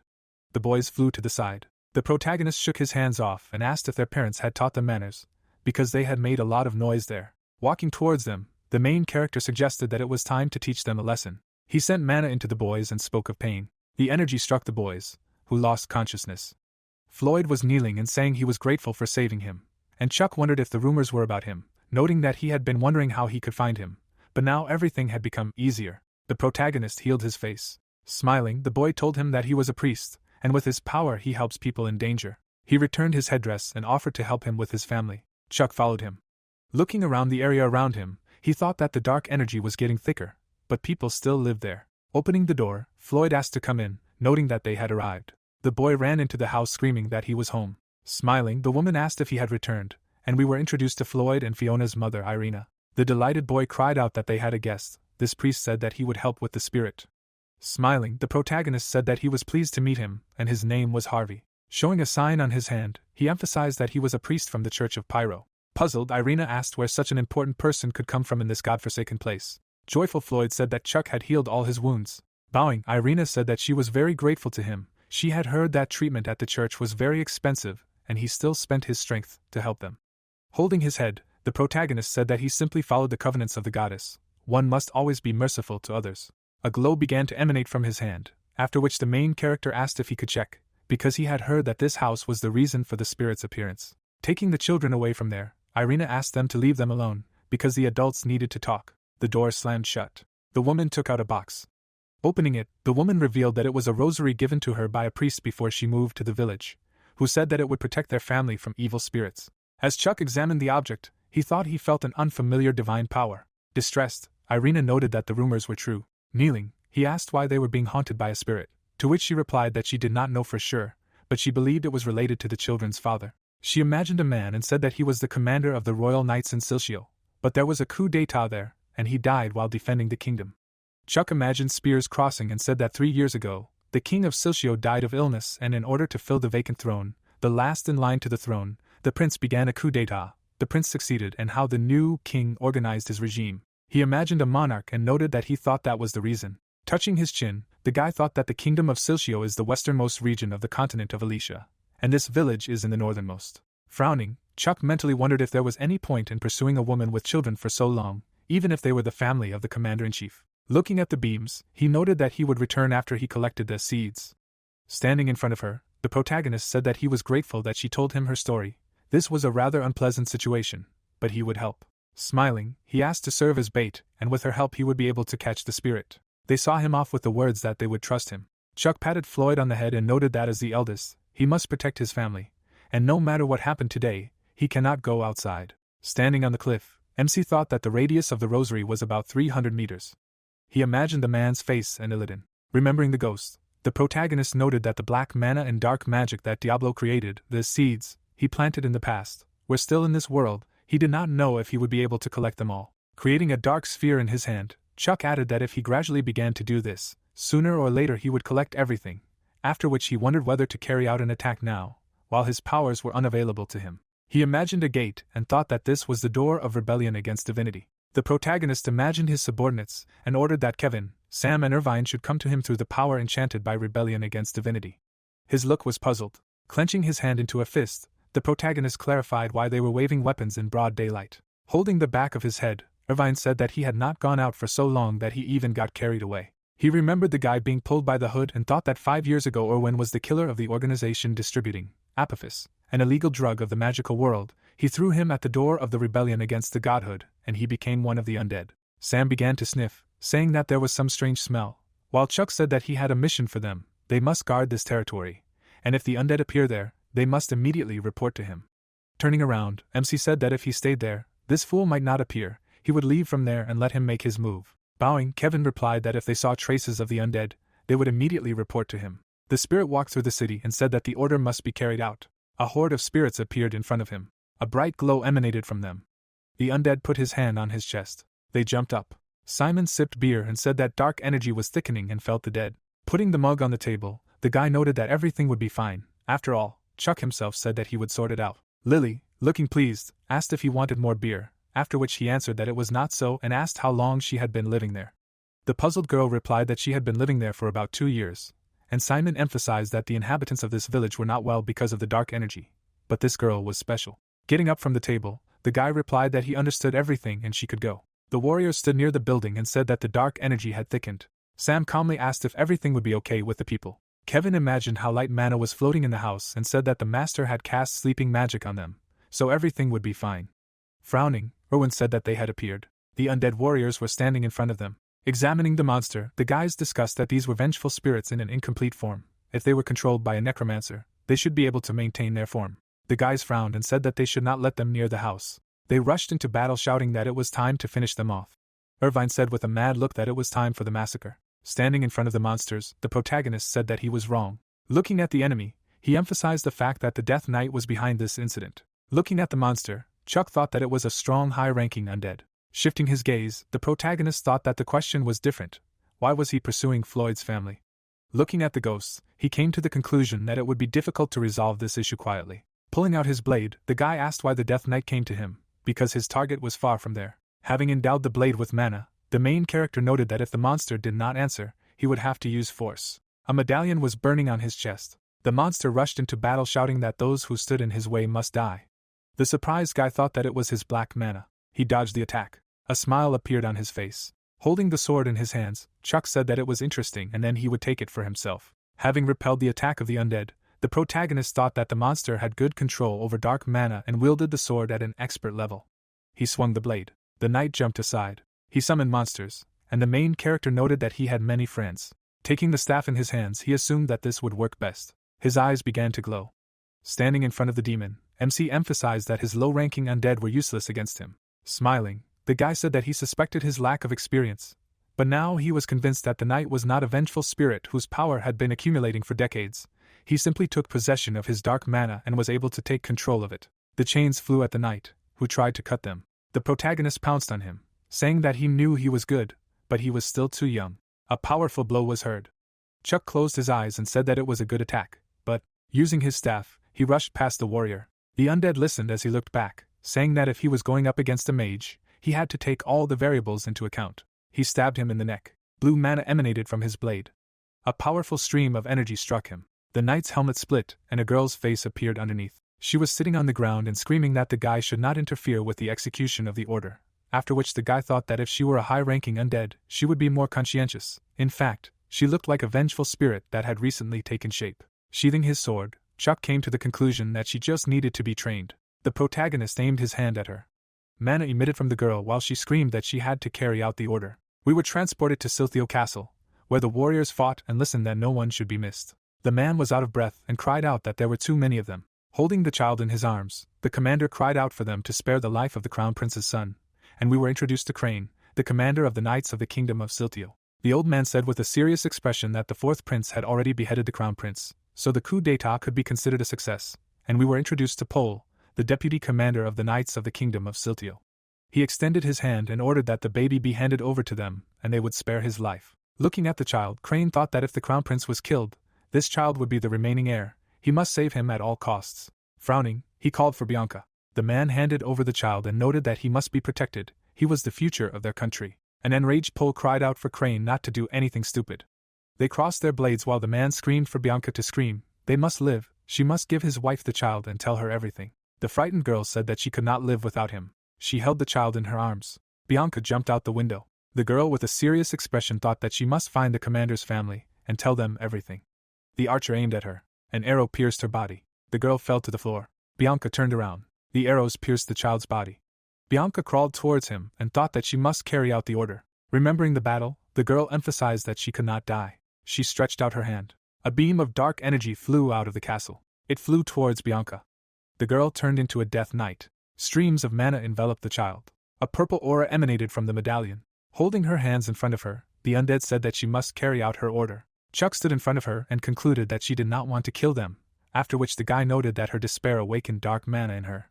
Looking at the girl, the main character reasoned that her desire to follow the order was very strong. If left as is, she will completely lose her mind and become an evil spirit. Snapping his fingers, the protagonist said that he would avenge her. His subordinates continued to fight the spirits. Standing behind the girl, the guy asked her to go and fulfill his order. The one she was looking for was in the house. Bianca moved towards the house and thought that she needed to tell what happened in the castle and give the prince's son to his wife. She knocked on the door. Holding the child in her arms, the girl said that she was an imperial knight who carried out the will of Commander Crane. Irina opened the door and asked how she found them, to which she received the answer that her husband and other knights were currently defending the kingdom. She should take the son of the crown prince and escape. In the future they would regain the throne. The puzzled woman asked what this meant, because several years had passed since the coup. Standing behind a tree, Chuck asked to play along with her. The vengeful spirit of Bianca was standing in front of her. She needed to be given the opportunity to fulfill her husband's will.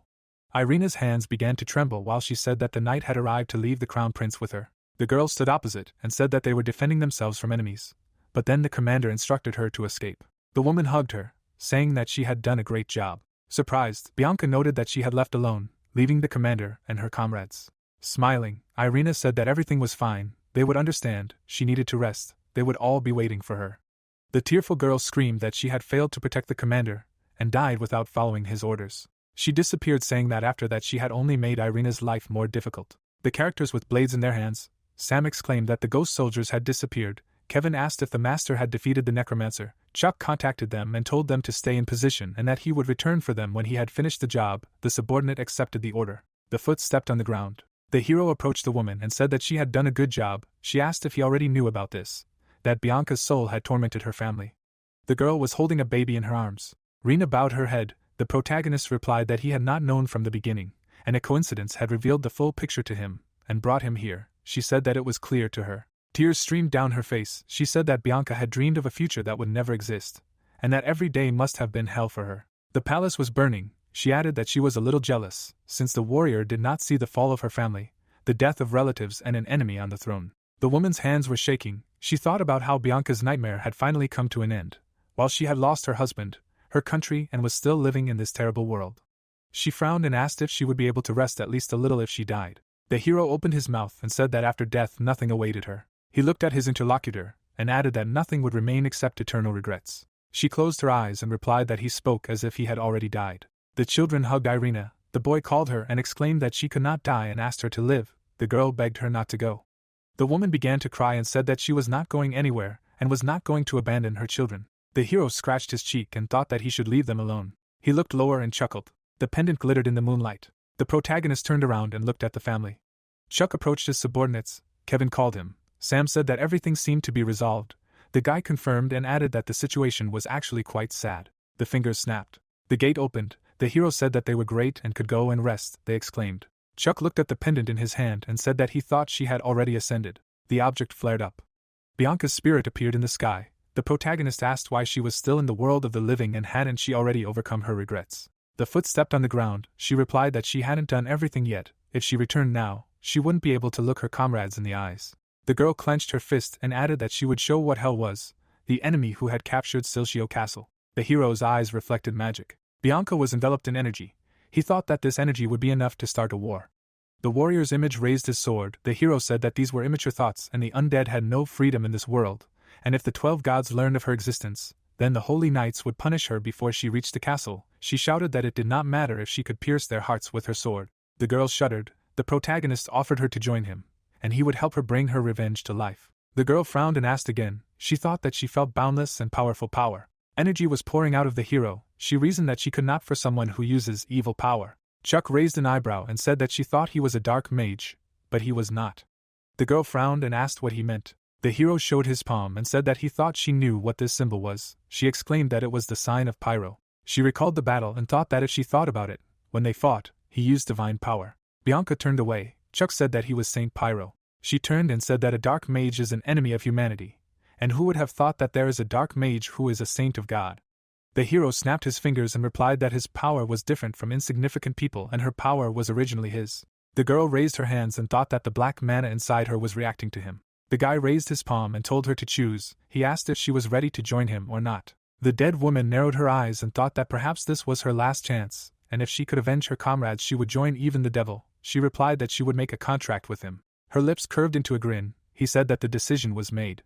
Lightning flashed. The knight was kneeling. She said that she was ready to become his sword. The sword came out of the sheath. He turned to her. The blade touched her shoulder. He replied that he appointed her as his knight. She swore allegiance to the Lord. Bianca entered the gate. The hero thought that he sent her there, so Kevin would fill her in on the situation. The protagonist walked along the path. He thought out loud that they must have calmed down by now. The wind blew around the hut. Irina was sitting with the children and said that she would try and do everything so that her children could eat and wear whatever they wanted. The boy added that he would try to help. The girl exclaimed that she would also try. The hero froze at the door. The woman said that her children were the best. He thought that she had decided to devote her life to her children and rely on them. He remembered his family and reasoned that he wanted to help them because he knew how important family could be, and he still couldn't get used to these feelings. He knocked and called Irina. His mother opened the door, turned to him and asked where he had been. She said that she wanted to thank him, but he suddenly disappeared. He replied that he had some business. The woman handed over a tray and said that it wasn't that much, but let him take the necklace that her husband had given her, and that he had helped them so much that she would like to repay him somehow. The protagonist raised his palms and asked if she wanted him to take such a precious necklace, and added that she would rather pass it on to her children later. She raised her eyebrows. He asked for those rosary beads. She replied that since he was asking. The cross hung on his palm. He thanked her. Chuck put it in his pocket and told her to go to Harmony. She asked again. The guy held out the scroll. He confirmed and said that if she showed it to the garrison commander in the capital, he would find a place for them to stay. The hero scratched his head. She asked why the commander needed to find them a place. He replied that they knew each other. The characters stood on the threshold of the house. Irina asked why he was helping them. The guy replied that he was just doing it. The woman frowned and asked his name. The hero closed his eyes and said his name and said goodbye. His palm reached for the void. She asked him to wait. She pressed the scroll to her chest and said that he had left. The protagonist walked across the field and said that he had done a lot of good lately. Chuck picked up the cross and said that he was interested in whose divinity they contained, and it was difficult to say, since it was very weak. He thought about the fact that he could not recognize all the divinities of the 12 gods. The divine signs were in a row with a description of who they belonged to. The hero grabbed the object with both hands and thought that he hadn't even really encountered the others. He said that if he analyzed it, he would be able to tell for sure. Energy was hovering in his palms, he exclaimed. Magic soared over the forest. The protagonist exhaled and thought that he hadn't noticed how he had released black mana. God's energy and black mana mixed. Chuck asked what it was and thought that it wasn't the divinity of one of the 12 gods. The fragments of the cross lay in his palm. He mentally screamed that there really was a 13th god that he didn't know about. The guy frowned and reasoned that he needed to calm down and think about who this power could belong to. The image of a cross came to his mind. He thought that the first thing he thought of was the ancient gods that had existed since the time of Diablo. But as far as he knew, they no longer existed, since the 12 gods had destroyed everyone when they took control of the world. The image of a woman appeared behind the hero. He thought that it was more likely that a new god had appeared. He wondered out loud that he could ask Fiero. His palm clenched. He said that it was too much of a risk. He remembered Isaac and suggested that he could ask her, since she controlled the border guards and knew more about this world than anyone else, and she probably had information. He created a portal over the object and said that he should let it stay there. The gate of heavenly disobedience was inside. There was a fight in the square. Someone exclaimed that he was going to die. Sam hit, cursed and asked why she was so fast. The knight dodged and answered that it was because he only knew how to talk. The man was lying on the floor. Bianca said that he really couldn't do anything. The girl dodged the sword. She hit the man. Sam fell to the floor. Bianca said that he couldn't even touch her. Kevin raised his palm. She asked if he wanted to test it too. He replied that he already foresaw his sad end and did not want to waste time. The hero looked at the brawl. The girl said that Kevin had more brains than those guys. The protagonist thought that who would have thought that his subordinates were not her equal. Chuck jumped down in front of his subordinates and said that even Kevin recognized her. They greeted him. The guy scratched the back of his head. The hero asked if they had time to introduce themselves. He replied that they had not. The men were lying on the paving stones. The protagonist asked if this was their trick. The guy confirmed. The hero pointed with his palm and said that they would do it now. He introduced Kevin and said that he was the commander of the army of the dead. Chuck moved his hand to the girl and said that she was a death knight who had joined their team, and her name was Bianca. The commander leaned towards the owner and asked why she had not ascended to heaven. He replied that some circumstances had arisen and ordered them to greet each other. The characters shook hands and introduced themselves to each other with the hope of further cooperation. The skeletons ran past. The hero said that their army still had problems with organization, and in such a situation he could not simply increase the number of soldiers. He turned to his subordinates and said that they had a very important role, after which he asked them to help him lead the dead. They replied that they could be relied on. Chai asked where Hector was. Kevin replied that he did not know and that he had not appeared for a couple of days. The image of the man popped into the hero's head. He thought that Hector had become his dead man when he had done a lot of evil deeds as the director of the Magic Academy, and he preferred to remain independent, so he was most likely training somewhere far away.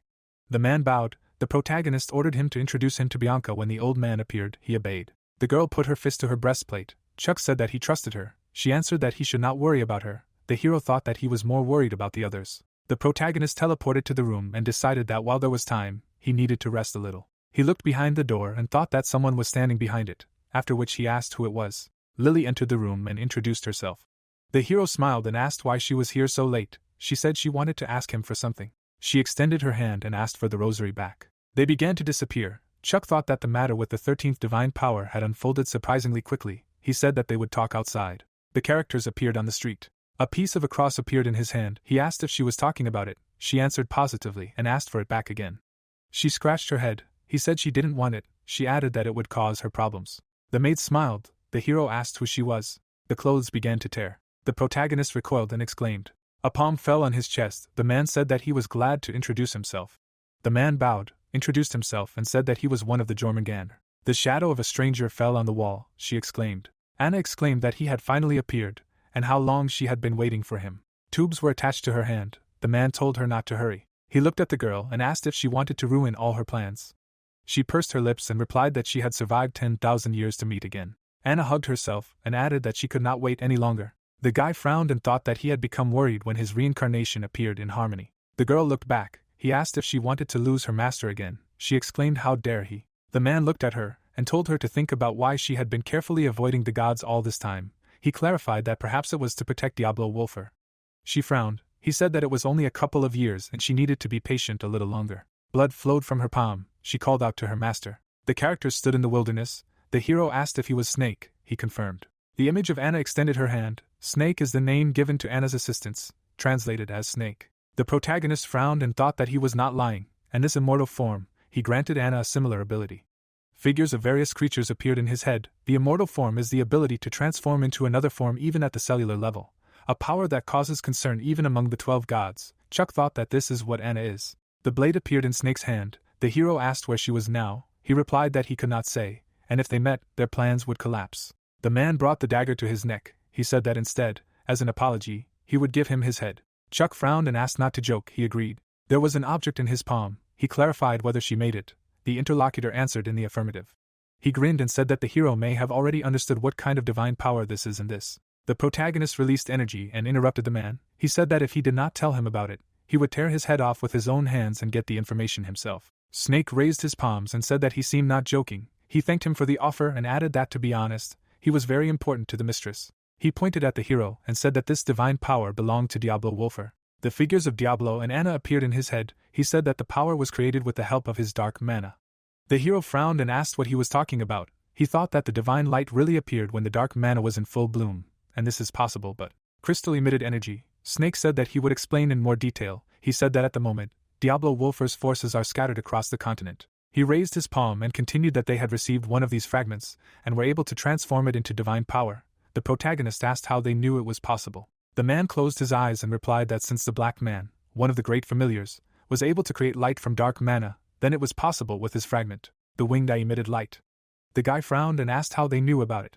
Their palms connected. The interlocutor replied that as soon as the Black Man emitted divine light, they felt a resonance in the fragment. The hero touched his face. Snake suggested that this was due to the fact that they came from the same source. Chuck thought that was true because they both came from his dark mana, after which he asked if Anna had created a religion. The believers were praying in the temple. The protagonist was thinking that divine power can only exist when there are believers in it, and it is not necessary to have as many believers as the 12 gods, but they are still necessary to maintain the power. Snake smirked and replied that he could not tell him, and the lady would explain herself. Fingers snapped. The hero told him to take it. The object appeared in the man's hands. The hero said that he should tell Anna that he wanted to see her. The man bowed and replied that they would definitely meet again. The protagonist stood against the backdrop of stars. He called the name of the servant, and said that in his past life, that now he cannot understand what is going on in her head. He bowed his head and reasoned that perhaps his addiction, the desire for revenge, never allowed him to try to understand the feelings of these children, but now he will try to take better care of them. The rays of the sun illuminated the roofs. Simon asked if he finished his business. The hero replied that everything went fine. The characters were leaving the city. Chuck was called. Floyd put his hands on his knees. The protagonist asked him what he wanted. Because it was still early in the morning, the boy replied that he was glad he was not late. He had a bag of coins in his hands. He offered them to the hero. He bowed and said that he had been saving them for years. He thanked Chuck for saving his family. The guy crossed his arms and said that he valued his services in gold and asked if he knew about it. The boy asked again and answered that he did not have that much. The hand stroked the boy's head. The hero told him to forget about the money and just try for his family, and when he becomes a man he will repay him for his help. Chuck turned away and said goodbye to him. The protagonist smiled. Simon asked him if he pretended to be a tough guy in front of a child. He replied that he had always been a tough guy. Hair covered his eyes, called Chuck. He stood in the middle of the street and asked him to promise that he would come again. He promised to definitely repay him. The hero smiled and said that he would definitely. The north of the continent of Arish, the Iolco Mountains, a man was running away from his pursuers. They were shouting after him. He was breathing heavily and thinking how it had come to this, and that he was almost exhausted. The fighters ran with swords at the ready. The commander shouted for them to surround him. The man closed his eyes. A memory of children flashed before his eyes and a shout for him to hurry. The man froze. Arteries covered the sword. He said that he could not give up. His eyes flashed red and he screamed. It was Nate. He turned to the squad and said that he would definitely survive. The man rushed to the attack. Iolco Bark, Bevo's mountain knight. The characters were sitting by the fire. Chuck asked why they were going through the mountains, and that it wouldn't be easier to go straight through the Iron Kingdom. Simon replied that he couldn't get through their border guards because he didn't have documents. The protagonist introduced his acquaintances and concluded that if he thought about it, Simon looked uncivilized compared to Archie. They were sitting on logs. The protagonist said that he was interested and asked what kind of relationship he had with Archie. He assumed that they were close, since they were from the same army and city. He replied that not really, and even if they were lands, their statuses were different. His eyes were visible through the slits in his mask. The man said that if you compare Archie to their ways, he would be something like a nobleman, and he considered him a slave. The protagonist raised his eyebrows. The man was remembering the past. He said that since he was good in battle, the general noticed him, and he became a free man because he was able to prove his worth. In the memory Simon touched the mask, he explained that since the fact of birth still has power, he was oppressed even after he got rid of the bonds of slavery. He closed his eyes and assumed that the young master wanted to be closer to him, and added that it would bring him inconvenience. The hero replied that it sounded reasonable. The fire was burning among the mountains. Chuck said that he would like to fly around the area. The interlocutor objected that the mana zone lies here, and it will not work. A blue circle was burning, the mana zone. This is an invisible wall dividing states. Borders ran along the map. The zone is a barrier, the purpose of which is to prevent conflicts between countries, and it can track any manifestations of magic, and thus countries will immediately know about it and begin to act. Steam flowed from the mouth of the monster. The mana zone is used not only to control the actions of people, but also as a barrier from dragons. The hero frowned and thought that if he destroys the mana zone, then these lizards can cause a lot of trouble, and it's good that they themselves can't do anything about it. The image of the guy was vague. The protagonist thought that until a strong dark magician appears, the dragons will not poke their noses into the human world, since the god of dragons is forbidden to invade the territories of other gods. Chuck got up and suggested getting some sleep and heading north tomorrow. He looked back sharply. The characters looked into the forest. Simon said that he knew that someone was here. The travelers appeared in front of the body. The man was lying in blood. Simon noted that he looked bad. Chuck agreed and added that the wound on his stomach was especially bad. Light was pouring from his palm. He was treating the wounded man. The man noted that the power of the saint was very useful. Veins were embedded in the blade. Simon asked what kind of sword was sticking out of his hand and suggested that it was an artifact. The protagonist replied that it did not look like it, since no magic emanated from it. The hero dusted his palms. His companion noted that it was a strange weapon and he had never seen anything like it. Chuck suggested moving on, since he was done with the treatment, and he didn't want them to be caught. Nate grimaced and groaned that he didn't want to die. Simon asked if he heard the hero. He asked why he was so kind. The wounded man's eye opened slightly. He sat up. The protagonist asked how he felt. They asked Chuck if they had saved him. The man lowered his hand. The hero confirmed his words and added that he was on the verge of death. He thanked him. Simon stood in front of the wounded man. He asked what kind of sword it was that was coming out of his body. He replied that it was a prosthesis. Nate looked back and asked where they were. The protagonist said that they were in the center of Mount Bevo's and that he shouldn't say that he was going somewhere in the middle of the night. The man scratched his head and said that he was just curious and asked what their names were. The hero introduced himself and asked what his name was. Nate grabbed his hand and said his name. The characters looked at the wounded man. Chuck asked if something had happened. He replied that it was nothing and he would go get some fresh air and come back to them. They looked after him. Simon said that he was hiding something. The hero added that he didn't even suspect that a couple of hours ago he had a hole in his stomach. Veins were entwined around the blade. The protagonist said that as he expected, the sword in his hand was a demonic sword. There are many types of swords, standard swords, artifacts based on some kind of magical technique. There are also swords blessed with divine power, and demonic swords created through a ritual and sucking out life force. The hero frowned and said that perhaps he was enslaved by the sword and did not understand that he was killing people left and right. The companion clarified whether this meant that he was a serial killer. The trees were drowning in the darkness of the night. Chuck said that they would ask when he returned, and that he was unlikely to go anywhere. Nate leaned against a tree. He held the sword's veins with his hand. He sat down by the plant and thought that the sword had finally calmed down, after which he cursed and added that he should not have accepted this order. A two-handed blade in blood, bringing blood, this is the sword that takes it. A demonic sword that embodies the nightmare of the Urko Mountains hundreds of years ago, and Nate encountered it completely by accident. He looked back at the shout. Children surrounded the man. Initially he was the director of a small orphanage, a kind man who cared for abandoned children. Nate cut the monster. He took on dangerous missions to earn money. He was drawn to the plant. Eventually he became a famous talented mercenary. Grandfather looked at him. One day he came to him. He said that he heard that Nate was an excellent mercenary, and he had a task for him.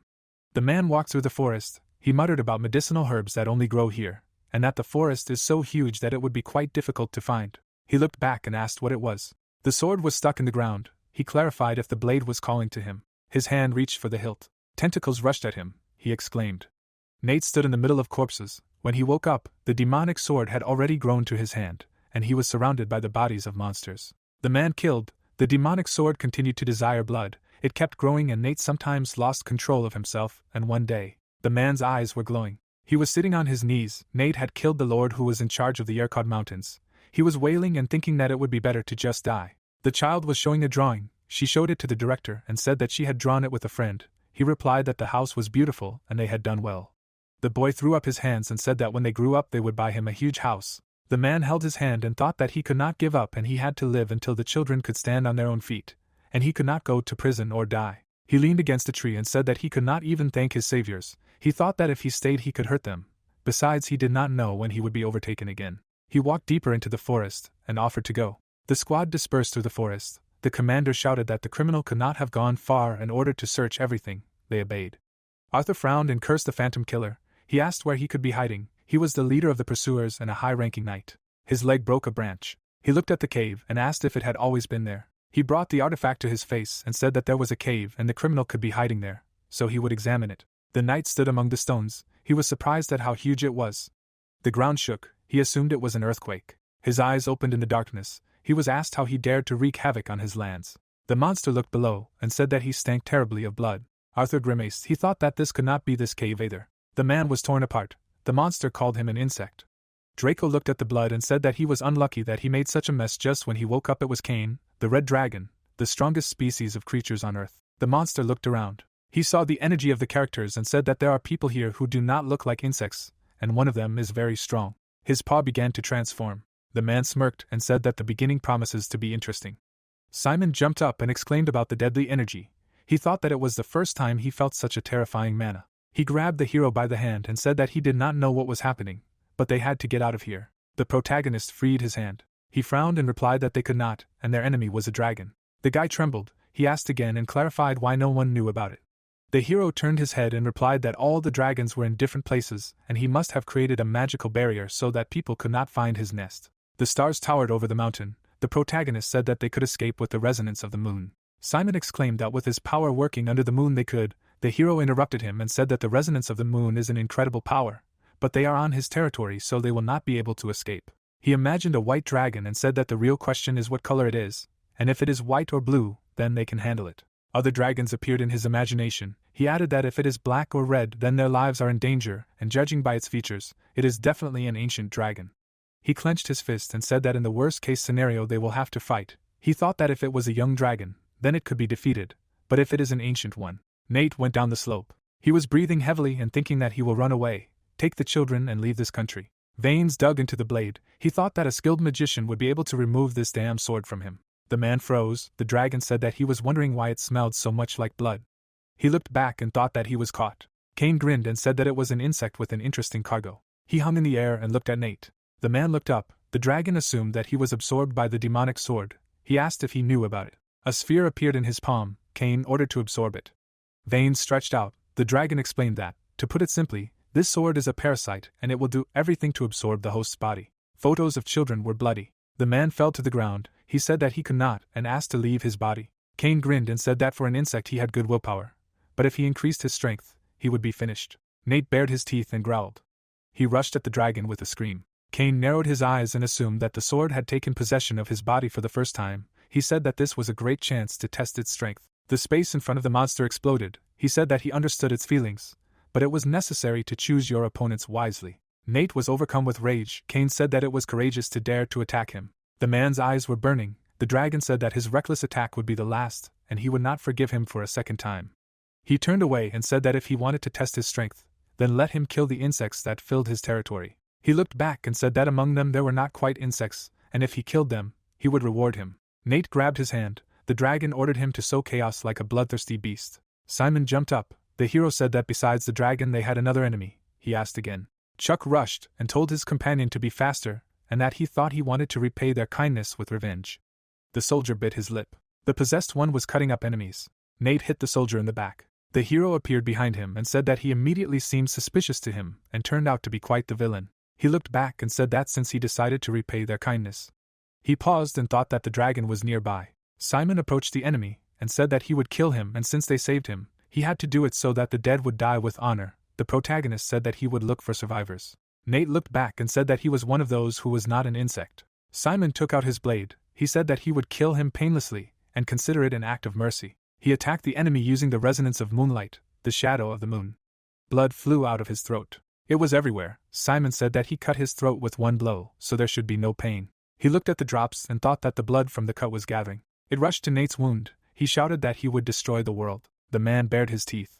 Chuck looked back. He said that they were all dead and thought about where the presence he felt earlier had gone. He looked back at the words about how relaxed he was. He looked at the dragon and thought that's where it was. It said that it was not bad. Kane smirked. The hero thought it was a red dragon. It replied that it seemed not surprised and clarified whether the protagonist knew that it was coming. The dragon descended to him. Chuck said that anyone can feel the dragon's ardor. It noted that he was arrogant.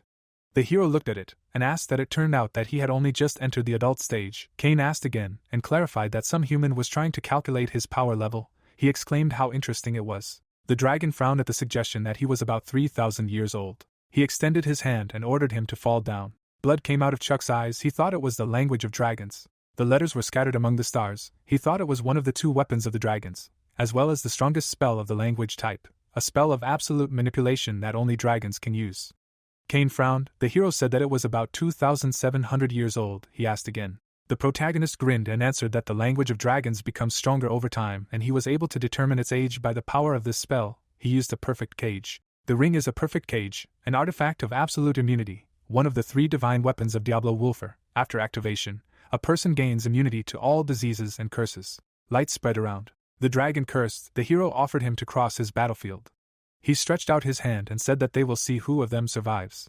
The signs shone. He opened the gremia. The spikes rushed forward. Nate attacked Simon. He thought that who would have thought that the enemy could control blood and that he had terrifying power in his hands. The character dodged the blows. He thought that if he could control the enemy's blood, he would be at a disadvantage. The possessed one smiled. His feet stopped on the ground. Simon thought that he should end this quickly. He swung his blade and said that it was time. He used a crescent cut and cut the enemy's torso. Tentacles rushed to the object. Simon clarified if it was the core. Blood gathered around the core, he exclaimed. A figure was formed. The man extended his hand and asked about who thought of creating something so sinister. He used the seal of moonlight. The possessed one formed into the image of the enemy. The character muttered about this form. The demon's eyes shone. He screamed. Simon said that he copied him. The man covered himself with his hand and thought that if Chuck were here, he would ask if he had encountered the dragon and why he was taking so long. Kane looked at the labyrinth. He clarified what was happening and thought that they seemed to have moved to another dimension, and he instantly dispersed the space. The hero stood in front of the enemy. He asked if he was serious about fighting him. He asked again and clarified if the enemy was scared. The dragon's hand was covered in fire. He exclaimed about the insignificance of man. The flame rushed towards the protagonist. He brought his fingers to his face and used a fire blast. The dragon waved his hand and asked what he had done. Chuck replied that nothing special and he simply could not use fire here, and added that to be more precise, he could not use not only fire here. Kane stood tense. Notifications about decreasing mana, oxygen, increasing gravity and overload poured in. The hero said that he had prepared a lot of things. The dragon's hand was shaking. He specified that the man had many surprises. The protagonist replied that if his opponent really represented the strongest species on Earth, then such restrictions would not hinder him. Kane bit his lip. The hero asked if he was afraid of losing. The man raised his head and replied that he swears in the name of Bart the Dragon King that he will kill him. The hero stood in the middle of the flames and thought that he was crazy if he swore in the name of the Dragon King himself, and if he loses, swearing in the name of the Dragon King, then his soul cannot be saved. Kane grinned. He said that he will kill him right now. He moved behind the hero. Arrows rushed at Chuck. He used darkness. Magic protected him. His foot stepped on a stone. The dragon said that he uses black magic and it is slightly different from what he knows about. Kane rushed to attack and said that he uses him as a lab rat. The hero blocked the blow with his sword. The dragon smirked and asked him what he thought he could stop with some piece of metal. His claws dug into the steel. The blade snapped. The hero thought about it being the sword his father had given him. He remembered how he had handed him the weapon, his voice telling him to take it and that the sword's name was Scud. His father had smiled and asked him to come home alive. He had said that it was okay to get hurt, and the main thing was that he would become stronger after that. The hero's eye flared with magic. He said, "Let there be light." The flash swept across the area. The dragon stood crouched. He said, "How dare he?" The sword's fragments lay on the floor. Chuck's body was enveloped in mana. He proclaimed in the name of the Welton family that he could not expect a quick death. Black magic was bursting out of his body. The dragon transformed and asked who he thought he was. His tail grew. The dragon roared in his true form. He swung his paw.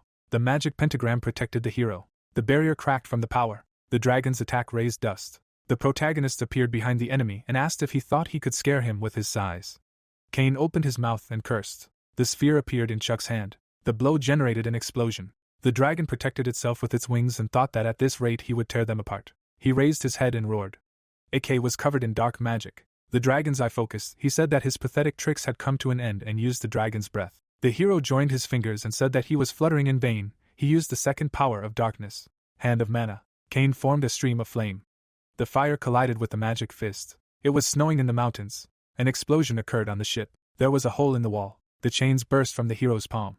"They entangled the monster," he exclaimed. The hero activated the Longinus and said that he was neither alive nor dead and would serve him forever. He used the Spear of Darkness, the Curse of Decay. The tip rushed towards the dragon. It was approaching his chest. The spear pierced Kane's carcass. The creature held a spear in his hand. The Longinus is a weapon of evil, and anyone pierced by it will be cursed, and its victims will suffer pain forever. The hero looked at the enemy and said that he had committed a terrible sin by breaking his sword, and therefore, Chuck's heart sank. The magic of darkness dissipated and he fell. He thought that right now his power. The chains disappeared from the dragon. He towered over the protagonist, and said that it was not bad. Steam flew out of his mouth. He said that if he were stronger, he would have lost. The paw grabbed the black magic. He threw back the damaged part, and promised to kill him quickly. Fire formed in Kane's mouth. The hero smirked and asked what he was talking about. He asked if he thought he was aiming at him just to rip off more scales. The wound was gaping with magic. The dragon thought about how he couldn't use his breath. Chuck was breathing heavily. He explained that it was Lingen's curse. He told him to remember that he always kept his word. The curse rushed towards the dragon. The blow caused blood and screams. Kane lay on the floor defeated. The hero frowned and cursed. He thought about how he had to resort to all the skills that had a negative effect on his mind. The sword was broken. He jumped up. The protagonist thought that at this rate he, but paused and thought about the light. The wound on the dragon's chest was shining. He looked deep and mentally exclaimed about the energy from the dragon's heart. The mineral framed the material. This is the dragon's heart, a clot of the strongest energy in the world. He reached for the heart and thought, what if he gets it? Blood dripped onto the ground. Simon's mask was damaged. He thought that he was glad that the enemy only hit his forehead. The demon imitated the enemy. The character thought that physical attacks are useless because he constantly regenerates. He pulled out the blade and thought that he was sure that the enemy has a weakness somewhere. The blows split the enemy in half. He shouted that the light of the moon will not let him lose. Simon struck. He cut the demon. The wind drove the snow from the mountains. Simon looked at the explosion. A shadow fell on him. He thought about what it was. Nate splashed against the barrier. The demon screamed. Simon frowned. The character looked at the enemy. He tilted his head and thought that he did not know what was happening, but he had nothing left. The man disappeared. He swung his blade. The blow created a flash of light. The attack erased the demon. The character stood in a crater. He pierced the core and said that he destroyed it. He looked up at the ship and asked what was happening there. The demon's core flared. The man said that he needed to check. The enemy was forming around his heart. He said that he would destroy everything. He opened his mouth and exclaimed. The blow fell on the possessed. The hero asked what it was. The core was destroyed. Simon looked back. He looked at the protagonist and turned to him. He said that his body. Chuck shook his hands and said that he was in place. The guy in the mask, looking ahead in shock, asked what happened to Chuck Welton's body. Chuck, confidently dusting off his hands, exhaustedly stated that he was there. There were traces of blood on the floor and Chuck analytically thought that he continued to regenerate. But his strength was clearly running out, and he thought that he should still work on his skills. The heroes looked at the sky and Simon asked the protagonist if he fought there, to which the protagonist replied that it was his artifact.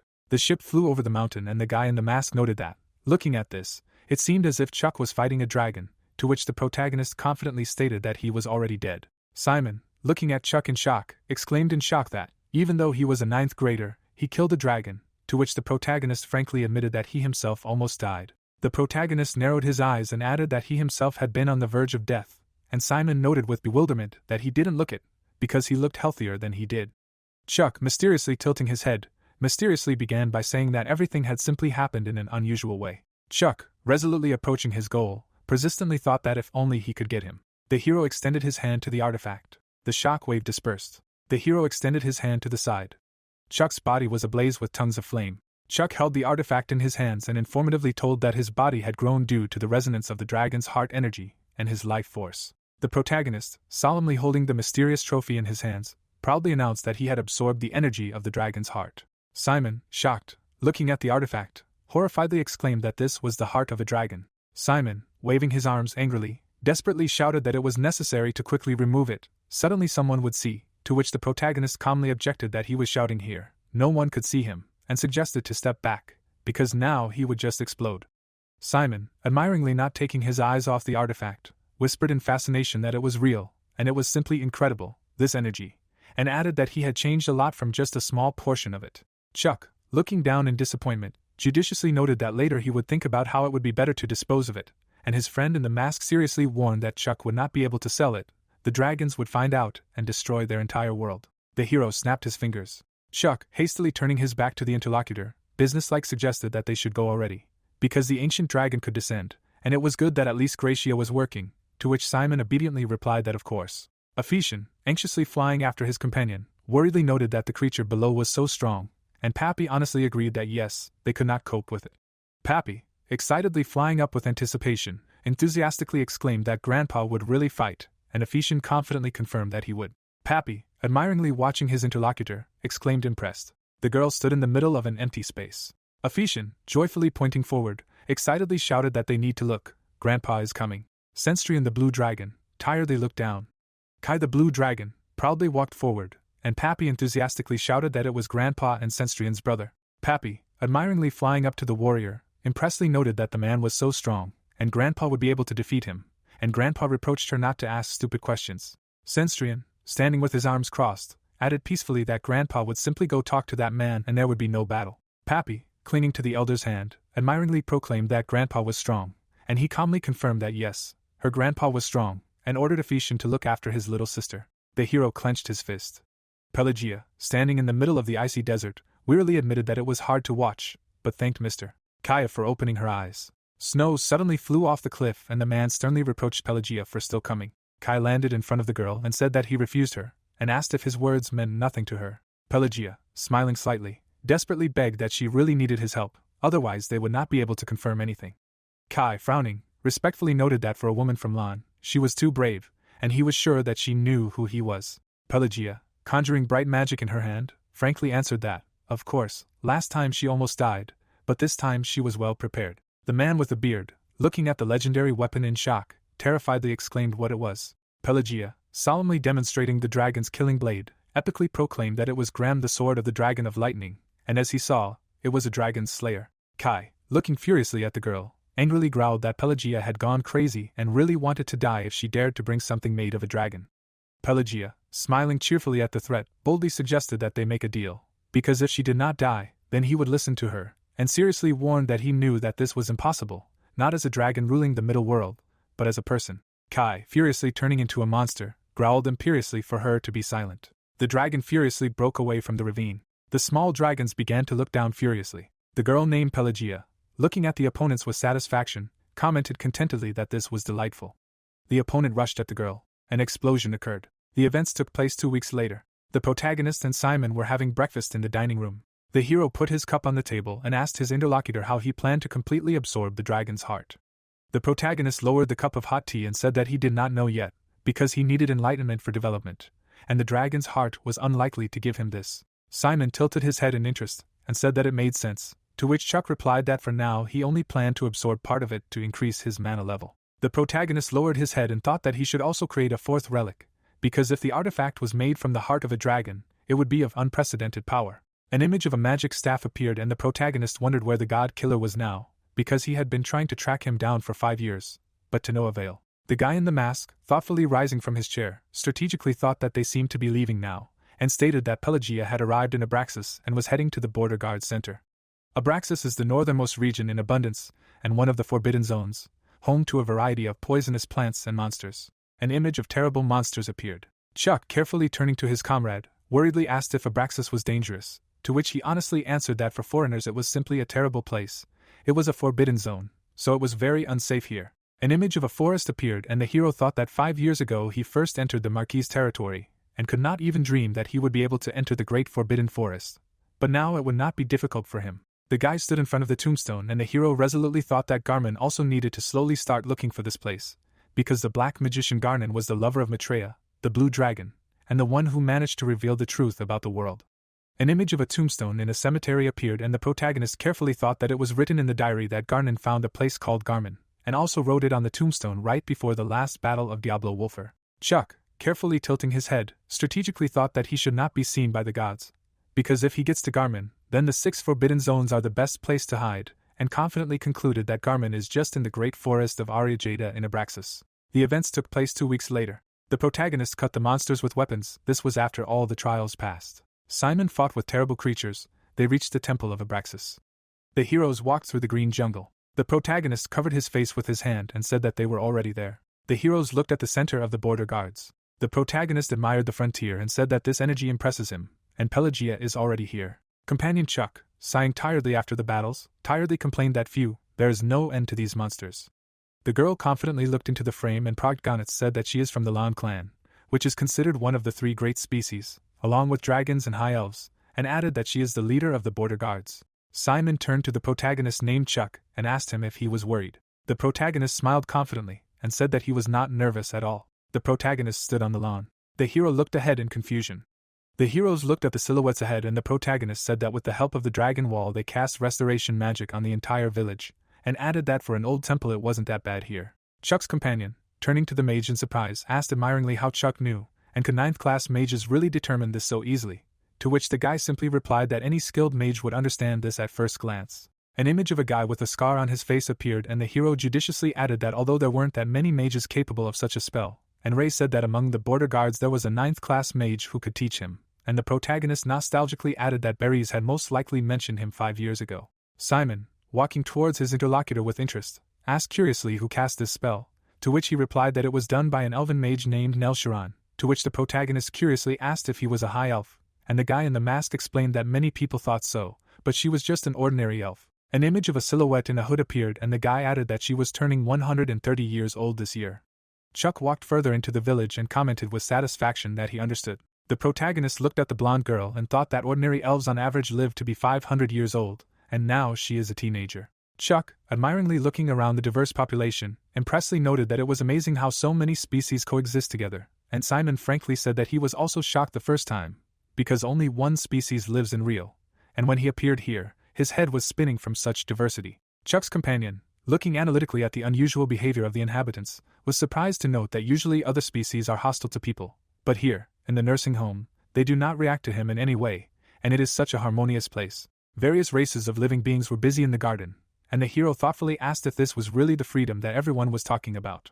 Chuck's companion, turning to the hero, announced in a businesslike manner that from that moment on he would no longer be their escort, and that they would soon be escorted to the central hall, and the hero replied in a friendly manner that they would see each other later. Chuck turned to his acquaintance, and he enthusiastically exclaimed the protagonist's name. Ray, turning affably to the commander, greeted him in a friendly manner, and said that they had not seen each other for a long time. The guy, turning curiously to his friend, asked with interest whether he had passed the border of Carrion when he arrived, to which Ray replied in a businesslike manner that he had returned this year due to personal matters. Ray, admiring his old friend, approvingly noted that he had grown up, to which the protagonist replied that the Welton blood was in full swing, and his parents were also surprised. Chuck, looking at his old friends, asked in a friendly manner if his girlfriend and Venomoth were doing well, to which Ray pointedly replied that they would meet soon, and that was more important. The heroes approached the building, and the guy officially announced that they were there and welcome to the central hall of Avalon, and added that everyone was waiting for him. The hero opened the doors. The girl, admiringly putting her hands to her lips, commented that the rumors were true, because a child with great talents had come to visit them. The guy stepped towards her, and the girl officially greeted him. The hero walked forward along the hall, and the guy epically announced that the border guards were greeting him.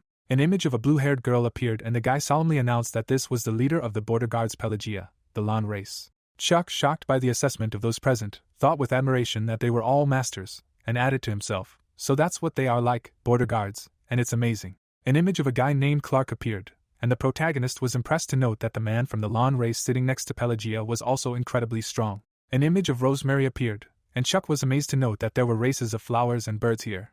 A bird was sitting on a chair, and the hero realized that this was the leader of the border guards, Hawks, the bird race. A red-haired girl was sitting on a chair, and the hero solemnly stated that this was the leader of the border guards, Eva, the Valkyrie race, and the protagonist was impressed to note that there were Valkyries and dwarves here, so many different species. The man with the beard looked at the hero, and the protagonist thought that this was the leader of the border guards, Iron Lapidite, a race of dwarves. Chuck, looking at the famous magician with green hair, curiously asked if this was the same magician, and solemnly announced that this was the leader of the border guards, Nel Sharan, an elven race. The guy with dark hair cheerfully waved his hand, and the hero analytically stated that, including Khan, there were only 3 people, and the hero shouted that he had heard that Chuck was the most talented among people, but it was all nonsense. Hawks, disdainfully crossing his arms over his chest, arrogantly added that what else could one expect from pathetic people, to which Khan said that he would not let him get away with it. Hawks, smugly turning away from his interlocutor, arrogantly replied that he was telling it like it is. Khan, people have too many limits, and haven't they confirmed this with him in battles, to which the guy offered to fight again tomorrow. The guy angrily clenched his teeth and said that maybe they would shut up, because he had started pouring shit on him, so he was getting in the way. Chuck, defiantly raising his finger, boldly declared that if he didn't like something, let him come over and they would solve the problem in a proven way, to which Hawks commented with interest that, apparently, he was completely out of his mind. Hawks, approaching the protagonist, declared that he had strong balls and said that great, let's see what he could do. Pelagia, angrily frowning, commanded Hawks to shut up and sit down. The protagonist, looking contemptuously at the bird, sarcastically commented that he had put on so much airs, and Pelagia was afraid to step further than her skirts, to which Hawks indignantly exclaimed, "What is he saying?" Pelagia, looking sternly at the heroes, authoritarianly ordered Chuck Welton to stop too, and diplomatically apologizing for Hawks's rudeness. Chuck, looking ironically at the heroes, noted that he thought that the border guards preached equality and freedom, but the commander himself allowed himself to say such words about another race. Ray closed his eyes. Zahn put his finger to his temple. The girl with green hair leaned over and asked why they were all silent. The red-haired girl, persistently looking at the heroes present, stubbornly asked again if there was anything to tell them. Lapidite, irritably getting up from his seat, angrily declared that he was leaving, and if they needed his help, let them call. Pelagia, tiredly rubbing her temples, exhaustedly complained that she was so tired, and suggested that since things had come to this, it would be easier for them if they fought, and suggested postponing the conversation for another day, and asked what they would say. Chuck, looking confidently after the bird, resolutely agreed that it was great, only so that Hawks would not run away, tucking his feathers like a bird, to which the warrior calmly retorted that he wished the same for Chuck. The bird flew into the sky and Chuck concluded contentedly that he was waiting impatiently. The hero flew into the sky. Pelagia, throwing up her hands, sensibly stated that the conversation would definitely not take place today, and suggested abandoning this idea and setting up a meeting later. The flower approached the protagonist and Pelagia businesslike ordered Rosemary to take care of the guest, and the flower girl hospitably suggested that he follow her, and she would lead him. The protagonist went up the stairs. The girl, looking at her interlocutor, sensibly noted that it was not worth inviting Hawks, to which Khan replied that they would have met anyway, and because of his character, a conflict was inevitable, and he did not think that Hawks would provoke it right away. Clark, frowning, honestly added that even though Hawks was second in strength after Pelagia, behaving like that was simply the height of arrogance. Ray, looking in front of the heroes, noted with interest that he thought the fight would be good, and Han asked in bewilderment if he didn't want to stop them. Clark was sitting at a distance, and Han openly answered that he thought so too, and asked Clark what he thought. The guy, putting his hands behind his back, hopelessly declared that that's it, he doesn't know anything. Chuck's house. Rosemary, hospitably showing off the home, cordially announced that Chuck's house was clean, and he could stay there. Chuck, nodding gratefully to the hostess, politely thanked her and said that he was grateful. There was a bell on the table, and Rosemary carefully explained that if he needed help, he could ring this bell, and wished him a pleasant rest. The protagonist, energetically looking out the window, cheerfully thought that he still had strength, and he could take a walk before lunch. The hero left the house, and the girl with red hair warily noted that it was now. The girl clutched her weapon in her hand.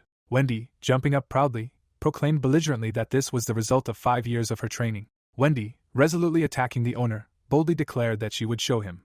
The protagonist raised his head up. The main character held back the blow with his hand. The girl flew back. A monster flew out of the portal and the protagonist said with displeasure that they were such scoundrels, and patronizingly noted that they were still young. Chuck powerfully activated the 100 Seas spell. The hero's reversal began to swirl in a whirlwind, and the hero sternly warned that they should not try to defeat him.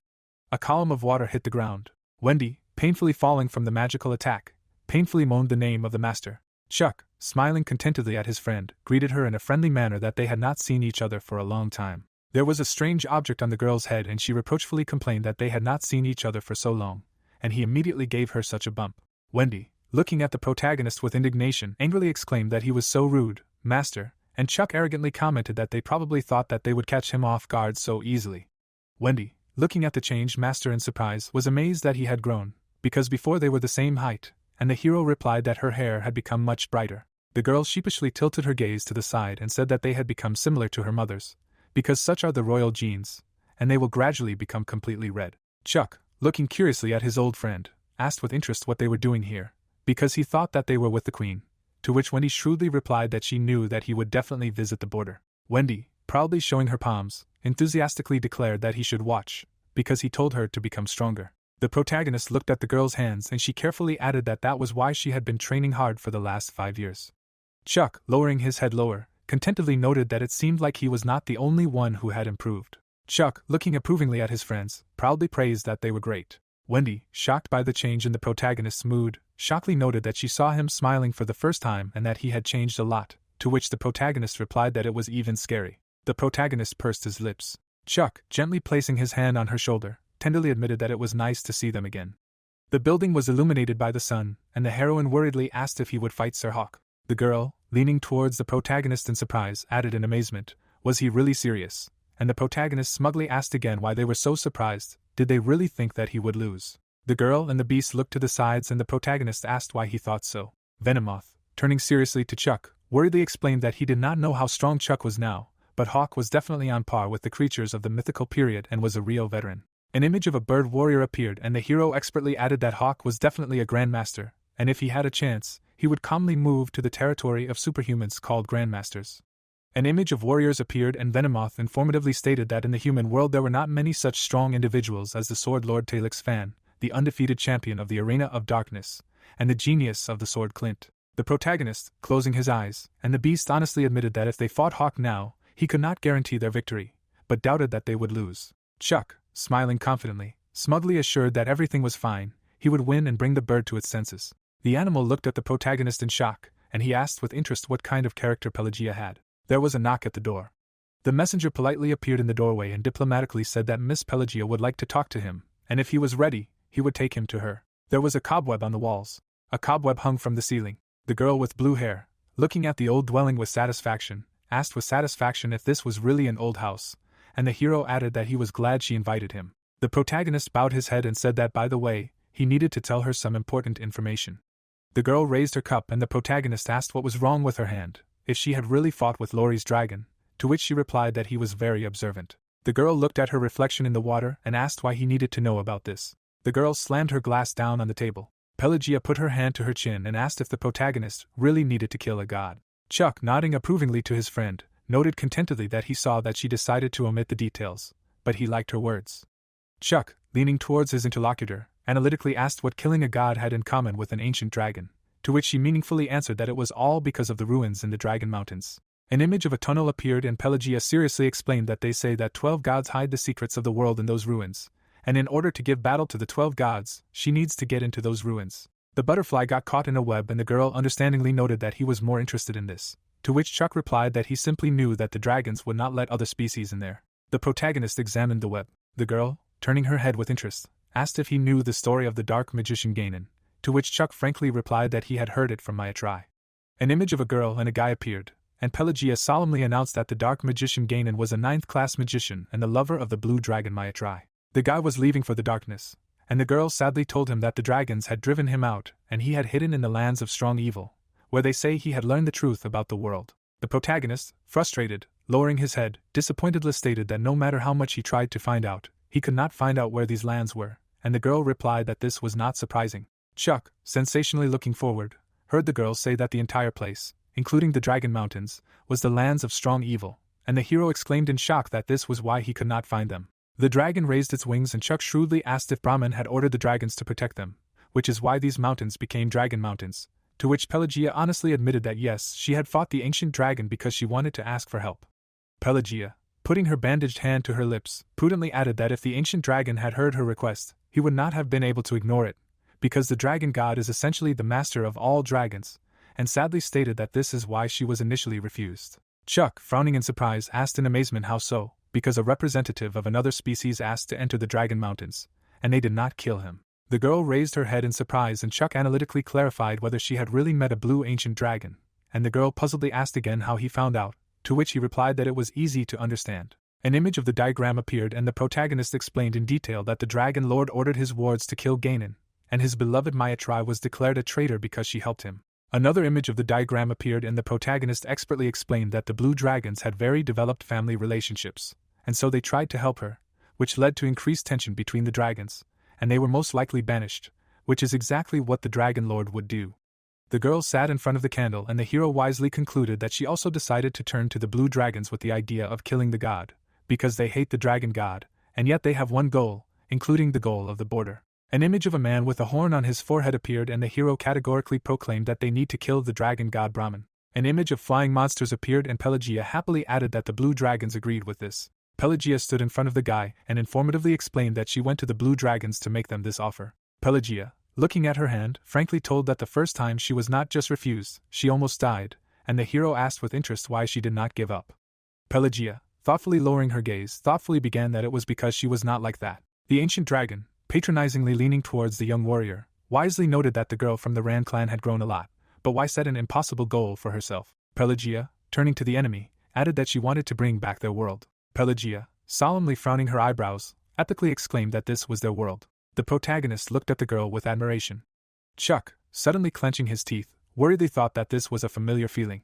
The hero stood in front of the warrior and said goodbye to him. The protagonist sat silently with wet eyes. Pelagia looked thoughtfully at the hero and he philosophically stated that she had forgotten their desires and decided to rebel against the 12 gods in the name of freedom. Pelagia, looking in shock at the unusual energy, exclaimed in shock that this force was not ordinary black mana, it was black mana that killed gods. The heroine stepped onto the floor. Diablo, leaning towards the young warrior, epically proclaimed that his name was Diablo Wolfer, and he died 66,666 years ago as the true enemy of the 12 gods. Pelagia, looking at the hero in shock, stunnedly whispered that 66,666 years on the day of revelation the Savior was born. Pelagia, looking at the hero with trepidation, excitedly asked if this was Diablo Wolfer, the name of the Savior she had been looking for so long, and if he was the last guardian. The protagonist, smiling nostalgically, restrainedly confirmed that he had once been called that, although he did not particularly like it. Pelagia, perplexedly putting her hands to her forehead, stated in bewilderment that it turned out that he had been reborn, and frankly explained that she had realized this when she saw the black mana, but could not believe it. The protagonist put his hand to her forehead. Diablo, putting his finger to the girl's forehead, calmly advised her to simply feel. Pelagia, reverently looking at the hero, solemnly whispered that Diablo Wolfer was him, and the hero admitted that she was the only one who knew his secret. Pelagia, turning to the side, kindly suggested that he go with her. The girl began to conjure with her hand. The butterfly freed itself from the web. The girl looked at the protagonist, and said that she would like to introduce him to someone. The man with the white beard laughed. The hero looked into the distance and laughed ominously that many souls had been reborn in the last 100 years, and asked in anticipation when he would be reborn. The heroes passed through the portal, and the girl solemnly announced that this was Garmin.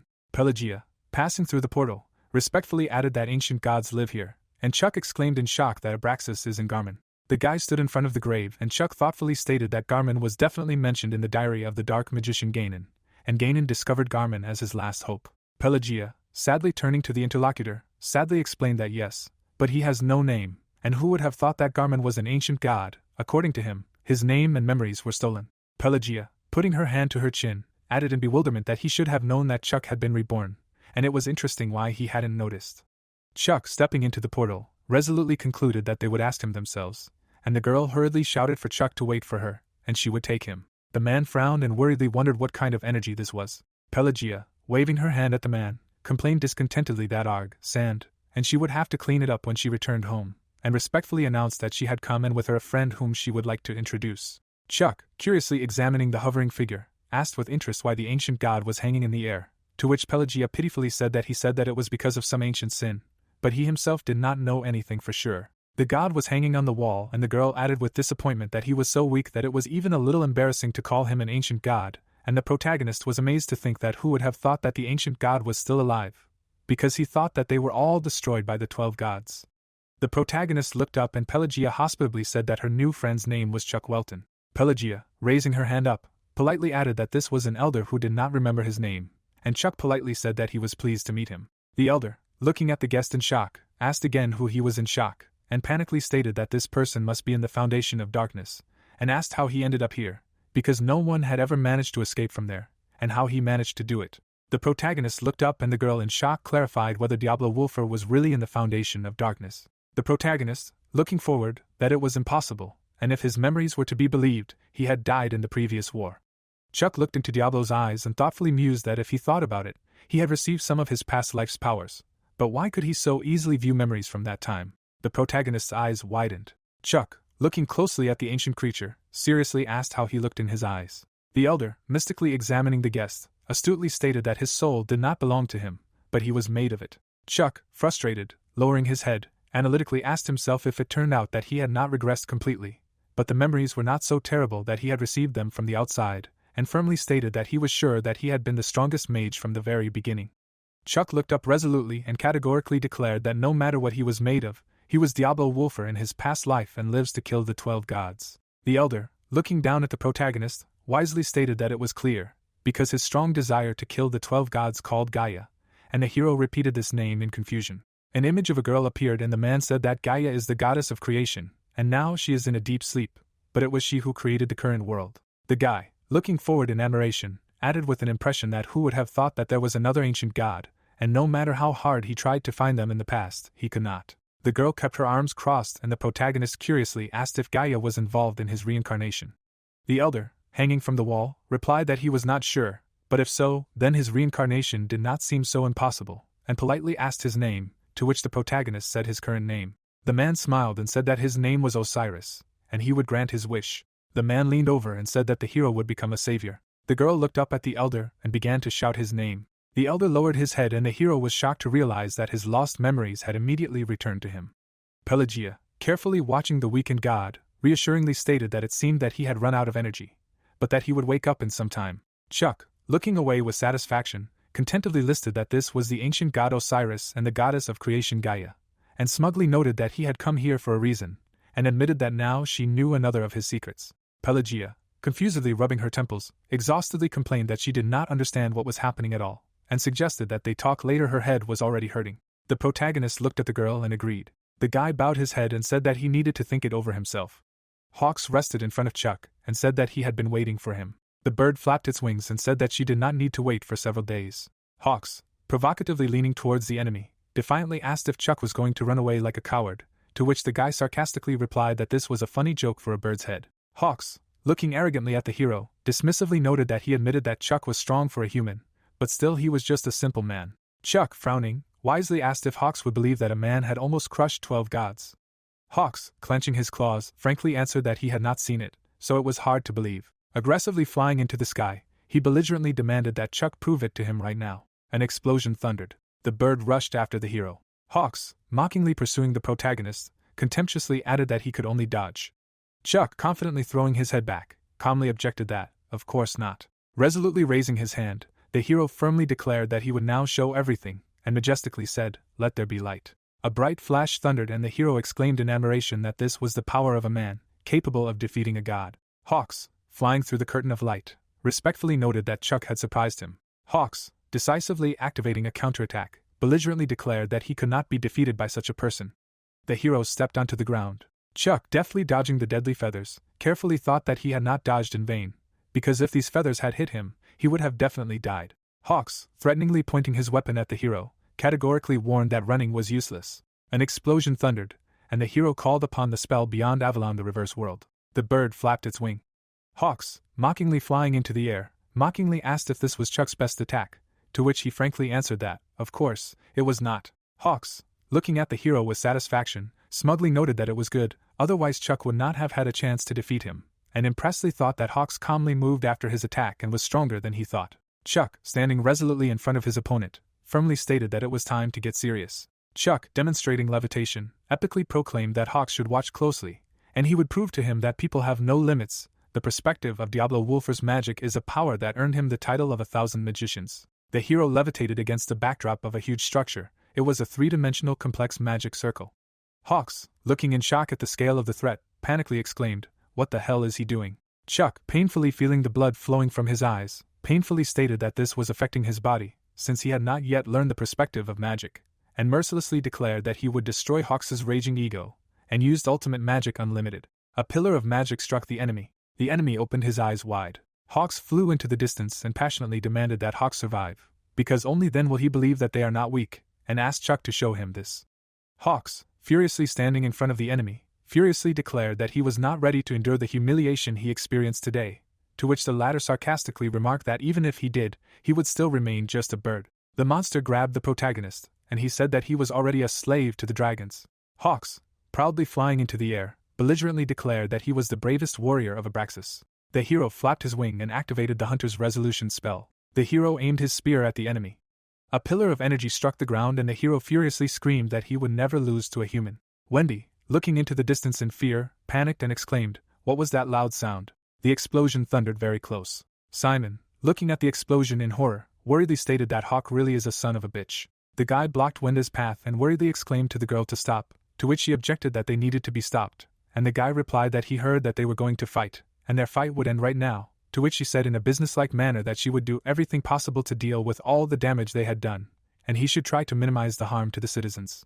The unknown creator of the artifact, looking at his creation in surprise, astonishedly stated that Hawk used a unique weapon that he made especially for him, and explained that the hunter's resolution is a composite artifact made of a crossbow and a spear, and people even with an ordinary supply of mana can easily demolish mountains with this artifact. An explosion appeared and the hero honestly admitted that this magic looks incredible, but his opponent Hawk is one of the strongest warriors on the border. There was an explosion, and the hero sadly stated that he was sorry. A pillar of energy hit the ground and the hero calmly concluded that this fight would soon be over. Magic hit the protagonist's dome. The hero gritted his teeth. The guy blocked the pizza weapon. Hawks, looking indignantly at his opponent, exclaimed that this was simply absurd. The bird attacked the hero in the air. Chuck desperately swung his sword and decisively said that he was activating three-dimensional complex magic, a complex erasing explosion.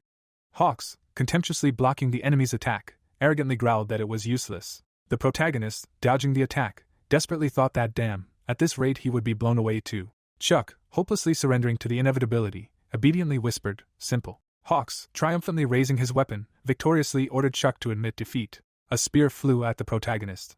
Chuck, looking at the attack in horror, thought that it was too late, and he would not have time to dodge. Chuck, perplexedly watching the stopped weapon, asked again in confusion, did the spear really stop?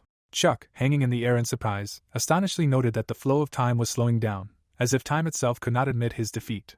Black, joyfully flying up to Chuck, responded enthusiastically, and Chuck noted with relief that it was Black. The protagonist tiredly flapped his wings.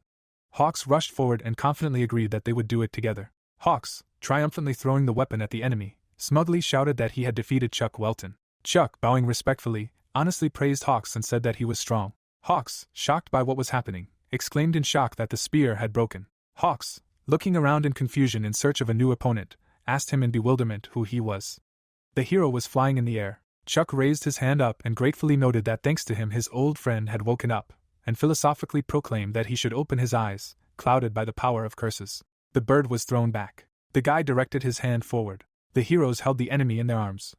Chuck, practically sitting above Hawks, carefully thought that if he left him here, someone would definitely take him, and the girl asked in amazement if he really defeated Hawk. Pelagia, approaching the protagonist, frankly added that, frankly, she thought that he would lose, and asked if he had awakened some new power, to which the guy replied that he was just lucky. Chuck, objectively looking at the enemy, rightly stated that Hawk was strong, and Pelagia briefly confirmed that he was. Chuck, walking busily into the darkness of the forest, firmly instructed that he would leave the rest to her, since he needed to think, and the girl busily agreed that she would take Hawk. The hero walked through the forest. Night fell. Hawks, painfully regaining consciousness, groaned painfully. The bird looked around the room and said that he had lost, and Pelagia said what it was like to lose to a man. Hawks leaned over and said that it was not as humiliating as he thought, and not at all like that day. The heroes were engulfed in fire and Hawks shouted that it was an ambush. He flew after the enemy and ordered him to stop. A huge paw grabbed the warrior. He groaned painfully in the enemy's paw. Chuck, looking sternly at the defeated enemy, authoritarianly ordered him to stop pretending to be a strong man and show what real strength is. The girl ran forward. The heroine swung her weapon. The girl woke up the monster. Hawks was falling down. Pelagia, carefully leaning over the wounded man, sympathetically asked if he was okay. Hawks, closing his eyes, frankly told that he then asked Pelagia to train him, and after all the training he became really strong, but ultimately lost to a man. The girl looked at the ceiling and philosophically stated that, as Hawks said, people are not really such a strong race, but among them there are representatives who can fight equally with monsters. The bird opened its eyes in amazement, and the girl wisely explained that until that moment Hawks was cursed, and it was time to get rid of the curse that the black lizard had placed on him. There was a knock on the door. Wendy, anxiously running up to the owner, excitedly screamed if he was okay, and added that she was so worried about him. Chuck complained discontentedly that he was more tired of their chirping. An image of an eye with wings appeared, and the hero stated that in any case, Black did not actually wake up, but gave him a clue about the manifestation and disappeared again. Chuck held a magic ball in his hand and thoughtfully asked if this power was similar to the 13th divinity that Jormungand created. The protagonist lowered his head and expertly explained that unlike the 13th divinity, there was no faith in it, and it must be this divinity that Jormungand was aiming for. Diablo closed his eyes, and the protagonist stated that the black mana came from the spiritual king of darkness from the shadow world, and it seemed to him that the shadow world was separate from the primal darkness. A white eye with wings floated in the air, and the protagonist wisely added that the power to kill a god was created by reaching the end, became light, and then changed and became like a divinity. Chuck looked down and wisely concluded that the primal darkness, which is the source of the black mana, must be the opposite of the power of the 12 gods.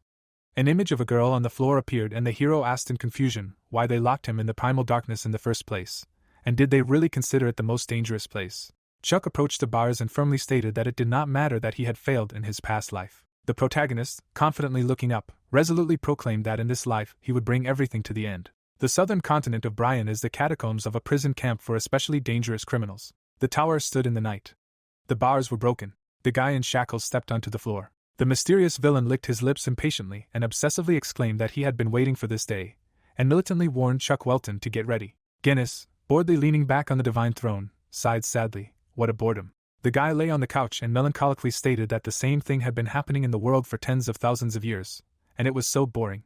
Guinness, curiously turning to his subordinate, asked with interest how things were going in the Pyro Church, to which he officially reported that the Holy Church had awakened a year ago. Guinness casually threw his arms out and asked indifferently what his sword was doing, to which the agent replied matter-of-factly that Clint had just left the desert on the southern continent, and the hero dismissively commented that he was just a pathetic bastard. The guy, throwing his head up, playfully asked if they could start a war, and energetically added that he felt that his charges needed a boost of energy, to which the assistant obsequiously agreed that his followers would repay him with even more faith. The guy raised his palm to the sun and slyly noted that he needed at least enough to piss off the sun god, and if he did that, it would be even more fun later. Guinness, angrily dropping the chess piece, aggressively decided that they needed to knock down that bitch Pyro first, and epically proclaimed that the holy war was beginning, and let the revelation of the temple descend.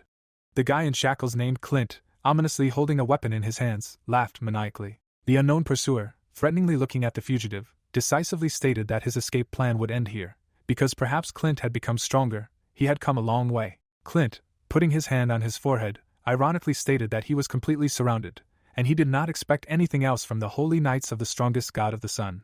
The commander of the holy knights, holding a weapon in his hands, seriously warned that their enemy was the sword of Guinness, and they should not relax, because the holy knights were killed by him in the catacombs. Clint mockingly jumped over the inattentive enemies, and boldly asked where they were looking, and majestically said that he was activating a change in cause and effect. The warrior looked away in confusion. The guy grinned evilly. The heads of the warriors flew off their shoulders. Bloody heads fell to the ground. Clint, combing his hair back with satisfaction, commented contentedly that it was such a wonderful warmth, and thanks to it his body was refreshed.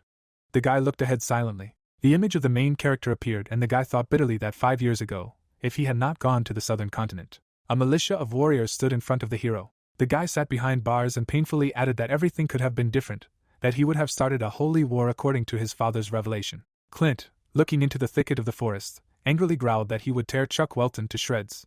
The investigator of the Church of the Sun, standing in the middle of the dark office, businesslike stated that Clint had escaped. Internal investigations of the Church of the Sun. The investigator, nodding his head affirmatively, accurately reported that apart from the corpses of the holy knights, there were no other traces, and the guy indifferently allowed him to go. Blazer lit a cigar and was impressed to see that Clint had dealt with the sun god's holy knights and had become stronger, and who would have thought that he would escape from captivity. Blazer, mystically opening his eyes, solemnly told him that 2 days ago he had a revelation in a dream, and a man told him that he needed to let go of Guinness's sword.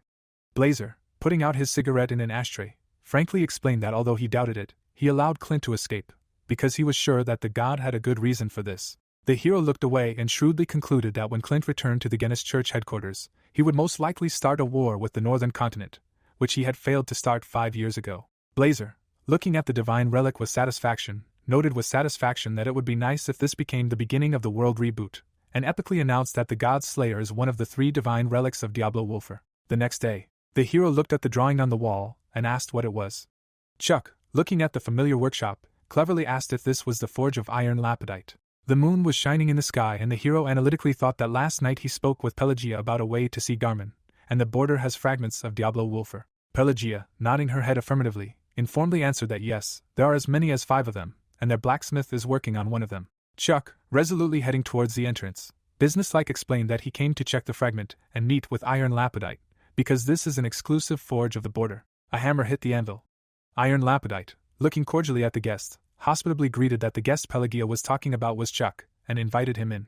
Iron lapidite, taking off his glasses, amiably invited Chuck to look around, if he came to look at the weapon.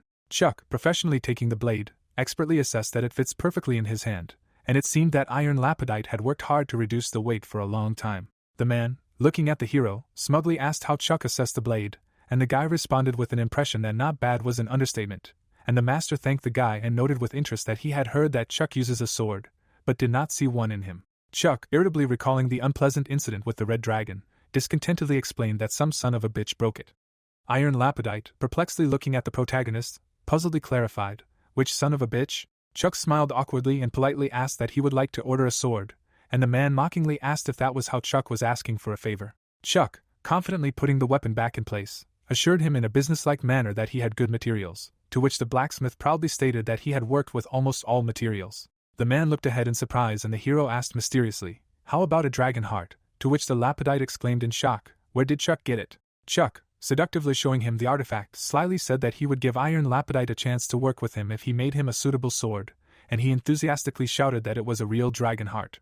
The blacksmith, looking at the hero with distrust, carefully clarified whether he could really use a dragon heart, and seriously warned that if he made a sword from this heart, all dragons would become Chuck's enemies. Iron lapidite, looking analytically at the customer, sensibly noted that Chuck had defeated Hawk, so he might be ready to fight the divine dragon, because ancient dragons are usually called demigods.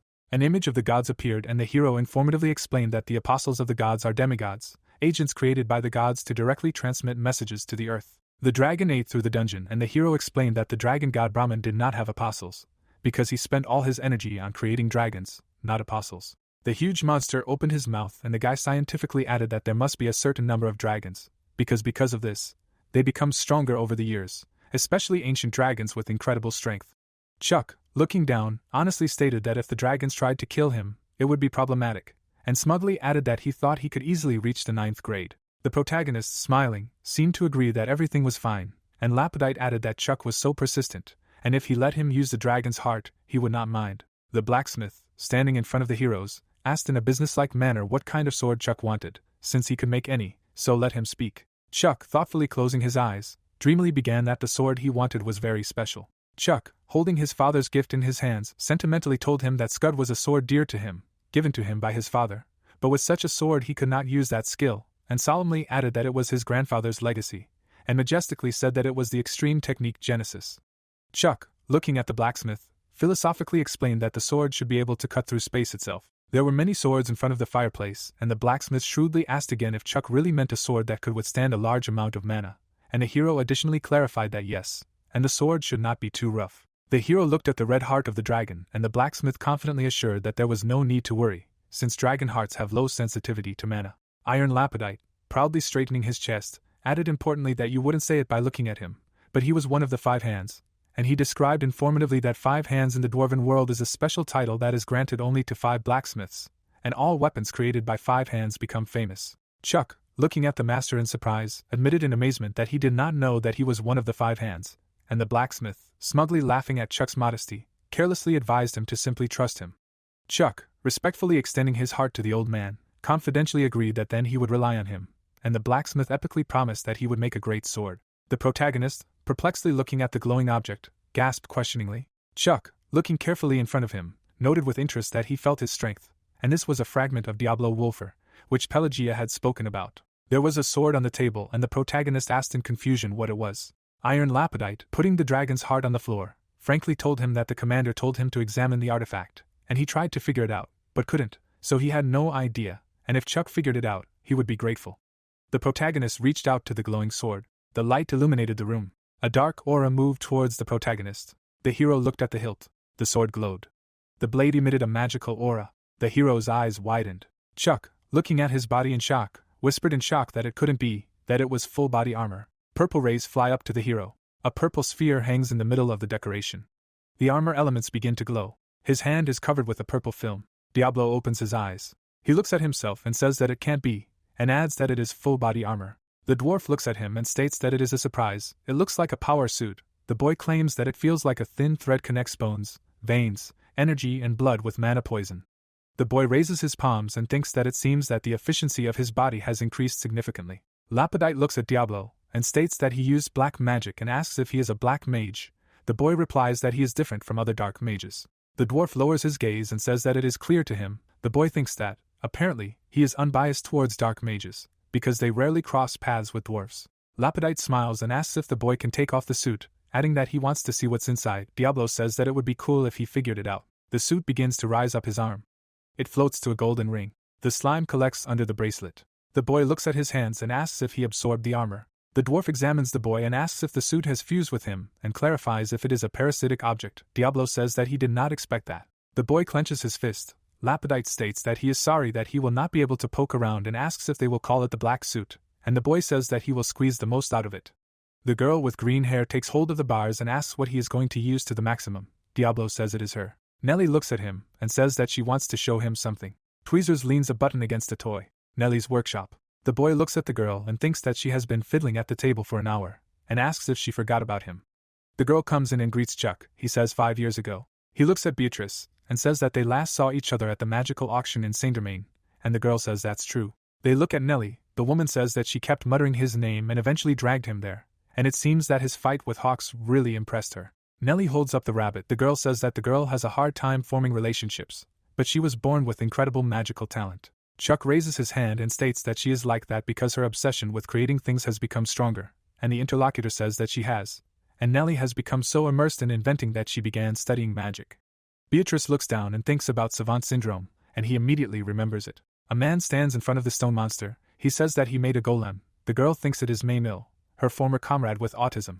The boy stands in front of the jaws. The girl continues to think that in those days people knew almost nothing about mental disorders, so from a young age Maymil lived in a society that despised him, and he created a golem, which became his only consolation. The golems stand in front of the walls. Beatrice continues to think that he immersed himself in the creation of golems and created a strong army, and that he made a huge contribution to the revolution led by Diablo. The boy holds the wounded Maymil in his arms. He says that it hurts there. The girl continues to think that, however, the 12 gods sensed the danger, so they introduced a spy into the army and killed Maymil. Diablo cried and thought that because the gods began bombing after Maymil's death, he was unable to bury him properly. He hears his name, after which Chuck looks forward. Nellie holds out a toy and says that this is Nia, her friend. The rabbit is covered in a green aura. Nia transforms into a weapon. The guy thinks it's a hand cannon. The red ball is burning. Chuck thinks it's energy, Maymil's photon system. The boy takes the weapon and asks if he can test how powerful it is. The answer is yes. The friends are standing in front of a stone wall in the field. Nell asks Chuck to fire. A beam that destroys the wall flies out of Nia. A ditch remains on the ground. The girl screams that it is so powerful, and Chuck asks if she has tested it yet. The girl watches the fight and states that she made it only yesterday, after the fight with Hawks, and the guy asks if she assembled the cannon in just a day. The boy looks at her and says that it took Maymil his entire life to create the photon system. Nell turns to Chuck. She waves her arms and asks him to show the huge magic circle he made in the sky. Meanwhile, in Pelagia's room, the girl with blue hair looks out the window. Clark enters the room and asks how her arm is. The girl looks at her arm and states that everything is the same, and adds that she does not think she will be able to recover. The guy looks at her and says that His Majesty is worried and asks her to come back, after which he adds that if this is a secret technique from their hometown. The girl says his name. She is covered in a blue aura and states that she said that there should be no let's go back, and Clark states that he has no reason to listen to these words. The young man is covered in a red aura and says that only His Majesty can tell him what to do, even though she is the Princess of Ren. Sparks appear in the room. Pelagia asks how much longer he will behave like a slave. The guy says that it is impossible to kill 12 gods, and she knows it. They stand opposite each other. Clark asks if she has found hope after meeting Chuck. The girl closes her eyes and states that Ren will survive the world reboot, and that they may be appointed as rulers of the new world, but she does not want to become a slave. She looks at the floor and screams that they must free their world, adding that that land is not a playground for 12 gods.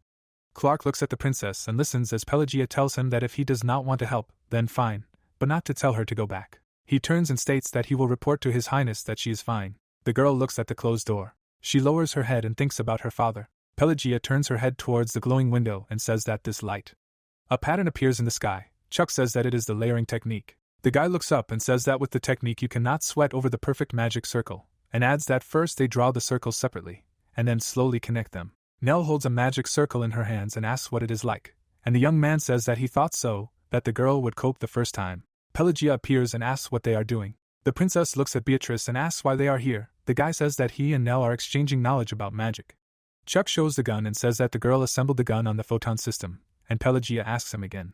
The guy raises his hand and says that it is like this. A green beam breaks into the sky. Pelagia looks at it and is amazed. The young man puts Nia aside and says that it is not perfect, but after some refinement, the devastating power will be on another level. Pelagia looks at it and thinks about what will happen if they manage to establish mass production. Pelagia stands with the weapon and continues to think that perhaps they will be able to gain the upper hand in the war against the 12 gods. The girl began to pull out Nia. Chuck said that he would have to invest a lot of resources in it, after which Pelagia stated that this was true. But more importantly, she heard that he asked Lapidite to make a sword. Lapidite stretches out his hands to the crystal. The guy narrowed his eyes and asked how she knew, because they had talked to him a little over an hour ago, to which the girl replied that she was informed of everything that was happening in Avalon in real time. She tilted her head and stated that they said that he was good with swords, and asked if he wanted her to give him some advice. The guy began to form an aura in his hand. Chuck rushes forward and says that it would be better if they sparred. The guy looks forward and does not understand what happened. He lies on the ground. Pelagia throws him, and Chuck thinks that she laid him down with her bare hands in a second. The boy turns around and asks how she blocked the blow, since his timing was perfect. The girl replies that it was good, but such ambushes won't work on her. The boy looks away. Nell shouts that Pelagia is the strongest, and Chuck won't defeat her. Beatrice asks her if it's time for them. The boy turns away. Nell says that it's time for them to feed Nia, and Beatrice tells her to go. The boy forms the blade again after Nell tells him to try again, and she will explain what went wrong. The boy swings, thinking that this time he's sure. The girl grabs his hand. She throws Chuck over herself. He closes his eyes and states that she used his power against him, and Pelagia says yes, after which she asks if he'll try again. He grabs her outstretched hand and says yes. The girl declares that she's had enough. She turns her head and says that 5 years of training have not been in vain and adds that his skills are impressive, but it is not enough, and the guy asks what and what. The guy stands in front of the figures after Pelagia says that this is the borderland, so there are many strongmen. Simon looks at them and asks if they are having ranked matches and mutters that he came because Pelagia suddenly called, and Chuck replies that he asked her to help him. The masked man looks at him and asks if his sword is ready, to which the guy replies that Lapidite forged it for him. The guy takes the sword out of its sheath and thinks that when he holds it in his hands, he feels that it is well made light and fits well in his hand. Simon grabs the weapon and says that if he is done with the preparations, then they will begin. The girl raised her hands and said that first they will discuss the rules. She crossed her arms and said that magic and powers cannot be used, mana can be used, but not the aura of a sword master. The man says okay. Chuck says that this is okay, it is a little annoying, and Pelagia asks them not to quarrel. She raises her finger and says that this match is a regular training, and adds that they will learn from each other, clashing skills. Simon waves the white flag. Chuck is unconscious. Pelagia states that the winner is the one who makes the opponent surrender or makes it so that he cannot fight anymore. The opponents take their stances after the command to their places. The girl looks at Chuck and thinks that even though she was his opponent, Chuck has excellent basic skills. She tilts her head and thinks that he can use the Welton techniques, and asks if he will be able to go to the next level, after which he says the command begin. The ground breaks under his foot. The man uses the step technique. Simon approaches Chuck using the long slice skill. The boy thinks that if he does not increase the distance between them, there will be trouble. The blade cuts through the air. The boy mentally states that his opponent is a master of the sword, and he wields the blade on a completely different level. The boy raises the sword and states that they will test how far his skill can go. Black stripes appear. The Welton dimension breaks sword. Simon watches as the black stripes appear. He stands in the middle of a web of tears, pulling the sword back. The man looks at the boy and asks what black magic this is, and thinks that he needs to focus on the duel. Simon is covered in black stripes and thinks that the dimension breaks sword, the black lines, is a secret technique created by the Welton house. The man examines the weapon and states that if he had not pulled the sword back, the hilt would have broken in half. He looks at the boy and thinks that he did not know that the cut space turns black. Simon bends down to the ground and states that he can see from his gaze that he is not going to hold back, and adds that Chuck will not back down so easily. The man's eye lights up blue. Simon says so be it, and adds that he will show him what losing tastes like. He strikes the blade of Chuck's sword. A shock wave comes from the fighters. The young man watches as his sword flies into 2 pieces. Pelagia looks at them and shouts for them to stop. The girl folds her arms and asks what's up, and adds that reaching the level of a sword master is quite a task, and the guy replies that he saw the moves, but blocking them was difficult. He raises his fist and says that thanks to the fight, he realized that there is a fundamental difference between him and Simon. Simon puts his hand on the board. Chuck says that the higher the rank of a martial artist, the more attention he pays not to physical parameters, but to the development of the senses of perception. Simon meditates. Chuck continues to say that if a master has pumped up sensorics, it is easier for him to predict the opponent's movements. The man watches as the boy says that mages and swordsmen are very different from each other, so in the near future he will try to train a swordsman without magic. The interlocutors turn to the man when he asks Pelagia to leave them alone with Chuck. She says that she will wait. The sun illuminates the building. Near the entrance there is a small column. Simon sits opposite the boy and says that he saw his black mana, and asks if he is a dark mage. The young man bows his head and apologizes for hiding it from him, because it is not something that is easy to share. Chuck imagines them in different situations and says that a lot has happened in the past months, and adds that they spent so much time together that he thought he could trust him, and this is the reason why he used black mana during the match. The man closes his eyes and says that it is clear to him. The guy gets up from his chair and says that as a token of his apology he will introduce himself again, and adds that his name is Chuck. He holds out his hand and says that he is a black magician who has returned to Earth to kill the 12 gods. Simon gets up from his seat and says that he is shocked to hear this from him. He shakes his hand and states that he is Simon, and asks to take care of him. Pelagia appears. She asks if they have talked enough. The interlocutors are scared. The temple is in the dark. The girl suggests finding the next opponent, and Chuck is amazed that now the figures are in the field, and so the duels continued the next day. The princess asks Khan if he knows that neither aura nor strength can be used, and he replies that he does. Chuck takes a stance and thinks that since he is still learning how to handle a sword, he needs every bit of knowledge. Khan smiles and says that he should not expect mercy. The guy bows his head and says that of course, because otherwise he would get angry. The opponent raises his staff and says that if so, then he will not hold back, and uses the ghostly technique Whisper. Golden rays flew towards the young man. The guy looks through the blade and thinks that in order to read his next move, he needs to develop sensorics. Blue fire begins to come from under the ground. The guy thinks that it is a flow of power that he needs to read. Chuck in a water aura rushes to Khan, thinking that first he will stop this flow and take it away. Archie said that if so, then he will not hold back. When the balls on his staff flashed brightly, the magic of the ghostly technique Whisper was activated. They rushed to attack the main character. Chuck prepared his sword, thinking that in order to read his next move, he needs to develop sensorics. The ground beneath his feet was shattered by magic as he reasoned about the flow of power that he needed to count. The two energies clashed as Archie raised his staff. The young man rushed to attack, thinking that he would first stop this flow and take it away. The boy was approaching his opponent. When the orange magic crashed into his energy, he understood that out of all the bells, only one was real, and he just needed to dispel the illusion. Archie smiled, questioning how he found the real bell so quickly, but the opponent's staff was enveloped in magic as he stated that this did not mean that he would be able to block everything. The opponent, raising his hand up, activated the Phantom Thunder technique, and lightning caught up with the young man. Chuck swung his sword, defending himself, thinking that he would lose if he did not counterattack. He swung his weapon, shouting about the warp technique.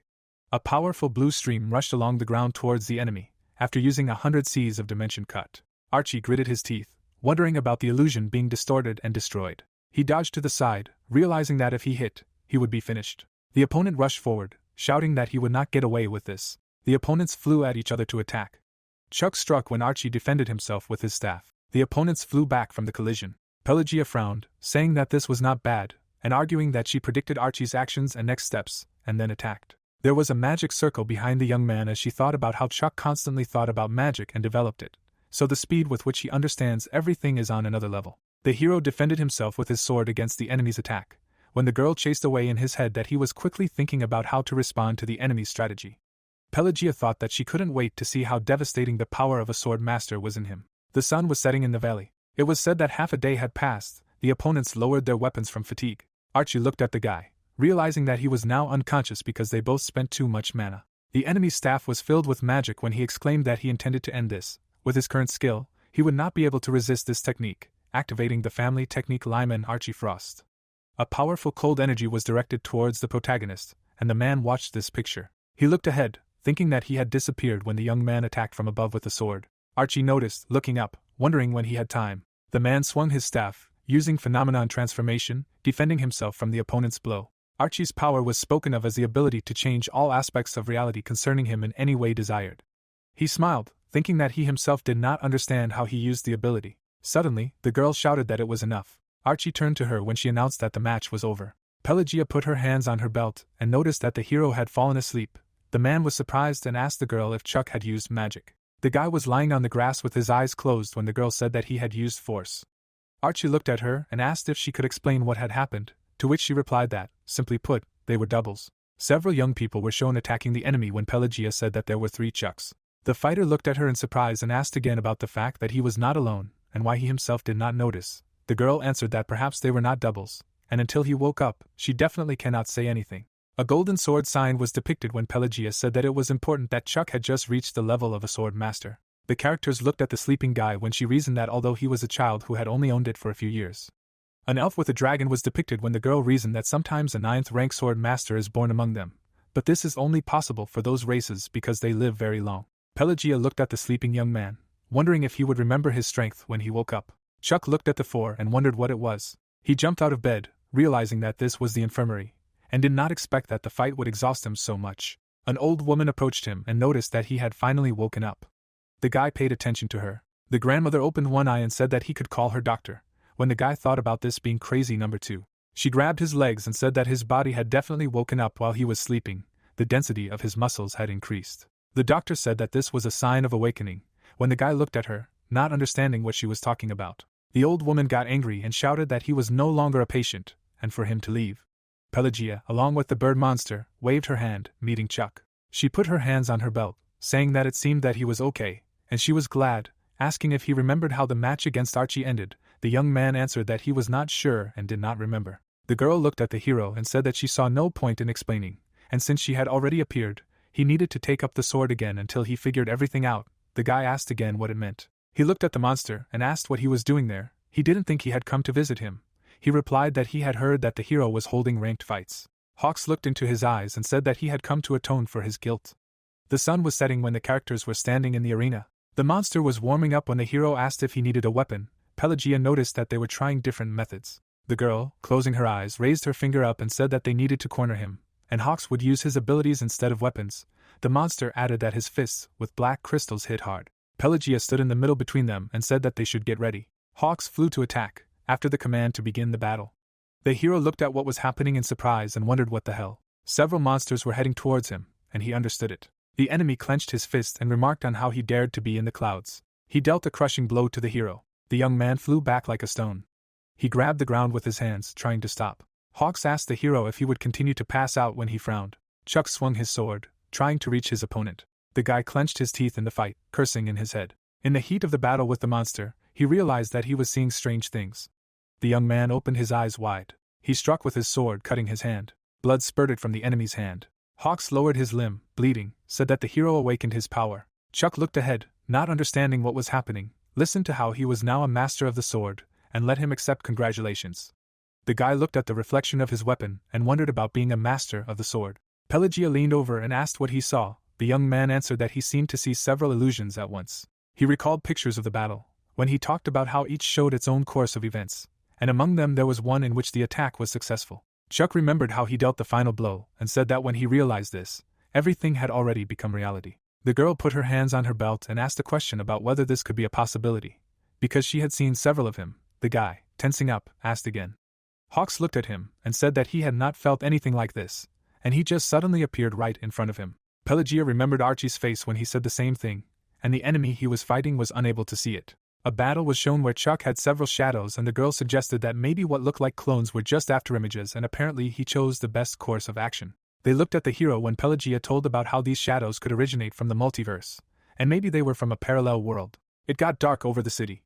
The young man sat high on the structure and looked ahead, thinking about the multiverse and the parallel world. He remembered Diablo in the library, thinking that he studied this theory, and then he believed in the possibility of the existence of several dimensions, although due to certain circumstances he was unable to study this issue deeply. Chuck scrolled through the events of the last battle in his head, thinking that if you think about it, the illusions he saw were like a reflection of his battles from other dimensions, and people say that a person's strength is usually connected to his personality. The guy put out his palm, reasoning that in his case, the magic cube transformed, and the staff was illuminated by magic, and the water spilled in different directions when he chased away the thoughts that the Gremia, an artifact that creates a new space beyond Avalon, and the staff that connects different worlds, the White Ocean, a technique that controls space.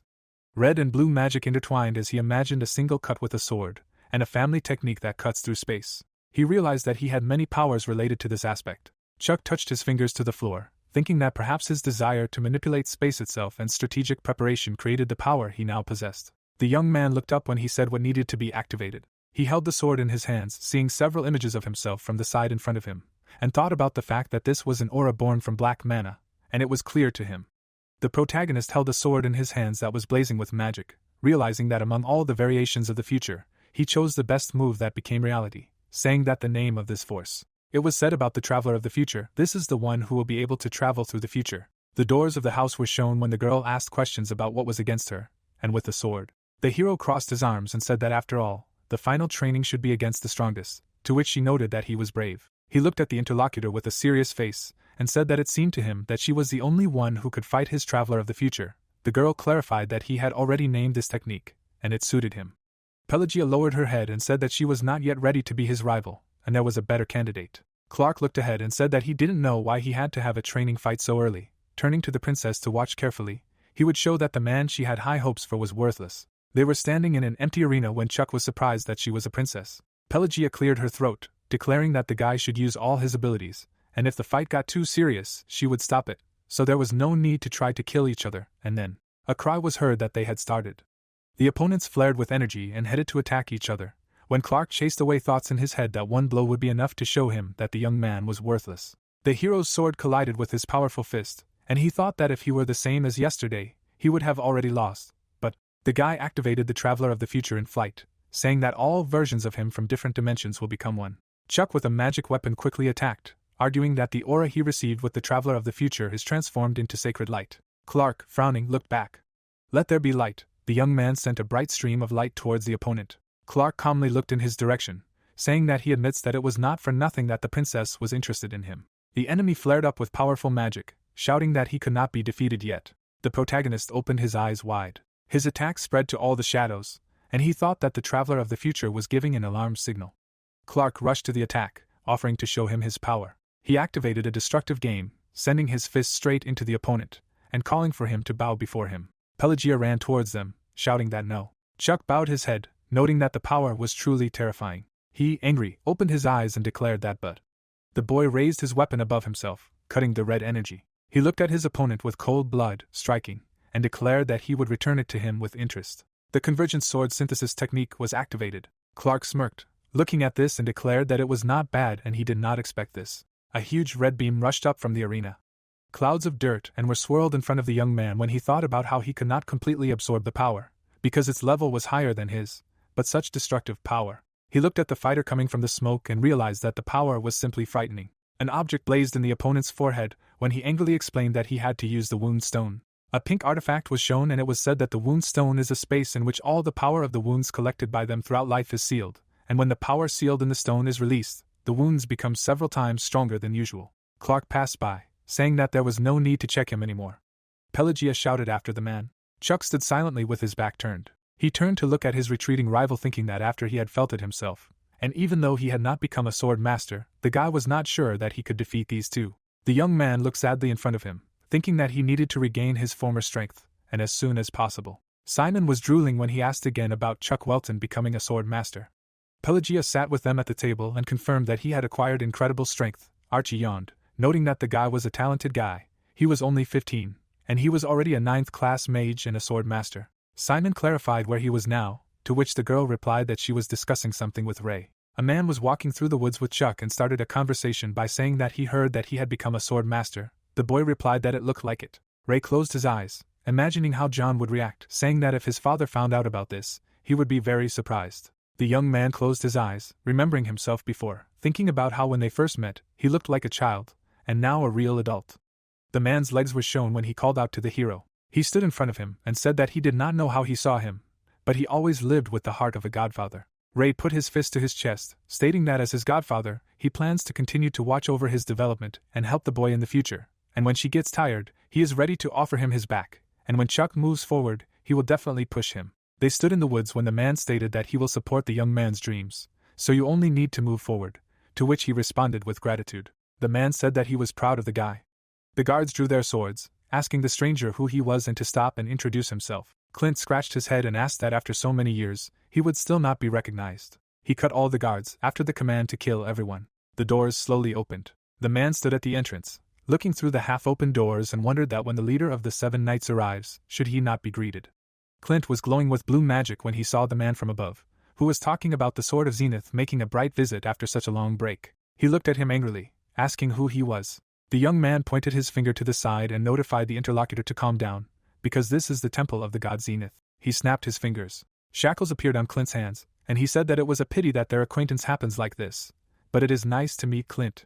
The guy raised his hand, showing the mark, and said that his name was Noah, and he was the apostle of the god Zenith. Clint looked higher and, having clarified, said that he had not heard of anyone being chosen. The apostle said that this was the will of God. Noah stood higher when he said that the righteous man does not need to explain everything. The guy asked if he was considered righteous. He answered that of course, because he was the sword of Zenith and therefore not a simple believer. The apostle looked ahead, asking how much longer the guy was going to talk to him so familiarly.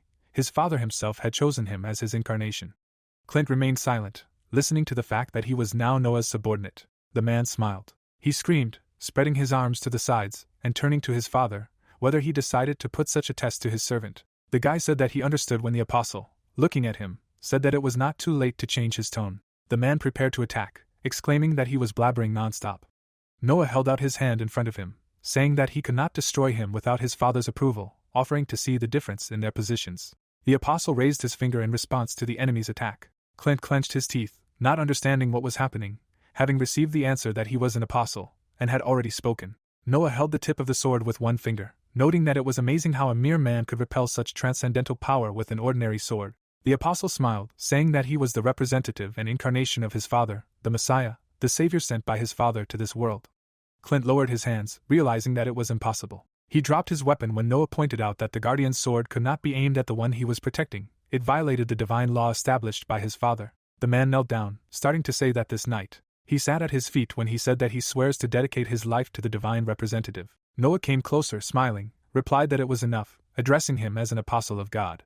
Pyro Church Headquarters, Main Hall. The young guy walked through the church, heading towards the altar. Step by step, Nate lowered his head, putting his hand on his chest, said that the Holy Executioner reports. Serge turned around, specifying that he returned. The guy said that if he knew that he was praying here, he would have said hello later. The archbishop smiled and noted that he was almost done, especially since he had told him not to call him formally when they were alone. Nate replied that he had to be formal even when no one was around.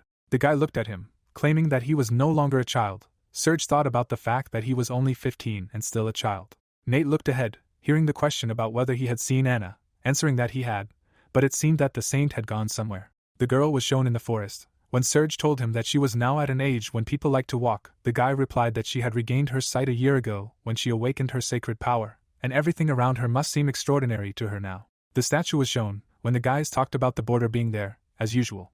Nate frowned, mentioning that there were small skirmishes happening in Carrion and Olivia now. Iliad held out his hand when the map showed Zenith. It said that the eastern continent of Carrion is under the control of the Zenith Church. Gustav and Serge were depicted, and Olivia was marked on the map, where it said that in the northern continent, there is a war between the Pyro Church and Olivia's alliance. The map was shown. The story told that the western continent, where Arisha and the southern continent Brian declared that they will not interfere in the war. Sharon has not made any statement yet, but some kingdoms in Sharon, under the control of the Lisa Church, decided to act. 3 characters were depicted. They were the god of war and peace Zenith, the god of dragons Bart, the goddess of beauty Lisa, because there is an alliance between these 3 gods.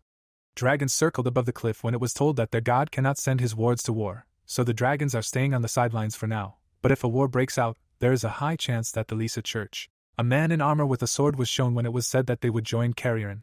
Serge frowned, asking if Olivia would be okay. Nate spread his hands, saying that the Northern Alliance was very strong, so there was nothing to worry about. The key role was the kingdom of Seldam. The archbishop was shown silent from the back. The guy opened his eyes wide when he heard that the system of the 12 gods was destroyed, and they needed to strike first to survive, and noted that it was possible. Serge smiled and said that first they needed to talk to the priest. Nate looked surprised, asking about the need for this right now. The young man scratched the back of his head, saying that he was hungry, so first he needed to eat. The interlocutor exhaled, saying that he was amazed. The characters were heading forward when Serge remembered Chuck, asking how he was doing, that he heard he had done something incredible a few months ago. Nate smiled, remembering the adventures of the young man in his head, telling him that the hero played a key role in defeating the divine beast Diana and creating a new harmony. The archbishop said that he was an amazing person. Serge clenched his fist and said that he hoped they would meet him soon. The foot stepped through the portal. The protagonist thought about how his friends surrounded him with questions and congratulations, that he was tired of people. He looked into the portal and realized that he needed to investigate something. Diablo stood by the cross when the guy thought about the fact that according to the canonical diary, someone wrote Harmon's name on Wolfer's grave, and this is the one who knows exactly where Harmon is, because he wanted to visit there. Chuck stared ahead, thinking about finding whoever did this. The guy looked at the man chained to the structure, who said that he saw him then. The young man looked up, saying that he came to ask a question. The stranger clarified what he wanted to know. He looked up, asking if anyone had visited Harmon in the past. The prisoner looked down calmly, asked that he followed the trail of that group and came here, to which he received the answer that the hero was just lucky. The man squinted, saying that his mind was in such a cloud that he remembered almost nothing about that group, but he remembered some things for sure. The stranger stood by the stone as the prisoner told him that he had always told him that the world under the rule of the 12 gods was terrible. If he had managed to overthrow them, the world would have been completely different, but he had wanted to fight alone and had been defeated. The letters on the stone were illuminated when the man said that it seemed sad to him, but one way or another, he was on the right path. He remembered his look, saying that he would correct his mistakes and kill the 12 gods. Chuck stood still, thinking that this was not a mistake, because if he had stayed with his comrades, the result could have been completely different. The riders galloped after each other when the prisoner said that that group also did not last long in this world. The guy froze, understanding what was being said. Demons with red eyes were chasing the rider when the man said that a plague had spread and most of the group had died, and only a few had managed to escape here. The large structure with the prisoner was shown from the side when he was talking about how Abraxas was created some time later. The protagonist looked ahead silently, thinking that considering that he had survived more than one reboot of the world, the group that wrote the name Harmon lived at least 20,000 years ago. Silhouettes of people were depicted when it was said that they knew about Diablo Wolfer in detail, and one of them even tried to become him himself. Chuck looked at his shadow, driving away the thought in his head that if this man were still alive, maybe he would one day appear before him in some form. The creatures surrounded the man, saying that they hated him, and how this bastard could do this to them. He will pray to the gods in the afterlife to kill him. The monsters grabbed his face, hoping that he would die in hellish torment. The man screamed in horror. The young man with the tubes attached grabbed his head, asking himself about this dream. The girl asked about it being a nightmare again. The lady crossed her arms and turned to Prometheus that maybe he was afraid of karma from that day. It was time for him to move forward, for her and her master. He lowered his head, saying what he knew, and therefore made a contract. The tubes from his body stretched to large vessels with red liquid. When he thought about how little was left, the guy would atone for his guilt for killing his comrades with his own hands, and leave humanity a new flame. This was his desire and the desire of his comrades. Prometheus stared ahead, saying that he would personally kill 12 gods, he and no one else. The prisoner clarified whether the hero had any more questions. The man said that he could ask about anything except the time when he lived in Garmin. The guy said that then he would ask one more question. Chuck looked at the prisoner, asking what had happened to him. The man replied that he had lost. The hero looked up and clarified that he had lost to the 12 gods. The young man narrowed his eyes, hearing that they were called that now, but they had been called something else before, and those bastards had struck the prisoner with magic, and he screamed. He gritted his teeth in pain, when the boy wondered if this was also taboo, and it seemed to be a precaution against exposing the seal. It must be related to the past of the 12 gods. Chuck watched the man hanging unconscious, thinking that there was nothing he could do. That was all for today. The hero met a girl at the door, who said that she had been waiting for him. Susan crossed her arms and said that they needed to talk about Princess Wendy. Chuck fell silent, imagining the girls in his head, reasoning that it seemed to him that Susan was watching Wendy's training, and the girls should be fine, wondering what happened. The guy put his hand on his belt, listening to the princess constantly saying that she would follow him. Could he stop her? The hero asked about what and why. The girl said that the queen did not have much time left, and Chuck was stunned by what he heard. A woman was shown when it was said that 15 years ago, when the princess was lost, she began to have health problems, and recently she got better. But when something like this happens, it is no longer possible to fully recover. Susan put her hand on her chest and said that she had a maximum of a year left, and that Princess Wendy did not know about the queen's health. The girl asked a question about how he himself knew what the queen meant to the Valkyrie, didn't she? The young man stood with his back, listening to what then the rest he would leave to him, and hoped that the guy would understand. The next day, Wendy opened her eyes wide, asking a question about what the master meant. The information about staying in Avalon, was it a joke? The heroes were sitting at the table when the guy started telling them what he heard. The queen was sick, and if something happened to her, she would have to lead the Valkyries. The girl replied that everything was fine. She had received permission from her mother to travel the world while she was still young. The young man put his hands on the table and objected. The place he was heading to was a battlefield where the fate of the world would be decided. If something happened to her there, the Valkyries would not be able to be resurrected. Wendy hit the table, noting that then she would just have to survive. The girl's hand was shaking when she was telling them that she had waited for 5 years. He did not need to tell her that he would return. When she went for a walk, the guy apologized. Chuck was sitting at the table, saying that this was enough. The queen stood by the tree, saying that she had little time, thinking about how she remembered the first time she brought Wendy here. The girl was a flower, When her mother remembered that she was just crying then, the girl was shown in a good mood. The queen was thinking that no matter what her daughter chose, she would always support her, let her spread her wings and fly high. The woman was kneeling, addressing the god of the Valkyries. She was sitting under a tree when she asked him to watch over her child. The queen looked down questioningly. A small flower was visible from the tree. The girl was sitting behind a rock, complaining that it was rude, because the young man promised that they would go together. Wendy was crying, biting her lip, and thinking that she should not have left the master then, because he was her savior, and for her much more precious than the Valkyries. The girl opened her eyes wide. In front of her was a large scorpion. She saw a poisonous sting, screaming that it was a monster. Wendy jumped up, dodging its attacks. The girl landed on one knee, wondering where the monster came from. The bright green poison burned the ground. The Valkyrie thought that Avalon has a blessing of the border. They cannot come here. Her ring shone brightly, exclaiming that she is beyond the border of the blessing, and there are many terrible monsters. Wendy replied that she ran without looking back and did not even think that she left the territory of the blessing. There were many scorpions around the Valkyrie. When the ring screamed her name, a weapon appeared in the girl's hands, and she said that in fact, it is even better this way. She needs to let off steam. She swung her hammer, exclaiming that they disappear. Wendy struck a powerful blow to the ground, which formed a large wave. Dead creatures lay nearby. Valkyrie, preparing to attack, thought that there were 2 more left. The ring told her to concentrate, to which she replied that she knew. The scorpion struck a sharp blow with its sting, at the moment when the Valkyrie thought that these 5 years she had not kicked the blockhead, but trained, although the skill was not completed. The hair on Wendy's head stood on end after her blow. It was said about the Valkyrie Einherjar as the most important technique of strengthening the Valkyries, which forcibly draws out more strength, but after that you remain paralyzed for some time. The girl swung, attacking the scorpion. She dealt a crushing blow, reasoning that there was only one left. The Valkyrie jumped into the air from the monster. Wendy swung her fist, thinking that when the Valkyrie Einherjar ends, she will not be able to move, which means she needs to deal with it as soon as possible. The magic fist rushed into attack. The energy disappeared before hitting the enemy. She was jumping at the scorpion's sting when it was said that the Valkyrie Einherjar used a lot of stamina, so the skill was deactivated. Wendy looked straight at the sting in surprise. She closed her eyes, apologizing in her mind to the master, said that she would end it like this. Words about a stubborn child were heard. Suddenly, the hero appeared, taking Wendy in his arms, protecting her. Walter appeared from above, exclaiming that he would help the master. A huge hoof descended from above on the monster. He trampled the scorpion when the Valkyrie screamed, and Chuck wondered if Walter had recovered so much in the past 5 years, and it was only 1/100th of his original size. The bull raised his hoof when the protagonist said that he saw the Valkyrie Einherjar. The young man crossed his arms, noting that he didn't think she would have time to learn this technique in 5 years. Well done. Chuck looked at the girl, saying that attacking the last monster was a mistake. From now on she needed to learn to retreat in time. Walter added that if it weren't for him and the master, she would have been in big trouble. Tears welled up in the Valkyrie's eyes as she looked at the two of them. The girl hugged the young man, apologizing and thanking him. The guy replied that everything was fine, offering to go back. The bull was sleeping on Wendy's legs. They were sitting at the table, and the Valkyrie asked if she could go with him. Chuck replied that he wanted her to go with him, but the girl was a princess and the only one after the queen in the line of succession. Wendy listened attentively to the hero about how she should lead the Valkyries and help him in this way. Susan abruptly opened the door, exclaiming that she knew the princess was here. The girl smiled, telling her that she had wonderful news, because a new princess of the Valkyries was born.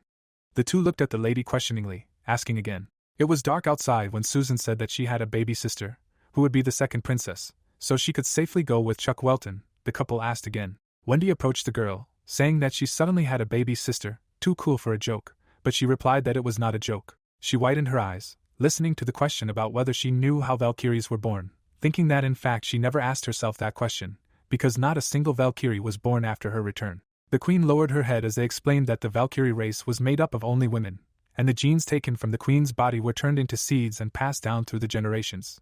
A small flower glowed with energy as they explained that if they planted the seed in the forest of birth, the flower would grow and a Valkyrie would emerge from it. A child cried in the plant as they explained that the queen had a different situation.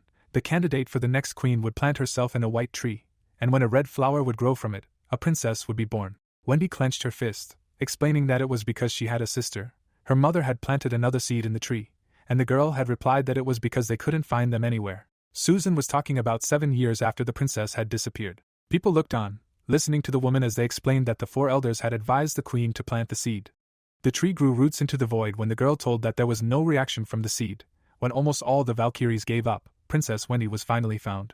A flower was visible from the roots. Susan said that after that, all attention went to the princess, and only now a growing flower was found on the tree. Wendy clarified that the seed that was planted 8 years ago had sprouted. The girl looked at the princess, answering that the flower had not yet bloomed, but it was growing near the roots of the tree, which meant that it would bloom in about 2 years. Chuck listened from the side, thinking about what was happening.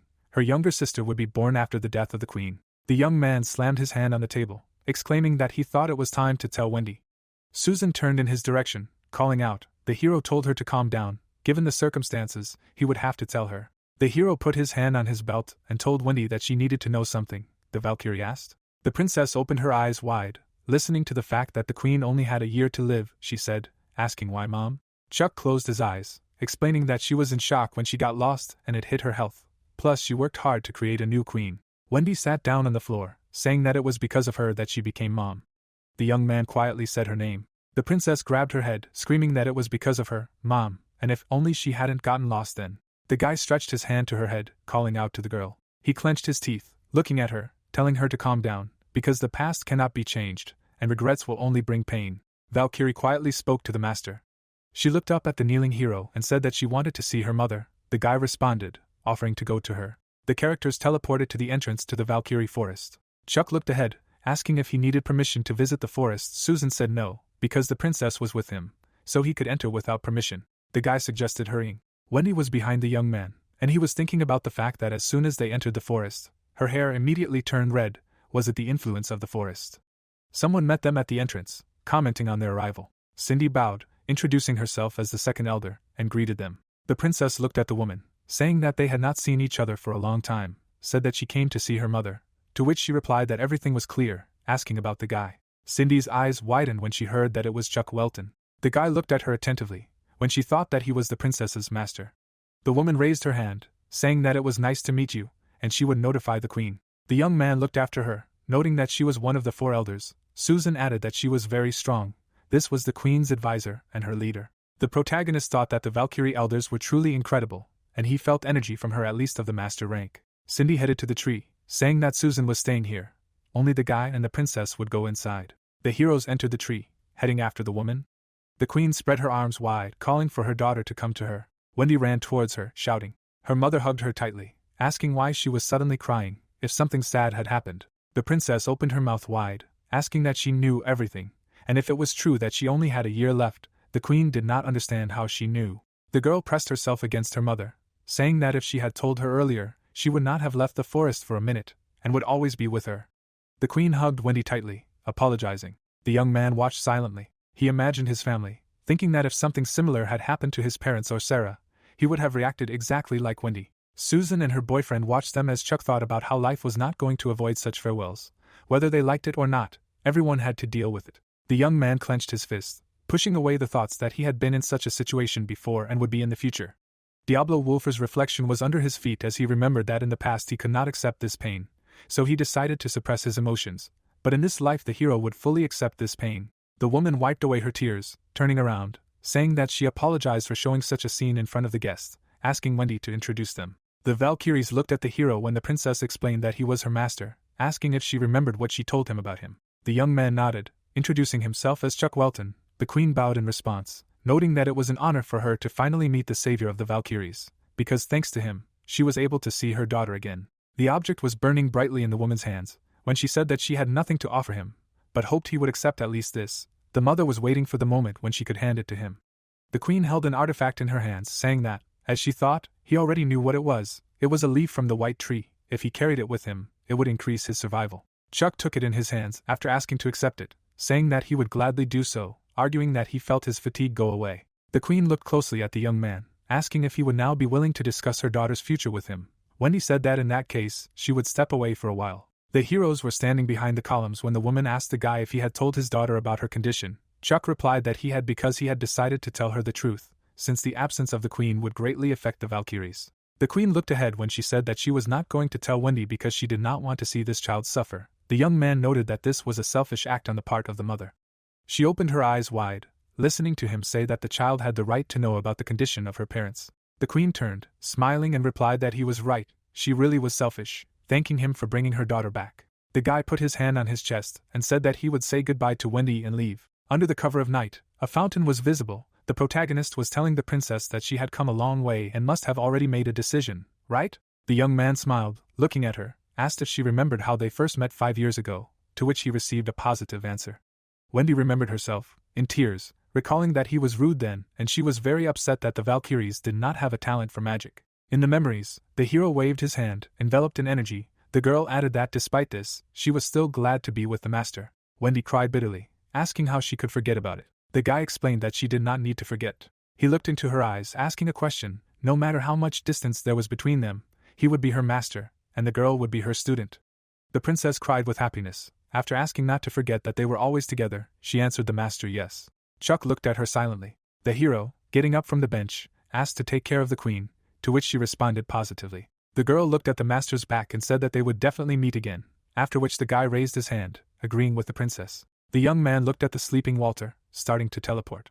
He watched him, saying that he would be sad when he found out that Wendy would no longer be with them. The guy silently looked down, thinking that he himself was a little sad. He needed to rest. The young man opened the door, mentally wishing the girl to take care of herself. The hero jumped up in bed when he was woken up. He looked at Pelagia and Ray, asking what happened. The guy looked at them tensely, hearing that the war had begun. An image of a map of the continent appeared and the hero officially announced that the events unfolded in the 524th year of the Albia calendar in Karairene.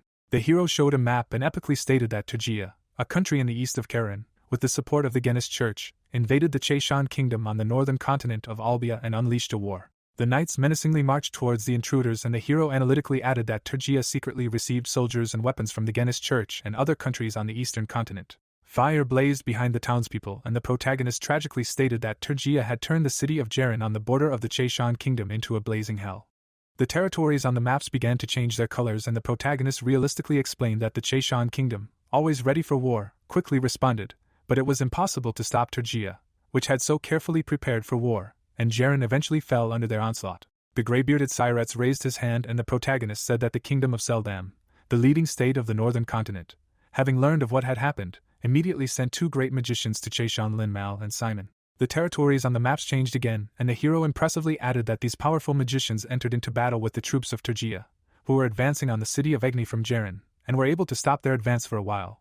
But the soldiers of Turgia, having armed themselves again, were preparing for a decisive assault on Egni. The heroes sat around the table with the map and the narrator concluded that ultimately the king of Cheshan, Alvarez IV, urgently convened a meeting of the Northern Alliance.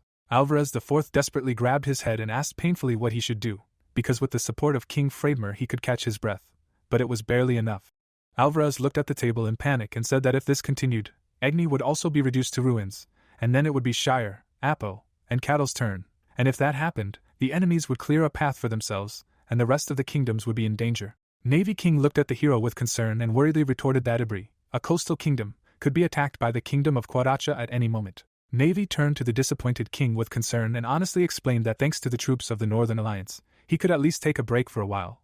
But now it would be difficult for them to send this support to another country, to which he logically argued that if Cheshan fell, the entire northern continent would be at risk in the blink of an eye. Rain nervously looked away from uncertainty and timidly asked what the kingdom of Absalon should do, since they needed to send additional troops. Vito looked disdainfully at his hesitant ally and angrily lashed out, calling him a wretched puppet incapable of independent decisions, and the king shouted that enough was enough. The boy frowned and asked if now was the time to argue, since the enemy had already invaded, and it was better for them all to focus on the current situation.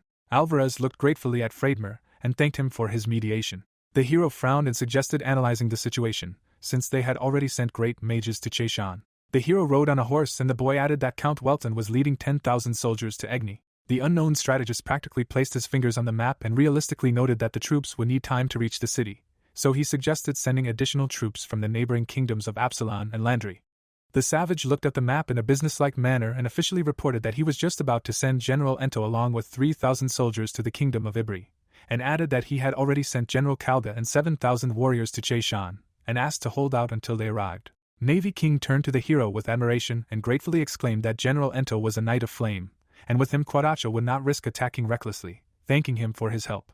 Ray shook uncertainly with excitement and timidly promised that he would order General Shatakin to be sent with 5,000 soldiers, and Alvarez IV gratefully exclaimed that thanks, and he would repay the generosity. Alvarez determinedly clenched his fists and firmly swore that he would do everything to hold out until reinforcements arrived, and would never give in to these ruthless people, to which the general belligerently declared that they must take the chance to destroy the Church of Genis, which was capable of summoning demons, and show Carrier in their power. The wise advisor looked at his comrades warningly and warned that determination would not hurt, but they must not let their guard down, and anxiously added that they were more powerful, but they did not know when the enemies would summon demons again.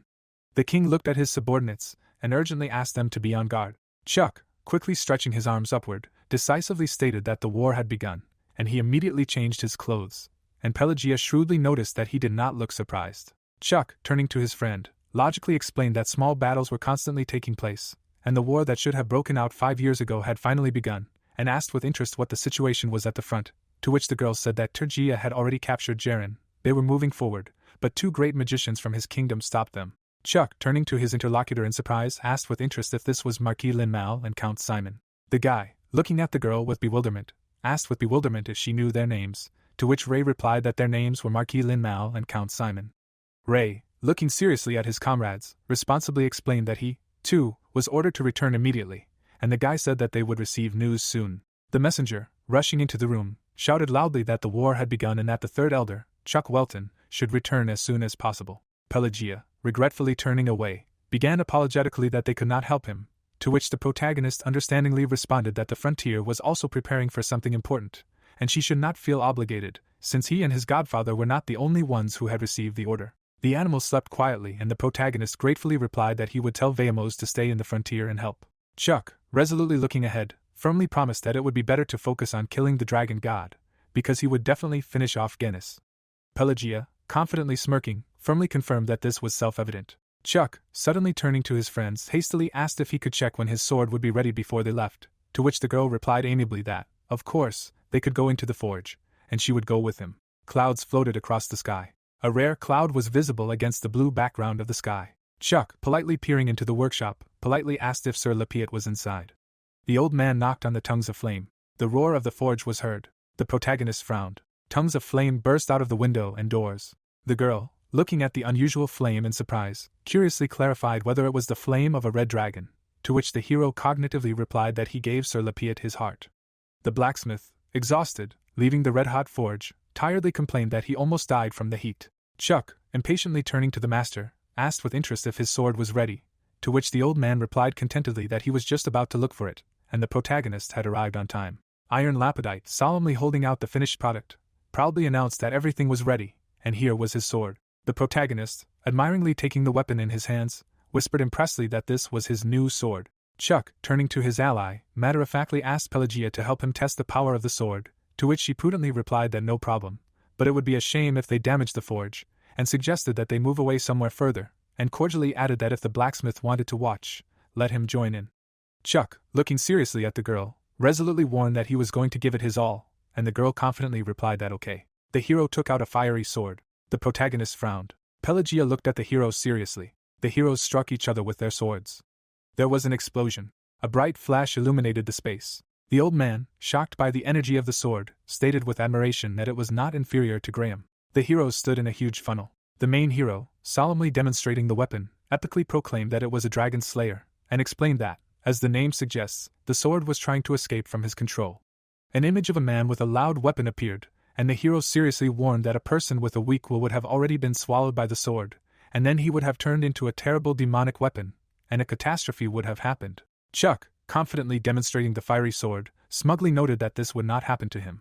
Pelagia, approaching the hero, impressively commented that it was incredible how he could compete with Graham's lightning, and asked contentedly if Chuck liked the sword, to which the guy enthusiastically replied that it was amazing, and the girl congratulated Lil on creating an excellent weapon, to which he gratefully replied that it was all thanks to excellent materials. Pelagia, curiously turning her head to the old man, asked with interest what he called the sword, to which he frankly explained that he was too focused on forging, so he did not have time to come up with a name. Pelagia, looking at the protagonist, politely asked if she could choose a name, and meaningfully added that she had a suitable one in mind, and the protagonist curiously asked again which one. The girl lowered her gaze and said that several powerful weapons were mentioned in legends, including an incredible sword that her ancestor owned. The protagonist looked at his girlfriend and she impressively told him that he was so strong that he could cut through space, a sword that cuts through space, and that her ancestor's name was well known in the human world. A silhouette of a warrior appeared and the girl majestically proclaimed that the hero Rolong, Barasada was one of his weapons. The protagonist grabbed his weapon and noted informatively that Rolong was a hero who conquered the world with his sword, Durandal, and he didn't know that Barasada had another one, and agreed that he liked it. The Church of Genis. Clint, smugly admiring the reflection, vainly commented that he hadn't dressed up like that for a long time. An image of a guy behind bars appeared and he bitterly stated that the 5 years he spent in the catacombs, the underground prison of the sun god, were a nightmare. Clint, solemnly throwing his hands up, epically declared that he had now been granted new divine power from Mount Chongbong. He could return to the battlefield right now. The guy stood with a weapon in his hands and the hero angrily swore that he would grind Chuck Welton into dust this time. Clint, mockingly turning to his subordinate, sarcastically asked why he was shaking so much, and if he was scary, to which the guy uncertainly replied that he was just cold. Clint, condescendingly grabbing the cane from his hands, patronizingly advised him not to work too much and not to strain himself, and the servant thanked him with relief. Clint, having cut off the boy's head, commanded him to go and work next to the god Genis, and that he could consider this a promotion. Clint, dismissively throwing away the old weapon, indifferently stated that he no longer needed this sword. The antagonist approached the floor with the sword. The hero grinned. Clint, nostalgically stretching out his hand with the legendary blade, warmly greeted that they had not seen each other for a long time. Chuck, looking out the window, businesslike stated that it was time for him to go, and added that power and an ancient god in such a short time he had achieved a lot. The protagonist, proudly counting the achievements on his fingers, smugly added that he had become a master of the sword and got Barasada. An image of Diablo appeared and the hero honestly admitted that if you compare his current level of power with what he had in his past life, he still has room to grow, since Diablo Wolfer was more powerful than a god. Chuck, looking at the table, seriously stated that the opponents he would have to face would be much stronger than all the previous ones, and in order to defeat the 12 gods, he must gain unprecedented power. Venomat was sitting at the table and the protagonist desperately exclaimed what this was. Venomat, looking at the hero indignantly, excitedly shouted what all this meant, why they were leaving so suddenly, and why they did not wake him up when they sent Wendy to the Valkyries. Venomat, sadly jumping on the table, sadly asked again if she would never return, to which the protagonist guiltily explained that Wendy would become queen, so she would not be able to accompany them. The sun was shining outside and the hero asked him sadly if he was leaving, to which the protagonist decisively replied that he was, and that he should stay here and help Pelagia. Venomat, hanging his head in disappointment, sadly agreed that he understood, and sadly added that he would talk to Wendy, ask Philin to convey his words to her, and Chuck thought pitifully that even his horns had drooped, and he was somehow embarrassed now. Chuck, carefully handing over the magic artifact, kindly said that he should take the warp magic circle, with the help of which he could contact Wendy. Chuck, looking at the little animal instructively, responsibly added that he should help the frontier and not forget that he needed to regain his former power, to which he loyally replied that he was listening, teacher, and swore that he would return to his previous form by their next meeting. Chuck opened the door in a businesslike manner, and the hero asked if he was ready. Chuck strode resolutely toward the gathering place, and Ray noted that everyone had gathered at the round table, and suggested saying goodbye. Pelagia, sitting at the table, sternly ordered everyone to remain silent. Pelagia, smiling nervously, added that something had happened, so not everyone could join in, and warmly suggested that she thought it would be great if they said a few words goodbye to Chuck. Nell Sharon, looking regretfully at the table, sadly noted that Chuck was leaving, and she felt sorry, to which the hero amicably promised that when he returned, he would show her cooler magic circles, and asked that she perfect what he had already taught her, and the girl firmly promised to do so. The bird angrily closed her eyes, and the protagonist gratefully said that thanks to Hawks, too, thanks to him he was able to put his thoughts in order, to which he sarcastically commented that he called this a farewell, meagerly, did not expect from him. Chuck, warmly closing his eyes, noted in a friendly manner that he and Simon had been traveling together for over a month. It had been fun, he had even crossed the border illegally. The guy in the mask, looking at the hero, answered with satisfaction that he was glad that it amused him. The guy scratched his nose and the hero thanked Khan for bringing Wendy and Veamos to the frontier safe and sound, to which he sheepishly replied that well, he was just doing his job, he had goosebumps from his farewell speech. Flower bowed to the hero and Chuck politely thanked him for Rosemary feeding him. The protagonist calmly looked forward. Pelagia looked at the main character. Chuck thoughtfully rose from his chair, seriously began by saying that he wanted to say that when he first learned about the frontier, he thought that there were some kind of revolutionaries who were going to destroy the system. The masked guy looked into the distance, and the hero continued with an impressed expression that after getting to know them better, he realized that Frontier was not involved in such trivial things. The heroes walked around the city and the guy passionately proclaimed that Frontier was opposing the 12 gods and striving for freedom, and he thought that nothing would happen if he told them. The protagonist frowned and said that his real name was Diablo, and he was a dark mage who had challenged the gods 66,666 years ago. The heroes turned to the hero in shock and he said that he did not understand how he managed to return, but his goal remained unchanged. The girl looked at the protagonist kindly, and he added that he wanted freedom for the whole world. The protagonist extended his hand and said that in order to achieve it, they must stick together and defeat the gods, and epically proclaimed that all the participants in the revolution who forgot the will of Diablo Wolfer and took on the burden of resistance in the war with the 12 gods were his comrades. The hero put his hand to his chest. The heroes looked at the hero in shock. Hawks, looking at his friend in shock, asked in amazement if this meant that such an ancient being had been reborn on Earth, and the hero frankly answered that it did. Simon, nodding his head in understanding, wisely stated that it was clear that he was surprised, but now it was clear why he was such a talented child, and the protagonist guiltily added that he was sorry, he did not say so right away. Chuck, nodding warmly to his mentor, assured him cordially that he was still his godfather, and suggested that Count Welton and Sears knew nothing, so he would keep his secret.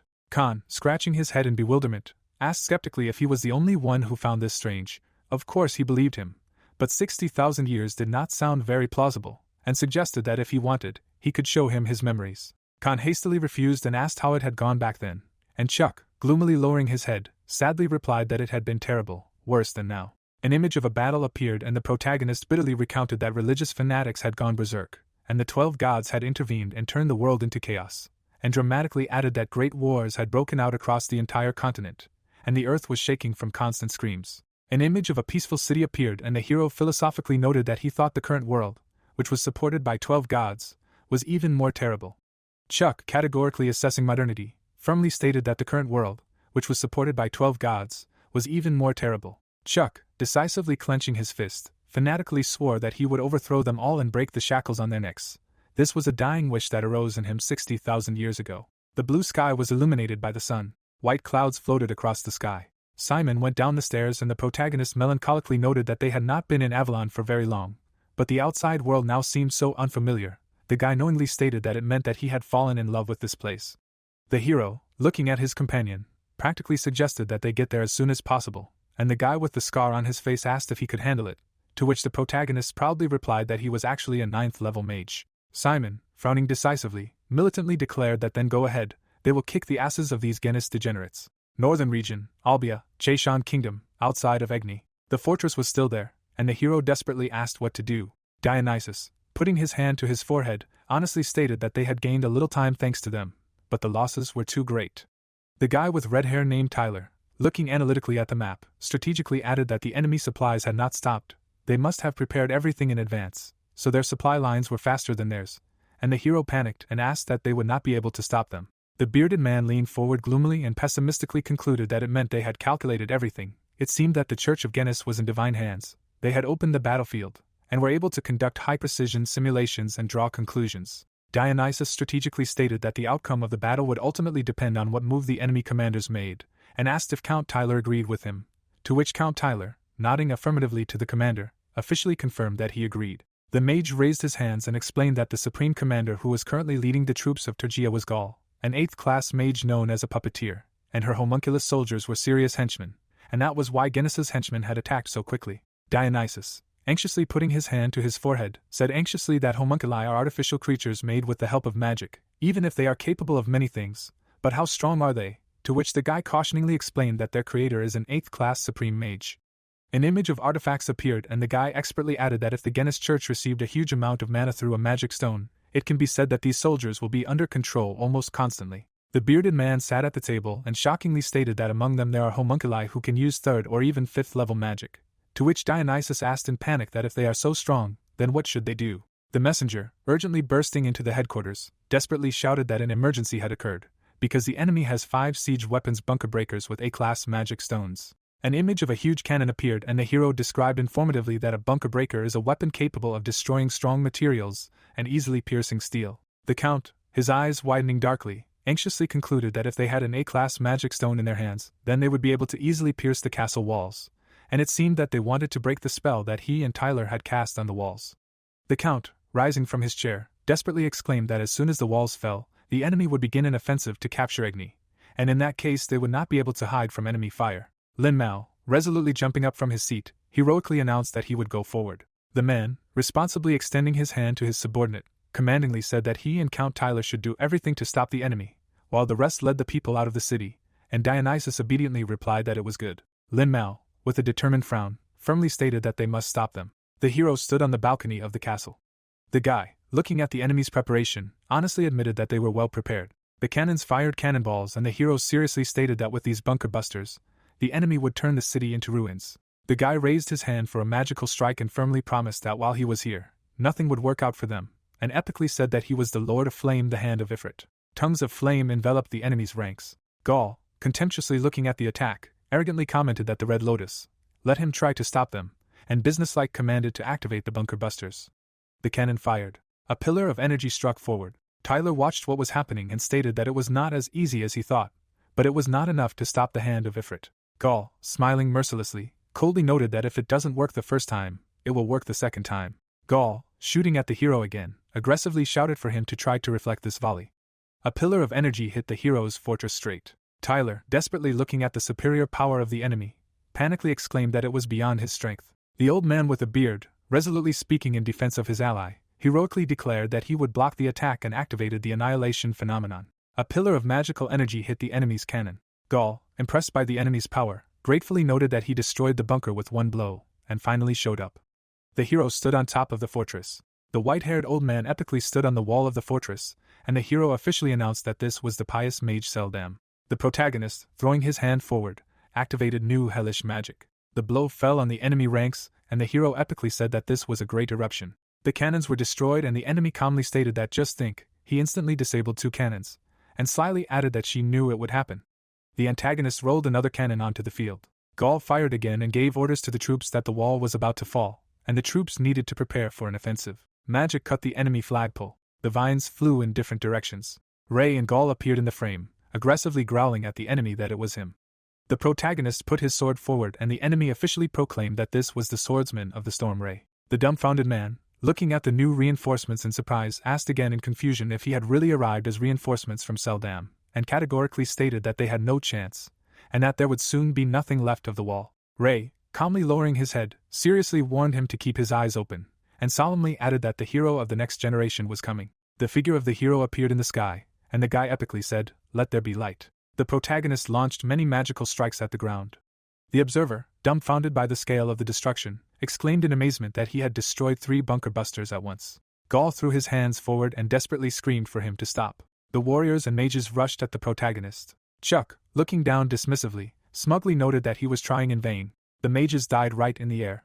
Gaul, waving his arms in terror, panicked and ordered everyone to disperse as far as possible. The hero slammed his hand into the ground and activated summoning magic, solemnly reciting the summoning spell Heavenly Gate. Gaul, richly placing his hand on the ground, solemnly called out that he was calling to them, and enthusiastically shouted that it was Sir Pharaohs and Sir Araxer. Pharaohs, looking around analytically, astutely noted that it seemed the situation had reached a critical point, since she had called both of them. Araxer, looking reproachfully at the hero, smugly noted that this was why he said he would lead them.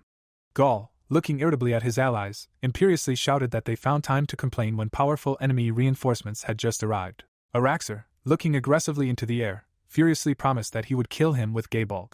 The antagonist swung his weapon and described informatively that Gabolg is a legendary magic spear with a bad reputation, and when it hits, the target dies, even if the damage is not critical. Pharaohs launched his spear at the protagonist, and smugly promised that he would destroy this light too, to which he commented with interest that they were high-class reinforcements. Chuck dismissively threw away the enemy's weapon, contemptuously stating that they were weaklings. Chuck, looking at the opponents, disappointedly added that one could die of boredom, and coldly ordered them to disappear. The hero launched tongues of flame at the antagonists. The fire hit the ground. The flames blazed. Pharaohs, desperately looking at the sky, screamed in panic to reflect the blow. The flames wiped the heroes off the face of the earth. The old man, looking at the burning buildings, gratefully stated that they almost lost the city, but Chuck saved them. Tyler, bewildered, turned to his ally, and asked him in confusion that he did not know why he was here with Chuck, but what had happened in the last 2 months, and was impressed to see that Chuck had become stronger than during his fight with Hawks. Destroyed cannons lay on the ground, and the old man matter-of-factly stated that their job was done. The protagonist landed in front of the defeated Gaul. The enemy, furiously swinging at the protagonist, growled furiously that Chuck was a bastard, and cast the spell. Destruction of the soul is eternal death. The spell hit the hero, and the enemy ordered him to die. The protagonist, raising his hand up, slyly commented that it was good that he had hidden an ace up his sleeve. Gaul, looking at the enemy in shock, exclaimed in shock that he was a dark magician. The huge teeth closed behind the enemy's back and he commanded the demonic creature Leviathan to eat. The huge monster bit off Gaul's arm. The hero fell to the ground and groaned. The protagonist stood before the enemy, and Gaul humbly declared that he surrendered. Iliad IV, looking ahead indignantly, exclaimed in annoyance that just think, the troops of Turgia suffered a defeat, and furiously asked why they could not calculate the enemy's attacks. The subordinate strategist, bowing fearfully to his superior, timidly replied that he begged for forgiveness. He did not say that Chuck Welton would appear on the battlefield, and the warrior menacingly asked what he meant to say, that the relic of the god Genis, which he gave them, was mistaken in the calculations. The subordinate strategist, throwing up his hands in panic, desperately objected that of course not, he made a fatal mistake when calculating the strategy. The hero's body was pierced by the weapon. Iliad looked at his ally's body in disappointment, and hissed angrily. Iliad IV, turning to Clint in confusion, helplessly asked him to share his thoughts, and the hero thought that Chuck had dealt with 3 experienced masters on his own. The hero, sitting at the table, stated that everything indicated that Chuck had reached the top level, and the heroes asked him, because no one had ever achieved this. The heroes looked down desperately and said that no matter who they sent, the result would be the same. Clint, putting his hand to his chest, promised to bring him these northern bugs with a taste of hell on a silver platter. Iliad looked at the heroes strangely and thought that he could be trusted. The white-haired guy looked at his superior and asked why not give this task to Clint, and asked why they do not release them. Agni Underground Prison. Torches illuminated the corridors. The protagonist looked at the defeated enemy and asked if there were not 3 of them, and where did the other one go. Gaul turned away and ordered to kill him. The protagonist looked down cheerfully and thought that he would not tell him anything just like that, and it was necessary to use a location spell, and said that he was not crazy to kill a hostage. Gaul glared forward and said that they had lost their value, and said that he should be very happy that their powers were useless. The protagonist looked through the bars and asked if they shouldn't pay for causing such unrest in these lands. The enemy looked at the hero with confusion and asked what he was talking about. The protagonist looked down dirty and said that if he turned the hostage into an undead, he would gain impressive power at his disposal. The hero began to beat against the bars and beg him to just kill him. The count, happily approaching the hero, exclaimed enthusiastically, turning to Chuck, and puzzledly explained that he could not understand where he had disappeared to. But it turned out that he was here, and the protagonist kindly noted that he was glad that they both came. He was busy putting these guys behind bars, so he could not come up to greet them, and apologized, and the old man replied that it was okay, because he did an excellent job, although one still managed to escape from him. The old man, looking at the hero with an impressed expression, stated with admiration that, be that as it may, Chuck had single-handedly defeated the enormous army of Turgia, and added whether Chuck had really reached the upper level. The protagonist clenched his fist, and the old man analytically added that, from his own experience, he knew that it should be simply impossible to deal with the army and defeat the master, to which the protagonist replied with satisfaction that he had finally succeeded. Tyler, nervously looking ahead, anxiously commented that chaos would once again descend upon the world, and the old man added that he should immediately report this to the palace. Count Simon, practically pointing at the prisoners, asked in a businesslike manner what to do with them now. Gaul was sitting behind bars, and the hero asked what to do with them, to which Chuck calmly stated that he wanted to turn them into undead and use them, since their enormous power would come in very handy in future battles. The old man, with his head down, philosophically mused that if living people were to be turned into evil for the good of humanity, he would not stop him, and the count officially confirmed that he agreed, for which the protagonist thanked them. The protagonist asked with interest where Sir Ray was, to which the old man, looking at the protagonist, replied in a businesslike manner that he was heading to the Lord, said that he would deal with the reigning chaos, and asked if Chuck had heard that Count Welton would soon arrive in Egni. Chuck, turning to his interlocutor in surprise, asked again in amazement if it was really his father, and the hero thoughtfully added that the trip would take the Count some time, so Chuck should rest for now. Chuck, looking forward nostalgically, thoughtfully noted that, in his opinion, this would be the first time he would meet his father far beyond the palace walls, and added that he would leave it to them. The moon was shining in the castle, and the messenger desperately shouted that he had urgent news for his majesty. The messenger, standing solemnly in front of the king, epically proclaimed that Chuck Welton, the third elder of the magical world, defeated the 50,000th army of Turgia. The king, looking at the messenger in shock, exclaimed in shock that this was really true, and he officially replied that it was. The messenger, throwing his hands up, excitedly added that in addition to this, Chuck also reached the supreme level, and the military, stunned, whispered that he had reached the supreme level. The king, confusedly turning to the advisor, puzzledly asked Marquis Bell if he knew about this. After all, Chuck is his left hand, to which he frankly replied that he heard something like this from Ray, but was not completely sure, since there was no evidence yet. Marquis Bell, narrowing his eyes in satisfaction, reasonably concluded that since Chuck had dealt with an army of 50,000 on his own, it must be true. The military man's face appeared in the glass ball, and the heroine whispered the protagonist's name.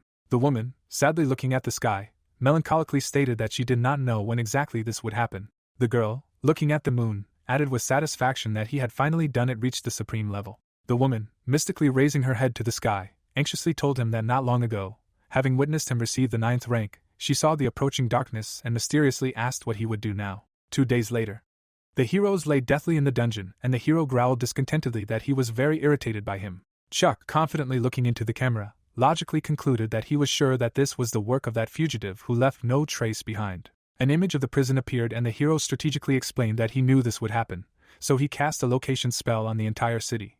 But judging by the fact that the escapee managed to remain unnoticed, he seemed to know how to bypass this kind of magic. Chuck, grinning contentedly at his own cunning, smugly commented that he was a stupid idiot and fell for it. The corpse was lying face down, and the hero slyly explained that he did not plan to turn Katerina and Draxer into undead, because he had already made sure that they were baptized in the Genist church.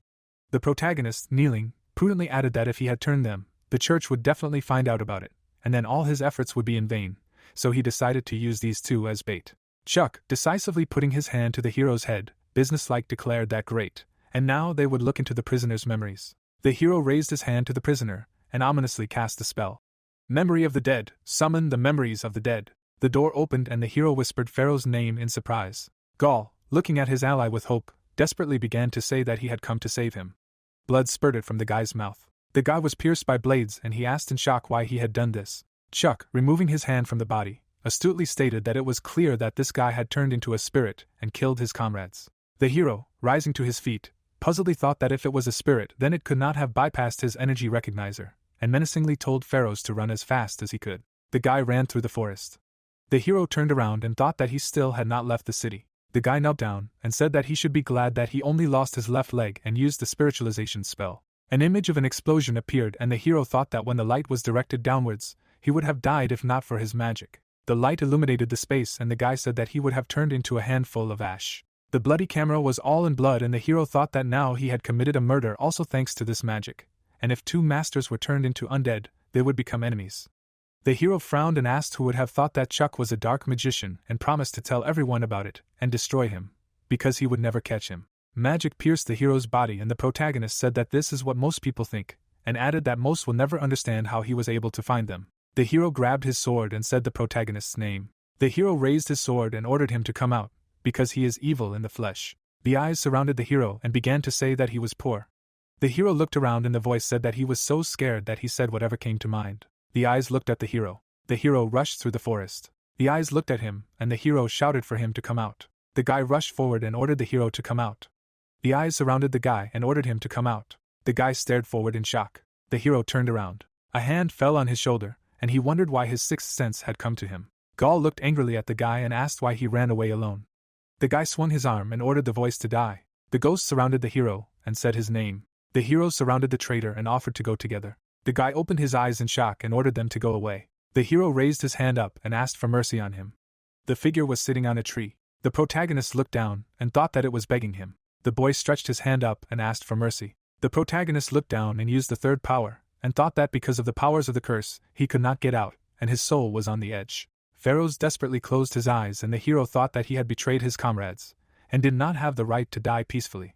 The hero was enveloped in magic and the protagonist promised him a painful death, adding that all their enemies had either died or disappeared. The next day, the guard, solemnly entering the fortress, joyfully shouted that the army of the kingdom of Seldam had arrived and ordered the gates to be opened. John Walton, looking towards the city, warmly whispered the protagonist's name and sentimentally added that he and his son would finally see each other. The sky was blue and cloudless. Austin Ginger, turning amiably to his companion, sympathetically asked if they were happy to soon meet their son after a long separation.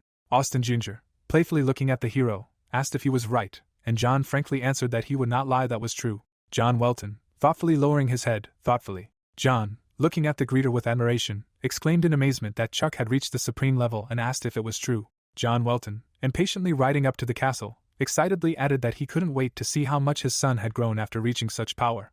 An image of the little protagonist appeared and the hero thoughtfully told that when they first met in the main magic tower, he immediately thought that Chuck was amazing, but reaching the supreme level in 5 years was incredible. The hero ran forward. Dionysus O'Mullet, bustling out to meet the guests, excitedly greeted the heroes and introduced himself. John Welton, bowing politely to the host, politely replied that he was glad to meet him, and the latter gratefully thanked them for coming.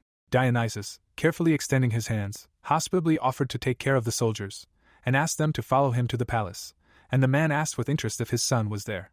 Dionysus Amulet, catching himself, guiltily explained that it was true, he did not say because he was in a hurry, but his son, young Master Welton, went on patrol, for which he was very grateful to him, to which the hero repeated in bewilderment, really on patrol, although it seemed to him that his son knew about his imminent arrival. The hero, Indignantly closing his eyes, angrily exclaimed that Chuck decided to leave his dad alone. Meanwhile, Chuck, contemptuously looking down, dismissively commented that they were idiots. An image of an artifact appeared, and the guy expertly stated that semi-magical artifacts were placed throughout the city. An image of another artifact appeared. The hero looked down at the village. An image of another artifact appeared, and the hero asked if they really thought that such a dud would stop him. An image of blue artifacts appeared. Chuck, resolutely grabbing his sword, belligerently declared that, well, okay, he would just try out Barasada and destroy them. The hero was hit by a wave. The protagonist looked to the side and anxiously noticed that there was some suspicious energy on the other side of the border. The enemy was approaching furiously, and the hero sternly whispered that it was Clint. An image of a small hero appeared, and the guy honestly admitted that 5 years ago, when he met Clint in Utona, he had no chance against him due to the difference in skills, and smugly declared that now everything was different. The protagonist, resolutely looking forward, belligerently promised that before the enemies reached their destination, he would return Jaren. The hero knocked on the door. John Welton, opening the door, solemnly announced that John Welton and Austin Ginger, reinforcements from the kingdom of Seldam, were greeting the elders. The count, looking happily at the guests, said that he had not seen them for a long time, and amiably confirmed that this was true, and asked how many years, how many winters, and said that he did not know that Ray was also here. Ray, casually closing his eyes, indifferently replied that it happened that way. John Welton, curiously pointing at the strange symbols, asked in bewilderment what it was, and Tyler replied that these were symbols of semi-magical artifacts that had been hastily placed to intimidate Chuck and their reinforcements. John, looking at the elder, matter-of-factly asked how many there were, to which he anxiously replied that they only knew of 3,000 copies, and by the way, they had already stopped Chuck's magic once. With such a number, even dragon magic was no obstacle. The old man looked at the hero and John worriedly and anxiously reported that he was told that Chuck had gone on patrol and suggested that maybe he had gone to Jaren for reconnaissance, to which the hero understandingly stated that a patrol was more like reconnaissance, because Chuck would not have gone on patrol if he knew that his father was coming. Dionysus, crossing his arms in panic, exclaimed in fear that there had been a mistake, and the hero menacingly shouted his name. The old man with a beard, looking at the guests, gratefully noted that he was still glad that they had made it in time and reported that in 2 days, closer to noon, General Calda and 7,000 soldiers from the kingdom of Landry would arrive. Tyler looked away and thought that there was some internal conflict in Epsilon. They promised to send help, but since then there had been no news. John Welton, looking strategically at the map, optimistically noted that if they added up all the soldiers they had, they would get an army of 10,000, and with that number they would certainly be able to retake Jaren.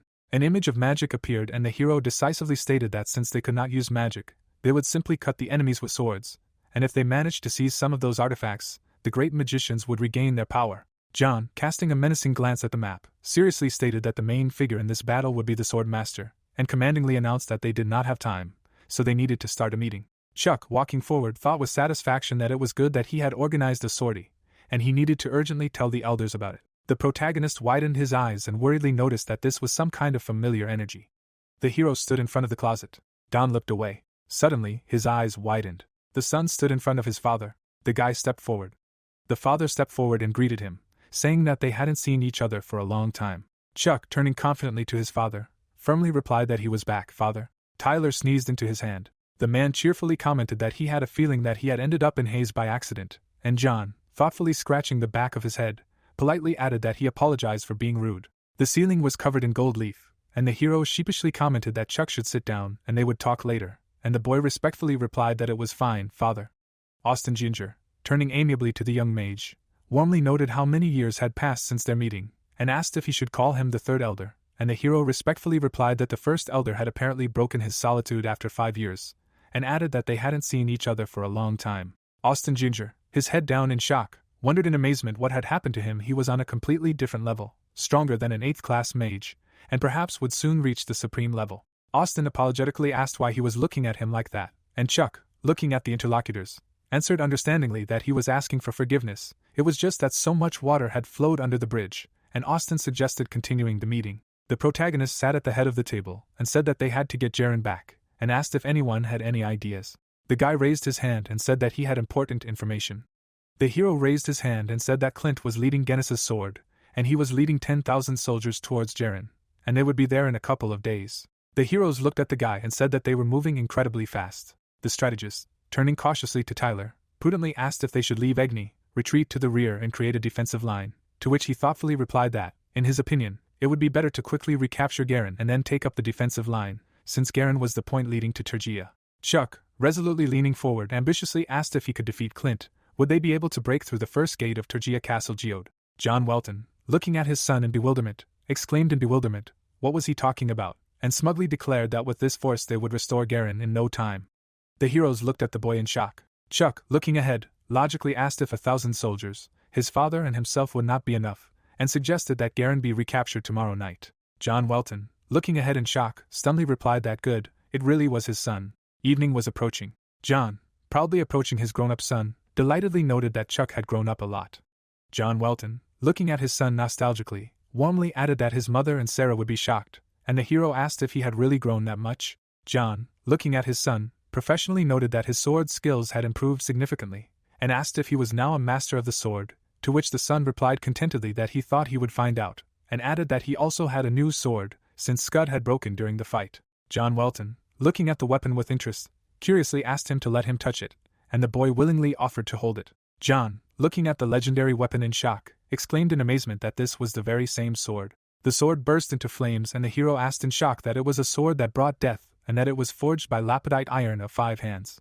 John Welton, raising his eyebrows in shock and surprise, exclaimed in amazement how he had managed to persuade such a master to forge a sword, to which the hero hesitantly replied that he had simply asked politely. The father, skeptically putting the sword back into its sheath, ironically commented that it would have been better to have said right away that he did not want to give away secrets. John Welton, frowning sternly at his cheerful son, seriously asked what was so funny and playfully added that his dad was furious, actually, and the son answered contentedly that it was nothing to worry about. The hero looked at his son, and Chuck sentimentally reflected that he and his father had not communicated for a long time, but he still felt at ease, and wisely stated that this is what family means, and guiltily turned to his father. Chuck, walking next to his dad, honestly admitted that he could not properly take care of Scud, and he broke down, and asked if his father was angry, to which he wisely consoled his son that swords tend to break, and advised not to worry too much. The heroes stopped. John Welton, looking ahead with interest, excitedly noted that the most important thing was the upcoming duel, and enthusiastically added that they had not had a duel for a long time, and suggested that they fight not with wooden swords, but with real ones. John stood against the backdrop of a scarlet sunset. He stood with his hands behind his back and said that the most important thing was that they had not had a duel with him for a long time, and with real swords, not wooden ones. Inner castle, training ground. Moonlight illuminated the stone castle. 2 dark silhouettes stood in the middle of the field inside the fortress. John noted that the rules were simple. The one who admits defeat first is considered the loser. Chuck looked suspiciously at his father's sinful hands. He thought that he was going to talk to him about how to win back Garen. But the duel was so sudden, and the guy asked what if no one surrenders. Ray approached the father and son from behind and said that he was looking for them because he was interested in what they were doing here, guys. He looked at them carelessly and added that it seemed that he had not miscalculated. John looked at Ray from under his brows and said that he was like a ghost again, hiding his presence, staggering nearby. He answered that it was a matter of habit, and asked that has anyone complained about this. Chuck noted to himself that it is so exhausting. The girl turned her head to the left with her eyes closed. The guy added that all their hostility was only because of a long-standing youthful rivalry for the heart of one girl. Ray and John put very close to each other. Chuck's father asked that he could just not interfere in their personal space when he spent time with his son. He in response asked what he would do in this case. Chuck awkwardly asked if Ray could be a judge. He moved away from John and answered that of course, and he would watch them until someone admitted defeat, or was completely overwhelmed by the opponent. John expressed his consent. Chuck and John shook hands. The first said that they should give it their all. The other answered that of course they should. Chuck's father swung the sword in his right hand. He thought that a lot of time had passed since their last sparring, and that he was watching to see how well he could succeed. Ray raised his left hand in readiness to begin the duel and said that the participants in the duel should get ready. The clash of Chuck and John's swords caused traces of their auras to appear in the air. Ray shouted that they could begin the battle. The point of contact between their swords glowed brightly from the enormous pressure from both sides. The participants of the duel jumped away from each other. Chuck noted that he felt like his arm was almost torn off by this attack. He opened his eyes wide in surprise and added that the aura was so strong that it was hard to breathe. The guy instantly jumped back from the crushing blow of his father's sword. Chuck slid on the ground. He noticed that after exchanging several blows, he realized that he was about the same level as Clark. John extended his right hand with the sword and asked if this was all. Chuck exhaled slightly. Enveloped in a fiery aura, he stood in a fighting stance with the sword and answered, "Of course not," and added that this was just the beginning. The guy instantly jumped over his father. He opened his eyes wide in shock and thought that he couldn't follow it, but he felt it coming straight at him. Chuck suddenly rushed to attack John. Chuck's father asked himself what Chuck's skill was. He put a sly grin on his face and added that he would also show him something. John swung his right hand with the sword in it, and said the name of the skill in his mind, interdimensional cut, a skill that can cut all existing dimensions. His blade was covered in a poisonous green aura. He noted that this was his true power. Chuck stood not far from John and noted that he cut the coming step with only his sword, and that none of his opponents had managed to sense the coming step before. Chuck's father's cloak fluttered from the shockwave of his contractile aura. The guy added that he thought he was able to clearly and intuitively deliver slashes to the target even blindly, and that he knew he was strong, but not that strong. John let go of his head with his eyes closed and said that he congratulated Chuck on becoming a master of the sword in just 2 months. He opened his eyes wide and added that did he know that nothing is absolute in this world. Chuck's father suddenly rushed to attack Chuck and said that even such a skill can be easily suppressed. The protagonist gritted his teeth from the onslaught of his father's strength, and thought that he had not been fighting at full strength all this time. John stood calmly near the wall of the stone castle. Chuck was flying towards him behind him with a burning sword in his hands. He noted that he did use magic after all. Chuck's father instantly blocked his son's blow with his blade. They looked at each other's faces with sly smiles. The guy said that if he can't win with just a sword, then he will fight him as a sword mage. John replied that he wanted to do so. Chuck flew back from his father's powerful counterattack. He clenched his teeth from the tension. The guy created a fire magic ball in his hand and said the name of his magic skill, Fire Magic, Hellfire. A magical fire strike in the form of a skull flew at Chuck's father. He said that he had a wonderful fighting spirit. The stone in the guard of John's blade glowed brightly. He added that he would not be able to block with just it. He swung his sword wide. Chuck's father looked at the guy. John stood half-bent and thought that he used fire to hide from him. Chuck flew at him with a staff in his outstretched hand. He noted that he moved to subspace to hide his presence and attack suddenly, and that no matter how strong his father was, even he could not. John's foot broke through the tile on the ground beneath him. He was standing on one leg. Chuck said that was impossible. The guy's eyes widened in surprise. Swinging his sword, John closed his eyes. The shockwave slammed Chuck into the stone wall of the castle. The guy stuck the sword into the ground and noted that he was probably able to cut through the looking glass with his spatial sword. Chuck stood leaning on his weapon. His father said that it looked like he was very shocked, and that when he reached his age, he would be able to use his skills as and when he wanted. The guy's hand was enveloped in a black aura. He thought that if the upcoming step and beyond the edge of Avalon did not work, John suddenly rushed to attack the protagonist, and cut off his train of thought, and said that he should not relax, and that he was attacking. Chuck immediately counterattacked his father's blow. He widened his eyes in surprise. An image appeared that described Chuck's skill called Dark Armor. The guy looked at John slyly and told him not to hold back in using his spatial sword, and he would show what he could do. Chuck's father also looked at him slyly and told him to get ready. 2 auras of the protagonist and John of different colors flew at each other. A bright flash was formed at the point of their contact. Ray stood with his legs wide apart and thought what the hell was wrong with this family. He looked up at their lightning fight and added that calling them monsters was a clear understatement. Chuck and John crossed their blades. Ray noted that after using the black armor, the protagonist became even stronger. He would soon determine the winner. Chuck looked at his father with clenched teeth. Ray thought that despite the fact that they seemed to be on equal terms, Chuck would not last long. The man waved his hand to stop the duel and thought that he had held out against John for a long time, and wondered if they would be able to see who had won. A bright green light flashed in front of him from Chuck's fight with his father. Ray noted that it was the winner. The next morning, the protagonist barely opened his eyes. He lay exhausted on the bed with his arms and legs spread out. He said that they had come in. John cautiously peered out from behind the door to Chuck's room and asked that he was still in bed. Chuck sat on the bed in the lotus position and replied that he had no idea that he would not deliver the final blow. His father noted that the duel was close to the conditions of a real fight, and that he simply attacked in the same way to increase his chances of winning. John's eyes widened in surprise and noted to himself that he had seen Chuck's sword absorb the energy of his interdimensional cut. Battered by the fight, Chuck stood in front of his opponent and cast a skill called Convergence. The aura from Chuck's father's blade moved into Chuck's sword. A bright flash formed at the point of contact between their swords. Their swords were shrouded in auras.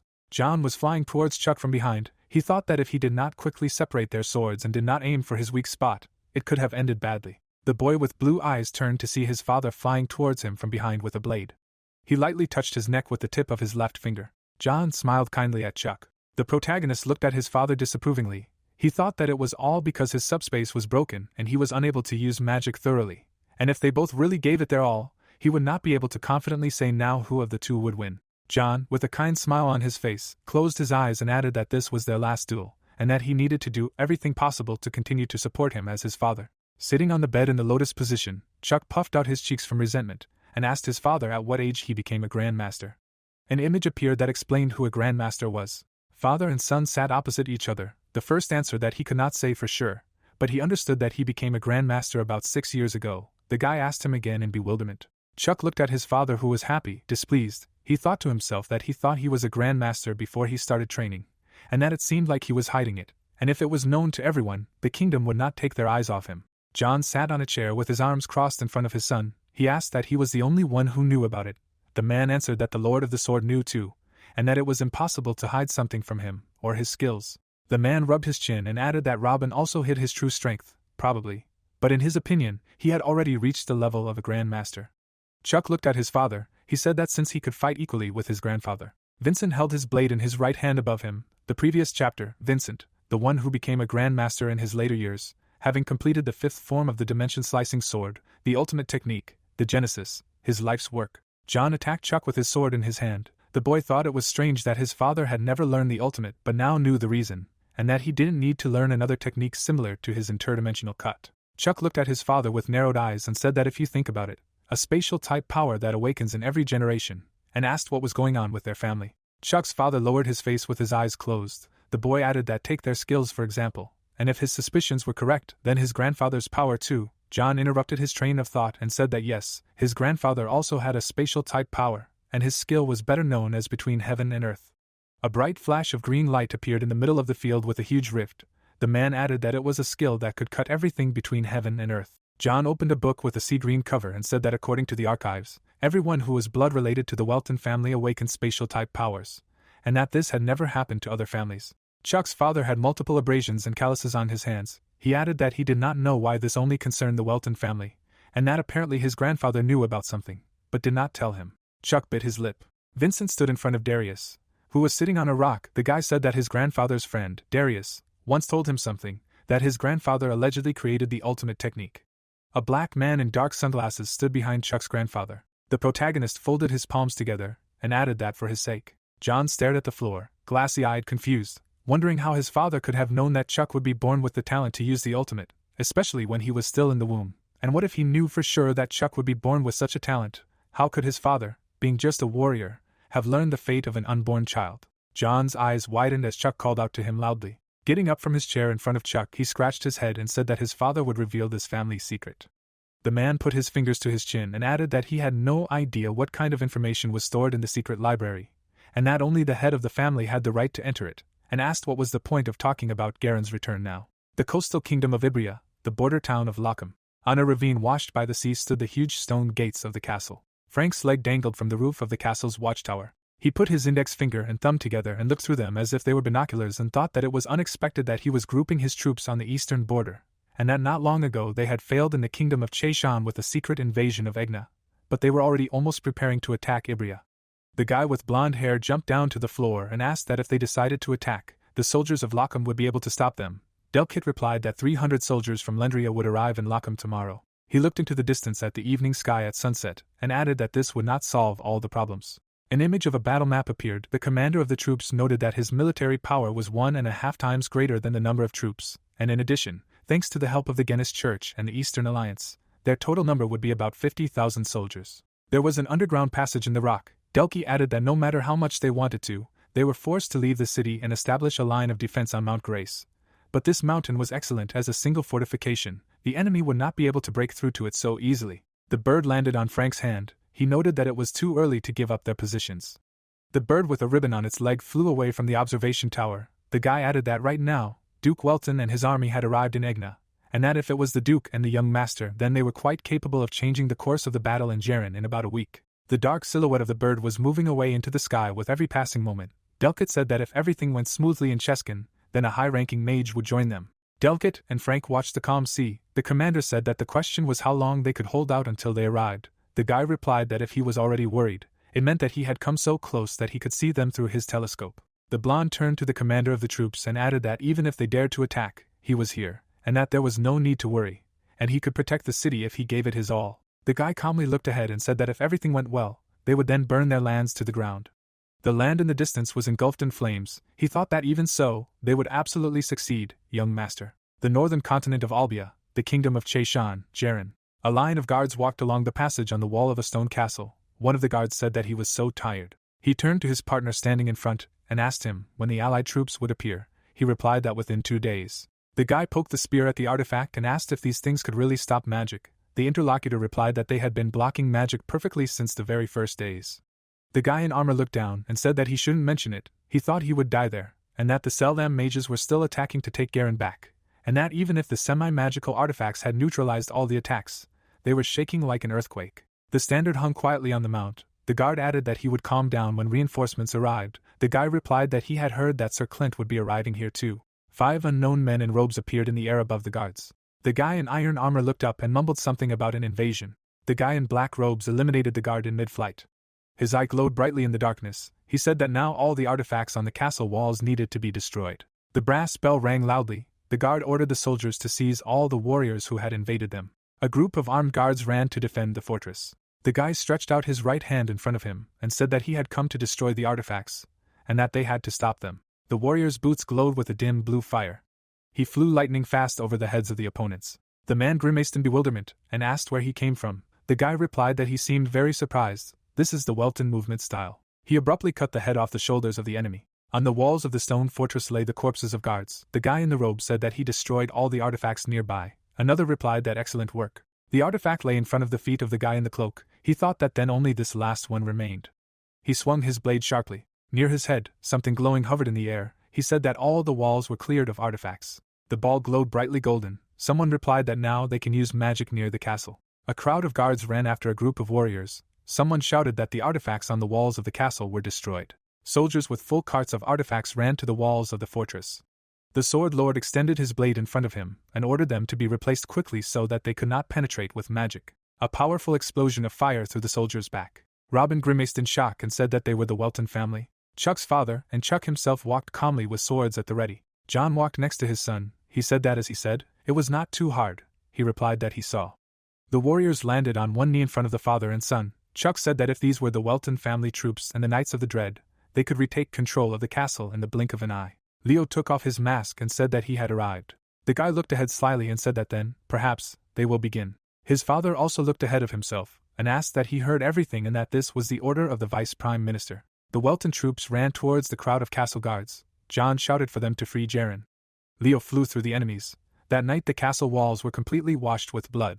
The warrior with a blade cut the artifact, thanks to the Welton family troops. Chuck swung his sword with a fire aura, Chuck Welton. His father also swung his blade, and John Welton. Chuck's foot stepped on the floor. He and John stood near the flagpole. The Northern Alliance had unconditionally regained control of Garen. Garen border. 2 figures stood in the middle of the square. Someone asked that Chuck Welton took back Garen. Clint grabbed his forehead and said that it was getting interesting. The guy in front of him said that presumably the army of Count Welton and reinforcements from Landria would soon arrive, and asked what their next steps were. Vincent stood with his hands behind his back in front of Clint, who asked what his thoughts were on the matter.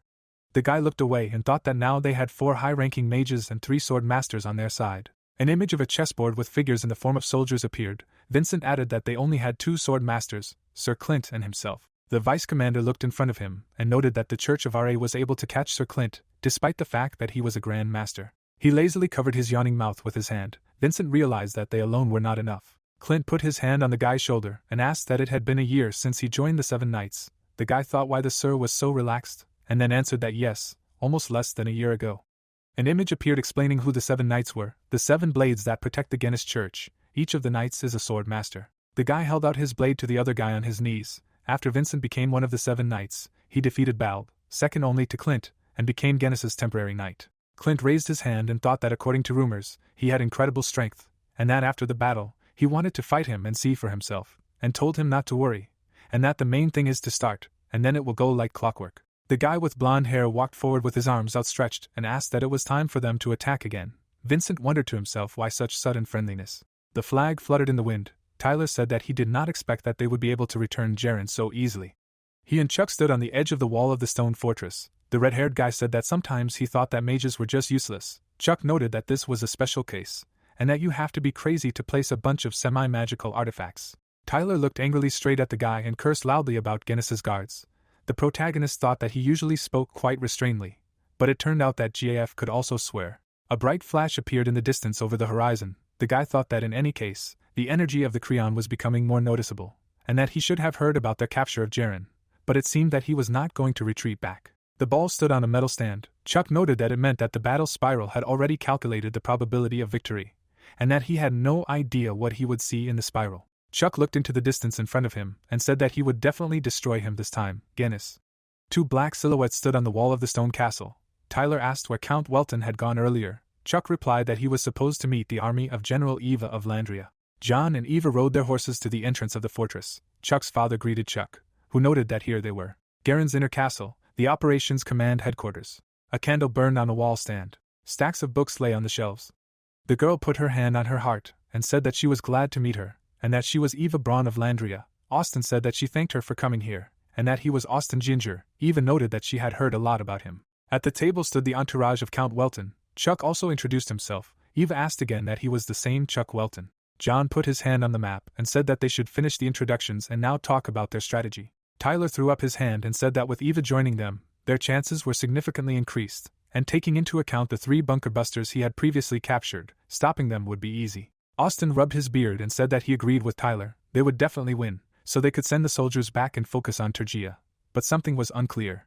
Chuck lowered his closed eyes to the floor and said that before he got here, he noticed the advance of Clint's troops, and that it was unlikely that the enemy did not know when to retreat, so he thought they still had aces up their sleeve. Eve looked at him and said that, okay, even if they had a secret weapon, the odds were still in their favor. Chuck narrowed her eyes and said that was true, and that from that point of view, there was no way they could lose. A bead of sweat slid down the girl's face. She asked what if their goal was not winning the battle, and what did that mean then? Edward scratched his beard and said that their target should be one of them, and that if one master or mage was killed, the damage would be irreparable.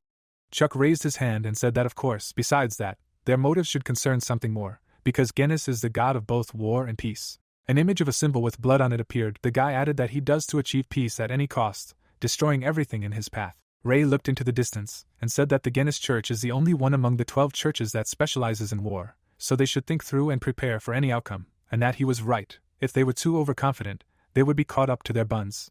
Chuck extended his hand and said that about that, and asked how about such a plan. Clouds floated in the clear sky.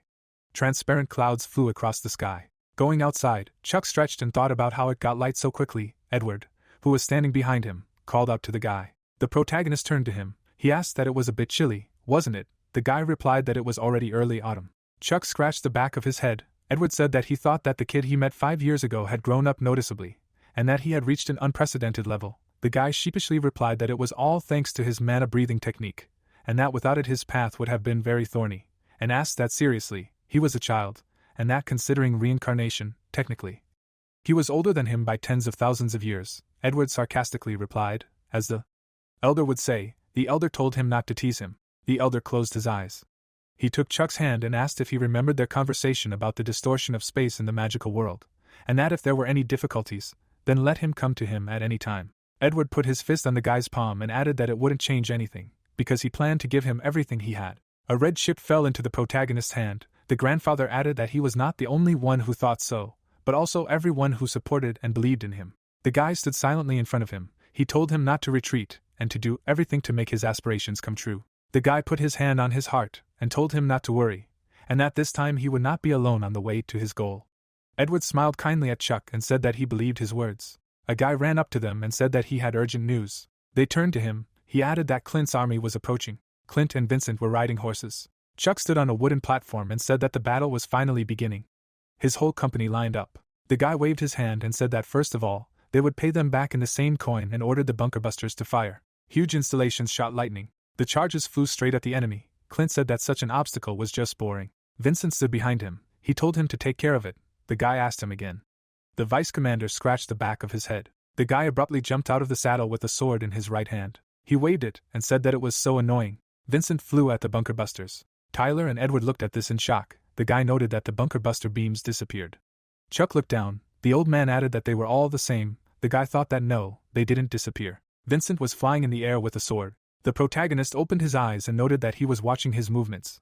But he definitely absorbed the beams, and asked what this skill was that absorbs attacks. Vincent landed on one knee. Chuck asked who he was. Austin extended his hand and said that it seemed they underestimated their opponent.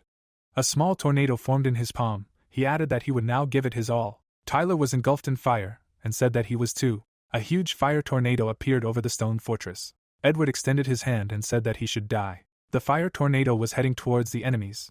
Clint jumped off the saddle to the ground. He stood in front of the tornado, and asked what they wanted to stop with this small fire. The guy pulled the sword out of its sheath and said that it pissed him off. He swung the sword in front of him. Clint raised his right hand and the blade.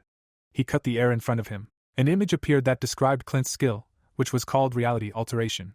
The guy with white hair stood in front of the stone wall of the fortress and thought that causality alteration, no matter how many times he saw this skill, it still remains something incomprehensible. John and Ray looked at him. The first said that it looked like Clint became a grandmaster 5 years ago. A bead of sweat slid down Ray's face. He thought that now he was on a completely different level of power compared to what he was. Clint stood with a sword in his hands. Austin noted that it turns out that in the East there are also such monsters. Edward stood with a staff in his hands and thought that if they neutralize their magic and get into the castle, then they will not be able to follow that plan. He jumped off the wall of the fortress and said that he would create a rift so that they would not approach the castle. Edward stuck the staff into the ground. Clint immediately rushed to him and shouted at him not to interfere. The old man held the staff with both hands. Chuck and Clint crossed swords. The guy said that here he is, Chuck Welton. He pursed his lips from tension. A huge rift surrounded the castle. The old man silently thanked Chuck that thanks to him he was able to successfully carry out the rift, and that now they need to prepare to carry out that plan. Clint looked at Chuck and said that this energy. He jumped back from Chuck's counterattack and added that he had grown so much since their last meeting that it was embarrassing to even remember his past. The protagonist stood in front of Clint and said that he remained the same freak, and asked that they really only have 2 sword masters in their ranks. He replied that he thought that he came here empty-handed, and that he had prepared another surprise for him. The guy asked again about the surprise. The guy looked at him. He added that the project that he had ruined for them many years ago, the Holy Knights of the Chimera. From shock, Chuck's eyes bulged. In a large tank floated the body of a boy. 5 years ago, pursuing the goal of creating Knights of the Chimera, the Church of Genis kidnapped innocent children and conducted terrible experiments on them. An image of a man before and after the procedure appeared. The guy noted that, however, he thought that all experiments were stopped after the execution of all those involved. A huge room was lined with flasks with bodies. Chuck said that they should not tell him that they continued these inhumane experiments. Clint stood in front of Chuck. He said that it was true, and asked if he could stop them this time. He spread his arms out to the sides and said that there were 200 holy knights of the chimeras. Chuck clenched his fist in anger. The guy asked if he knew how chimeras were created. His subordinates told him that you take children and rip their hearts out alive. Clint opened his mouth wide and added that the children were begging him to finally kill them, calling for their mother, who would never come to them. Chuck gritted his teeth and said that they were inhuman. The guy opened his eyes wide and said that he would send him to hell. Clint stood at a distance from him and asked what this was his gift in return. He looked at him and said that he had already been to hell because of him. A guy with white hair stood in the middle of the battlefield. Chuck was running towards him and shouting his name. Clint extended his right hand with the sword and said to show these poor souls what hell is really like, because they will hardly be able to go there even if they die. The monsters rushed at Chuck. The guy stood with his legs spread wide. From shock, his eyes bulged at them. The beast ran at him with its mouth open. The guy noted that it was not even 10. Clint opened his mouth wide and said that the children were finally begging him to kill them. The guy thought that if it were 5 years ago, he would simply cut them down without thinking. Chuck looked at them discouraged and added that now, after he realized that he still had humanity in him. Tears flowed from the monster's eyes. Chuck looked at it dumbfounded. He raised the sword with both hands and realized that no, and that was why he needed to do it. The guy mercilessly cut the monsters into pieces. He noted that because for them everything that happens is an endless torture. The green-haired guy swung a fiery sword. An image appeared on which the phrase said that let there be light. The monsters were blinded by a bright flash. Parts of the monsters' bodies flew around. Pieces of flesh fell from the monster's head. The monsters stood on their feet after the attack. The guy noted that they were able to survive after the light. The monsters rushed into battle again. Chuck thought that this was because of Guinness's blessing, and that he would not be able to fight off all of them. John instantly appeared on the battlefield. He turned to the guy and said that he was not alone. Ray also ran up to John and said that he did not think that he would take on all the dirty work himself. Eva swung her sword and said that she would cover his rear. The monsters ran at them. The guy covered his mouth. He suddenly rushed into battle and said that he would bow out for now. The protagonist cut his way through the monsters. The guy looked ahead and wondered where Clint was now. He suddenly attacked from behind. Chuck instantly jumped back from the attack. Vincent appeared between them. He scratched the back of his head and said that about this. It was a little annoying, but he received an order to fight him. Chuck stood in front of him with his arms outstretched. Enraged Clint pulled out his sword and told Vincent to leave, and that he would kill Chuck. The guy replied that he planned to go against the will of the apostle, and that he must do what he was obliged to do. The guy clenched his teeth in despair. He abruptly ran away from Chuck. An amulet was flying into Chuck's face. Vincent said that he was already saying that he would fight him, and that it was already ready for activation, so he would begin. The guy was right next to Chuck, he thought when he managed to get close. An image of the amulet and its ability appeared. A flash of blue light appeared in the middle of the battlefield. Chuck looked ahead and asked where they were. Vincent spread his arms out to the sides and said that this place was another gift from their god Genis, an endless battlefield. He looked at the guy and added that this space was specially prepared to kill him. They stood opposite each other. The guy said that this was a waste of resources. The commander of the troops replied that the battlefield spiral told him that he should keep him away from participating in the battle as much as possible.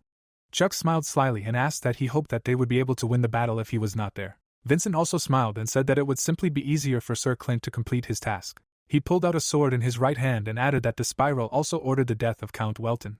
Chuck looked at him and thought that he was going to kill his father, and that they had arranged everything for this from the very beginning. An image of Chuck's memories appeared. John and Clint clashed. The boy wondered what if they were to face each other. An image of Chuck's memories appeared. The boy looked down at the floor and realized that there was no way his father would lose to Clint, and said what sounded more like a wish than a divine revelation. Chuck emanated a terrifying power. Vincent gritted his teeth in tension and wondered what kind of energy it was. Chuck looked at him with disdain and said that he would tell him his revelation. They would both lose. John cut his way through the monsters without any problems.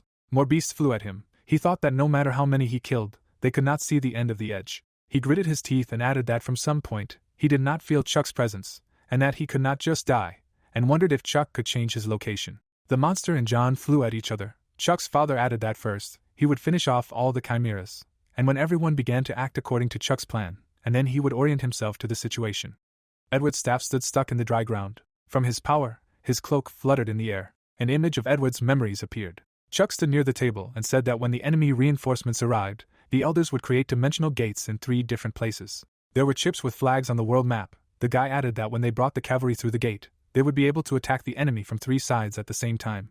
Edward held on to the staff and said that he would take care of the middle gate, the rest on the others. Tyler raised his hand and agreed.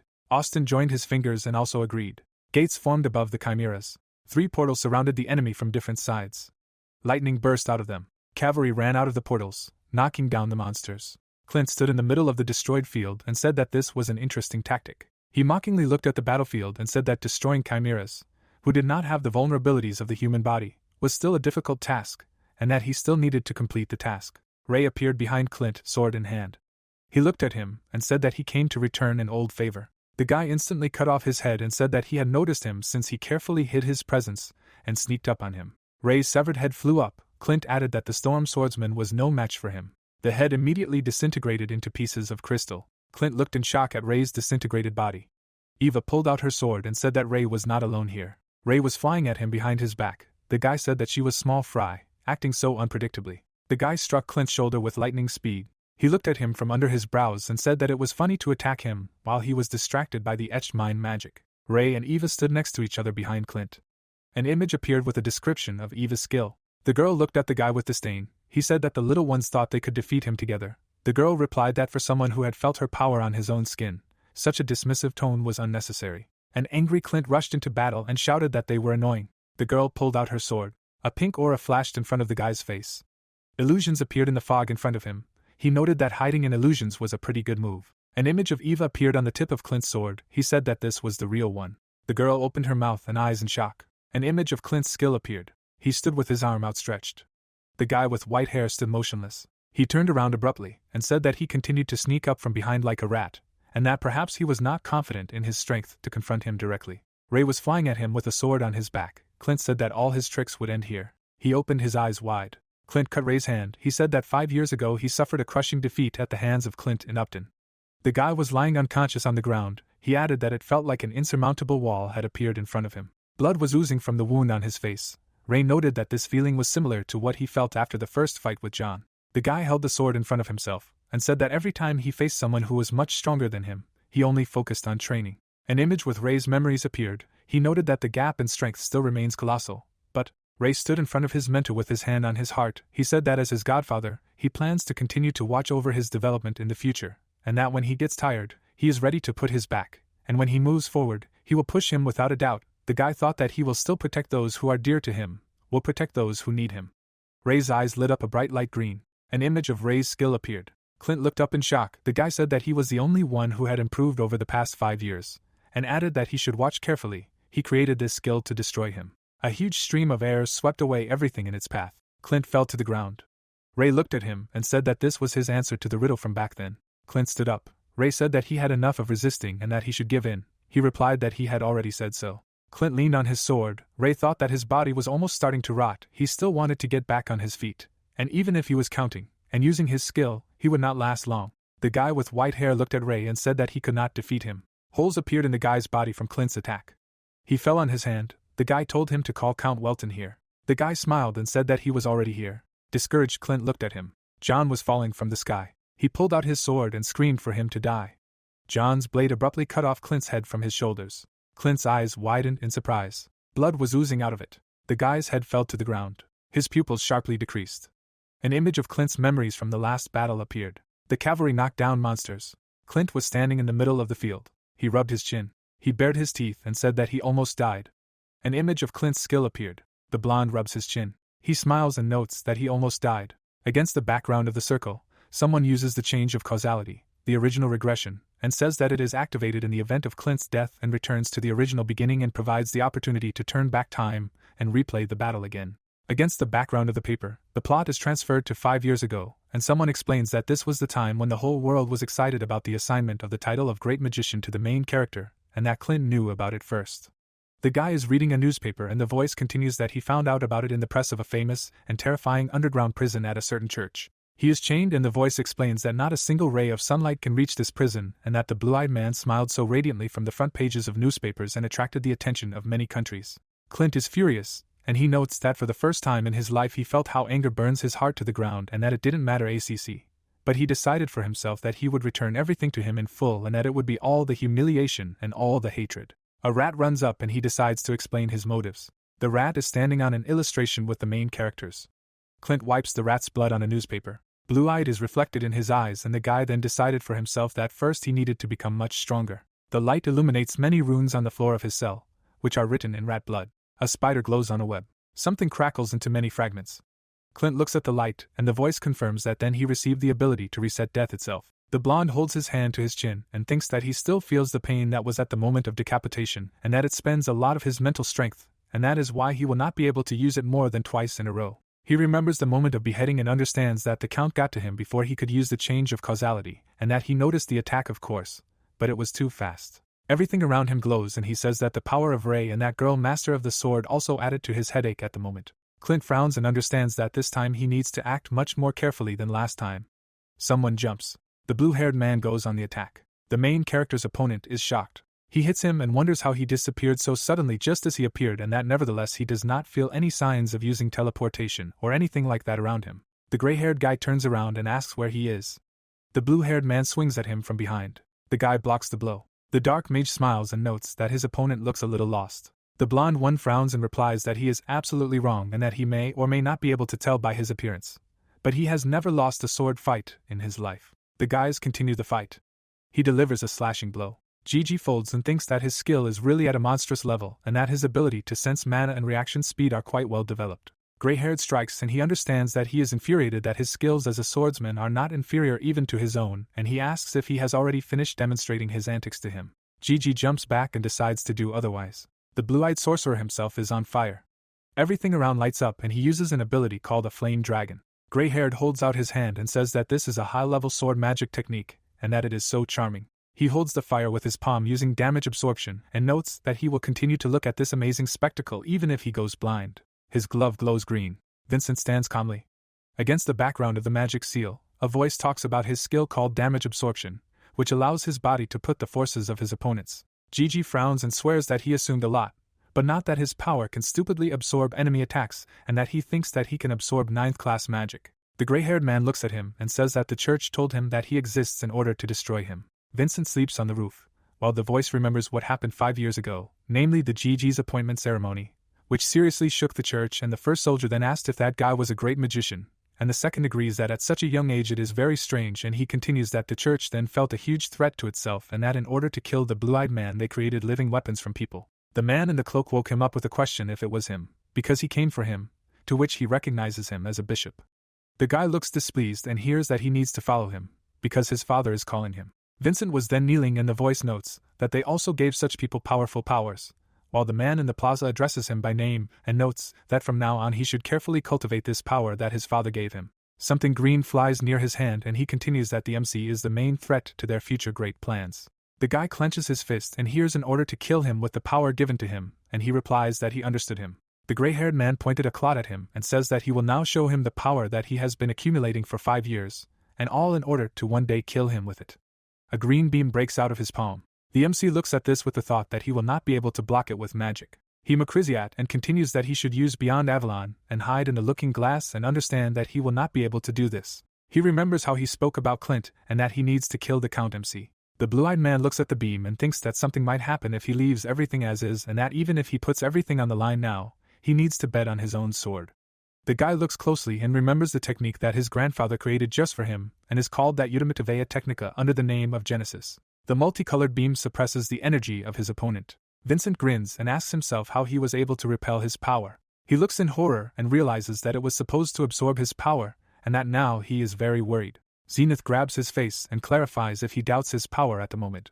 The guy looks at the beam and thinks about his father. He clenches his fist and realizes that he cannot doubt the power that his father gave him. The gray-haired man holds out his hand and shouts that he will stop him again. He holds out his hand and uses damage absorption. The dark-skinned man is taken aback. Blood hit his mouth, and he does not understand what went wrong. He fell to the ground. Something sparkles in the sky. The guy lies on the ground and reasons that it turns out that someone can still use this technique. The main character goes to him and declares that he recognizes him as his natural enemy. He looks him in the face and continues that he cannot defeat him. Vincent looks up and asks why. The swordsman stands and declares that it is all because he is a watchdog. The gray-haired guy is horrified. He imagines him and remembers his request to become his loyal dog from now on and replies that he understands everything. Onu smiles and thinks that now it is all over for him and thanks him. The main character looks at him and does not understand what he just said. Zenith frowns and someone explains that he is one of the 12 gods and that he is the god of war and peace and that he is a psychopath who destroys everything under the pretext of achieving universal peace. The guy looks madly and tells a story about how a long time ago he fought a brutal battle with his worst enemy named Diablo. The main character looks up and notices that he looks different now, but on the level of his instincts he understands that this is Zenith. God looks down, and the guy thinks that he came down for no reason and does not understand what he was planning at all, and he himself notices that regarding his current body and that he is quite well physically developed. The blue-eyed man frowns and hears that for a person he will be quite useful to him, and asks him if he wants to become his follower, because in this case he can grant him the title of a saint. He takes out his sword and replies that he would rather die than be someone like that. He goes into the attack. Zenith looks down and says let there be light. He frowns and realizes something. The flash shines brightly and he wonders if it is divine energy in front of him, and then he denies it himself, because it looks pretty similar, but it is different from divine energy. He stretches out his hand and does not understand how a mere mortal dares to imitate a god. He stands sideways to him and notices that he is behaving extremely arrogantly. God realizes that his opponent has disappeared and he does not understand where exactly. Gigi flies above him. Blue-eyed swings and uses his ultimate technique on him. Zenith grabs him. The guy turns around in horror and hears that a mere mortal should not look down on a god. Gigi is slammed into the floor.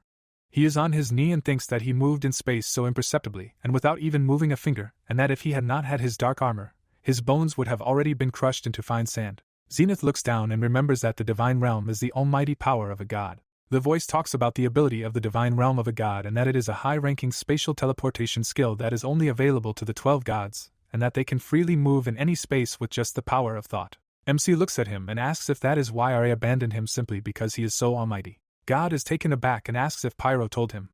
The guy smirks and asks if that is why he takes out his anger on him because his master abandoned him. Zenith slammed him into the ground and insults him. Blue-eyed looks at him and hears that he should watch his language and notes that even if this is not his true and complete form, he asks if he thinks that in that case he will not be able to tear him to pieces. The guy smiles and hears that a person will never be able to surpass a god, to which he replies that he is wrong. God feels a cluster of energy behind him. Something flying flies out of the portal and the system notices that these are Grimia's transformations and that this is his ultimate cannon, while he clarifies what it is. MC gives him a thumbs up and thinks that this is an advanced development of magical engineering and that humanity is thus constantly looking for opportunities for its development. Against the background of the portal, MC tells him that as its developer told him, the power doubles after 5 years from the date of creation and that time passes, but nevertheless, the identified vulnerabilities are eliminated and weak points turn into impenetrable armor. Nell smiles and the guy explains that this is exactly how they differ from them and that they are the ones who have stopped in their own development. Blue Eyes gets up and asks if he is telling him that humanity has its limits and that it will not be able to surpass the gods, and God thinks that this looks dangerous and that he needs to return back to the holy territory. MC smiles and explains that he will answer because he does not seem to know the answer to the question asked of him. Zenith was taken aback. While he asks him to look more closely, and he wonders if he wants to sacrifice his life to kill him. Against the background of a huge machine, the main character continues that humanity has no limits. A piece of magic flies off. Blue-eyed remains in place. He looks forward and understands that if he had delayed even a little, it would have been even worse, and that he disappeared into the looking glass. But it seems that his edge was so affected. The magician looks into the fog and understands that he has dealt his opponent a good amount of damage. Zenith looks at him and replies that now he understands. He shines his hand and continues that even if he has to pay a considerable price for it, he will still use the power of his true form and kill him.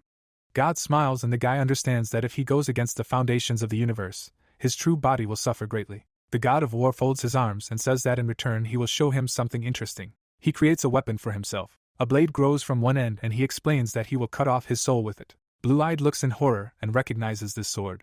He remembers what happened at the rock, and someone asks Diablo if he knows what the strongest sword in this world is, to which he clarifies which one exactly. He shows him the sword and declares that this is the strongest in the world. For demonstration, this man sawed through the rock with one movement. Dylan smiles and notes that this sword is the lightest. The guy grits his teeth and does not understand where he got it from.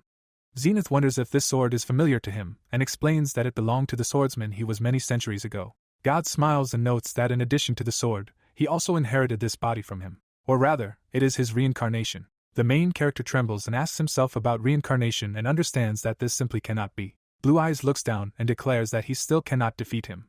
Zenith looks at him carefully and asks why he is so sure of this. Blue Eyes stands straight and explains that it is all because he is a watchdog. Vincent looked in horror. He smiled and replied that he understood him and thanked him. The guy clenches his fists and begins to speak.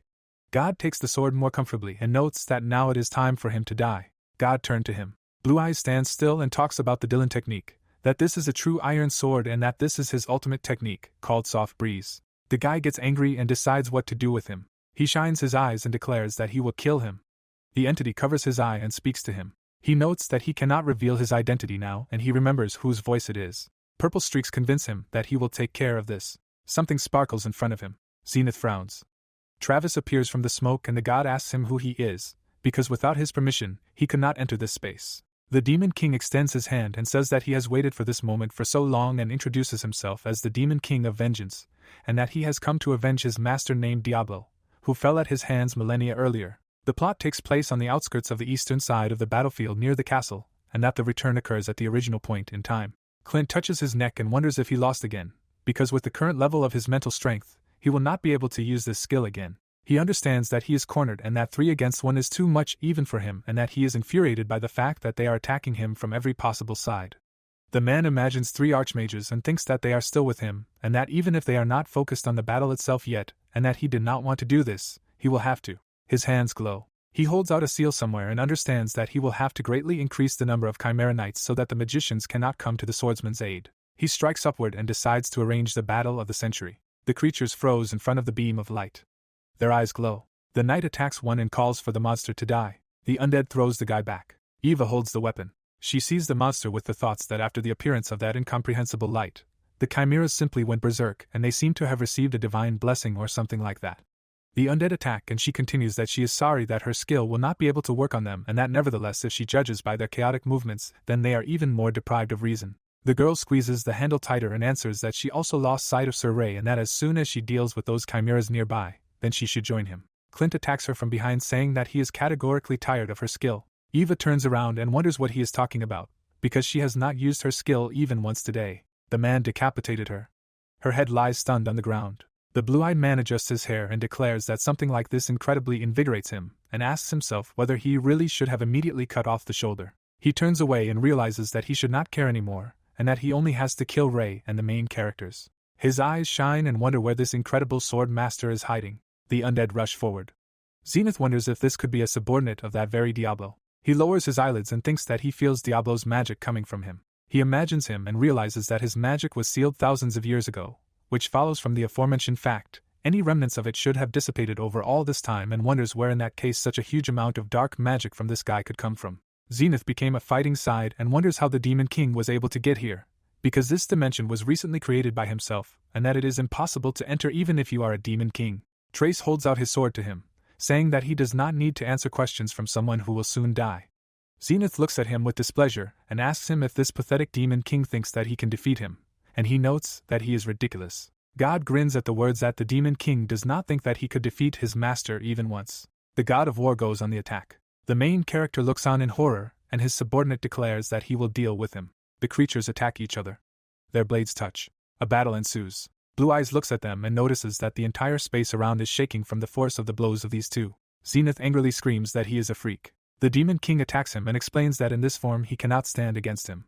The column fell under divine pressure. Something sparkles. Lightning flies off him, and he screams insults. His eyes glow, and he asks how he even dared to do such a thing. A vortex forms around him, and he continues that not only did he invade his space without asking, but he also interferes in his fight and uses the ability of theophany. He attacks in his true form and screams for him to finally die. The power comes to him. The main character screams his name in horror, and the king screams for him not to do anything. He turns around and says to protect his lord. The blow of the god crushes everything around.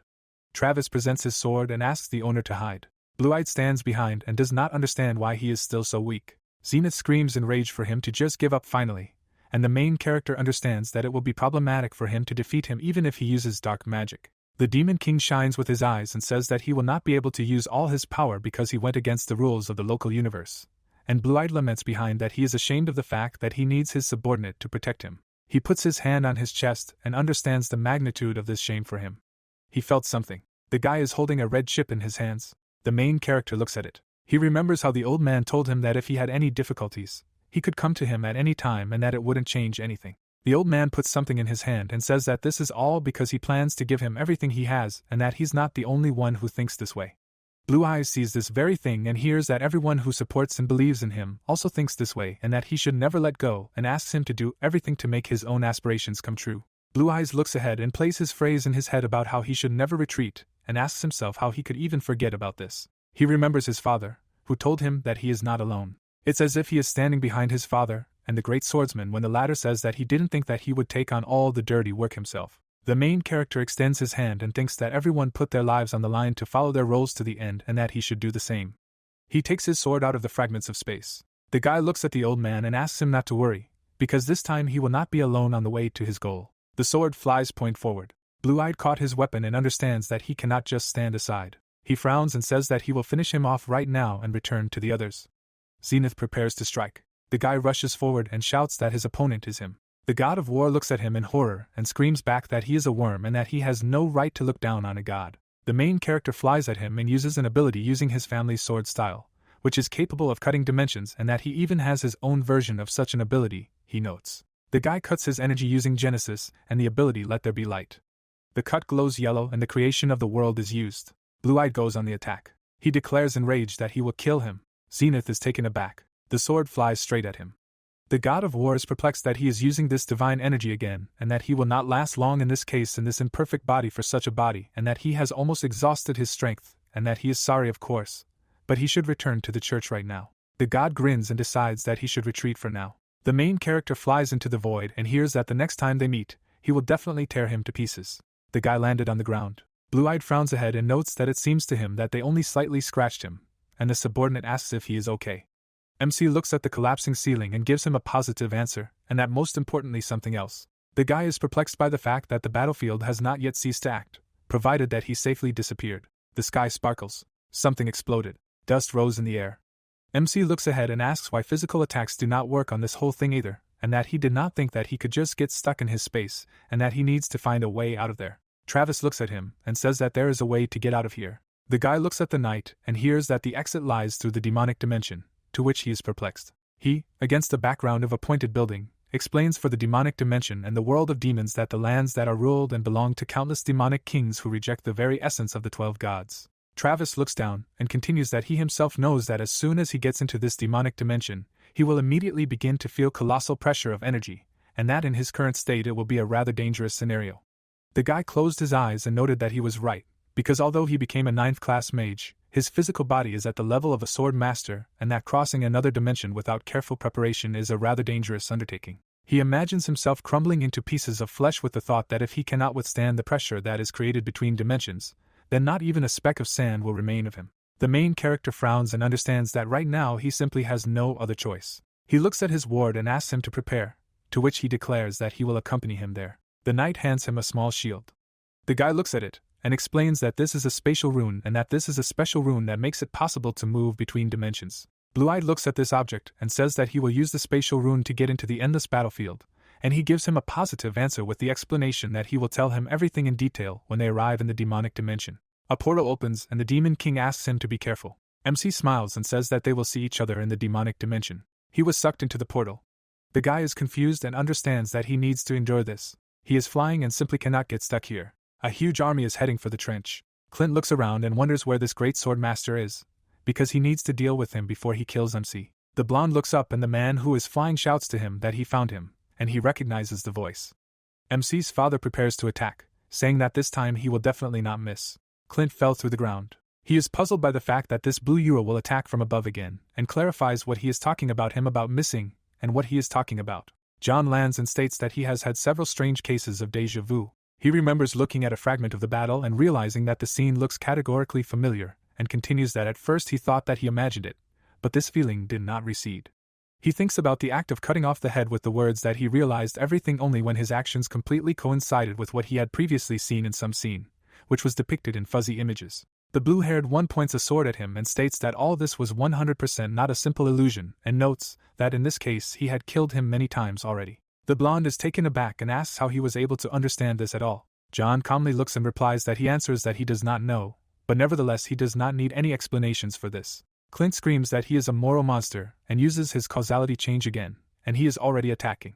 John looks at the sword and realizes that this is also how his son uses his skill to sneak up on him, and that then he knows what he should do. He delivers a slash. The guy is taken aback, because he just bluntly chopped his causality change. He is scattered into pieces of meat, while the system notes that this is a punishment for canceling a causality change, and that in the event of canceling or interrupting a skill called causality change, damage is inflicted on the user's body. The main character's father looks at his opponent, and says that an interdimensional cut is a skill that, oddly enough, resolves absolutely all dimensions.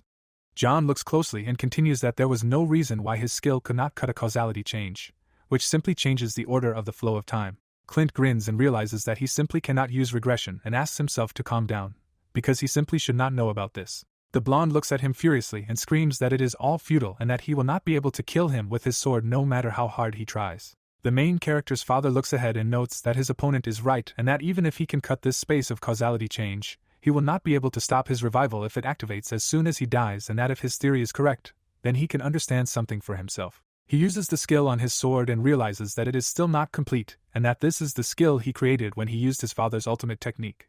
He imagines his deeds and strikes the enemy. Clint looks in horror and realizes that he needs to repel the attack. John delivers a slash with his ultimate technique. The blonde sits in horror. He looks ahead.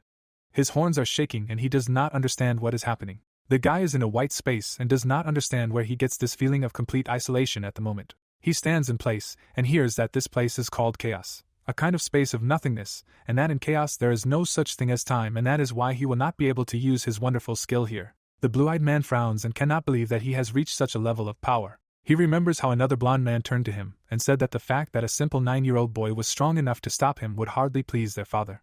He then put his hand on his shoulder and continued to their mutual happiness. The realization of past mistakes allows us to exclude their repetition in the future. He squeezes the sword in his hand and understands that they have both father and son. John looks at him, and he continues that they both constantly get in his way, and that he himself will finish him off even if he dies after that. Clint runs at him and screams for him to finally die. The main character's father goes on the attack and thinks that chaos is created to mix different dimensions and that unstable dimensions will start colliding with each other, and that this place is literally becoming a death trap with every second.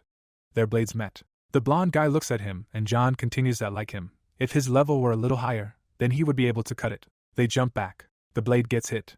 They fight and Clint realizes that such thoughts only hinder him from swinging his sword.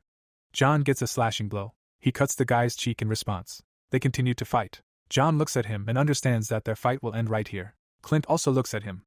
Both are wounded. Sparks fly in different directions. Sparks are stronger than summer. The battle still does not end. The white-haired man flies away somewhere and shouts the name of the main character's family. Space falls apart, and he asks him in a commanding tone to stop dodging and finally die. John stands and realizes that chaos will soon explode. He holds the sword and understands that it is okay if this is the only way to kill him. The main character's father remembers his father's words that he must remember that their sword is the most powerful sword in the entire world. Clint asks in horror why he has no emotion on his face. He reaches forward and asks how he can remain so calm even on the threshold of his own death. Space crumbles. John looks at him with glassy eyes. The main character's father looks around and turns to his father that this space will not last long and understands that everything would be different if he were a little stronger. John looks at the fragments of space and asks himself if he could have made a different choice. Against the background of emptiness, a voice notes that in the face of his death, John's whole life flashed before his eyes. Against the background of the sky, someone said that training was over for today. Against the background of his teacher, the voice notes that the first thing that popped into his memory was the day before the start of sword training, and how he told him that everything lasted 3 hours and 36 minutes, and that this skill was a record. John looked at him and asked if he could train with the sword now at the age of 9, to which he received a positive answer, because his training with him would begin immediately from tomorrow. A voice on a dark background notes that the boy could not sleep a wink that night in anticipation, and that the next day he picked up a sword. John looks at the sword. He rejoices, and the voice continues that he felt that something from the depths of his heart responded to this weapon, and that he trained after that in the rain and in the snow and day and night. The boy trains. His hands are worn out until they bleed, and the voice notes that he has completely given himself up to fencing. John goes on the attack. He cut the ground, and the voice comments on this as the moment when he reached the level of a sword expert. Then for the first time he felt that his work was fully rewarded. The boy looks forward happily. His father looks at him with the thought that he believes that the time has come, and that when he watched him, he realized that the time had come to pass on the title of head of the family to him. The father then handed him the sword and asked him to take it, because the name of this sword is Fragarad. The father looks at him contentedly, and the voice explains that he compared him to the heirs of other families and that he lived up to all the expectations of the family. He told him that this was an honorable sword that could only belong to the Gavla of their family, and that from now on he entrusts the future of their family to him.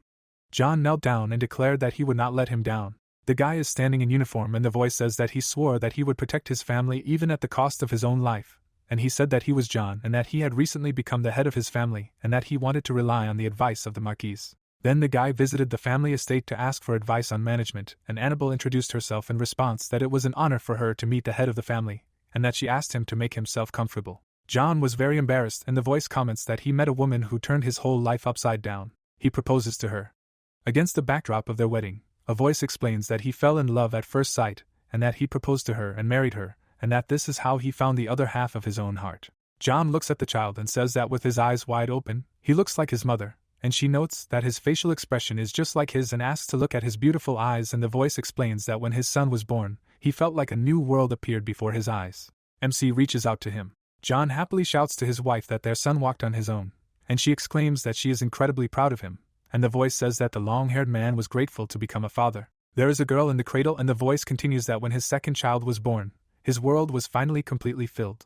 He looks after his son, and he comments that although he felt a little sad when his children grew up and left their parental home, MC kneels in front of him, and the voice explains that he was still proud of them. John watches his daughter train. He is happy. Annabelle wants to tell him something, while the voice notes that he wanted to be a worthy husband and father, and she asks him to be careful. John takes her hand and asks her not to worry, because he will protect their son, and that when the war is over, he suggests that they go on a journey together. She looks at him and says that he promised, and he asks her for forgiveness. John looks sadly and thinks that it looks like he will not be able to keep this promise, and asks her to forgive her worthless husband. Someone against the background of emptiness notes that his count is too early to die and asks him not to blame himself for his willfulness.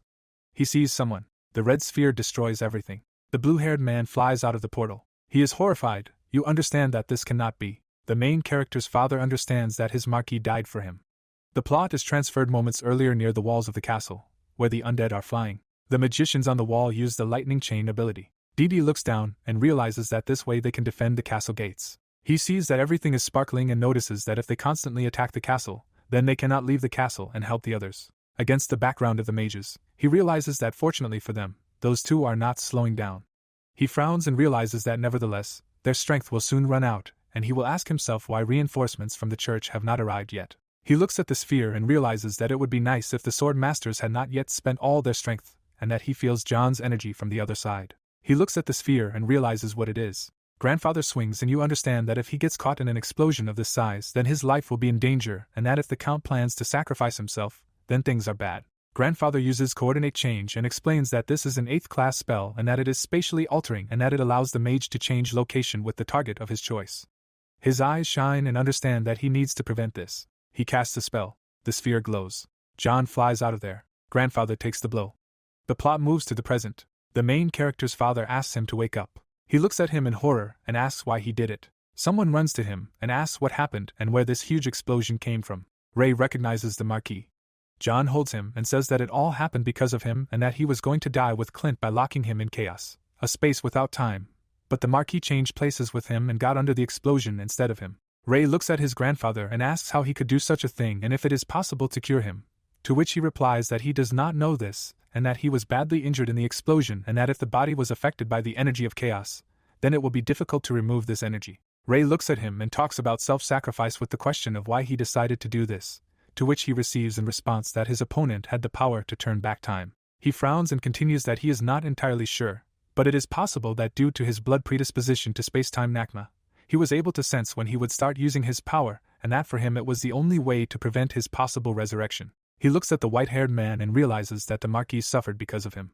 He closes his eyes and notes that he should not give in to emotions now. Something explodes and the boy realizes that the war is not over. He thinks about Tyler and realizes that if he loses his cool, the consequences will be dire and that while he is still conscious, he will not stop. He looks at the swordsman and declares that he entrusts the Marquis to him. Ray wonders if he plans to continue fighting in this state, and that he will go in his place. Something glows and they realize that it is the apostle of the goddess. He closes his eyes and uses the law of justice. Something lights up on the horizon. Tyler wonders if reinforcements from the church have arrived. Grandfather shouts for him to look. They see the banner, and the apostle shouts for everyone to follow him and destroy the monsters of the church. Nate is riding a horse. He shouts that they must defeat the enemy in the name of the goddess, and uses the blade of justice. He looks at the swordsman and notes that everyone tried hard. The green-eyed man notes that they should leave the rest to them. The guy took a step forward saying that they all tried hard. Harvey put his fist on his chest saying that the rest can be left to them. The warrior fought on a horse, while the plot told us that after this, the Knights of the Pyro Church easily dealt with the rest of the opponents. Harvey released a stream of energy, and we were told that he once again used justice and finally destroyed all the Holy Knights' chimeras. The guys watched the fight and discussed that such is the power of the apostle, because he is the mediator of the goddess. The guy held out his hand, and we were told that this war, which seemed endless, ended so quickly that it was hard to believe. There were wounded in the hospital. The priest folded his hands while healing the soldiers, and the plot told that thanks to the miraculous healing powers of their high priests. Frowning, John asked if it was possible to heal him. The old man lay unconscious. Nate walked across the battlefield, looking around, while we were told that the forces of the Pyro Church and the Northern Alliance suffered significant losses from the Church of Guinness in this war. The guy turned his gaze. He noticed a blade lying on the ground. The priests were healing the soldiers, and the plot told that many things were left, like Clint's weapon, the sacred sword Durandal, damaged in the battle. Ray held a cloth in his hands. He covered the face of the corpse. Ray approached Harvey and asked if he was going to kill him, to which he received an answer that he had nothing to worry about. Holding a vial in his hands, the guy said that Clint had lost all his powers. Oliver stood over the boy as the priest explained that 6 years ago he was kidnapped by the Church of Guinness. Fortunately, he escaped the fate of becoming a chimera, but he saw all their terrible deeds with his own eyes. He was placed in a tank. Gritting his teeth, Harvey noted that it was worth thinking that they were continuing these vile experiments. The guy with glowing eyes said that he would not let him die so easily. A punishment worse than death awaits him. Looking down, Ray began to think about a punishment worse than death. Looking at the guy, he emphasized the fact that he reminded him of Chuck. Closing his eyes, the man assumed that the protagonist was dragged into some kind of isolated space created by the Church of Guinness. Smiling, Harvey came to the conclusion that in that case, they need to find traces of movement between spaces. We were transferred to the main Church of Guinness, the inner altar, where torches were burning on the stairs. A blue glow enveloped the room. The guy raised his head. Looking at the man, he asked what had happened in the endless battlefield, since there was no living place on it. Stretching out his hand, he said that his time had not yet come, he still had much to do. The boy suddenly frowned. He felt the flow of energy. The man stood in front of the mechanism and assumed that the battlefield spiral was also working flawlessly. Covering his face with his hand, Noah asked if he had said that he should visit this place less often, since if the other gods found out, to which he received the answer that those fools would not be able to detect that he had descended to the human world. Zenith turned around and said that the battlefield spiral had the ability to hide the divine presence. Frowning, Noah clarified what had happened in the endless battlefield. Looking at the boy, he asked when Vincent's body had been brought to such a state. He was taken aback when he heard that the Demon King had intervened. Zenith introduced the monster, and told him that the Demon King had come to avenge his master Diablo. Standing opposite, Noah asked if the subordinate of that dark magician was still alive, after which Zenith said that he, after all, managed to get into the endless battlefield. Perhaps he was waiting for the right moment, when he would descend from the heavens and would be at his weakest. Noah frowned and asked if there was some connection with the protagonist, to which Zenith replied that it was unlikely that they were somehow acquainted. The embittered god added that the main character was rather suspicious. He imagined the image of the guy and said that Chuck recognized the sword of Diomedes. If you think about it, then a person of this era simply cannot know anything about this sword. Zenith remembered how MC stood in front of him and asked if that was why RA abandoned him, because he was so omnipotent. He seriously asked if Pyro told the protagonist this. The main character with a satisfied look clarified if the god was taking out his anger on him because his master threw him away. Noah stood in front of him and asked him if he knew what happened to Sir Clint. God imagined the boy's distraught face and told him that everything turned out as predicted by this spiral. He was captured by the apostle of the Pyro Church, although he had to lie to him, but getting rid of this trash was the right decision. Looking down, Noah thought that from the beginning, this spiral did not predict that they would win this war. In his mind's eye, he imagined a picture of a chess piece falling and he noticed that all the losses were calculated. Looking at Zenith, he said that he still thought that their losses were excessive, including Sir Clint. They lost most of their troops, and the man asked him not to worry about it, because it was just an investment in their future. Zenith stood over him and said that he was going back. He needed to know more about Chuck. The man released his true form from his mouth. The man's body fell to the floor while Noah thought that he died, having contained the god as a vessel. Closing his eyes, the boy noted that despite everything was only getting more complicated, from the endless battlefield of the one-time divine relic created by his father, to the reduction of the influence of the causality change and its placement in Vincent's body. Looking at the ceiling, Noah added that even including his father, once he left that space, he could never return to it again. The boy seriously imagined the image of the protagonist, and thought that Chuck and the Demon King were the only ones left in the endless battlefield, after which he clarified what they would do. We were brought to the demonic dimension, to the castle of the Demon King Trace. Standing in front of the castle, MC clarified what was happening there. The eyes of the Demon King began to glow. The monster said with a satisfied look that the King of Vengeance was late, because he had been gone for a whole month and now this land was his, after which we were introduced to the vampire Demon King Dracula. Trace grabbed the blade and declared that the monster had crossed the line. He rushed into battle shouting that he would grind him into dust today. Their blades crossed. Watching the fight, the protagonist ordered him to wait. Raising his head, he noted that he did not have time for this. He needed to go back. The guy suddenly woke up. Sitting on the bed, he wondered where he was. Chuck remembered watching the demons fight. Blue energy enveloped him while he asked how he could stop them. Swinging his spear, he called out to them, calling them mad fools. He screamed with an enraged look that he should finally take a break. A stream of energy was flying at Dracula. The enraged monster said he didn't know where Trace had brought the boy from, but the fact that he had involved him in their battle was the height of impudence. A cloud of demonic energy surrounded him. Frowning, the protagonist thought that the demonic energy was so strong that he was starting to lose consciousness. He was suddenly taken aback. Trace covered him with himself and asked for forgiveness. Sitting on the bed, Chuck noted that he then felt weak and no longer remembered what happened next. He needed to go out and find out how long he had slept. He was going down the stairs. The guy turned his attention to the unknown creatures. The monsters were looking at him with a dumbfounded look. Raising his hand, the main character wondered if this was the language of demons, because he did not understand a word of what they said. Using translation magic, he looked at the monsters who were discussing the fact that the man had woken up. Looking at the demon who was hiding, Chuck ordered him to come closer. Standing in front of him, the protagonist listened to what was in the Castle of Vengeance, after which the guy assumed that the pale guy was successfully kicked out of there. Pointing a finger at himself, MC clarified if the monster knew who he was, after which the demon began to tremble with fear. Smiling, he thought that Trace had scared them all so that they would not bother him. Looking at the monster, Chuck clarified where their king had gone. The demon put his hand on his chest and said that he would take him to Trace. He was Gunther, the 14th Viscount at the court of the King of Vengeance. The demon was shocked by what he saw. Watching the creatures who bowed their heads, the main character noted that they had simply fallen prostrate. It seems that his status in the demonic world is quite high. Examining the Viscount's face, he mentally clarified how he knew the human language. Gunther was surprised when he was asked to take him to Trace right away, after which he replied that he assumed that he and the Demon King were close enough, but that he was addressing him too familiarly. Chuck, with a displeased expression, ordered him to speak like that and take him right away. The Demon King cast his line. He pulled out a huge fish. His face was serious. The fish fell to the ground. Trace turned around and turned his attention to the protagonist, who asked him what he was doing.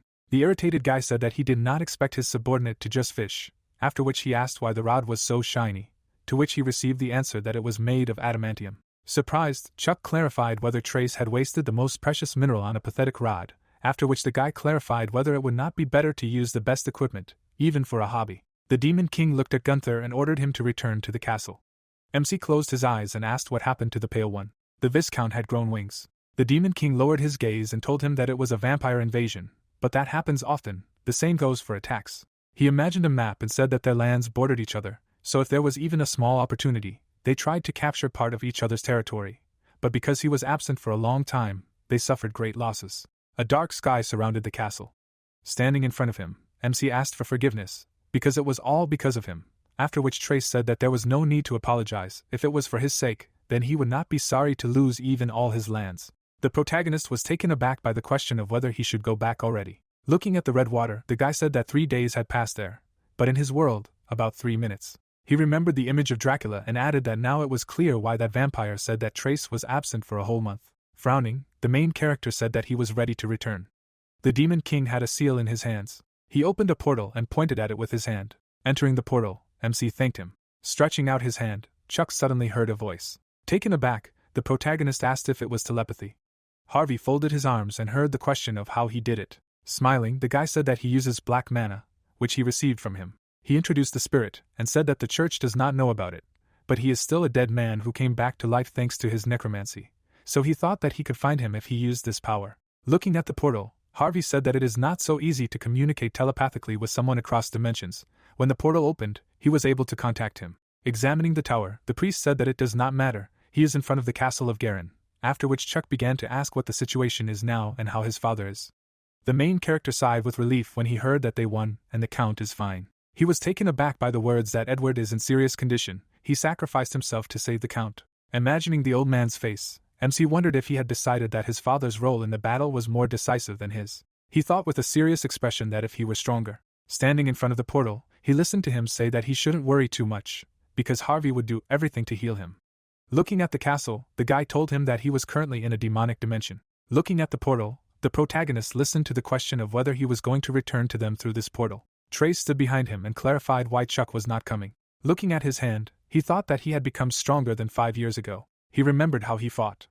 A stream of green mana was flying at him. The guy grabbed him by the shoulder. The Demon King parried the attack. Trace saved him again. Clenching his hand into a fist, the protagonist noted that he could not continue to fight, constantly putting everything on the line. He needed to become much stronger.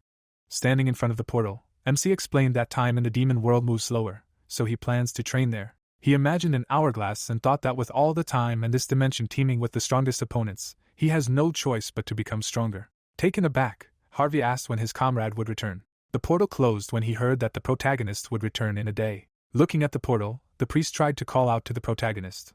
Smiling, he clarified if it was tomorrow. Trace stood behind and asked if Chuck planned to train there, to which he answered that he did. He needed to do everything in his power. Turning around, he noted that he desperately needed the help of the Demon King. Closing his eyes, Trace asked to trust him. He will try to be a worthy opponent for him in training. While examining the castle, MC noted that if 1 day passes on Earth, then 4 years pass there.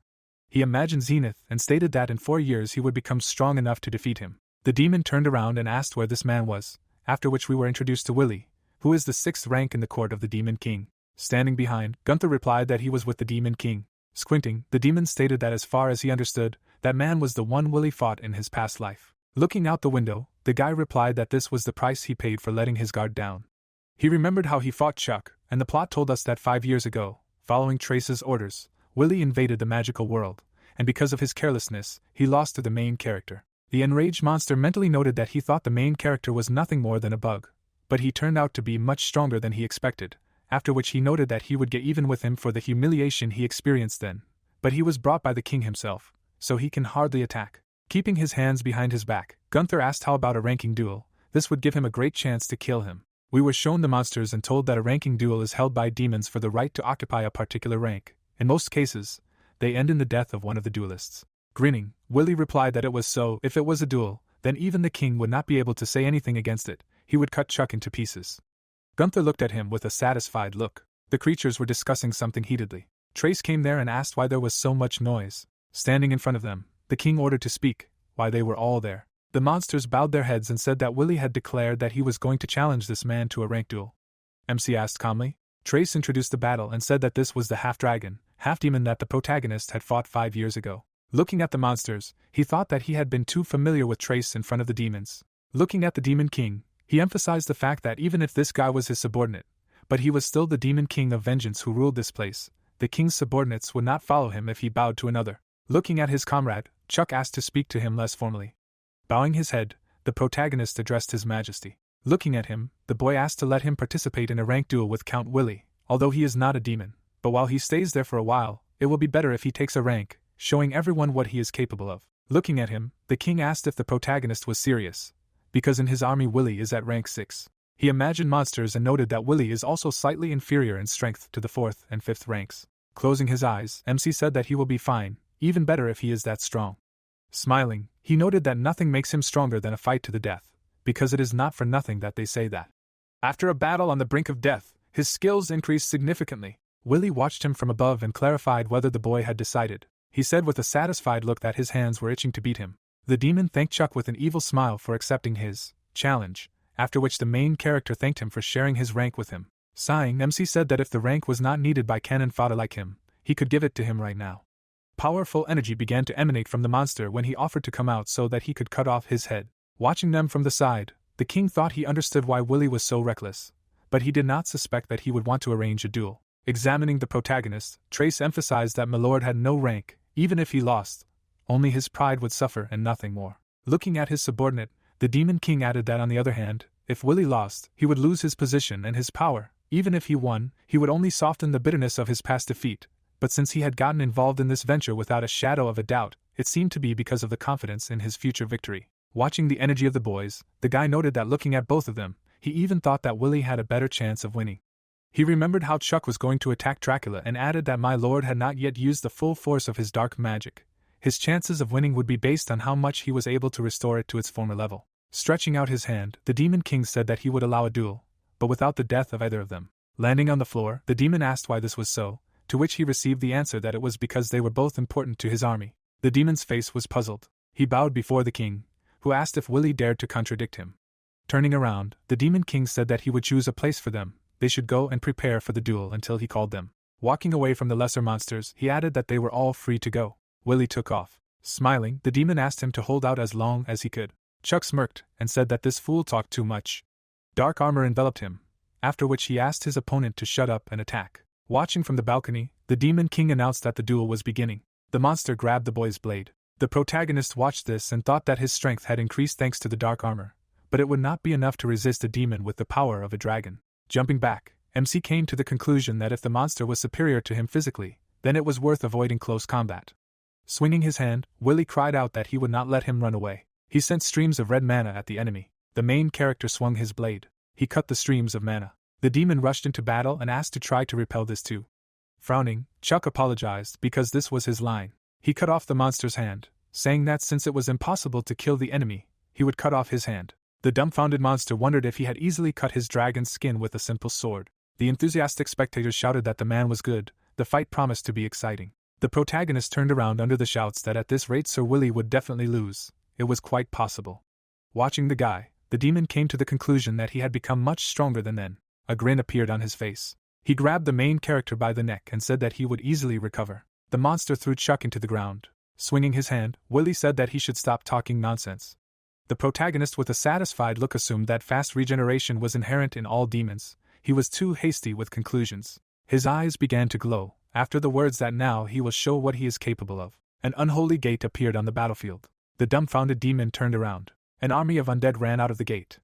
The skeletons attacked him. Watching the fight, Trace thought that after the gate was summoned, my lord had an advantage in the battle. They literally turned him into an undead dark knight. He imagined Chuck touching the boy's head and declaring that his pathetic life was now his. Willy screamed as he killed the skeletons that they were annoying knuckles. The skeleton's head was torn off.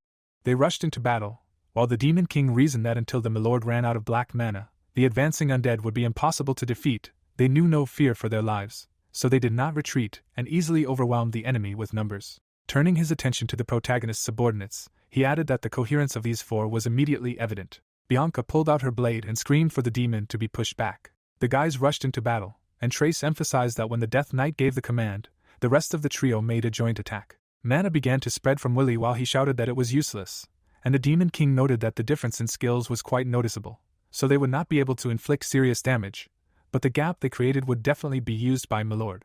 Chuck swung his fist. He wounded the monster in the back. His opponent began to cough up blood. Looking at the protagonist, the Demon King added that he did not suspect that the Lord would be able to restore so much black mana. His aura was different from when he used light magic. The girl with a satisfied look said that the man was quite strong. He was practically driving Willy into a corner. Kane looked at her and said that it was too early to admire him. After all, The demon had not yet transformed into a demonic dragon. Sitting on the throne, Lillian asked His Highness who would win. He remembered standing in front of Chuck, who said that it would be fine, even better, if Willie was that strong. He sighed and replied that they would wait and see. Looking at the horde of monsters, the demon noted that if he was trying to get to Chuck, the skeletons would not give him a break. Willie released a cloud of mana from his mouth. He directed the energy at the undead. His attack left a furrow in the ground. Skeletons began to crawl out of the ground. Taken aback, Willie came to the conclusion that a drawn-out battle would put him at a disadvantage. His stamina would be used up much faster than the fight would end, and then asked where the man had gone. Looking at the horde of undead, he added that he had lost sight of him a long time ago. A smile appeared on the face of the main character. He flew above the battlefield and thought that because of the army of undead soldiers, he could not sense his location. Watching the demon as it looked around, Chuck emphasized the fact that if this was a fight to the death, it would be over in an instant. He was suddenly taken aback. The protagonist rushed past him and added that it was much harder to defeat it without inflicting fatal wounds. The monster began to cough up blood. Holding the blade to Willie's throat, MC asked him to surrender, as he was sure he knew very well that otherwise it could last forever. The dumbfounded boy wondered if he should surrender. He imagined himself being consumed by discussions about how he had lost to a human again, despite pretending to be God knows what. His hands began to shake while Willie reasoned that he could not bear such humiliation again, so he would turn into a demonic dragon, although he could lose control of himself due to too much energy. The boy remembered the king holding out his hand and saying that he would allow a duel, but without the death of either of them. The enraged demon came to the conclusion that even if he was punished by the king for allowing his death, he would not lose. A red aura began to emanate from him. The monster's body began to transform. A huge dragon appeared before Chuck. Smiling, he said that Willie had finally shown him his true form. Standing in front of the dragon, the protagonist noted that the monster was really huge. Looking at his subordinates, the main character said that they could return. Now he would fight him one-on-one. The guys disappeared, saying that they were obeying his order. Frowning, the guy wondered what to oppose him with. Mickey heard the master's voice in the darkness, asking him to wake up. The monster suddenly opened its eye. Chuck had white wings, after which a message popped up that the light born at the zenith of black mana. It has a nature similar to the divine, and the properties of demonic energy, the power of demons. A bright flash flew above the guy, who was wondering in his mind whether he should go all out. He frowned. The dragon raised his hand to attack. The protagonist dodged the attack. Streams of red mana came out of his mouth. He began to cover the battlefield with flames. The main character flew next to his head. Chuck began to examine the monster. Watching the dragon, he noticed that this guy had completely lost his mind, turning into a demonic dragon, and his physical form had become stronger. Examining the monster's skin, he came to the conclusion that most blows would not be able to pierce it. Swinging his blade, the protagonist emphasized that he would then replace all the black mana with holy light. Light energy surrounded him. Streams of mana were directed at the monster. The dragon began to breathe flames. A powerful explosion was heard. Black smoke surrounded the stands. Silhouettes of opponents were visible in the smoke. Lillian said with interest that Count Willie had won. Kane's eyes were glowing. The protagonist stood in front of the dragon. Raising his head, he said that the smoke had finally cleared. They hadn't moved. Smiling, the guy said that the fight had been great after all. The dragon's head fell next to him. Looking at the arena, the Demon King shouted that Chuck was the winner. MC sheathed his blade. Healing his body, he thought he had won, but it hadn't been easy. Everything looked fine, but his muscles were destroyed. The guy looked at the door that was knocked on. Trace approached him and asked if his body had returned to normal, to which he received the answer that it was still recovering.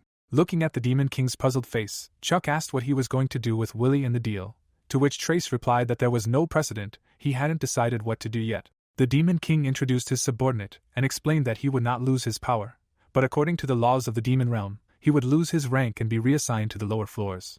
Sitting in front of him, the protagonist asked him to give him a decision if he had not already made one. Trace listened with a serious expression as Chuck wanted to offer him a new deal in exchange for returning his rank. He did not need it anyway, because he would be leaving this place in 4 years. The protagonist asked with a satisfied expression if it would be good to get a training dummy. Putting his hand on his chest, the Demon King replied that if that was his wish, he would obey. Opening the door, he assumed that MC was tired, so he would leave him. The protagonist's face was serious. MC introduced Mickey and apologized for what happened today. Putting out the lantern, he added that he needed to sleep too. He fell asleep. Kane stood above him. Looking at the man's face, the demon noticed that the wheel of fate began to spin. Meanwhile, Willie was sitting on the floor in his room. He imagined Chuck standing next to him, and thought that he had lost his rank and class. The frightened guy thought about what would happen to him now. Gunther entered the room and asked what their former count was doing with such a gloomy face. Holding the whip in his hands, the boy asked how such an insolent nobody dared to call him by his name. He began to beat Willie, shouting that he was no longer a high-ranking demon. Catching the whip in his hand, The demon cried out that he would kill him. Gunther stood in front of him and said that according to the laws of the demon realm, he could not touch him. It was a magnificent sight to see him fall before a human. Gritting his teeth, he clarified if Willy really did not understand why he was doing this. The enraged demon introduced the girl and said that the poisonous flower, Miss Malivian, a former 6th rank, whom the boy had killed, was his lover. The dumbfounded monster asked if Gunther did all this simply because he wanted revenge. Swinging the whip, he declared that he would make Willy beg on his knees. A week later, Chuck sat in front of his subordinate and said that he felt fine, he had recovered well. He approached the beaten guy.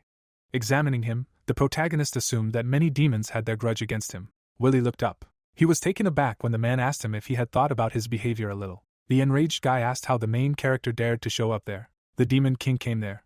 Bowing his head, Willy asked what brought him there. Trace looked at the demon and asked how the week went, to which he received an answer that he felt like he had been in hell. He was wrong and asked to give him another chance. The monster lowered his head when he heard that it was no longer in Trace's power. Looking up, Willy listened to Chuck want to give him another chance. Leaving there, the demon king noted that if the guy wanted to take a risk, he could talk to the protagonist. The frightened monster turned his gaze to the voice that offered to talk about their deal. Warming his fists, MC added that first of all he would deal a couple of blows. A lump appeared on the demon's head. Standing in front of Willy, the protagonist asked if they would discuss the terms of their deal. Creating a magic fist, he asked if it was not enough. The beaten guy looked at the young gentleman, who said that the deal was simple enough, he would help him while he was in the demonic dimension, and then asked what he would get in return. Willy was taken aback when Chuck said that he would get his rank back. The protagonist calmly added that the demon would have to swear eternal loyalty to him. Imagining the interlocutor in the guise of a demon, he wondered if the contract would be valid even when he returned to Earth, and whether he would have to obey the man for eternity. Turning around, MC said that he understood that the monster wanted to refuse, after which Willy said that it was not about that, it was just that he was also a subordinate of the King of Vengeance.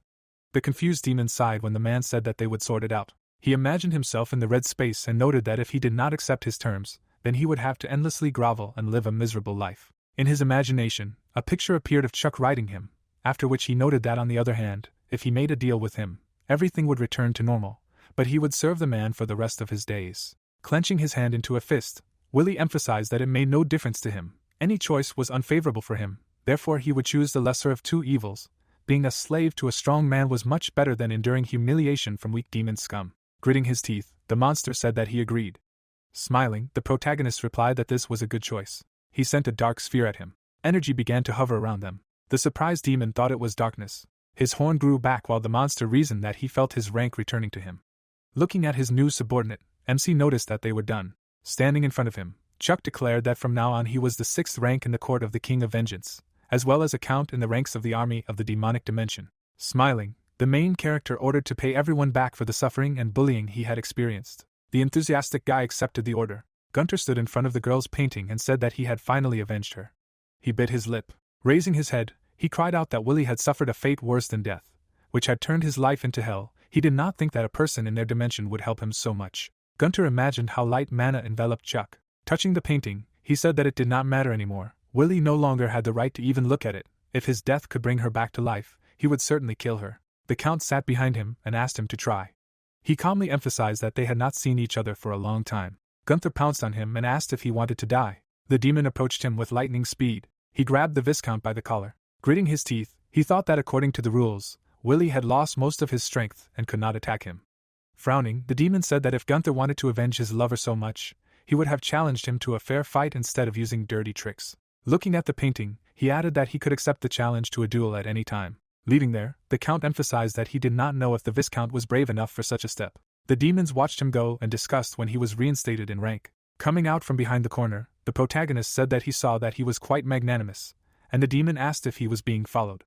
Chuck smiled and asked if he could keep an eye on him and watch him. He was so thorough in his revenge, and also wanted to ask him to do something. The protagonist glanced at his watch. Following the master, Willy asked why they were going to the library and if the guy wanted to ask him about the history of demons, to which he received an answer that he was knowledgeable enough to get used to the demonic dimension, he needed to know its history. The upset monster said that he was not an expert in history, and MC said that if he openly made up some excuses just to avoid working, he would hit him on the head. Continuing to follow him, Willy said that it was not that, he was just very bad at history, to which the protagonist replied that he did not need verbatim quotations from history books. Looking at his subordinate, the main character ordered to find information about the current structure and state of the demonic dimension, as well as when and for what reason the time axis changed. The monster put his hand on the book. Sitting at the table, he noted that it would be better to first tell when the time axis changed, and then about the reasons for its change. There was one incident during the Great War, called the Akrav event. We were shown an explosion and told that the Akrav event was an event when a huge spatial stone fell on the plains of Akrav in the demonic dimension, trying to take possession of the spatial stone. A great war began between the demonic kings. Willie added with a serious look that in the end, no one could get the stone. Suddenly, one day, the spatial stone simply sank deeper into the soil and merged with the core of the demonic dimension. Frowning, the main character asked again. Sitting opposite, he listened that it was then that the flow of the time axis began to change. The researchers of multidimensionality noticed this first. Willie imagined himself standing in front of the mechanism and saying that time there began to flow much faster, compared to other dimensions. Looking at his watch, the demon said that at first, it was only a few seconds, but as time passed, the gap grew larger, and the 5 demon kings gathered together to find a solution to this problem. The demons gathered around the table, while the boy said that after lengthy discussions, they were unable to find a way to fix everything. The count imagined a cloud of mana and said that they did not plan to touch the core of their dimension. The rulers left their seats, and he continued to tell that in the end, the kings decided to leave the matter unattended and the difference in time interval continued to grow, which led to the current time gap. Frowning, Willie added that he also heard that there were several strange phenomena that occurred as a result of the growing gap. Folding his hands, the protagonist clarified what happened, to which he received the answer that those cases were not disclosed in detail, but the latest phenomenon occurred relatively recently. Looking at the watch, the protagonist asked when the phenomenon appeared in the human time dimension, and the demon suggested that they should ask the researchers directly. Raising his head, he said that he was sure that the time axis would also continue to change, at least until someone appeared who would be able to interact with the core of the change. The protagonist's face was thoughtful. A smile appeared on Willie's face when Chuck asked to take him to them. The guys arrived at the mill. The guy met them and clarified what brought them there, and we were told that this was a researcher of the multidimensional demonic world. He knows. Willie stood in front of him and said that someone wanted to talk to him.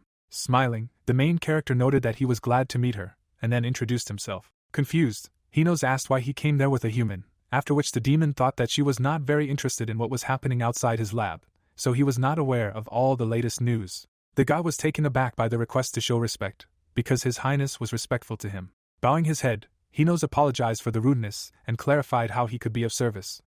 Hinos listened attentively to the question of whether anything happened during the time axis of the human world, after the occurrence of the Akrav event, after which he thought that he had never met a person interested in significant events that occurred in the demonic dimension. He raised his head with a thoughtful look and told that in the middle dimension and the human world, such a phenomenon happened 15 years and 84 days ago. Surprised, Chuck asked again about 15 years. He was shocked. We were shown a baby and told that 15 days and 84 days ago was the day the protagonist was born. Raising his head up, the man said that in the middle dimension and the human world, this phenomenon happened 15 years and 84 days ago. The hero clenched his teeth and asked again. Suddenly, he opened his eyes wide and wondered if it was really 15 years and 84 days ago on that day. The image of the protagonist appeared, and the thought arose that Chuck was born. Standing still, the hero thought about the fact that he was born on the day the spatial stone fell. It was unlikely to be just a coincidence. The protagonist shuddered, hearing that something was wrong. Standing in front of the demon, he said that one more question. He was told about the changes in the time axis and the strange phenomena that happened when it was the last time in human time. Looking at him, the girl answered that it was 5 years and 2 months ago. Looking down, Chuck thought that 5 years and 2 months, what happened to him at that time? The hero stood on one knee. A thought appeared that 5 years ago he went through a lot. Lightning flew around him. The protagonist grinned. It was said that 2 months ago he overcame his limitations and continued to build up his strength. In these 2 cases is common. Chuck frowned in surprise. Smiling, the demon asked what and why he was asking, found something new about the phenomena, to which the hero replied that no, only guesses. The girl, looking at him, said that maybe there are more questions. Waving his hand, the hero replied that no, he received enough information, see you soon. Putting his hand on his side, the guy asked that he found out something. The protagonist clenched his teeth and replied that they would talk when they returned. The man stood by the window. A thought appeared that he was reported that the gentleman returned to the castle. Looking straight ahead, he added that where did they disappear to? Suddenly Chuck opened the doors and turned. Willie looked at him in confusion, hearing that he had something to tell him. The hero stood in front of him, and the monster thought that he had gone crazy. Frowning, the demon thought that the king was kind to him. But how could he have the audacity to call him by name? If his majesty kills him, then so be it. Bowing, Travis said that he was back. The guy froze in bewilderment. The king looked up, hearing the address. Pointing at the hero, the demon said that this little man addressed him by name, and he called him Lord. What is going on here? The hero stretched out his hand in front of the king. Looking at the Lord, he said that since he is his servant forever, there is no point in hiding it any longer. Willie fell to the ground, hearing that Travis is the dark knight he created in his past life. Standing in front of him, the king said that it was the truth, to which the protagonist replied that what had happened had passed, and Willie asked that then they possessed the same darkness. His eyes widened, hearing that he would explain in more detail later. Now more serious things needed to be discussed. Candles illuminated the room. Standing in front of the hero, Travis asked what he thought affected the time axis of the demonic dimension, to which the protagonist replied that he was not entirely sure, he just assumed. Closing his eyes, he added that the event happened on his birthday, and every time his power awakened, time here sped up. Looking at the sphere, Chuck said that 5 years ago he awakened the ability of light, born at the peak of black mana. The crown appeared. It was said that the first king hid in the crown of omnipotence in the depths of the magical world. He received significant power by absorbing one of Chuck's fragments of power a long time ago, but he defeated him and returned a piece of his power. The king looked at him with fear and said that he wanted to live. Lightning flew around the hero. The thought appeared that the light of black mana was created during the absorption, another form of black mana. The hero stood still. It was heard that 2 months ago he used the light of black mana with the help of Mickey, waking him from sleep. The man smiled. It was said that, and also, what he said then does not leave his head. The sphere lit up brightly. It was heard that this light was very similar to the energy of the 12 gods. Suddenly a glow appeared in the room. It was heard that this is so, to which Willie asked that he invaded here without the king's permission. Holding the staff in his hands, Cain answered that the time axis of their world changed because of him. The hero looked in amazement and asked again. A view of the tower opened up. Sitting on the throne, Satan asked that he could not capture the lands of vengeance. Standing in front of him, Dracula replied that he had lost, to which he asked again. The demon looked furiously and said that vengeance had left his lands for a month, going to another dimension. How could he lose?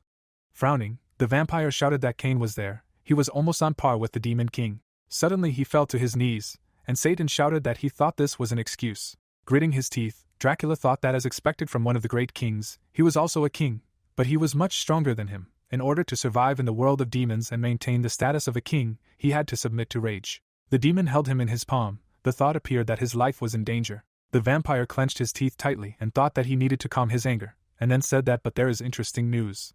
Sitting in front of him, the demon asked again, to which the king replied that he dragged a man into their dimension. Satan smiled and replied that he was waiting for details. Looking straight ahead, the hero asked that he was a contractor of Gaia. The man looked down and said that it seemed that his desire to destroy the 12 gods had awakened Gaia. The girl held the sphere in her hands. It was heard that the goddess of creation, who was now in a deep sleep, was the one who created this world with the help of a blessing. Frowning, the protagonist thought that the ancient god he met in Harmony was talking about something like that, and then asked how he knew his past name. Standing in front of the demon, Chuck heard that there was no time for explanations. The king of rage was coming for him. Standing next to him, Travis asked that rage was coming here, to which Cain responded approvingly. He lowered his head and asked again. Swinging his hand, Willie asked that how he addressed the king. He had completely lost his mind. Suddenly Cain turned in his direction. The guy flew into the wall. Turning his head, the king said that he had crossed all boundaries. His eyes lit up and he asked if Willie was right and he had really lost his mind. Gritting his teeth, the boy replied that he had to be ready to fight the greatest darkness. The king shuddered and asked that the king of rage was heading here out of boredom, and he didn't even feel him, to which Cain said that his clone was not lying. Stretching his arms out to the sides, he added that in front of him was also a clone. He was everywhere and anywhere in the demonic dimension. Looking straight ahead, Cain heard why he hid his identity, to which he replied that he became his subordinate so that it would be easier for him to meet Chuck. The hero raised his hand and asked what he was. With wide eyes, the demon replied that the informant created by Gaia to tell him the story of the blessing. His name is Cain. Frowning, the protagonist asked what but why did the rage need him. The king smiled. It was heard that he had a mind of his own. It was impossible to guess his intentions. Looking to the side, the king said that he would go first. If this was true, then they needed to get ready urgently, to which Chuck responded approvingly. Bowing, Willie said that let him go with him. The doors suddenly slammed shut. The hero sighed and asked that anyway, he was an informant, and Gaia created him, to which the demon responded approvingly. Standing in front of the demon, the protagonist said that well, it would be better to head straight to the battlefield, but first, something needed to be clarified. Looking down, he thought that the god said that he was not completely reborn. Looking down, the man said that the soul, originally not belonging to this body, but also belonged to it. Gritting his teeth, the hero asked that he was a fake. A view of the kingdom opened up. The girl turned around, hearing that he should gather the commanders. The demonic king of rage was going to attack them. Looking at the king, Lillian asked why, to which Travis replied that he had no idea. The protagonist stood still, and a thought flashed through his mind that Cain had said that he was angry at his master's presence, but he was not entirely sure. The king's eyes lit up and he thought that, however, he had to protect his master no matter what. Standing in front of the demon, Chuck said that if he was an informant created by Gaia, then he should know whether he was real or not. Kane's eyes widened, saying that it was easy to say what. The hero frowned and said that he wanted to hear it now. Putting his hand to his chest, he added that if he was not reincarnated, then what the hell was he? Gritting his teeth, the informant said that he could only answer one thing now. The guy turned around, and someone said that he was born out of necessity. Lowering his hand, the protagonist replied that it meant he wasn't real, to which the demon said that he shouldn't jump to such conclusions. Raising his eyebrows, he added that he wasn't perfect, but he had inherited most of his memories, and those that were lost were gradually lost. Lowering his head, Chuck said that it was okay, no need to console him. Well, he was a little shocked. Clenching his fist, he added that he wasn't a reincarnation, but his goal hadn't changed. The demon gritted his teeth, hearing that even though the memories weren't his sense of duty to destroy the 12 gods was real. The hero opened his mouth wide and shouted that he was. Frowning, he said that he was no longer a reincarnation, now he would live as Chuck. Looking at him, Kane responded approvingly. Turning around, the protagonist said that well, they'd better help Travis. The demon extended his staff forward and replied no, he should leave the battle to him, they had somewhere to go. Chuck's eyes widened and he shouted no, he had to warn Travis. Suddenly they vanished. They abruptly moved to another point. Standing in front of a huge crystal, the hero asked what this was the core of the demon realm, to which Kane responded approvingly. A purple stone appeared, and it was heard that this was a fragment of the spatial stone from the Twilight world. Turning his head, the protagonist asked how he got here. Looking up, the demon replied that this was the basis of the contract, containing the power most similar to the primordial darkness, a trace of the cause and effect relationship that would lead to his birth. Standing in front of it, Chuck heard that lost memories, the return of glory, the desire to kill, the thirst for revenge. Particles were flying around the core. It was heard that the chaotic world, the opportunity to fix everything, to which the hero replied that he was again saying something he did not understand. Suddenly, a huge portal appeared behind him. The protagonist opened his eyes wide, hearing that the time had come, to which he asked again. The demon pushed him with his staff. Looking straight ahead, Kane said that he would find answers to his questions there. Chuck was falling into the water. It was heard that he would also remember everything that had been forgotten, to which he thought, what the hell? The hero stretched his hand up. Lightning struck the sky. The thought appeared that he was seeing some glimmers in this darkness. Familiar faces appeared first. People were standing in a cave. It was heard that everything was over. They were the only ones left. If this was how it was supposed to be, it was said that the era when all people had power. The man watched them. A phrase flashed at the resistance, which at first helped Chuck, and then, realizing the imminent defeat, sided with the 12 gods. Putting his hand on his side, the man said that this is where the rats were hiding. He grinned when he heard why he betrayed them. He thinks they will not take revenge. Stretching his hand forward, the magician said that this is what the rats say, having abandoned their leader and joined them. How funny, it is better to end everything here. A bright glow appeared. It was said that this is how the world was restarted for the first time, and the power was taken away from people. Kneeling, the old man asked why he was abandoning them, to which the man replied that for the good of the new world, people lived too long. Taking out a weapon, he added that he hoped that in the next life their age would not be so long. A thought appeared that this led to the second restart of the world. The head flew to the side. It was said that people's lives were taken away. The knight opened his eyes wide and shouted that they thought they could imprison people in the name of religion. They would never bend them to their will. The man smiled broadly. Looking down, he said that they had rebelled against him. Next time he would make them more docile. Explosions thundered in front of him. The thought appeared that during the third reboot, people were deprived of their freedom. Dragons flew through the air. Residents looked around in fear. The demon put his hands behind his back. It was heard that it had become more interesting now. This generation of people was somehow boring. Corpses lay on the ground. The thought appeared that during the fourth reboot of the world, humanity was robbed of its greatness. Hanging in the air, the man heard that the gods would be killed, to which he asked if this generation of people was also down the drain. They were somehow too strong. Smiling broadly, he added that he would reboot the world one more time. It was said that and finally, during the fifth reboot, people lost the changes, and here came the sixth world. The weapons were pointed towards the demon. The thought appeared that there was nothing more to take away from people. Smiling, the god said that if he died, humanity would disappear. Suddenly, a glow appeared around the demon. The god looked away, hearing that he knew how to control this power. Interesting.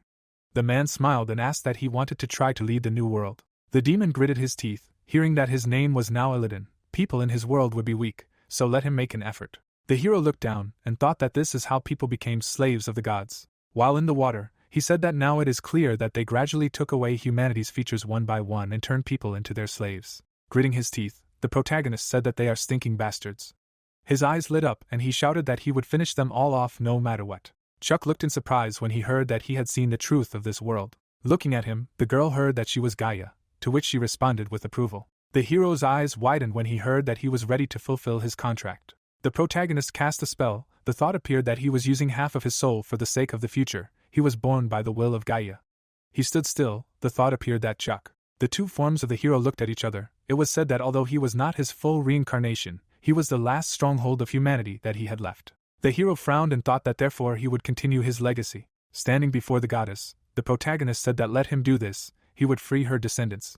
Looking at him, Gaia said that if he failed, either he nor she would be able to turn everything back. Chuck gritted his teeth and said that so be it, he would make the 12 gods fall. Raising her hands up, the goddess responded approvingly. The sphere appeared. It was her that the last guardian, the savior of mankind, the enemy of the 12 gods. Bright rays flew in the air. It was said that the time had come, in this test. The hero stood in the bright glow, listening to how he would become a perfect being. The protagonist closed his eyes. He looked forward angrily. Chuck stood still.